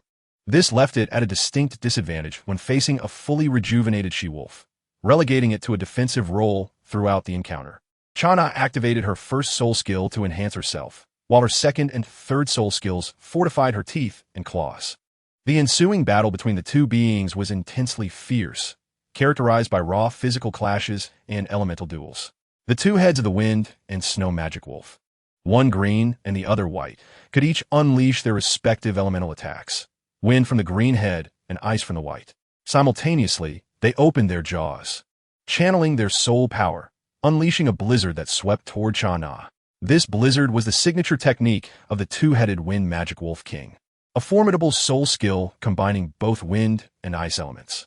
Beyond the usual effects of blizzards, obscuring vision and lowering body temperature, the hidden gusts and ice shards acted like razor-sharp blades, capable of turning a target with poor physical defenses into mere skeletons. Cha Na's physique was no weaker than that of many rugged soul beasts, facing the overwhelming blizzard. She exhibited no fear, stepping forward to withstand the onslaught with her body. Before the two-headed wind and snow magic wolf could react, Cha Na unleashed her second soul ring once more, conjuring an illusory wolf head that lunged forward to bite at the two-headed beast. The two-headed wind and snow magic wolf intended to leap away from the attack, but was caught off guard when Ye Cong, with astute precision, hurled a small stone that struck its head. The wind magic wolf instantly succumbed to slumber, while Cha Na's attack arrived just in time, waking it from its stupor, but also driving it to the brink of death. Just as Cha Na prepared to deliver the final blow to slay it and absorb its soul ring, Ye Cong intervened to stop her. He disregarded the eager group of Shui Mo Lang and approached the Wolf King, who was barely clinging to life. From a storage soul guide, "Hey you," he retrieved a syringe and proceeded to inject the potion into the Wolf King's body. This potion was a treasure he had won through a lottery several years prior, capable of enhancing a soul beast cultivation by 1/10 of its lifespan. After extensive research by Hua, it was determined that while this potion could not yet be mass-produced, only yielding 1 or 2 limited editions each year, it was no longer the kind of rare item that diminished with each use. As the potion was completely injected, the Shuang Tu Shui Mo Lang began to convulse, its body undergoing a slight transformation, shrinking in size and its fur turning gray. This signified that the more than 9,000-year-old wind and snow magic wolf had now entered the realm of 10,000 years of cultivation. In an instant, he struck down the Shuang Tu Shui Mo Lang, claiming its life, and a pitch-black soul ring slowly floated into view. Normally, for an ordinary soul master, recklessly absorbing a 10,000-year soul ring would be tantamount to a death sentence. The absorption required not only a more robust physique to withstand the strain, but also formidable mental strength to resist the soul's tremors. Typically, Only those who reached the rank of Soul King could possess the mental fortitude necessary to endure such soul disturbances. Shauna was well aware of this. Yet without a moment's hesitation, she sat cross-legged and began to absorb the soul ring upon Ye Cong's command. Ye Cong, while anxiously monitoring Shauna's physical condition, remained vigilant against the wolf pack, ensuring they would not suddenly spring forth to attack her. He would never send anyone to their demise. He had full confidence in Shauna's ability to absorb the 10,000-year soul ring at the fourth ring, having made thorough preparations. On one hand, after learning about the star reading, Shauna's mental strength had undergone a qualitative leap. On the other hand, her already exceptional physical attributes had significantly improved due to the characteristics of the netherworld. The Shuang Tu Shui Mo Lang's cultivation had been forcibly enhanced by the potion, and although it had reached its lifespan limit of half a year, it lacked the corresponding mental strength. This rendered its power unstable, with a disconnection between body and spirit, making it unlikely to produce the unique soul tremors associated with 10,000-year soul beasts. The process of Shauna absorbing the soul ring was relatively smooth. Though initially marked by some pain, with a trickle of blood at the corner of her mouth, she quickly regained her composure, gradually drawing in the soul force from the surrounding environment. To Ye Cong's surprise, the entire group of Shui Mo Lang did not seem inclined to avenge their leader by attacking Shauna. Instead, their eyes reflected a sense of reverence. Evidently, due to Shauna's unique form and the Beast King pressure she had previously released, this pack of Shui Mo Lang had developed a skewed perception, mistakenly believing her to be one of their own. According to their pack's customs, having defeated their leader, now referred to as the former leader, Shauna was regarded as the new Wolf King. The process of absorbing the soul ring took Shauna approximately half an hour. During this time, the Shui Mo Lang showed no signs of unrest. They sat quietly in place, with some even taking on the duty of guarding, driving away other soul beasts that attempted to approach. Ye Cong found this situation fascinating. Although he had anticipated such a scenario, witnessing it unfold before him was indeed a novel experience.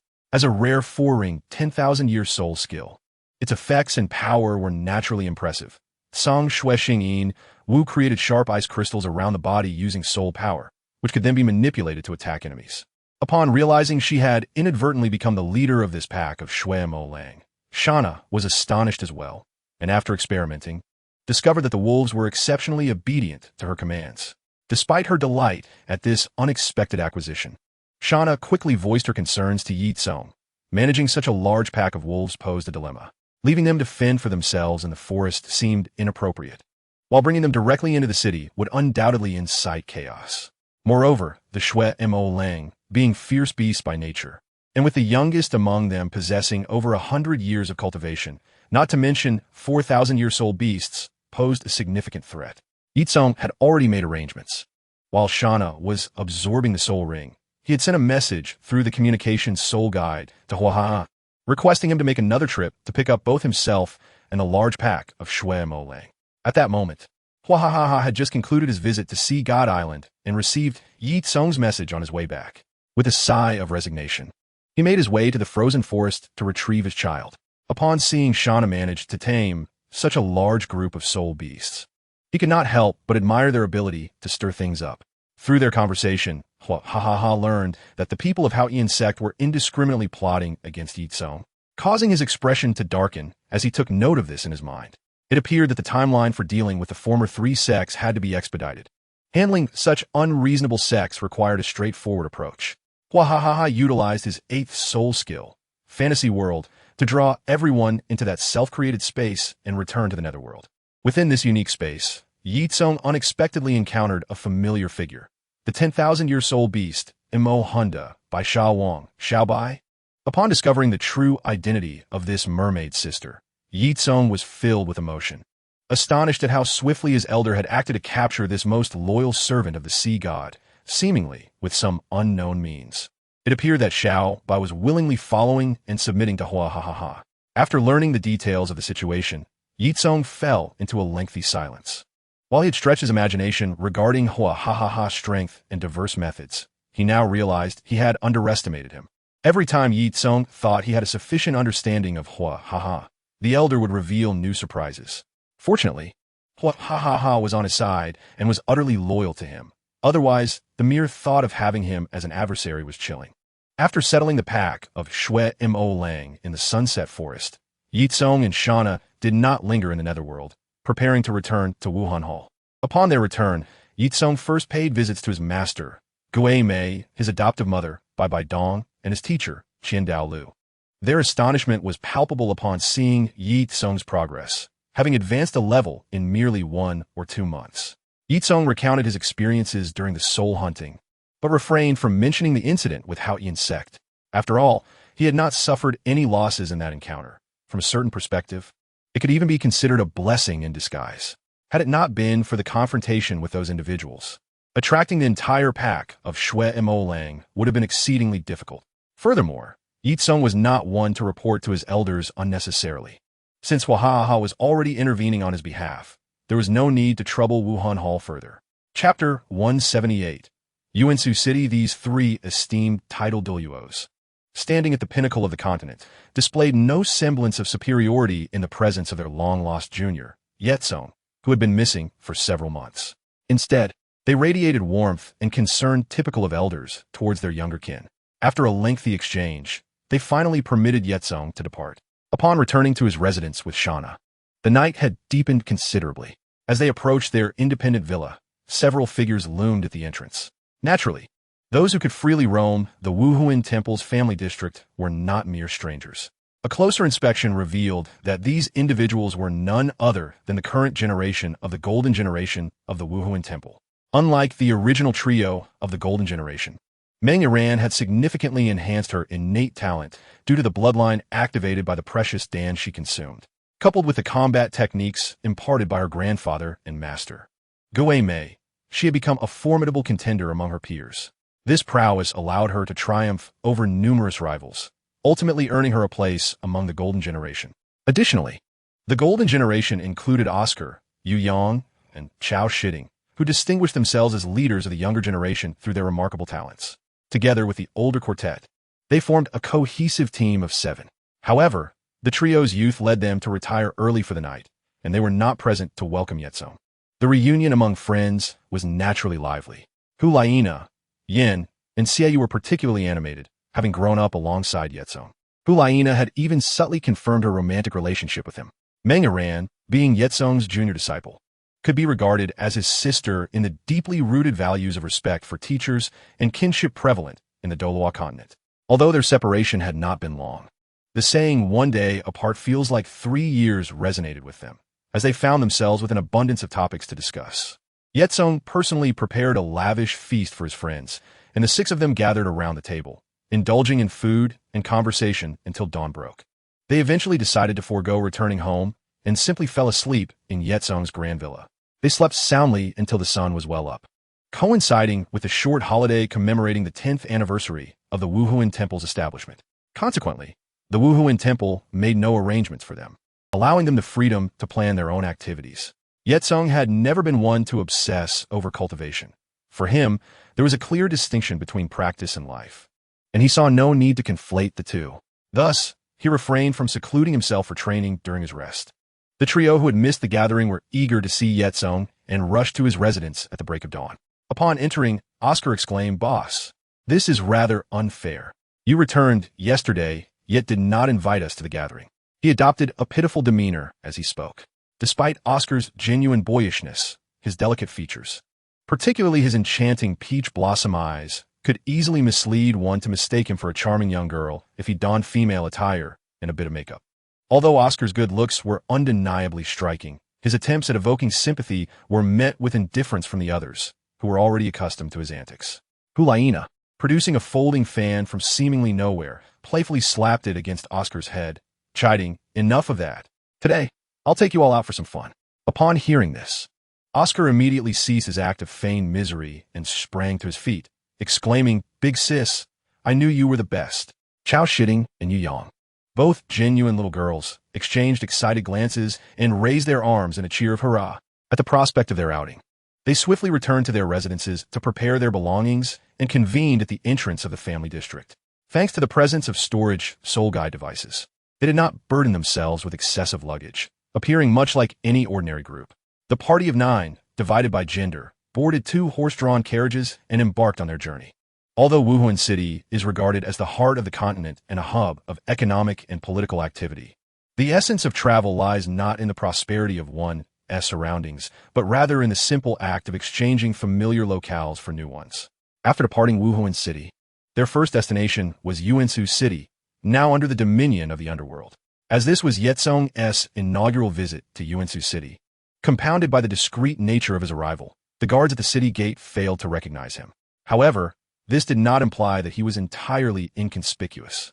One of the guards on duty, named Hua Zhuwei, a member of the once prominent Hua family, was fortunate enough to have seen Ye Cong's portrait. Additionally, the presence of the somewhat unusual werewolf girl beside Ye Cong further confirmed his identity in Hua Zhuwei's eyes. As a small leader among the guards, he quickly arranged for his subordinates to covertly follow and protect Ye Cong, while he himself rushed to the city lord's mansion to report. In truth, this so-called covert protection was somewhat superfluous. Aside from Ye Cong's numerous life-saving measures, who would dare to cause trouble in the territory of the underworld? The configuration of their party alone, consisting of 6 Soul Zong and 3 Soul Zun, was enough to make any would-be troublemaker reconsider their intentions. Shana, possessing the lineage of the Frost Wolf King, had exceptional auditory and olfactory senses. She detected the presence of the pursuers almost immediately, as they lacked sophisticated tracking techniques. Initially, Shana intended to inform Ye Cong of the situation and reveal her claws, ready to eliminate their tail. Enough of that. Ye Cong gently chided, patting her shoulder. If I'm not mistaken, it seems someone has recognized me. The one following us is likely dispatched for our protection. With this clarification, Shana sighed in relief, retracting her combat readiness. As she calmed down, a faint blush crept to her cheeks. After all, Yuansu City was the foremost sect in the world, a direct territory of the underworld. If anyone dared to act recklessly here, they would have to consider whether they could withstand the wrath of a limit de law. Recently, she had been on high alert due to the threats from the bell tower, leading her to develop a mild case of PTSD. Chapter 179, The Rare Treasure Auction, Part 1. After entering the city, Ye Cong and his companions found an inn to temporarily store their carriage and proceeded to stroll through the streets on foot, although they did not explicitly reveal their true identities. They also did not conceal them, and discerning eyes could easily recognize that this group of youths was of noble birth. Moreover, given the excellent security in Yuansu City, there were no reckless ruffians or spoiled aristocrats seeking trouble. By chance, they found themselves at the timing of the Qijin Hui Rare Treasure Conference, hosted by Wanbao Pavilion in Yuansu City. The Qijin Hui is renowned as the most prestigious auction event across the Douluo Continent, held every 5 years at various random locations. To gain entry, one must either be a monarch of a nation or a formidable figure of considerable repute. At the very least, participants are expected to possess a fortune of tens of millions to secure even the most modest position at the event. If other auctions merely deal in luxury items, occasionally dabbling in the dark trade of human trafficking, then the Kizenui boldly claims to have nothing it dares not sell. Apart from the usual trinkets found at other auctions, one can frequently encounter rare treasures, unique soul techniques, and high-age soul bones. The Wanbage, unafraid to organize such an elite auction, undoubtedly possesses a formidable foundation. There was an infamous soul de law who, in his greed, attempted to seize a soul bone exceeding 60,000 years in age from the auction. Tragically for him, he was swiftly apprehended, his head displayed at the entrance of the auction house. Although the threshold for the Jinbao Club is exceedingly high, acquiring an invitation is not a daunting task for this elite cohort, regarded by some as the pinnacle of the continent's second generation. However, Ye Cong did not seek an invitation from the city lord. Instead, he visited the recently renowned Taiyuanfu to procure a top-tier invitation. Taiyuanfu has emerged in recent years as a multi-functional resort establishment, offering bathing, dining, entertainment, and accommodation. In a brief span, it has captured the noble market with its innovative performances, attentive service, and exquisite cuisine, earning widespread acclaim among the aristocracy across the Douluo Continent, and has even opened several branches in the 2 great empires. However, the sole criticism from the nobles is that within Taiyuanfu, their cherished privileges hold no sway. Once, a noble from the Tiando Empire, emboldened by drink, attempted to harass a waitress, only to be promptly warned and expelled from the establishment. Naturally, this noble was indignant and contemplated revenge, yet his plans were thwarted before they could materialize. On the very night, he gathered his subordinates to devise his revenge. A formidable figure in black visited his residence, and after a cordial exchange, the noble voluntarily abandoned his vendetta. The details of that night remain a secret he never divulged. The influence of Tian Yunfu is undoubtedly tied to its substantial backing, with Ye Cong as its elusive proprietor. As the hour was still early, the group was temporarily arranged by Ye Cong to reside in the Tianhao guest room of Tian Yunfu, allowing them to rest and rejuvenate for the evening's auction. After dining, they set off together to the Kazenhui auction venue. At the entrance of the Kazenhui stood several welcoming hostesses, each adorned in extravagant and revealing attire, evoking a tantalizing allure. This left the naive youngsters blushing and unable to meet their gaze. Ye Cong, having lived 3 lifetimes despite being a virgin, had experienced much in the age of information explosion, thus remained composed. After presenting their invitation, he swiftly led his companions through the grand entrance of the Jinbao Club. From the outside, the venue appeared rather unremarkable, but upon entering, one was greeted with an enchanting interior. Guided by a server, they traversed several private rooms and soon arrived at their designated room 76. Upon entering, they beheld a lavishly decorated space of 200 square meters. The floor was laid with exquisite ivory-white jade tiles, adorned with carpets crafted from the pelts of unknown soul beasts. In each corner stood pairs of intricately carved pillars of the same material, while the walls seemed enveloped in gold leaf, embellished with complex and opulent patterns. At the hall's apex, splendid crystal chandeliers hung gracefully, casting a gentle golden light that illuminated the richly textured golden surroundings, mesmerizing anyone who gazed upon it. The spacious sofa could comfortably accommodate over a dozen individuals, dressed in soft bee skins that offered an exceptionally warm embrace. The tea table, carved from a single slab of white jade, was adorned with opulent tableware, and the fruits presented were such delicacies that even Ye Cong and his companions could not indulge at will. In a room awaited a woman clad in a golden gown, who had been anticipating their arrival. Upon realizing her esteemed guests were merely a group of youthful innocents, she paused momentarily, but her professionalism quickly resurfaced, presenting a courteous smile as she bowed and greeted, "Esteemed guests, I am the attendant Lingjuki, and for your privacy, all guests at the Kazenhui have their own private rooms. During the bidding process, I will assist you with your offers. You need only to state your price. All food and beverages here are complimentary for your enjoyment. After the auction, any purchased items will be delivered directly to your room, and you may settle the bill collectively after the event. The auction will commence shortly. Please bear with us." Ye Cong and his companions, seasoned in worldly affairs and having dined adequately prior to their arrival, exhibited little interest in the sumptuous delicacies that might be unfamiliar to ordinary individuals, sampling only briefly before halting. Hulaina, opting not to partake in her companion's frivolities, glanced at the attendant Lingjuki standing nearby and, feeling compelled, invited her to sit beside her. After seating Lingjuki beside her, Hulaina cheerfully inquired, "Sister, what is your name?" "Ah, this young lady certainly has a sense of humor. I am called Lingjuki," the young attendant replied with a smile, though a fleeting shadow of sadness passed through her eyes, unseen by others. Chapter 180. The Chixian Auction, Part 2. Hulaina gazed in disbelief, questioning how a mere string of numbers could be a name. Xiaoyu approached and sat beside her, explaining, "Nana, Miss Lingjuki is not deceiving you. These women have been purchased by the auction house since childhood. They are not only service staff, but also a form of alternative auction item." Hulaina, upon hearing her brother's explanation, wore an expression of incredulity. "Isn't this akin to the buying and selling of slaves? If memory serves, aren't both empires prohibited from such practices? What is the meaning of this?" Xiaoyu sighed. "The rules are set by the powerful and must serve their interests. The prohibition of slave trading is merely a facade to placate the common folk. Furthermore, the Kazenhui does not strictly fall under the jurisdiction of either empire. Thus it is not beholden to their laws. Besides, this business primarily caters to the nobility of those very empires. So the imperial authorities turn a blind eye to the open trade of slaves." Hulaina's eyes widened in indignation, ready to voice her protest when a middle-aged auctioneer, clad in a red uniform and sporting a monocle, ascended the auction stage. In Douluo Continent, there exists an unwritten custom among various organizations. All industries or treasures are categorized by the color of soul rings. White denotes the lowest tier, followed by yellow, purple, black, and the esteemed red, representing the highest grade.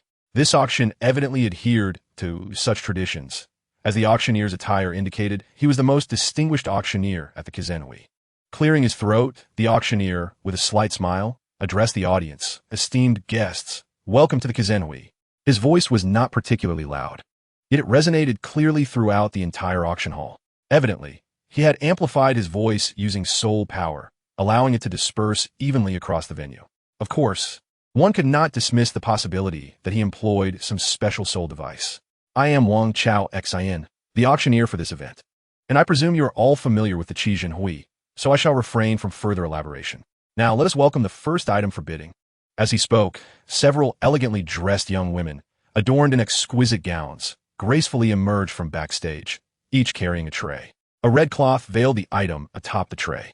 They respectfully placed the item on the table before Wang Chao Xin and bowed before retreating. Wang Chao Xin lifted the red cloth, revealing the true nature of the auction item, a magnificent ruby, roughly the size of a fist, round and translucent, unmistakably a treasure of the highest quality. Wang Chao Xin proclaimed, "Do not underestimate this ruby. It is crafted from the eye of an emperor crow with over 90,000 years of cultivation. As you may know, the emperor crow species is nearly extinct, with only a few remaining that have reached the millennium mark. Therefore, I believe I need not elaborate on the value of this gem. The starting bid is 1,000 gold soul coins, with each subsequent bid to increase by no less than 100 gold soul coins." Ye Cong slightly furrowed his brow, relieved that he had not let his family's flag spirit out. Otherwise, Shimu would surely have been incensed upon seeing that one of his ancestors had been reduced to a mere jewel, with their eyes transformed into precious gems.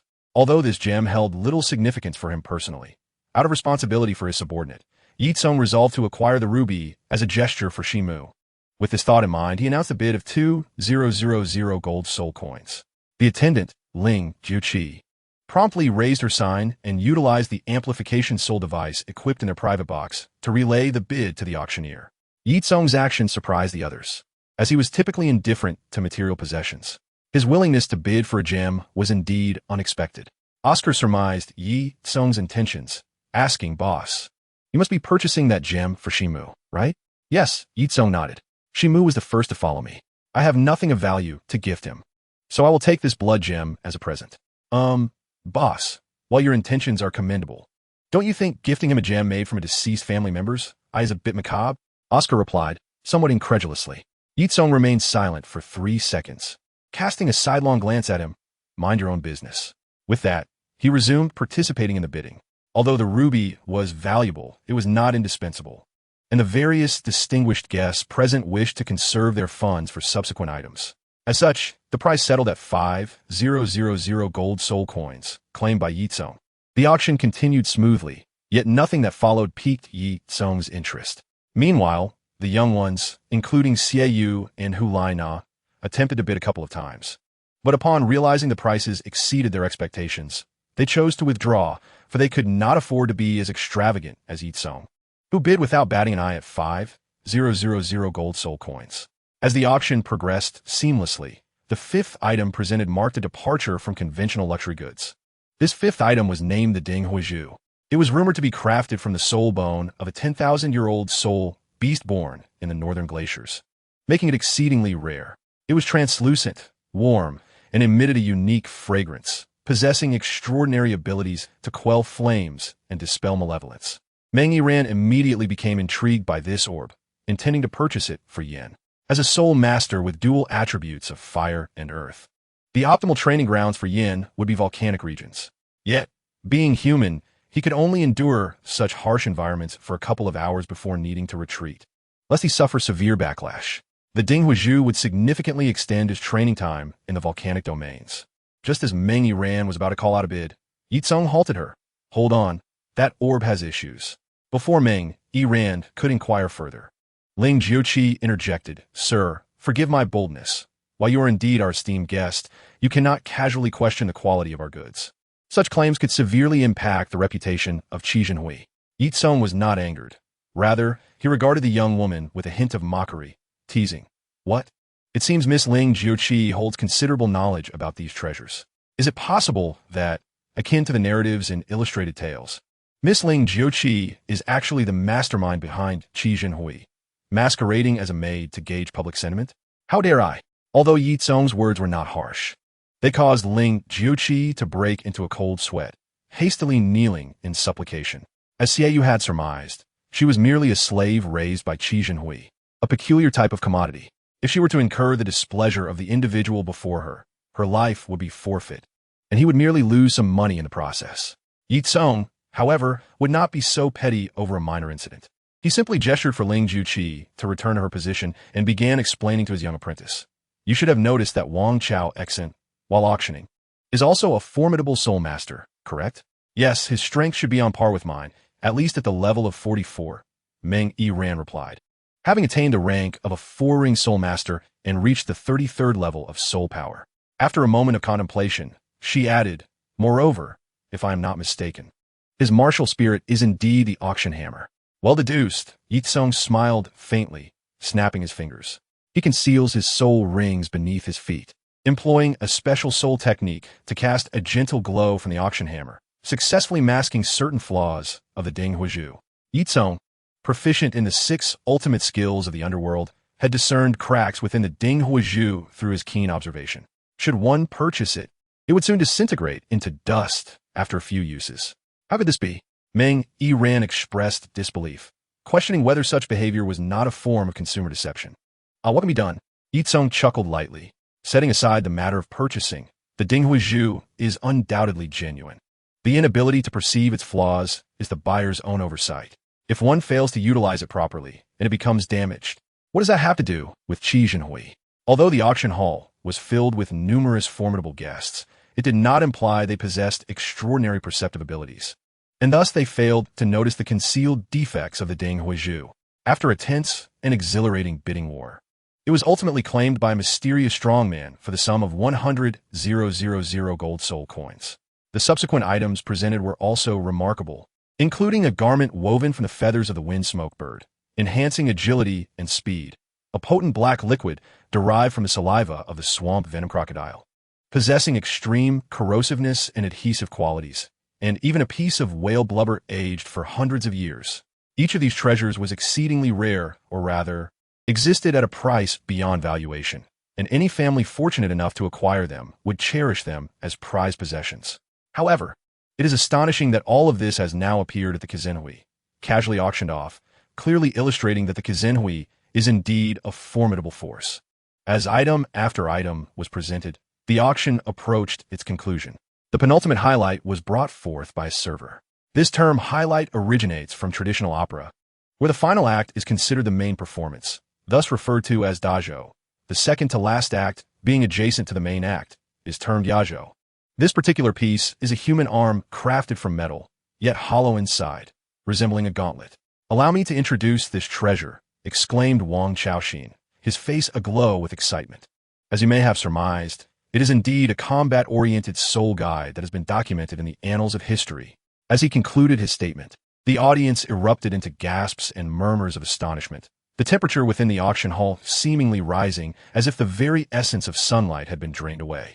It is important to note that in this era, the art of crafting soul guides has long been lost, with the exception of Huahaha, and what remains are primarily mundane storage or utility soul guides unearthed from various ruins. Even so, each of these remains exceedingly precious, far beyond the means of an average soul master. Thus, it is not surprising that an offensive soul guide like this gauntlet could fetch an exorbitant price. Frankly speaking, had it not been for Huahaha's recent lack of new soul guides, Ye Cong might have assumed this creation was his doing. Wang Chaoxin continued, after our testing, this soul guide possesses both offensive and defensive modes, requiring a soul master of at least the 3rd ring to activate. When fully operational, it is capable of allowing a 3rd ring soul master to counterattack a 5th ring soul king. The starting bid is set at 40,000 gold soul coins, with minimum increments of 1,000 coins. This base price is remarkably low. One might even say it is almost a giveaway. However, in the realm of auctions, one should never underestimate the significance of a low starting price. The final selling price of any item is contingent upon its desirability among competing bidders. If other competitors find it unappealing, the price may only rise once or twice before halting. Yet, if they share a fervent desire to possess it, The base price could easily multiply several times, even tenfold. Following Wang Chaoxin's introduction, the audience fell into a momentary silence, stunned by the revelation. But once they regained their composure, a cacophony of bids erupted. 45,000 gold soul coins. 60,000 gold soul coins. 67,000 gold soul coins. In mere moments, the price of the gauntlet-style soul guide soared threefold to an astonishing 120,000 gold soul coins. Such an astronomical sum left even someone as affluent as Ye Cong wide-eyed, prompting him to contemplate whether to enlist Huashu to craft a batch of combat-oriented soul guides for profit. Ultimately, the Combat Soul Guide was purchased by what appeared to be a staff member of the Seven Treasures Merchant Association for 200,000 gold soul coins. Ye Cong shook his head in disbelief. The Seven Treasures Merchant Association was indeed wealthy, spending 200,000 gold soul coins without a flicker of an eye. However, wasn't it said that the Seven Treasures Lioli sect had recently submitted to the underworld? Logically, they should have ample defensive combat soul guides. So why spend lavishly to acquire one externally? Was it possibly a ruse? Ye Cong shook his head, dismissing the notion, even if there were some underhanded dealings. With Huaha's prowess, as long as no deity recklessly tore apart the established order to intervene, he was invincible. Furthermore, this might simply be a strategy employed by the Seven Treasures Lioli sect to obscure their true intentions.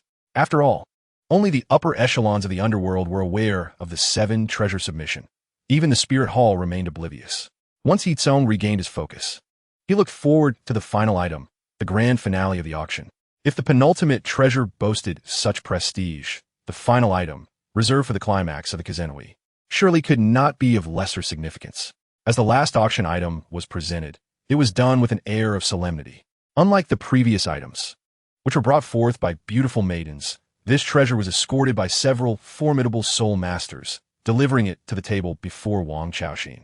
With a dramatic flourish, the red cloth covering the item was lifted, revealing a soul bone resting on the tray. As the soul bone came into view, a glint of greed flashed in the eyes of Wang Chaoxin and the two soul masters transporting it, albeit only for a fleeting moment. There had once been a staff member who attempted to steal an auction item through his position, but the consequences were dire for that unfortunate individual. His lamentations echoed for nearly a month before finally subsiding. Though he vanished entirely, the sound of his cries seemed to linger in the air long after his demise. Since then, no staff member dared to harbor ill intentions towards the auction items. After all, the Kizenui offered them decent remuneration, making it unnecessary to gamble with their lives for something so unrealistic. Wang Chaoxin took a deep breath, once again donning a warm, professional smile. I trust you all have discerned the significance of our final mysterious item, which is none other than a left-arm soul bone with an age of 14,000 years. This announcement left the audience in stunned silence. The emergence of this soul bone astonished and shocked them far more than the earlier soul guide. No matter how powerful the soul guide, it merely enabled a soul master to challenge a soul king. Its value was more symbolic than practical, primarily providing defensive capabilities for support-type soul masters. In stark contrast, a soul bone is an invaluable asset, even usable by a title de law. Moreover, a soul bone of such ancient origin could incite fierce conflict between two small nations, particularly for those veteran soul Douluos stuck at levels 89 for years. The allure was palpable. The possibility of absorbing this soul bone could propel them directly into the realm of title de law. This unparalleled treasure lay unguarded before them, igniting greed in many hearts, who contemplated seizing it outright. Yet, just as this thought began to form, a seemingly indifferent voice echoed in their ears, accompanied by a subtle yet palpable aura of dread. Clearly, a title level powerhouse was present to oversee this auction. Those who had entertained dubious thoughts fell silent. Indeed, how could such a treasure be unprotected? The terrifying force behind the Kizenui is unimaginable. It is likely that the revealed title de law is merely one of the visible guardians, with potentially another lurking in the shadows. No one wished to become a cautionary tale, serving as an example for others. The auction continued, and Wang Chaoxin appeared oblivious to the silent tension that had just unfolded. He eagerly continued to present. This soul bone was acquired by our ancestor after vanquishing an adversary in his youth. According to our ancestor, this soul bone originates from an exceedingly rare, mutated soul beast, the Mo Ling Zhu. esteemed guests, hailing from various eminent factions. I trust you are well acquainted with the formidable spirit beast, known as the Mauling Zhu. Upon its birth, it is destined to reign supreme over the Arachnid clan, rendering even the oldest spider-type spirit beasts mere prey, forced only to flee when marked. This peculiar trait ensures that only those soul masters with spider-type martial souls can safely absorb this soul bone, which is uniquely endowed with the soul skill known as Qianzhuan Duren, capable of devouring toxins to progressively enhance its power. The Elder has conducted numerous experiments, and it has been consistently observed that anyone not possessing a spider-type martial soul who attempts to forcibly absorb this soul bone encounters a formidable and terrifying backlash. Due to its exceptional nature, the starting price is set at 1 gold soul coin, with no minimum increment required for bidding. Although the Wang Chao has made it abundantly clear that the limitations of this soul bone are extensive, this does not deter the fervor of those eager to claim this treasure. Each individual harbors a glimmer of hope. What if they are the exception? Should all else fail, they could trade this soul bone with other powerful factions for an equally valuable one. Ye Cong suddenly interjected, Shao Shitting, this soul bone complements you quite well. Would you care to acquire it? Chao Shitting, who had merely accompanied the Holy Sun to broaden her horizons, was taken aback by the sudden turn of conversation towards herself. However, she quickly regained her composure, waving her hands in polite refusal. No, this is far too precious. Goodness, in just a short span, the price has surged to 360,000 gold soul coins. Even if I sold myself, I could not afford it. Well, I am now a disciple of the Pope. If I were to sell, the price should be a tad higher than before. Before she could finish her thought, Oscar cheerfully approached, wrapping his arm around her shoulders. Don't be so quick to refuse. It's rare for the boss to be so generous. And this soul bone is clearly a once-in-a-lifetime opportunity for you. Moreover, as the Holy Son, it is likely that we will all be working for him in the future. We can always repay him gradually. Hulaina unceremoniously lifted him away from Chao Shitting. Be mindful of your conduct. There is a distinction between the sexes, understand? She then turned to Chao Shitting, saying, Oscar has a point. Furthermore, you must grow stronger to avenge your uncle and aunt, mustn't you? Persuaded by her friends, Chao Shitting hesitated no longer. She stood up and bowed solemnly to Ye Cong. I am grateful, Holy Son.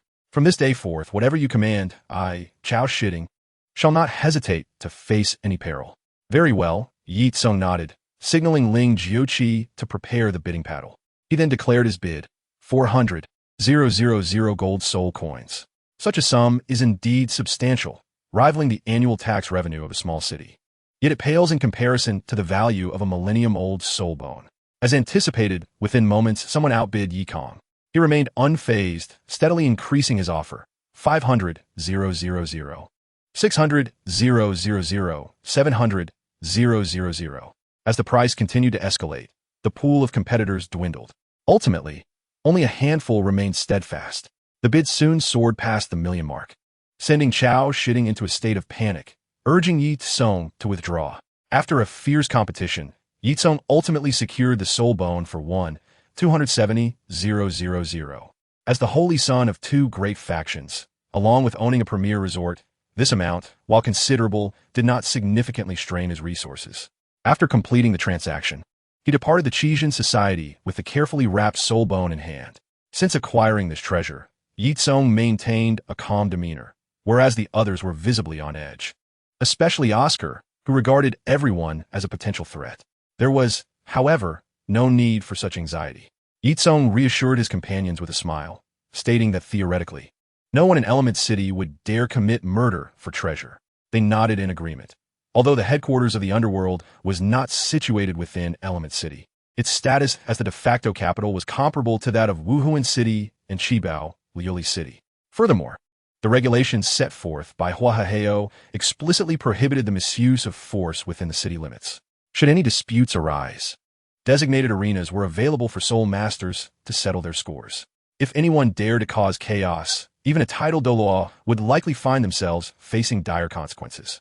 As they journeyed back to Tianyun Mansion, Ye Cong suddenly experienced a blurring of vision, and upon opening his eyes, he found himself in a particularly secluded and ominous locale.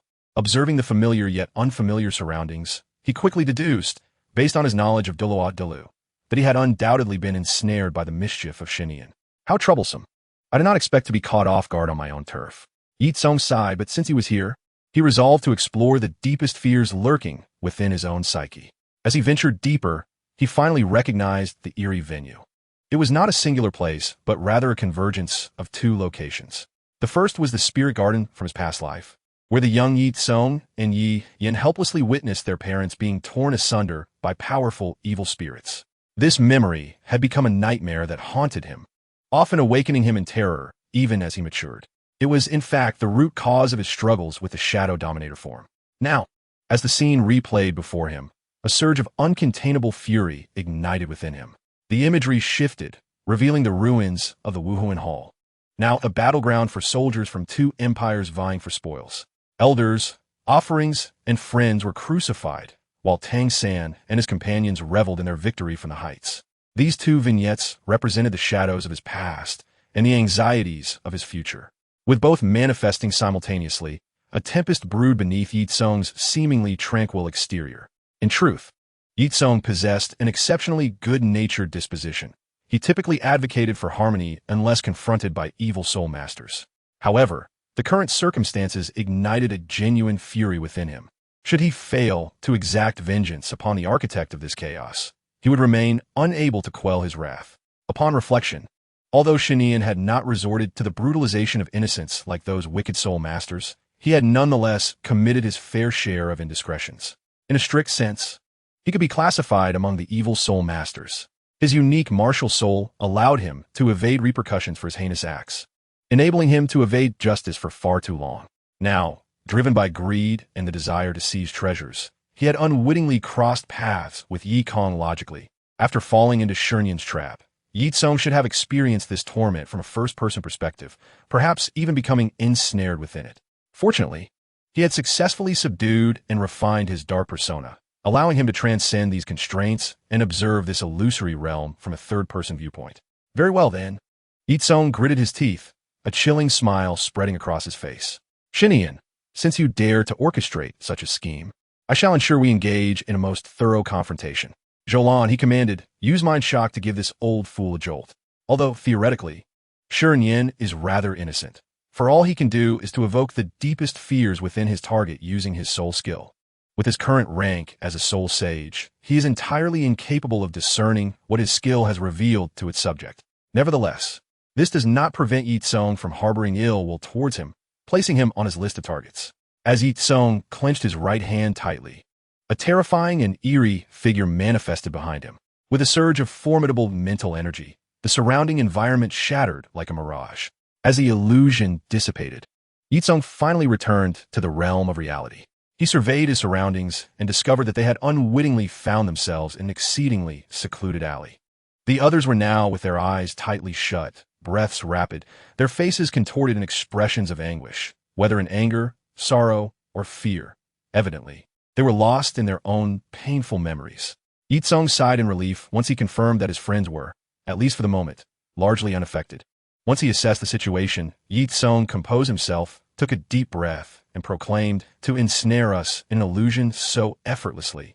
Such a method could only be executed by the esteemed Shinian, who possesses the Kan-Ming martial soul. An elderly man with a somber expression slowly emerged.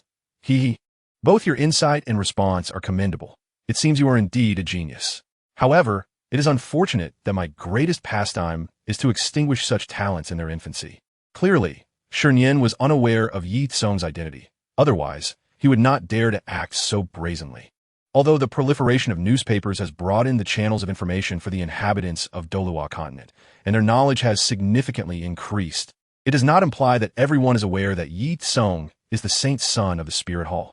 As for Ye Cong's method of dispelling the illusion, it was facilitated by a peculiar creature known as Jolan, which serves as his martial soul. After all, compared to the low-profile Ye Cong, the reputation of that master is widely known. This boy before him might also possess a unique, detached, beast martial soul. Ye Cong chose not to elaborate further, merely asking, Esteemed Shinian, do you not fear punishment and retribution for so openly defying the laws of Element City? Ha ha ha ha.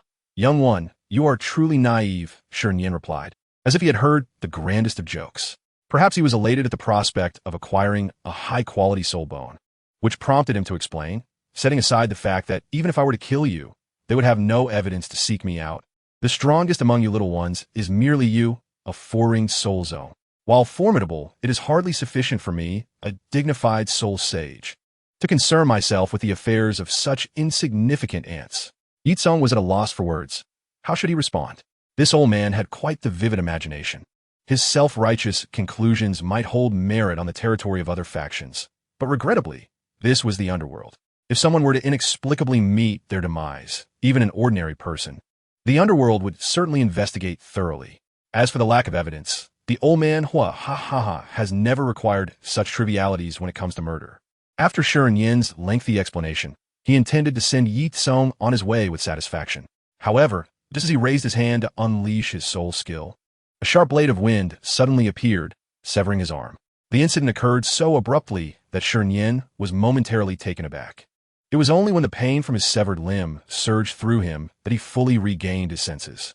With a look of sheer terror, Shiren Yin collapsed to the ground, clutching his mangled arm and emitting a wail akin to that of a slaughtered pig. Ye Cong, caught off guard, found himself drenched in the blood that gushed forth. "Ah, I cannot allow you to act against the young master, lest the lord of the manor hold me accountable." A voluptuous woman clad in blue, wielding a green sword, gracefully descended from the air with a smile. She was Feng Yun, the head of the Feng family and the current lord of Element City. After absorbing a left arm bone that had existed for tens of thousands of years and refining the soul core cultivation method perfected by Hua, she had officially reached the level of a titled Daw, becoming the first among the three family heads to attain such a rank. Once Feng Yun broke through to the titled Daw, her previously unstable position as family head became entirely secure. In truth, Feng Yun was not a member of the Feng family. It was merely a coincidence that her martial soul bore a wind attribute. If it were not for her martial soul being of the same element, she would not even have qualified to act on behalf of the family. Unlike the Shui family, which has always been matriarchal with female heads of the family, the Feng and Hua families, like many others on the continent, follow the more common patriarchal lineage. The previous family head of the Feng family was Feng Hongba, who passed away several years ago while their child was still young. As the younger generation had yet to mature, he entrusted the family's authority to his second strongest, his wife, Feng Yun, just before he died. Although the elders in the family were displeased, they had no choice but to acquiesce due to Feng Yun's formidable strength. While the elders publicly refrained from voicing their grievances, they often acted in defiance behind her back. Recently, when Feng Yun surrendered to the underworld without consulting the elders, it incited their wrath, almost leading to her dismissal. This farce only subsided once Feng Yun ascended to the title Douluo. Ye Cong retrieved a handkerchief, disdainfully wiping away the blood on his face, and then remarked, "Sister Feng, your timing is impeccable. Had you been any slower, I would have truly been killed by this old fool." Young master. Upon overhearing their conversation, Shiren Yin was left dumbfounded, quickly overcome with despair. He had never anticipated that the seemingly talented scion he had casually targeted would turn out to be the young master of the underworld. Had he known this information sooner, even with the courage of a bear, he would never have dared to covet this individual. He wished to plead for mercy, but Feng Yun would not grant him that opportunity. With a flourish of her martial soul, the swift wind sword, a terrifying sword energy shot forth, piercing through Shiren Yin.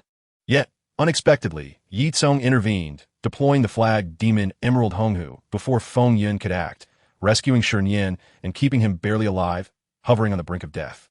Feng Yun regarded Ye Cong's actions with confusion, turning to him and asking, "Young master, what are you doing?"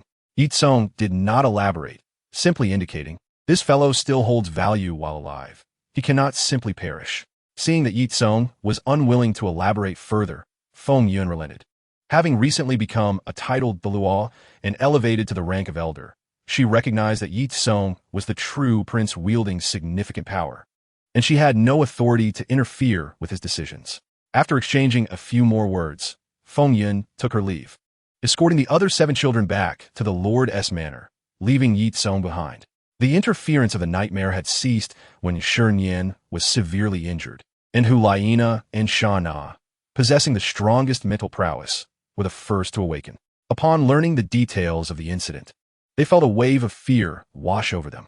Initially, they intended to accompany Ye Cong, but the subsequent matters he was to undertake were classified, and he did not wish for anyone to be privy to them, at least for the time being. Thus, after offering some comforting words, Hu Laina and Sha Na reluctantly agreed to follow Feng Yun to the Lord's manor to rest. Once Ye Cong saw everyone depart, he seized the half-dead Shern Yin and thrust him into the dark domain, subsequently making his way directly to the underground barrier of Tianyun Mansion. Tianyun Fu, on the surface, is merely the largest chain resort hotel on the Douluo. However, in reality, it serves as a formidable intelligence agency belonging to the dark guards of the underworld. The underground headquarters of Tianyun Fu, located in Yuansu-chung, conceals a wondrous expanse, meticulously arranged by Hohaha using vast resources of rare materials to create protective magical arrays. It is not an exaggeration to say that this underground barrier has been severed from the world, existing in a realm of its own. Upon entering the barrier, Ye Cong discarded Shern Yin like a dead dog. He then recalled the various alchemical magical materials stored within this realm and began to draw the magic array. Although his magical talent is not particularly high, and he pales in comparison to the recently discovered magical prodigy Zhuling, as well as Qian Ruan Xue and Hu Liana, he has successfully inherited one of Hohaha's ultimate spells, the Evil Soul Bone Refinement. This spell undoubtedly embodies the essence of dark magic.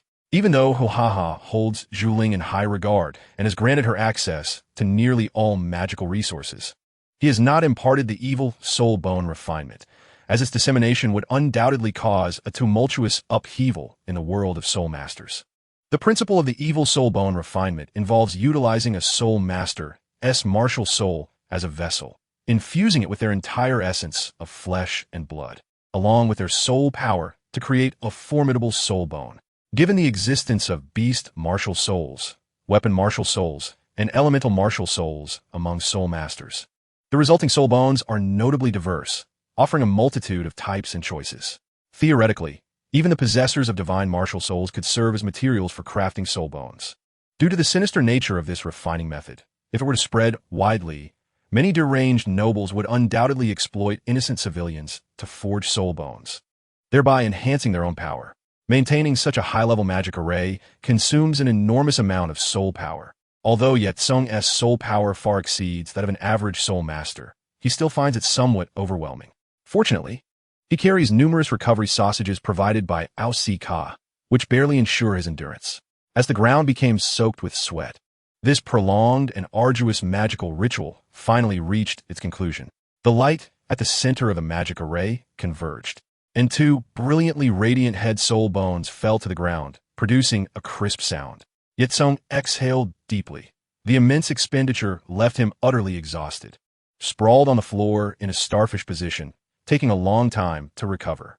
He rose and approached the center of the magic array, carefully picking up the two soul bones. The soul bone of lesser age was named Illusionary Wisdom Skull. According to the usual narrative, Shern Yin met his demise at the hands of the destined child Tong San, as he sought to eliminate potential threats to his academy team. This soul bone, originally belonging to him, was later absorbed by Ning Rongrong after a twist of fate. The other soul bone, aged over 50,000 years, is the Remnant Dream, produced by Shern Yin. As Shern Yin was a remarkably powerful spiritual soul master, this resulted in the absorption of all his essence, making this soul bone, transformed from his martial soul, an unparalleled treasure coveted by all spiritual soul masters. Ye Cong did not rush to absorb them, for he believed that these soul bones would only reach their maximum value in the hands of the right owner. Chapter 185. The City of Slaughter, Part 1. You wish to venture into the City of Slaughter for training? Absolutely not. I cannot agree. The voice of Pope Bibi Dong echoed within the inner sanctum of the Wuhuan Temple. On this day, as on any other, Bibi Dong was diligently attending to state affairs in her office when a guard reported the arrival of her beloved godson, Ye Cong. Initially delighted by the prospect of seeing her treasured child, her joy was short-lived. After exchanging pleasantries, Ye Cong immediately broached the subject, requesting to venture into the City of Slaughter for personal trials. Bibi Dong felt a headache coming on. She could not fathom why Ye Cong would suddenly desire to explore such a dreadful place. While others might be unaware, Bibi Dong, as one of the 8 gods of slaughter who emerged from the City of Slaughter, was acutely aware of how repulsive that place truly was. The City of Slaughter, euphemistically referred to as the paradise of villains or the haven of sin, is, in reality, a vast prison that confines the most heinous criminals from across the continent. Surviving the trials of the City of Slaughter could indeed bring immense benefits, but the prerequisite is the ability to escape. Countless young prodigies have aspired to conquer all the trials within the city of slaughter to attain the realm of the god of slaughter, yet the vast majority have failed. Over the course of a millennium, only 8 gods of slaughter have emerged victorious. The peril of the city of slaughter arises not only from the malevolent criminals within, but also from the fact that no soul rings and their corresponding soul skills can be utilized there. This means that even the mightiest titled Douluo would find themselves akin to a lion stripped of its fangs and claws, possessing only physical attributes superior to an average person. In such an environment, experience in combat and the creation of unique soul skills become paramount. Although Ye Cong does not strictly lack these qualities, as a mother, Bibi Dong, perceiving no significant external pressure at present, naturally wishes to prevent her cherished son from venturing into such a perilous abyss. While Ye Cong is generally easygoing, those who truly know him understand his notorious stubbornness.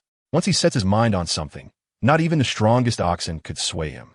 To ensure she could better persuade Ye Cong to reconsider, Bibi Dong promptly summoned Douluo, who was indulging in leisure at the offering hall, and the specter, currently on leave. Had Hohaha not been situated far from the Wuhuan temple and held a significant position in another powerful faction, Bibi Dong might have even invited him to attend the meeting.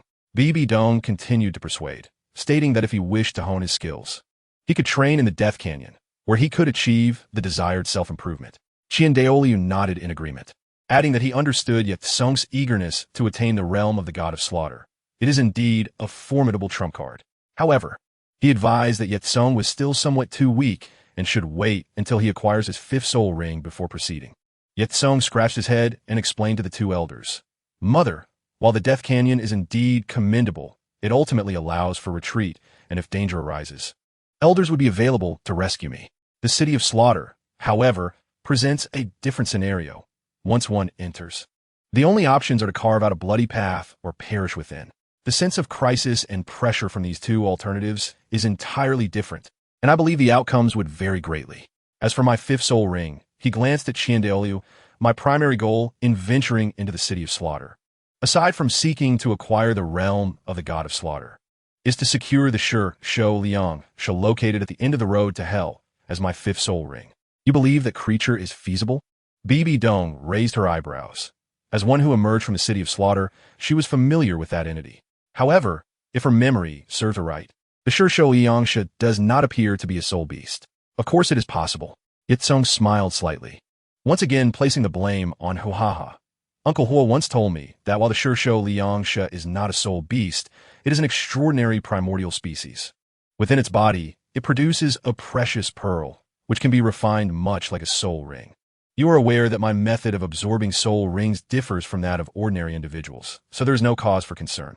Bai Dong found herself momentarily at a loss for words. She could only clear her throat, signaling Gay May to hasten his efforts in persuading Ye Cong. Regaining his composure, Gui May turned to Ye Cong and inquired, "Songer, could you share with me your urgent desire to venture to the city of slaughter?" Panic surged within Bai Dong. Her intention was to have Gay May dissuade Ye Cong, yet his tone suggested something was amiss.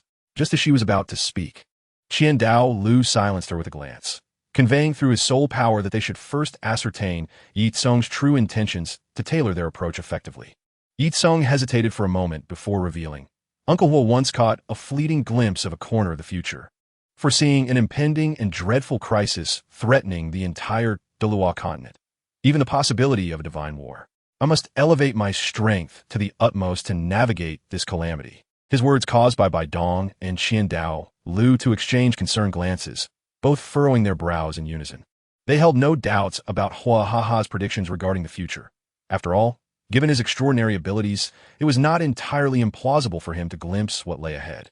However, what could be the nature of such a disaster that even a being so close to divinity would feel apprehensive? It was common knowledge that the Spirit Hall was destined to see Qian Ren Shui ascend to the status of the angel god. Moreover, Ye Cong was also poised to inherit a divine position, while Bai Dong had a significant chance to establish her own divine rank and become a formidable force. Could it be that even these prospects could not withstand the future crisis? The mention of a divine war hinted at the possibility of a malevolent god descending to wreak havoc upon the world. A sudden recollection struck Bai Dong. Hohaha had once shared with her the concealed aspects of the city of slaughter. Coupling this with Ye Cong's insistence on journeying there, a notion began to form in her mind. Perhaps that cataclysmic disaster was intricately linked to the City of Slaughter. Could it be that the Rakshasa god was planning some nefarious scheme? As she pondered this, Gue Mei nodded in agreement, stating, "If Hua Ha consents, then you may proceed with confidence. However, remember to safeguard yourself." Bai Bai Dong was enraged. Her intention was to have Gue Mei dissuade Ye Cong. Yet he had directly acquiesced to Ye Cong's unreasonable request. Gue Mei stood and respectfully bowed to Bai Bai Dong, addressing her, "Your Holiness, forgive my impertinence. But who do you believe is stronger, you or Hua Ha? I am no match for him." Bai Bai Dong replied coldly, her expression darkening. There was no shame in admitting this. Hua Ha was an unparalleled powerhouse, and even Qian Dao Lu, who was of equal rank, fell short in comparison. Moreover, Bai Bai Dong had yet to attain the level of a limit Douluo. Gue Mei bowed once more, asserting, "Hua Ha value Songer as much as we do. Since he has already permitted Songer to venture to the City of Slaughter for training, he must have prepared thoroughly." Ye Cong then produced the scarecrow that Hua Ha had long prepared for him, showcasing it to the assembly. Upon confirming that these scarecrows would not be adversely affected by the unique environment of the City of Slaughter, Bai Bai Dong finally relented, granting Ye Cong permission to proceed. However, before doing so, she instructed Gue Mei to establish a military order. Should Ye Cong fail to return safely, he would face severe consequences. Chapter 186. The City of Slaughter, Part 2. Ye Cong accompanied Bai Bai Dong to a rather secluded town situated at the intersection of two empires, which could be deemed a no man's land. Upon entering the town, Ye Cong was immediately enveloped by a chilling aura. This was not merely a result of the decline in temperature. Rather, the town was suffused with an oppressive atmosphere, as if every inhabitant was shrouded in an unsettling coldness. The thought of what chaos and terror awaited in the actual City of Slaughter was almost too much to bear. As was customary, Bai Bai Dong ordered 2 Bloody Marys upon entering a tavern. Ye Cong followed closely behind her and was immediately confronted by a wave of repugnant odor. Instinctively wrinkling his nose, the scent was a grotesque amalgamation of substandard alcohol, sweat, the stench of blood, and decaying flesh, a combination that was decidedly nauseating. He waved his hand in front of his nose while surveying the tavern's decor, which was predominantly black with minimal red accents. Despite it still being daylight outside, the tavern exuded an eerie and foreboding ambience. Though the tavern was bustling with patrons, a profound silence prevailed as no one uttered a word. Bai Bai Dong, clad in her black robe, made no effort to conceal her beauty, instantly drawing the gaze of many. Among the desperate souls present, while greed and malice flickered in their eyes, none dared to be the first to act. The elderly, women, and children represented the vulnerable, and those among them who were adorned in finery or possessed striking beauty were particularly enticing to those who lived on the edge. Yet, in such a perilous environment, the vulnerable thrived either due to youthful audacity or formidable strength, or perhaps the backing of a powerful figure. The latter was clearly the case here. The rogues present were malicious, but not foolish. Until they discerned the true nature of the situation, none were inclined to act as the unwitting fool. The bartender was momentarily taken aback, intending to inquire further, but upon sensing Bai Bai Dong's formidable presence, he wisely fell silent, bowing his head and returning to his duties. Before long, he returned with 2 cups of murky liquid. The dark red liquid emitted a strong, repugnant odor. Ye Cong, being well versed in such matters, recognized that the concoction was likely made from human blood. Unlike Bai Bai Dong, who downed her Bloody Mary in one gulp, Ye Cong examined his glass, then approached the bartender with a playful smile. "My friend, is your Bloody Mary genuine?" The bartender, perplexed yet maintaining a serviceable smile, replied, "Surely, dear customer. As a tavern owner, I would not sell you counterfeit drinks." Feigning a sip, Ye Cong then splashed the entire contents of his glass onto the bartender's face, grinning broadly as he declared, "I do not drink red wine." The bartender's pride was momentarily wounded as the sentinel of the City of Slaughter's entrance. He had never endured such indignity. Setting aside his considerable strength, his status in this unique environment had always commanded respect from those wishing to enter the City of Slaughter. "I will allow you to enter the City of Slaughter if you kill him," the bartender bellowed in rage. Upon hearing this, the onlookers, who had been merely spectators until now, lit up with excitement, rising with their martial spirits awakened, ready to engage in battle for the first kill. They had long resided in this place, yearning to enter the City of Slaughter, yet had always been thwarted by various obstacles. Although Bai Bai Dong was somewhat taken aback by Ye Cong's audacious maneuvers, she did not show any intention of intervening, instead sitting quietly to observe the unfolding spectacle. If Ye Cong could not handle such a trivial situation, there would be no reason for him to enter the perilous city of slaughter, which was fraught with lethal dangers. Oh, do you wish to bully the weak? Unfortunately, you have chosen the wrong opponent. Without even glancing back, Ye Cong released billowing clouds of dark green gas from his body, causing the soul beasts that had been transformed into flag demons to emerge in succession. Inside the tavern, apart from the two of them and the bartender, there were at least 40 to 50 individuals. Although they all possessed the strength of the third ring and included several soul kings among them, they paled in comparison to Ye Cong, who could single-handedly form an army. Shimu was the first to strike, his sharp claws crushing the skull of the leading soul master into a pulp, while the piercing screams that followed caused weaker individuals to bleed from their orifices. The other flag demons, serving as the main force, were equally relentless. The wind blades created by Xiao Feng turned a hapless victim into a mere skeleton, stripping away all flesh and blood. Zhong Su hovered in midair, surrounded by crackling lightning, effortlessly reducing nearby foes to charred remains, as if he were traversing a desolate wasteland. The methods of Zhou Lan were the most enigmatic. His struck enemies were utterly obliterated, reduced to ashes without even a cry, as though they had never existed in this world.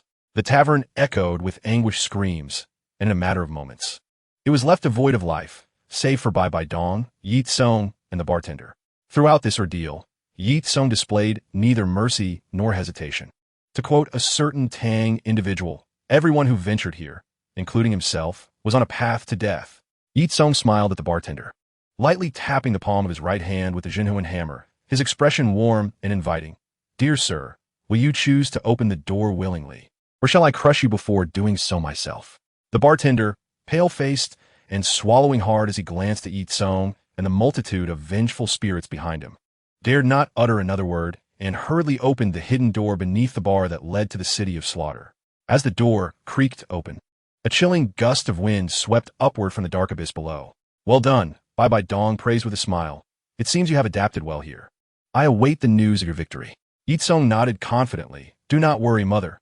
I promise that within 2 years, I shall carve through the entire system and emerge anew." After bidding farewell, he stepped into the dark, cavernous tunnel, but not before delivering a crushing blow to the unfortunate bartender's head. This long passage was shrouded in pitch darkness, as if it had devoured all light. However, for Ye Cong, this was not a hindrance, but rather a boon, as he thrived in the shadows. After traversing approximately 2,000 meters in the dark, a chilling voice suddenly resonated. "Welcome to the city of slaughter. This is the hellish metropolis, a realm rife with bloodshed. Here, you may obtain anything you desire, at the cost of your life." Chapter 187, The City of Slaughter, Part 3. After walking a few dozen steps, Ye Cong turned a corner, where a faint light flickered ahead. Upon closer inspection, it revealed an open doorway. Beyond it lay the breath of life. He continued striding forward, and as he emerged from the passage, 101 armored figures suddenly appeared, blocking his path. All were clad in black armor, their faces obscured by helmets. At the forefront sat a towering figure atop a magnificent warhorse, also covered in thick black armor, while the remaining 100 bore heavy swords. Forming a well-trained phalanx around Ye Cong, "Halt, outsider. You have violated the rules," the figure on horseback proclaimed, his voice low and chilling, almost unnatural. Ye Cong, in a buoyant mood, decided to toy with the man, responding with a playful tone. "Oh dear, how unfortunate. What shall I do now?" The black-armored knight disregarded Ye Cong's taunting, his voice icy as he declared, "Defeat me, and you shall earn the right to enter the city of slaughter. Otherwise, you shall die here." As he spoke, the knight raised his long lance, and the armored warriors flanked Ye Cong, creating an open arena. "How dull. Shouldn't you introduce yourself?" Ye Cong quipped, preparing for battle. The black-armored knight wasted no time. His steed surged forward, lance aimed directly at Ye Cong with deadly intent. Ye Cong had sensed that his soul rings were sealed upon entering the dark passage, rendering his flag demons unable to manifest. Fortunately, his soul power remained intact, allowing him to execute his self-created techniques with ease. 6 extremities, carefree shadow. Ye Cong became a mere illusion, deftly evading the knight's thrust. Simultaneously, he unleashed 6 extremities, yin-yang hand, skillfully seizing the nearly 4-meter-long lance and casting it aside. Then he advanced a step, channeling power into his foot with 5 directions, fierce tremor, causing the ground beneath him to crack like a spider's web, radiating outward from his point of impact. This immense force toppled the black-armored knight from his mount, sending him crashing to the ground. "Farewell," Ye Cong declared, wielding the Haotian Hammer, aiming to shatter the knight's skull. Wait. Faced with imminent death, the knight could no longer maintain his bravado and hastily pleaded for mercy. "What? Do you have any last words?" Ye Cong jested, pausing the hammer just above the knight's scalp. "You have passed my test. You are now qualified to enter the city of slaughter," the knight quickly replied, as if fearing that a delayed response would seal his fate. He could hardly believe that this seemingly young and overly confident soul master was so powerful, capable of dispatching him in an instant. Struggling to sit up, the black-armored knight produced a black token, presenting it to Ye Cong. The token bore the engraving of a skull, accompanied by a number, 9430. With both hands, the knight respectfully offered the token, his voice imbued with reverence.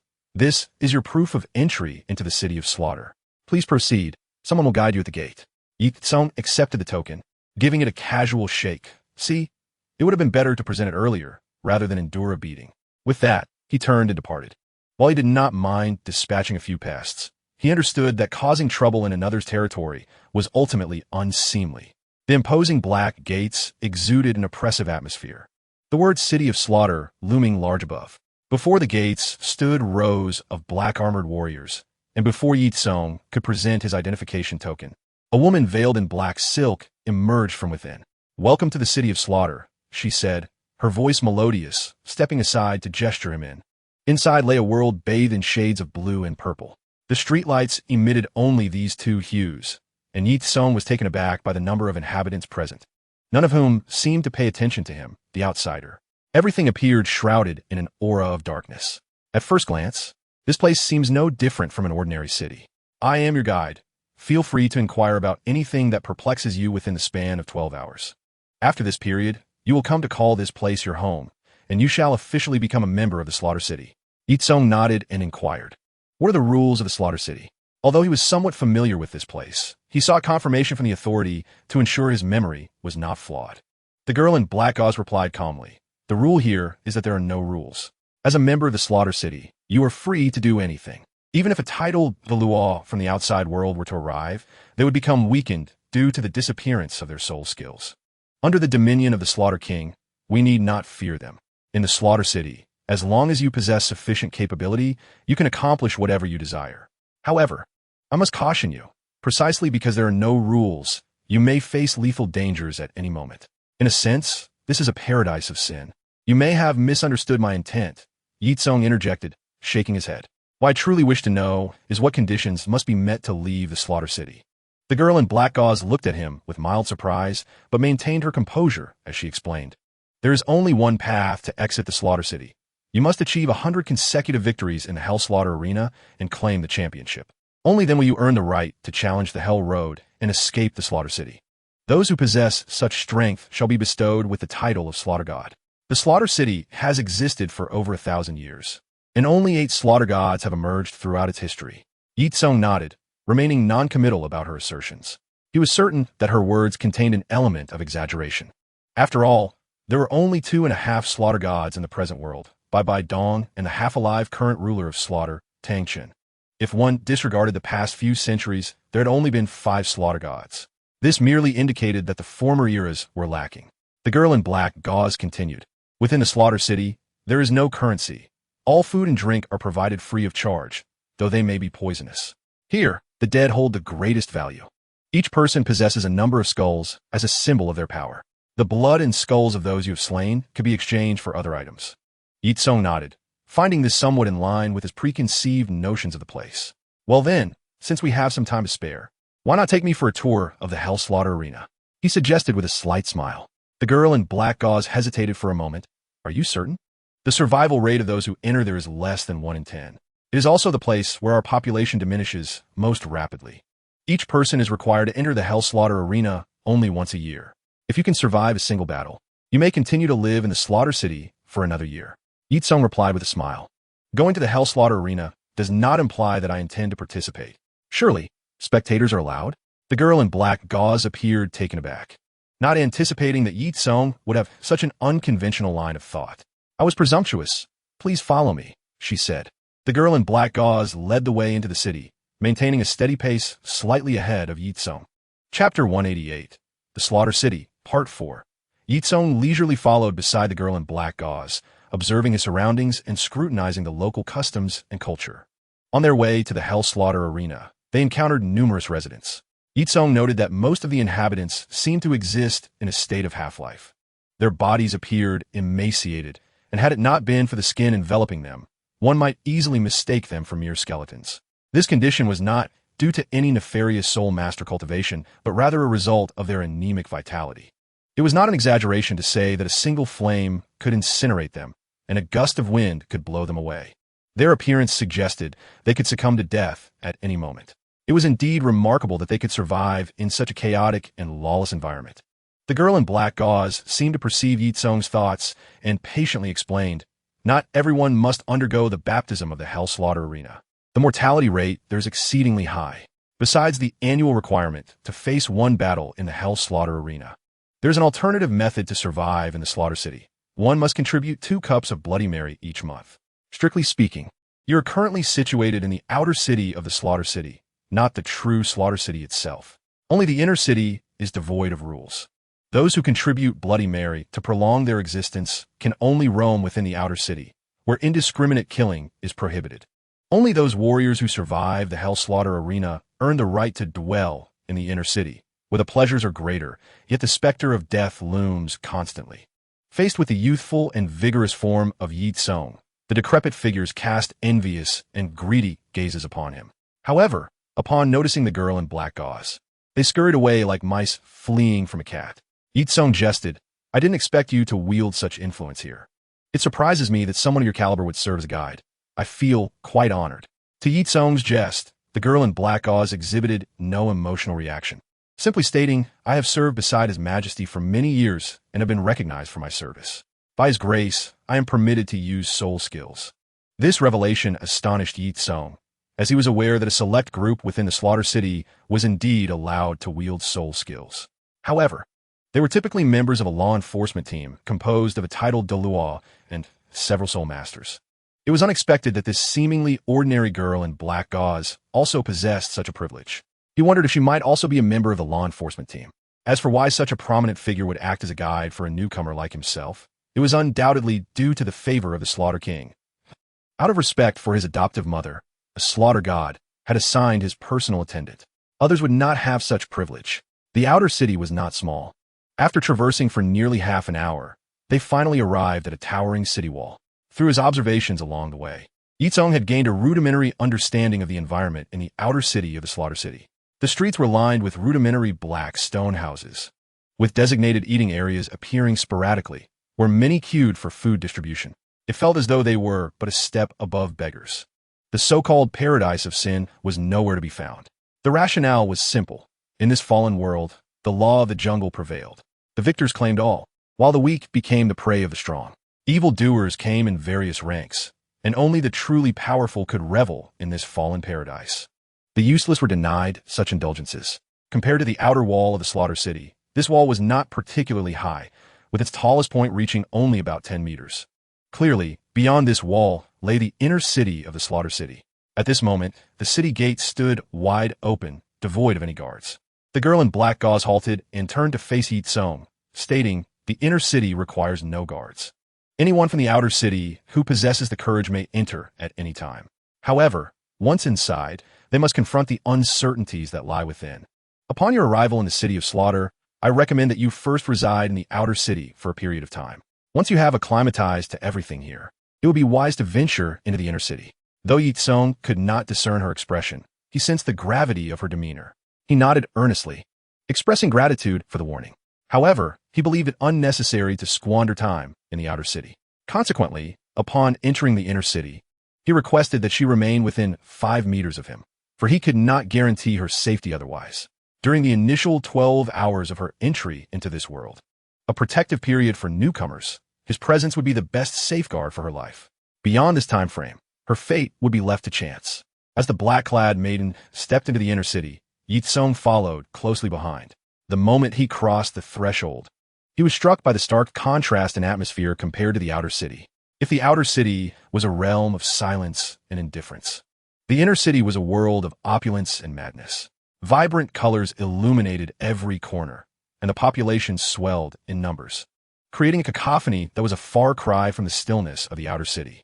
The inner city was a chaotic spectacle, filled with exuberant laughter, anguished cries, and an array of unsettling sounds. It could indeed be described as a city of luxury, or perhaps debauchery, as the black-clad maiden had indicated, with her by his side. Despite the numerous unfriendly gazes directed at Ye Cong, none dared to approach him. Acts of robbery, murder, and assault, which were deemed criminal in other regions, were commonplace here, forming the very essence of this world. Individuals unabashedly indulged their desires. Overwhelmed by the assault on his senses, sight, smell, and sound, Ye Cong, who prided himself on his cold-bloodedness in battle, found himself feeling dizzy and nauseated. He resorted to silently reciting a calming mantra to steady his mind. In this city of slaughter, there was no need for conscious restraint. The urge to kill surged forth uncontrollably. It seemed that only through slaughter could one release the pent-up malice within. To some extent, this was a visible conspiracy. Failing to participate in violence would lead to madness as the suppressed anger festered, while indulging in it might temporarily alleviate negative emotions, akin to quenching thirst with poison. Over time, the deeper one struggled in this mire, the more ensnared they became, unless they could truly escape. Suddenly, Ye Cong sensed a malicious wind at his back. Realizing an ambush was imminent, just as he prepared to retaliate, the black-clad maiden acted first.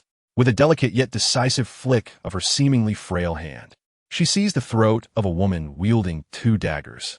"You have crossed the line," she intoned, her voice as frigid as ice, draining the life from the unfortunate woman before she could even scream. That was not the end of it. After absorbing her essence, the maiden lifted a corner of her veil and licked her fingers, savoring the flavor as if relishing a fine delicacy. Witnessing this scene, Ye Cong, who had initially regarded the maiden with slight disdain, was now drenched in cold sweat. He could hardly believe that this seemingly unremarkable figure, who appeared to rely on her allure to garner the favor of the king of slaughter, possessed such formidable abilities. Indeed, in this perilous city, one must never underestimate any adversary. Even a tiger must exert its full strength against a hare. Ye Cong surmised with a hint of malice that the maiden might be a vampire, perhaps long past her prime, sustaining her youthful visage through the consumption of fresh blood. Her display had thoroughly stunned the nefarious individuals who had entertained thoughts of confrontation. None dared to approach, hastily retreating. The Hell Arena stood at the very heart of the city of slaughter, its architecture resembling a circular, albeit irregular, cone.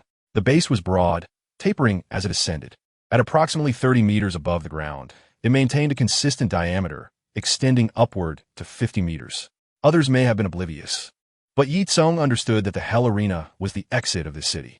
Behind it lay a passage known as the Road to Death, which, upon traversing, would lead one to the domain of the god of slaughter, allowing escape from this decadent paradise, a veritable prison of despair. Chapter 189.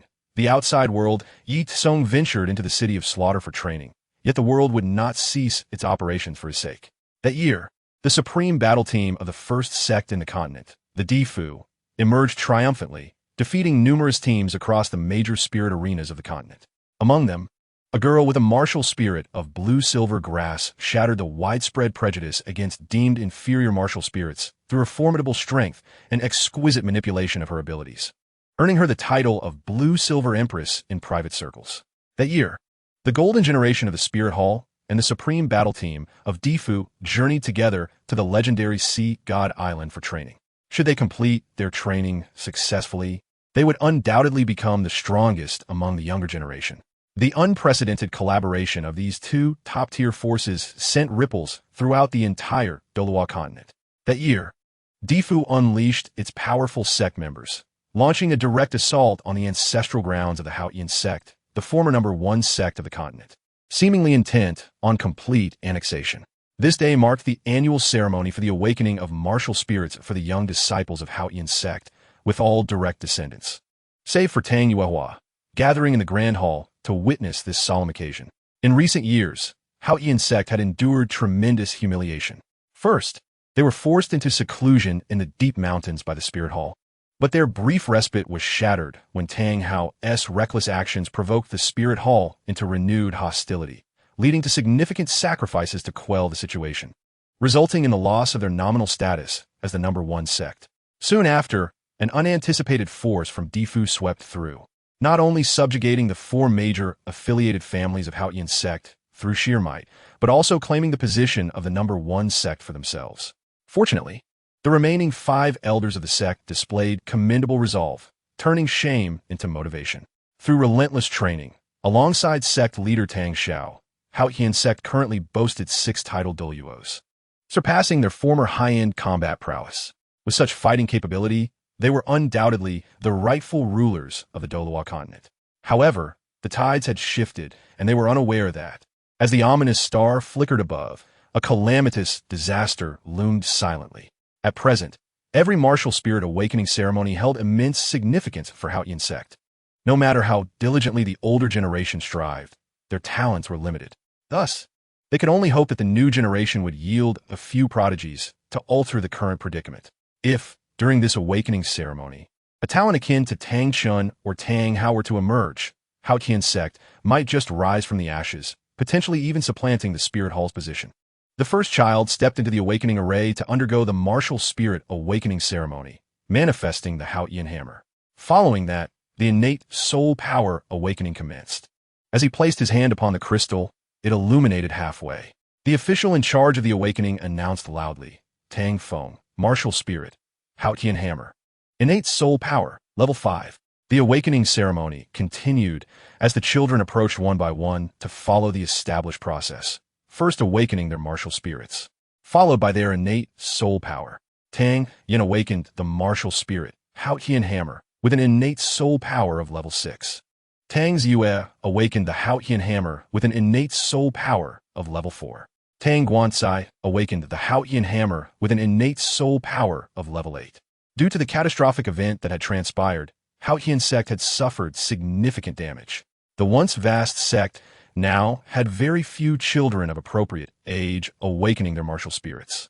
This awakening ceremony soon approached its conclusion. Observing the results, Elder Wu expressed his disappointment, shaking his head and sighing. Indeed, one generation is less impressive than the last. Although there were some commendable children this time, the highest innate soul power barely reached level 8, unable to compare with the legendary Haotian twins, let alone reach the level of ancestor Tang Chun. The most hot-tempered Elder Qi sneered. If it weren't for that scoundrel Tang Hao causing trouble everywhere, we wouldn't be in this predicament. His resentment towards Tang Hao and the Spirit Hall was profound, for his only son had perished in that cataclysmic battle, leaving his lineage utterly extinguished. Seeing the impending danger approaching his beloved younger brother, Tang Xiao hastily diverted the conversation. Uncle Wu, there is no need to despair. That child Guancai possesses the potential for a title. With proper nurturing, he might surpass me. The sect master has great foresight. I admire him. However, it is unfortunate that this child may not have that opportunity. Just as the high-ranking members of Haotian sect were engaged in idle chatter, a voice abruptly interrupted them. Who? Everyone turned in shock and anger, eager to see which audacious individual dared to speak so recklessly. For figures strolled into the grand hall with an air of nonchalance, followed by a series of statues, each depicting expressions of confusion, anger, or terror, all remarkably lifelike. Elder San's expression was uncertain, recalling the forcibly petrified clan members.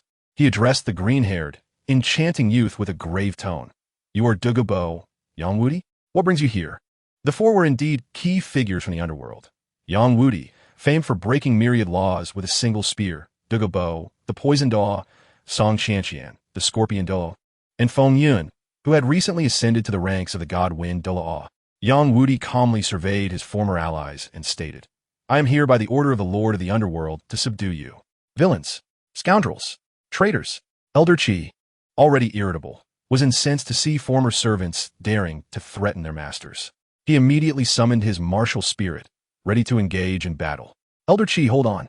Tang Xiao urgently stopped Tang Yuan, realizing the new blood of Haotian sect was all present. If a skirmish ensued, these children would surely face dire consequences. His face darkened as he scrutinized the 4 intruders, slowly articulating, Are you implying that the underworld intends to take action against Haotian sect? Song Chantian retorted with a cold laugh. How novel. We are not here to stir trouble. Are we to be guests instead? If you're here as guests, Haotian Sect would gladly welcome you. But if you harbor delusions of grandeur, know that we are not to be trifled with. Elder Air regarded them calmly, speaking deliberately. Why waste words with them, Brother Air? Elder Chi interjected. They are merely dogs of the Spirit Hall, and there are but 3 titled Douluos and 1 Soul-Subduing. Do they think Haotian Sect would fear them? Dugu Bo smiled slightly. Firstly, although we in the underworld have a close relationship with the Spirit Hall, we are not subordinates. One may indulge in food, but one must choose words wisely. Should the Lord of the Underworld become enraged, the outcome will not be to your liking. Secondly, who told you that only the 4 of us have arrived? Upon finishing his words, he pointed to the sky with his left hand, and a green soul power orb coalesced at his fingertip, breaking through the ceiling and exploding in midair. At the foot of Haotian Sect's mountain, for uniquely dressed titled Douluos awaited, an old man with a long beard under a conical hat, a provocatively dressed enchanting woman, a shrewd merchant in gold-rimmed glasses, and a portly monk with an exposed chest. They had arrived even earlier than Dugu Bo, Feng Yun, Song Chantian, and Yang Wudi, tasked not only with clearing out the peripheral riffraff but also to deploy the spirit fusion agent upon receiving the signal, casting a debuff over the entire Haotian Sect. Upon seeing the signal flare, the 4 companions, already prepared, immediately understood. Brothers, it is time to get to work. They took positions at the southeast, southwest, northwest, and northeast corners of Haotian Sect, summoning their martial spirits. As they chanted their hand seals, enormous banners stretched across the sky, and 36 soul rings slowly merged. The green banner swayed, howling like spirits. The red banner stood tall, merciless. The white banner fluttered, swallowing the mountains. The black banner rose, sealing life and death. By the power of my banner, I summon the force of death, the death barrier. As the final syllable fell, a translucent, grayish-black barrier resembling an inverted bowl gradually expanded, enveloping the entirety of Haotian Sect. Logically, their strongest members barely reached level 92, insufficient to support such a vast spirit fusion technique. However, the key lay in a magical artifact provided by Hoa Haha, which greatly amplified the effects and range of this spirit fusion. As this formidable spirit fusion technique's domain activated, all members of Haotian Sect felt a terrifying pressure and restrictions enforced upon them. They sensed a decline in their strength, spirit, and soul power. With soul masters below Soul Sage, even having their martial spirits sealed, Tang Xiao and the elders' expressions darkened. Even they, as titled Douluos, could feel their strength diminished by at least 10%. Realizing the precariousness of their situation, Tang Xiao's face paled. He had not anticipated the enemy's preparedness. Dugu Bo disregarded the furious expressions of the 6 titled Douluos from Haotian Sect and casually tossed a scroll towards the group of children who had just awakened their martial spirits. The Lord of the Underworld is not like some who take pleasure in harming the innocent. Until a final conclusion is reached, I ask that these children be placed in a safe location. Stop, Tang Xiao exclaimed, instantly activating his martial spirit and stepping forward to intervene. However, Yang Wudi was quicker, blocking his path with his spear. Tang Xiao, if you wish to pass, you must first inquire if my spear permits it. In that brief moment of hesitation, the magical scroll had already unfurled, unleashing a high-level magical earth prison. The children, having only just awakened their martial spirits, were terrified and huddled together. Centered around the magical scroll, the surrounding earth and stone were instantly drawn in, encasing the children within an earthen sphere that gradually ascended into the air. As this tumult unfolded, the once grand and magnificent hall of Haotian Sect lay in ruins, with only a few individuals still standing. Yang Wudi's eyes sparkled with battle intent. Old poison, as agreed on our way here, Tang Xiao is mine. The rest you may distribute among yourselves. With that, his spear, like a giant python, swayed as he leaped forward, ready to confront Tang Xiao. In his perspective, Yang Wudi, regardless of his formidable prowess, was merely a Soul-Subduing, while he himself, as a 97th level Super Daw, found it a trivial matter to defeat him even if his strength had been somewhat diminished. Once he had dealt with Yang Wudi, he could attend to the rescue of those children without haste. As the saying goes, a true expert can discern the truth with a mere gesture. After their confrontation, Tang Xiao realized that he had significantly underestimated Yang Wudi. Although Yang Wudi was currently at the peak of an 89th level Soul-Subduing, His combat capabilities were sufficient to utterly crush a powerful assault-type title Douluo. The quality of the Soul Spear was originally not inferior to that of the Haotian Hammer. In fact, in certain respects, it even surpassed the Haotian Hammer. Had it not been for the limitation that the Soul Spear could only be cultivated to the rank of Soul Douluo, and had there not been a prodigy named Tang Sect from the Haotian Sect who had once dominated the world, the title of the world's foremost weapon martial soul might have been a matter of contention. Yang Wudi effortlessly deflected Tang Zhao's attack, sneering, "Tang dog, have you not eaten? Is that all the strength you possess?" In response to the insult, Tang Xiao remained unperturbed and calmly replied, "Senior Yang, I understand that you harbor resentment towards our Haotian Sect due to past events, but the source of all tragedy lies with that vile spirit hall. Why can't we sit down and discuss this?" Yang Wudi angrily interrupted Tang Xiao, bellowing, "I will not discuss anything with you. If you wish to converse, then return the lives of the clan members first." With that, his spear thrust became increasingly ferocious. Tang Xiao furrowed his brow slightly. "Senior Yang, you must understand that the underworld is not a benevolent entity. Its ties to the spirit hall are far from ordinary." "Huh, if that is all you can say, you might as well save your breath." After deflecting the Haotian Hammer, Yang Wudi thrust forward with a mocking grin. "The spirit hall is indeed despicable. Yet I am merely their adversary on the battlefield. The true abomination is your Haotian Sect, which first betrays its kin, then forsakes its loyal sons, only to hide away like rats in the depths of the mountains." "Enough," Elder 7 barked. "You are but our Haotian Sect's subordinate clan. It is only natural for you to fight for us and shed your last drop of blood. Yet, you not only fail to express gratitude for our leniency regarding your betrayal, but dare to seek alliances to attack the Haotian Sect. You truly do not know the meaning of death. Today, I shall cleanse our ranks." With that, as he swung the Haotian Hammer, he was engulfed in blazing flames, intent on aiding Tang Xiao to slay Yang Wudi. Suddenly, a wall of wind appeared, obstructing his path. The gale accompanying it was as sharp as a blade, threatening to rend anyone who dared to approach. Accompanying this was a woman's teasing voice. "Oh dear, in a vast forest there are all kinds of birds. In the deep sea, there are all kinds of fish. You have clearly caused a great deal of trouble, seeking help while abandoning others, and now you dare to retaliate? Is it an honor for others to risk their lives for you? I have never encountered such a shameless person as you." Elder 7 had no choice but to halt. Squinting at Feng Yun, "Who are you?" Feng Yun brandished her Qing Feng sword, its tip aimed directly at Elder 7's face. Although she wore a smile, her tone was frigid. "I am Feng Yun, a 92nd level divine, Wind Douluo. I humbly seek your guidance, Senior." Chapter 191. The Fall of the Haotian Sect, Part 2. The remaining 4 elders of the Haotian Sect were similarly confronted by Douluo and Song Qianqian. After years of exceptional training, they had all reached the level of 95th level Super Douluo. The gap between each level of title Douluo was immense, and from the 95th level onward, it became even more pronounced. Particularly, Douluo had shed his previous form and transformed into a dragon. Under these advantageous conditions, facing 2 opponents was not a challenge for them. "Since we are idle at the moment, why not indulge me with a few exchanges?" Douluo summoned his martial soul's true form, standing atop the head of the emerald scale poison dragon, smiling as he regarded the 2nd and 3rd elders. The 2nd elder's face flushed crimson, as the 2nd strongest member of the Haotian Sect.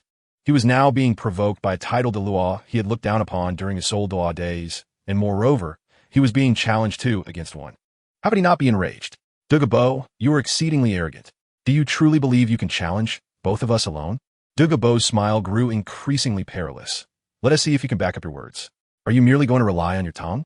As he spoke, his 8th and 9th spirit rings simultaneously glowed, activating his 8th spirit skill, Time Freeze, and his 9th spirit skill, Emerald Scale Divine Light. These 2 spirit abilities combined control and attack, causing the 2 elders to feel as though their consciousness was slowing down, sensing impending danger. Fortunately, both were titled Douluos. They forcibly summoned their martial souls and activated the defensive soul skill known as Haotian Bodyguard, barely managing to withstand Douluo's initial wave of assault. Meanwhile, Song Qianqian also transformed her martial soul into a massive fire cloud scorpion, directly blocking the path of the 4th and 5th elders. However, she was far less courteous than Douluo due to past grievances. Her hatred for the Haotian Sect was profound. Upon encountering them, it was as if sworn enemies met with blood in their eyes. Her gaze was filled with murderous intent. "Old dog, today, I shall take your lives." With that, the crimson tail behind her split into two, launching toward the chests of the two elders. The two elders internally lamented, struggling to defend against Song Qianqian's onslaught while racking their brains to recall if they had offended this madwoman at any point. After much contemplation yielded no answers. They could only blame the reclusive Tang Hao, convinced that this troublemaker had inadvertently involved her family, leading to her deep-seated hatred for the Haotian Sect. Although the Haotian Sect had a numerical advantage in tidal Douluos, in terms of quality, they were far inferior to the underworld.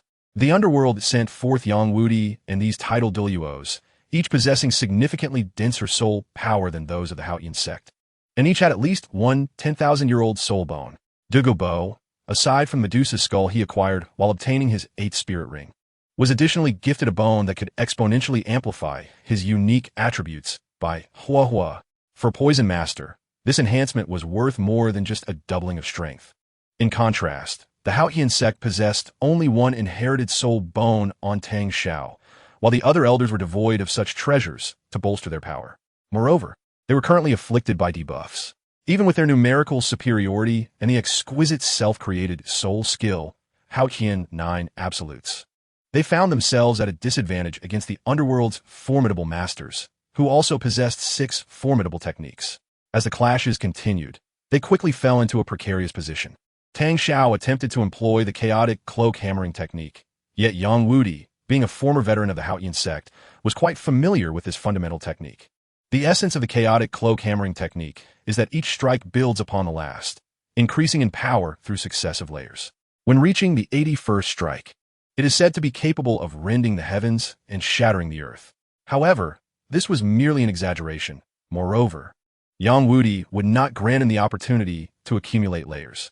Each time Tang Shao attempted the chaotic cloak hammering technique, he would only manage 1 or 2 strikes before Yang Wudi forcibly interrupted him with the 2nd spirit skill of the Pasol Spear.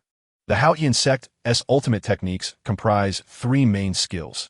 The chaotic cloak hammering technique, accessible to all direct descendants, the Haotian 9 absolutes, available to elders or those of direct descent, and the Great Sumeru Hammer, a unique skill reserved solely for the sect master and their successors. Yang Wudi effortlessly deflected Tang Zhao's assault, sneering, "Tang Dog, after such a prolonged struggle, I believe your warm-up should be drawing to a close. Wouldn't you agree? If you fail to unleash your family's legendary Sumi hammer technique soon, you might very well meet your demise beneath my gun." Tang Shao inwardly lamented. Although the Sumi hammer technique was undeniably formidable, its ultimate move, the exploding ring, was a perilous technique that inflicted equal harm upon the user. Should he fail to vanquish his opponent after executing the exploding ring, the repercussions will be dire for him. However, upon witnessing the elders being driven back, clearly at a disadvantage, he cast aside his hesitations.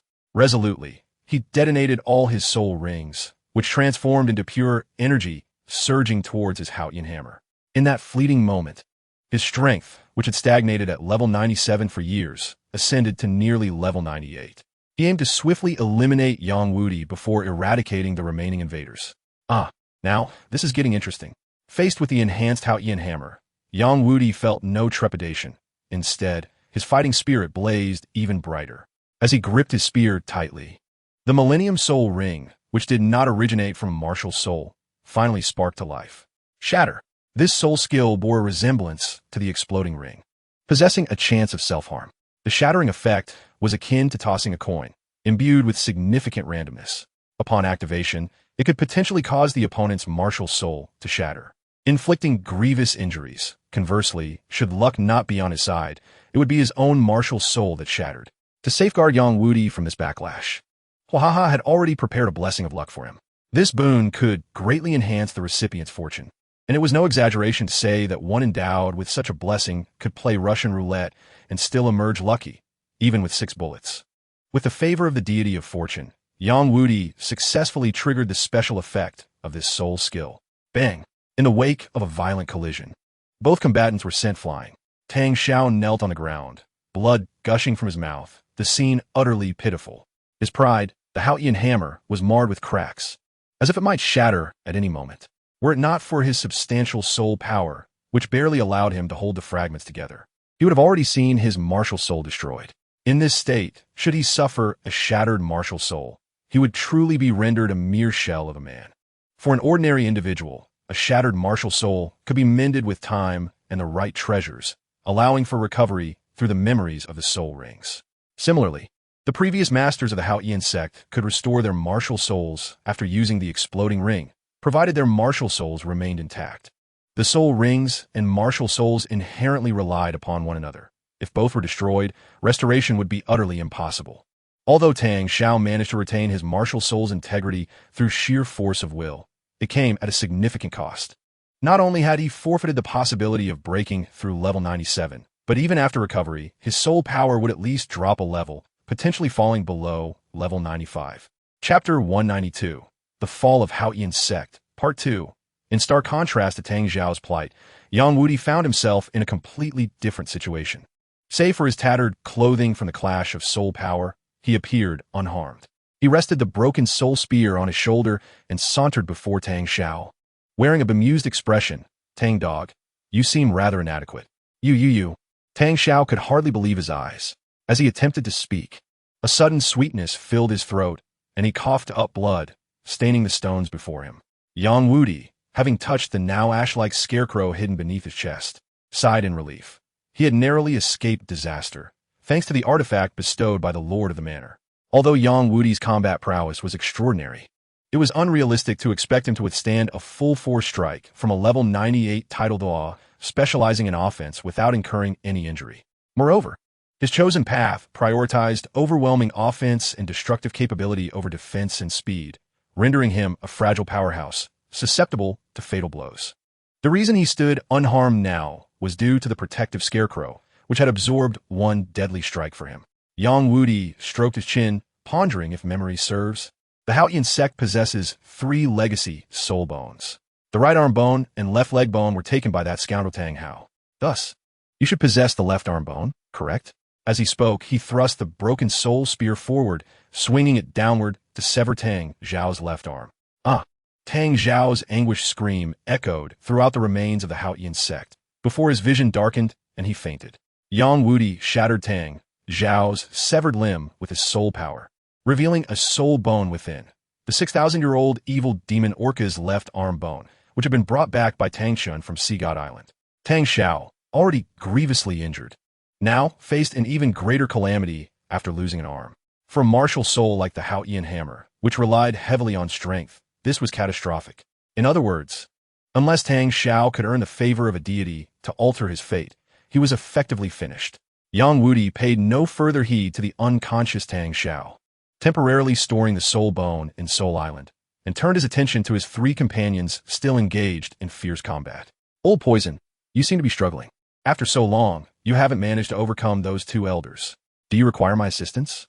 Due to Yang Wudi, Douluo, Yunshin, and their companions were all well-versed in pharmacology and often collaborated on research, forming a deep friendship over time.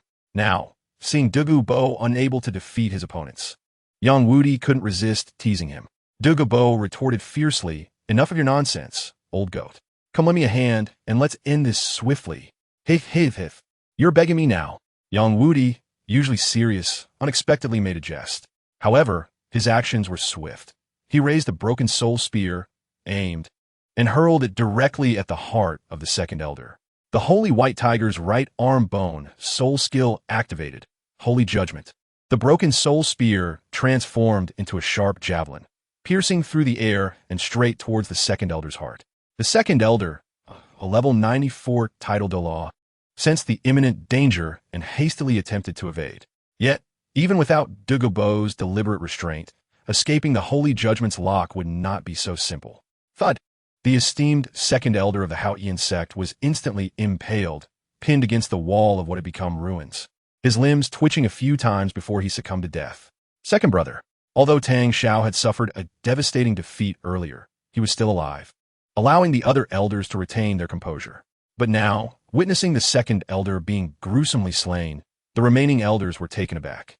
This was a battle among title Douluos. Even the slightest misstep could result in fatal vulnerabilities. Following a series of agonized cries, the remaining 4 elders fell one by one. The third elder was turned to stone by Douluo's gaze of Medusa, the fourth elder quickly turned to ash under the effects of the decay poison. The fifth elder was horrifically bisected by a dreadful scorpion tail, with his upper body still struggling to crawl, and the seventh elder suffered the worst fate, having all his limbs severed, writhing on the ground like a worm. Regarding the ferocity with which Feng Yun acted, one can only blame the seventh elder for his incessant taunts. Throughout the battle, he relentlessly insulted Feng Yun and the Feng family. Naturally, Feng Yun could endure such provocations no longer and, after numerous fruitless warnings, resorted to transforming the unfortunate seventh elder into a mere human stick. In contrast, Tang Xiao emerged as the least injured among the group. As he gradually regained consciousness, the sight before him caused his vision to darken, nearly rendering him unconscious once more. Tang Xiao, his eyes aflame with fury, bellowed, "You beasts! How dare you humiliate my Haotian Sect so? Do you not fear retribution? Retribution? Ha ha!" Yang Wudi erupted into laughter, as if he had heard the most absurd jest. "After your Haotian Sect has brought about such catastrophic calamity, abandoning us four great clans to fend for ourselves while our kin shed blood and sacrifice their lives to quell the wrath of the Wuhuan Temple. Where's the retribution then? And what of the innocent slaughter of common folk by that scoundrel Tang Hao? Where was the retribution? Now that your Haotian Sect finds itself in a position of weakness, you speak of retribution?" Tang Xiao was momentarily at a loss for words. Yet he quickly regained his composure and shouted anew, "Do not revel in your triumph. My grandfather, Tang Chun, is merely undergoing the divine trial. When he returns, you and your so-called underworld shall be obliterated. Become a deity? How frightful!" Song Qianqian scoffed. "After all these years, he remains silent and untraceable. And you are so certain he will successfully complete the divine trial? Furthermore, do you truly believe that the trifling Haotian Sect holds any significance in his heart? You speak nonsense." The now mutilated seventh elder cried out in indignation. The former patriarch established the Haotian Sect's illustrious reputation.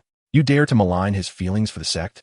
Ah, it seems your delusions are quite profound," Song Qianqian replied, surveying the crowd. She began recounting the widely sung love story of the three great limit Douluos, albeit in an artistically embellished version. In essence, his pursuit of ascension was not to restore the glory of the Haotian Sect or to surpass the Wuhuan Temple, but solely for the sake of a woman.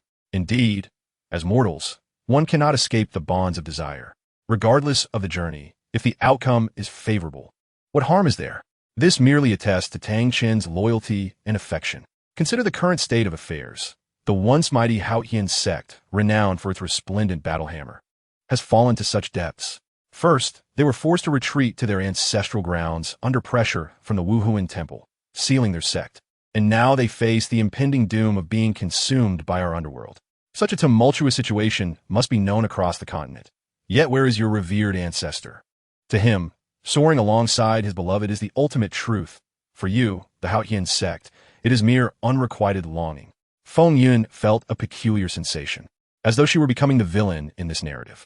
A tinge of guilt washed over her as she touched her nose, but she quickly composed herself, adopting a facade of calmness and poise. Chapter 193. The Fall of the Haotian Sect, and, now that the battle's outcome is determined, it is time to announce the results. Dugu Bo felt a strange sensation and hastily silenced Song Qianqian, who was about to speak further. He first lifted the petrification from everyone and commanded Tang Xiao to gather all disciples of the Haotian Sect in the now ruined main hall. Naturally, Tang Xiao resisted, his spirit unwilling to submit. However, Dugu Bo's words extinguished his will to fight. "Patriarch Tang, I strongly advise you to heed my instructions. Comply with our integration, and your Haotian Sect may preserve a flicker of hope. Otherwise, complete annihilation awaits you." Tang Xiao, reluctantly rising to his feet, surveyed the scene and felt a deep sorrow. All the elders, save for the seventh elder, lay dead. To be precise, the seventh elder's existence was more lamentable than death. His limbs were severed, and his incessant insults had cost him his tongue. Though Tang Xiao's heart was filled with a million objections, the overwhelming force of the situation compelled him to bow his head. If the underworld truly intended to eradicate the Haotian Sect, they would have done so without hesitation. For the sake of the sect's survival, he had no choice but to comply. All members of the Haotian Sect felt an unsettling anxiety. They were already aware of the unexpected assault by the powerful adversaries. Previously petrified or sealed in their martial souls, they now found themselves gathered on the mountain. filled with a foreboding sense of dread. Upon witnessing their admired patriarch severely wounded and the elders lying lifeless on the ground, unrest erupted among them. Yet, under the oppressive force of a tidal Douluo, the commotion quickly subsided. Once all were assembled, Douluo directly proclaimed the defeat of the Haotian Sect, declaring its subservience to the underworld.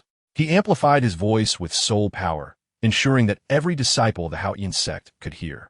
Although they had already guessed the outcome upon seeing the tragic state of their patriarch and elders, they found it difficult to accept the news. Many fiery, spirited members of the Haotian Sect widened their eyes in disbelief. Impossible. Absolutely impossible. To be born a member of the Haotian Sect is to die a ghost of the Haotian Sect. I shall never submit to you. Indeed, we, the Haotian Sect, are all men of honor, preferring to stand and die rather than kneel and live. With a leader emerging, the previously subdued crowd erupted once more, raising their fists in righteous indignation against the invaders of their Haotian Sect. Douluo, however, remained unfazed, his serpent-like gaze sweeping coldly over the crowd until it settled on the instigators. A chilling smile crept across his lips as he slowly spoke. 1, 2, 3, 4. You few are quite commendable, displaying admirable spirit, and thus living up to the Haotian Sect's renown. Tang Xiao, witnessing Douluo's icy smile, felt a chill run down his spine. He desperately sought to quell the rebellion among his kin, but his voice was stifled, leaving him unable to utter a sound, only able to watch his tears stream down his face. In the face of Douluo's praise, the leading instigators puffed out their chests with pride. Naturally, the illustrious Haotian Sect shall never be lesser than anyone, nor shall we ever bow to anyone. Indeed, that is reasonable, Douluo nodded. In that case, allow me to grant you this wish. Take your pride and defiance to reunite with your ancestors. With that, he lightly gestured, and several dark green beams of light reduced the instigators to mere blood. Once this was accomplished, Douluo casually surveyed the crowd again, his tone eerily gentle. Does anyone have any further objections? Please feel free to voice them. I will do my utmost to resolve them.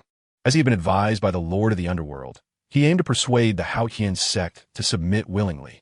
Yet, having witnessed Douluo's ruthlessness, who would dare speak out? They feared that his so-called resolutions would involve eliminating anyone who dared to voice dissent. Following the earlier events, the once fiery disciples of the Haotian Sect now felt as though they had been doused with cold water, silencing any further protests. Many were so frightened that they began to cry, attempting to shrink into the crowd to minimize their presence. Douluo, satisfied with this turn of events, chuckled heartily. For the purpose of subjugating the original top 3 sects, he had devised different strategies, one to lure, one to strike, and one to eliminate. The 7-treasure glazed tile sect had already been drawn in, while the blue lightning tyrant dragon sect merely required a strong individual to inflict some pain to ensure their compliance. Only the Haotian Sect, being a family that could be considered the original heir of Tianming, must be dealt with mercilessly. Only by making them feel pain or severely injuring them can we ensure that they will not betray us in future confrontations. To be honest, in the initial plan, intended to eradicate the Haotian Sect entirely, fundamentally eliminating the possibility of their defection. However, being overly kind-hearted during the day, ultimately softened his stance. After altering the strategy, the current policy emerged. All those at the Soul Saint level and above are to be executed as unstable elements. Those below the Soul Saint rank, yet possessing decent talent, were granted the Sansi now Shundan.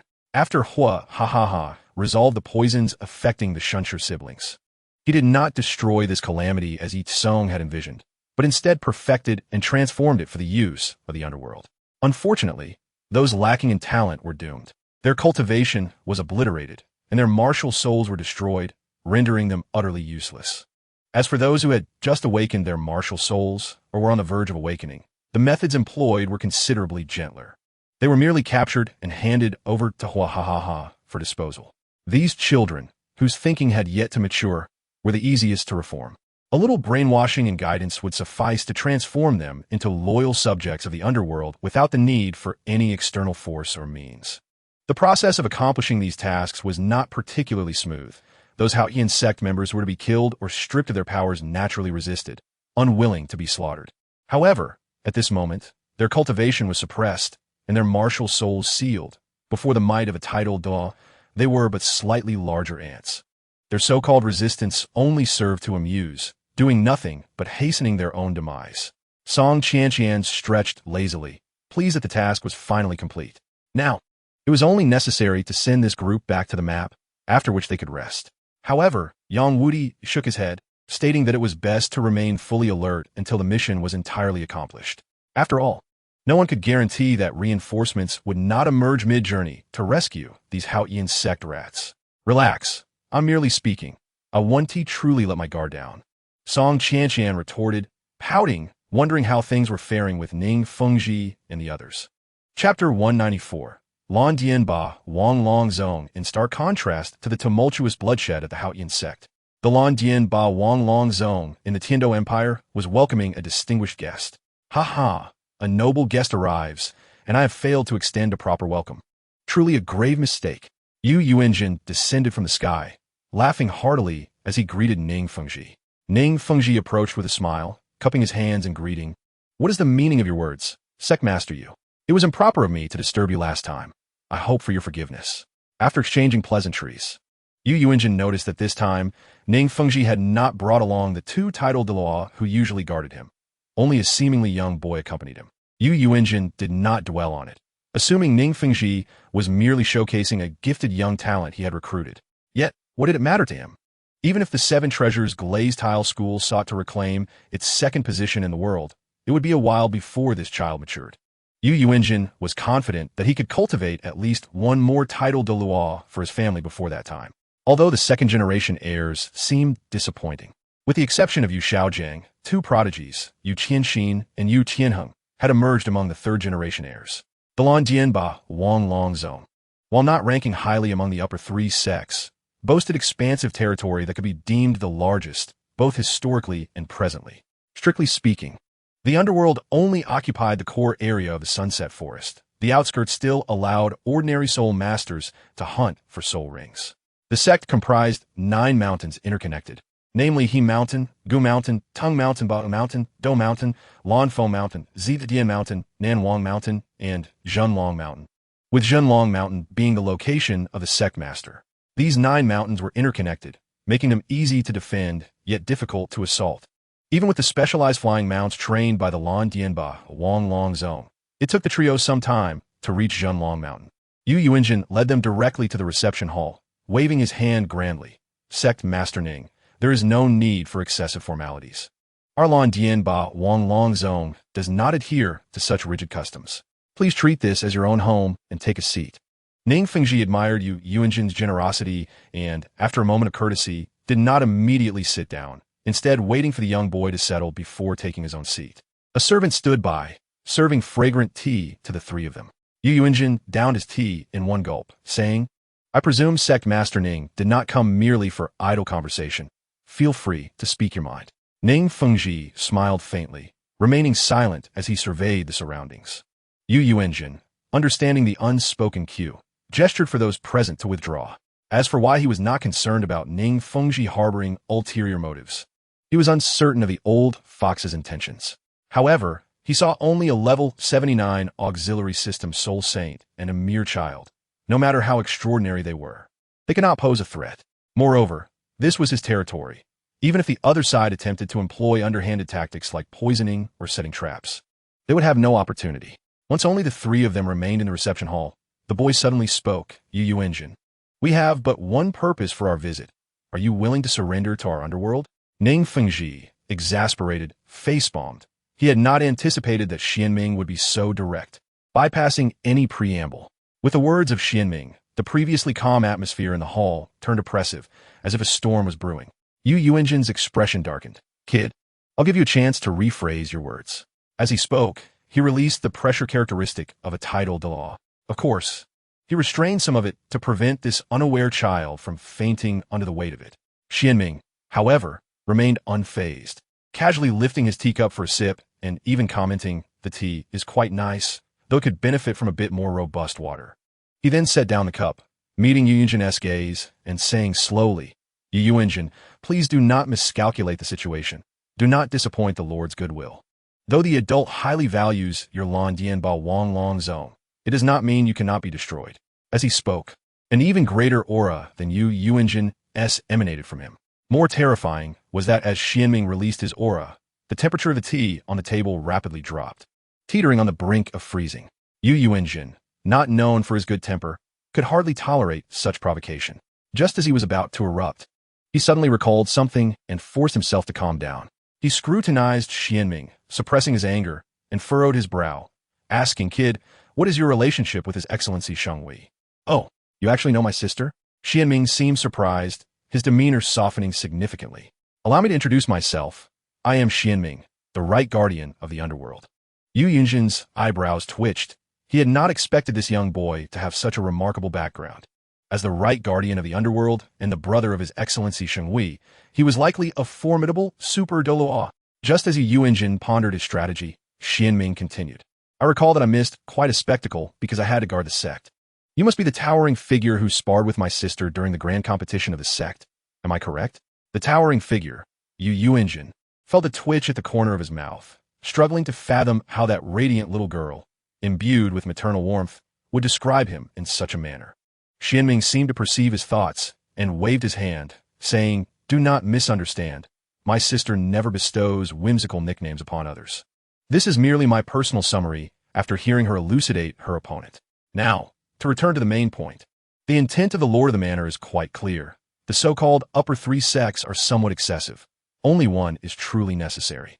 Ultimately, due to various factors, the Lord has sent only me to this place, with the hope of achieving a peaceful resolution." At this moment, Yu Yuanjin realized something was amiss. He turned to Ning Fengji and inquired, "So, does this imply that Zhongzhu Ning has actually submitted to the netherworld?" Ning Fengji nodded somewhat awkwardly. Although this matter had transpired quite some time ago, it had not been publicly disclosed. Being reminded of it by another sect leader who had previously been his equal still made him feel somewhat embarrassed. "The Lord possesses immense powers. He proposed a condition that I, Ning, could not refuse. Hence, I led my sect to pledge allegiance." As he spoke, he revealed his martial soul and dispelled the disguise he had placed upon his own martial soul and rank. The submission of the Blue Lightning Tyrant Dragon sect was now merely a matter of time, and he felt no need to conceal too much from his future colleagues. 1, 2, 3, 7, 8. You have actually broken through the limits, reaching the realm of Soul-Subduing. Yu Yuanjin was astounded. With the cultivation of a title Douluo, he could distinctly sense that Ning Fengji had indeed become an 83rd rank Soul-Douluo. The 8 treasures glazed pagoda in Ning Fengji's hand and the 8 soul rings pulsating behind him further confirmed that he had not misperceived. Chapter 195, The Fallen Dragon, Part 1. The young girl had fortuitously broken through to become the 9 treasures glazed pagoda.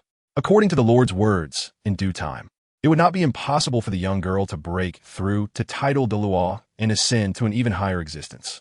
Ning Fengji, using himself as an example, persuaded Yu Yuanjin.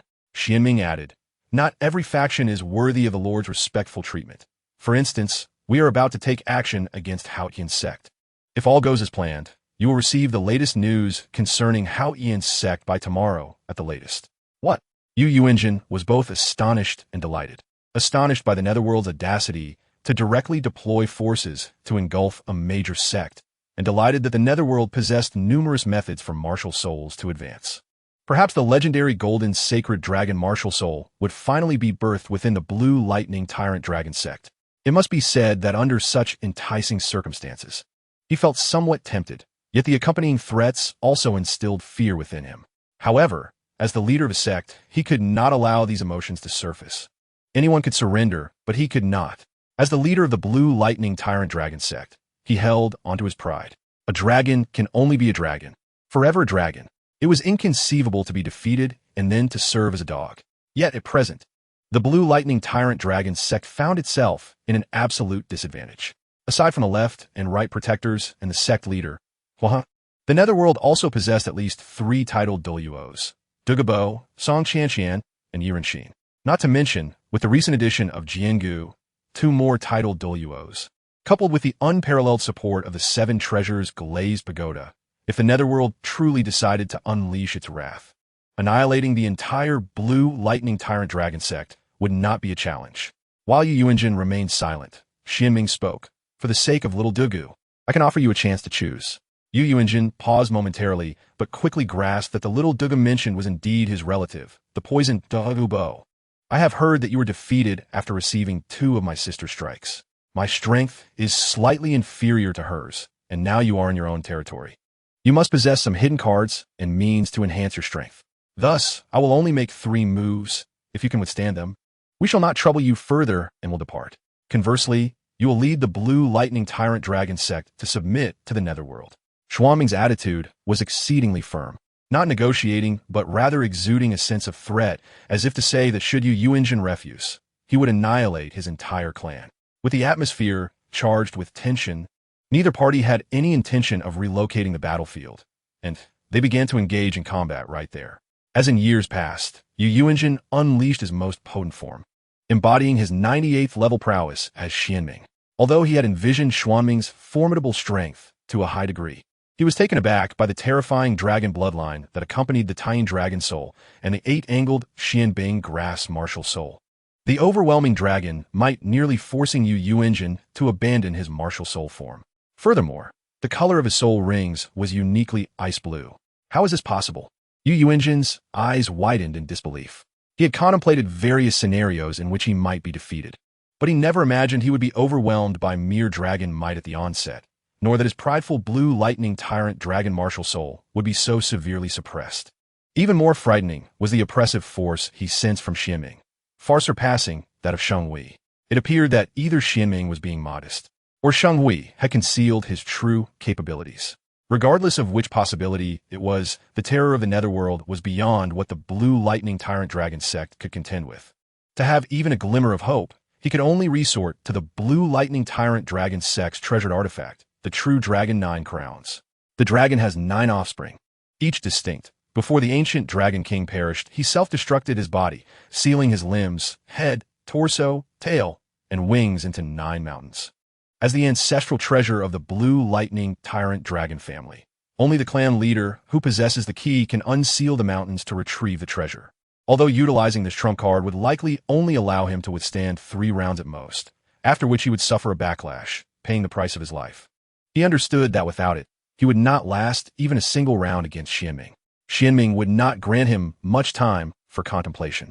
After a brief moment of hesitation, Yu Yuanjin decisively resolved to employ all his power. Even if he could not achieve victory, he wished to demonstrate his strength to Xianming, ensuring that even after the Blue Lightning Tyrant Dragon Sect submitted to the Netherworld, they would receive greater recognition. Yu Yuanjin infused his soul power into the ring, simultaneously reciting an incantation. The dragon has 9 offspring, coiling around 9 mountains. Each mountain bears a crown, and 9 returns to 1. In an instant, the 9 towering mountains trembled violently, as if an earthquake had struck, causing the disciples of the sect residing within to panic and flee their homes, uncertain of what was happening. Had it not been for the elders of each mountain calming the situation, a significant disturbance would have erupted within the Blue Lightning Tyrant Dragon Sect. The 9 dragon bones sealed within the mountains soared towards Yu Yuanjin. Aside from Shuyu Crown, the other 8 dragon bones were not soul bones, thus presenting no conflict with the soul bones they had previously absorbed. Moreover, they did not require time to assimilate, allowing for direct fusion and refinement. As Yu Yuanjin absorbed the 8 dragon bones, his strength surged continuously, crossing the threshold of level 97, his momentum approaching parity with Xianming. Interesting. Now, this is worth my serious engagement. Xianming felt the rising momentum of Yu Yuanjin, his eyes gleaming with battle intent. Young man, you must be cautious. I am not as merciful as my sister. As he spoke, the ice blue soul rings on his body began to illuminate in succession.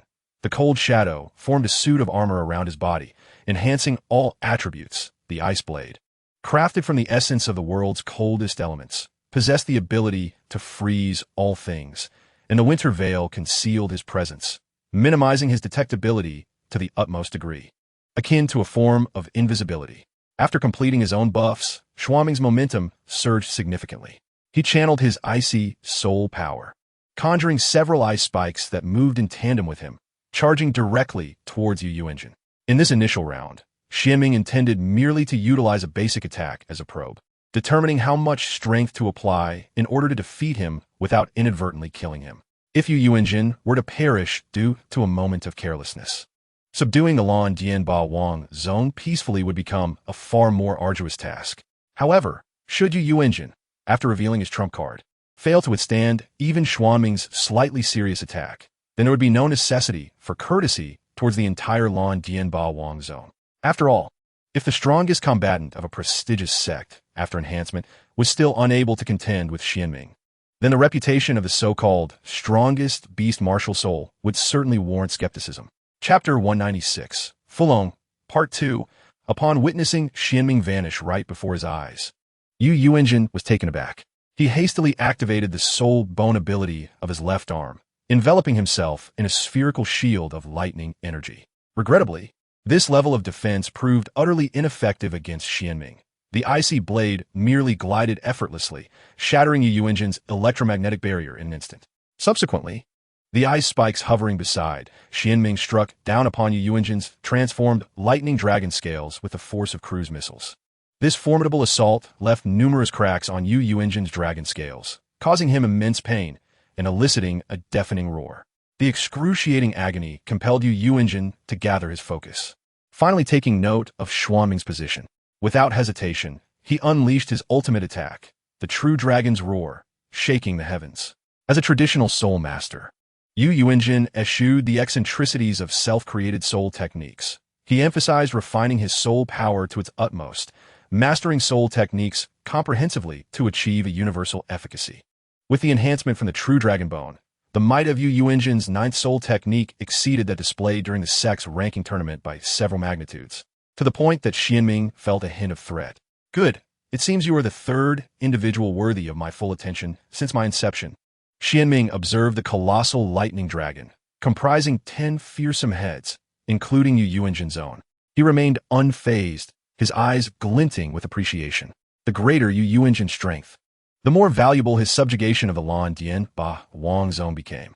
Disengaging the winter effect, Xianming raised his icy blade, which ascended autonomously, splitting into 4 in mid-air, resembling celestial nails as they plummeted in 4 directions. As the blades embedded into the ground, they released energy waves that formed a blue barrier, interlinking and encasing both Yu Yuanjin and Xianming within a frosty domain, ensuring their battle would not disturb others.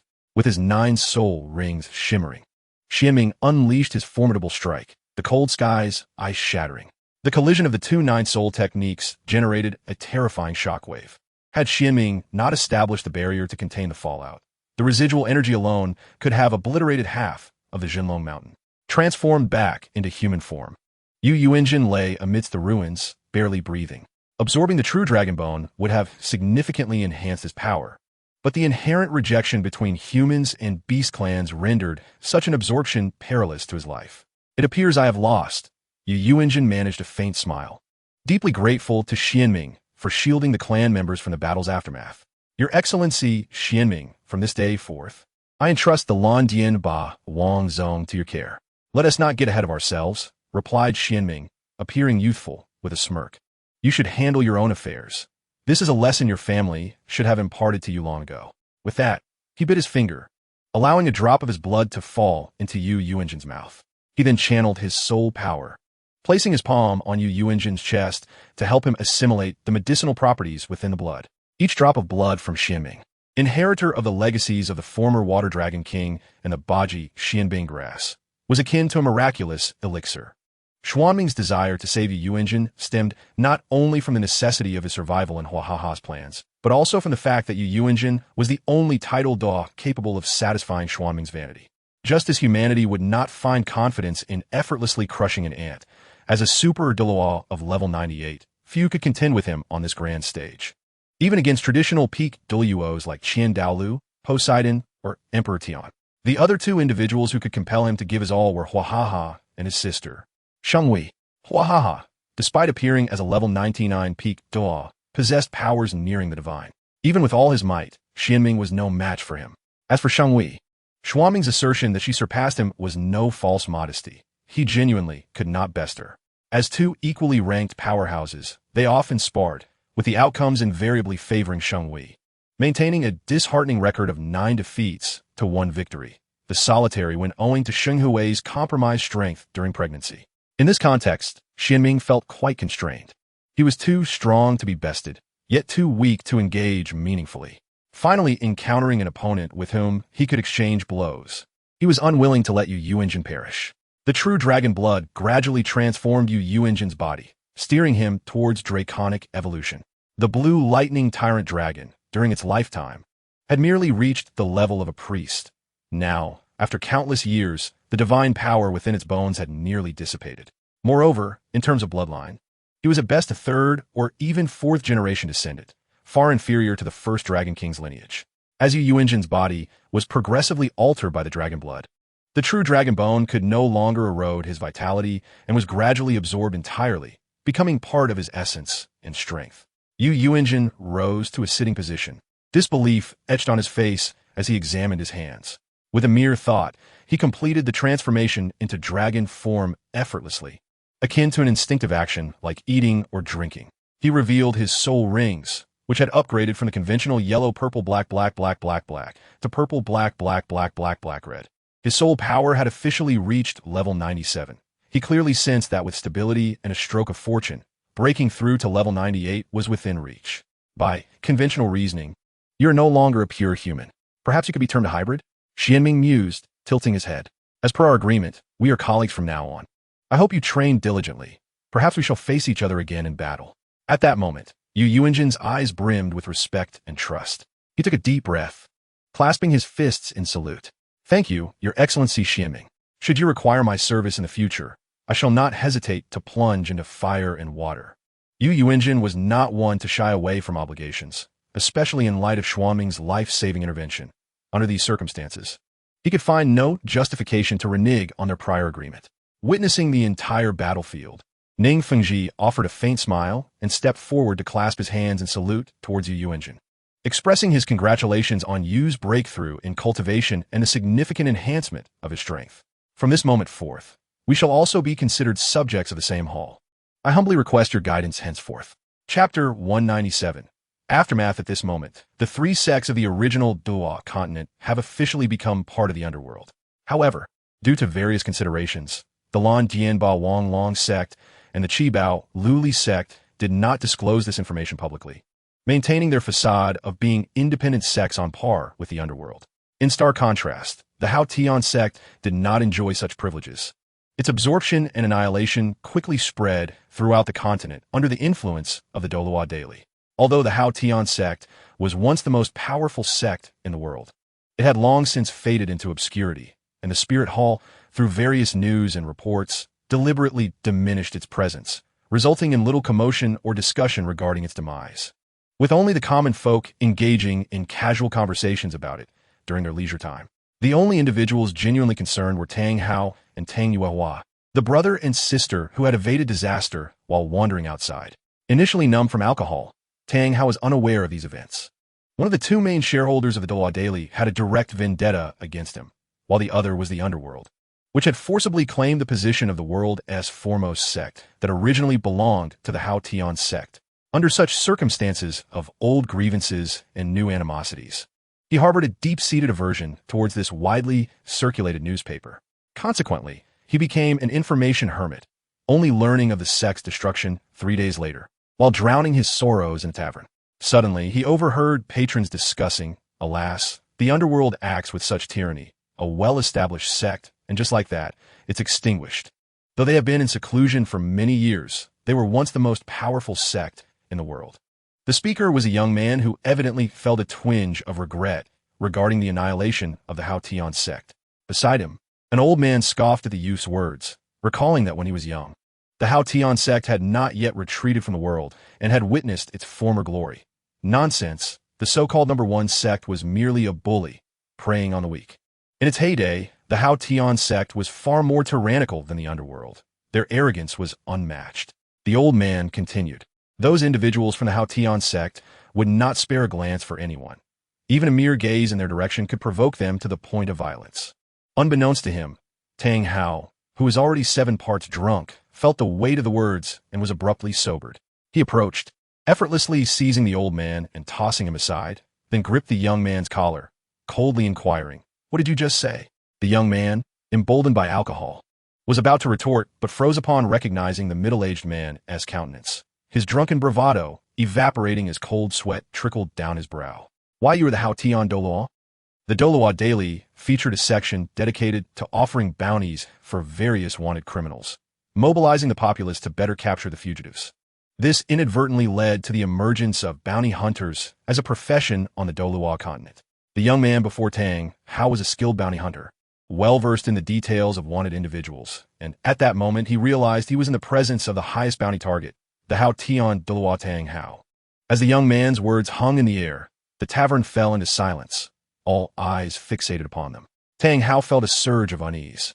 Having never read the Douluo Daily, he was unaware of his own status as a wanted man. Nevertheless, he sensed the unsettling atmosphere and, instinctively, released a powerful aura befitting a titled Doa enveloping the entire tavern. Tang Hao swiftly turned around, executing a fatal strike against a hapless patron attempting to flee and alert others, then surveyed the room, his voice icy as he declared, "Any who attempt to leave without my permission shall face death." With the chilling example set, no one dared to make a move, silenced by fear. Faced with this precedent, no one entertained thoughts of selling Tang Hao's whereabouts for profit. They merely wished for the calamity to depart swiftly. Once he had instilled fear in the patrons, Tang Hao returned his cold gaze to the young man, who resembled a frightened chick in his grasp, and demanded, "What has transpired with the Haotian Sect? Speak the truth." The young man, drenched in sweat and devoid of courage to conceal anything, recounted every detail he knew as if emptying a bamboo tube of beans. "This cannot be," Tang Hao stammered, hands trembling as he received the newspaper, eyes widening as he searched for information regarding the Haotian Sect. The report clearly stated that the Haotian Sect had become a relic of the past. Aside from the sect leader Tang Xiao, all high-ranking members had been slaughtered, while the remaining clansfolk were either crippled or forcibly assimilated. Their ancestral grounds had been reduced to ashes by fire. Though Tang Xiao survived, he was but a shadow of his former self, his cultivation obliterated, imprisoned in a dungeon after suffering grievous injury. Accompanying the article was a photograph depicting Tang Xiao, disheveled and bloodied, his remaining arm visible, trapped in a water dungeon, teetering between life and death. Viewing the report before him, Tang Hao felt a tumultuous surge of rage. His vision darkened, nearly losing consciousness as he opened his mouth and expelled a mouthful of blood. The newspaper shattered under the weight of his immense soul power. His eyes bloodshot and on the brink of frenzy, he roared, "Underworld, I shall not rest until we meet again. One day, I will eradicate you to honor the spirits of my ancestors of the Haotian Sect." Now aware of his status as a wanted man, Tang Hao resolved to conceal his whereabouts, eliminating all witnesses in the tavern. Ensuring no one remained alive, he donned a black cloak and disappeared into the night. He must personally return to the Haotian Sect to confirm whether this was all a fabrication. A sliver of hope lingered within him. Before departing, however, he made a brief detour back to Nottingtown. Tang Hao feared that the issuance of the bounty might incite suspicion in Tang San regarding his facade as a drunken blacksmith, while other matters could be managed. If this child inadvertently raised the alert of the spirit hall, it could lead to dire consequences. Chapter 198. Aftermath 2. Tang San, studying at Notting Academy, had indeed been attentive to the Douluo Daily and was aware of the bounty placed on the Haotian Douluo. However, he did not associate it with his father, dismissing it as mere coincidence of appearance and name. The disparity in their statuses was too vast. One was a revered titled Douluo, while the other was a drunken blacksmith languishing in a remote village. Given such a chasm, even entertaining the thought was a grave offense to a powerful figure. Moreover, as someone who had lived a second life, Tang San understood well. While the Haotian Douluo was indeed a formidable titled Douluo, he was equally a fearsome wanted criminal. If others were to discover that his father bore a striking resemblance to the wanted criminal, it would undoubtedly lead to a myriad of troubles for him. Tang Hao breathed a sigh of relief only after confirming that Tang San was unharmed, and he set off for the ancestral grounds of the Haotian clan that very night. It had been quite some time since his last visit, and a map in his possession had been discreetly given to him by Tang Yuehua several years prior. However, various circumstances had prevented him from returning until now. 300 miles east of Tiando City, nestled among towering mountains, lay a seemingly ordinary little village that now stood before Tang Hao. Once upon a time, the Haotian clan was the preeminent sect in the sole master world of Douluo Continent. Yet now, it had devolved into obscurity, hidden within a small mountain village.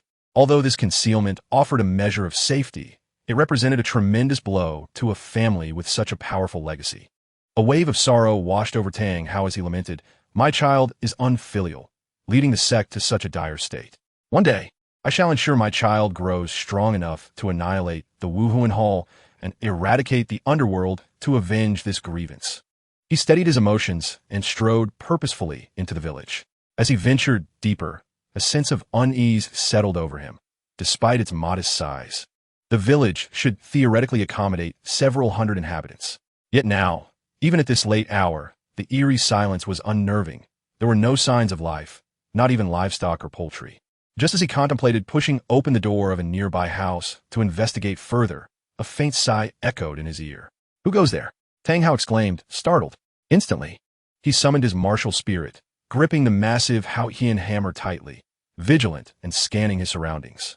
When he beheld the white-clad elder who had materialized behind him, he was momentarily taken aback and tentatively called out, "Uncle, uncle." Baihe's expression was complex as he shook his head softly, saying, "Hauer, you should not have returned." To be truthful, among the 4 leaders of the former 4 affiliated clans, his feelings towards Tang Hao were the most intricate. Titan needed no further mention. As Tang Hao's staunch supporter, he fiercely defended his honor against any who dared speak ill of him. In their gatherings, he had often refrained from discussing Tang Hao, wishing to spare his feelings. Niao Gao harbored a certain disdain for Tang Hao, yet preferred a live-and-let-live approach, as long as Tang Hao and his immediate family stayed away.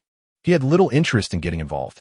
Yang Wudi's animosity towards Tang Hao, however, ran deep, even surpassing his enmity for the Wuhuan Hall. In the original storyline, had it not been for the sake of a few old comrades, he would have had no qualms about ending Tang San's life without a word, forsaking any bizarre wagers.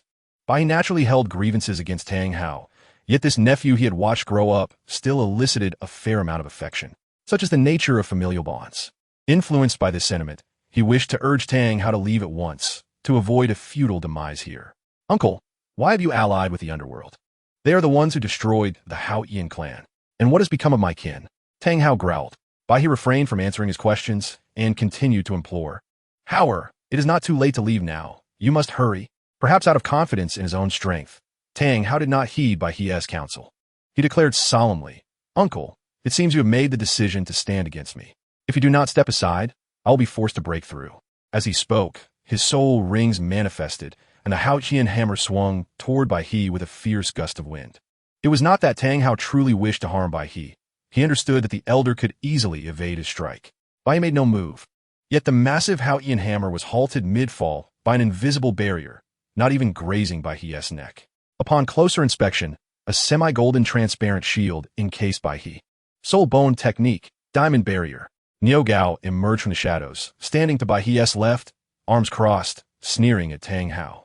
To Bai He's right stood a towering middle-aged man, the newly appointed clan leader of the Li family, Tyson, who had recently broken through to become an 81st level Soul-Subduing. "You are Tyson?" Tang Hao squinted slightly. During his time in the Haotian clan, aside from his uncle Bai He, his closest ties were with the Li family. He had heard of this prodigy from the same generation, and while he was inferior to the young talents of the Haotian clan, he was nonetheless equal to the likes of Titan. It was surprising to find that Tyson had already ascended to the rank of Soul-Subduing. Tang Hao pointed the hammer at him, demanding, "Where is Titan? Bring him forth to speak with me." Tyson remained unfazed, coldly replying, "The old traitor Titan has betrayed the clan. I have executed him and erased his name from the clan records." Tang Hao was taken aback, although he had always regarded Titan as a servant. The latter had been fiercely loyal to him, and he harbored some feelings for him. To learn of Titan's death stirred a sense of loss within him. However, he concealed this sentiment and coldly regarded the 3 before him, stating, "For the sake of our past ties, I shall grant you an opportunity. Depart now, and I will not hold you accountable. Otherwise, you shall bear the consequences of my wrath."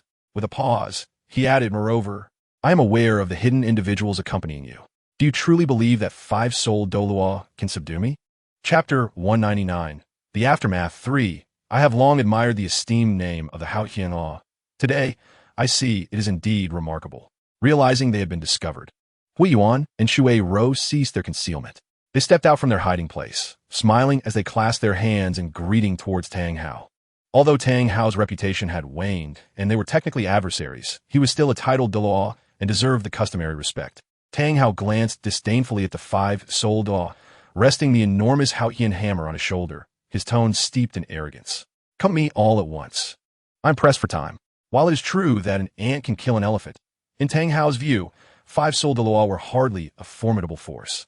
Even though he bore the burden of internal injuries, he felt more than capable of handling them. Moreover, he was no shameful titled Douluo who could be easily defeated by a mere strike from Soul Douluo. He was a true martial artist. In the past, he had barely breached the realm of titled Douluo and had managed to defeat 3 seasoned titled Douluo from the Wuhuan Hall in a single explosive strike. A feat made possible by a sudden ambush and the aid of a Shirogod. Nevertheless, it was a testament to his considerable talent and combat prowess. No. Lord Haotian, you misunderstand, Hui Yuan replied with a slight smile. We are merely here to clean up the aftermath, dealing with a few remnants and some ignorant little thieves. A powerhouse of your caliber will not be the one to engage in battle. The 5 Soul Douluo ceased their conversation with Tang Hao, standing together, turning towards the direction of the sunset forest, and bowing earnestly as they chanted in unison. We humbly request the Mansion Master to take action. As they spoke, a 6-pointed star magic array materialized before them, and a swirling mass of purple mist rose from the array, coalescing into a human figure. Ho ho ho, my dear children, what troubles have summoned me here? Accompanied by a boisterous, arrogant laugh, the white-haired Hua-ha-ha made his entrance. His words caused a flush of embarrassment among the elder men present, who, despite their advanced age and years as heads of families, were now being referred to as children. The youngest among them, Shui Ro, suppressed her awkwardness and recounted the events to Hua-ha-ha in detail. Ah, I see. Hua-ha-ha rested his chin on his wand, turning to gaze at Tang Hao with a smile that was almost mischievous. So, this little brat is quite discontent. Wishing to stir trouble, is he? Tang Hao, on high alert, had not anticipated that merely 5 Soul Douluos could summon such a formidable deity. Are you the lord of the underworld? Hua-ha-ha. Well, sort of. Strictly speaking, I am merely a projection of my true self. After all, my true form has its own private affairs and cannot be summoned at all times. Tang Hao let out a sigh of relief. He had heard of Hua-ha-ha's might, and had his true form appeared, his fate would have been sealed. However, if this was merely a weakened incarnation, perhaps he could still hold his ground. Though currently at the 96th rank, even slightly weaker than his brother Tang Xiao, he had trained to pursue ultimate strength, making it commonplace for him to battle above his rank. That said, Tang Hao unleashed his most formidable attack, the 9 Rings explosion. Despite his near-arrogant confidence in his abilities as a super Douluo, he was acutely aware that each level gained beyond 95 was akin to crossing a celestial threshold. He then executed the great Sumeru hammer technique, wielding it with an overwhelming force toward the Hua-ha-ha incarnation, aiming for a decisive strike. Yet Hua-ha-ha incarnation seemed unfazed. He stepped forward, shielding his 5 Soul Douluos behind him, and effortlessly lifted his wand to block the enormous Haotian Hammer. Halting its momentum, the wind generated by the swing merely tousled a few strands of his hair. TSK, is this all you can muster? Hua-ha-ha incarnation shook his head in mockery, commenting on a lack of strength from a supposedly mighty Haotian Douluo. What? Tang Hao's pupils constricted sharply. Just as he prepared to retract his hammer for a second assault, Hua-ha-ha incarnation made his move. With a casual push of his hand, he struck Tang Hao's chest, sending him flying backward, his internal organs misaligned, and blood gushing forth. The internal injuries he had barely managed to suppress flared up once more. As Tang Hao closed his eyes, awaiting his impending doom, Hua-ha-ha incarnation refrained from delivering a finishing blow. Instead, he approached Tang Hao with a light-hearted demeanor, saying, "A bird loses its feathers, a beast leaves its skin. Since you have entered my territory, it would be remiss not to offer me something in return." With that, he seized Tang Hao's right arm and yanked it off. Tang Hao cried out in unbearable pain. Hua-ha-ha incarnation inspected the severed limb and, channeling his soul power, shattered the flesh and bone, revealing the soul bone within. A 6,000-year-old right arm bone of a Qianjuani? Quite impressive indeed. Hua-ha-ha incarnation nodded in satisfaction before casually handing it to the nearest Niu Gao, stating that this item would be entrusted to him for safekeeping, as his current form was somewhat inconvenient for carrying possessions. Niu Gao bowed in acknowledgement, stowing it away in his storage soul guide. As for any thoughts of treachery, it was well known that he would not act against his character, and he could distinguish between a feast and a mere morsel. TSK. Tang Xiao lost a left arm, and you've lost a right. It seems you brothers are quite symmetrical in your misfortunes. Hua-ha-ha incarnation observed Tang Hao, who lay on the ground, clutching his severed arm, nodding in amusement. Now, before I change my mind, be gone. Though a flicker of hatred crossed Tang Hao's eyes, he said nothing more, bowed his head, and expressed, "Thank you, Your Excellency, for your mercy." After retracting his martial soul and applying basic first aid to stem the bleeding, he fled the scene without looking back. Watching Tang Hao hastily depart, Huahaha, Incarnation, leisurely remarked, "Do you have any further inquiries? Feel free to ask. I can linger here for a while." The five exchanged glances, and Tyson stepped forward, cupping his hands respectfully. "Lord of the Manor, may I dare to inquire why you allowed Tang Hao to leave? Isn't it akin to releasing a tiger back into the mountains, fraught with peril? Merely a stray dog, not worth fearing." Ha! Incarnation chuckled as he explained to his subordinates. "Even at his peak, he was not a match for me, let alone now that he lies here, bereft of a soul bone, likely reduced to the level of a soul Douluo. That child, Song Heir, has always had it too easy. He needs some tempering. Let this old rat serve as his whetstone." Huaha had yet to mention that Tang Hao was a crucial figure in his grand scheme. Should this fellow perish too soon, he would have to rewrite the meticulously crafted script he had prepared. Chapter 200. Surround and kill. Ye Cong had spent half a year in the Slaughter City, achieving a staggering 50 victories in the Hell Slaughter Arena. In this cursed place, the true terror did not stem from the enemies within the arena, but from the incessant ambushes faced after each match, when one was at their most vulnerable. However, as his victories mounted, the number of those daring enough to ambush him dwindled, as the villains had grown to fear his formidable methods, earning him the moniker of Smiling Yen Luo. A small faction of reckless individuals believed they could make a name for themselves by claiming Ye Cong's head, while another group comprised opponents who were somewhat his equals. "Ah, is that not the Hell Rose? What brings you here, old friend, accompanied by a throng of minions to corner me?" Ye Cong gazed at the provocatively dressed, alluring woman before him, scratching his head in exasperation. The woman known as Hell Rose, Catherine, laughed lightly. "Oh, don't be so distant, dear. I merely received a commission. Someone wishes to take your head. So, I kindly ask you to cooperate." Ye Cong was taken aback. In the entire Slaughter City, there are still those who can afford to hire you? Given Catherine's status, she seldom took on commissions personally. Catherine's ranking in the Hell Slaughter Arena even surpassed Ye Cong's, boasting an impressive 65 victories, placing her among the top 3 powerhouses in the Slaughter City. Moreover, she was the leader of the Death Guild, the foremost organization in the Slaughter City. Although she had arrived years before Ye Cong and was considered a senior, her survival through countless bloodbaths and the establishment of her own faction attested to her formidable prowess, particularly in this world devoid of compassion. Building a personal faction was far more challenging than merely achieving victory. One could not display any sign of weakness, lest they be devoured by their ravenous subordinates. Casilina feigned a look of deep distress, shaking her head. "There is no other way. I never intended to become your enemy, but that person was quite generous, offering me an irresistible price. Considering that, apart from me, the Death Guild likely has no one who could rival you. I had no choice but to come personally. You wouldn't deny me this favor, would you?" Just as Ye Cong was about to retort, he felt a menacing gust of wind approaching, prompting him to dodge swiftly. A meteor hammer, the size of a human head and studded with iron spikes, hurtled through the air, crashing down at the spot where Ye Cong had just stood. "How tedious," remarked a cold voice, emanating from a figure clad entirely in medieval knight's armor. "Why waste words on someone facing death?" The meteor hammer had been thrown by him, and upon realizing his strike had missed, he flicked his wrist, readying for another attack with a rustling sound. Silver Armor, ranked 30th in the City of Slaughter, was a figure shrouded in mystery, with no one knowing his true name or appearance. Silver Armor was a soul sage, and although he could not currently utilize his soul skills, his nearly indestructible armor and the reputedly invincible meteor hammer had earned him a fearsome reputation within the City of Slaughter. Many speculated whether his martial soul was the armor or the hammer, as he was never seen without them. "Hey, are you trying to ambush me?" Ye Cong glared at Silver Armor, gritting his teeth.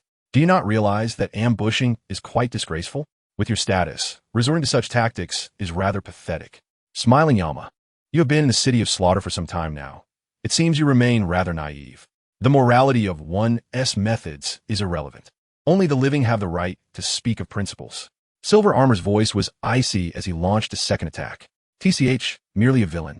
Yet you speak of your misdeeds with such grandiosity." Ye Cong sneered, surveying the entire City of Slaughter, where no one had yet earned his respect.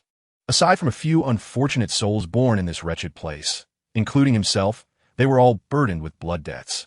In the city of slaughter, many speculated about the nature of his martial soul. Frankly, I'm curious about it as well. Now, I have an opportunity for once a person dies, their martial soul can no longer exist. The thunderous gossip, Ye Cong acted with remarkable swiftness, retrieving a comical mask adorned with rosy cheeks from the black domain and swiftly donning it. Simultaneously, a dark green gas enveloped him, transforming him into the Night Ruler form. He raised the Soul-Settling Hammer high, imbued with lightning, and swung it down with ferocity.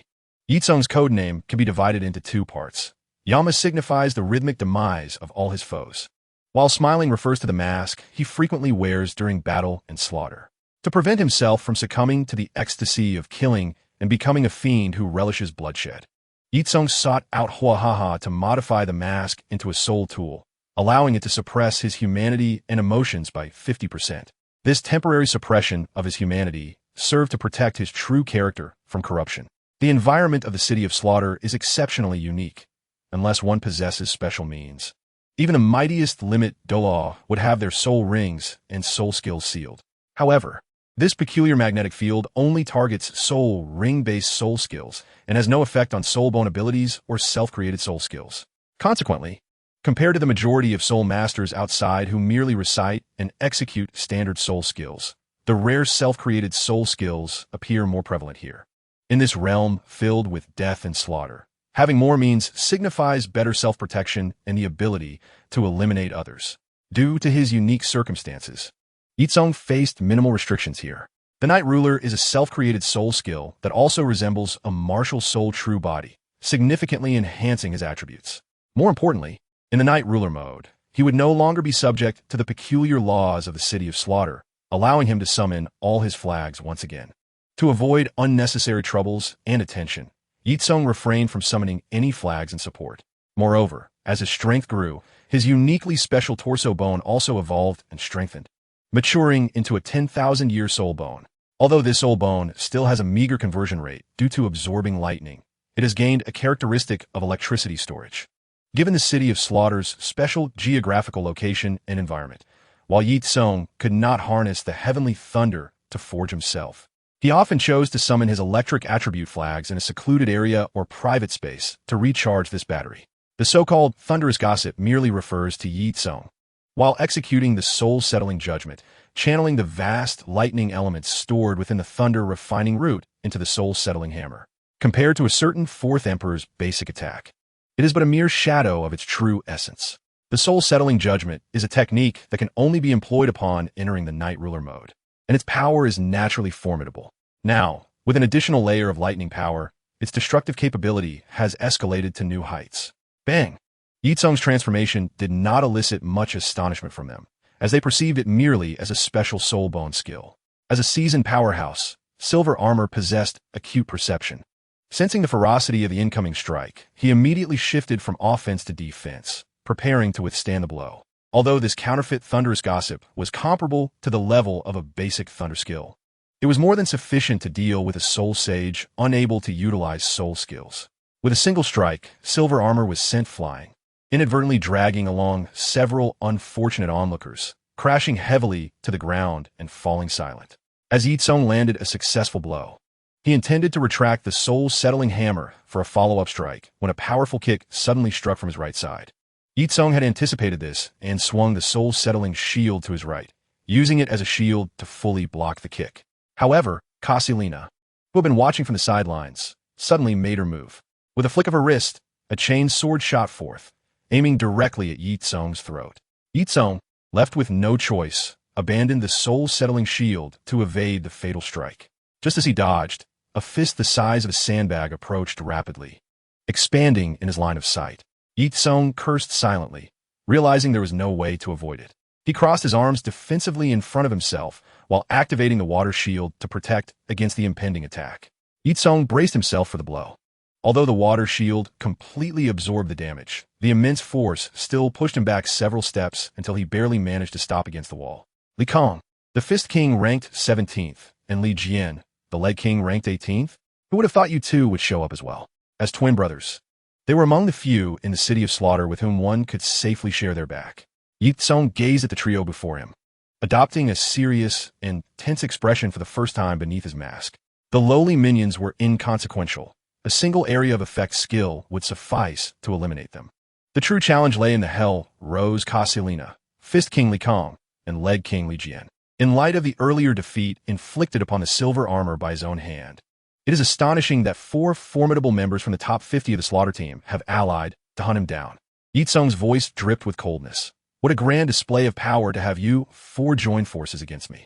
I'm increasingly intrigued by the so-called irresistible condition that has compelled you to do so. The only individual capable of offering such stakes must surely be that fellow. As he spoke, he lifted his gaze upward. Ha ha ha. You are quite astute, but alas, sometimes a touch of ignorance is preferable. Li Jian remarked with a sardonic smile, simultaneously delivering a swift kick. This time, however, Ye Cong deftly evaded the attack. The Jinhuan Luo and Jinhuan Shui had returned to his grasp, as his martial spirits, even when separated from their original forms. He need only dismiss them and summon them anew. At this moment, the 2 weapons had transformed. The former copper gong and drumstick now taking the shape of a shield and a staff. The Anya Jinhuan Luo and the Shuntong Jinhuan Shui. Casting a calm glance at the encircling coalition, Ye Cong remarked, "There seems to be an excessive number of you. Let's first clear the field." With that, he raised the Shuntong Jinhuan Shui high and swept it downward, unleashing a multitude of miniature Jinhuan Shui that fell from the sky like meteors, obliterating the weaker minions in an instant. Is this a soul bone? Katrina, Kong, and Jian were largely unaffected, each employing their unique skills to successfully fend off this onslaught. Their eyes sparkled with excitement, as if a lavish feast had suddenly appeared before famished souls. They believed that despite Ye Cong's immense capabilities, he was destined to perish here today. Not only would they receive rewards from that esteemed individual, but they would also acquire a powerful soul bone. How the 3 would divide the spoils would be a matter to discuss after the battle's conclusion. Furthermore, many techniques Ye Cong exhibited were evidently beyond the realm of self-created soul skills, indicating that he possessed more than 1 soul bone. Rest assured, I shall claim this soul bone. Ye Cong laughed heartily, initiating the assault. He propelled himself forward with a push of his toes, launching his left fist, radiating blinding light, directly toward Ye Cong's face. Explosive fist. The fierce wind from his punch approached with a sonic boom. Ye Cong defended with the shield, while simultaneously bringing down the Shuntong Jinhuan Shui to strike at Kang's abdomen. Naturally, Li Jian could not allow his brother to be struck. He leaped in, redirecting the hammer intended for Li Kang's midsection. Even against the combined might of the 2, Ye Cong remained composed, first unleashing a 5 directions shockwave to push them back, then following up with a devastating blow from the Gong Qian Lai Per. Witnessing the precarious situation, Li Jian first kicked Ye Cong away and then, leveraging his powerful leg muscles, leaped backward to narrowly evade the attack. As Ye Cong's strike missed, he swiftly altered his technique, leveling the Shuntong Jinhuan Shui to aim at Ye Cong and firing a powerful Soul Force condensed cannon. Li Kang's expression darkened as he cursed, "Bastard! Why are you focusing your attacks solely on me?" Realizing he could not evade, he roared in anger and raised his fist to counter with his explosive fist. Ye Cong! Li Jian's face paled as he shouted and charged at Ye Cong, delivering a soaring kick. After landing a successful hit, Ye Cong retaliated with a hammer strike aimed at Li Jian's thigh. Li Jian quickly altered his maneuver mid-air, transitioning from a kick to a stomp, descending with the intention of crushing Ye Cong's head. Ye Cong hurriedly raised the transformed shield, the Anya Jinhuan Luo, above his head. Yet, even with this formidable defense, the impact forced him down onto one knee. On the other side, the collision between the dual explosive fists and the powerful soul cannon generated a cloud of dust. As the haze dissipated, Ye Cong stood with his arms hanging limply, veins bulging on his forehead, gasping for breath. Had it not been for his robust soul power and the considerable might of his self-created explosive fist, he would have emerged severely injured, if not dead, from that encounter. Out of the corner of his eye, he caught sight of Katrina watching from the sidelines and, in a fit of rage, shouted, "You wretched woman! Are you merely going to stand there? Hurry and lend your assistance." "Oh my, there is no need to rush," Katrina replied, unperturbed, as she smiled and swung her chain sword, joining the fray. With her involvement, the pressure on Ye Cong intensified dramatically, though he was undeniably powerful. Facing 3 formidable opponents had begun to take its toll. Chapter 202. The King of Slaughter in stark contrast to the treachery and bloody conflict outside. The highest chamber of the tallest building in the city of Slaughter exuded an eerie tranquility. At the far end of the room sat a grand chair adorned with blue and purple crystals, exuding an air of opulence. Seated upon it was a tall, middle-aged man clad in a blood-red robe, enveloped in a voluminous scarlet cloak. His eyes and hair were crimson, while his exposed skin and hands displayed an uncanny hue between white and blue. His fingers were claw-like, and two fangs protruded from the corners of his mouth. Upon closer inspection, faint, blood-red, demonic patterns adorned his cheeks and the backs of his hands, while a sword-shaped mark hung inverted on his forehead. Behind him, a pair of massive blood wings lay concealed. If an elder top-tier soul master were present, they would undoubtedly recognize this man, a blend of human and demon, as Tang Chun, the Haotian Hammer, who once swept across the continent with unmatched prowess before inexplicably vanishing. However, the current Tang Chun was no longer conscious. His self-awareness had lapsed into slumber or was sealed away. The entity that governed this body was a being from the realm of the Rakshasa god, the blood-red, nine-headed Bat King, with a cultivation of 370,000 years. Years ago, Tang Chun traversed the continent in search of divine ascendance and ultimately discovered the legacy of the Shura god in the city of Slaughter. However, since Shura and Rakshasa were essentially two sides of the same coin, the city of Slaughter served as a sanctuary for both legacies. Unaware of this connection, Tang Chun fell prey to the Rakshasa god's influence and became ensnared in malevolence when confronted by the blood-red, nine-headed Bat King, ultimately becoming the king of Slaughter. Although Tang Chun possessed immense power and a modicum of divine protection, his cultivation had neared the semi-divine realm, as delineated in later ages. Yet, due to the blood-red, nine-headed Bat King's parasitic presence and Tang Chun's insufficient strength, this so-called king of Slaughter, despite wielding the power and soul energy of a demigod, lacked the combat prowess to match it. How goes the task I assigned to you? The king of Slaughter's voice was piercingly sharp, his emotionless gaze fixed upon the armored knight kneeling below. The knight replied with utmost reverence, "Great king, I have made all necessary arrangements." No matter how formidable the smiling Yama may be, he remains an unseasoned contender. Ultimately, he cannot escape the fate of death when besieged by 4 individuals, each surpassing him in both rank and cultivation. Well done. Once our objectives are achieved, I shall not overlook your contributions. Thank you for your great grace, my king. I seek no reward, only the opportunity to serve you for all eternity. The armored knight, a fervent devotee of the king of Slaughter, was elated by the attention and gifts bestowed upon him by his idol. A chilling, eerie laughter echoed from the king of Slaughter, who expressed satisfaction with the knight's resolve, granting him the privilege of becoming part of his family. The knight, bewildered, noticed a bat suspended from the ceiling in the shadows, suddenly opening its eyes, unfurling its wings, and descending. To his astonishment, the bat transformed mid-fall into a voluptuous, radiant young girl, the very same girl in the black robe who had previously attended to Ye Cong. As she gracefully landed, her hand rested atop the knight's head, and in the next moment, with a scream from the knight, his blood was entirely siphoned away by the girl, leaving behind a lifeless husk. The king of Slaughter had a simple motive for this act, to silence him. Although he appeared as the ruler of the entire city of Slaughter, in truth, he was merely a general within a vast corporation, overshadowed by the Soul-Subduing and the chairman, Shura. The seemingly chaotic city of Slaughter adhered to its own unspoken rules. Otherwise, he would not have dutifully opened the path to hell for those achieving 100 victories, thus creating the infamous Slaughter Gods. While the king of Slaughter wielded the power to control the lives and deaths of the city's denizens, this authority did not extend to the top 100 seed players. Furthermore, Ye Cong's backing was not something he could easily offend.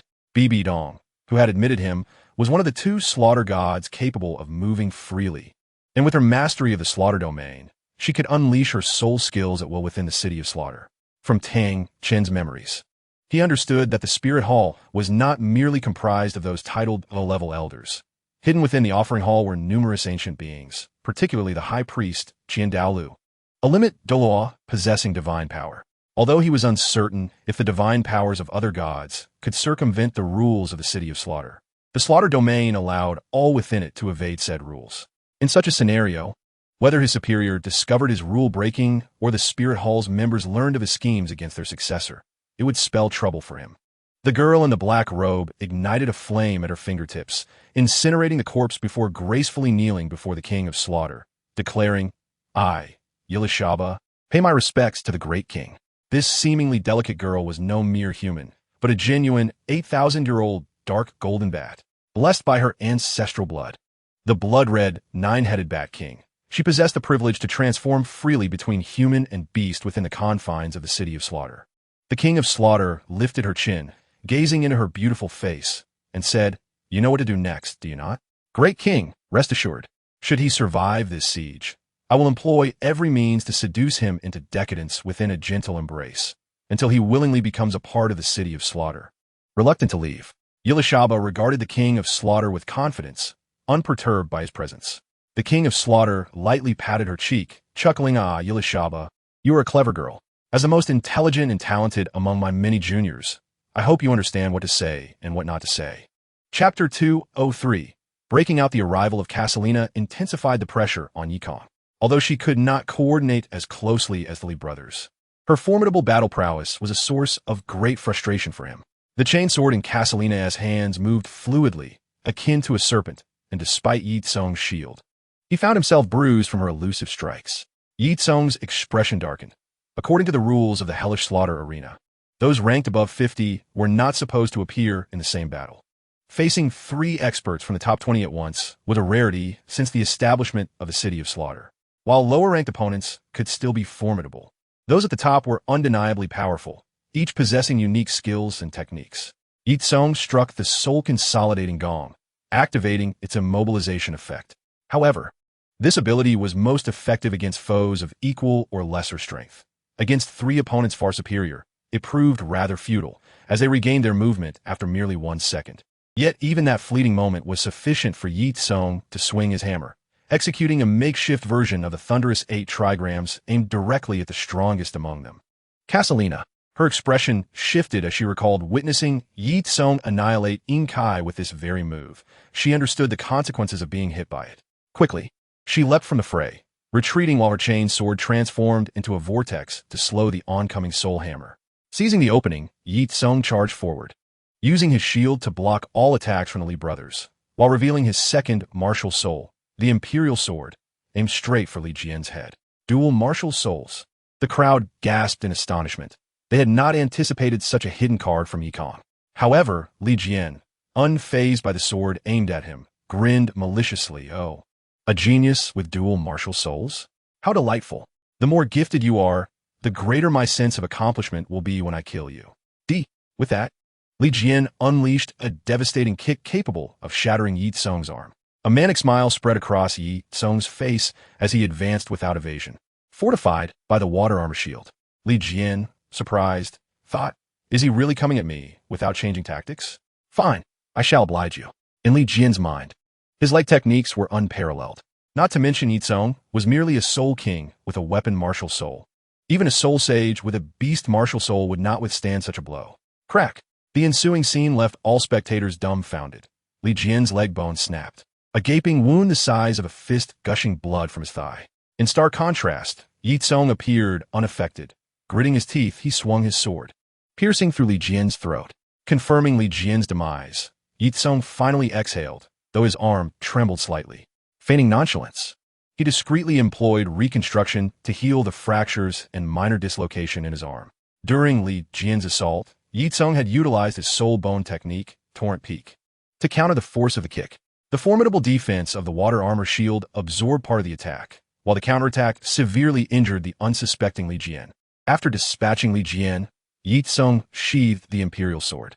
Regarding the utilization and development of the Imperial Sword, this martial soul predominantly relies on a few soul skills. His swordsmanship is merely superficial, far inferior to the fluidity exhibited in the usage of the Zhenhuan Wand and Zhenhuan Hammer. Second brother. Upon witnessing the tragic demise of his younger sibling, Ye Cong was overwhelmed with rage, his eyes ablaze as he roared and swung his fist towards Ye Cong. With Li Jian's death, the previously nearly perfect and stable triangular formation was shattered, and the pressure on Ye Cong suddenly diminished. Nevertheless, his nerves remained taut, showing no signs of relaxation. The prior reconstruction had healed his injuries, yet had also drained a considerable amount of his soul power. If this stalemate continued, the outcome of defeat would be inevitable. Damn it, must I resort to that move? Ye Cong pondered while fending off Li Kang's frenzied onslaught of attacks. The Jinlin Ju Zhua could indeed triple his combat strength, but using it simultaneously with the Anya group would also incur a detrimental buff that would shorten his lifespan. Although Ye Cong possessed various trump cards, even if he could not defeat the true embodiment of the King of Slaughter, fleeing would not pose a problem. After all, while the use of soul skills was restricted here, he still had numerous magical scrolls at his disposal. However, he was loath to deploy his trump cards so readily. If he were to use them now, in a sense, it would be tantamount to admitting defeat. In the original timeline, Tang Sect had managed to emerge unscathed from the City of Slaughter through sheer will. Why could he not do the same? If he could not even achieve this, how could he hope to vanquish him in the future and protect his loved ones and friends? Ye Cong's character was often stubborn to the point of being incomprehensible. For instance, he refused to acknowledge that the protective talismans and various life-saving measures bestowed by his elders could also be considered part of his own strength. This abstract notion stemmed primarily from a deep-seated lack of security. He harbored numerous concerns and worries regarding the protagonist of the original work, to the extent that he felt compelled to measure himself against him. Ye Cong could not be certain whether this Tang would unveil an unprecedented external aid in a moment of desperation, leading to his own downfall. Essentially, Ye Cong was a rather zen individual, disinclined towards conflict. However, the prevailing circumstances compelled him to fight. Borrowing the words of a promising young member of the Fanma family, I do not need to become the strongest in the world. I merely need to be slightly stronger than him. Even if he were the worst in the world, I would be content with merely securing the second-to-last position. While contemplating these matters, Ye Cong's actions did not falter. The ancestral skills of the Watchman, combined with the soul-devouring staff technique imparted by Gui Mei, enabled him to hold his own against two opponents. At this moment, Katrina was already contemplating retreat. Their alliance was, in essence, a makeshift coalition. And with two of the original four eliminated, Ye Cong remained vigorous and resilient. This outcome prompted her to harbor doubts. They had initially gathered for mutual benefit, and now, pursuing personal interests was not out of the question. Katrina hesitated to gamble on whether Ye Cong's desperate counterattack would inflict severe damage upon her. For her subordinates were no pushovers. Should she exhibit even a hint of weakness, they would undoubtedly swarm to eliminate her and take her place.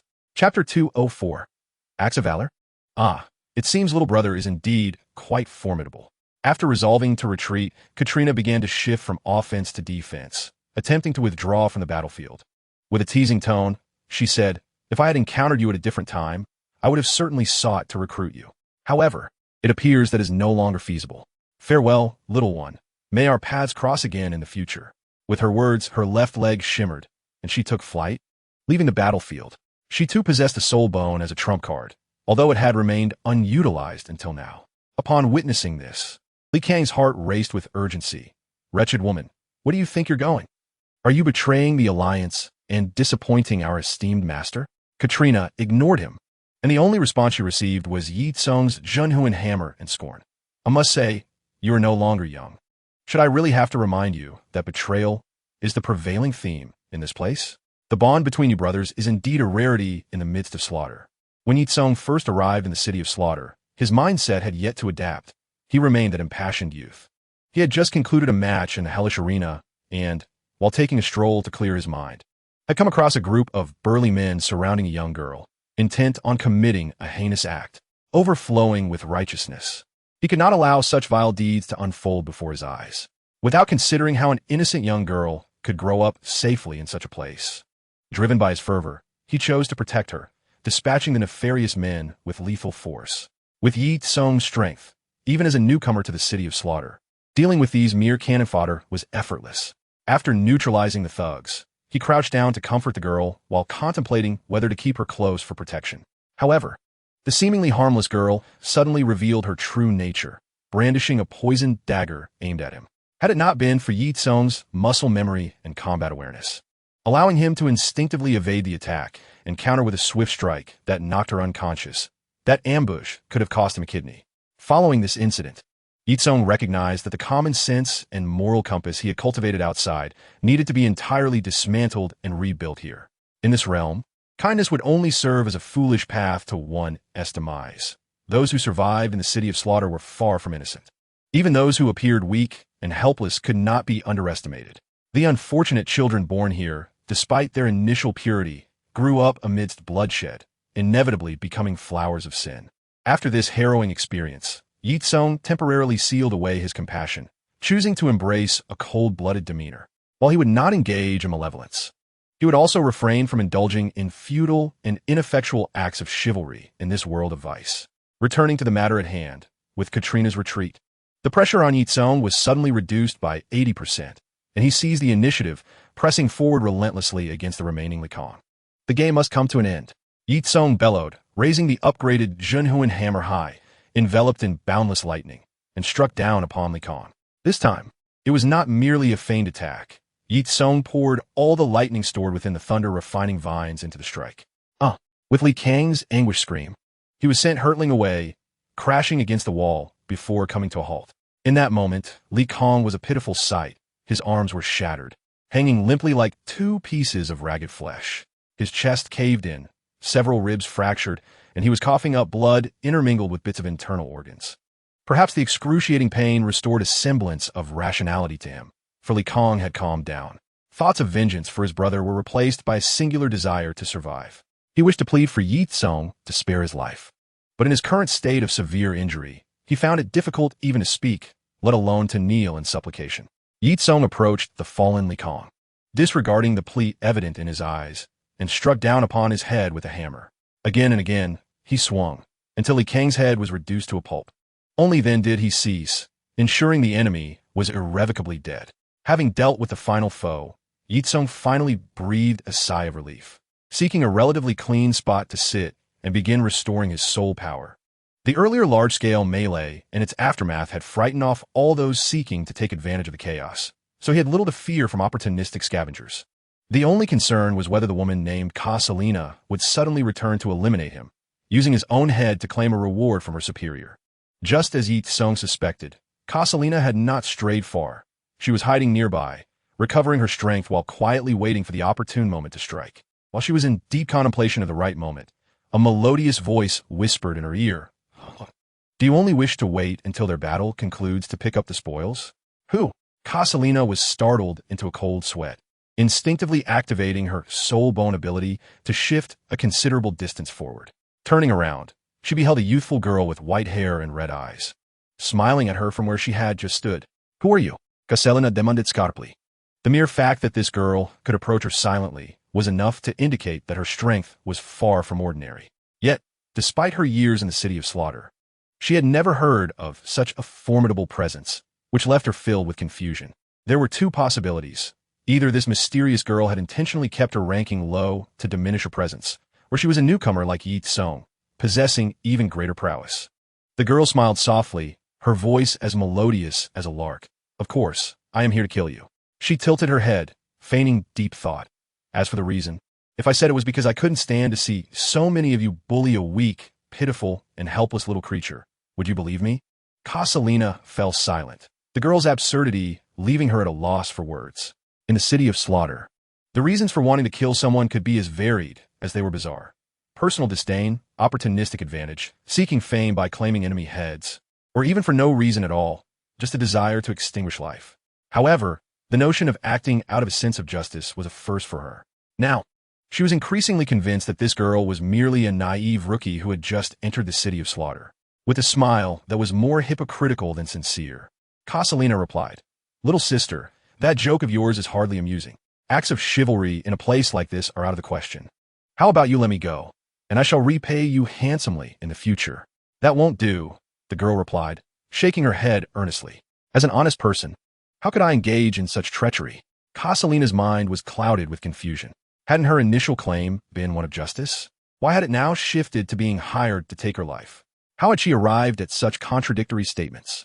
Kasalina smilefaded, her eyes narrowing. "Are you mocking me?"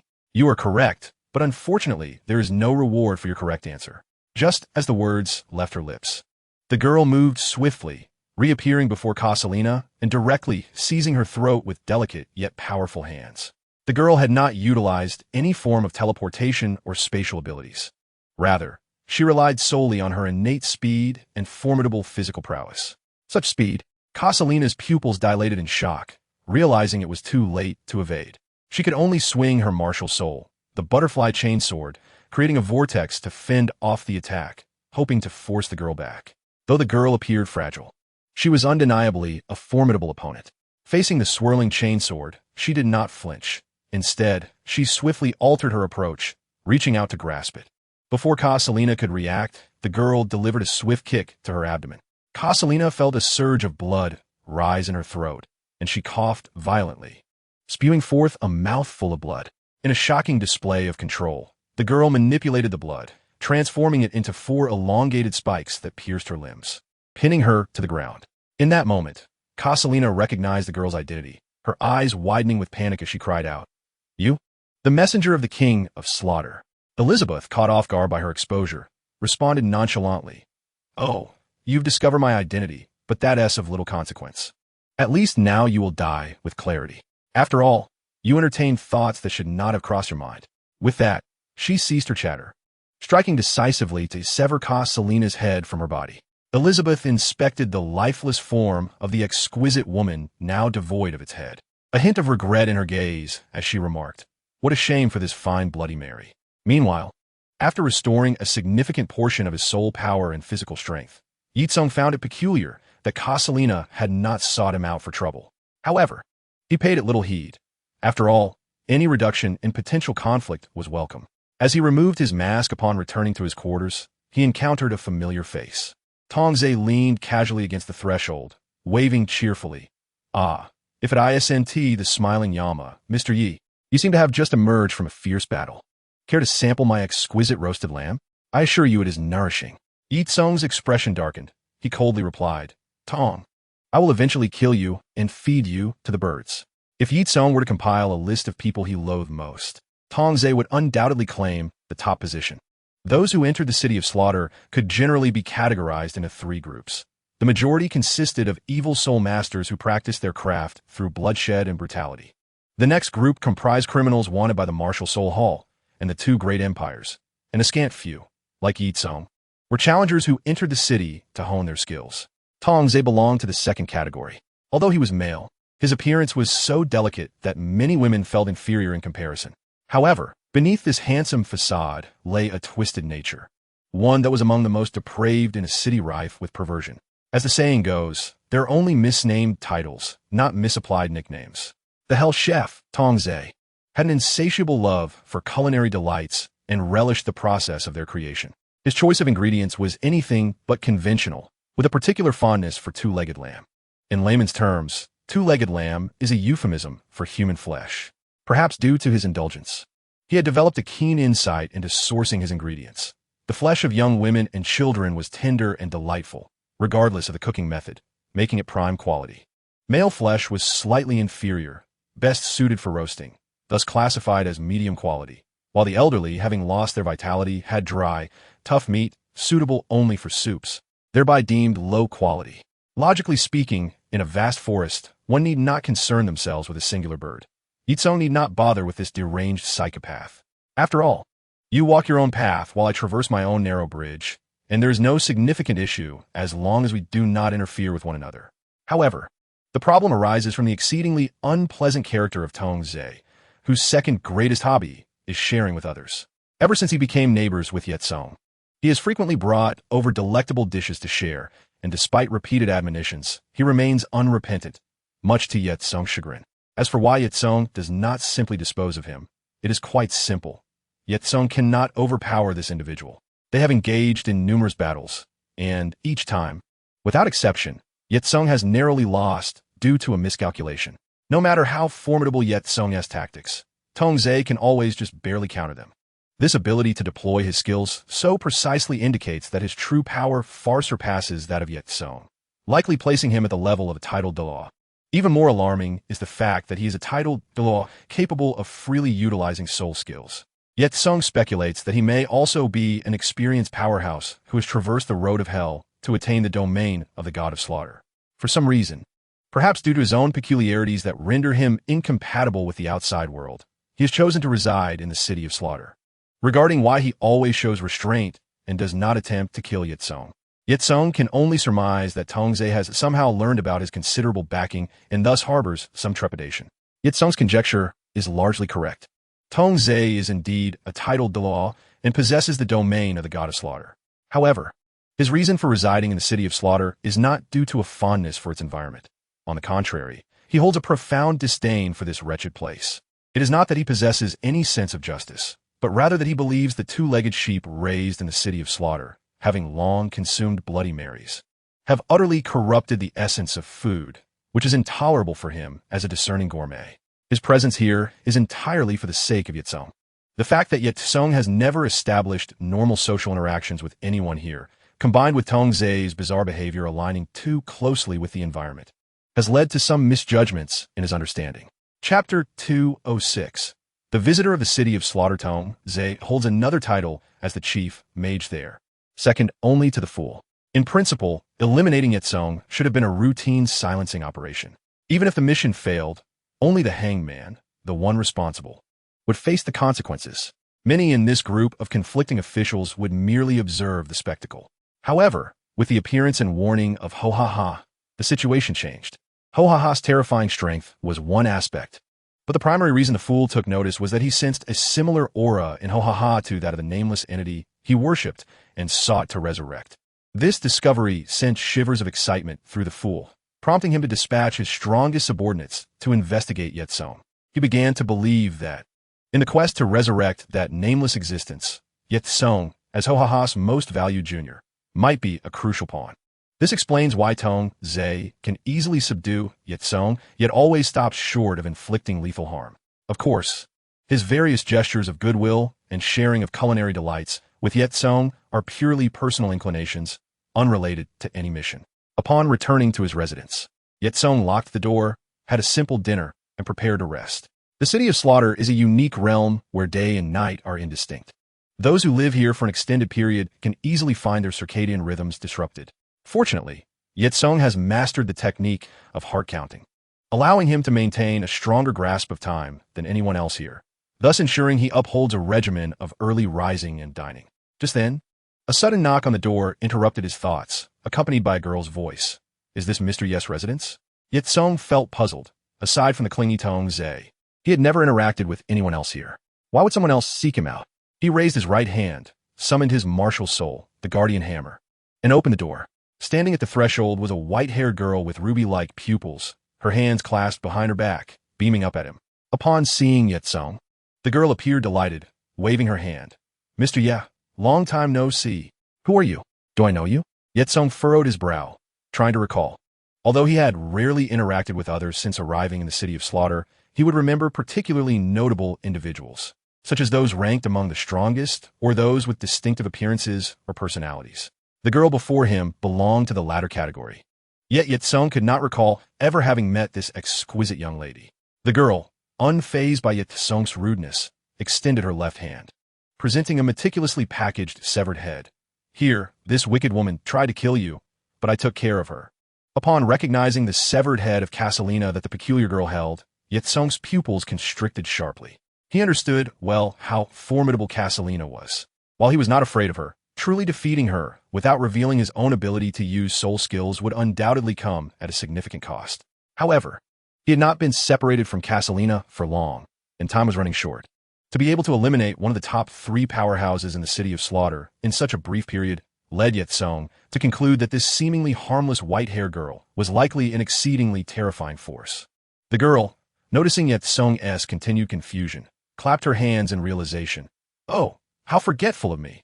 This should be our first formal meeting, right? Let me reintroduce myself. I am Yilishaba, the guide of the City of Slaughter.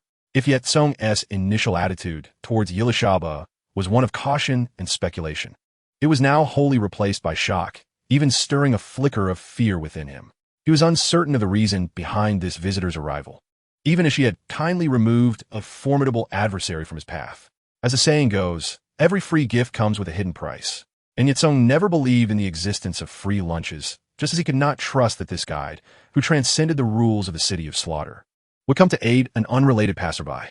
As Ye Cong pondered the reasons for Miss Yilishaba's visit, she smiled again and spoke, by common standards. Shouldn't you invite me inside for a chat, Mr. Ye? Ye Cong hesitated for a moment, but ultimately nodded, sheathing his Guardian Hammer and allowing Yilishaba entry into his abode. As for Casalina's severed head, he casually discarded it onto the street. He had no peculiar hobby of collecting severed heads. The decision to invite Yilishaba inside was straightforward. Having seen and experienced much, Ye Cong could easily deduce that her strength likely reached at least the level of a titled Douluo.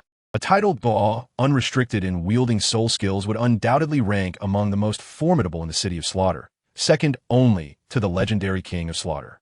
If she harbored ill intentions towards him, it seemed he would have no recourse but to call for assistance.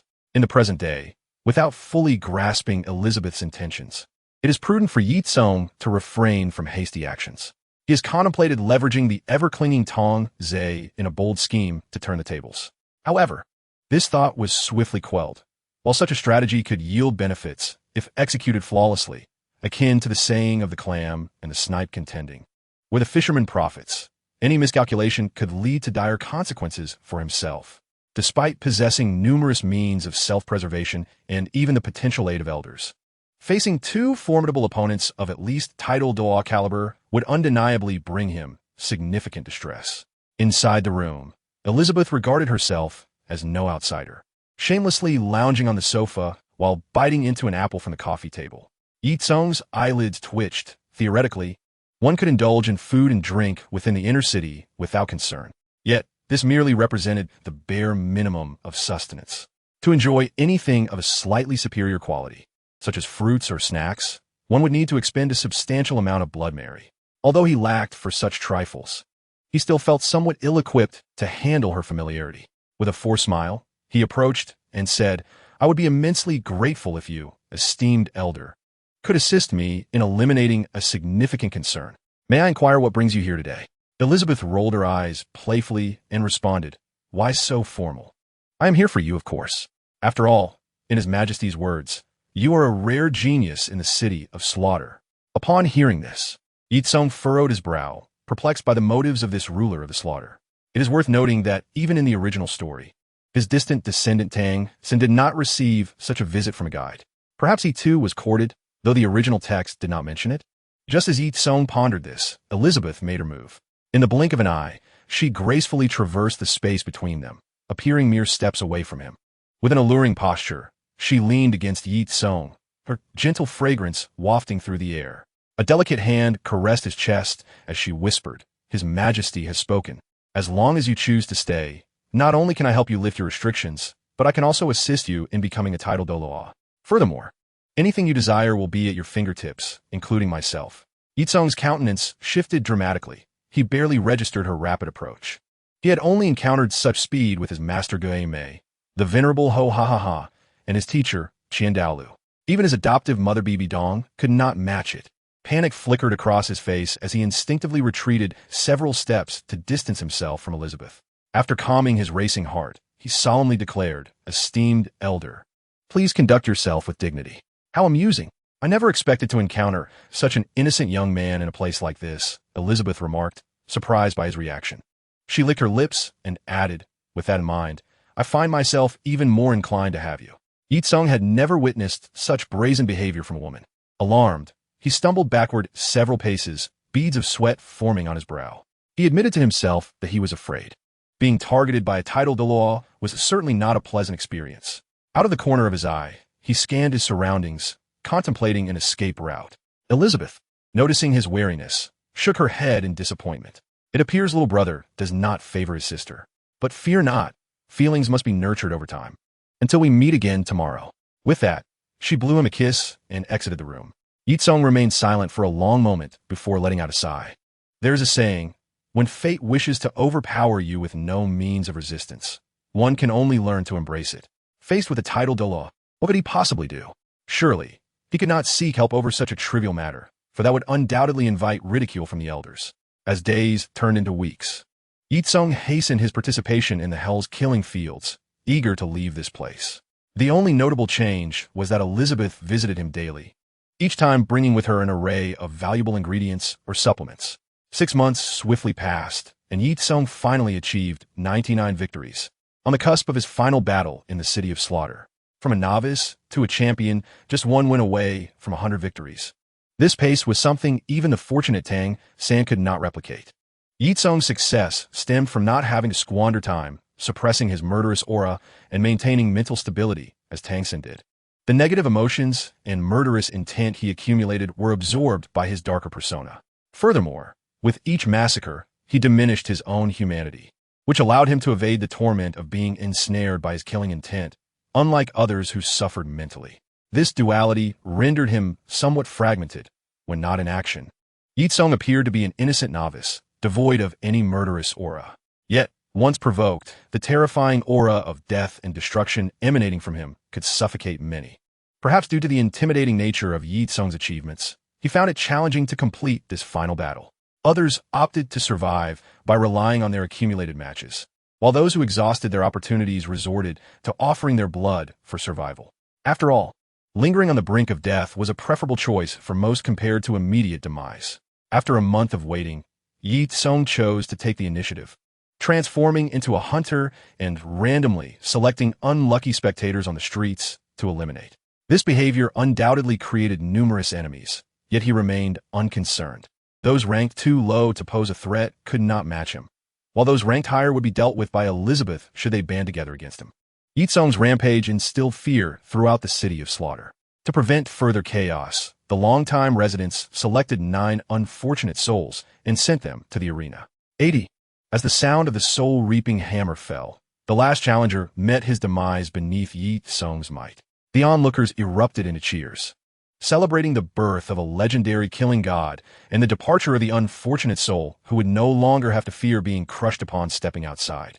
Amidst the jubilant clamor, even Ye Cong, with his exceptional temperament, raised his arms in pride, unleashing his murderous aura without restraint. This nearly tangible killing intent formed a massive vortex in the air. Congratulations, smiling face Yama. A deep, sharp voice resonated from all directions. The killing intent emanating from Ye Cong immediately surged back into him, compressed within his being once more. The atmosphere within the Hell's killing fields reached a fever pitch as a blood-red figure descended from the heavens. Killer King, Killer King, Killer King. The previously subdued crowd erupted into fervor once more, passionately chanting for their ruler. Ye Cong raised his face, scrutinizing the so-called King of Slaughter. He was a tall man, enveloped in a massive crimson cloak. His pallid complexion and blood-red eyes gave him an otherworldly presence as he descended from the sky, seemingly unbound by the constraints of gravity. Ye Cong was no stranger to the oppressive aura emanating from the extreme Douluo, having felt it before from both Old Master Huahaha and his teacher, Qian Douluo. Chapter 208, Chaotic Battle, Part 1. The King of Slaughter shifted his gaze from Ye Cong, surveying the audience in the Hell Slaughter arena. His voice was sharp as he proclaimed, "I am delighted to witness the emergence of a new champion in the arena. It has been decades since 100 victories have graced a single individual, and this young man has showcased such prowess. His formidable strength and terrifying killing intent have left you trembling, have they not, my subjects?"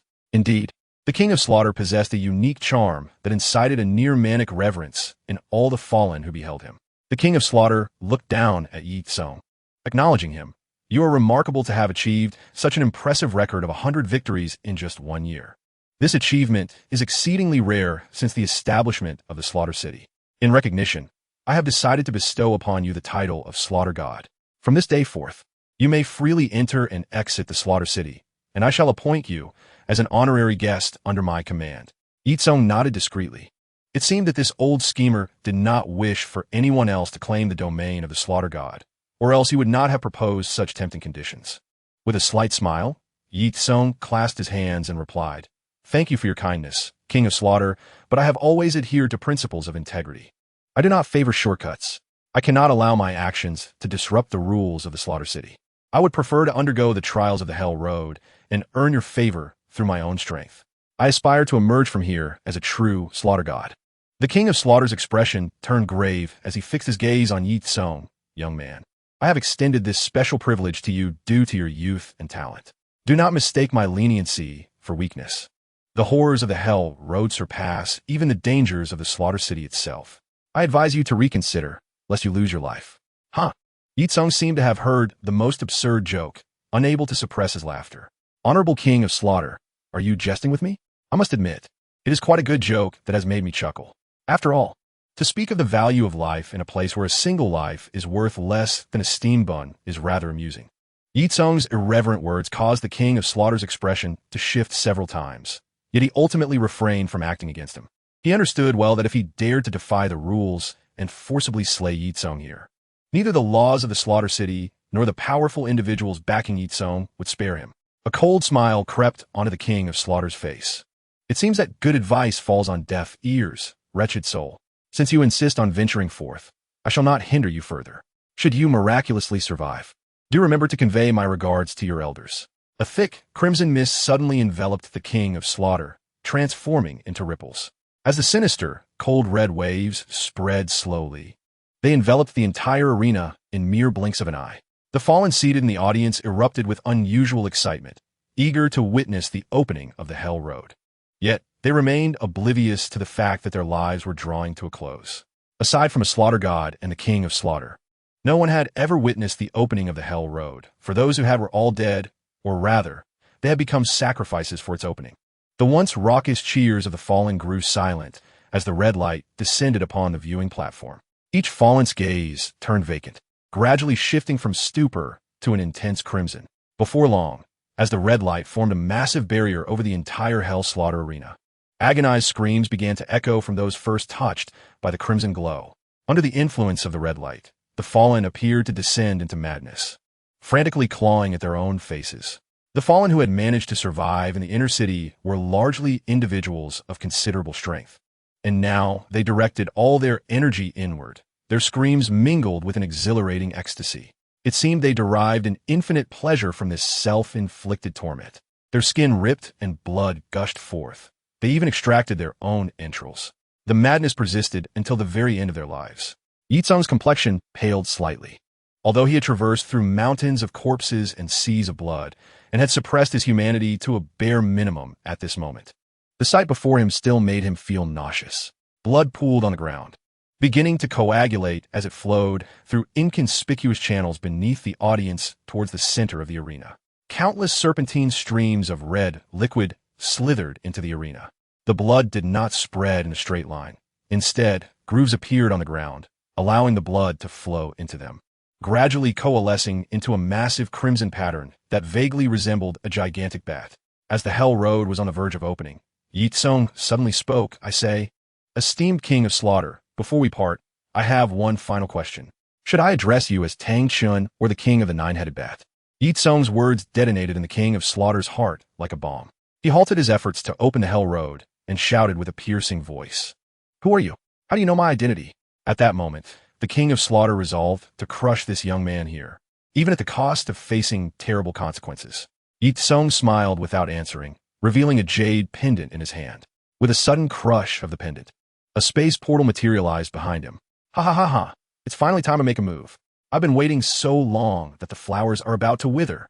With a burst of raucous laughter, the silver-haired, purple-clad Hua ha ha ha stepped forth first, wielding a magic staff. Closely following was the Pope, Bibi Dong, now donned in battle attire. Ye Cong smiled at the King of Slaughter. "Did you not say you wanted me to convey your regards to my elders? There's no need for such formalities. I have summoned them here." Long before participating in the final battle, Ye Cong had informed his two elders in advance, waiting for the opportune moment to open the portal and bring the two-titled Doa to this place.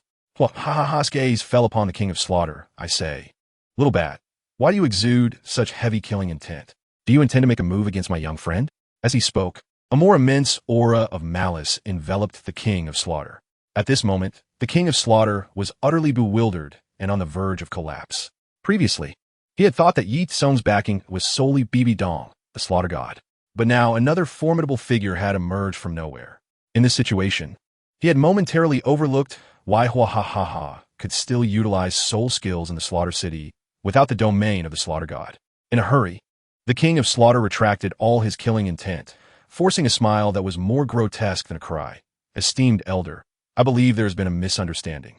I merely intended to escort this young friend to the Hell Road." Chapter 209, Chaotic Battle, Part 20. Is that so? However, I intend to slay you. This is no misunderstanding. As he spoke, Hua ha ha ha made his move. With a wave of his magic staff, several gift boxes appeared around the King of Slaughter, which promptly exploded. A powerful explosion sent the King of Slaughter plummeting from the sky, crashing heavily to the ground. At this moment, the King of Slaughter revealed his true colors, abandoning any pretense of courtesy as he roared in fury, Bastard, you seek death.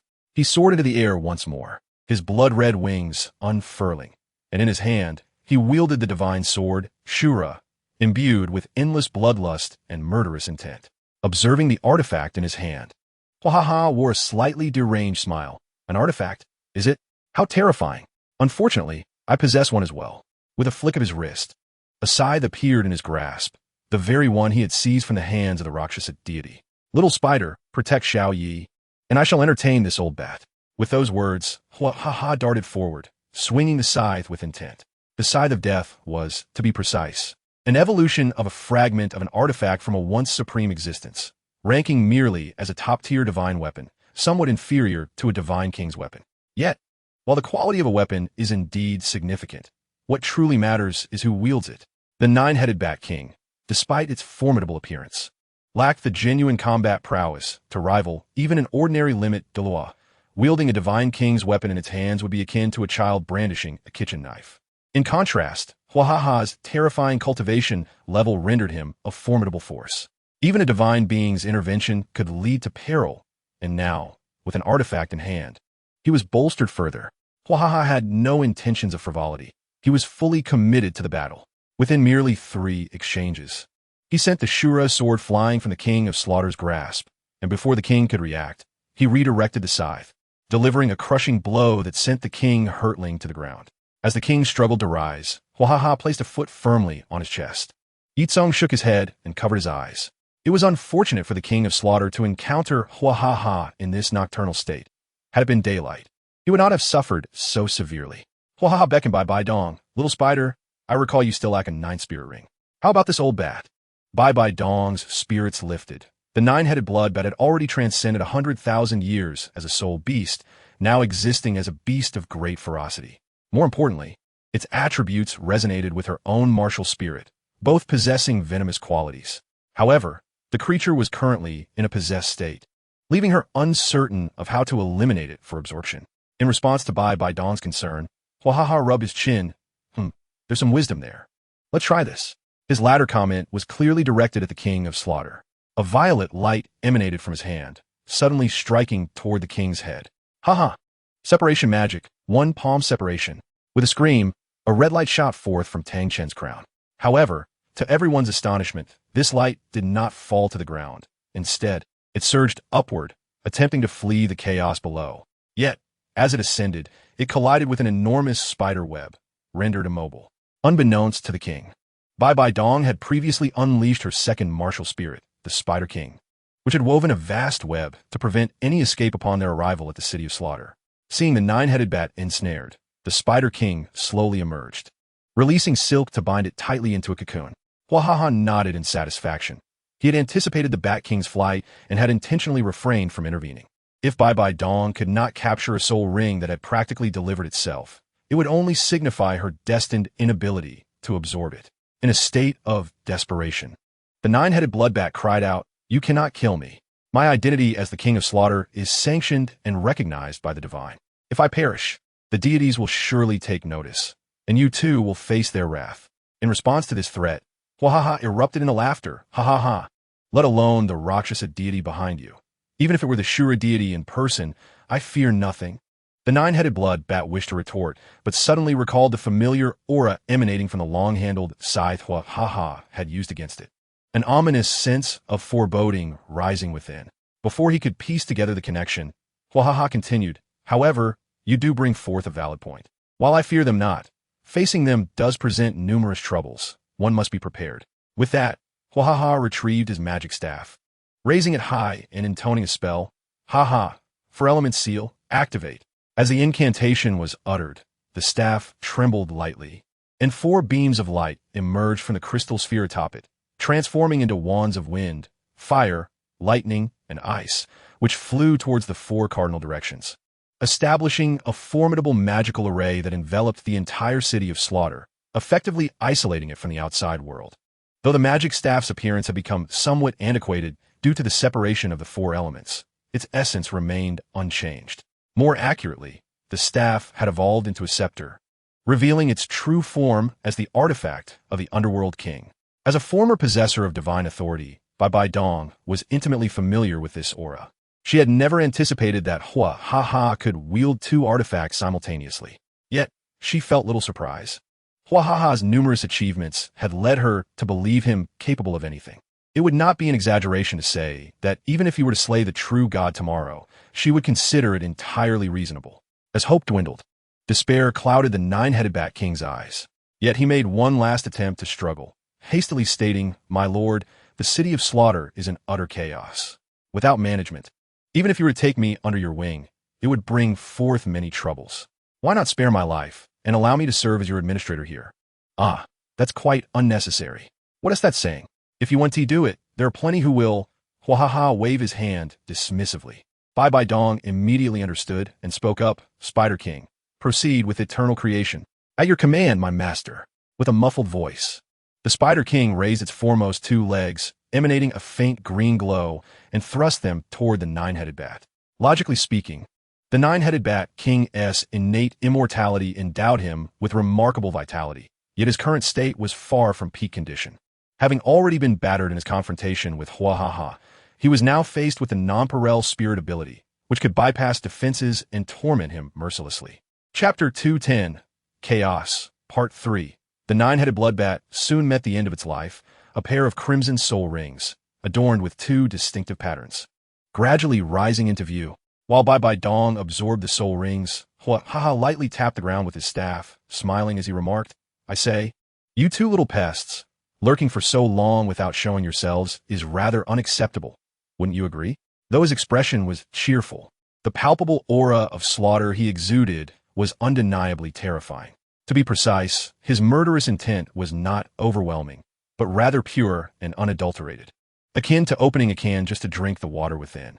As his words fell, a man and a woman emerged slowly from the shadows.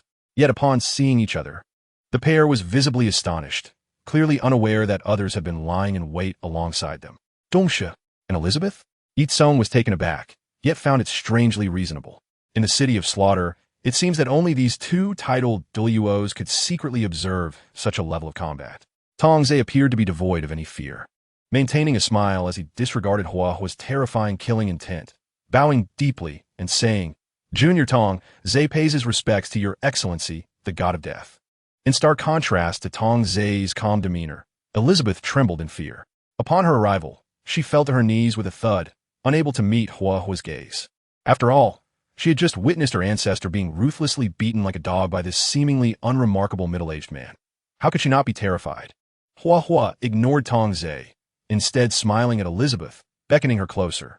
Elizabeth, unable to resist, found herself sliding uncontrollably before him.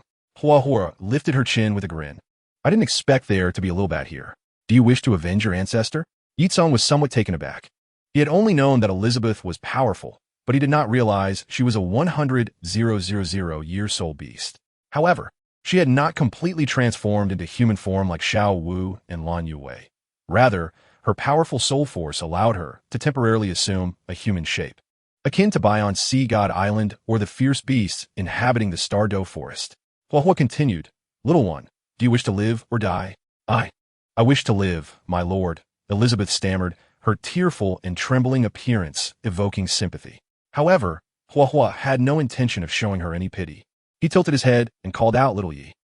Uncle Hua," Ye Cong replied, intrigued, not expecting to be involved in this matter. "This little one has considerable strength, and I plan to have her temporarily serve as the new king of slaughter, managing the city of slaughter. Thus, she can also act as your spirit beast. You should form a master-servant contract with her. Besides refining Kaiwaist, the Night Watchman also had a contract beast as a means of assistance in battle. However, in most cases, such contracts were equal partnerships, allowing mutual benefits between the two parties. After Hua's improvements, Ye Cong learned another method of forming a master-servant contract. The fundamental difference between this contract and an equal contract lay in the fact that the contracted beast, regardless of life or death, remained under the master's control. In other words, once Elizabeth entered into this contract with Ye Cong, she would be utterly at his mercy. The most terrifying aspect was that if Ye Cong were to accidentally perish one day, Elizabeth would also have to accompany him in death. Although Elizabeth appeared pitiable at that moment, Ye Cong was not foolish enough to truly believe that this young girl was weak and helpless. As a 100,000-year beast king, even without the enhancement of bloodline, she could easily overpower an ordinary title Douluo, with just a hint of extraordinary bloodline. Even a typical 95th level Super Douluo would not dare to underestimate her. In the original text, the Titan giant ape and the Azure bull python had once given significant trouble to their master, Gui Mei, and his close friend, Yuguan. Ye Cong stepped forward, biting his index finger and inscribing runes on Elizabeth's forehead. At this moment, Elizabeth was at a loss for tears. Although she had previously promised to submit to Ye Cong during her seduction, she never anticipated it would take this form. The master-servant contract, though intricate, was something Ye Cong had become adept at, and he swiftly completed the drawing. With the final stroke, Elizabeth's identity as a servant was irrevocably established. Hua pointed to Tang Chun, who lay on the ground. I will teach you the method to control puppets. From now on, this body will temporarily be under your control. My only requirement is simple. When little Yi does not summon you, you must manage this city of slaughter well. At this moment, Tang Chun lay on the ground in a deep slumber. Previously, when Hua had expelled the 9-headed bats, he had also found and eliminated Tang Chun's sleeping soul. In other words, Tang Chun was now in a state of brain death. With the destruction of the Haotian Sect, Hua naturally could not allow this old ancestor to awaken, for that would inevitably lead to a fierce battle. Although Hua was not afraid, accidents could happen. It would be a pity if such a formidable body were to be destroyed. At this moment, Bibi Dong had also completed the absorption of her soul ring. With the support of a 20,000-year soul ring, her cultivation had reached the realm of the 99th level ultimate Douluo, holding a piece of crystal-clear soul bone resembling red crystal. She approached Ye Cong, saying, "Songer, my soul bone has been fully restored. This piece is of no use to me. Please accept it." Although Ye Cong had anticipated this, he was still somewhat surprised when Bibi Dong offered him the soul bone. It is worth noting that even in this era of ferocious beasts, a soul bone from a fierce beast could lead to bloodshed among several titled Douluos or even super Douluos. The significance of such a soul bone was evident. Long ago, the Spirit Hall had formed an alliance with the Haotian Sect for a 100,000-year soul bone, only to have Tang Hao break the agreement, leaving the Spirit Hall in a predicament. After expressing his gratitude, Ye Cong began to absorb the soul bone. Hua then finally turned his attention to Tang Sect. No need for formalities. Did that fool send you to approach little Yi? Although Tang Sect had been kept waiting, he bore no resentment. With a cheerful demeanor, he replied, "Your Excellency, your discerning eye has indeed seen through my intentions. I am here on the orders of my lord to secretly approach old Yi." Old Yi? Hua raised an eyebrow. It seemed that you and little Yi share a good relationship. We have been neighbors for quite some time, but unfortunately, old Yi does not appreciate my culinary skills. If only Ye Cong could hear the outside commotion, he would surely jump up and curse. "Damn you, Tong. Who are you on good terms with? Don't come near me." Hua grinned, displaying a chilling smile. "Go back and tell your master that I am not concerned with your little schemes. But if anyone dares to disrupt the agreement I mentioned before, they will face my wrath. That is understood.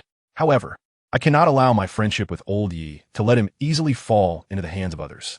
Tang Sect, wearing a false smile, bowed to Hua before stepping back and leaving. After absorbing the soul bone, Ye Cong felt rejuvenated. While his soul power had not noticeably increased due to the delayed absorption of the 5th soul ring, his mental strength had indeed seen a significant enhancement. Elizabeth, now taking on the role of the King of Slaughter, completed the ritual to open the path to hell. As a beam of red light enveloped Ye Cong, he felt the ground beneath him vanish, and everything around him turned ethereal, with all senses sealed at that moment. When Ye Cong opened his eyes again, he found himself on a circular platform. This platform was not large, measuring only about 5 meters in diameter. Everything around him was bathed in a faint blood-red hue, and apart from the circular platform beneath his feet lay an abyss of unfathomable depth. Before him stretched a narrow path, less than half a foot wide, leading into the unknown darkness. Clearly, this path was the road to hell that connected the city to the outside world. Ye Cong remained remarkably composed, even refraining from summoning his martial soul as he hummed a light tune while stepping onto the stone path. Although the light here was dim, nearly rendering the surrounding area invisible, it posed no hindrance to Ye Cong. In fact, one might argue that such an environment was his forte. Despite having grown accustomed to a regular routine, the profession of a night watchman inherently involved nocturnal activities, making it instinctual for Ye Cong to be active at night. After an indeterminate distance, as the temperature began to rise, Ye Cong perceived a faint rustling sound near his ear. It appeared that he had unwittingly stumbled upon a nest of Huangjin bats. As the sound intensified, Ye Cong's keen eyes, particularly sharp in the darkness, distinctly observed a swirling mass of blood-red bats approaching him like a crimson tempest. Upon closer inspection, these bats measured approximately 1 foot in length. Yet their vast wingspan exceeded 1 meter. It was evident that they were all offspring of the 9-headed bat, Elizabeth. Even in the face of such a formidable spectacle, which could be deemed catastrophic, Ye Cong maintained his composure with his hands in his pockets. This was not mere bravado. Rather, he had recently absorbed a 200,000-year-old soul bone from the head of a 9-headed bat king, which included a soul skill specifically designed to counter its progeny. Channeling his soul power, a blood-red rune materialized at his brow, and he opened his mouth to unleash a resounding howl. The skill, Yoming Paxio, served as an auditory attack capable of amplifying negative emotions in its targets while directly inflicting a mental strike, devastating their souls. Against other types of soul beasts, this technique might fall short. After all, he was merely a quasi-soul king, and the soul power required to vanquish an entire bee swarm could easily drain him entirely. However, fortune favored him in this instance, as he faced adversaries that relied on sonic positioning, bats. The foremost group of blood bats bore the brunt of the Yoming Paxio. Their souls shattered in an instant, plummeting into the blood pool like dumplings in a boiling water. The bats that followed, though spared from immediate death, were thrown into disarray by the roar, flailing about like headless flies, their formation disrupted. Ah, how delightful it was! Ye Cong vistet in triumph, having effortlessly extricated himself from danger with a single move. After all, he was still a youth at heart. Despite his experiences, he could not shed his innate nature. Moreover, he was alone in this endeavor. Even if he acted foolishly, it would not be the source of embarrassment. Yet just then a piercing and shrill sound erupted, and the previously chaotic swarm of blood bats fell silent. Before him, suspended in midair, was a colossal creature, bathed in a faint crimson glow. It radiated a dark golden light, this being measured over 4 meters in length, its massive claws gripping the narrow path. As its dark golden body unfurled a pair of enormous wings, a terrifying wingspan of 10 meters emerged. With a sudden release of its claws, propelled by the powerful flap of its wings, the creature took flight, an immense bat, indeed. Most alarming was the fact that this gargantuan bat bore 3 heads. A dark golden, 3-headed bat king. It was clear that this creature, like the 9-headed blood bat king, was an anomaly among its kin. Had its age not been so short, it would likely have been accompanied by the 9-headed blood bat, much like Elizabeth. Oh dear, having dispatched the lesser foes. Was it time to confront the boss? No, this creature could at best be deemed an elite monster. As Ye Cong mused to himself, he activated his Night Sovereign mode. Cloaked in a robe of profound black adorned with golden patterns, he was joined by Shimu, Xiaofeng, Zhongsu, and Zhoulan, who led a throng of minions behind him. Gah, I can finally breathe freely, Shimu exclaimed, flapping his wings in excitement. During their year in the City of Slaughter, none suffered more than Shimu, the incessant talker. As he put it, Xiaofeng was dreadfully dull, Zhongsu was a hermit, and Zhoulan was utterly insane. Rendre normale communication impossible. Ye Cong, exasperated, rubbed his forehead and said, "All right, let us finish this quickly. Teach this little fellow a lesson, but do be careful not to kill it. After all, it seems to be one of the few prodigies from Xiao Sha's family. Leave it to me, boss." Shimu screeched, charging ahead. The 3-headed dark golden bat, faced with 4 formidable predecessors of equal strength, dared not underestimate them. All 3 heads opened their mouths simultaneously, releasing dark red ripples.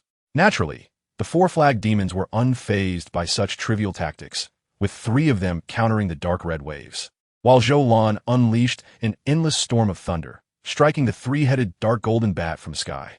Under the thunder, as thick as a barrel, the creature was reduced to charred remnants, plummeting into the bubbling blood pool. This 3-headed dark golden bat, possessing a unique bloodline as a variant soul beast of 10,000 years, was not so weak as to be instantly obliterated by a single bolt of lightning. It emitted an enraged roar and, flapping its wings, ascended from the blood pool. However, as soon as it resurfaced, it was met with several devastating attacks from Shimu's poisonous feathers, Xiaofeng's wind cannons, and Zhoulan's soul shockwave. The overwhelming assault obliterated 2 of its heads. The excruciating pain compelled the dark golden 3-headed bat to wail mournfully, retreating hastily and shielding its remaining heads with its minions. consuming several of them to restore its shattered heads. Having cultivated for several millennia, the dark golden three-headed bat possessed a heightened intelligence compared to other soul beasts. Through this brief skirmish, it had come to understand the chasm between itself and the intruders. Continuing the fight could lead to its demise. Observing the dark golden three-headed bat's prudent retreat, Ye Cong nodded in satisfaction. Striding forward with an air of arrogance, he led his minions through the swarm of bats. The path through hell consisted of 3 trials. After overcoming the first, Ye Cong quickly approached the second. As he ventured deeper into the infernal path, he encountered a massive serpent coiled upon a narrow bridge, blocking his way. Its eyes gleamed with a crimson gold hue, and its red body seemed to meld seamlessly with the surrounding environment. Even more peculiar were the 9 protrusions on its head and back, resembling vibrant red mushrooms, within which blood appeared to flow. "Haha, my dear treasure, at last, I have found you." Ye Cong's eyes sparkled with the fervor of a rare gem as he beheld the ancient beast, the 10-headed Liang Sha. In response to Ye Cong's intense gaze, akin to that of a predator, the 10-headed Liang Sha sensed an unexpected fear. Uneasily, it opened its gaping maw, emitting a sound reminiscent of an infant's wail. Unlike other serpents, the 10-headed Liang Sha feasted on magma, its breath devoid of any foul odor, replaced instead by a potent scent of sulfur. This 10-headed Liang Sha was evidently still immature. Each of the 9 fleshy protrusions on its neck held the potential to develop into a distinct head in the future. There are rumors that the 10-headed Liang Sha, with each transformation, grows an additional head. Upon completing 9 ultimate transformations, when it finally possesses 10 heads, it is destined to become a true deity. However, this legend dates back to ancient times when the divine realm did not impose restrictions on the beast gods, and the concept of soul beasts was non-existent. This 10-headed Liang Sha fortuitously evaded the divine realm's efforts to soul-beastify the beast race of Douluo following the battle of the dragon god, thereby remaining within the realm of exotic beasts. Yet, residing in such a desolate place has resulted in its evolution being exceedingly slow. Although it possesses combat power equivalent to that of a 20,000-year-old soul beast, it has yet to complete a single transformation. Shimu and his companions were already aware that Ye Cong intended to refine this unfortunate Liang Sha into his 5th soul ring.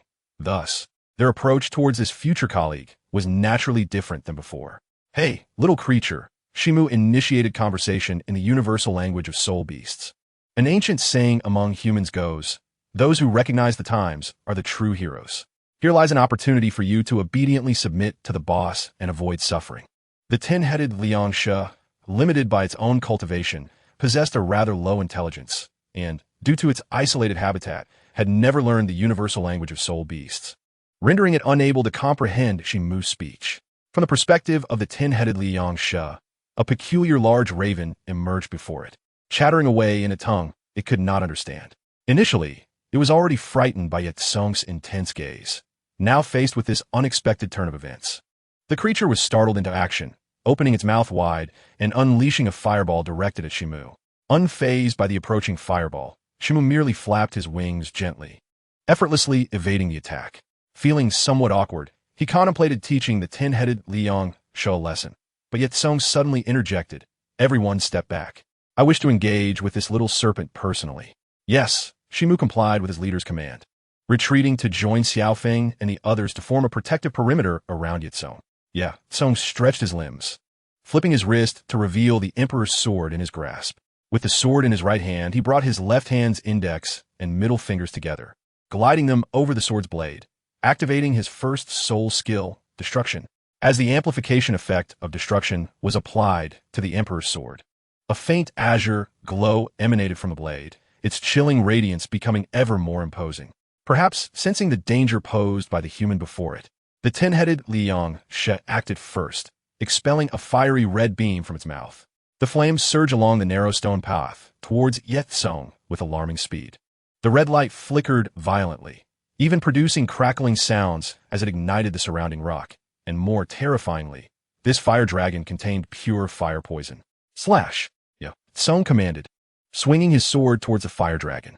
The blade cleaved through the flames, splitting them in two before they swiftly dissipated. Although the flames were extinguished, the residual fire poison followed closely behind. Ye Cong stood resolute against the approaching poison, his body having been tempered by the ice and fire duality I. Unless faced with extraordinarily potent toxins, he could be deemed immune to all poisons. To be honest, Ye Cong struggled to comprehend how Tang Sect, in the original narrative, managed to utilize realgar to counter snake venom. As a disciple of the Tang Sect, he should have been well-versed in toxicology. Yet, this prodigy executed the rather peculiar maneuver of using realgar to dispel all snake venoms. Realgar indeed possesses a specific effectiveness against serpents, but does not create any counteractive relationship. It is akin to a mop soaked in filth, comparable to Lu Bu's might in the mortal realm. Realgar simply evokes a sense of aversion in snakes, deterring them from contact. After dispelling the flames, Ye Cong elegantly twirled his sword and leaped into the air, delivering a powerful downward strike towards the head of the 10-headed Liang She. The Emperor's sword struck the creature's hardened scales, sparking a shower of flames. Noticing that his assault could not penetrate its defenses, Ye Cong swiftly altered his approach. Utilizing the technique of Yunzong, he executed a double jump over the head of the 10-headed Liang She, then flipped the Emperor's sword blade downwards and plunged it fiercely downward. Royal authority combined with sovereign might. The formerly unadorned sword was immediately enveloped by an aura of royal power, with a golden divine dragon coiling around the blade. Any individual with a fragile mentality would be compelled to bow in reverence upon merely catching a glimpse. Sovereign might functioned as a pseudo-domain type soul skill. As the sword domain expanded, the Emperor's sword was further enhanced, while the 10-headed Liang She found itself suppressed, its fighting spirit diminished. Under these conditions of mutual increase and decrease, Ye Cong effortlessly breached the defenses of the 10-headed Liang She. In agony, the wounded 10-headed Liang She thrashed its head, attempting to dislodge Ye Cong from its back. Having undergone rigorous training, Ye Cong's feet seemed rooted to the serpent's body. No matter how it thrashed, he remained immovable. The narrow stone path was severely damaged under the creature's chaotic flailing. In pain and fury, the 10-headed Liang She howled, its cries reminiscent of an infant's wail, creating a cacophony that disturbed the peace. Silence, Ye Cong commanded, raising his foot and delivering a powerful stomp atop the serpent's head. This strike nearly shattered its crown, the excruciating pain causing the 10-headed Liang She to teeter on the brink of unconsciousness. Chapter 213, The Domain of the God of Death, Part 1. The game is about to conclude, with the situation firmly in his favor. Ye Cong prepared to unleash his final technique to subdue the 10-headed Liang She. Since persuading it to cooperate voluntarily was impossible, he resolved to force its submission after incapacitating it. The 10-headed Liang She, known for its fierce spirit, could not repel Ye Cong with conventional tactics. With determination, it activated the 9 fleshy nodules on its neck, which instantly radiated a dazzling light. These 9 nodules would eventually give rise to 9 heads, serving as the foundation of the 10-headed Liang She, housing boundless energy. At this moment, the creature was prepared to self-destruct.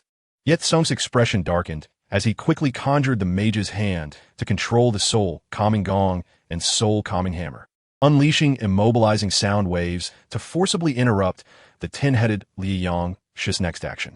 The creature froze in place, and Ye Cong seized the opportunity to thrust the Emperor's sword downward, piercing its brain. The 10-headed Liang She emitted a mournful cry before its body went limp, falling into the blood pool, with the ground beneath him giving way. Ye Cong also plummeted from the air. Shimu, positioned behind, was well prepared, instantly expanding his form to catch Ye Cong safely beneath him with a flap of his wings. Shimu gently lowered Ye Cong while Zhou used his formidable telekinesis to lift the 10-headed Liang She from the depths of the blood pool, suspending it in midair. Ye Cong extended his hand to rest upon the 10-headed Liang She, beginning to chant an ancient incantation. To be candid, he harbored uncertainty regarding the success of this endeavor. This was not a mere recruitment of a subordinate. Unlike previous instances, where voluntary or forced compliance sufficed to render the creature incapable of resistance, he aimed to utilize the 10-headed Liang She as a foundation to evolve into the Huang Yao Fan, thereby breaking through. The 4 soul rings Ye Cong had previously absorbed adhered to the conventional methods of soul ring acquisition in Douluo.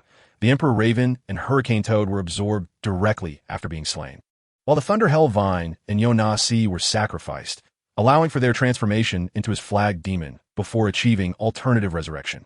It is with great novelty that Ye Cong embarks on the unique endeavor of reclaiming the evolutionary soul ring through extraordinary means. Under the catalysis of his formidable power, the 10-headed Liang snake gradually transitions from substance to ethereality. Upon the completion of this transformation, a yellow Huangyao banner materializes in Ye Cong's grasp, marking his breakthrough to the Soul King level. At this moment, he acutely senses a significant enhancement in his strength. Over the past year, while suppressed, he has diligently cultivated his soul power, and the feedback from absorbing the head soul bone of a fearsome beast has propelled him to an astounding level of 59, merely a step away from ascending to the next stage, the Soul Emperor. Moreover, with the expansion of the quantity of Huangyao banners to 5, Ye Cong finds his capacity to subjugate flag demons has also grown, as each banner accommodates 16 flag demons. Thus, in a fully loaded state, Ye Cong can command as many as 80 flag demon companions. With a mere thought, the 10-headed Liang snake, now transformed into a flag demon, is unleashed. The once formidable serpent, stretching several meters in length, has now diminished in size, resembling a miniature and endearing creature akin to the Emperor Crow. Notably, after its transformation, 2 of the 9 flesh lumps that had resided on its neck have burst forth to become additional snake heads, maintaining an uncanny resemblance to the original head, albeit slightly smaller. True to tradition, the 10-headed Liang snake has been bestowed with a new name, Shindu. Surprisingly, Ye Cong learns that Shindu is a female entity, while Shimu, Xiaofeng, and Zhongsu are all quintessential masculine figures. Zhoulan possesses an ambiguous gender, transcending conventional understanding. Through Shindu, Ye Cong uncovers a secret. The boiling blood pool beneath them is merely a facade, concealing a deeper realm beneath a formidable energy barrier that has prevented Shindu from exploring its depths. Though curiosity piqued within Ye Cong, he refrains from venturing there, recognizing his current limitations and the potential perils of such a reckless journey. His immediate priority remains traversing the treacherous path of hell to attain the domain of the god of slaughter. Typically, the path of hell encompasses 3 trials. With the first trial, the dark gold 3-headed bat, vanquished, and the second, the 10-headed Liang snake, subdued, only the final challenge remains to conclude this arduous journey. As the stone path ahead lies in ruins, Ye Cong instructs Shindu to revert to her original form, stepping atop the head of the colossal serpent as she guides him through the searing blood pool toward the journey's end. The ambient temperature rises incessantly, even causing a faint burning odor to emanate from Ye Cong's garments. However, years prior, he had acquired a body impervious to fire and water through the cultivation of the ice-fire duality I and the ice-fire yin-yang pill, rendering him merely uncomfortable rather than in any real danger in such extreme heat. The third trial, while the most challenging, is paradoxically the most navigable. The guardian boss of this trial remains a formidable adversary, yet it manifests not as a tangible entity, but as one's own intangible inner demons. For ordinary individuals, the overwhelming aura of malevolence, the searing bloodlust, and the pervasive atmosphere of slaughter can lead to utter despair unless they possess an unyielding spirit. Otherwise, they are doomed to failure. However, from a certain perspective, Ye Cong embodies a glitch within this world. Having tamed his inner demon, the dark persona, during his earlier cultivation of the Night Monarch form, the factors that typically incite inner turmoil hold no sway over him. As the air grows increasingly sweltering and the blood plasma rises, Ye Cong realizes that he is nearing the exit. The 10-headed Liang snake moves through the blood pool with a speed far surpassing that of an ordinary person. Within half an hour, a white light coalesces into an elliptical luminescent barrier, appearing just ahead. This, evidently, marks the culmination of his journey, the exit of the city of slaughter. Though the exit has materialized, it lies across the chasm. Bubbles churn ominously within the blood pool, and a thick mist of murderous and malevolent energy gathers over the surface, creating an insurmountable barrier stretching a kilometer wide. Even someone as formidable as Ye Cong feels the effects, taking a deep breath before sitting cross-legged atop the serpent's head, closing his eyes and beginning to chant the celestial calming incantation. As a native of this perilous environment, Shindu possesses immense resilience against such adverse conditions. Moreover, having been transformed into a flag demon, she is immune to the majority of negative effects, rendering the treacherous blood pool a mere stroll for her. The exit lies approximately 1,000 meters ahead, at the base of a stone wall about 200 meters high. To ascend to that platform, one must either employ certain strategies or expend considerable effort. With a flick of his finger, Ye Cong switches mounts, resuming his position upon she moves back. For a human, the 200 meters presents a daunting climb, but for a bird, it requires but a flap of its wings. Approaching the white luminescent barrier, Ye Cong lightly taps his toes on she moves back, launching himself into the air. He then retracts she move back into the Huangyao banner, reverting to his ordinary form. One unable to utilize soul techniques. As he crosses into the light, the surroundings seem to shift dramatically, enveloping Ye Cong in a unique realm. All around him is a vast expanse of pristine whiteness, a void where he cannot muster even an ounce of power, leaving him with naught but a chilling sensation. It feels as though countless icy tendrils are converging upon him, while others are being expelled from within. This discomforting sensation weighs heavily upon Ye Cong prior to his arrival. He had prepared for this moment, understanding that this was the process of domain crystallization. The penetrating cold he experiences is not a mere drop in temperature, but rather the chilling essence of slaughter. The purest essence of murderous intent rapidly invades his being, causing involuntary shivers with each incursion. Within this vast, unblemished space, Ye Cong feels akin to a rootless floating weed, drifting aimlessly. Amidst the near-frozen atmosphere lurks a profound sense of emptiness and solitude. Fortunately, Ye Cong possesses experience in dealing with such circumstances. Having encountered similar sensations during his struggle against the dark persona, he bites his tongue to regain clarity, silently reciting the calming incantation to maintain his inner tranquility. Despite Ye Cong's myriad methods, he finds himself somewhat overwhelmed when confronted with the techniques left behind by true deities.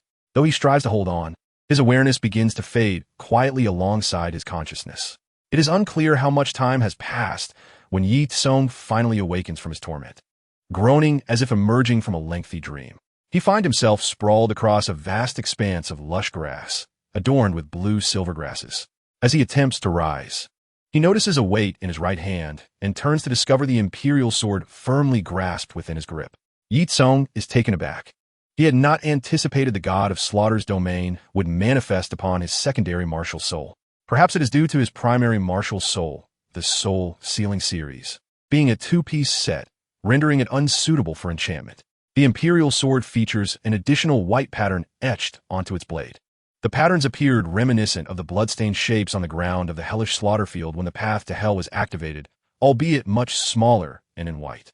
Ye Cong sat cross-legged on the ground, gently caressing the imperial sword in his hand. With a mere thought, he activated the white pattern.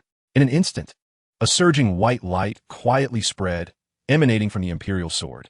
However, it swiftly transformed into a colorless glow. After a careful perception, Ye Cong confirmed that this domain of the god of slaughter was the culmination of the boundless killing intent he had amassed over the past year in the city of slaughter. In practical combat, this power not only granted him a significant boost, but could also suppress his opponent to a great extent. According to official data, within this domain, an opponent's strength would diminish by 10%, while he could unleash 110% of his own power. Moreover, this was merely the most fundamental aspect of the god of slaughter domain. As he further explored the domain and his strength grew, the amplification and suppression ratios would continue to evolve. Additionally, when faced with a myriad of lowly soldiers, he could achieve a miraculous effect akin to the Conqueror's Haki, clearing them with a single command. Ye Cong, feeling playful, stood up to stretch his limbs and summoned all the flag demons. Aside from the 5 main forces, the remaining auxiliary flag demons have been partially consumed in the city of slaughter. Most of those left were functional flag demons, the healing Emerald Honghu, the keen-scented Windspeed Hound, and the immensely strong Rock Giant. Although these functional flag demons might lack in combat prowess when combined in battle, their unpredictable strategies and tactics could pose significant challenges even to foes several times stronger than themselves. Ye Cong casually selected a few fortunate ones as his hypothetical adversaries and engaged in sparring within the god of slaughter domain. He only gathered everything back after he had his fill of play and proceeded down the hillside. Master, at that moment, a familiar voice rang in his ears. Ye Cong looked up to see several people waiting for him not far away. The wolf-eared girl, Sheena, was happily waving her hand and running towards him. After a whole year apart, this little girl greatly missed Ye Cong. Behind her stood 4 adults, aside from Bai Bai Dong and Hua Ha Ha. Qiandao Lu and Gue Mei had also arrived. It is noteworthy that even the weakest among these 4, Gue Mei, possessed the cultivation of Super Douluo at level 96, while the other three were Limit Douluo at level 99. Such a formidable lineup could easily dominate any faction across the continent. Master, godmother, Uncle Hua, and teacher, you all came. Ye Cong caught Sheena and habitually ruffled her hair, then greeted the four elders one by one. Though Sheena was slightly younger than Ye Cong, perhaps due to early development typical of girls, her height was nearly matching his. With her pointed ears, she even appeared a tad taller. However, in terms of physique, it was a bit awkward. Her steel-like frame was even less impressive than Ye Cong's chest muscles. Bai Dong was quite pleased. Songer is truly remarkable. Your progress through the path of regions has been much faster than my own in my time. Haha, Pope, while you two possess extraordinary talent, you are far from so. The born divine child, Qian Dao, Lu remarked with a hint of sarcasm, casting a sidelong glance at Bai Dong. Old hag, are you looking for trouble? Just so happens I have also broken through to level 99. You will serve as my sparring partner, allowing you to witness my soul skills accumulated over 200,000 years. Since the Pope wishes to spar with me, I shall not decline, the old man replied. Watching the two prominent figures, whose voices were laced with tension, Gue Mei shivered in apprehension, fearful of being inadvertently swept into their conflict. He felt somewhat aggrieved. After all, Ye Cong was his disciple, so why were they both more excited than he was? Chapter 215. The plot begins. Time flew by in the Shrek Academy, and before long, 3 years had passed. During this time, he crafted an image as a gentle and affluent senior. Although this persona was fabricated, it proved effective, effortlessly winning the trust and admiration of Dai Mubai and Ma Hongjun, establishing him as the undisputed elder brother. The experiences of these 3 years were indescribably complex. He truly witnessed what it meant to be in a 3-no academy. There was a complete lack of educational resources that any Soul Master Academy should possess. While the teachers were immensely powerful, their teaching abilities were utterly abysmal. Even the nutritional provisions for students fell short. Can you believe it? In one academy, a meal comprising mere plain buns, watery porridge, and the occasional stew was considered a nutritious meal. This led to an initial period where he felt as though he had returned to the days of serving as a subordinate to that authority figure. Fortunately, he had the support of the Spirit Hall, allowing him to access ample funds, coupled with his substantial salary and the pocket money lent by his sister, which ensured not only nutritional sustenance, but also some spare cash, enabling him to successfully reach the strength of a soul sect at the 4th ring without squandering his talents.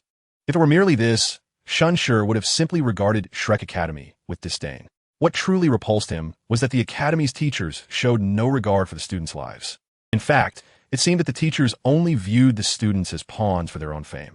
Through various inquiries, he learned that since its inception, Shrek Academy had indeed enrolled a fair number of students. However, only a handful had actually graduated. Most were either expelled for failing to meet certain criteria or had perished in unfortunate accidents. Without delving too far back, just prior to his enrollment, a recent incident involved Along, who tragically lost his life to a soul beast while hunting for his 4th soul ring. Astonishingly, Dai Mubai and Ma Hongjun expressed regret over Along's death, but saw nothing wrong with the school's actions. They even took pride in the so-called strict requirements. Reaching level 20 before the age of 13 and passing various assessments was deemed extraordinary. Yet even such accomplishments could not secure graduation, suggesting only one possible conclusion: the academy had effectively ruined them. The notion that students were insufficiently capable and perished during soul hunting missions was even more absurd. Among the few teachers in this academy, the weakest possessed the cultivation of a soul emperor. With such strength, assisting students in obtaining their first 4 soul rings should have been as effortless as reaching into a pocket. In other academies, if such a situation arose, not to mention a genius-level student, even an ordinary student encountering an accident would prompt the supervising teacher to either resign in shame or face disciplinary action.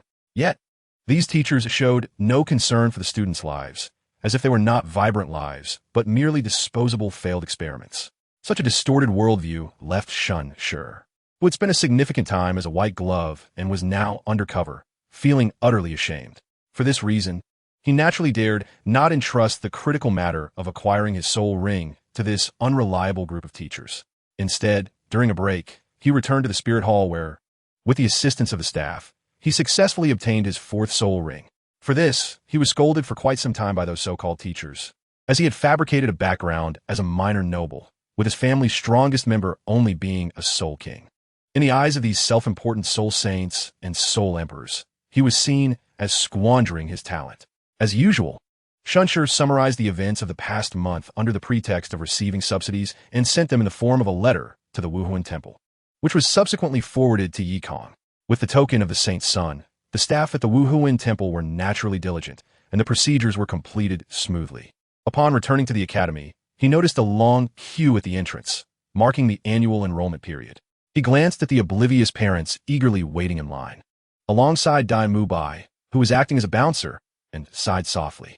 The baits released by Shrek Academy to attract students were utterly ridiculous. The first bait claimed that the youngest elder of the Wuhuan Temple hailed from Shrek Academy. This was pure fabrication, as one must reach the title Douluo level to hold such a position in the Wuhuan Temple. Even if we assume Shrek Academy has existed for a century, the title of alma mater for title Douluos would suffice to fill their coffers, rendering any need for deception unnecessary. The second bait suggested that graduating smoothly from Shrek would secure a noble title in the future. This was a blatant exploitation of the common folks' limited access to information. The graduation requirement set by Shrek Academy was to reach the Spirit Master level before graduating. Not to mention, a title of Soul Elder at around 20 years of age would attract the attention of many powerful factions. While it might not guarantee a duke's title within the empire, ascending into the nobility of various kingdoms or principalities would certainly be within reach. In other words, those lured by Shrek Academy were either unfortunate commoners or individuals, like Shunshur and the exiled Prince Dai Mubai from the Xinglua Empire, who had ulterior motives. Just as he prepared to leave, a few figures in the lengthy queue caught his attention. Among them was a young couple. The boy appeared unremarkable, yet the girl beside him was exceptionally captivating.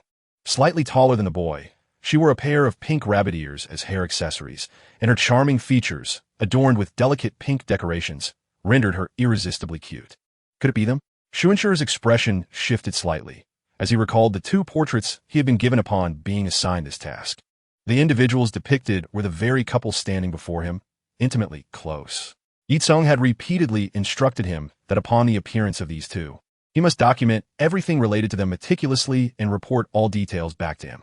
In other words, whereas he previously only needed to record significant events and send updates every few months with the arrival of these two, he was now required to record everything and send multiple reports within a month. Although he was uncertain how the saint's son discerned that these two would enroll in the academy 3 years later, he refrained from questioning it. Everyone had their secrets, and his duty was to flawlessly execute every task assigned to him. Chapter 216. New student enrollment. Shunshur was in no rush to return. He stood silently on the hillside, observing. Among the crowd in line, besides the young couple, he also recognized two other beautiful women from Ye Cong's intel, Ning Rongrong from the 8 Treasure Glazed Tile School, and Zhu Zhuqing from the Xinglor Empire. The fact that Ye Cong had predicted the arrival of these 4 individuals at Shrek Academy 3 years prior left Shunshur increasingly awed by the depths of his new master's foresight. Zhu Zhuqing's presence here did not surprise him. The matters surrounding the heir of the Luo Empire's goo cultivation were no secret among moderately powerful factions. With the player Dai Mubai fleeing here, it was only natural for Zhu Zhuqing to follow her betrothed. However, what brought Ning Rongrong here? As the most favored daughter of Ning Fengji, the head of the 8 Treasure Glazed Tile School, she held an illustrious status and exceptional talent, making her succession to the next sect master nearly certain, barring any unforeseen circumstances. Thus, it seemed improbable that such a distinguished young lady would intersect with a fraudulent academy situated in a remote mountain area.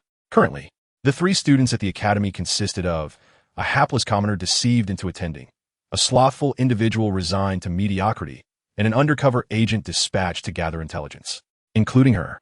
The other 3 incoming students, Tang San and Xiao Wu, also appear to be of commoner origin, likely duped by some grand charlatan.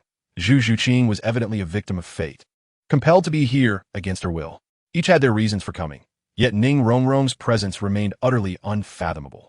Although, thanks to Ye Cong's machinations, the 8 Treasure Glazed Tile School had been integrated into the underworld, this had little impact on her as the young lady. On the contrary, her family's expectations had intensified due to the evolution of their martial souls. And certain events that transpired during a banquet at the Wuhuan Temple had made her yearn for freedom and genuine friendships even more. Perhaps influenced by the narrative's potential correction power, Ning Rongrong had once again arrived at Shrek Academy. Once the four had successfully passed the first hurdle, Shunshur made no further delays. After greeting Li Yusong at the entrance, he entered the academy. At that moment, Dai Mubai had already led the four prospective students to the fourth checkpoint, explaining the enrollment requirements and the current state of Shrek Academy along the way. The four new students were astonished to learn that the academy currently had only 3 students. According to Dai Mubai, there were 5 teachers at the school, which meant that even with their addition, one-on-one instruction was entirely feasible. As they spoke, Shunshur happened to walk past, encountering them. "Shunshur, big brother," Dai Mubai exclaimed with surprise, his tone laced with respect. Shunshur smiled slightly. "Mubai, are you in charge of welcoming the new students today?" He then surveyed the newcomers. "Well, it seems the academy's luck has turned this year with the arrival of 4 prodigies." "Who are they?" Xiao Wu asked curiously, surprised to see a different side of the typically boisterous Dai Mubai. Dai Mubai chuckled. "Let me introduce you. This is our elder brother Shunshur. Though he is only a year or 2 older than me, he has already reached level 47. What? Everyone, including the well-informed Ning Rongrong, was taken aback. Especially Ning Rongrong, who considered her own talent exceptional, having nearly reached level 32 due to the evolution of her martial soul into the 9-treasure glazed tile pagoda. The rapid cultivation speed was indeed rare throughout the Douluo Continent. Yet here, in this seemingly inconspicuous mountain village, lay a hidden talent of such caliber. As they continued together, they soon arrived at the open area for the 4th hurdle. Ideally, this assessment should have been overseen by either Shunshur, the elder brother, or Dai Mubai, but Zhao Wujia, perhaps enticed by the prospect of a hunt, had personally taken on the role of examiner. It is worth noting that in a moment of realization, Dai Mubai and Zhu Zhuqing appear to be unfamiliar with one another. At least, they had never crossed paths after maturing. When they first encountered each other, it was Zhu Zhuqing who recognized the renowned figure, while Dai Mubai discerned that this was his betrothed through the subtle yet palpable connection of their martial spirits. True to the original narrative, under the leadership of the Fated One, Tang Sect, the 4 formidable soul masters successfully outmaneuvered the formidable 76th rank soul saint, Zhao Wujia, emerging from the 4th round of the entrance examination with ease. Thus, Shrek Academy finally assembled a 7-member team. However, in this adaptation, Oscar, who was destined to become a legend across the Douluo Continent as part of the Shrek 7 monsters, was replaced by Shunshur, the Infiltrator. Life at Shrek Academy remained unchanged with the arrival of these 4 individuals, continuing in its usual tranquility, except for Zhao Wujia, who suffered a severe beating from an unnamed one-armed man in black due to his excessive force during the assessment, requiring a lengthy recuperation. The only alteration was that Shunshur's workload had increased somewhat, as he was now responsible for documenting daily affairs and delivering them to the Wuhuan Temple branch in Soto City. The Soto City Wuhuan branch was quite accommodating, providing a small swift swallow with 4 to 5 years of cultivation as a messenger, saving Shunshur considerable time. The so-called academic programs and methodologies at Shrek Academy were rather simplistic and blunt, compelling students to engage in battles at the fighting arena. According to the school's philosophy, practical experience was the finest teacher, and only by earning a silver fighting badge could one be deemed to have met graduation standards. Interestingly, on the night following the new students' inaugural battles at the arena, an amusing incident transpired. Dai Mubai's hedonistic demeanor, which revolved around indulgence, greatly displeased Zhu Zhuqing, resulting in her perpetual coldness towards him, regardless of his attempts to win her favor. This constant rebuff left Dai Mubai, the self-proclaimed master of romance, in a foul mood, akin to a volcano on the verge of eruption. Although Ning Rongrong had matured considerably compared to her portrayal in the original narrative, she remained, at her core, a mischievous little witch. With her exceptional intellect, she quickly perceived Dai Mubai's distress and, reveling in the chaos, mockingly exclaimed, "Oh, isn't this our romantic maestro, old Dai? It seems you've encountered quite the setback with Zhuqing."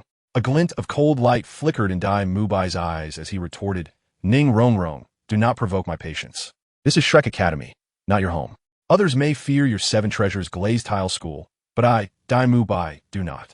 Anger me, and beware, for I may deliver a fate worse than death." Ning Rongrong, unfazed, chuckled, "Oh, I'm so afraid. Come on, let me see how you plan to conquer me."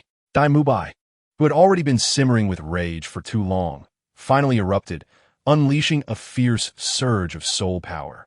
Ning Rongrong was sent flying by the force. Fortunately, Xiao Wu, quick on her feet, managed to catch her before she fell. Shunshur, who had been observing from the sidelines, was taken aback by Dai Mubai's outburst. His expression shifted as he silently cursed, "Fool," and stepped forward to intervene between the two. Chapter 217. Conflict. Shunshur swiftly positioned himself between Ning Rongrong and Dai Mubai, extending his hand to absorb the torrent of soul power unleashed by Dai Mubai. Enough, Dai Mubai. Although Shunshur held the persona of a good older brother at Shrek Academy, it did not imply he was devoid of anger. With individuals like Dai Mubai and Ma Hongjun, unyielding tolerance would only embolden them, causing them to misjudge their own standings. It was only through a balance of benevolence and authority that respect could be established. Observing the anger on Shunshur's face, Dai Mubai's demeanor calmed somewhat. He retorted, "Brother Shunshur, you saw it too. This little vixen provoked me first." Shunshur's expression darkened. "Let's set aside the fact that we are all classmates. Should one merely provoke you with words warrant a death sentence? Do you wish for the entire Shrek Academy to pay the price for your actions?" The latter part of Shunshur's statement detonated in the minds of those present like a bomb. Xiao Wu glanced at Ning Rongrong in surprise. She had not anticipated that this fearless little which possessed such significant influence. Ma Hongjun, startled, stammered, "Brother Shunshur, that seems a bit excessive, doesn't it? Besides, the dean and vice dean are both soul saints." "Excessive?" Shunshur shot back at Ma Hongjun. "Do you truly believe that the Seven Treasures Glazed Tile School maintains its position among the top 3 sects solely through peaceful business practices?" Shunshur's scornful laughter echoed as he continued. "With a title Douluo overseeing them, the Seven Treasures Glazed Tile School could obliterate Shrek Academy in the blink of an eye." Shunshur's words left Tang San, who had been quietly listening, in a state of shock. He had previously understood the might of the Seven Treasures Glazed Tile School, but he had not fathomed their true terror. In his current perception, a single soul saint could rival an army, while title Douluos were legendary beings. Shunshur then turned his gaze toward Dai Mubai, his tone softening slightly. "Mubai, perhaps you are not afraid due to your connections with the Xinglua Empire. But what are the others? Collectively, the entire Shrek Academy is but a flickering light against the colossal shadow of the Seven Treasures Glazed Tile School. No one can guarantee that if something were to happen to Ning Rongrong, the Seven Treasures Glazed Tile School would not seek vengeance upon the entire Shrek Academy." Shunshur hesitated before adding, "Moreover, the Xinglua Empire would not risk antagonizing the Seven Treasures Glazed Tile School for a discarded pawn like you. They might even consider offering your head to quell their wrath." Initially, Dai Mubai dismissed Shunshur's words as mere bluster, believing he was trying to intimidate him. However, upon realizing that Shunshur had accurately deduced his identity, he was taken aback. "You know my identity?" Shunshur met his gaze and replied, "Your surname is Dai, and your martial spirit is the White Tiger. My family is somewhat noble, so I can make a few educated guesses." Dai Mubai's face flushed with an unusual hue. "And Zhu Zhuqing?" Shunshur waved his hand, interrupting him. "Enough. I have said all I need to say. I hope you can come to your own conclusions. It is getting late. I shall return to rest." With that, Shunshur turned and walked toward the school. He felt he had said too much today. Should he continue, it might inadvertently lead them to question his own identity, which would be troublesome. After exchanging farewells with Xiao Wu and Tang San, Ning Rongrong departed with them, while Ma Hongjun and Tang San remained behind to silently accompany Dai Mubai. The three men's thoughts diverged significantly, especially for Ma Hongjun, who was astonished to learn that his longtime companion possessed royal connections. Dai Mubai, feeling irritable, rubbed his head. "Fatty, let us not return to school tonight. Let's indulge ourselves outside." Noticing Ma Hongjun's hesitation, Dai Mubai added, "Tonight, I shall treat." Ma Hongjun's eyes lit up with excitement. "Let's go." It was well known that Ma Hongjun could not compare to Dai Mubai in terms of charm. In appearance, Dai Mubai outshone him by miles, leaving him to rely on his identity as a soul master to attract some village maidens, while in wealth, he could only afford to visit the most ordinary establishments with the subsidies provided by the Wuhuan Temple. In the ordinary course of life, relying solely on simple fare to satisfy cravings, the esteemed Gongzi Dai's invitation to indulge in a sumptuous feast was an opportunity that the spirited phoenix of the Grievance Alley could not overlook. "What about you, Tang San?" Dai Mubai turned to extend the invitation. As someone who had experienced life as a second-generation individual, Tang San understood the implications of their words. He shook his head gently, declining with grace. "I must decline. Xiao Wu is waiting for me." Thus, the three parted ways temporarily. Tang San returned to the academy alone. while Mubai and Ma Hongjun ventured together towards the grandest den of indulgence in Soul-Subduing City. Ye Cong concluded his year-long journey in the city of slaughter and returned to the bustling metropolis inhabited by humanity. He did not rush into training. Rather, he enjoyed a leisurely and carefree holiday. This tranquil existence continued for about half a month until he received a confidential message from Soul-Subduing City, revealing that the remaining members of the Shrek 7 had gathered at Shrek Academy, excluding Oscar. After setting down the letter, Ye Cong began to recollect his memories. He vaguely remembered that in the original tale, shortly after enrolling, Tang Sect had witnessed Oscar breaking through to the 30th level. During the hunt for the phoenix-tailed coxcomb snake, he encountered the venerable Meng Yiran and Long Gong Shipur. It was during a competition with Meng Yiran that Tang Sect serendipitously reached the 30th level as a soul master. Following that, Tang Sect's fortune surged, leading him to a fortuitous encounter that granted him his third soul ring while acquiring the 8 spider lances, a formidable external spirit bone artifact that proved advantageous in later battles. Although Oscar and Meng Yiran were now allies of his, the events of the original narrative could not unfold as before. However, no one could ascertain when Tang Sect would naturally break through to the 30th level, nor could they guarantee whether he would encounter the ill-fated human-faced demon spider while hunting for soul rings. With these thoughts in mind, Ye Cong resolved to set out once more for Shrek Academy. Should it be true, as speculated by conspiracy theorists, that this human-faced demon spider was destined to deliver a spirit bone to Tang Sect, he would devise every means to intercept it, ensuring that it would not fall into Tang Sect's hands, even if he himself could not claim it. Moreover, this situation served as a critical test of the Shura God's attitude.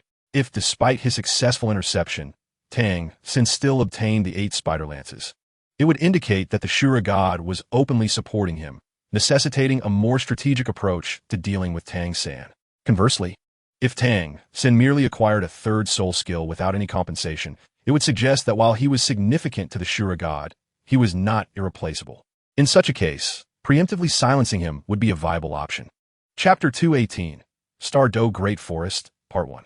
Though Tang Sect lacked the opportunity for a direct breakthrough due to the absence of pressure from competing against Meng Yiran, he still possessed the Xian Tiangong and had been at a bottleneck at the 29th level for quite some time.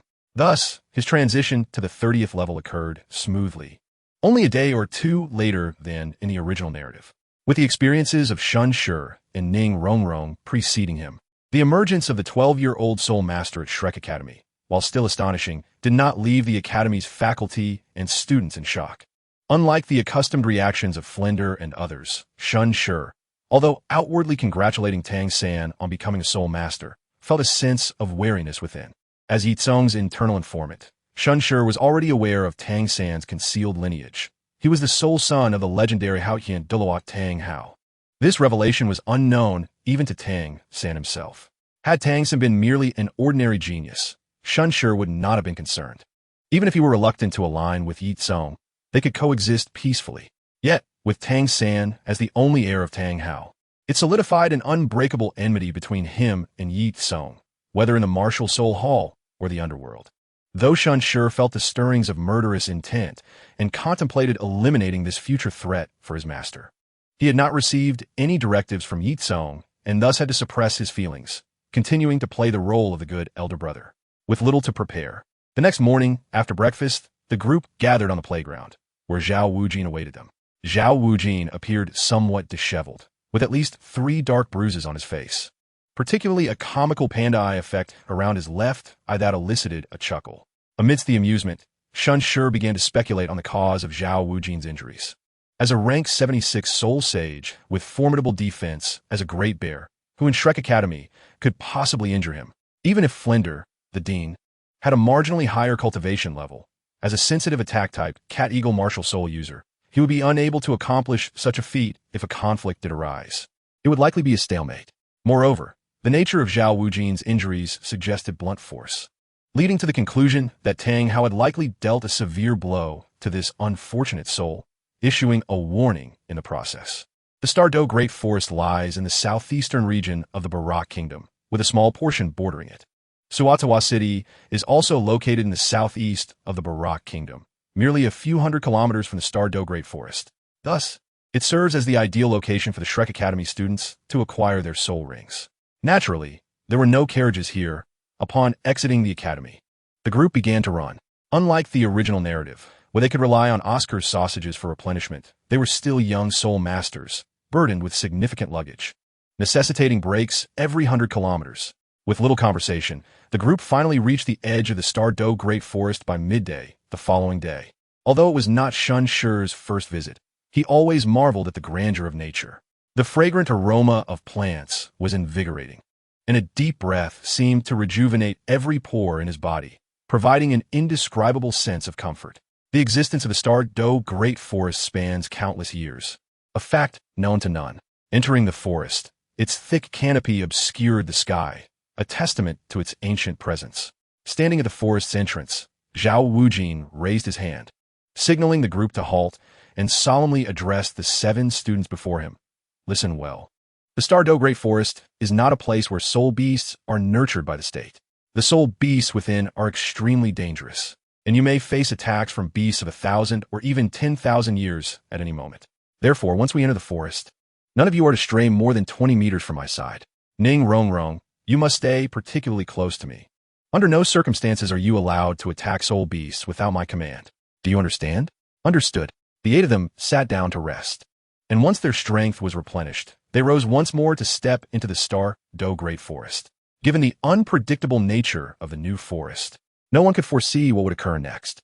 Zhao Wujin chose to lead from the rear, with Dai Mubai and Shun Shi, the 2 main forces, positioned at the forefront. As this 8-member soul hunting team advanced steadily, Shun Shi remained vigilant of the surrounding environment. Suddenly, a sharp screech pierced the air as a monkey, its fur ablaze and measuring 2 to 3 feet in size, leaped down from a large tree, clawing directly at Shun Shi's face. Prepared for such an eventuality, Shun Shi swiftly formed a hand seal, conjuring a vibrant red maple leaf before him.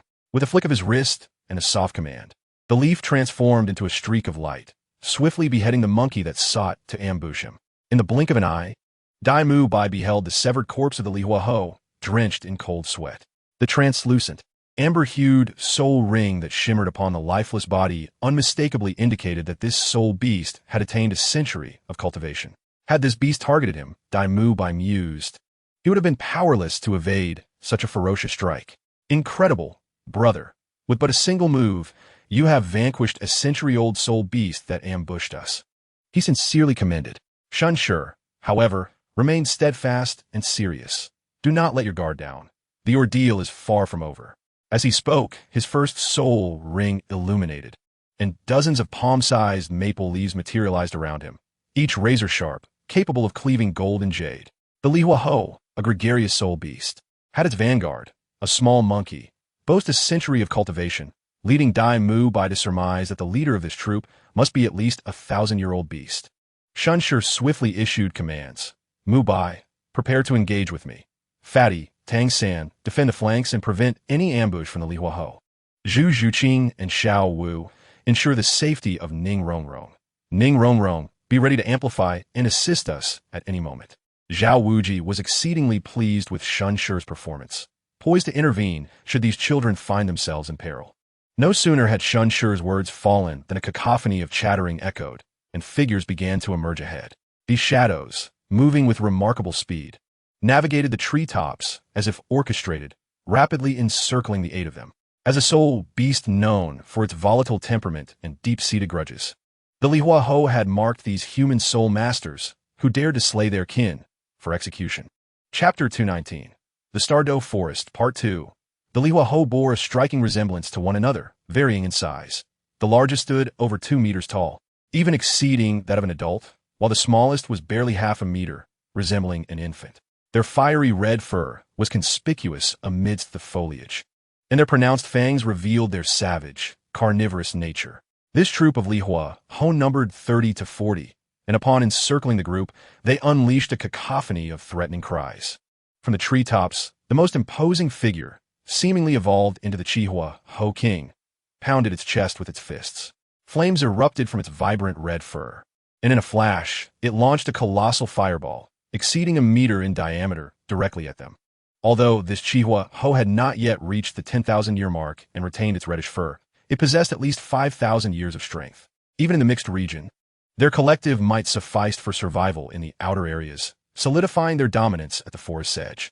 As the Monkey King initiated its assault, the other Lihua Ho leapt into action, raining down fireballs upon the group. Shun Shi scoffed, "Child's play." With a mere thought, the swirling maple leaves that hovered around him shot forth, cleaving through most of the incoming fireballs, while a few managed to slip through the cracks. The others were not to be trifled with, employing their own techniques to intercept and obliterate the remaining fireballs, though they were all only at the second ring. With Ning Rongrong's assistance, they could handle the onslaught with ease. In the face of the encircling monkeys, Shun Shi remained unfazed. With a snap of his fingers, the maple leaves that had embedded themselves in the trees and ground after slicing through the fireballs detonated, unleashing his fourth soul skill, Maple Fire, in full bloom. As a 7,000-year soul ring, it bestowed upon Shun Shi an overwhelmingly powerful soul skill capable of detonating the maple leaves he had created, inflicting severe damage upon his foes. Accompanied by the anguished cries of the Lihua Ho, they tumbled from the trees like dumplings. In an instant, numerous white 10-year soul rings and yellow 100-year soul rings emerged from the fallen Lihua Ho, observing the massacre of its kin at the hands of this human soul master. The Monkey King erupted in a furious rage, its fiery red fur becoming even more vibrant, resembling a blazing inferno. Consumed by wrath, the Monkey King let out a guttural cry and charged directly at Shun Shi, intent on engaging in close combat. Just as Dai Mu Bai attempted to confront it head-on, Shun Shi firmly grasped his shoulder. "You are no match for it. Protect the others." Ning Rongrong, assist me. With that, he activated his third soul ring, summoning 9 massive maple leaves that encircled him. Meanwhile, Ning Rongrong revealed her martial soul, the 7-treasure glazed tile, albeit in a disguised form. The 7 treasures glimmered with radiance. The first treasure grants strength. The second treasure enhances speed. The third treasure amplifies soul power. With all 3 amplification soul skills bestowed upon him, as if they cost nothing, Shun Shi's power surged by 40%, bringing him perilously close to the level of a Soul King. Using the gigantic, swirling leaves as a shield, he defended against the Chihua Ho's claws before delivering a powerful punch to its face. Shun Shi, already possessing considerable strength, now wielded an additional 40 points of might from Ning Rongrong's augmentation, rivaling that of specialized power soul masters. The Chihua Ho was sent flying like a rag doll, blood streaming from its mouth and nose, even losing a fong in the process. Seizing the advantage, Shun Shi summoned a torrent of maple leaves, descending upon the Chihua Ho like a torrential downpour. Perhaps Shun Shi's devastating strike had awakened the enraged Chihua Ho to the realization that it was a mage and not a tank. As the deluge of maple leaves approached, it wiped the blood from its mouth and, with a fierce roar, expelled a formidable fireball. As the fireball and the maple leaf storm were on the verge of collision, Shun Shi's lips curved into a smile. With a flick of his finger, the once direct path of the maple leaves veered, circumventing the fireball to form a colossal maple leaf that hurtled toward the Chihua Ho. Simultaneously, the 9 large maple leaves that had encircled him morphed under his command, enveloping him like petals.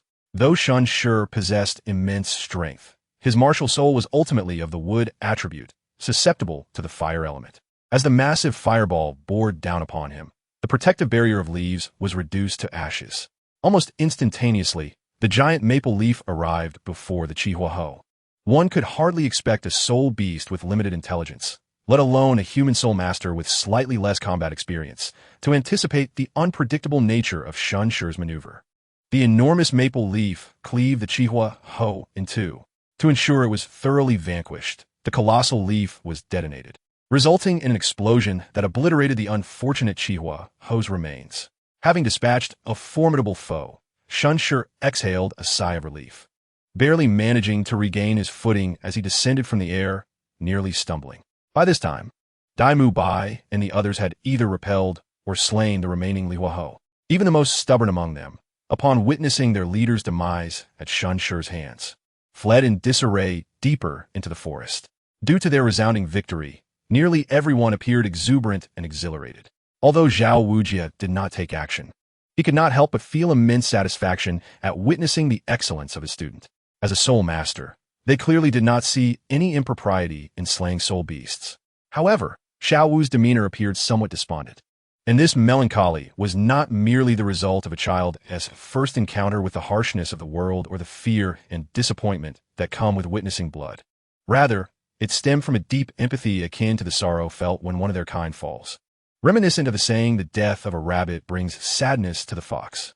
In a moment of contemplation, having once been the white glove and now an undercover agent, his suspicious nature led him to question Xiao Wu's true identity. Throughout the entirety of Shrek Academy, the identities of everyone, save for Xiao Wu, were almost entirely transparent. Even he possessed an almost flawless false identity to rely upon. Yet this girl named Xiao Wu seemed to have appeared out of thin air.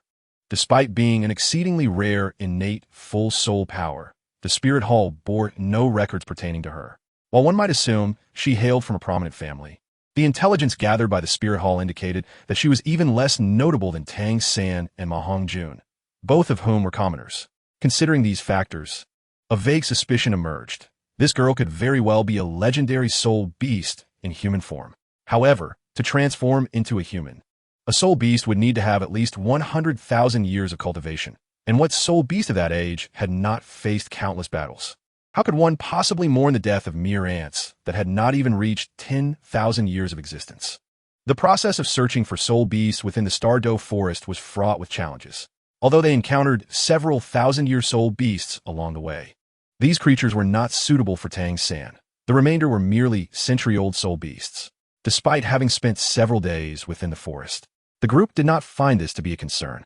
After all, hunting for soul rings was inherently a gamble of life and fortune. The third soul ring ultimately required a wider selection of options. It was not unusual for soul masters to spend months seeking a perfect fit for a 10,000-year soul ring. Days passed, and while food supplies posed no issue for the group, the constant presence of danger within the vast forest kept their spirits highly alert and heightened their sense of fatigue. Nonetheless, it was precisely due to this prevailing sense of danger that the cooperation among the students gradually became more harmonious. With a configuration comprising 4 powerful attack-type soul masters, 1 control type, 1 defensive type, and 1 support type soul master, their small team possessed considerable fighting capability within the forest.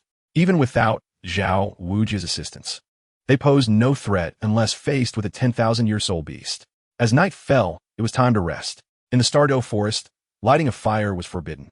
Although most soul beasts feared flames, a small number thrived in their presence, and those were typically perilous creatures. Without needing further direction from Xiao Wujia, the male students took charge of constructing makeshift tents while the female students gathered food. Unbeknownst to them, Ye Cong had long arrived in the Douluo forest and had been quietly trailing them from a distance. He had instructed Shi Mu to disguise himself as an ordinary bird to monitor the Shrek Academy students. Moreover, among his many flag monsters was a Millennium Ice Silkworm adept at concealing its presence.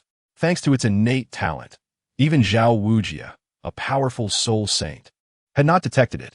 Truth be told, Ye Cong was genuinely curious whether, in the absence of the Titan giant ape abducting Xiao Wu, Tang Sect would still acquire the human-faced demon spider soul ring and the external soul bone, 8 spider lances, from the original narrative. At this moment, the members of Shrek had dispersed to prepare dinner and set up tents for the night. For Xiao Wu, who was a soul beast transformed into a human, she represented a soul ring and soul bone of 100,000 years to humans. However, for soul beasts, she symbolized a feast that could grant thousands of years of cultivation through her consumption. Out of nowhere, a human-faced demon spider emerged from the shadows, its greedy gaze fixated on Xiao Wu's frail form. Sensing that Xiao Wu had strayed from her companions, it mechanically lunged toward her. As a soul beast with a mere 2,000 years of cultivation, its intelligence was quite limited. Even though Xiao Wu was backed by 2 formidable 10,000-year soul beasts in the Douluo forest, the human-faced demon spider chose to act purely on instinct. The spider's speed was swift, yet Xiao Wu's reflexes were equally sharp. Detecting the ominous wind behind her, she swiftly activated her first soul skill, waist bow, allowing her body to contort into an angle unattainable by an ordinary human, deftly evading the spider's attack. The others, not far from her, heard the commotion and rushed over. Xiao Wu, Tang Sect sprinted ahead, and upon seeing his beloved in peril, nearly injured, his eyes widened in alarm. Accompanied by the manifestation of his martial soul, he prepared to charge in. However, Xiao Wujia was faster. His expression grave, he transformed into a mighty bear and unleashed a roar. simultaneously activating his third and fourth soul skills. As a soul saint, it was a disgrace to have been approached by a mere 2,000-year spider without realization. The enhancement of gravity immobilized the human face demon spider, and, following the fourth soul skill, echolocation, Zhao Wujie delivered a powerful blow to its head. As a strength-type soul saint, even without employing any soul skills, he was more than a match for a 1,000-year soul beast. Though the spider did not perish instantly from the strike, it was gravely injured. Zhao Wujie, unsatisfied, continued to unleash his wrath upon the creature, first breaking its poisonous pincers, then seizing its long legs and tearing them off one by one, venting his fury. Under Zhao Wujie's relentless assault, the unfortunate human face demon spider was soon reduced to a mere gourd-like shape. At this moment, the spider was engulfed in despair, lamenting its own tenacity for life for the first time. Just as Zhao Wujie's fury reached its zenith, preparing to deliver the final blow to the human face demon spider, Tang Sect suddenly interjected, "Teacher Zhao, wait." When Tang Sect had studied under Yu Shaojiang, the latter had presented numerous options for his third soul ring, among which the human face demon spider was deemed the most suitable. "What is it?" Zhao Wujie, though impatient, halted his actions, deigning to grant this young man, with a title Douluo father, a modicum of respect. Tang Sect articulated his reasoning and explained why the human face demon spider was a fitting choice for him. Upon hearing this, Zhao Wujie's expression softened considerably. "Consider yourself fortunate. After several fruitless days of searching, a soul beast so perfectly suited to you has delivered itself right to your doorstep." Just as Tang Sect drew a dagger, preparing to end the human face demon spider's life, an unexpected thick white mist suddenly enveloped the Stardow forest. Within this mist, the sound of a gong resonated, followed by an ethereal voice that echoed in their ears. "It is the third watch. The air is dry. Be cautious with fire." Everyone was taken aback by this sudden turn of events. Who could have summoned a Night Watchman in this remote forest? Only in an instant did Ye Cong awaken, realizing it was his arrival. However, he did not reveal his awareness, instead feigning vigilance like the others. "Who goes there? Cease your tricks and come forth for a duel." Zhao Wujie clenched his fists, his voice resonating with authority, while beads of sweat cascaded down his brow. Despite having traversed the world of soul masters in his youth, he had never encountered a scene as formidable as the one unfolding before him, accompanied by the distant sound of gongs growing ever closer. The figure of the gong bearer finally emerged, clad in a robe of black and crimson that obscured his features. Upon closer inspection, the instruments he wielded were far from ordinary. Both the drumstick and the gong were forged entirely from bronze, exuding an ancient and mystical aura, though their intricate details remained shrouded in mystery. More terrifyingly, Zhao Wujie sensed an overwhelming pressure emanating from this enigmatic individual, a force that seemed to eclipse even that of the Haotian Hammer who had once troubled him. "Your Excellency, may I inquire the purpose of your visit?" Zhao Wujie asked, mustering his courage as he clasped his hands in respect. He surmised that only another titled Douluo could exert such a formidable presence. His words stunned the nearby students, who had not anticipated that this mysterious figure could indeed be a titled Douluo. In that moment, they surmised that the powerful aura and soul power enveloping them was akin to the white mist that now blanketed the forest, a manifestation of Ye Cong's abilities. However, to avoid revealing their knowledge, they too feigned astonishment. Among them, Xiao Wu exhibited the most intense reaction, her face paling as she stealthily moved into the bushes, praying she remained undetected. Ye Cong, of course, noticed the little rabbit attempting to diminish her presence but deemed it premature to act against her, choosing instead to pretend he hadn't seen her. "I merely wish to prevent a young man with limitless potential from losing his life in vain," Ye Cong croaked, his voice slightly hoarse. "That boy named Tang Sect. Do you wish to absorb this soul ring?" Before Tang Sect could respond, Ye Cong shook his head, continuing, "You are quite impressive for one so young, having cultivated the Lan grass to such an extent. If you can continue to grow, your future is indeed boundless. Alas, you have chosen the wrong path. If not for my intervention, you would surely meet your end in this forest today." "Senior, what do you mean by that?" Tang Sect inquired, perplexed by the mysterious powerhouse's words.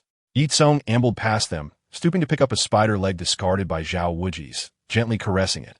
"Since you are a disciple of Yu Shaojiang, your theoretical knowledge must be sound. Tell me, what is the maximum age for a third soul ring?" Tang Sect was taken aback. How could this titled Douluo discern his lineage at a glance? However, he quickly rationalized that his master, having been a prominent figure in the realm of soul master theory, must have made numerous connections in his youth. It dawned on him that this title Douluo might very well be one of those acquaintances. Having pieced together the implications, Tang Sect clasped his hands and replied, "To answer your question, Senior, the maximum age for a third soul ring cannot exceed 17 or 1800 years. Ah, so you are aware," Ye Cong remarked, and with a sudden flick of his wrist, he hurled the 3-meter-long spider leg with precision, embedding it into the ground a mere centimeter from Tang Sect. Given that, do you not realize that attempting to absorb a soul ring over 2,000 years old is tantamount to courting death? As the subject of this revelation, Tang Sect remained composed, but Zhao Wuji's broke out in a cold sweat. Had it not been for the timely intervention of this elder, Tang Sect would have faced a dire fate, his body unable to withstand the overwhelming and volatile energy, leading to his demise. Tang Sect hesitated before responding. "Thank you for your guidance, Senior, but I believe I can still attempt it." Though deeply appreciative of the elder's warning, he felt an inexplicable urge to absorb this soul ring, fearing he would lose much if he did not. "Nonsense, Tang Sect," Zhao Wuji's interrupted sternly. "I acknowledge your talent, but such prowess does not justify risking your life to absorb an excessively aged soul ring. You must not attempt to absorb this human-faced demon spider. I will find a more suitable soul ring for you." The thought of Tang Sect's self-destructing from the attempt was unbearable, and Zhao Wuji's feared that the Haotian Douluo would hold him accountable for the tragedy. Ye Cong's tone softened. "I understand the impulsiveness of youth, often believing that all is achievable. Especially gifted youths possess a confidence that far surpasses their peers. Yet, when such pride exceeds reasonable bounds, it transforms into arrogance, which can exact a deadly toll." As he spoke, Ye Cong approached the spider gourd, pressed it, and to his astonishment, it crumbled into dust, leaving only a purple soul ring in its wake. "With that said, you should tread carefully," Ye Cong concluded, turning to depart. As he vanished deeper into the forest, the thick mist began to dissipate. In preparation for the preceding spectacle, Ye Cong had meticulously orchestrated his approach. He summoned 4 ghostly entities, each possessing over 1,000 years of cultivation, to generate an enchanting mist that not only shrouded him in mystery, but also dulled the perceptions of his targets. Coupled with the momentum conjured by the ice silkworm, he successfully instilled fear in all present, averting any potential conflict.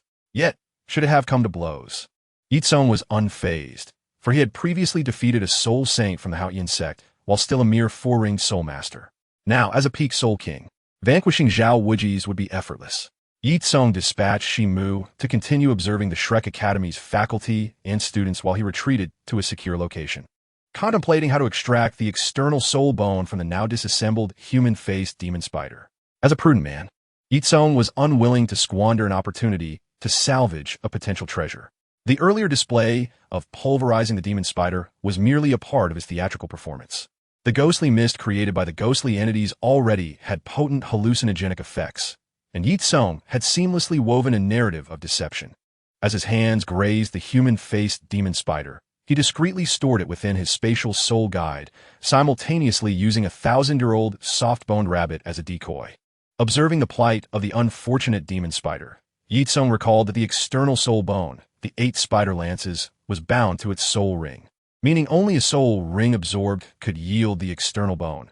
Otherwise, no amount of dismemberment would suffice.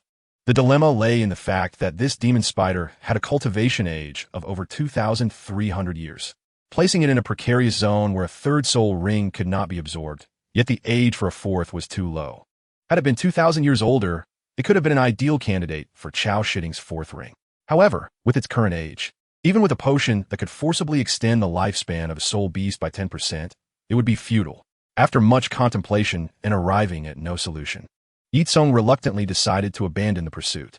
Perhaps this matter should be left for Ho Ha Ha to ponder. After all, that omnipotent figure might just possess a solution.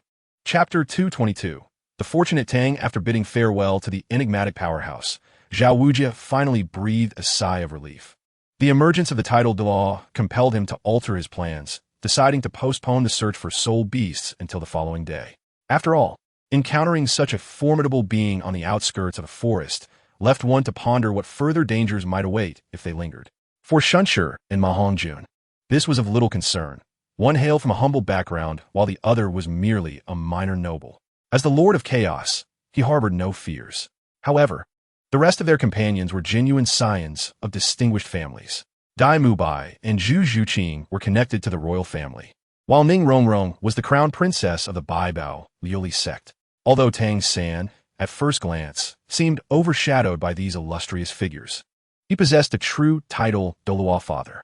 Despite the recent destruction of the Haotian sect, Tang Hao remained a legitimate title Douluo. Rumors of his severe injuries and diminished strength circulated, yet a title Douluo retained the capacity to vanquish lesser foes with ease. As for Xiao Wu, despite her humble origins, she had successfully aligned herself with powerful allies. Should any misfortune befall her, who could guarantee that the Haotian Law would not intervene on behalf of his prospective daughter-in-law? In light of these considerations, should any calamity befall this group of second-generation soul masters, Zhao would hastily seek a favorable location for his demise, ensuring at least a swift end. After a light dinner, the group set out once more under the cover of night, determined to find Tang San's third soul ring. One must concede that, as the child of destiny, Tang San's fortune was remarkable. Although Ye Cong had intervened, seizing what was rightfully his, an extraordinary third soul ring and an external soul bone, he soon captured a weaver, a soul beast over 1,600 years old, for his third soul ring. This creature, adept at weaving webs to ensnare soul beasts, bestowed upon Tang San a soul skill akin to the web binding he had acquired from the man-faced demon spider in the original narrative. Even disregarding the hidden advantages, this soul skill appeared to offer far greater benefits to Tang San than the version derived from the man-faced demon spider. While the weaver's web binding lacked the corrosive poison of its predecessor, it was not restricted to 3 uses per day. Moreover, to a certain extent, the weaver enhanced the resilience of his blue silvergrass. Once ensnared by the skill, an opponent would find it exceedingly difficult to escape. However, what perplexed Ye Cong was Tang San's extraordinary luck and fortune. Despite his deliberate interference, Tang San had still acquired a millennium-old left arm bone from the weaver. The remaining members of the Shrek team, excluding Xiao Wu, gazed at Tang San with a mix of fervor and envy. Even a millennium-old soul bone held considerable value, for the likelihood of obtaining such a treasure was exceedingly low. Even a title Douluo might not possess a single soul bone. Ye Cong's emotions were complex. Although he had anticipated Tang San's connections long ago, witnessing it firsthand left him feeling regretful. He had prepared to extinguish Tang San's potential at its inception, yet it seemed that plan would have to be shelved for now. Nevertheless, Ye Cong was not in a hurry to depart. Through shared vision with Shimu, he continued to monitor Tang San's every move, eager to ascertain whether he would absorb the Millennium Soul Bone. Should he choose to do so, it would indeed be a source of amusement. While soul bones were rare, once absorbed, they became irretrievable. Although a Millennium Soul Bone was impressive, its value depended on the individual. Bearing the dual top-tier martial souls of Blue Silver Emperor and Haotian Hammer, Tang San required an even more robust physique to withstand the pressures of 18 soul rings. Thus, he needed to absorb superior soul bones to enhance his constitution. While absorbing the soul bone might temporarily bolster his strength, it would ultimately diminish his potential for future battles, thereby indirectly reducing his odds of success in inevitable confrontations. Regrettably, Tang San appeared to be a perfectionist. Although he remained unaware that he was now, in a sense, a second-generation soul master, his sect destroyed, with only a partially crippled title Douluo to protect him. This did not prevent him from dismissing the value of a Millennium Soul Bone. As the curtain fell on this act, Ye Cong deemed it unnecessary to linger any longer. With a thought, he withdrew Shimu, preparing to leave the Stardow Forest. Just as he contemplated visiting Shanshi, the surrounding trees suddenly contorted, extending towards him. Ye Cong's expression shifted. He had no time to ponder further and swiftly evaded. The branches seemed to possess a will of their own, twisting midair to pursue him relentlessly. Faced with this, Ye Cong disregarded the potential for igniting a wildfire and, with a flick of his hand, unleashed the fire attribute of his divine banner. The manifestation of the divine revealed itself, taking the form of a colossal serpent, its 3 heads exhaling torrents of searing flames that reduced the encroaching branches to ash. Just as Ye Cong allowed himself a moment of relief, he felt the ground tremble beneath him, and several robust vines erupted from the earth, their target unmistakably him. In a state of disarray, Ye Cong recalled precisely when he had offended a plant-type powerhouse. While he possessed numerous life-saving trump cards, the absence of a tangible foe rendered a counterattack somewhat challenging. At this juncture, he had drawn his imperial sword, and with the assistance of the divine, he severed or incinerated the encroaching vines. Although his strikes were fierce, these vines seemed inexhaustible. He could destroy them at a rapid pace, yet their growth outstripped his efforts.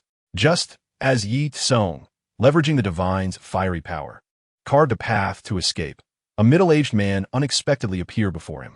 It was evident that he was the orchestrator of the prior attacks. The man, though not particularly tall, possessed a slender frame, his dark green robe billowing as if stirred by an unseen wind. His long hair matched the color of his attire, flowing gently behind him. Upon closer inspection, his features were not striking. His complexion bore a slight pallor, and his eyes were a haunting shade of green, imbued with an eerie brilliance that evoked a sense of unease. This uncanny appearance reminded Ye Cong of Douluo before his poison was cured. Feeling a surge of tension, he regarded the suddenly materialized middle-aged man with vigilance.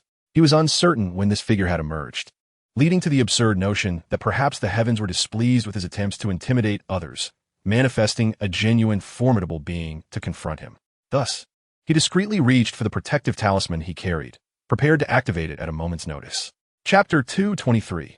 The Depths of Douluo Forest, Part 1. The Middle-Aged Man, surprised that Ye Cong had managed to break through the encirclement, offered no further commentary. With a slight lift of his hand, Ye Cong suddenly perceived a sweet fragrance permeating the air, and a sense of foreboding washed over him. He quickly held his breath, but it was too late. As the fragrant dust entered his body, he found himself paralyzed, utterly unable to move. The man's eyes glimmered with a peculiar light, and as their gazes locked, Ye Cong's consciousness began to fade. Possessing attributes of poison, wood, and spirit, Ye Cong finally deduced the middle-aged man's true identity. He was the Wanyao, the demon eye tree beast, with an impressive cultivation of 500,000 years. Regarding the ferocious beasts dwelling deep within the Qingdao Great Forest, Ye Cong had indeed heard some whispers. In terms of sheer combat prowess, the Wanyao might not possess remarkable strength. However, when it comes to strategic value, in the eyes of Tian, perhaps the second-ranked Xiong could not even compare. As the sole plant-type ferocious beast, the Wanyao governs all plant-type soul beasts within the Qingdao Great Forest. According to Tian, the Wanyao is also a quintessential recluse, reluctant to venture far from the forest. Were it not for this, if the Wanyao were to extend its influence into the outside world or other forests, it could easily command all the plants across the Douluo Continent with a mere flick of its power. Upon realizing that the middle-aged man before him was a soul beast, Ye Cong breathed a sigh of relief. Had it been Xiong, the ambitious creature, the intent behind his visit might have been far from innocent. However, if it were another ferocious beast, they would surely be acting on Tian's orders, and Tian had no reason to harm him. Perhaps there was something of great importance that he wished to discuss with Ye Cong gradually. Ye Cong regained his senses, feeling the softness of the grass beneath him, the life force permeating the air, invigorating every pore of his being. He heard a robust voice exclaim impatiently, "Tian, are you trying to deceive me?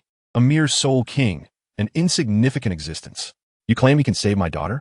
Tian replied calmly, "Xiong, there is no need for deceit. The truth will reveal itself once he awakens.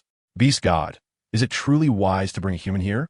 The three-headed magic hound, Qi Wang, expressed concern, clearly harboring animosity towards Ye Cong. Slowly, Ye Cong opened his eyes, struggling to sit up while rubbing his head.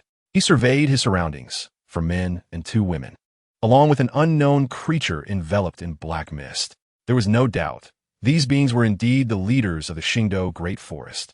A sincere smile graced Ye Cong's face as he greeted the only familiar figure, Tian, with a casual, "Hello, uncle, it's been a while," before Tian could respond.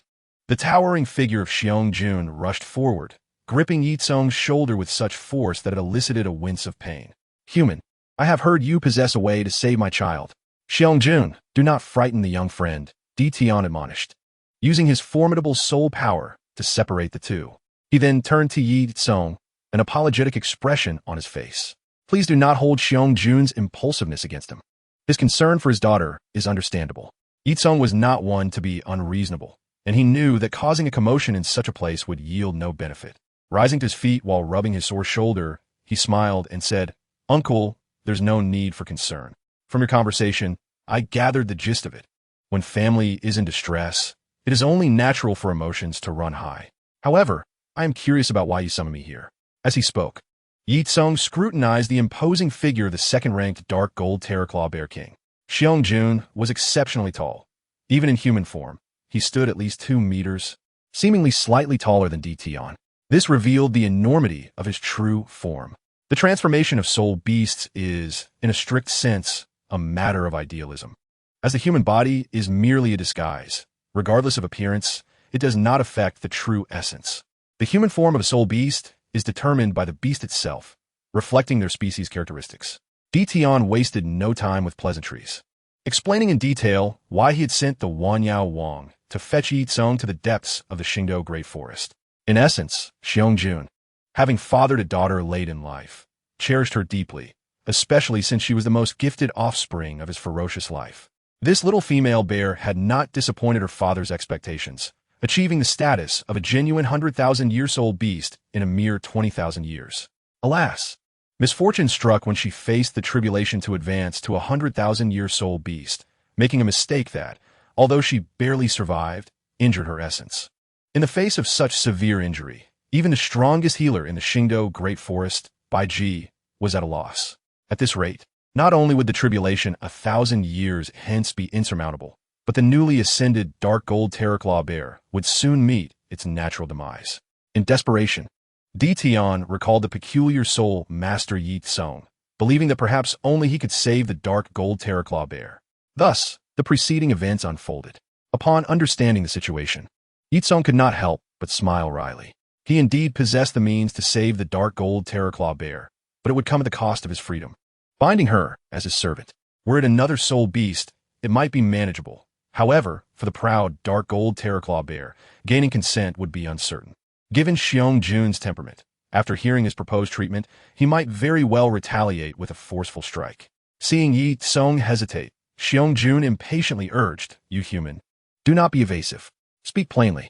If you can save my daughter, I, old bear, owe you a favor and will assist you within my capabilities." Ye Cong cast a resentful glance at Tion, subtly moving closer to him. Once Xiong assured him he would not lose his temper, Ye Cong finally articulated his plan regarding the ability to tame the flag spirit. As expected, before Ye Cong could finish, Xiong erupted in fury. "You fool! Are you seeking death?" In an instant, he revealed his true form, ready to crush Ye Cong. Startled, Ye Cong quickly sought refuge behind Tion, muttering, "I said I wouldn't speak. You insisted, and now you're furious?" Chapter 224, Depths of the Qingdao Great Forest, Part 2, Tion, feeling somewhat helpless, stepped forward to block Xiong. "Enough. Ye Cong is my invited guest. Your outburst is entirely inappropriate." Although Xiong was displeased, he suppressed his anger and reverted to his human form, saying, "Tion, I will spare him this time out of respect for you. But you must explain why you conspired with a human to facilitate the sacrifice of our kin." The expressions of the other ferocious beasts turned curious as they glanced at Tion. For if Xiong's claims were true, the implications were rather abstract. Tion's lips twitched. He understood that failing to clarify this matter would pose a problem for him, as the other leaders would undoubtedly question his authority, potentially leading to accusations of rebellion. Clearing his throat, he gestured to Ye Cong. "Words alone are insufficient. Please, young friend, elucidate your abilities." Once assured that Xiong would not act violently, Ye Cong stepped out from behind Tion, releasing the most loquacious Shimu to articulate the specifics of the flag spirit. The appearance of Shimu astonished the other ferocious beasts, who instinctively turned their gazes toward the least noticeable presence, the Yaoling. For this energy-based soul beast bore a striking resemblance to the Yaoling. As a creature of enigmatic identity, Yaoling is regarded as one of the most mysterious beasts. Despite having coexisted for tens of thousands of years with him, apart from Emperor Tian, who retrieved him, the other ferocious beasts remain utterly ignorant of his lineage and origins.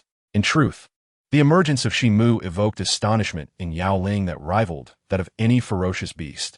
He could hardly fathom that a relative so akin to himself could exist in this world. Yaoling, a soul beast that should not have been born, is a unique life form forged from the vengeful sentiments of soul beasts slain by humans on the Douluo Continent, much like the Emperor Rue beast. However, while the Emperor Rue beast embodies the auspicious fortune of the soul beast clan, Yaoling signifies all the negative emotions of deceased soul beasts.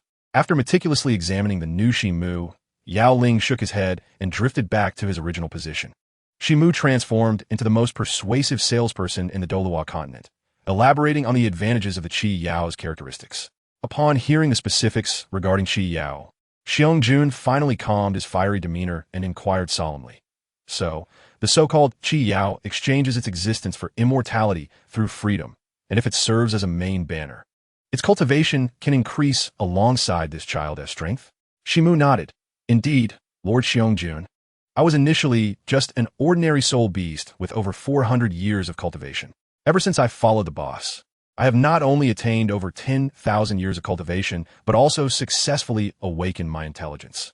Xiong-jun fell into contemplation, and the other ferocious beasts exhibited considerable surprise upon learning about Ye Cong's unique constitution. Suddenly, Baiji recalled something and asked Ye Cong, "Little one, if you were to encounter an unfortunate accident, would your Qi Yao be affected?" Ye Cong shrugged helplessly. "I am uncertain, as I have never died before. I cannot guarantee that the Huang Yao fan would continue to exist independently after my demise." Ye Cong's words rekindled Xiong-jun's wavering hesitation. Ye Cong is still too weak. If he can grow successfully, it would be no issue, but should he perish midway, would his daughter not meet a similar fate? Moreover, would she be burdened with the humiliating title of another's servant upon her death? At that moment, Emperor Tian spoke. Ye Cong possesses remarkable talent. It is not inconceivable for him to ascend to that realm in the future.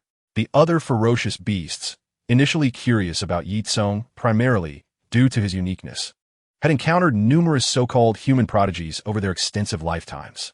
Those who became formidable talents naturally emerged as powerful entities. Yet most who failed to thrive merely faded into the dust of time. However, with Emperor Tian's endorsement, the gazes of the ferocious beasts toward Ye Cong underwent a notable transformation. The prospect of divinity. The ferocious beasts, under the protection of the Silver Dragon King, were acutely aware of this secret.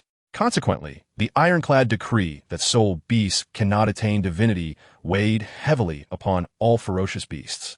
Now, witnessing a human youth endowed with the potential for divinity standing before them, how could they remain composed? Yet, this further fueled their confusion. Logically, they should eliminate this seedling that could grow into a towering adversary preemptively. However, for reasons unknown, the boss seemed excessively partial toward this boy. With Ye Cong present, they hesitated to voice their inquiries and chose to suppress their curiosity for the time being. Xiong-jun finally made up his mind, his voice low and grave. "Very well. Human lad, follow me." With that, he revealed his true form and strode toward a particular direction in the forest. In his true form, Xiong-jun resembled a small mountain, covering several meters with each step. Given Ye Cong's stature, keeping pace with him proved exceedingly challenging. Emperor Tian, recognizing the predicament, glanced at Qi Wang. "Qi Wang, please escort our young friend." "Understood." Qi Wang nodded, manifesting his true form as a three-headed demon hawk. Once Ye Cong was securely seated upon his back, he hastily pursued Xiong-jun. After they had distanced themselves, Ziji could no longer contain her curiosity. "Beast God, since that human possesses the potential for divinity, why not eliminate him in advance to avert future troubles?" Yao Ling joined in. "Beast God, you may deceive Xiong-jun, but you cannot deceive me. I can see that you summoned this human under the pretense of assisting Xiong-jun in rescuing his daughter, while your actual intention is to seize this opportunity to enhance his strength. Am I wrong?" Emperor Tian did not refute Yao Ling's suspicions. He slowly nodded. "I indeed harbor such intentions. To use human terms, I am investing. Although humans are individually fragile, their reproductive and growth rates far surpass those of our soul beast clan. Within the same time frame, it takes humans merely a few decades to produce a title de law, while even with the enhancement of bloodlines, we soul beasts require at least half a year. Even then, we face the threats of heavenly tribulations and human hunts. Ultimately, all of this stems from the shackles and curses imposed on our soul beast clan by the myriad gods. Only a newly ascendant deity can topple the tyranny of the divine. Everything I do is to win over Ye Cong. Should he choose to stand with the soul beasts after achieving divinity, we may yet find hope in breaking this painful curse." Emperor Tian's intentions were crystal clear. He sought to nurture a deity willing to champion the cause of soul beasts. The king of 10,000 beasts spoke slowly, his tone somewhat chilling. "Humans cannot be trusted. Beast God, What if this fellow betrays us and sells us out? Emperor Tian sighed. If such a day were to come, it would be the day I have truly lost my sight and made a grave misjudgment. I would willingly accept death as atonement. Chapter 225. The King of 10,000 Beasts concerns the stark, doe, great forest stretches infinitely. Seated upon Qi Wang's back, Ye Cong meticulously admired the surrounding scenery. The night view in the core area of the new forest was extraordinarily beautiful, with fireflies dancing and frogs croaking in harmony. Glancing back, he could also see the shimmering lake surface, rendering the scene akin to a celestial paradise. While Ye Cong was lost in thought, Qi Wang and Xiangjun, two formidable beasts, halted before a grand cave. The restored Xiangjun's voice thundered. We have arrived. This is where my daughter is recuperating. You are Ye Cong, correct? Follow me. Qi Wang paused at the cave entrance, not entering, while Ye Cong followed closely behind Xiangjun into the cavern. Contrary to Ye Cong's expectations, the bear cave was not foul-smelling. Instead, it exuded a faint fragrance. Evidently, as high-ranking soul beasts, they held high standards for their living conditions, at least in terms of hygiene, not inferior to that of humans. After traversing several meters, Ye Cong beheld a dark golden terror-claw bear resting upon a bed fashioned from grass and feathers. This dark golden terror-claw bear was significantly smaller than Xiangjun, yet standing upright, it would reach a height of 4 to 5 meters. At present, it lay motionless atop its bed. This is my daughter. She sustained severe injuries and had to forcibly enter a state of hibernation to conserve energy. Xiangjun, notorious for his ferocity, spoke with an undertone of sorrow. I will awaken my daughter now. Whether you can persuade her to make a sacrifice for you will depend on your eloquence. With that, Xiangjun swayed toward the slumbering dark golden terror claw bear. Qi Wang held no concern for what might transpire after Ye Cong entered the cave. His only task was to deliver the human here. Upon witnessing Ye Cong accompany Xiangjun into the cave, he deemed it unnecessary to linger and turned back toward his own territory. Yet, as he returned, he unexpectedly encountered a familiar figure. King of 10,000 Beasts? What are you doing here? Qi Wang gazed at the shadowy man blocking his path, a slight frown creasing his brow, while the twin canine heads flanking him bared their teeth in a threatening display, perhaps due to their conflicting attributes. Coupled with Qi Wang's disdain for Wanyao Wang's devious approach to matters, the two fearsome beasts had always regarded each other with mutual loathing, resulting in a strained relationship.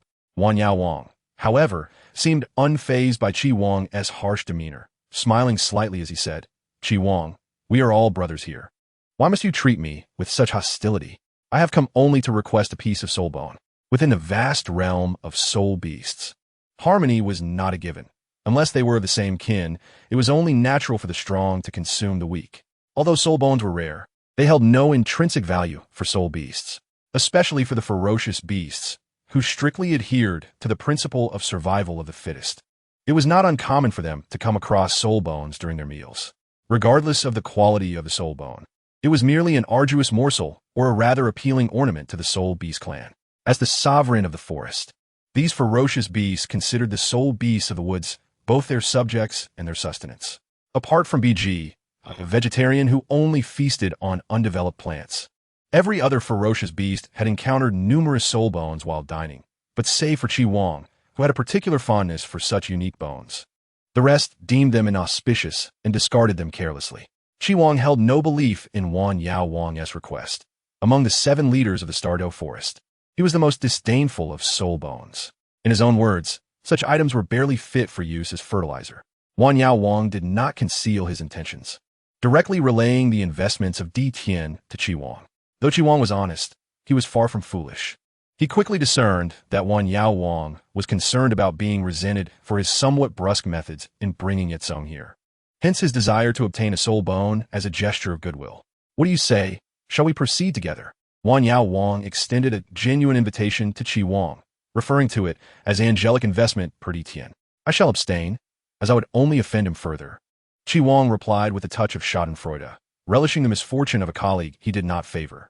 But Wanyao Wang, you don't intend to simply take from me without offering anything in return, do you? Of course not. Wanyao Wang produced a perfectly round fruit, its surface adorned with intricate patterns resembling eyes. Yao Yanlingua. Upon recognizing the fruit, Qi Wang was taken aback. His gaze towards Wanyao Wang became imbued with a mix of curiosity and complexity, You truly are generous. It seems I have inadvertently come out ahead in this exchange. Please wait a moment while I retrieve something. Returning to his domain, Qi Wang quickly rummaged through his collection, soon unearthing a medium-quality soul bone from the left leg of a 10,000-year-old Rogu Tu. After reconsidering, he sought out a 5,000-year-old Xuan Bing Monk's right arm bone and a 4,000-year-old Long Yinyo Gui skull to supplement the offering. The Yao Yingua, being the fruit of the Yao Yin Ma Shu, appeared unremarkable compared to other tree fruits.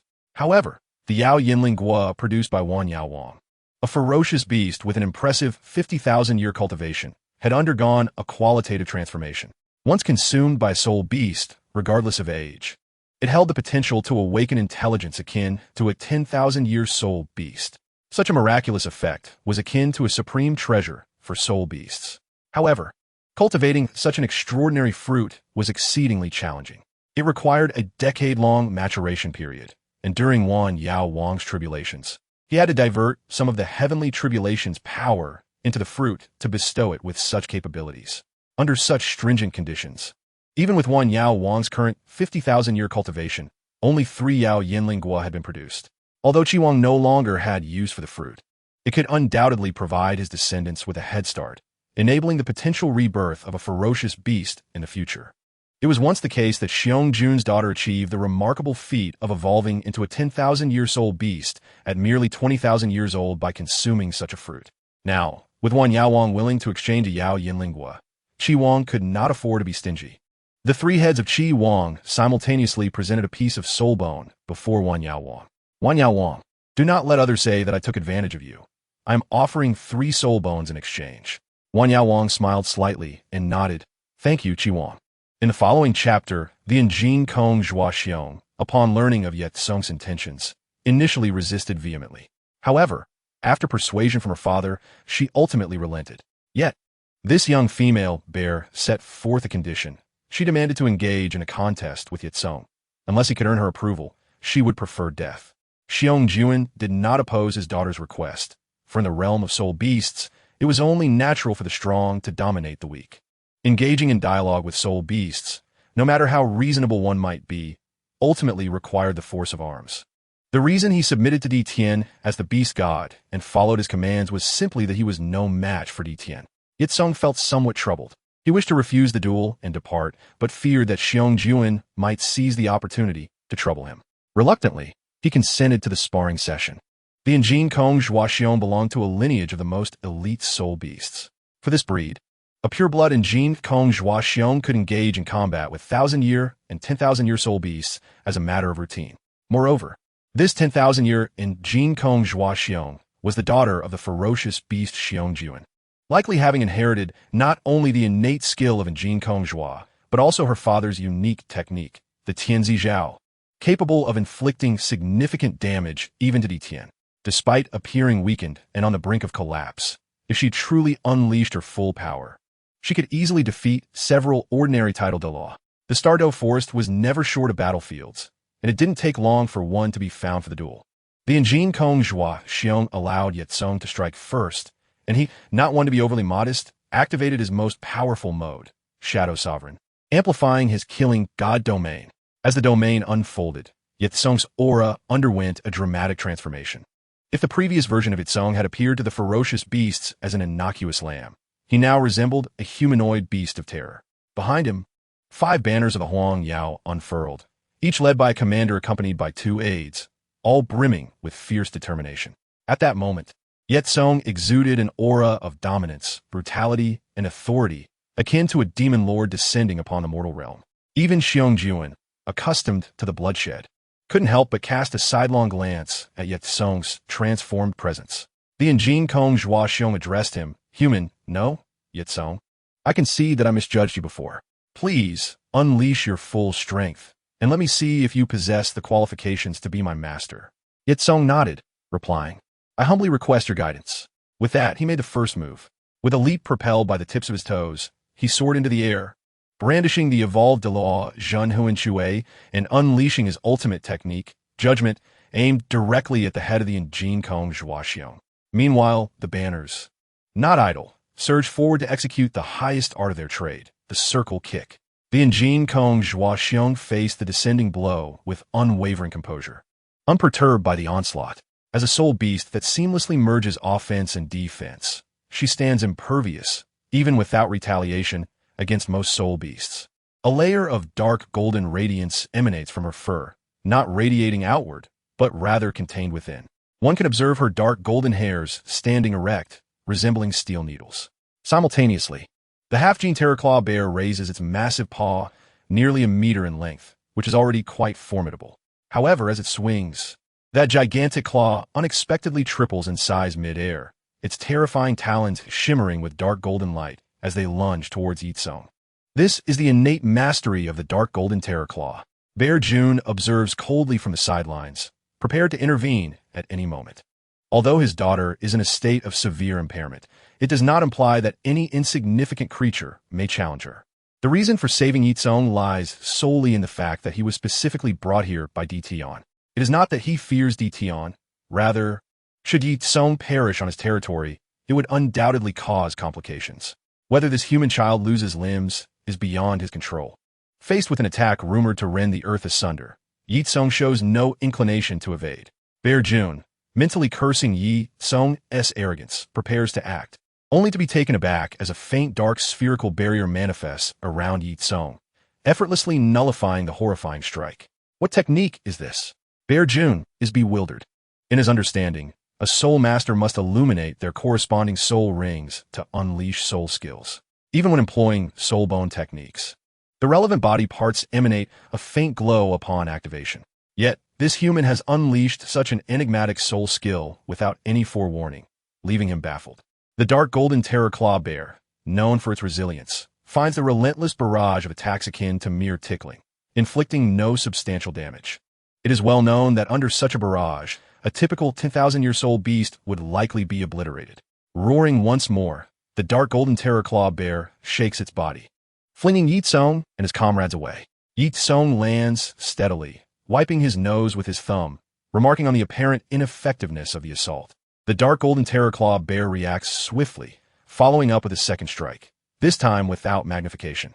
Ye Cong can distinctly sense that this claw is now voraciously siphoning the surrounding soul power, and he immediately comprehends her intent. Tear, the Heaven's Claw. As the second most formidable entity in the Xing Do Great Forest, Bear June's self-created ultimate move. This technique can be regarded as an upgraded version of the dark golden terraclaw. The term tear the heavens is not an exaggeration. In the past, Bear June nearly gravely injured Dtion, who surpassed him in both cultivation and lineage, with this very move.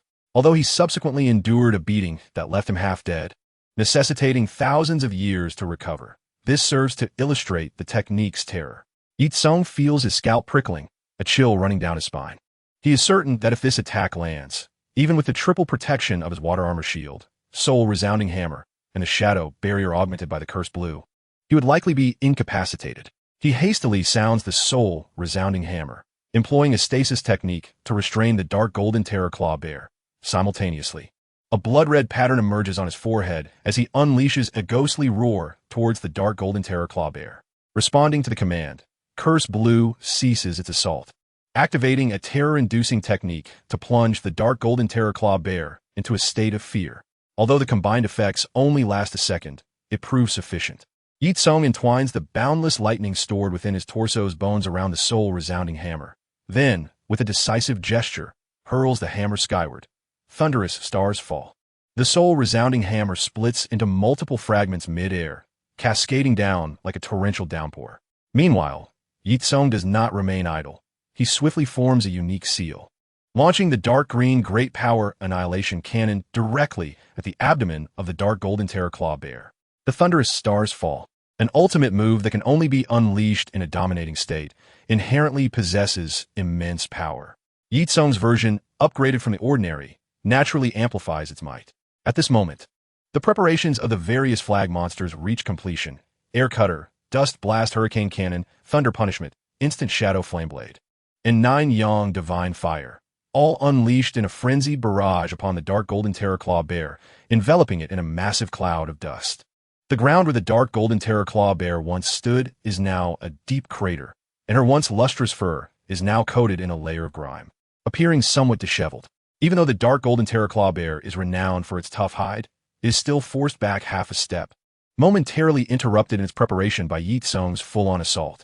A closer inspection reveals several faint blood marks on her body, indicating that even the formidable dark golden terror claw bear has sustained injuries from such a relentless onslaught. Of course, she would not regard these superficial wounds as significant. Ye Cong's expression darkens. Logically, such an attack should have inflicted serious harm, even on a title Douluo. While he anticipated the dark golden terror claw bear's exceptional defense, he never expected it to only result in minor surface wounds. Just as Ye Cong prepares to unleash another skill, the dark golden terror claw bear unexpectedly speaks.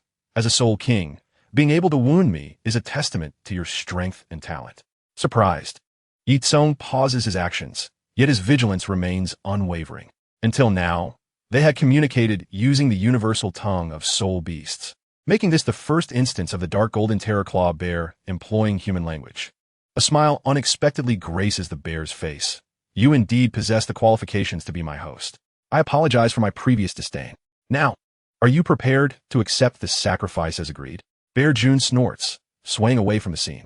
Although he had long since agreed to allow his daughter to sacrifice herself for Ye Cong, the thought alone unsettles him. He fears that witnessing the sacrificial process might provoke him to violence. As for the absence of a protective guardian, the sacrificial procedure inherently contains a self-protection mechanism, and moreover, this is the territory of the fierce Bear Jun, which foolhardy soul beast would dare to intrude. Although Ye Cong currently stands at level 59 by conventional standards, I would assert that Yuan Chaoyu's physical limits are that of a 100,000-year soul ring. Any ordinary soul ring would be unattainable due to his insufficient cultivation. However, the sacrificial process defies conventional reasoning. The soul power returned from the dark golden terror claw bear during the sacrifice allows Ye Cong to break through to level 60, perfectly positioning him to absorb a soul ring for advancement. Furthermore, the soul power return does not cease there. Upon completing the absorption of the soul ring, Ye Cong's cultivation continues to ascend until he reaches level 65. Not only this, but due to the inherent trait of a 100,000-year soul beast producing soul bones, the dark golden terror claw bear also grants Ye Cong a remarkably powerful soul bone, the dark golden terror claw right paw bone. The power of this entity is not merely attributed to its ability to continually evolve as an external soul bone, but rather to the prestigious skill it encompasses, known as Anjin Kongjua, belonging to the Anjin Kongjua bear lineage. Should fortune smile upon him, he might even unleash its upgraded version, the Shurtian Claw. Ye Cong clenched his fist, feeling an overwhelming sense of strength. Previously, when faced with a title Douluo, he relied on ambush tactics or overwhelming numbers to gain an advantage. Now, however, should he encounter an adversarial title Douluo, he would not hesitate to engage in a true one-on-one confrontation without calling for assistance, charging directly into the fray without fear. With a flick of his wrist, the six-faced Huangyao banner materialized before him. Gazing at the now transformed Anjin Kongjua bear, Ye Cong fell into contemplation, realizing it was customary to bestow a name upon her. However, before doing so, he inquired if she possessed a name of her own, as she was a 100,000-year soul beast that had already awakened her intellect, unlike the previous flag spirits. The Anjin Kongjua bear shook her head, stating that soul beasts, even those of such ancient age, typically refrain from naming themselves unless absolutely necessary. After a moment's reflection, Ye Cong decided to name her Bogan. Although this name had become synonymous with a particular abstract group in his former world, here in the Douluo Continent, it retained no hidden connotations and remained an ordinary noun. Just as Ye Cong was engaged in light conversation with Bogan, the Bear Lord returned, holding a yellowish right arm soul bone adorned with tiny crystalline structures. With a complex expression, he glanced at his daughter before turning to Ye Cong and saying, Ye Cong, though I have always harbored a deep disdain for humans, I must admit that I owe you a favor for today's events. This soul bone will serve as my token of gratitude. Ye Cong was genuinely surprised. While he had been reluctantly thrust into this venture, the rewards had been undeniably substantial. In addition to the flag's spirit transformed from the 100,000-year soul beast, he had also gained an exceptional external soul bone and a significant boost in his soul power. Thus, from any perspective, he had profited immensely. Yet, to his astonishment, the Bear Lord still felt indebted and willingly offered a soul bone as compensation. Upon receiving the right arm bone, Ye Cong regarded the honest bear with increasing satisfaction. I extend my gratitude to you, esteemed Bear Lord. After bowing, he began to scrutinize the yellowish soul bone closely. Ye Cong's theoretical knowledge proved valuable, allowing him to assess that this soul bone was likely between 30 and 40,000 years old. As for its type, he found himself unable to pinpoint it precisely, but sensed a connection to the Anjin Kongzhua bear lineage. At this moment, the Bear Lord explained, this soul bone was stripped from a human soul master several centuries ago. As it originated from the crystal bear, which is a distant relative, I decided to keep it for myself. Now, I bestow it upon you. The crystal bear is a variant of the Anjin Kongzhua bear. Although it is a weakened mutation with diminished attack potency, it possesses a unique ability. Any opponent struck by it becomes crystallized, and any crystallized target, upon receiving further damage, is shattered. As Ye Cong pondered whether to absorb this soul bone, Bogan interjected, if you trust me, I highly recommend that you absorb this soul bone. Its age may be slightly lower, but it is undoubtedly the most suitable for you. Very well, Ye Cong replied decisively, settling into a meditative posture to prepare for the absorption and refinement of the soul bone. His decisiveness took both Bogan and the Bear Lord by surprise. Soul bones are not mere detachable equipment, and once absorbed, they fundamentally alter one's destiny. Bogan hesitated and halted Ye Cong's preparations, asking, aren't you curious as to why? Ye Cong smiled gently. No need. Our fates are now intertwined. Should you lead me astray, it would not bode well for you either. Ye Cong's candor left Bogan feeling somewhat awkward. However, as a bear, she possessed a thick skin as a natural trait, and quickly redirected the conversation to explain why he should absorb this soul bone, as a variant of the Anjin Kongzhua bear. We share a common lineage. The right palm bone I granted you and this right arm bone are of the same origin, likely to resonate with one another, potentially yielding a new soul bone technique. As Bogan had anticipated, the crystal bear's right arm bone not only gifted Ye Cong with a formidable soul technique named Magic Crystal Fist, but also allowed for synergy with the right palm bone. Anjin Kongzhua. The skill's effect was straightforward yet powerful, inheriting the crystal bear's innate talent. When the soul technique was activated, tiny crystalline shards would emerge from the arm, and if the target was struck by the fist, the crystallization effect would be triggered. When combined with the Anjin Kongzhua, the latter not only retained its original capacity for violent destruction, but also gained the ability to crystallize targets and even generate crystals. After an entire day and night had passed amid these exertions, Ye Cong, despite his unique constitution and the benefits of his soul power, found himself feeling both hungry and fatigued. Fortunately, the Bear Lord thoughtfully provided him with a soft-boned rabbit, approximately 10,000 years in cultivation, to serve as his evening meal. However, after depositing the prey, he hurriedly departed, clearly preferring to limit interactions with humans despite their newfound camaraderie. The soft-boned rabbit is renowned for its exquisite flesh and abundant numbers, making it a highly sought-after delicacy among both soul masters and soul beasts. Ye Cong, being a seasoned Epicurean, skillfully prepared this delectable dish. After skillfully skinning and draining the blood, he retrieved his specially crafted sauce and generously brushed it over the substantial rabbit before commencing the roasting process. As time passed, an enticing aroma wafted from the roasting rabbit. Bogan, despite her formidable prowess within the Stardow forest, had never encountered a rabbit that smelled as divine as this one. The other flag's spirits, having accompanied Ye Cong on numerous culinary adventures, remained unfazed. While the roasted soft-boned rabbit was indeed delicious, it did not stand out among their vast experiences. Having feasted to their satisfaction, Ye Cong prepared to depart the Stardow forest. Yet, before leaving, he felt it necessary to inform Tion of his whereabouts. However, locating this elusive figure posed a challenge. Although the ruling entities in the core region would not impede him, wandering alone into the territory of soul beasts was inherently perilous. At that moment, Tion descended from the sky, a colossal black dragon casting its shadow over the land. Upon spotting Ye Cong, he transformed into human form and landed gracefully. Having elapsed an entire day since Ye Cong and the Bear Lord's departure, Tion approached with concern for his safety, relieved to find him unharmed. If Yetsuan were to encounter any trouble, disregarding the Wuhuan temple, Huahaha would undoubtedly come knocking at his door. Given that fellow's prowess, should he truly lose his wits, it would likely require the Silver Dragon King to forcibly revive him to quell the chaos. Otherwise, even the combined might of the 7 great beasts would fall short against that lunatic Huahua. Dishiang smiled faintly, observing, "It seems you have absorbed quite well. Your strength should now rival that of a titled Douluo, correct?" Yetsuin nodded, affirming, with the assistance of Senior Xiong-jun. I am confident I can defeat any opponent without resorting to any hidden cards, as long as I do not encounter a super Douluo. That is reassuring. By the way, this is a gift from the king of 10,000 beasts, meant as his compensation, Dishiang remarked while retrieving a ring-shaped storage soul guide. As one of the forest's rulers, many human soul masters have met their demise at the hands of the king of 10,000 beasts. This soul guide ring was a trophy acquired after vanquishing a certain human soul master. Compensation? Yetsuin was momentarily taken aback, but soon understood the origin of the king of 10,000 beasts gesture. He felt somewhat exasperated. The king was perhaps overly cautious, as he was not a petty individual who would hold grudges.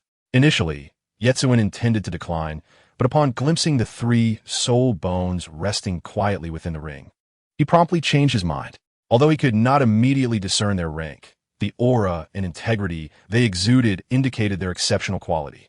One of them was a complete leg bone, and if his conjecture held true, it might even be a 100,000-year-old soul bone. He respectfully bowed, saying, "Uncle Dishiang, please convey my gratitude to the king of 10,000 beasts. I, Yetsuin, shall graciously accept this generous gift for the time being, and I will surely repay it in the future if the opportunity arises." Dishiang was pleased with Yetsuin's attitude and smiled slightly. "Very well, if there is nothing else, I shall escort you away from here." "I appreciate it, Uncle Dishiang." To avoid any unnecessary complications, Dishiang left Yetsuin at the boundary between the outskirts of the Stardow Forest and its buffer zone. Yetsuin traversed the forest periphery and soon arrived at the nearest town adjacent to the Stardow Forest. A necessary stop for travelers, Yetsuin had frequented this town many times. Apart from legitimate businesses such as selling soul beast pelts, meat, various outdoor supplies, and soul-hunting mercenaries, there were also those who chose to engage in nefarious activities, committing murder and theft. In a tea house at the town's exit, a pair of eyes peered through a slightly ajar window, scrutinizing Yetsuin from above. "Boss, we have a target." The lookout's excitement was palpable, as Yetsuin's delicate features suggested he was a prize catch from a wealthy family. His eyes gleamed with anticipation as he contemplated rewarding himself with 2 top-notch entertainers after completing this job. The leader, a burly man with a face marred by scars, immediately commanded, "Do not touch that person." "Why not, boss?" The lackey asked, puzzled. This fellow appeared to be a naive, rich young master, overly confident in his abilities. What was there to be concerned about? Moreover, this was the Stardow Forest. Was it not normal for a few to perish? The leader furrowed his brow and chastised, "Fool. The most crucial aspect of our line of work is having discernment. Otherwise, you won't even know how you met your demise." Anyone daring to act alone in this forest was either a fool or a true formidable character. Consider this. Someone emerging from the depths of the vast forest while maintaining pristine attire and a vigorous demeanor. Is such a person someone we should confront? Unbeknownst to the leader, his astute decision had just saved their entire team. Yetsuin had overheard their conversation in its entirety. How cautious they are. I even went to the trouble of feigning weakness and helplessness, Yetsuin lamented with a slight pout. The 200,000-year-old head soul bone of the 9-headed Bat King provided him with an attack technique called Yiming Roar, while another soul skill leaned towards auxiliary sound wave perception. This ability was akin to Huoguo's mental probing, but Yetsuin utilized his ears to see. To put it simply, Yetsuin was now akin to a human radar. When activating this skill, sound within a certain range transmitted to his mind, forming a 3-dimensional map.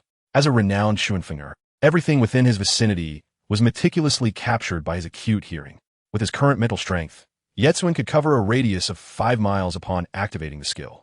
Yetsuin had initially come to fish on a whim, and, having realized he had been unproductive, did not dwell on it too much. After swiftly crossing the town, he mounted Shimu and soared towards Suatawa City. In the Wuhuan division of Suatawa City, Shana often assisted the staff with minor tasks like cleaning. A few days prior, Yetsuin, in a moment of inspiration, had brought Shana to this small city, settled her in the local Wuhuan temple branch, and hastily left, claiming urgent matters to attend to. Although Shana insisted she was merely an ordinary maid under Yetsuin's command, adopting a humble demeanor, all the staff, including Branch Master Jiangqing, treated her with utmost respect, refraining from any condescension. The saying goes that even a 7th-rank official stands tall before a prime minister. Jiangqing, being adept at reading the room, could discern that the dynamic between the holy son Yetsuin and Shana was far more familial than merely master and servant. Furthermore, viewed from another perspective, As a prodigious young woman who achieved high-level soul master status at the tender age of 15, Shauna certainly deserved respect. Jiang Qing, as a branch master, was merely a 52nd level soul king. Shauna, it seems you haven't seen your brother in quite some time, have you? Yetsuin unexpectedly inquired upon returning to the Wuhuan division. Although Shauna was confused, she answered honestly, "Yes, we haven't seen each other since my brother was assigned a mission by the master. We only keep in touch through letters." Yetsuin affectionately ruffled Shauna's hair and smiled. "In the coming days, there is little for us to do, so I shall grant you a leave of absence. You can take this opportunity to visit Shanshi." Shauna's hair was silky, and she possessed adorable beast ears and a tail, making her touch incredibly pleasant, more enjoyable than petting a cat. "Really? Is that okay?" Shauna exclaimed, her excitement palpable, having relied on her brother since childhood. Their bond remained strong even after encountering a rare and kind master like Yetsuin. However, as she calmed down, her emotions shifted to hesitation. "But my brother is on a special mission. Would it truly be all right for me to go?" "Of course, it's no trouble at all." Yetsuin produced a soul guide ring, stating, "When you visit, you can deliver these items to him. They are small gifts I prepared for him as a token of appreciation for his hard work over the years." This soul guide ring was indeed the storage device gifted to him by the king of 10,000 beasts, containing the soul bones. The ring was of considerable quality, at least on par with his own Heiyu. It possessed a storage capacity of nearly 40 to 50 cubic meters and was also capable of holding living beings. Upon reflection, this was hardly surprising, not to mention how long the king of 10,000 beasts had lived in an era when soul guides were still in their prime. He might have already been active on the continent. Furthermore, it is highly likely that a soul master who could be slain by such a formidable beast as he must possess at least the status of a titled Douluo. As a titled Douluo, it is not uncommon to possess a high-quality storage soul guide. Ye Cong found no personal use for this item, so he decided to bestow it as a gift to his younger brother. Inside, there are several medicinal concoctions carefully selected by Ye Cong, including the hemostatic and muscle regeneration pill for healing, the dragon leaf pill for strengthening the body, and the concentration incense to assist soul masters in swiftly entering a meditative state. Beyond these, the most precious item is a scroll of the magic spell Shun Feng Dun Xing, which Ye Cong specifically procured from Huahua, even disregarding the other trinkets. This spell alone is sufficient to make this grand gift rival a treasure from the Blood River. Chapter 230. The sinister-eyed lustful tiger Shan Na stood at the entrance of Shrek Academy, contemplating the seemingly fragile door that appeared as though she could shatter it with a mere kick. After examining the map in her hand and glancing again at the dilapidated door, she confirmed that she had not gone astray. A school, by definition, is a place for education and nurturing. Yet, this place bore no resemblance to a legitimate institution of learning. Rather, it resembled a makeshift school in a remote mountain village. Sha Na could scarcely believe that such a shabby establishment could house the training facilities, resources, and professional mentors expected of a mid-tier Soul Master Academy. Meanwhile, Dai Mubai, after facing repeated setbacks with Zhu Zhuqing, was consumed by frustration and decided to abandon any pretense, indulging instead in a life of debauchery. His descent into decadence only intensified Zhu Zhuqing's disdain for him, yet bound by her lamentable fate with nowhere to turn, she remained there. Unlike in the original timeline, where their entire team had faced life and death crises together, the cultivation of mutual understanding was now impossible. The so-called bond among the Shrek's 7 monsters had devolved into mere acquaintances, with the other 2 girls, aside from Xiao Wu, treating him with cold indifference due to his lewd behavior, rendering their relationship akin to that of strangers. Dai Mubai, having spent an entire day indulging in carnal pleasures, returned home empty-handed, yearning for rest. However, upon seeing Shan Na standing at the school's entrance, he felt invigorated. Despite being a seasoned player in the realm of romance, he found himself momentarily entranced by her presence. As the 3rd prince of the Xing Luo Empire, he was no stranger to beauty, having witnessed various forms of beast women in his father's harem. Yet, he had never tasted the delights of a beast woman due to his young age and the fact that they belonged to his father's harem. Upon growing older and fearing his elder brother, as well as the fate that awaited him, he fled the palace to the remote city of Sodo. Now, stripped of his princely status, he found himself further removed from such rarities. Now, a beast woman of considerable beauty stood before him, at least an 8 out of 10. Though her figure was slightly lacking, her rarity and exceptional attractiveness more than compensated for it. Dai Mubai had no intention of letting this opportunity slip away. Whether this beast woman was willing or not was of no concern to him. He viewed beast folk as inherent slaves, inferior even to ordinary civilians, while he himself, aside from his identity as a prince, was a talented soul master of remarkable potential. Although he was unsure why this girl had not been captured as a slave, he believed that engaging in intimate relations with her was a reward she could hardly refuse. Having made up his mind, Dai Mubai tidied his hair and attire before approaching Shan Na with what he considered a gentlemanly demeanor. "My dear lady, may I inquire if you have encountered any troubles?" he asked. Shan Na turned to regard this young man, who was undoubtedly handsome, yet she felt a frown forming within her. Growing up in darkness, she was all too familiar with the predatory nature of those who cloaked themselves in refinement. Though Dai Mubai appeared courteous and genteel, the lust and greed lurking in his eyes were evident to her. However, Shan Na had come to seek her brother and had no desire for conflict or bloodshed. Thus, she concealed her disdain and offered a sweet smile. "No need for concern. I'm here to find my brother."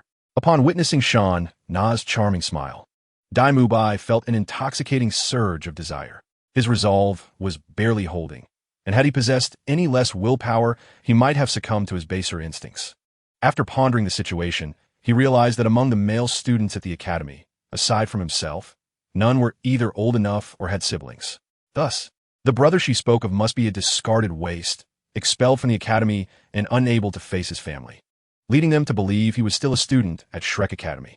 Confident in his assumptions, Dai Mubai grew bolder and more audacious in his actions. "Why stand around waiting? Why not come into the school for a while? Coincidentally, I'm also a student here." He reached out to grasp Shan Na's wrist. How audacious! Shan Na was filled with rage, shocked that this seemingly refined man dared to lay hands on her in public. Reacting swiftly, she seized Dai Mubai's wrist and delivered a kick to his abdomen. Dai Mubai, of a significantly lower rank than Shan Na and caught off guard, found himself propelled backward like a shrimp, landing half a meter away. Clutching his abdomen and enduring the pain, Dai Mubai struggled to rise. Fortunately, as a beast martial soul master, even without his martial soul manifested, his physical constitution surpassed that of ordinary individuals. For anyone else, Shan Na's kick would have been sufficient to cause severe injury. At that moment, Dai Mubai's face flushed with rage, whether from anger or pain was unclear. His eyes gleamed with murderous intent as he spat. "You wretched girl, you seek death." As he spoke, his martial soul activated, his physique swelling and displaying intricate patterns on his body, his hands transforming into claw-like appendages. Behind him, 3 soul rings of yellow and purple emerged, suggesting he was prepared to rend Shan Na to pieces. Though accustomed to delicacies, Dai Mubai had no inclination toward masochism. Shan Na snorted coldly, and with a mere thought, her delicate hands transformed into wolf-like claws. Chapter 231. A sibling reunion as a beast woman with a significant degree of beastly traits. When Shan Na first met Ye Cong, she exhibited not only ears and a tail, but also limbs in their beast form. Later, upon becoming Ye Cong's personal maid, the versatile Hua tailored a unique cultivation method specifically for her based on her physical condition.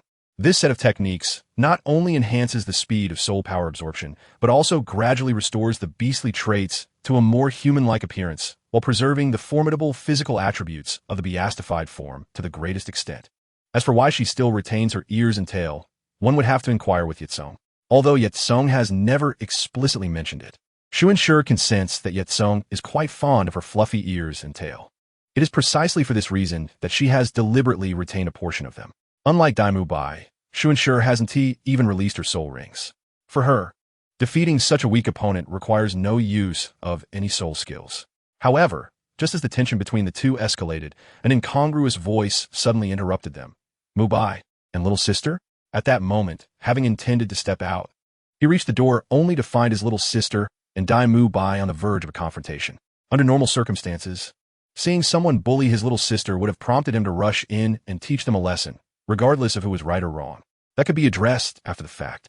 Yet, as he was currently undercover at Shrek Academy, playing the role of the good older brother, he could not easily resort to violence against his classmate and junior. "Little sister, wait," he called out. "You mean that girl is your sister?" Dai Mubai, initially brimming with hostility and prepared to strike, was momentarily taken aback upon hearing Shu Ensure's reference to Shana. The bravado in his demeanor abruptly extinguished. Shana chose not to lodge a complaint, but merely remarked, "Is this your classmate, brother? He seems a bit lacking." As she spoke, she had already reverted from her combat stance. Dai Mubai had also retracted his martial spirit, and in response to Shana's subtle mockery, he could only muster an awkward yet polite smile. After all, the distinction between having a powerful ally and being on one's own was profound.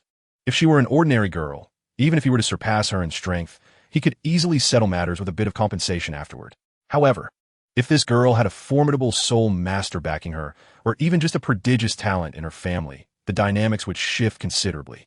Especially since this soul master was a peer of his, the situation became even more complicated.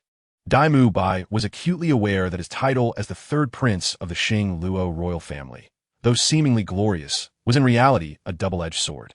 There was no escaping the fact that he was over a decade younger than his elder brother. This 10-year gap made it exceedingly difficult for him to catch up, regardless of his innate gifts, unless his opponent were utterly incompetent. Were it not for the utter hopelessness of his situation, he wouldn't have fled to this place, adopting a hedonistic attitude of living for the moment. Xuanshi understood Dai Mubai's character well enough. It was clear that he had likely provoked Shana first, only to be taught a lesson in humility in return. A fleeting flicker of anger and disdain crossed Xuanshi's eyes, but given his current identity, he could only feign ignorance of the situation and turn to Shana. "What brings you here, little sister?" Shana, maintaining a serious demeanor, recited the pre-prepared lie. "A few days ago, I successfully completed the trial set by my master, thus earning a month as holiday, so I came to visit you." Understanding her implication, Xuanshi nodded. "It's getting late. You should stay in the academy for the night." The two siblings then walked together into the village. Having not seen each other for several years, their reunion was filled with an abundance of conversation. Dai Mubai, aware of his own shortcomings, refrained from saying much and returned to his dormitory after the siblings had distanced themselves. Given that Shrek Academy was notoriously impoverished, coupled with a limited student body, the dormitories were merely divided into male and female sections. While Xuanshi chatted with his sister on the back mountain, Tang San had gone into the city for supplies. Thus, the dormitory was left with only Ma Hongjuan. Upon seeing Dai Mubai return dejectedly, Ma Hongjuan was curious. "Dai Laoda, why do you look so down today?" Without hesitation, Dai Mubai recounted the earlier incident, albeit omitting the part where he was unceremoniously kicked by Xuanshi. He concluded with a warning for Ma Hongjuan. "Fatty, if you see that girl later, make sure to keep your lecherous tendencies in check. If you provoke Xuanshi and drag me into it, I won't spare you." Soon, it was time for dinner, and the Shrek Academy cafeteria was essentially a service provided by a few villagers hired to prepare meals for the students. Upon seeing the quality of the food, Shana's expression became somewhat complex as she lightly patted Xuanshi on the shoulder, whispering in a tone only they could hear, "Brother, you've worked hard over the years." Xuanshi could only manage a bitter smile. "This is just how the school operates. If you want better food, you'll have to pay for it in Suatawa City." Moreover, since the master arrived, the cafeteria's meals have actually undergone some improvement. The dinner served was quite simple, consisting of 6 dishes, 2 meat, 3 vegetable, and 1 soup, with a staple being plain steamed buns. While such a meal might be considered a rare delicacy for an ordinary family, it was far from sufficient for soul masters with high energy expenditures. At that moment, other students gradually arrived at the cafeteria, and aside from Dai Mubai, who was already aware, they were all surprised to see the newly arrived beast-eared girl. Although Ma Hongjuan had received Dai Mubai's warning, he instinctively displayed a lecherous expression upon seeing Shana, continuously swallowing. It was only when Dai Mubai kicked him that he snapped back to reality. Chapter 232. Challenge. Although Shana was not picky about food, it did not mean she was naive. Fulande, known for his miserly ways, would certainly not allow Shana to eat and drink for free, having collected a considerable sum of gold soul coins from her as meal expenses. "So, my dear brother, can you explain if what you previously referred to as value for money pertains to this?" Shana inquired with a smile that was both teasing and curious. This time, her voice was not lowered, as she was not merely speaking to Xuanshi, but also directing her words towards the hidden dean and teachers. Xuanshi felt somewhat helpless. While he understood Fulande's notorious stinginess, he hadn't expected him to go so far as to charge a hefty sum, yet only provide the most basic meals. However, given his current status, he could only awkwardly assert the dean must have his reasons for doing things this way. Fulande, lurking in the shadows, felt his face flush at Xuanshi's flattery. He had no profound intentions. It was simply his reluctance to spend money. Shauna did not linger on this point for too long, as her intent was not to embarrass her brother, but rather to irk the teachers of Shrek Academy. After dinner, the students, who should have been dismissed to rest, were unexpectedly called to gather in the playground by Dean Fulan Day, which included Shauna as a guest. Upon their arrival at the playground, they discovered that Master Yu Xiaojiang had been awaiting them alongside Dean Flander. As the group gathered, Yu Xiaojiang stepped forward, cleared his throat, and addressed Shauna directly.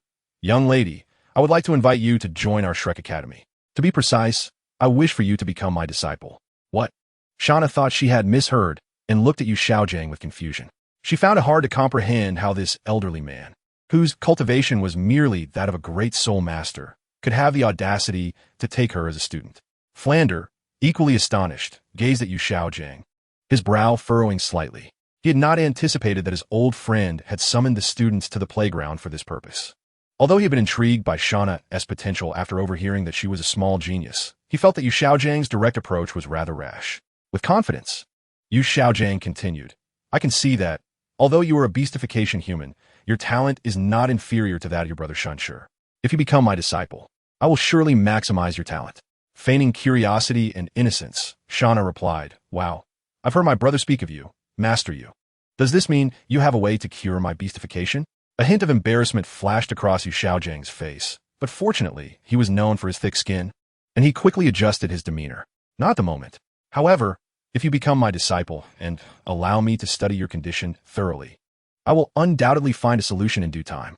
Shauna almost laughed out loud, scoffing internally. Who cannot make grand promises? I could claim that anyone willing to follow their master may one day ascend to the divine realm. Yet, she refrained from voicing these thoughts. Instead, she affected a tone of deep regret, muttering, "What kind of master is this?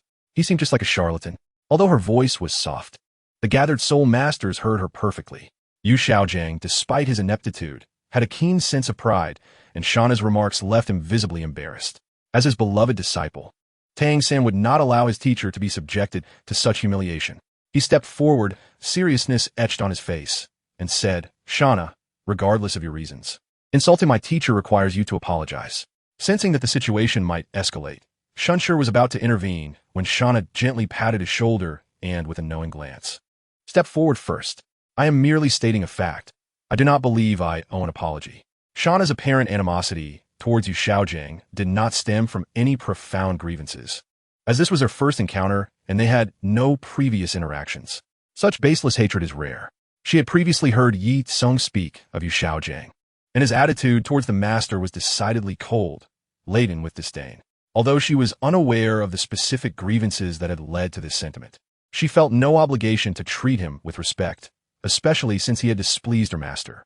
Even if she couldn't openly confront him, she could certainly add a little annoyance. Tang Sec's expression darkened with anger as he took a deep breath. "Since you refuse to apologize, I will have to resolve this with force." "Oh, do you wish to fight?" Shauna was unperturbed, even eager for the challenge. "You alone are insufficient. If necessary, you can all come at me together." Flander recognized this as an opportunity for Shauna to witness the strength of his academy, and, rather than intervening, he stepped aside to serve as a referee. Shunsher would not participate, and after a brief discussion, the stage was set for Shauna to take on 5 opponents: Dai Mu Bai, Ning Rongrong, Tang San, Zhu Zhuqing, and Xiao Wu. Shunsher subtly shook his head. He did not believe that these 5 could defeat Shauna.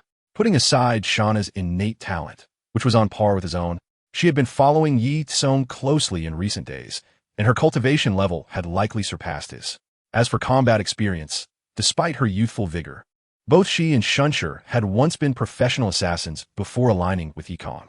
Their battle experience was not something these sheltered individuals, who had only faced soul beasts, could compare to.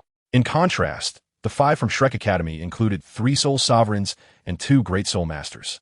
While their team featured one of the world's foremost support martial souls, it would merely narrow the gap between them. If Dai Mu Bai and Zhu Zhuqing could successfully execute their family's martial soul fusion technique, the Spectral White Tiger, the outcome could potentially be uncertain, with Shauna facing a significant risk of defeat. However, given their current relationship, it was unlikely they could achieve the necessary synergy for such a technique. Chapter 233. Sparring in combat at the 48th level, Shauna stood as a battle soul sovereign, wielding the martial soul Frostwolf King. She had never quite understood the tradition of revealing one's background before a match, but after the 5 opponents disclosed their respective martial soul levels, she conformed to the custom and briefly outlined her own circumstances. Achieving the 48th level at such a young age, she had even surpassed Shanshi. This extraordinary talent astonished everyone present, clarifying why she was confident in her ability to take on multiple adversaries. Dai Mubai felt fortunate that Shanshi had interrupted the impending confrontation, for given the disparity in their levels, he would have undoubtedly suffered a severe defeat. However, when Shana's soul rings materialized, everyone gasped in disbelief. The 4 soul rings, 2 yellow, 1 purple, and 1 black, exceeded the normal configuration, leaving them in a state of astonishment. Impossible. This cannot be. Yu Xiaojiang, witnessing someone defy the theory he held in such high regard regarding the absorption of soul rings, felt as though the ground had crumbled beneath him. His eyes reddened and his breath quickened as he pointed at Shana, exclaiming like a madman, "I understand now. You must possess a special soul skill that alters the color of soul rings, or perhaps you are a twin martial soul user. Am I not correct?" In stark contrast to Yu Xiaojiang's frenzied outburst and the stunned silence of the others, Ning Rongrong and Xiao Wu exchanged grave glances. As heirs of significant powers and beings descended from 10,000-year soul beasts, their understanding of soul beasts far surpassed that of ordinary individuals. The quality of absorbed soul rings was closely tied to the physical attributes of the soul master. The stronger the physique, the higher the limit for soul rings they could endure. Generally, males possess superior physical qualities compared to females, and battle soul masters surpass support-type soul masters in this regard. However, specific situations must be assessed individually. When soul beasts reach 10,000 years, they undergo a qualitative transformation, while the characteristics of 10, 100, or 1,000-year soul beasts remain largely beast-like. 10,000-year soul beasts begin to exhibit rationality, and their spiritual powers become significantly stronger. At this point, the considerations for absorbing their soul rings extend beyond mere physical strength. Mental fortitude to withstand spiritual shocks becomes paramount.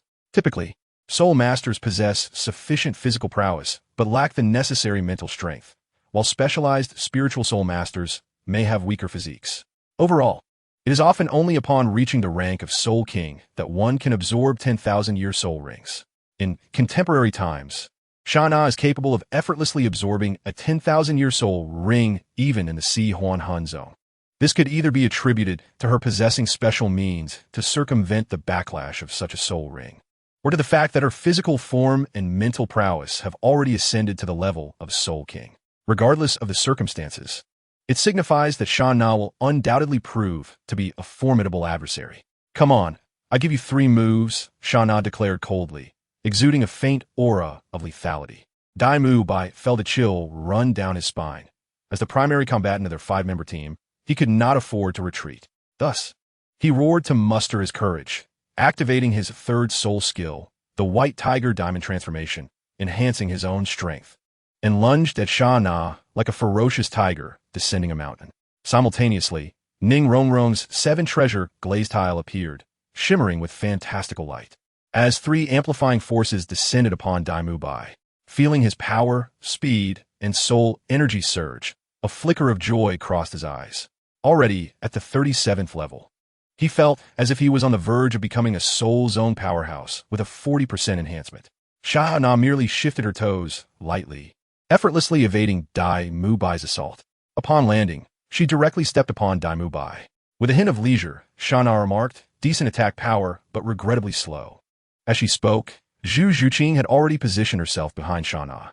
Her 2nd soul ring flickered, and in an instant, Zhu Zhuqing unleashed her most potent single-target attack, the Netherhunter Claws. This attack not only augmented her claws with a piercing attribute, but also allowed her soul energy to penetrate the wound and disrupt the enemy's meridians. Shana's body shifted slightly, dodging Zhu Zhuqing's ambush. Then, with a mere extension of her hand, she firmly grasped Zhu Zhuqing's wrist. "What?" Zhu Zhuqing's expression changed dramatically as she attempted to retract her hand, but Shana's grip was as unyielding as an iron vice, rendering her immobile. "Good speed, but alas, your attack lacks strength." As she spoke, Shana hurled Zhu Zhuqing away, causing her to crash heavily onto the ground. In that interval, Xiao Wu had already closed in, utilizing her flexibility to enhance her own agility, and attempted to deliver a crushing blow to Shana with her martial arts.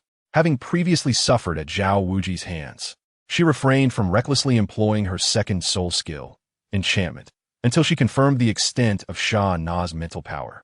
Sha Na's expression slightly tightened as she immediately countered with a yang hand from yin yang hand, delivering a powerful punch that forced Xiao Wu back. While soft techniques can indeed counter hard ones, the principle of overwhelming force also holds true. As a control-type soul master, Tang San was not foolish enough to remain idle. While protecting Ning Rongrong, he swiftly activated his blue-silver grass martial spirit. Thick, dark blue vines spiraled forth, surging toward Sha Na from all directions. Sha Na, like a wraith, effortlessly evaded the onslaught of vines. 3 moves have passed. Now it is my turn. With this declaration, she abandoned Xiao Wu and charged directly toward Ning Rongrong. The consensus in this world has become to prioritize eliminating the support in team battles. Tang Sen was taken aback. He recognized that Sha Na's movement technique was on par with his Ghost Shadow Misty steps, if not even more refined. However, he had no time for contemplation as his second soul ring suddenly illuminated, activating the skill Parasitism.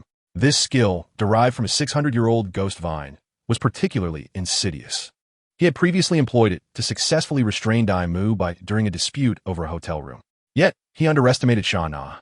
Not only was there a significant disparity in their strengths, but Sha Na had faced severe injuries or poisoning during her missions, granting her a formidable resistance to toxins. With a mere tremor of her soul power, she shattered the parasitic blue-silver grass. Although Tang San was astonished, he quickly regained his composure and unleashed his most powerful third soul skill, spiderweb binding. A massive spiderweb woven from blue-silver grass erupted from his palm, ensnaring Sha Na within. Chapter 234. The battle concludes. I've got her. Everyone's spirits lifted, and the previously down Dai Mu Bai and Zhu Zhuqing rose once more. The 2 assault-type soul masters and 1 agile soul master joining forces to strike at Sha Na. With the support of the 7-treasure glazed tile, their combined attacks were sufficient to severely injure or even kill a high-level soul zone. Observing the battle, Flinder shook his head slightly. Despite this young man's exceptional talent, he was still overly arrogant. He was already prepared to intervene. Is this all you are capable of?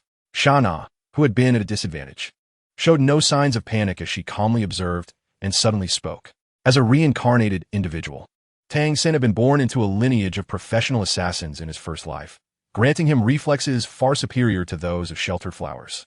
He immediately sensed the impending danger and shouted, "Everyone be careful." However, his warning came too late. Sha Na's pitch-black 4th soul ring illuminated, and a terrifying blizzard erupted, engulfing the 3 of them. Thanks to Tang San's quick reaction, he and Ning Rongrong retreated swiftly, avoiding being caught in the storm. Simultaneously, he extended his robust blue-silver vines into the blizzard, attempting to rescue Xiao Wu. However, as his vines ventured into the storm, Sha Na seized them effortlessly. She had already torn the spider web to shreds while unleashing her soul skill. Not only did Sha Na activate her 4th soul skill, but she also simultaneously employed her 1st soul skill. The Ice Wolf avatar increased her defensive power by 10%, while her strength and speed surged by 50%. With a forceful motion of her wrist, Tang San found himself uncontrollably drawn towards Sha Na. Realizing the precariousness of his situation, he hastily released his grip. The blizzard generated by the Tsang Shui Xing Yin dance was merely an additional effect. Its true capability lay in the ice crystals concealed within the storm, transforming into blades that incessantly sliced at the enemies. Trapped within the blizzard, the 3 could only employ their respective abilities to desperately fend off the omnipresent ice crystals. Dai Mu Bai fared the best. Possessing a defensive soul skill, he activated the White Tiger Shield, sustaining minimal damage. Unfortunately, the other 2 young women were not as fortunate. Despite Sha Na holding back, and though they relied on their agility and soul power to resist, they could not escape unscathed, bearing wounds on their bodies. They needed to swiftly extricate themselves from the blizzard's grasp or risk enduring further injuries from the ice crystals while attempting to attack Sha Na. Yet, every time they attempted to act, Sha Na manipulated the sharp ice crystals to force them back. Particularly for Zhu Zhuqing. Her pride in her speed and elusive techniques proved utterly ineffective amidst the swirling snow. The Tsang Shui Xing Yin dance, though barely over 10,000 years old, exhibited extraordinary strength, rivaling the 5th or even 6th soul skills of ordinary soul masters. Its accompanying blizzard could be likened to a counterfeit domain, allowing Sha Na to control the trajectory and shape of the ice crystals within the storm with ease, thanks to her mental and soul power. At this moment, Sha Na showed no intent to kill. Rather, she perceived this as merely a contest, deeming it unnecessary to escalate matters. Otherwise, she could have effortlessly dispatched the three ensnared within the blizzard. Although she had shown restraint, others were not so inclined. Hearing Xiao Wu's pain cry, Tang Sect felt as though his heart were being torn asunder, as if flesh were being sliced by a blade. His eyes were bloodshot as he stared at the woman emerging from the blizzard, a gaze filled with the intensity reserved for a mortal enemy. This detestable woman had first insulted his teacher and then injured Xiao Wu, truly deserving of a fate most dire. Such a gaze was all too familiar to Sha Na. She was nearly accustomed to unleashing a lethal strike, eradicating the threat entirely.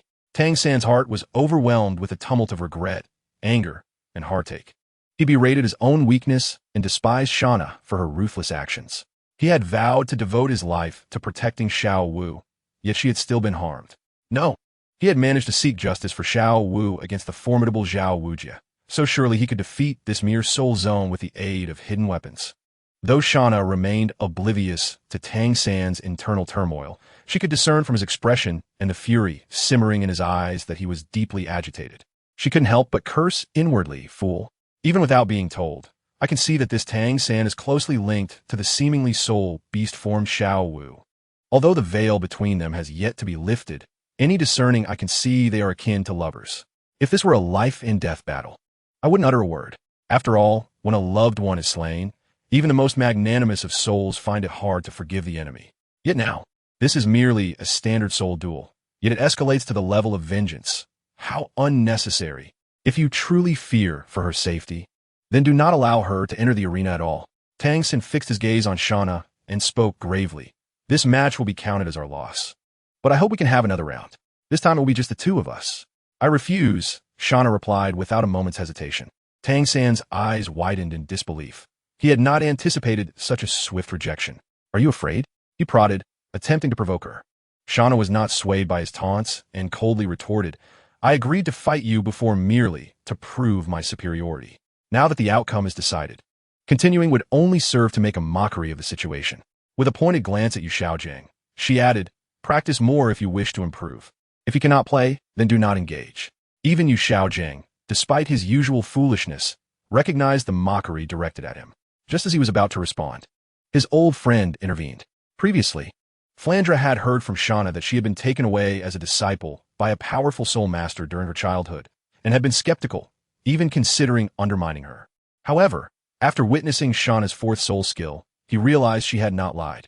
With such formidable talent and battle awareness, Sha Na's mysterious mentor must have an extraordinary background, potentially linked to the recently emerging formidable force known as the Underworld. With this revelation, Flandra's thoughts of rivalry dissipated entirely. Sha Na snapped her fingers, dispelling the blizzard. She paid no heed to Dai Mubai, Xiao Wu, or Zhu Zhuqing, and turned to Flandra, stating, according to our previous agreement, you now owe me 200,000 gold soul coins. Without even acknowledging the stunned Sha Na, she strode towards the academy's exit. Before their duel, Flandra and Sha Na had made a wager. If Sha Na lost, she would have to apologize to Yu Xiaojiang and join Shrek Academy. Conversely, Flandra would owe Sha Na 200,000 gold coins. For someone like Flandra, who was already financially strained and notoriously frugal, this amount was akin to a death sentence. Glancing at his departing sister and the awkward atmosphere among the Shrek Academy's faculty and students, Sha Na clenched her teeth, apologized, and hurried after her. Chapter 235. The Great Battle with Haotian Hammer. Meanwhile, Tang Hao, recuperating in a secluded area of Tiando City, found himself troubled in spirit these past few days. After being brutally dismembered by Huahahaha, he had fled the ancestral grounds of Haotian Sect under the cover of night, with nowhere to turn. After much deliberation, he chose to seek out his sister, Tang Yuehua, in Tiando Imperial City. His reasoning was twofold. He sought a temporary refuge to heal and wished to protect his only remaining family. Tang Yuehua had established the Yu Xian business in the chaotic Tiando Imperial City with only her 9th-level soul power. Aside from her undeniable talents, her confidence stemmed from her affiliation with the Haotian Sect. Although the sect was currently in a state of seclusion, the name and legacy of the world's greatest sect still commanded respect. No ordinary person would dare reach for it. However, now that the Haotian Sect had collapsed, many unscrupulous individuals would undoubtedly eye the lucrative Yuxian with intentions of seizing it. Despite Tang Hao's current status as a Soul-Duo, he still possessed the strength to contend with even a title Douluo. Initially, after confirming that Tang San had safely enrolled in the academy, he seldom visited. After all, the academy housed the young lady of the 7-treasure glazed tile school. Oh no, now it was the 8-treasure glazed tile school, and she was also studying there. There were certainly numerous guards secretly protecting her. If he were to appear carelessly, it could easily reach the ears of the sect leader. Tang Hao was uncertain of Ning Fengji's stance on the Haotian sect, so he refrained from revealing himself. Although he could not fathom the source of his sudden unease, he resolved to visit Soto City to see his beloved son. Considering the distance between the Imperial City and Soto City, he believed he could make the journey in a day and a night, so he left without informing Tang Yuehua. Tang Hao's left leg possessed a soul bone skill known as Swift Wing Divine Wind, granting him remarkable speed despite being an offensive-type battle soul master. As he traveled along the official road, he was suddenly intercepted by a cloaked figure just as he was about to enter Soto City. "Who are you? And why do you block my path?" Tang Hao frowned slightly. He sensed that the person obstructing him was merely a soul emperor. Yet he had an instinctual feeling that this individual possessed abilities that could pose a threat to him. Given his current precarious situation, he was reluctant to act rashly. The figure concealed beneath the black cloak, Ye Cong, grinned wickedly. "Hee, Your Excellency Haotian, I, Ye Cong, have been waiting for you for quite some time." With that, he launched a sudden attack, employing the dark golden terrifying claw in an attempt to shred Tang Hao to pieces. Although Ye Cong's assault caught Tang Hao off guard, his battle-hardened instincts kicked in, and he instinctively summoned the Haotian Hammer to defend himself. The unexpected strike from Ye Cong forced Tang Hao back a half-step due to his diminished strength after losing an arm. A fleeting glimmer of greed flashed in Tang Hao's eyes as he recognized the claw attack as a skill derived from an external soul bone. "You dare!" The flicker of greed was swiftly overtaken by rage as he demanded, "Why did you attack me unprovoked?" Ye Cong had no intention of engaging in conversation. He prepared for another strike, unleashing the dark golden terrifying claw once more toward Tang Hao. Tang Hao ducked to evade the claw and swung his hammer with one hand. Executing a mighty dragon tail strike aimed at Ye Cong, Ye Cong raised his arm, deploying a water armor shield to block the blow, effortlessly neutralizing the strike. Throughout the encounter, he refrained from using his martial soul or soul skills to prevent Tang Hao from recognizing his identity. An external soul bone? Tang Hao momentarily faltered, but then his anger transformed into delight.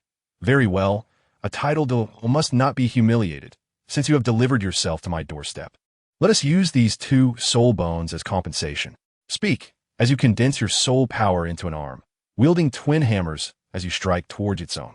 This method, while alleviating the power deficit caused by wielding a hammer with one hand, demands an immense expenditure of soul power. Hence, Tang Hao seldom resorts to such a technique. The 6th soul skill, Titan's Hammer. Tang Hao leaps into the air, raising the magnified Haotian Hammer high above his head.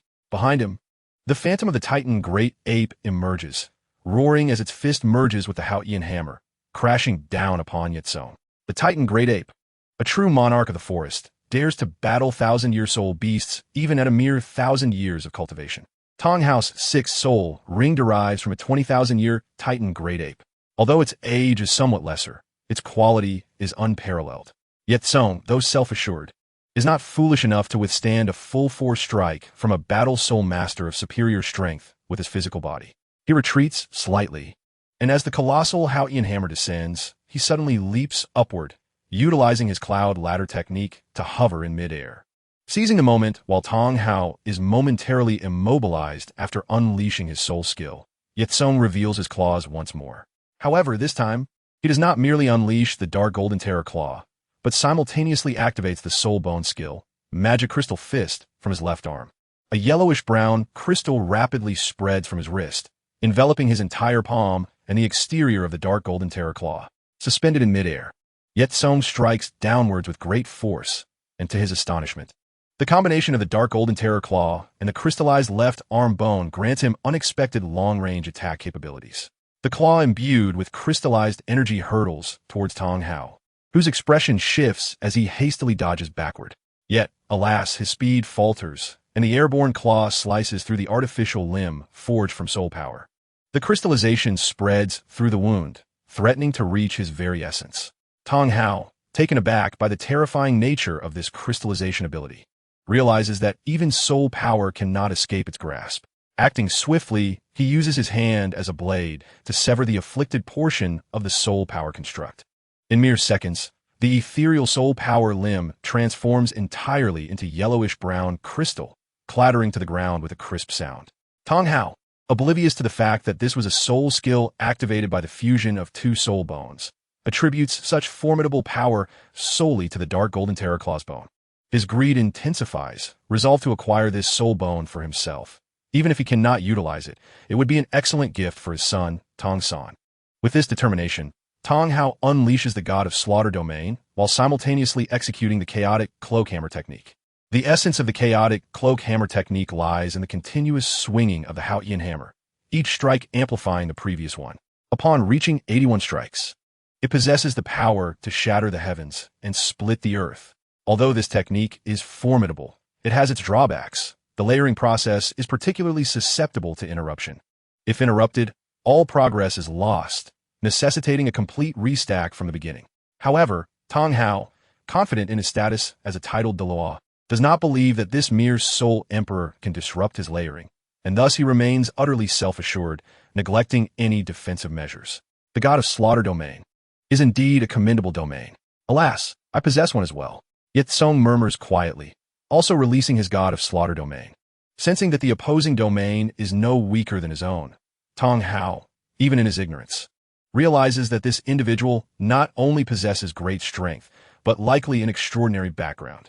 Tang Hao pauses momentarily, coldly inquiring, "From where do you hail? Is it the Spirit Hall?" "Yes," Ye Cong replies nonchalantly, then launches his lethal strike. He continues to attach crystals to his claws, extending their length to over a meter, resembling a pair of gigantic scissors. As the blades converge to sever Tang Hao's head, Tang Hao reacts swiftly, merely retracting his neck to narrowly evade this earth-shattering snip. Observing the failure of his initial strike, Ye Cong prepares to launch a second attack. Tang Hao, not one to silently endure an assault, unless faced with overwhelming strength, immediately initiates his counterattack. Once a Haotian Douluo, though his realm has diminished and one arm is lost, his mastery over soul skills remains unparalleled. The chaotic cloak hammer technique continues to stack, reaching a total of 27 strikes, and with the execution of the 28th strike, he simultaneously activates his own soul skill, the fourth soul skill, Cyclone Hammer. As the Haotian Hammer swirls, a terrifying whirlwind forms around Tang Hao, its sheer force lethal to anyone who approaches. The fifth soul skill, Radiant Explosion, also known as the Explosive Great Hammer, causes each strike to not only deliver a powerful blow, but also trigger a terrifying explosion. Those of lesser cultivation would be obliterated to ashes by such a force. The eighth soul skill, Earth Demon Slash, manifests a colossal axe blade from the hammerhead, transforming a blunt weapon into a sharp one, effective for both mountain splitting and cutting through gold and jade. Supported by the true form of his martial spirit, Tang Hao's attacks become increasingly rapid, culminating in a total of 49 strikes in a matter of moments. Ye Cong, meanwhile, finds himself in a difficult position, despite his extraordinary talent. Attempting to counter a severely weakened titled Douluo without utilizing his martial spirit proves exceedingly challenging. Faced with Tang Hao's relentless onslaught, he can only defend himself, with no means to retaliate. Tang Hao snarls, his visage twisted with ferocity, though he does not know which family this young warrior hails from. To stand against him at such a level is a worthy fate. As the giant Haotian hammer descends like a mountain, Ye Cong instead advances, a glint of golden light flashing in his eyes as he opens his mouth to unleash the head soul bone skill, Nether Roar. To put it simply, Tang Hao is the type of brute who has muscles where his intellect should be, though he too possesses a head soul bone capable of enhancing his mental power. He finds himself somewhat lacking when confronted with the Nether Roar. Accompanied by a piercing scream, Tang Hao feels a splitting headache, as if countless bats have invaded his sea of consciousness, screeching incessantly. His face pales, and he spits blood as he opens his mouth. Seizing the opportunity presented by Tang Hao's moment of vulnerability, Ye Cong swiftly closes in. With a fierce swipe of the dark golden terraclaw, he delivers a devastating attack that nearly disembowels Tang Hao.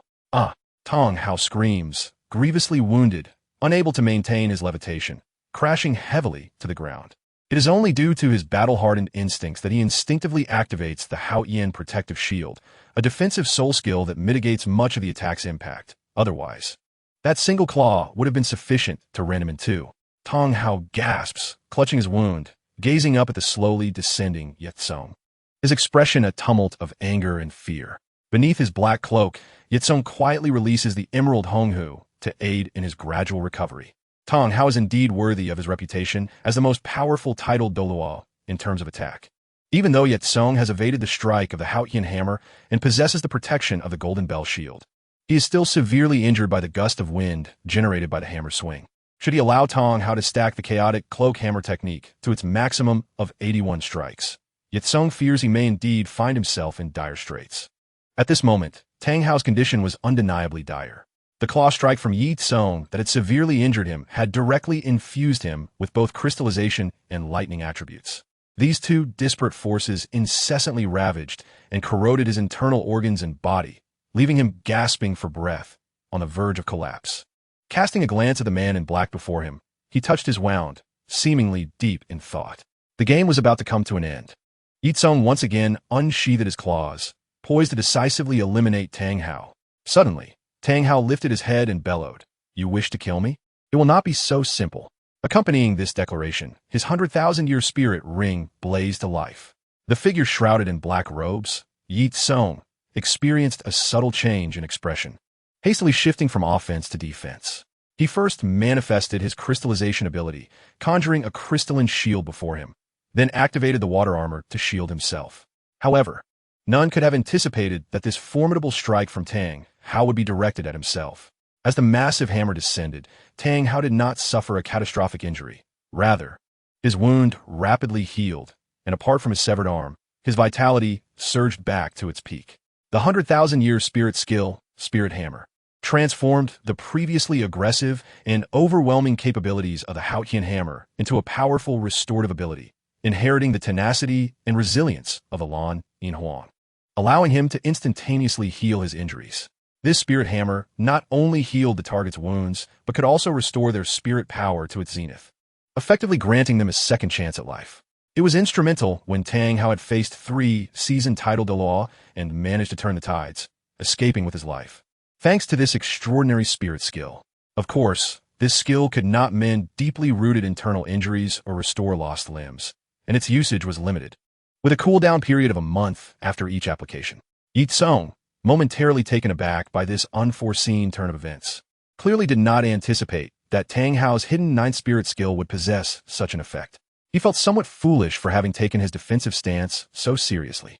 Fortunately, he had only Tang Hao as an adversary, without any third party present. Ye Cong feigned indifference, withdrawing his defenses and silently descending from the air, observing Tang Hao. Tang Hao, in turn, silently scrutinized Ye Cong. Although he was unaware of the true identity of his opponent, he could ascertain that this individual was an enemy, not a friend. The thought of having such a formidable young talent as an adversary sent a chill through his heart. He now hoped to draw the full attention of this young man, diverting his gaze away from Tang San. Naturally, if possible, he would prefer to eliminate this future prodigy before he could flourish. Tang Hao coldly stated, "Previously, I underestimated you. This time, I will not be careless." Ye Cong merely smiled slightly, replying, "Since you have revived to full strength, I shall naturally summon a new companion to entertain you." With that, he directly retracted his spirit bone, merging his hands as his fingers danced, forming intricate and ancient seals. The summoning of the spirit mage unveiled Elizabeth, who was summoned before Ye Cong in the City of Slaughter. As they had signed a master-servant contract, the obedient Elizabeth instantly understood her master's intentions. Without delay, she unleashed her ultimate technique, sending a blood-red bat shrieking towards Tang Hao. Before he could react, it detonated mere steps from him. Tang Hao, having anticipated this, swiftly prepared his defenses and made ready to retreat, noting Ye Cong's apparent stillness. After the initial strike missed its mark, Elizabeth revealed her true form. 100,000-year spirit beast? Tang Hao's expression shifted, taken aback by Ye Cong's unexpected prowess. He warily fixed his gaze upon Elizabeth, tightening his grip on the Haotian Hammer. Had he been at his peak, he would have faced the 100,000-year Beast King without fear. Weaker Beast Kings could be easily vanquished for their bones, even stronger ones. He was confident he could evade. However, given his current diminished state and with Ye Cong lurking nearby, engaging in combat seemed perilous. At this moment, Elizabeth recognized Tang Hao. As the reigning king of slaughter, she was well aware of the notorious figures that existed in the world. Naturally, she was familiar with Tang Hao, realizing that anyone who could survive the city of slaughter was not to be trifled with. Were she controlling a puppet of Tang Chun, she would feel no trepidation. Yet, facing him in her true form was somewhat intimidating. Despite being adversaries, an eerie calm enveloped them. Both harbored reservations, neither daring to strike first. The standoff persisted for an indeterminate period until Tang Hao, unable to contain his temperament, suddenly erupted. The colossal Haotian Hammer spun like a wheel, crashing toward Elizabeth and Ye Cong. Elizabeth gasped in alarm, hastily positioning herself before Ye Cong, raising her blood shield to absorb Tang Hao's assault. What neither of them anticipated was that Tang Hao's strike was merely a feint. As Elizabeth committed fully to her defense, he cunningly sidestepped them, making his escape, leaving Elizabeth and Ye Cong exchanging bewildered glances. He fled? Ye Cong found this hard to believe. In his recollection, while Tang Hao was not an easy target, he had always displayed the dignity befitting a strong warrior. Retreating in the face of adversity did not seem characteristic of him. However, Ye Cong chose not to dwell on this matter. After all, he had not intended to annihilate Tang Hao today. His primary objective was to obstruct him from seeing what he should not. After escorting Elizabeth back to the city of slaughter, Ye Cong dispelled the Dark Knight sovereign mode, revealing his true appearance. His earlier ability to inflict significant damage on Tang Hao without utilizing his martial soul was attributed not only to Tang Hao's underestimation and his surprise attack, but largely to the formidable enhancement provided by the Dark Knight sovereign mode. This mode had, to a considerable degree, become akin to the martial soul manifestation of an ordinary spirit master. Meanwhile, Tang Hao transformed into a streak of light, swiftly departing the area. Confirming that no one followed him, he made his way back to the Yuxian located in the heavenly Do imperial city. During his escape, Tang Hao pondered the origins of the man in black, Ye Cong. Having traversed the spirit world for many years and having made many enemies due to his domineering nature, he surmised that anyone capable of nurturing such a prodigious spirit master could not belong to a minor faction. The only major powers he had conflicts with were the spirit hall and the underworld. He contemplated the identity of the young man in black who had obstructed his path. Although Tang Hao was not a sensitivity-type spirit master, he had absorbed a 7,000-year-old tailbone of a sharp-tailed rain swallow. This spirit bone was said to have been acquired by his grandfather during his breakthrough to spirit Douluo, yet he had chosen not to absorb it, instead donating it to his sect, where it became a treasured spirit bone of their lineage. With the enhancement of the spirit bone, his speed, while not as swift as that of sensitivity-type tidal Douluo, was nonetheless commendable. Upon returning to the Yuxian, he opted not to enter through the front door, instead choosing to climb in through the window. Second brother, Tang Yuehua, was well aware of Tang Hao's visit to see Tang San and was anxiously awaiting him in her chamber. Upon seeing Tang Hao enter through the window, she hurriedly approached him. Upon noticing the pallor of Tang Hao's countenance, he could not help but inquire, "Second brother, has something occurred?" Tang Hao's expression darkened as he nodded and recounted, "I just visited Xiao San, but unexpectedly, I was accosted by a figure clad in black robes along the way." He succinctly narrated to Tang Yuehua the encounter with Ye Cong, deliberately omitting the fact that the black-robed individual possessed only the cultivation of a soul emperor and refrained from employing his martial soul throughout the confrontation. Such an admission would be utterly humiliating. Tang Yuehua was taken aback upon hearing this. Her second brother's talent and prowess far surpassed that of their elder brother, as evidenced by the title of Haotian Hammer being inherited by Tang Hao rather than Tang Xiao. Had it not been for the previous incident, the position of the sect leader of Haotian sect would undoubtedly have fallen to Tang Hao. Despite his current loss of an arm, it would be no exaggeration to claim he stood as the foremost individual beneath the title of a tidal Douluo. She bit her cherry lips in contemplation, concluding, to cultivate such a genius, there must be substantial power behind them. The only entities that oppose us are the spirit hall and the underworld. It remains uncertain from which faction this black-clad individual hails. Indeed, I pondered this on my way back. Tang Hao affirmed, but this individual is too elusive. I have yet to ascertain his true nature. Just as the siblings conversed, an untimely voice echoed, since you are already speculating, why not be bolder? Perhaps that little fellow is both from the underworld and the spirit hall? Who is it? Tang Hao exclaimed, startled by the sudden voice. realizing that someone had stealthily infiltrated his vicinity without his awareness. It was known that even the elusive ghost Douluo from the Spirit Hall could not achieve such a feat.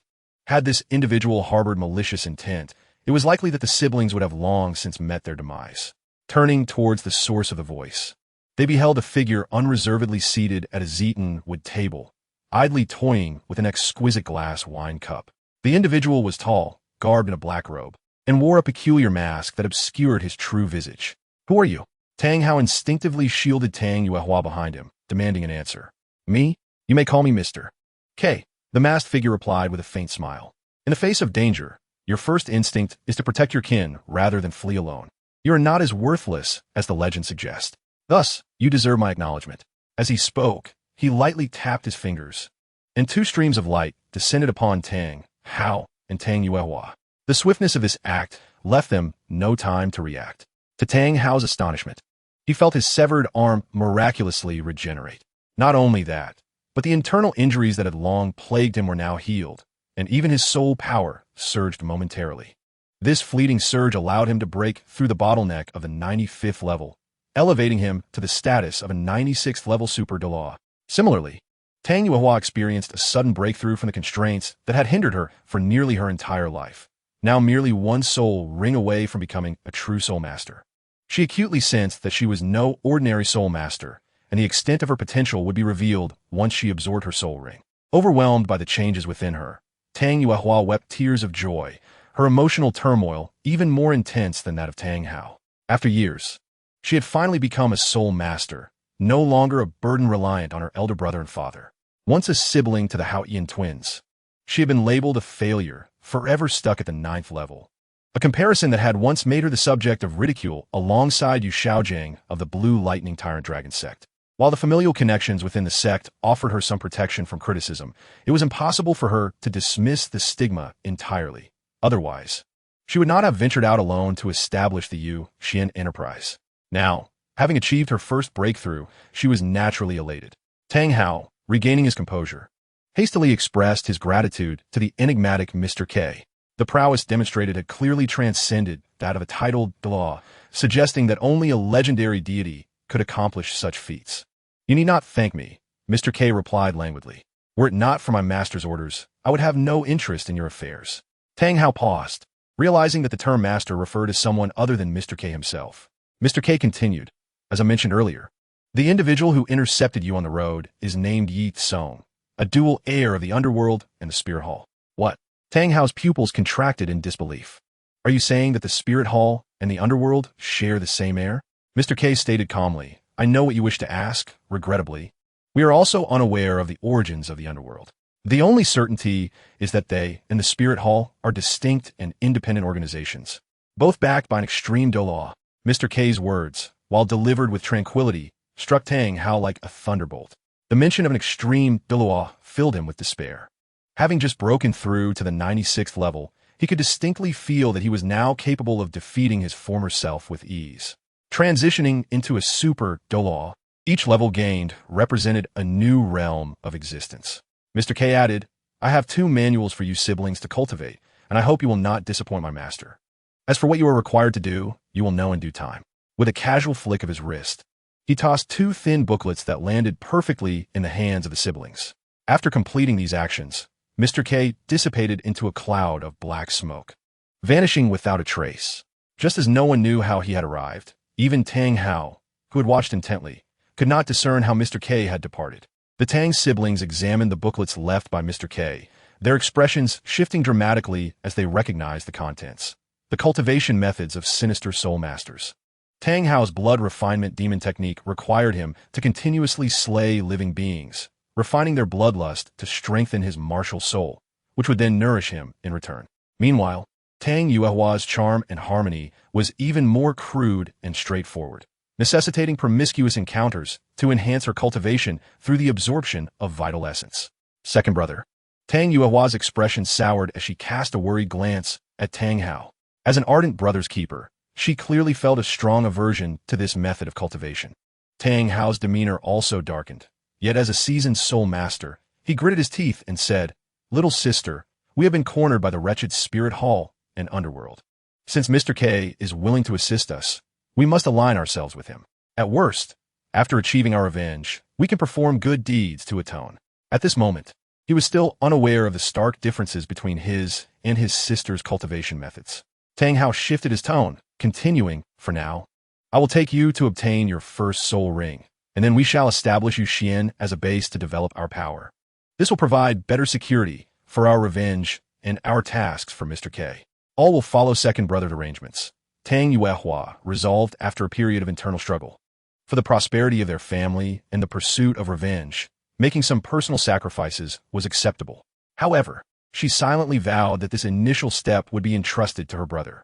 Meanwhile, Ye Cong and Sha Na, after a brief stay in Soto City, resumed their journey, with their next destination being the dark realm of the continent, the Felicity City-State. This little-known place, unlike the City of Slaughter, imposed no restrictions on entry or exit, embodying an atmosphere of freedom. Moreover, the Jiaoqingbang does not resemble the chaotic and disorderly City of Slaughter. Rather, it possesses its own set of rules and order. However, these laws are steeped in savagery and cruelty. Ye Cong became aware of this place long ago, but only with the growth of his strength was he officially permitted to venture there. As the stronghold of this dark empire, Jiaoqingbang can be regarded as the third empire, alongside the Xinglua Empire and the Tiando Empire, a true realm of darkness. Chapter 239, Silverwater Casino. The Silverwater Casino is situated in the heart of Jiaoqingbang, undoubtedly the most prosperous area here. It is noteworthy that this casino is not akin to the mainstream gambling establishments found in the outside world. Here, the chips are not currency, but rather lives. In other words, this casino does not wager money, but gambles with human beings. The term gambling with lives is avoided because a life holds little value to others. Whether alive or dead is of no concern to them. The true currency for chips comprises every inch of skin, muscle, bone, organ, and so forth of a person. While a life may be worthless, a body can be exceedingly valuable, utilized for cultivation, for admiration, for gratification, or even for consumption. All of this was conveyed to Ye Cong by Shana. Although the Wuhuan Temple possesses an intimate understanding of the continent's intelligence, much of the information remains superficial. In this dark empire, the grasp of the Wuhuan Temple is insufficient, merely scratching the surface of its realities.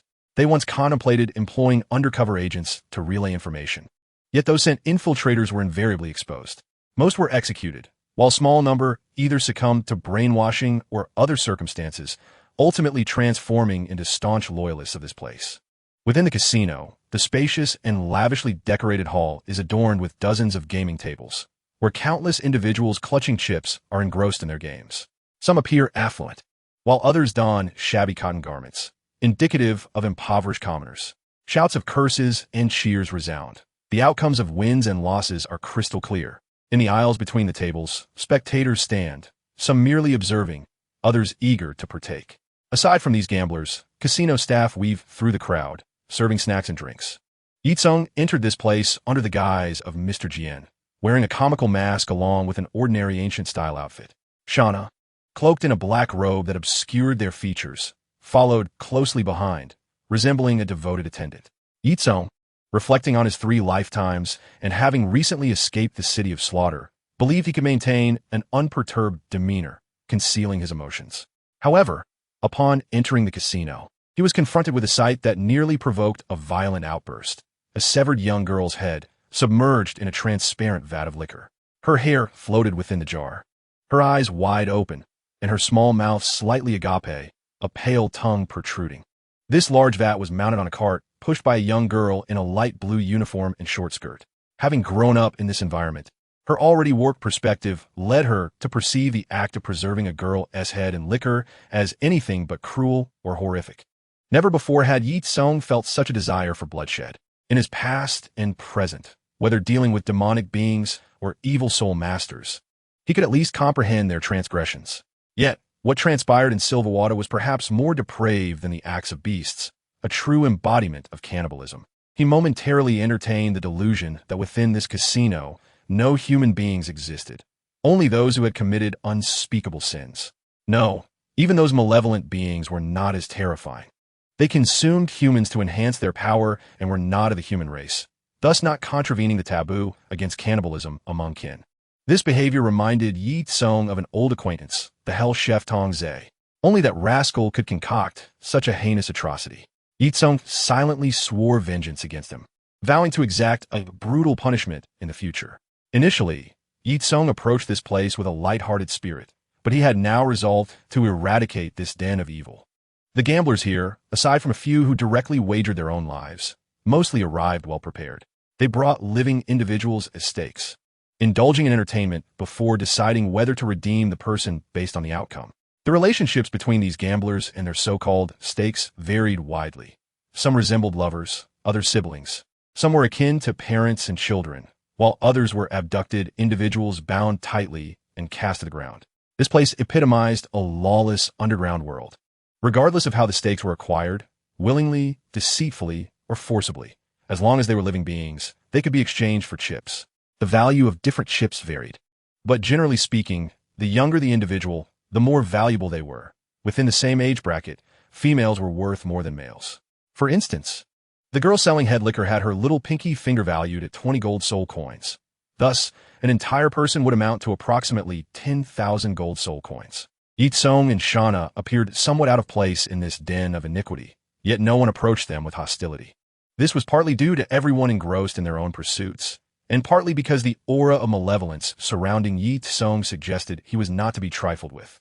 At that moment, a commotion captured Ye Cong's attention. A girl was desperately pleading, "Uncles and aunties, who will buy me? Please, 1,000,000 steaks is nothing to you.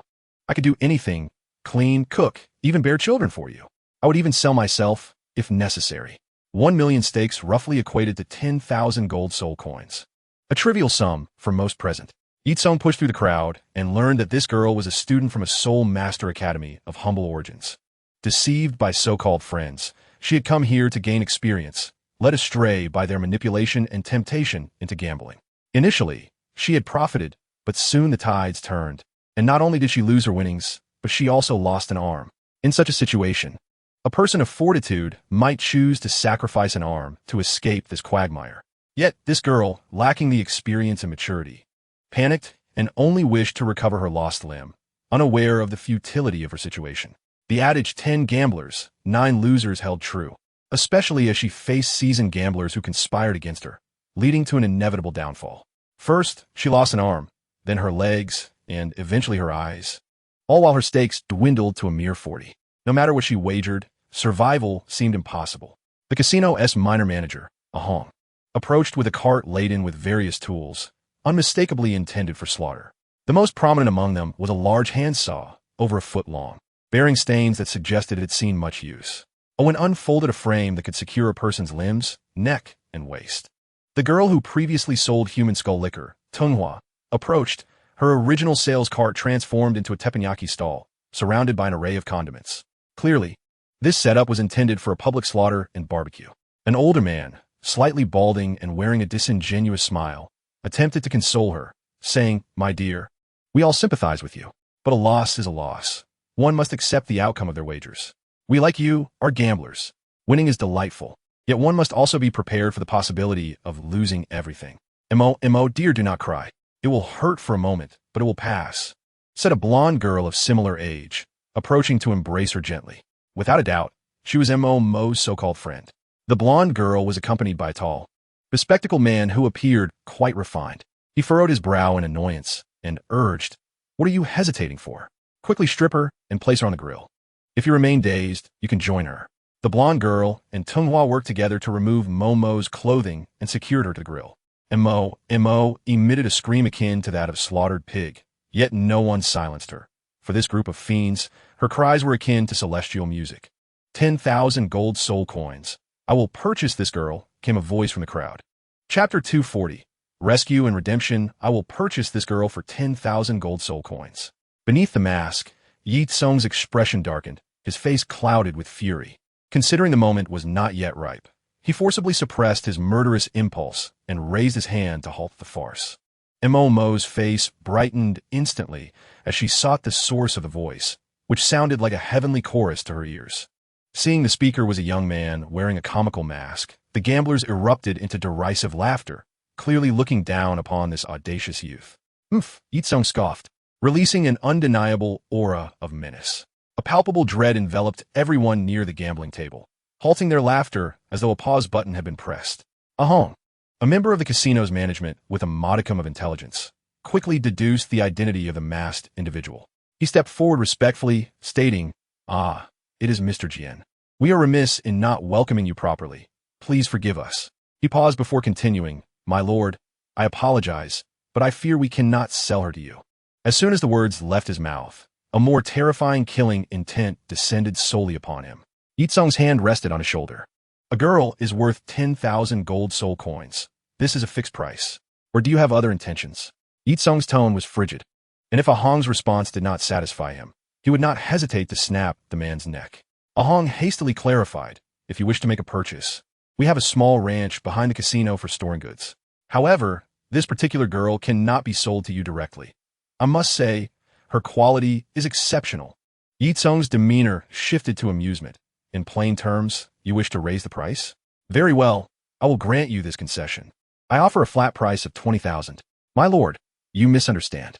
This girl is indeed valued at 10,000 gold soul coins, and the casino will not inflate the price. However, we have an unwritten rule that all our regular customers are aware of. Bai Dafu and Xiao Sienna pursued her all day, and thus, if anyone is to claim her, it should be them first. Without their efforts, we may not have captured this prey." Ahong explained with a forced smile. "Bai Dafu?" Ye Cong disregarded the so-called Xiao Xian and cast a sidelong glance at the seemingly refined scoundrel. Those obscure, evil spirit masters were not worthy of his memory. They were merely cannon fodder in his extensive campaign against banditry. However, Bai Dafu was someone Ye Cong recognized to some extent. Bai Dafu was not his real surname. He was named thus because his martial spirit was the white-clawed, red-tailed spider, and he was often seen in a white coat, hence the moniker. This individual was notorious among the many wanted criminals marked by the Spirit Hall, using his moderately proficient medical skills to wander between the two empires, setting up clinics wherever he went, masquerading as a benevolent figure to provide free consultations to the local villagers. However, during these charitable endeavors, numerous children would go missing, predominantly girls aged 7 to 14. Whenever authorities sought to investigate him, he would conveniently vanish. Rumors circulated that he was a heartless demon, devouring the lost children. It seemed these rumors were not without merit.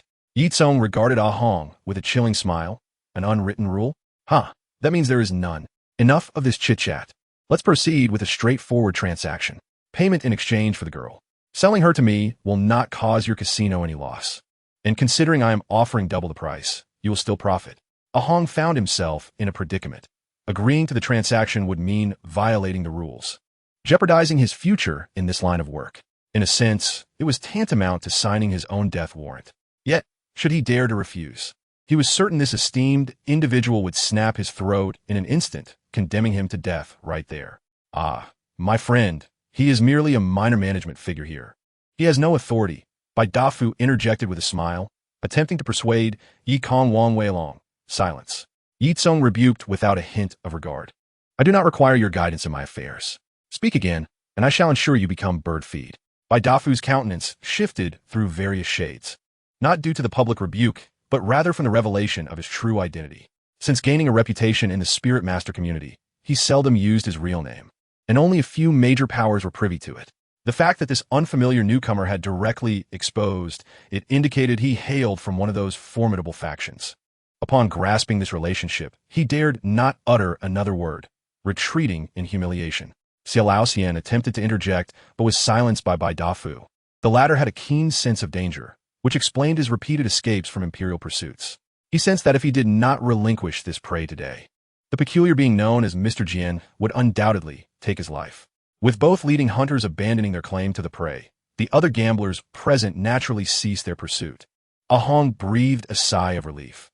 The ability to resolve the matter peacefully was the best news for him. He quickly completed the transaction, transferring ownership of Mo to Ye Cong. Ye Cong, being rather affluent, regarded the 10,000 gold soul coins as mere trifles. Moreover, this amount was only temporarily held here. Beneath the mask, Ye Cong observed Ahong with a gaze reserved for a lifeless corpse. Realizing she was no longer in danger, Mo wept for joy, kneeling on the ground and repeatedly bowing her head in gratitude for Ye Cong's salvation. Given the current circumstances, She would not harbor any grievances even if Ye Cong suddenly decided to dismember her and use her limbs as a decorative vase. After all, being alive was worth more than anything else. Ye Cong extended his hand, helping her to her feet, gently sighing as he adjusted her clothing. Return home with peace of mind. Your parents are still waiting for you. Let today's events be a nightmare that has passed. Once home, rest well and return to your studies tomorrow. Life presents numerous challenges that require resolution, yet gambling is the most inferior method of addressing them. Let this serve as a lesson for the future. Momo stood, dumbfounded, rooted to the spot.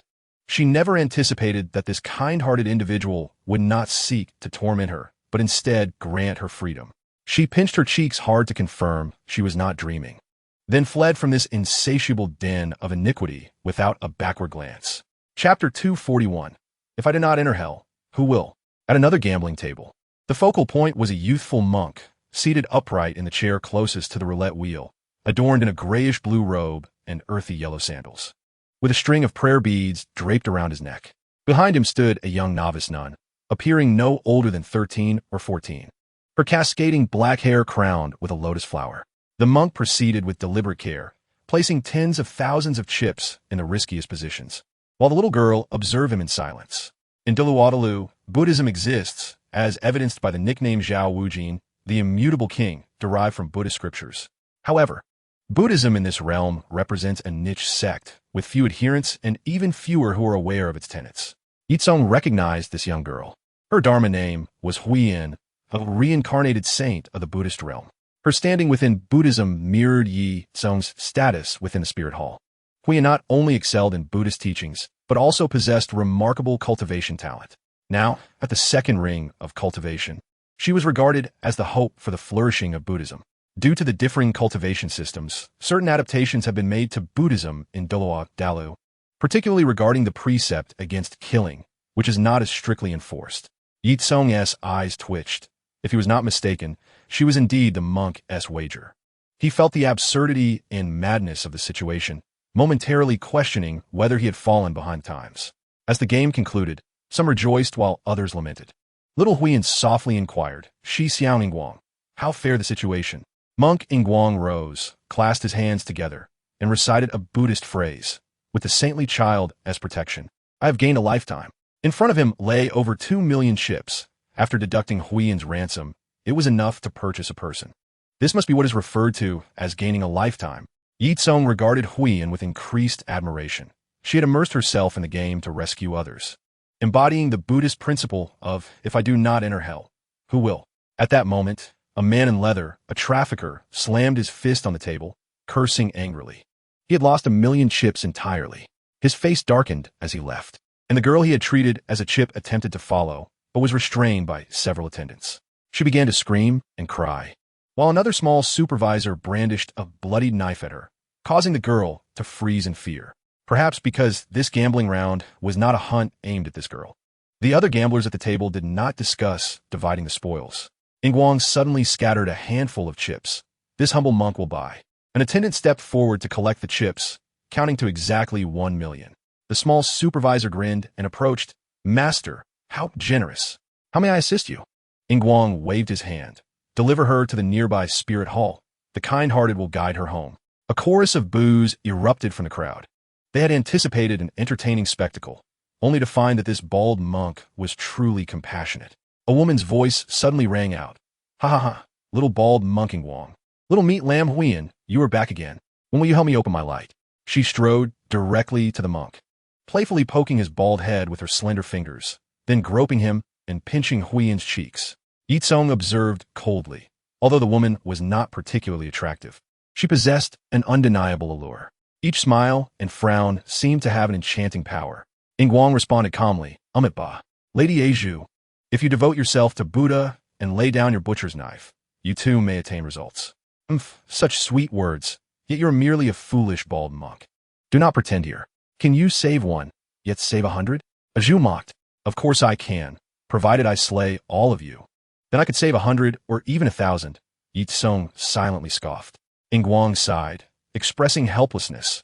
"Alas, this humble monk and the lady have no grievances. Why direct your ire at me?" Azhu coldly huffed. "I simply find you displeasing.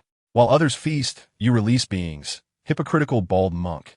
Ultimately, Zhu was only venting her frustrations. Guang had not violated the rules of the casino, but rather risked his own stakes to save a life. Rising from the roulette table, Guang left, with Huiyan following closely behind. The two displayed remarkable temperament. Ye Cong questioned whether he possessed such grace, as he would undoubtedly trade barbs even without resorting to violence. Wait, Zhu suddenly shouted, as luck would have it. I won quite a bit today. I just bought 2 meat lambs. The one on the right was abducted by a trafficker, while the one on the left lost herself in gambling. I was about to slaughter them for everyone's amusement, but since the little master is so kind-hearted, I will give you an opportunity to save them. As per the usual rule, 1 million chips for each. I have no chips left. I cannot save anyone else. Hypocrisy. What about the equality of all beings you speak of? Look at these two. Are they not deserving of compassion? That little village girl is worthy of saving. Yet these two should die. Regardless, all 3 are here. You decide.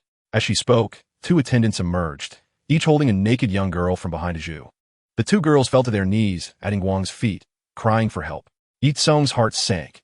He realized the woman was clearly setting a trap for Guang. The moral coercion of her overt strategy was indeed designed to place the monk in a dire situation. Should Guang truly enter the game, winning would become exceedingly difficult. Guang's expression was one of anguish as he closed his eyes and recited a Buddhist chant. Turning his back to Huiyan, he said, "Today, a life has been saved. Saintly child, please return to the temple with me. This place is rife with demons, and only the great Vajra King can vanquish them. I wonder how long you can maintain this charade." Zhu sneered, extending her hand to instruct an attendant, "Bring me a basin. I wish to slaughter a pig on the spot." Attendants swiftly brought various tools, including a large basin 2 meters wide. In mere moments, everything was prepared. The 2 girls trembled in fear at the sight of the gleaming knife. Just as Zhu prepared to strike, Huiyan spoke, "Please, madam, spare them. We accept this wager. Saintly child, this den of demons is far too perilous. I implore you to return with me." Guang, anxious, sought to persuade Huiyan, but she shook her head. "Shi Xiang Guang, saving a life is worth more than constructing a 7-tiered pagoda. Is not our Buddhist practice for this purpose? In ancient times, the Buddha sacrificed his flesh to feed an eagle. What harm is there in entering the fray? However, I ask you to take the role of the one wielding the knife." Guang fell silent, pondering for a long time before sighing deeply and uttering a Buddhist chant. "Amit Ba, saintly child, after this, there must be no more. You must all obediently return with me."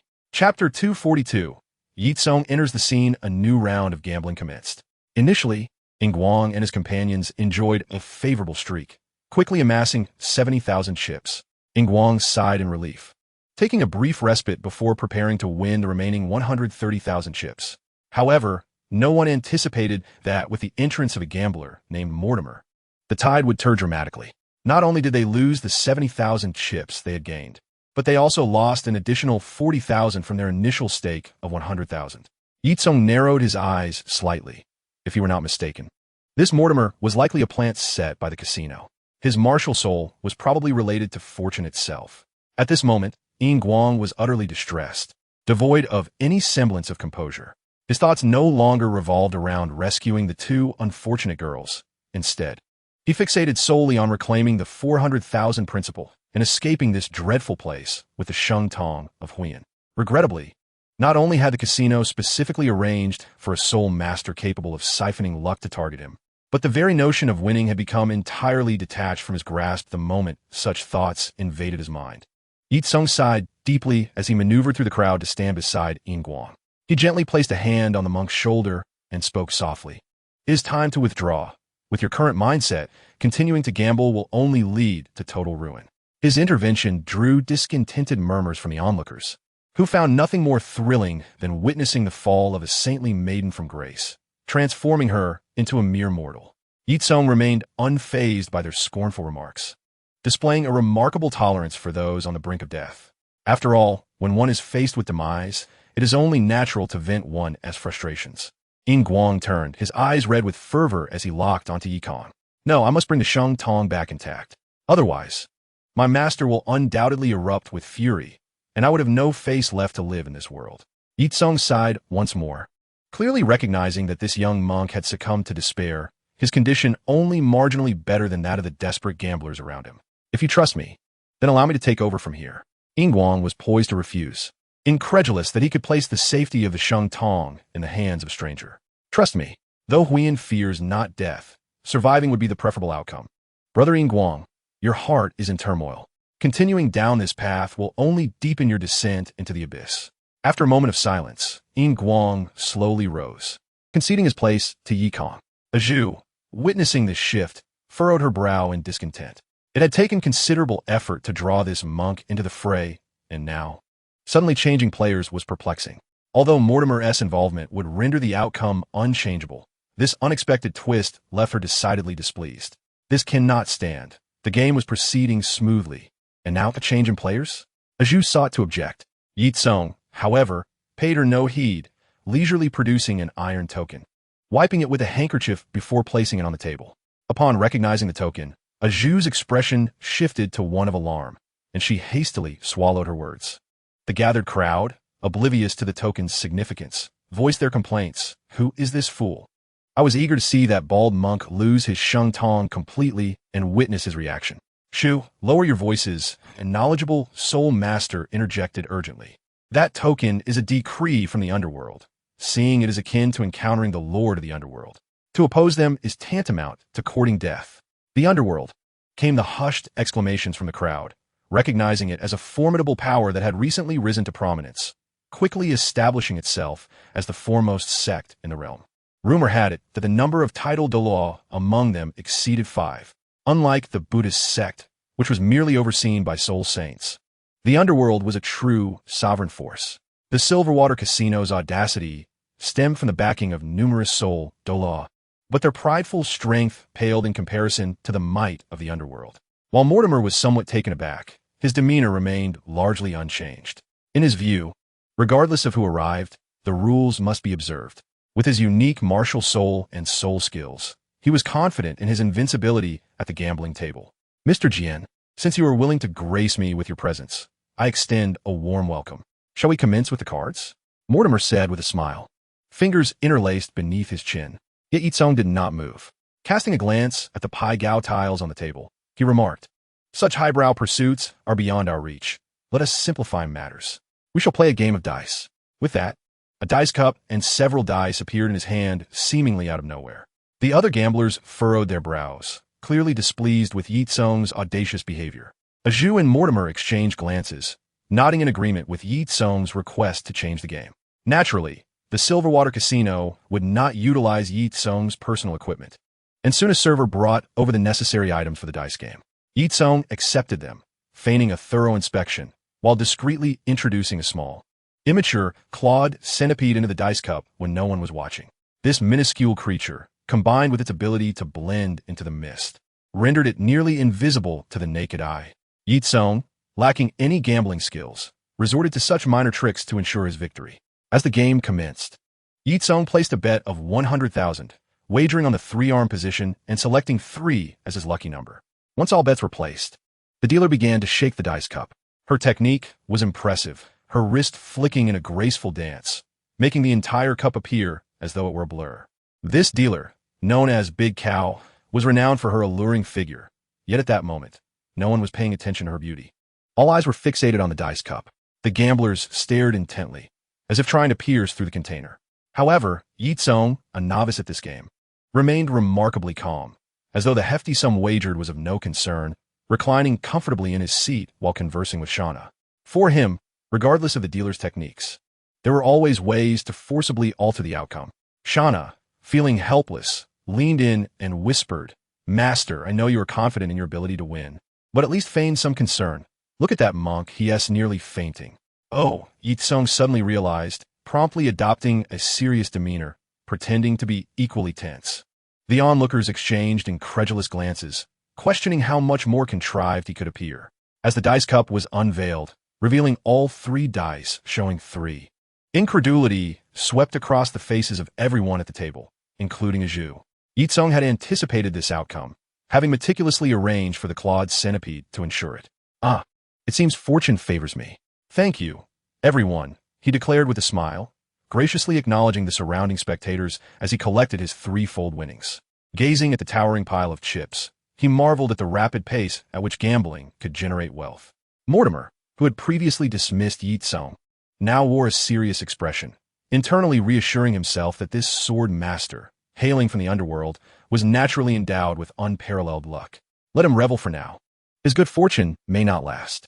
With this thought, he concealed his soul rings beneath his feet and subtly attempted to employ his soul skills to forcibly strip Ye Cong of his luck. Ye Cong sensed a feeble force attempting to extract something from him, but it was so weak that it was nearly inconsequential, akin to an ant trying to shake a tree. Mortimer found no advantage from Ye Cong, instead exhausting himself in the process. As the second round began, Ye Cong wagered another 100,000, this time opting to bet on all. His choice drew scoffs from fellow gamblers and the crowd alike, who believed he had become overly confident after his initial success, mistaking luck for skill, and was now recklessly adventurous. Such individuals have encountered countless others, and by common sense, it would be expected that this audacious youth would suffer a crushing defeat. Yet, once again, the outcome defied all expectations. Ye Cong triumphed once more. It was no jest. Ye Cong was an adept at deception, and if he could not secure victory, then all would have been in vain. This time, his winnings soared to a staggering 24-fold. With this single round, not only did he recover the ransom for Huiyan, but he also had ample resources to liberate the other two young ladies. Aju's countenance darkened considerably. She had not anticipated that this swordsman possessed such remarkable gambling skills. Impossible, utterly impossible. You must be cheating. Her eyes gleamed with madness as she shouted hoarsely. Ye Cong let out a cold laugh, although his face was obscured by a mask. An aura of icy detachment emanated from him. He gently toyed with a chip, then spoke slowly. Madame Aju, there's a saying, one may eat excrement, but one should not speak recklessly. If you slander me without evidence, I shall have no choice but to invite the old master to discuss this matter with you, in order to prove my innocence. At that moment, Aju realized her indiscretion, nearly jeopardizing everything. A flicker of fear passed through her eyes, and she hastily apologized. Unable to continue directing her ire at Ye Cong, she redirected her frustration towards Mortimer, kicking him down. You useless wretch. You boasted of your prowess, claiming to be invincible in the casinos, yet now you are being humiliated by a newcomer. Mortimer, already in a precarious position, dared not retort under Aju's tirade. He merely curled up, silently enduring her wrath. Hey, do you all think so little of me? Ye Cong rapped his fingers on the table, expressing his dissatisfaction. If you wish to brawl, we could discuss it later. Even if you were to roast your adversaries before me, I would hardly care. However, should we not adhere to our agreement and release these two young ladies first? Aju's expression soured, as if she had swallowed a fly. Her scheme to humiliate these two virtuous disciples of the Buddha had backfired spectacularly. She had hoped to torment Huiyan after winning her, but now her plans lay in ruins. Though she felt resentment, she dared not defy the rules. After all, her rise to prominence had been due to her beauty and cunning, earning her the favor of the shadowy benefactor. Should she betray or disregard the rules, that benefactor would not hesitate to turn her into a roast. After receiving the chips thrown by Ye Cong, Aju gestured for her subordinates to release the two unfortunate girls and stormed out of the casino, her anger palpable. Mortimer, looking disheveled, hurriedly followed her. Ye Cong raised his voice, calling after her retreating figure. Practice more if you're going to play. If you can't handle it, then don't play at all. The past is the past. The present is now. If you continue to compare the present to your past, why not juxtapose it with your infancy? Aju stumbled slightly, her eyes ablaze with fury as she shot Ye Cong a fierce glare before hastily departing. She feared that if she lingered, this road would provoke her to the point of bloodshed. Shan Na cast a peculiar glance at Ye Cong, pondering how she had never noticed her master as sharp-tongued before. As she watched Aju and Mortimer leave, Ye Cong waved a hand, instructing the server to assist the two girls in dressing. He then produced 1 million in chips, handing them to Huiyan. I entrust these two to you. It is commendable to possess kindness, yet lacking sufficient self-awareness can be perilous. A gentleman does not stand beneath a crumbling wall. One should not venture into dangerous territory without the means to protect oneself. After all, in another's domain, rules can be whimsically altered. One misstep could lead one into their meticulously laid traps. Of course, if you have a powerful ally, you may disregard most rules, Ye Cong mused inwardly. And you? He turned to Guang. Your cultivation as a monk remains insufficient. While I may not be well-versed in Buddhist doctrines, I understand the importance of refraining from greed, anger, and ignorance. You became flustered simply because you found yourself at a disadvantage. Had I not intervened, your holy disciple would have been utterly compromised. I shudder to think of what Huiyan would have endured. Ye Cong's words left Yin Guang blushing with shame, and he bowed deeply. I will heed your teachings. Esteemed senior. Though he practiced within the Buddha's teachings, he was not entirely ignorant of worldly affairs. The phrase about dragging a decent family into the mire encompasses the preferences of most men. Moreover, Hui and sanctity rendered her particularly vulnerable. Given the depravity of those around here, if she fell into their hands, she would undoubtedly face unspeakable torment. Huiyan pressed her palms together, bowing her head, Ba. I am grateful for your assistance, benefactor. Huiyan shall remember this kindness eternally. Yet, this place is steeped in darkness. May I inquire why you do not leave with us? I have pressing matters to attend to, and shall remain here for now. If fate permits, we shall meet again. Ye Cong replied enigmatically, waving his hand before rising to seek new amusement. Chapter 244. Turning the tables, Ye Cong seemed to possess an extraordinary ability as he dominated the casino. Oh, indeed, he was employing extraordinary means, which made everything acceptable. Utilizing his special methods, Ye Cong experimented with various strategies, leading to an inevitable outcome. He emerged victorious, attaining the grand prize and establishing himself as the undefeated champion of Inshui Casino. His actions stirred envy among the gamblers, some contemplating whether to pay homage to this swordsman upon their return, hoping to share in his fortune and enhance their own luck. Ye Cong's audacity stemmed not only from his formidable backing, but also from his impressive prowess, though his cultivation was merely at the Soul Emperor level. Should he engage in combat, only multiple Soul Douluos or a title Douluo could pose a challenge to him. Furthermore, even if Inshui Casino could muster a force against him, Ye Cong could simply choose to shake them off or flee. The chips he won were naturally used to redeem captives. Among those derogatorily labeled as livestock, ordinary individuals constituted 90%, with young women comprising the majority. At times, Ye Cong found it hard to comprehend the mindset of those evil soul masters.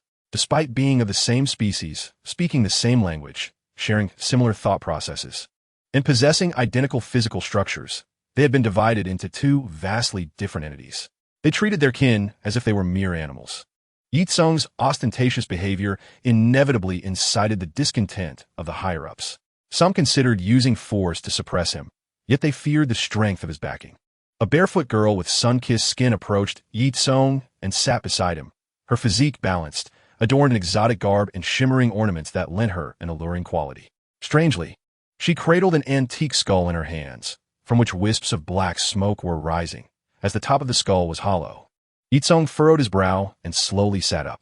For reasons unknown, this seemingly youthful girl evoked a sense of distaste in him. He suddenly posed a question. What is your relationship with Mortimer? Ye Cong's inquiry was so abrupt that it piqued the curiosity of not only the gamblers at the table, but also Shan Na. The girl smiled gently at Ye Cong, her expression concealing a depth of meaning. I never imagined that my unaccomplished disciple would leave such an impression on the esteemed swordsman. That is indeed an honor. Allow me to introduce myself. You may call me Jean C. Quebec Jean C.K. Ye Cong furrowed his brow slightly, softly repeating the name that was evidently just a code. However, he did not dwell on it for too long, sneeringly asking, So, this is a case of the young challenging the old? Are you seeking to avenge that unfortunate fellow? Of course not. His lack of skill made it only reasonable for him to lose to Mr. Jian. The enigmatic smile on the face of Jean Seek remained inscrutable. Humph. Ye Cong curled his lips, expressing a hope that his master could indeed broaden his horizons. As several rounds concluded, Ye Cong achieved victory in a series of games. His tone was light, seemingly deliberate as he cupped his hands toward Jean Seek, saying, Thank you for the game. Jean Seek, maintaining her earlier composure and tranquility, was now glistening with beads of sweat on her forehead. She had not anticipated Ye Cong's profound luck. It was no wonder her unfortunate apprentice had fallen at his hands. Despite exhausting all her strategies, she found herself unable to shift the tide, even slightly.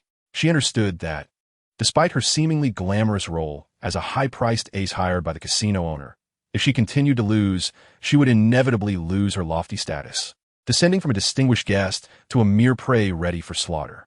Given the casino owner's temperament, it was highly likely she would become a dish served up for consumption. Ye Cong continued to leisurely select his preferred number, placing his chips down with a quiet confidence. I bet on number 39. His approach relied not on luck or skill. Indeed, under his deliberate manipulation, the small steel ball wobbled and rolled directly into number 39. The gamblers at the same table, along with the onlookers, gasped in astonishment. They had not anticipated that Mr. Jian would possess such extraordinary fortune. Although they had heard of Jin Seek's prowess, they could not fathom that, in this scenario, this unfathomable Mr. Jian could still emerge victorious with ease. Jin Seek's complexion turned pale. Her heart was in turmoil, and she could only temporarily withdraw, ceding her position to another guest. Upon returning, Jin Seek had regained her composure. Sitting in her seat, she cradled her skull, shaking it from side to side, murmuring incantations in an unintelligible language. She chanted incessantly, as if she required no breaths. As she invoked the spell, a walnut-sized jet-black beetle crawled out from the skull, adorned with 4 bright red spots on its back. The beetle climbed onto Jin Seek's hand and bit down fiercely. With a snap of its powerful jaws, dark crimson blood began to flow. After feasting on a few bites of fresh human flesh, the beetle, stained with blood, wobbled back into the jar. Meanwhile, Jin Seek winced in pain, yet continued her incantation. The surrounding spectators gasped in shock. This time, Ye Cong's good fortune seemed to have come to an end. The rolling ball did not land on his chosen number, as before. Ye Cong furrowed his brow, sensing something was amiss. He had always relied not on luck and skill, but rather on blatant cheating, more precisely, card manipulation. Moreover, his methods were not typical. They relied on a hidden spirit altering the outcome of the game to ensure his victory. Such a technique could easily be described as divine intervention. Even in this situation, Ye Cong lost the round, revealing the profound depths of the casino's deceit. A burly man nearby was elated, grinning as he spoke. "It seems you have lost, my friend. In that case, we'll reluctantly take this little girl." As he reached out to grab Shauna, it became apparent that Ye Cong had long squandered his initial stake and had later forcefully borrowed 1 million chips from the casino with his cunning tactics. The burly man, as a bouncer for the casino, was unaware of the origin of the 1 million chips, assuming that Ye Cong had pawned his maid to acquire them. His reasoning was simple. As a person of noble lineage, Mr. Jian was untouchable, but this esteemed individual's maid was still worth seizing. Seeing this man act so brazenly, Shauna's expression turned icy, and just as she prepared to retaliate, Ye Cong was quicker. He casually seized a water cup from the table and thrust it forward, effortlessly blocking the burly man's fist, which was as large as a sandbag. Ye Cong's voice was cold. "Scum, did I permit you to move?" As he spoke, the cup shattered, each fragment resembling a tiny flying dagger that pierced through the burly man's body. Chapter 245. A slaughter unleashed. The burly man, a genuine soul master, was not weak by any means. Yet, he was effortlessly slain by Ye Cong with a casual flick of his wrist. In his final moments, disbelief filled his eyes. He could hardly comprehend that Ye Cong had the audacity to strike him down. After a brief period of stunned silence, the scene erupted into chaos and gasps. Neither the gamblers, the onlookers, nor the casino staff had anticipated that someone would dare to cause such a ruckus within the casino, directly killing a soul master.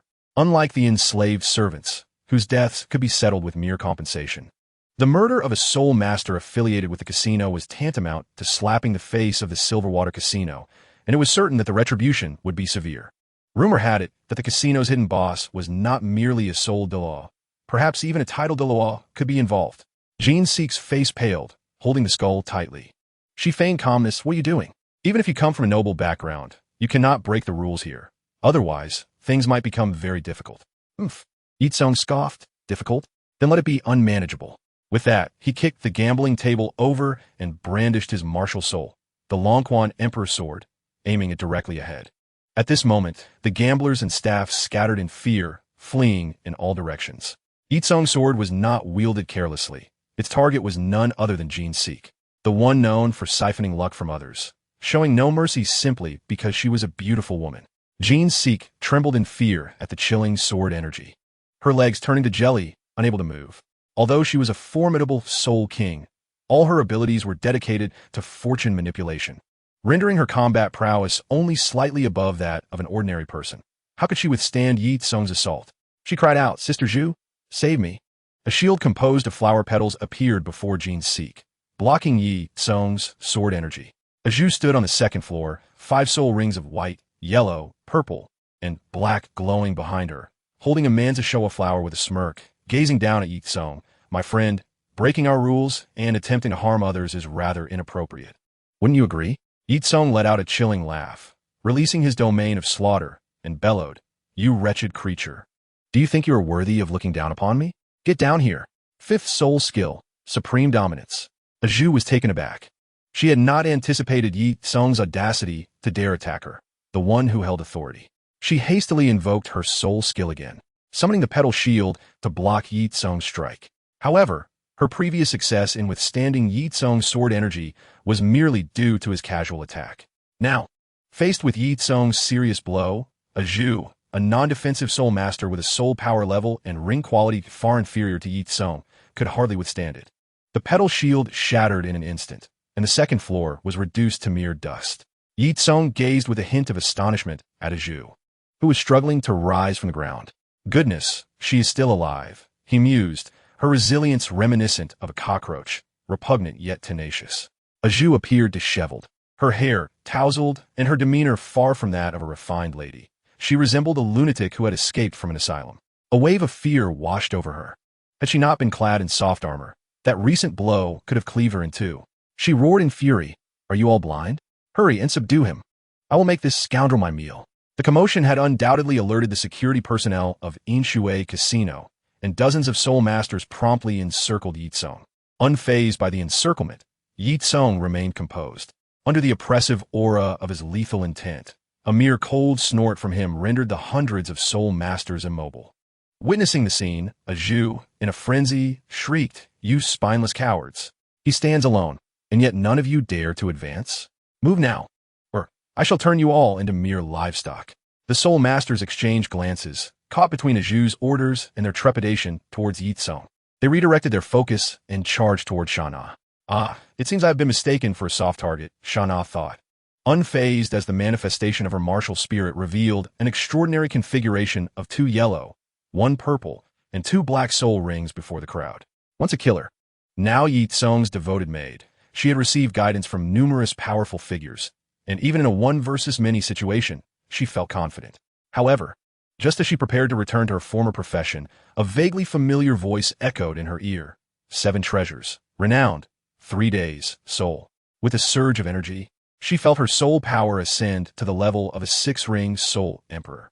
In an instant, she erupted, cloaked in a blizzard, and eliminated a 2nd-ring grand soul master with a single encounter. After dispatching the nearest foe, she glanced back, surprised to find Hui and providing her with support. You're still here? Shana exclaimed. And you are a member of the 7 Treasures, Glazed Tile School? Hui nodded, explaining that her senior brother had returned. But she chose to remain to accompany them as they ventured forth to rescue her. She refrained from delving into the second question, clearly preferring to avoid further inquiry. Since you have stayed, allow me to impart another lesson. When venturing into perilous territory, one must possess the ability to sever ties at a moment's notice. At this juncture, Ye Cong had also taken notice of Hui and, in the midst of speaking, lunged once more towards Zhu. Panic etched across Zhu's face as she hastily wielded her martial spirit, Manjusha, transforming its petals into a flurry of throwing knives aimed at Ye Cong Imperial Guard. The sword energy coalesced into a protective barrier that effortlessly deflected the petals and knives, with some rebounding back. Realizing her projectiles were ineffectual, Zhu swiftly executed her second move, conjuring 4 Manjusha blossoms the size of human heads that soared toward Ye Cong. Zhu's striking appearance was but one facet of her capabilities. Her techniques were equally formidable. The skill Chaotic Dance was an ability she obtained alongside her 5th soul ring, granting her the power to consume her target's flesh and blood, infused with a trace of infernal flames capable of incinerating the very soul. Chapter 246. The man behind the curtain child's play, Ye Cong dismissed Zhu's soul technique with a flick of his sword, sending the nearest Manjusha flying. He then deftly evaded the remaining blossoms, declaring, I shall accept your soul bone. With that, he advanced, intent on cleaving Zhu in half. Stop! A commanding voice boomed, accompanied by the formidable pressure of multiple soul Douluos bearing down on Ye Cong normally. The presence of a soul Douluo would be akin to a mountain pressing down upon a soul emperor. Yet, Ye Cong was no ordinary individual. Even against a peak title Douluo, he felt confident in his ability to engage. A mere handful of soul Douluos did not intimidate him. With a swift stroke, A beautiful head soared into the air. 6 uniquely built soul Douluos arrived late, and the most imposing among them, resembling a bull in stature, glared at Ye Cong in fury upon witnessing Aju's demise. "You have some nerve, boy." Aju had been his prized possession, though his feelings were somewhat subdued.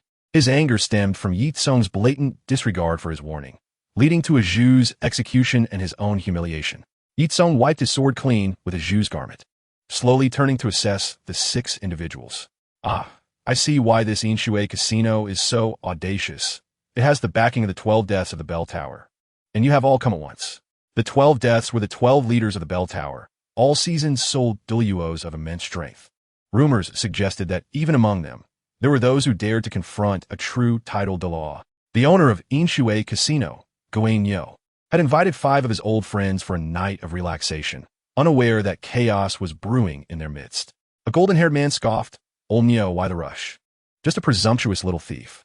I shall capture him for you, allowing you to vent your frustrations." With that, he activated his martial spirit, revealing 8 soul rings in a perfect arrangement, and magnificent golden wings sprouted from his back. The golden-winged bird demon, Ye Cong murmured quietly. He was well acquainted with the bell tower and was particularly familiar with these 12 leaders. The demon cackled, its fingers sharp as eagle talons, lunging toward Ye Cong's face. Ye Cong remained unfazed, almost instantaneously switching his martial spirit. With a resounding clang, the demon's claws clashed against Ye Cong's Zhenhuan Luo, easily thwarting the assault. Ye Cong's proficiency in swordsmanship was merely rudimentary. The prior strike against Aju was merely for show. When confronted with a true adversary, he would wield his most trusted martial spirit. The demon, closest to Ye Cong, felt a jolt of fear upon recognizing the style of the copper gong. He instinctively retreated, questioning, "What is your relationship with that Ye Cong?" The other leaders, having recognized the Zhenhuan Luo, regarded Ye Cong with trepidation. While they harbored suspicions, they were unwilling to accept the truth. Well, Ye Cong chuckled as he slowly removed his mask. "I am the sword master, and I am also the bell ringer." Surprised? Elated? The expressions of the 6 leaders turned grim, akin to having tasted something foul. They cursed themselves for not realizing that the emissary of the underworld and the holy son of the martial spirit hall were one and the same. They vividly recalled the encounter with the formidable figure known as Huahaha from a few years prior. Now, as a mere soul emperor, they recognized that as soul Douluos, any rash action would violate established protocols. Hesitant to engage, Ye Cong felt no such restraint. With a grin, he announced, "If you choose not to act, then I shall." And with that declaration, he charged forward without hesitation. Damn it! The faces of the 6 leaders darkened as they were taken aback by Ye Cong's audacity. Despite merely possessing the cultivation of a soul emperor, he dared to challenge 6 soul Douluos. Capturing him would justify our actions. He initiated the confrontation. And even if that esteemed individual were to inquire, we would hold the moral high ground. Wu Zi, codenamed Viper, gritted his teeth and let out a low growl, while the other leaders nodded in agreement. The swift Yao Ji, resembling a predatory bird, aimed to seize Ye Cong directly. Ye Cong smirked. "Where did this little chick come from? Get lost." With a flourish, he wielded the Haotian Hammer like a tempest, countering with the soul-devouring staff technique. The other leaders attempted to assist, but were obstructed by Qi Yao. Though Ye Cong appeared solitary, he was unfazed by the numerical disadvantage. Except for the formidable dark gold Terrorclaw bear, Bo Gang, the remaining 5 core members were well matched against the leaders. The henchmen raised in the gambling dens had already been swept away by the remaining Qi Yao under Ye Cong's command. In a moment of respite, the young nun from Huyan retreated to a corner, vigilant of her surroundings. As the battle prolonged, the leaders grew increasingly anxious. Their positions were not solely a result of their formidable prowess. Emerging from a sea of corpses and blood, they were confident. Having never encountered an opponent in one-on-one combat beneath the rank of Soul de Law, even a title de law would be forced to flee when faced with their combined might. Yet, this perception was shattered as Ye Cong, a mere junior not yet a soul sage, held his own against all 6, even gaining the upper hand. Yao Ji, feeling the urgency, realized that the only way to break the deadlock was to swiftly subdue Ye Cong. An ominous glint flashed in his eyes. As the only leader capable of flight, he soared into the air to seize aerial dominance. Ye Cong simply chuckled, summoning a great bird that lifted him into the sky. Shifting the battlefield from ground to air, he unleashed the dark gold Terrorclaw, an overwhelming assault heading straight for Yao Ji. The latter felt a chill run down his spine and hastily activated his defense, manifesting a pale golden protective shield that enveloped his entire being. The claws struck the shield, creating fissures upon impact. Yao Ji was drenched in cold sweat, yet there was no time for contemplation. He unleashed his most formidable soul skill, 100,000 feathers. Golden feathers transformed into lethal arrows, launching from his wings to pierce Ye Cong through. Confronted with this lethal strike, Ye Cong remained vigilant. With a flick of his left hand, he summoned the Longquan Emperor Sword, unleashing an endless stream of sword energy to shatter the golden feathers. He then pressed the advantage, striking with both the Jinhuan Hammer and the Emperor's Sword, completely obliterating the already cracked protective shield. With a shriek from Yao Ji, the Emperor's Sword pierced through his chest, sending him plummeting to the ground, impaled. In summary, Ye Cong, having awakened the Night Sovereign in the world of Ace Exorcist and faced unfortunate failure, traversed to the Douluo Continent.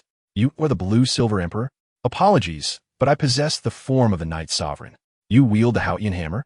My apologies. I have summoning beasts. You possess Tang Sect's ultimate skills? My apologies. I carry the legacy of the Night Watchman. You accuse me of overwhelming you with numbers? Who instructed us to be Night Watchmen? We are never short on Chi Yao. So, little pauper, do you wish to experience my Jinhuan Hammer?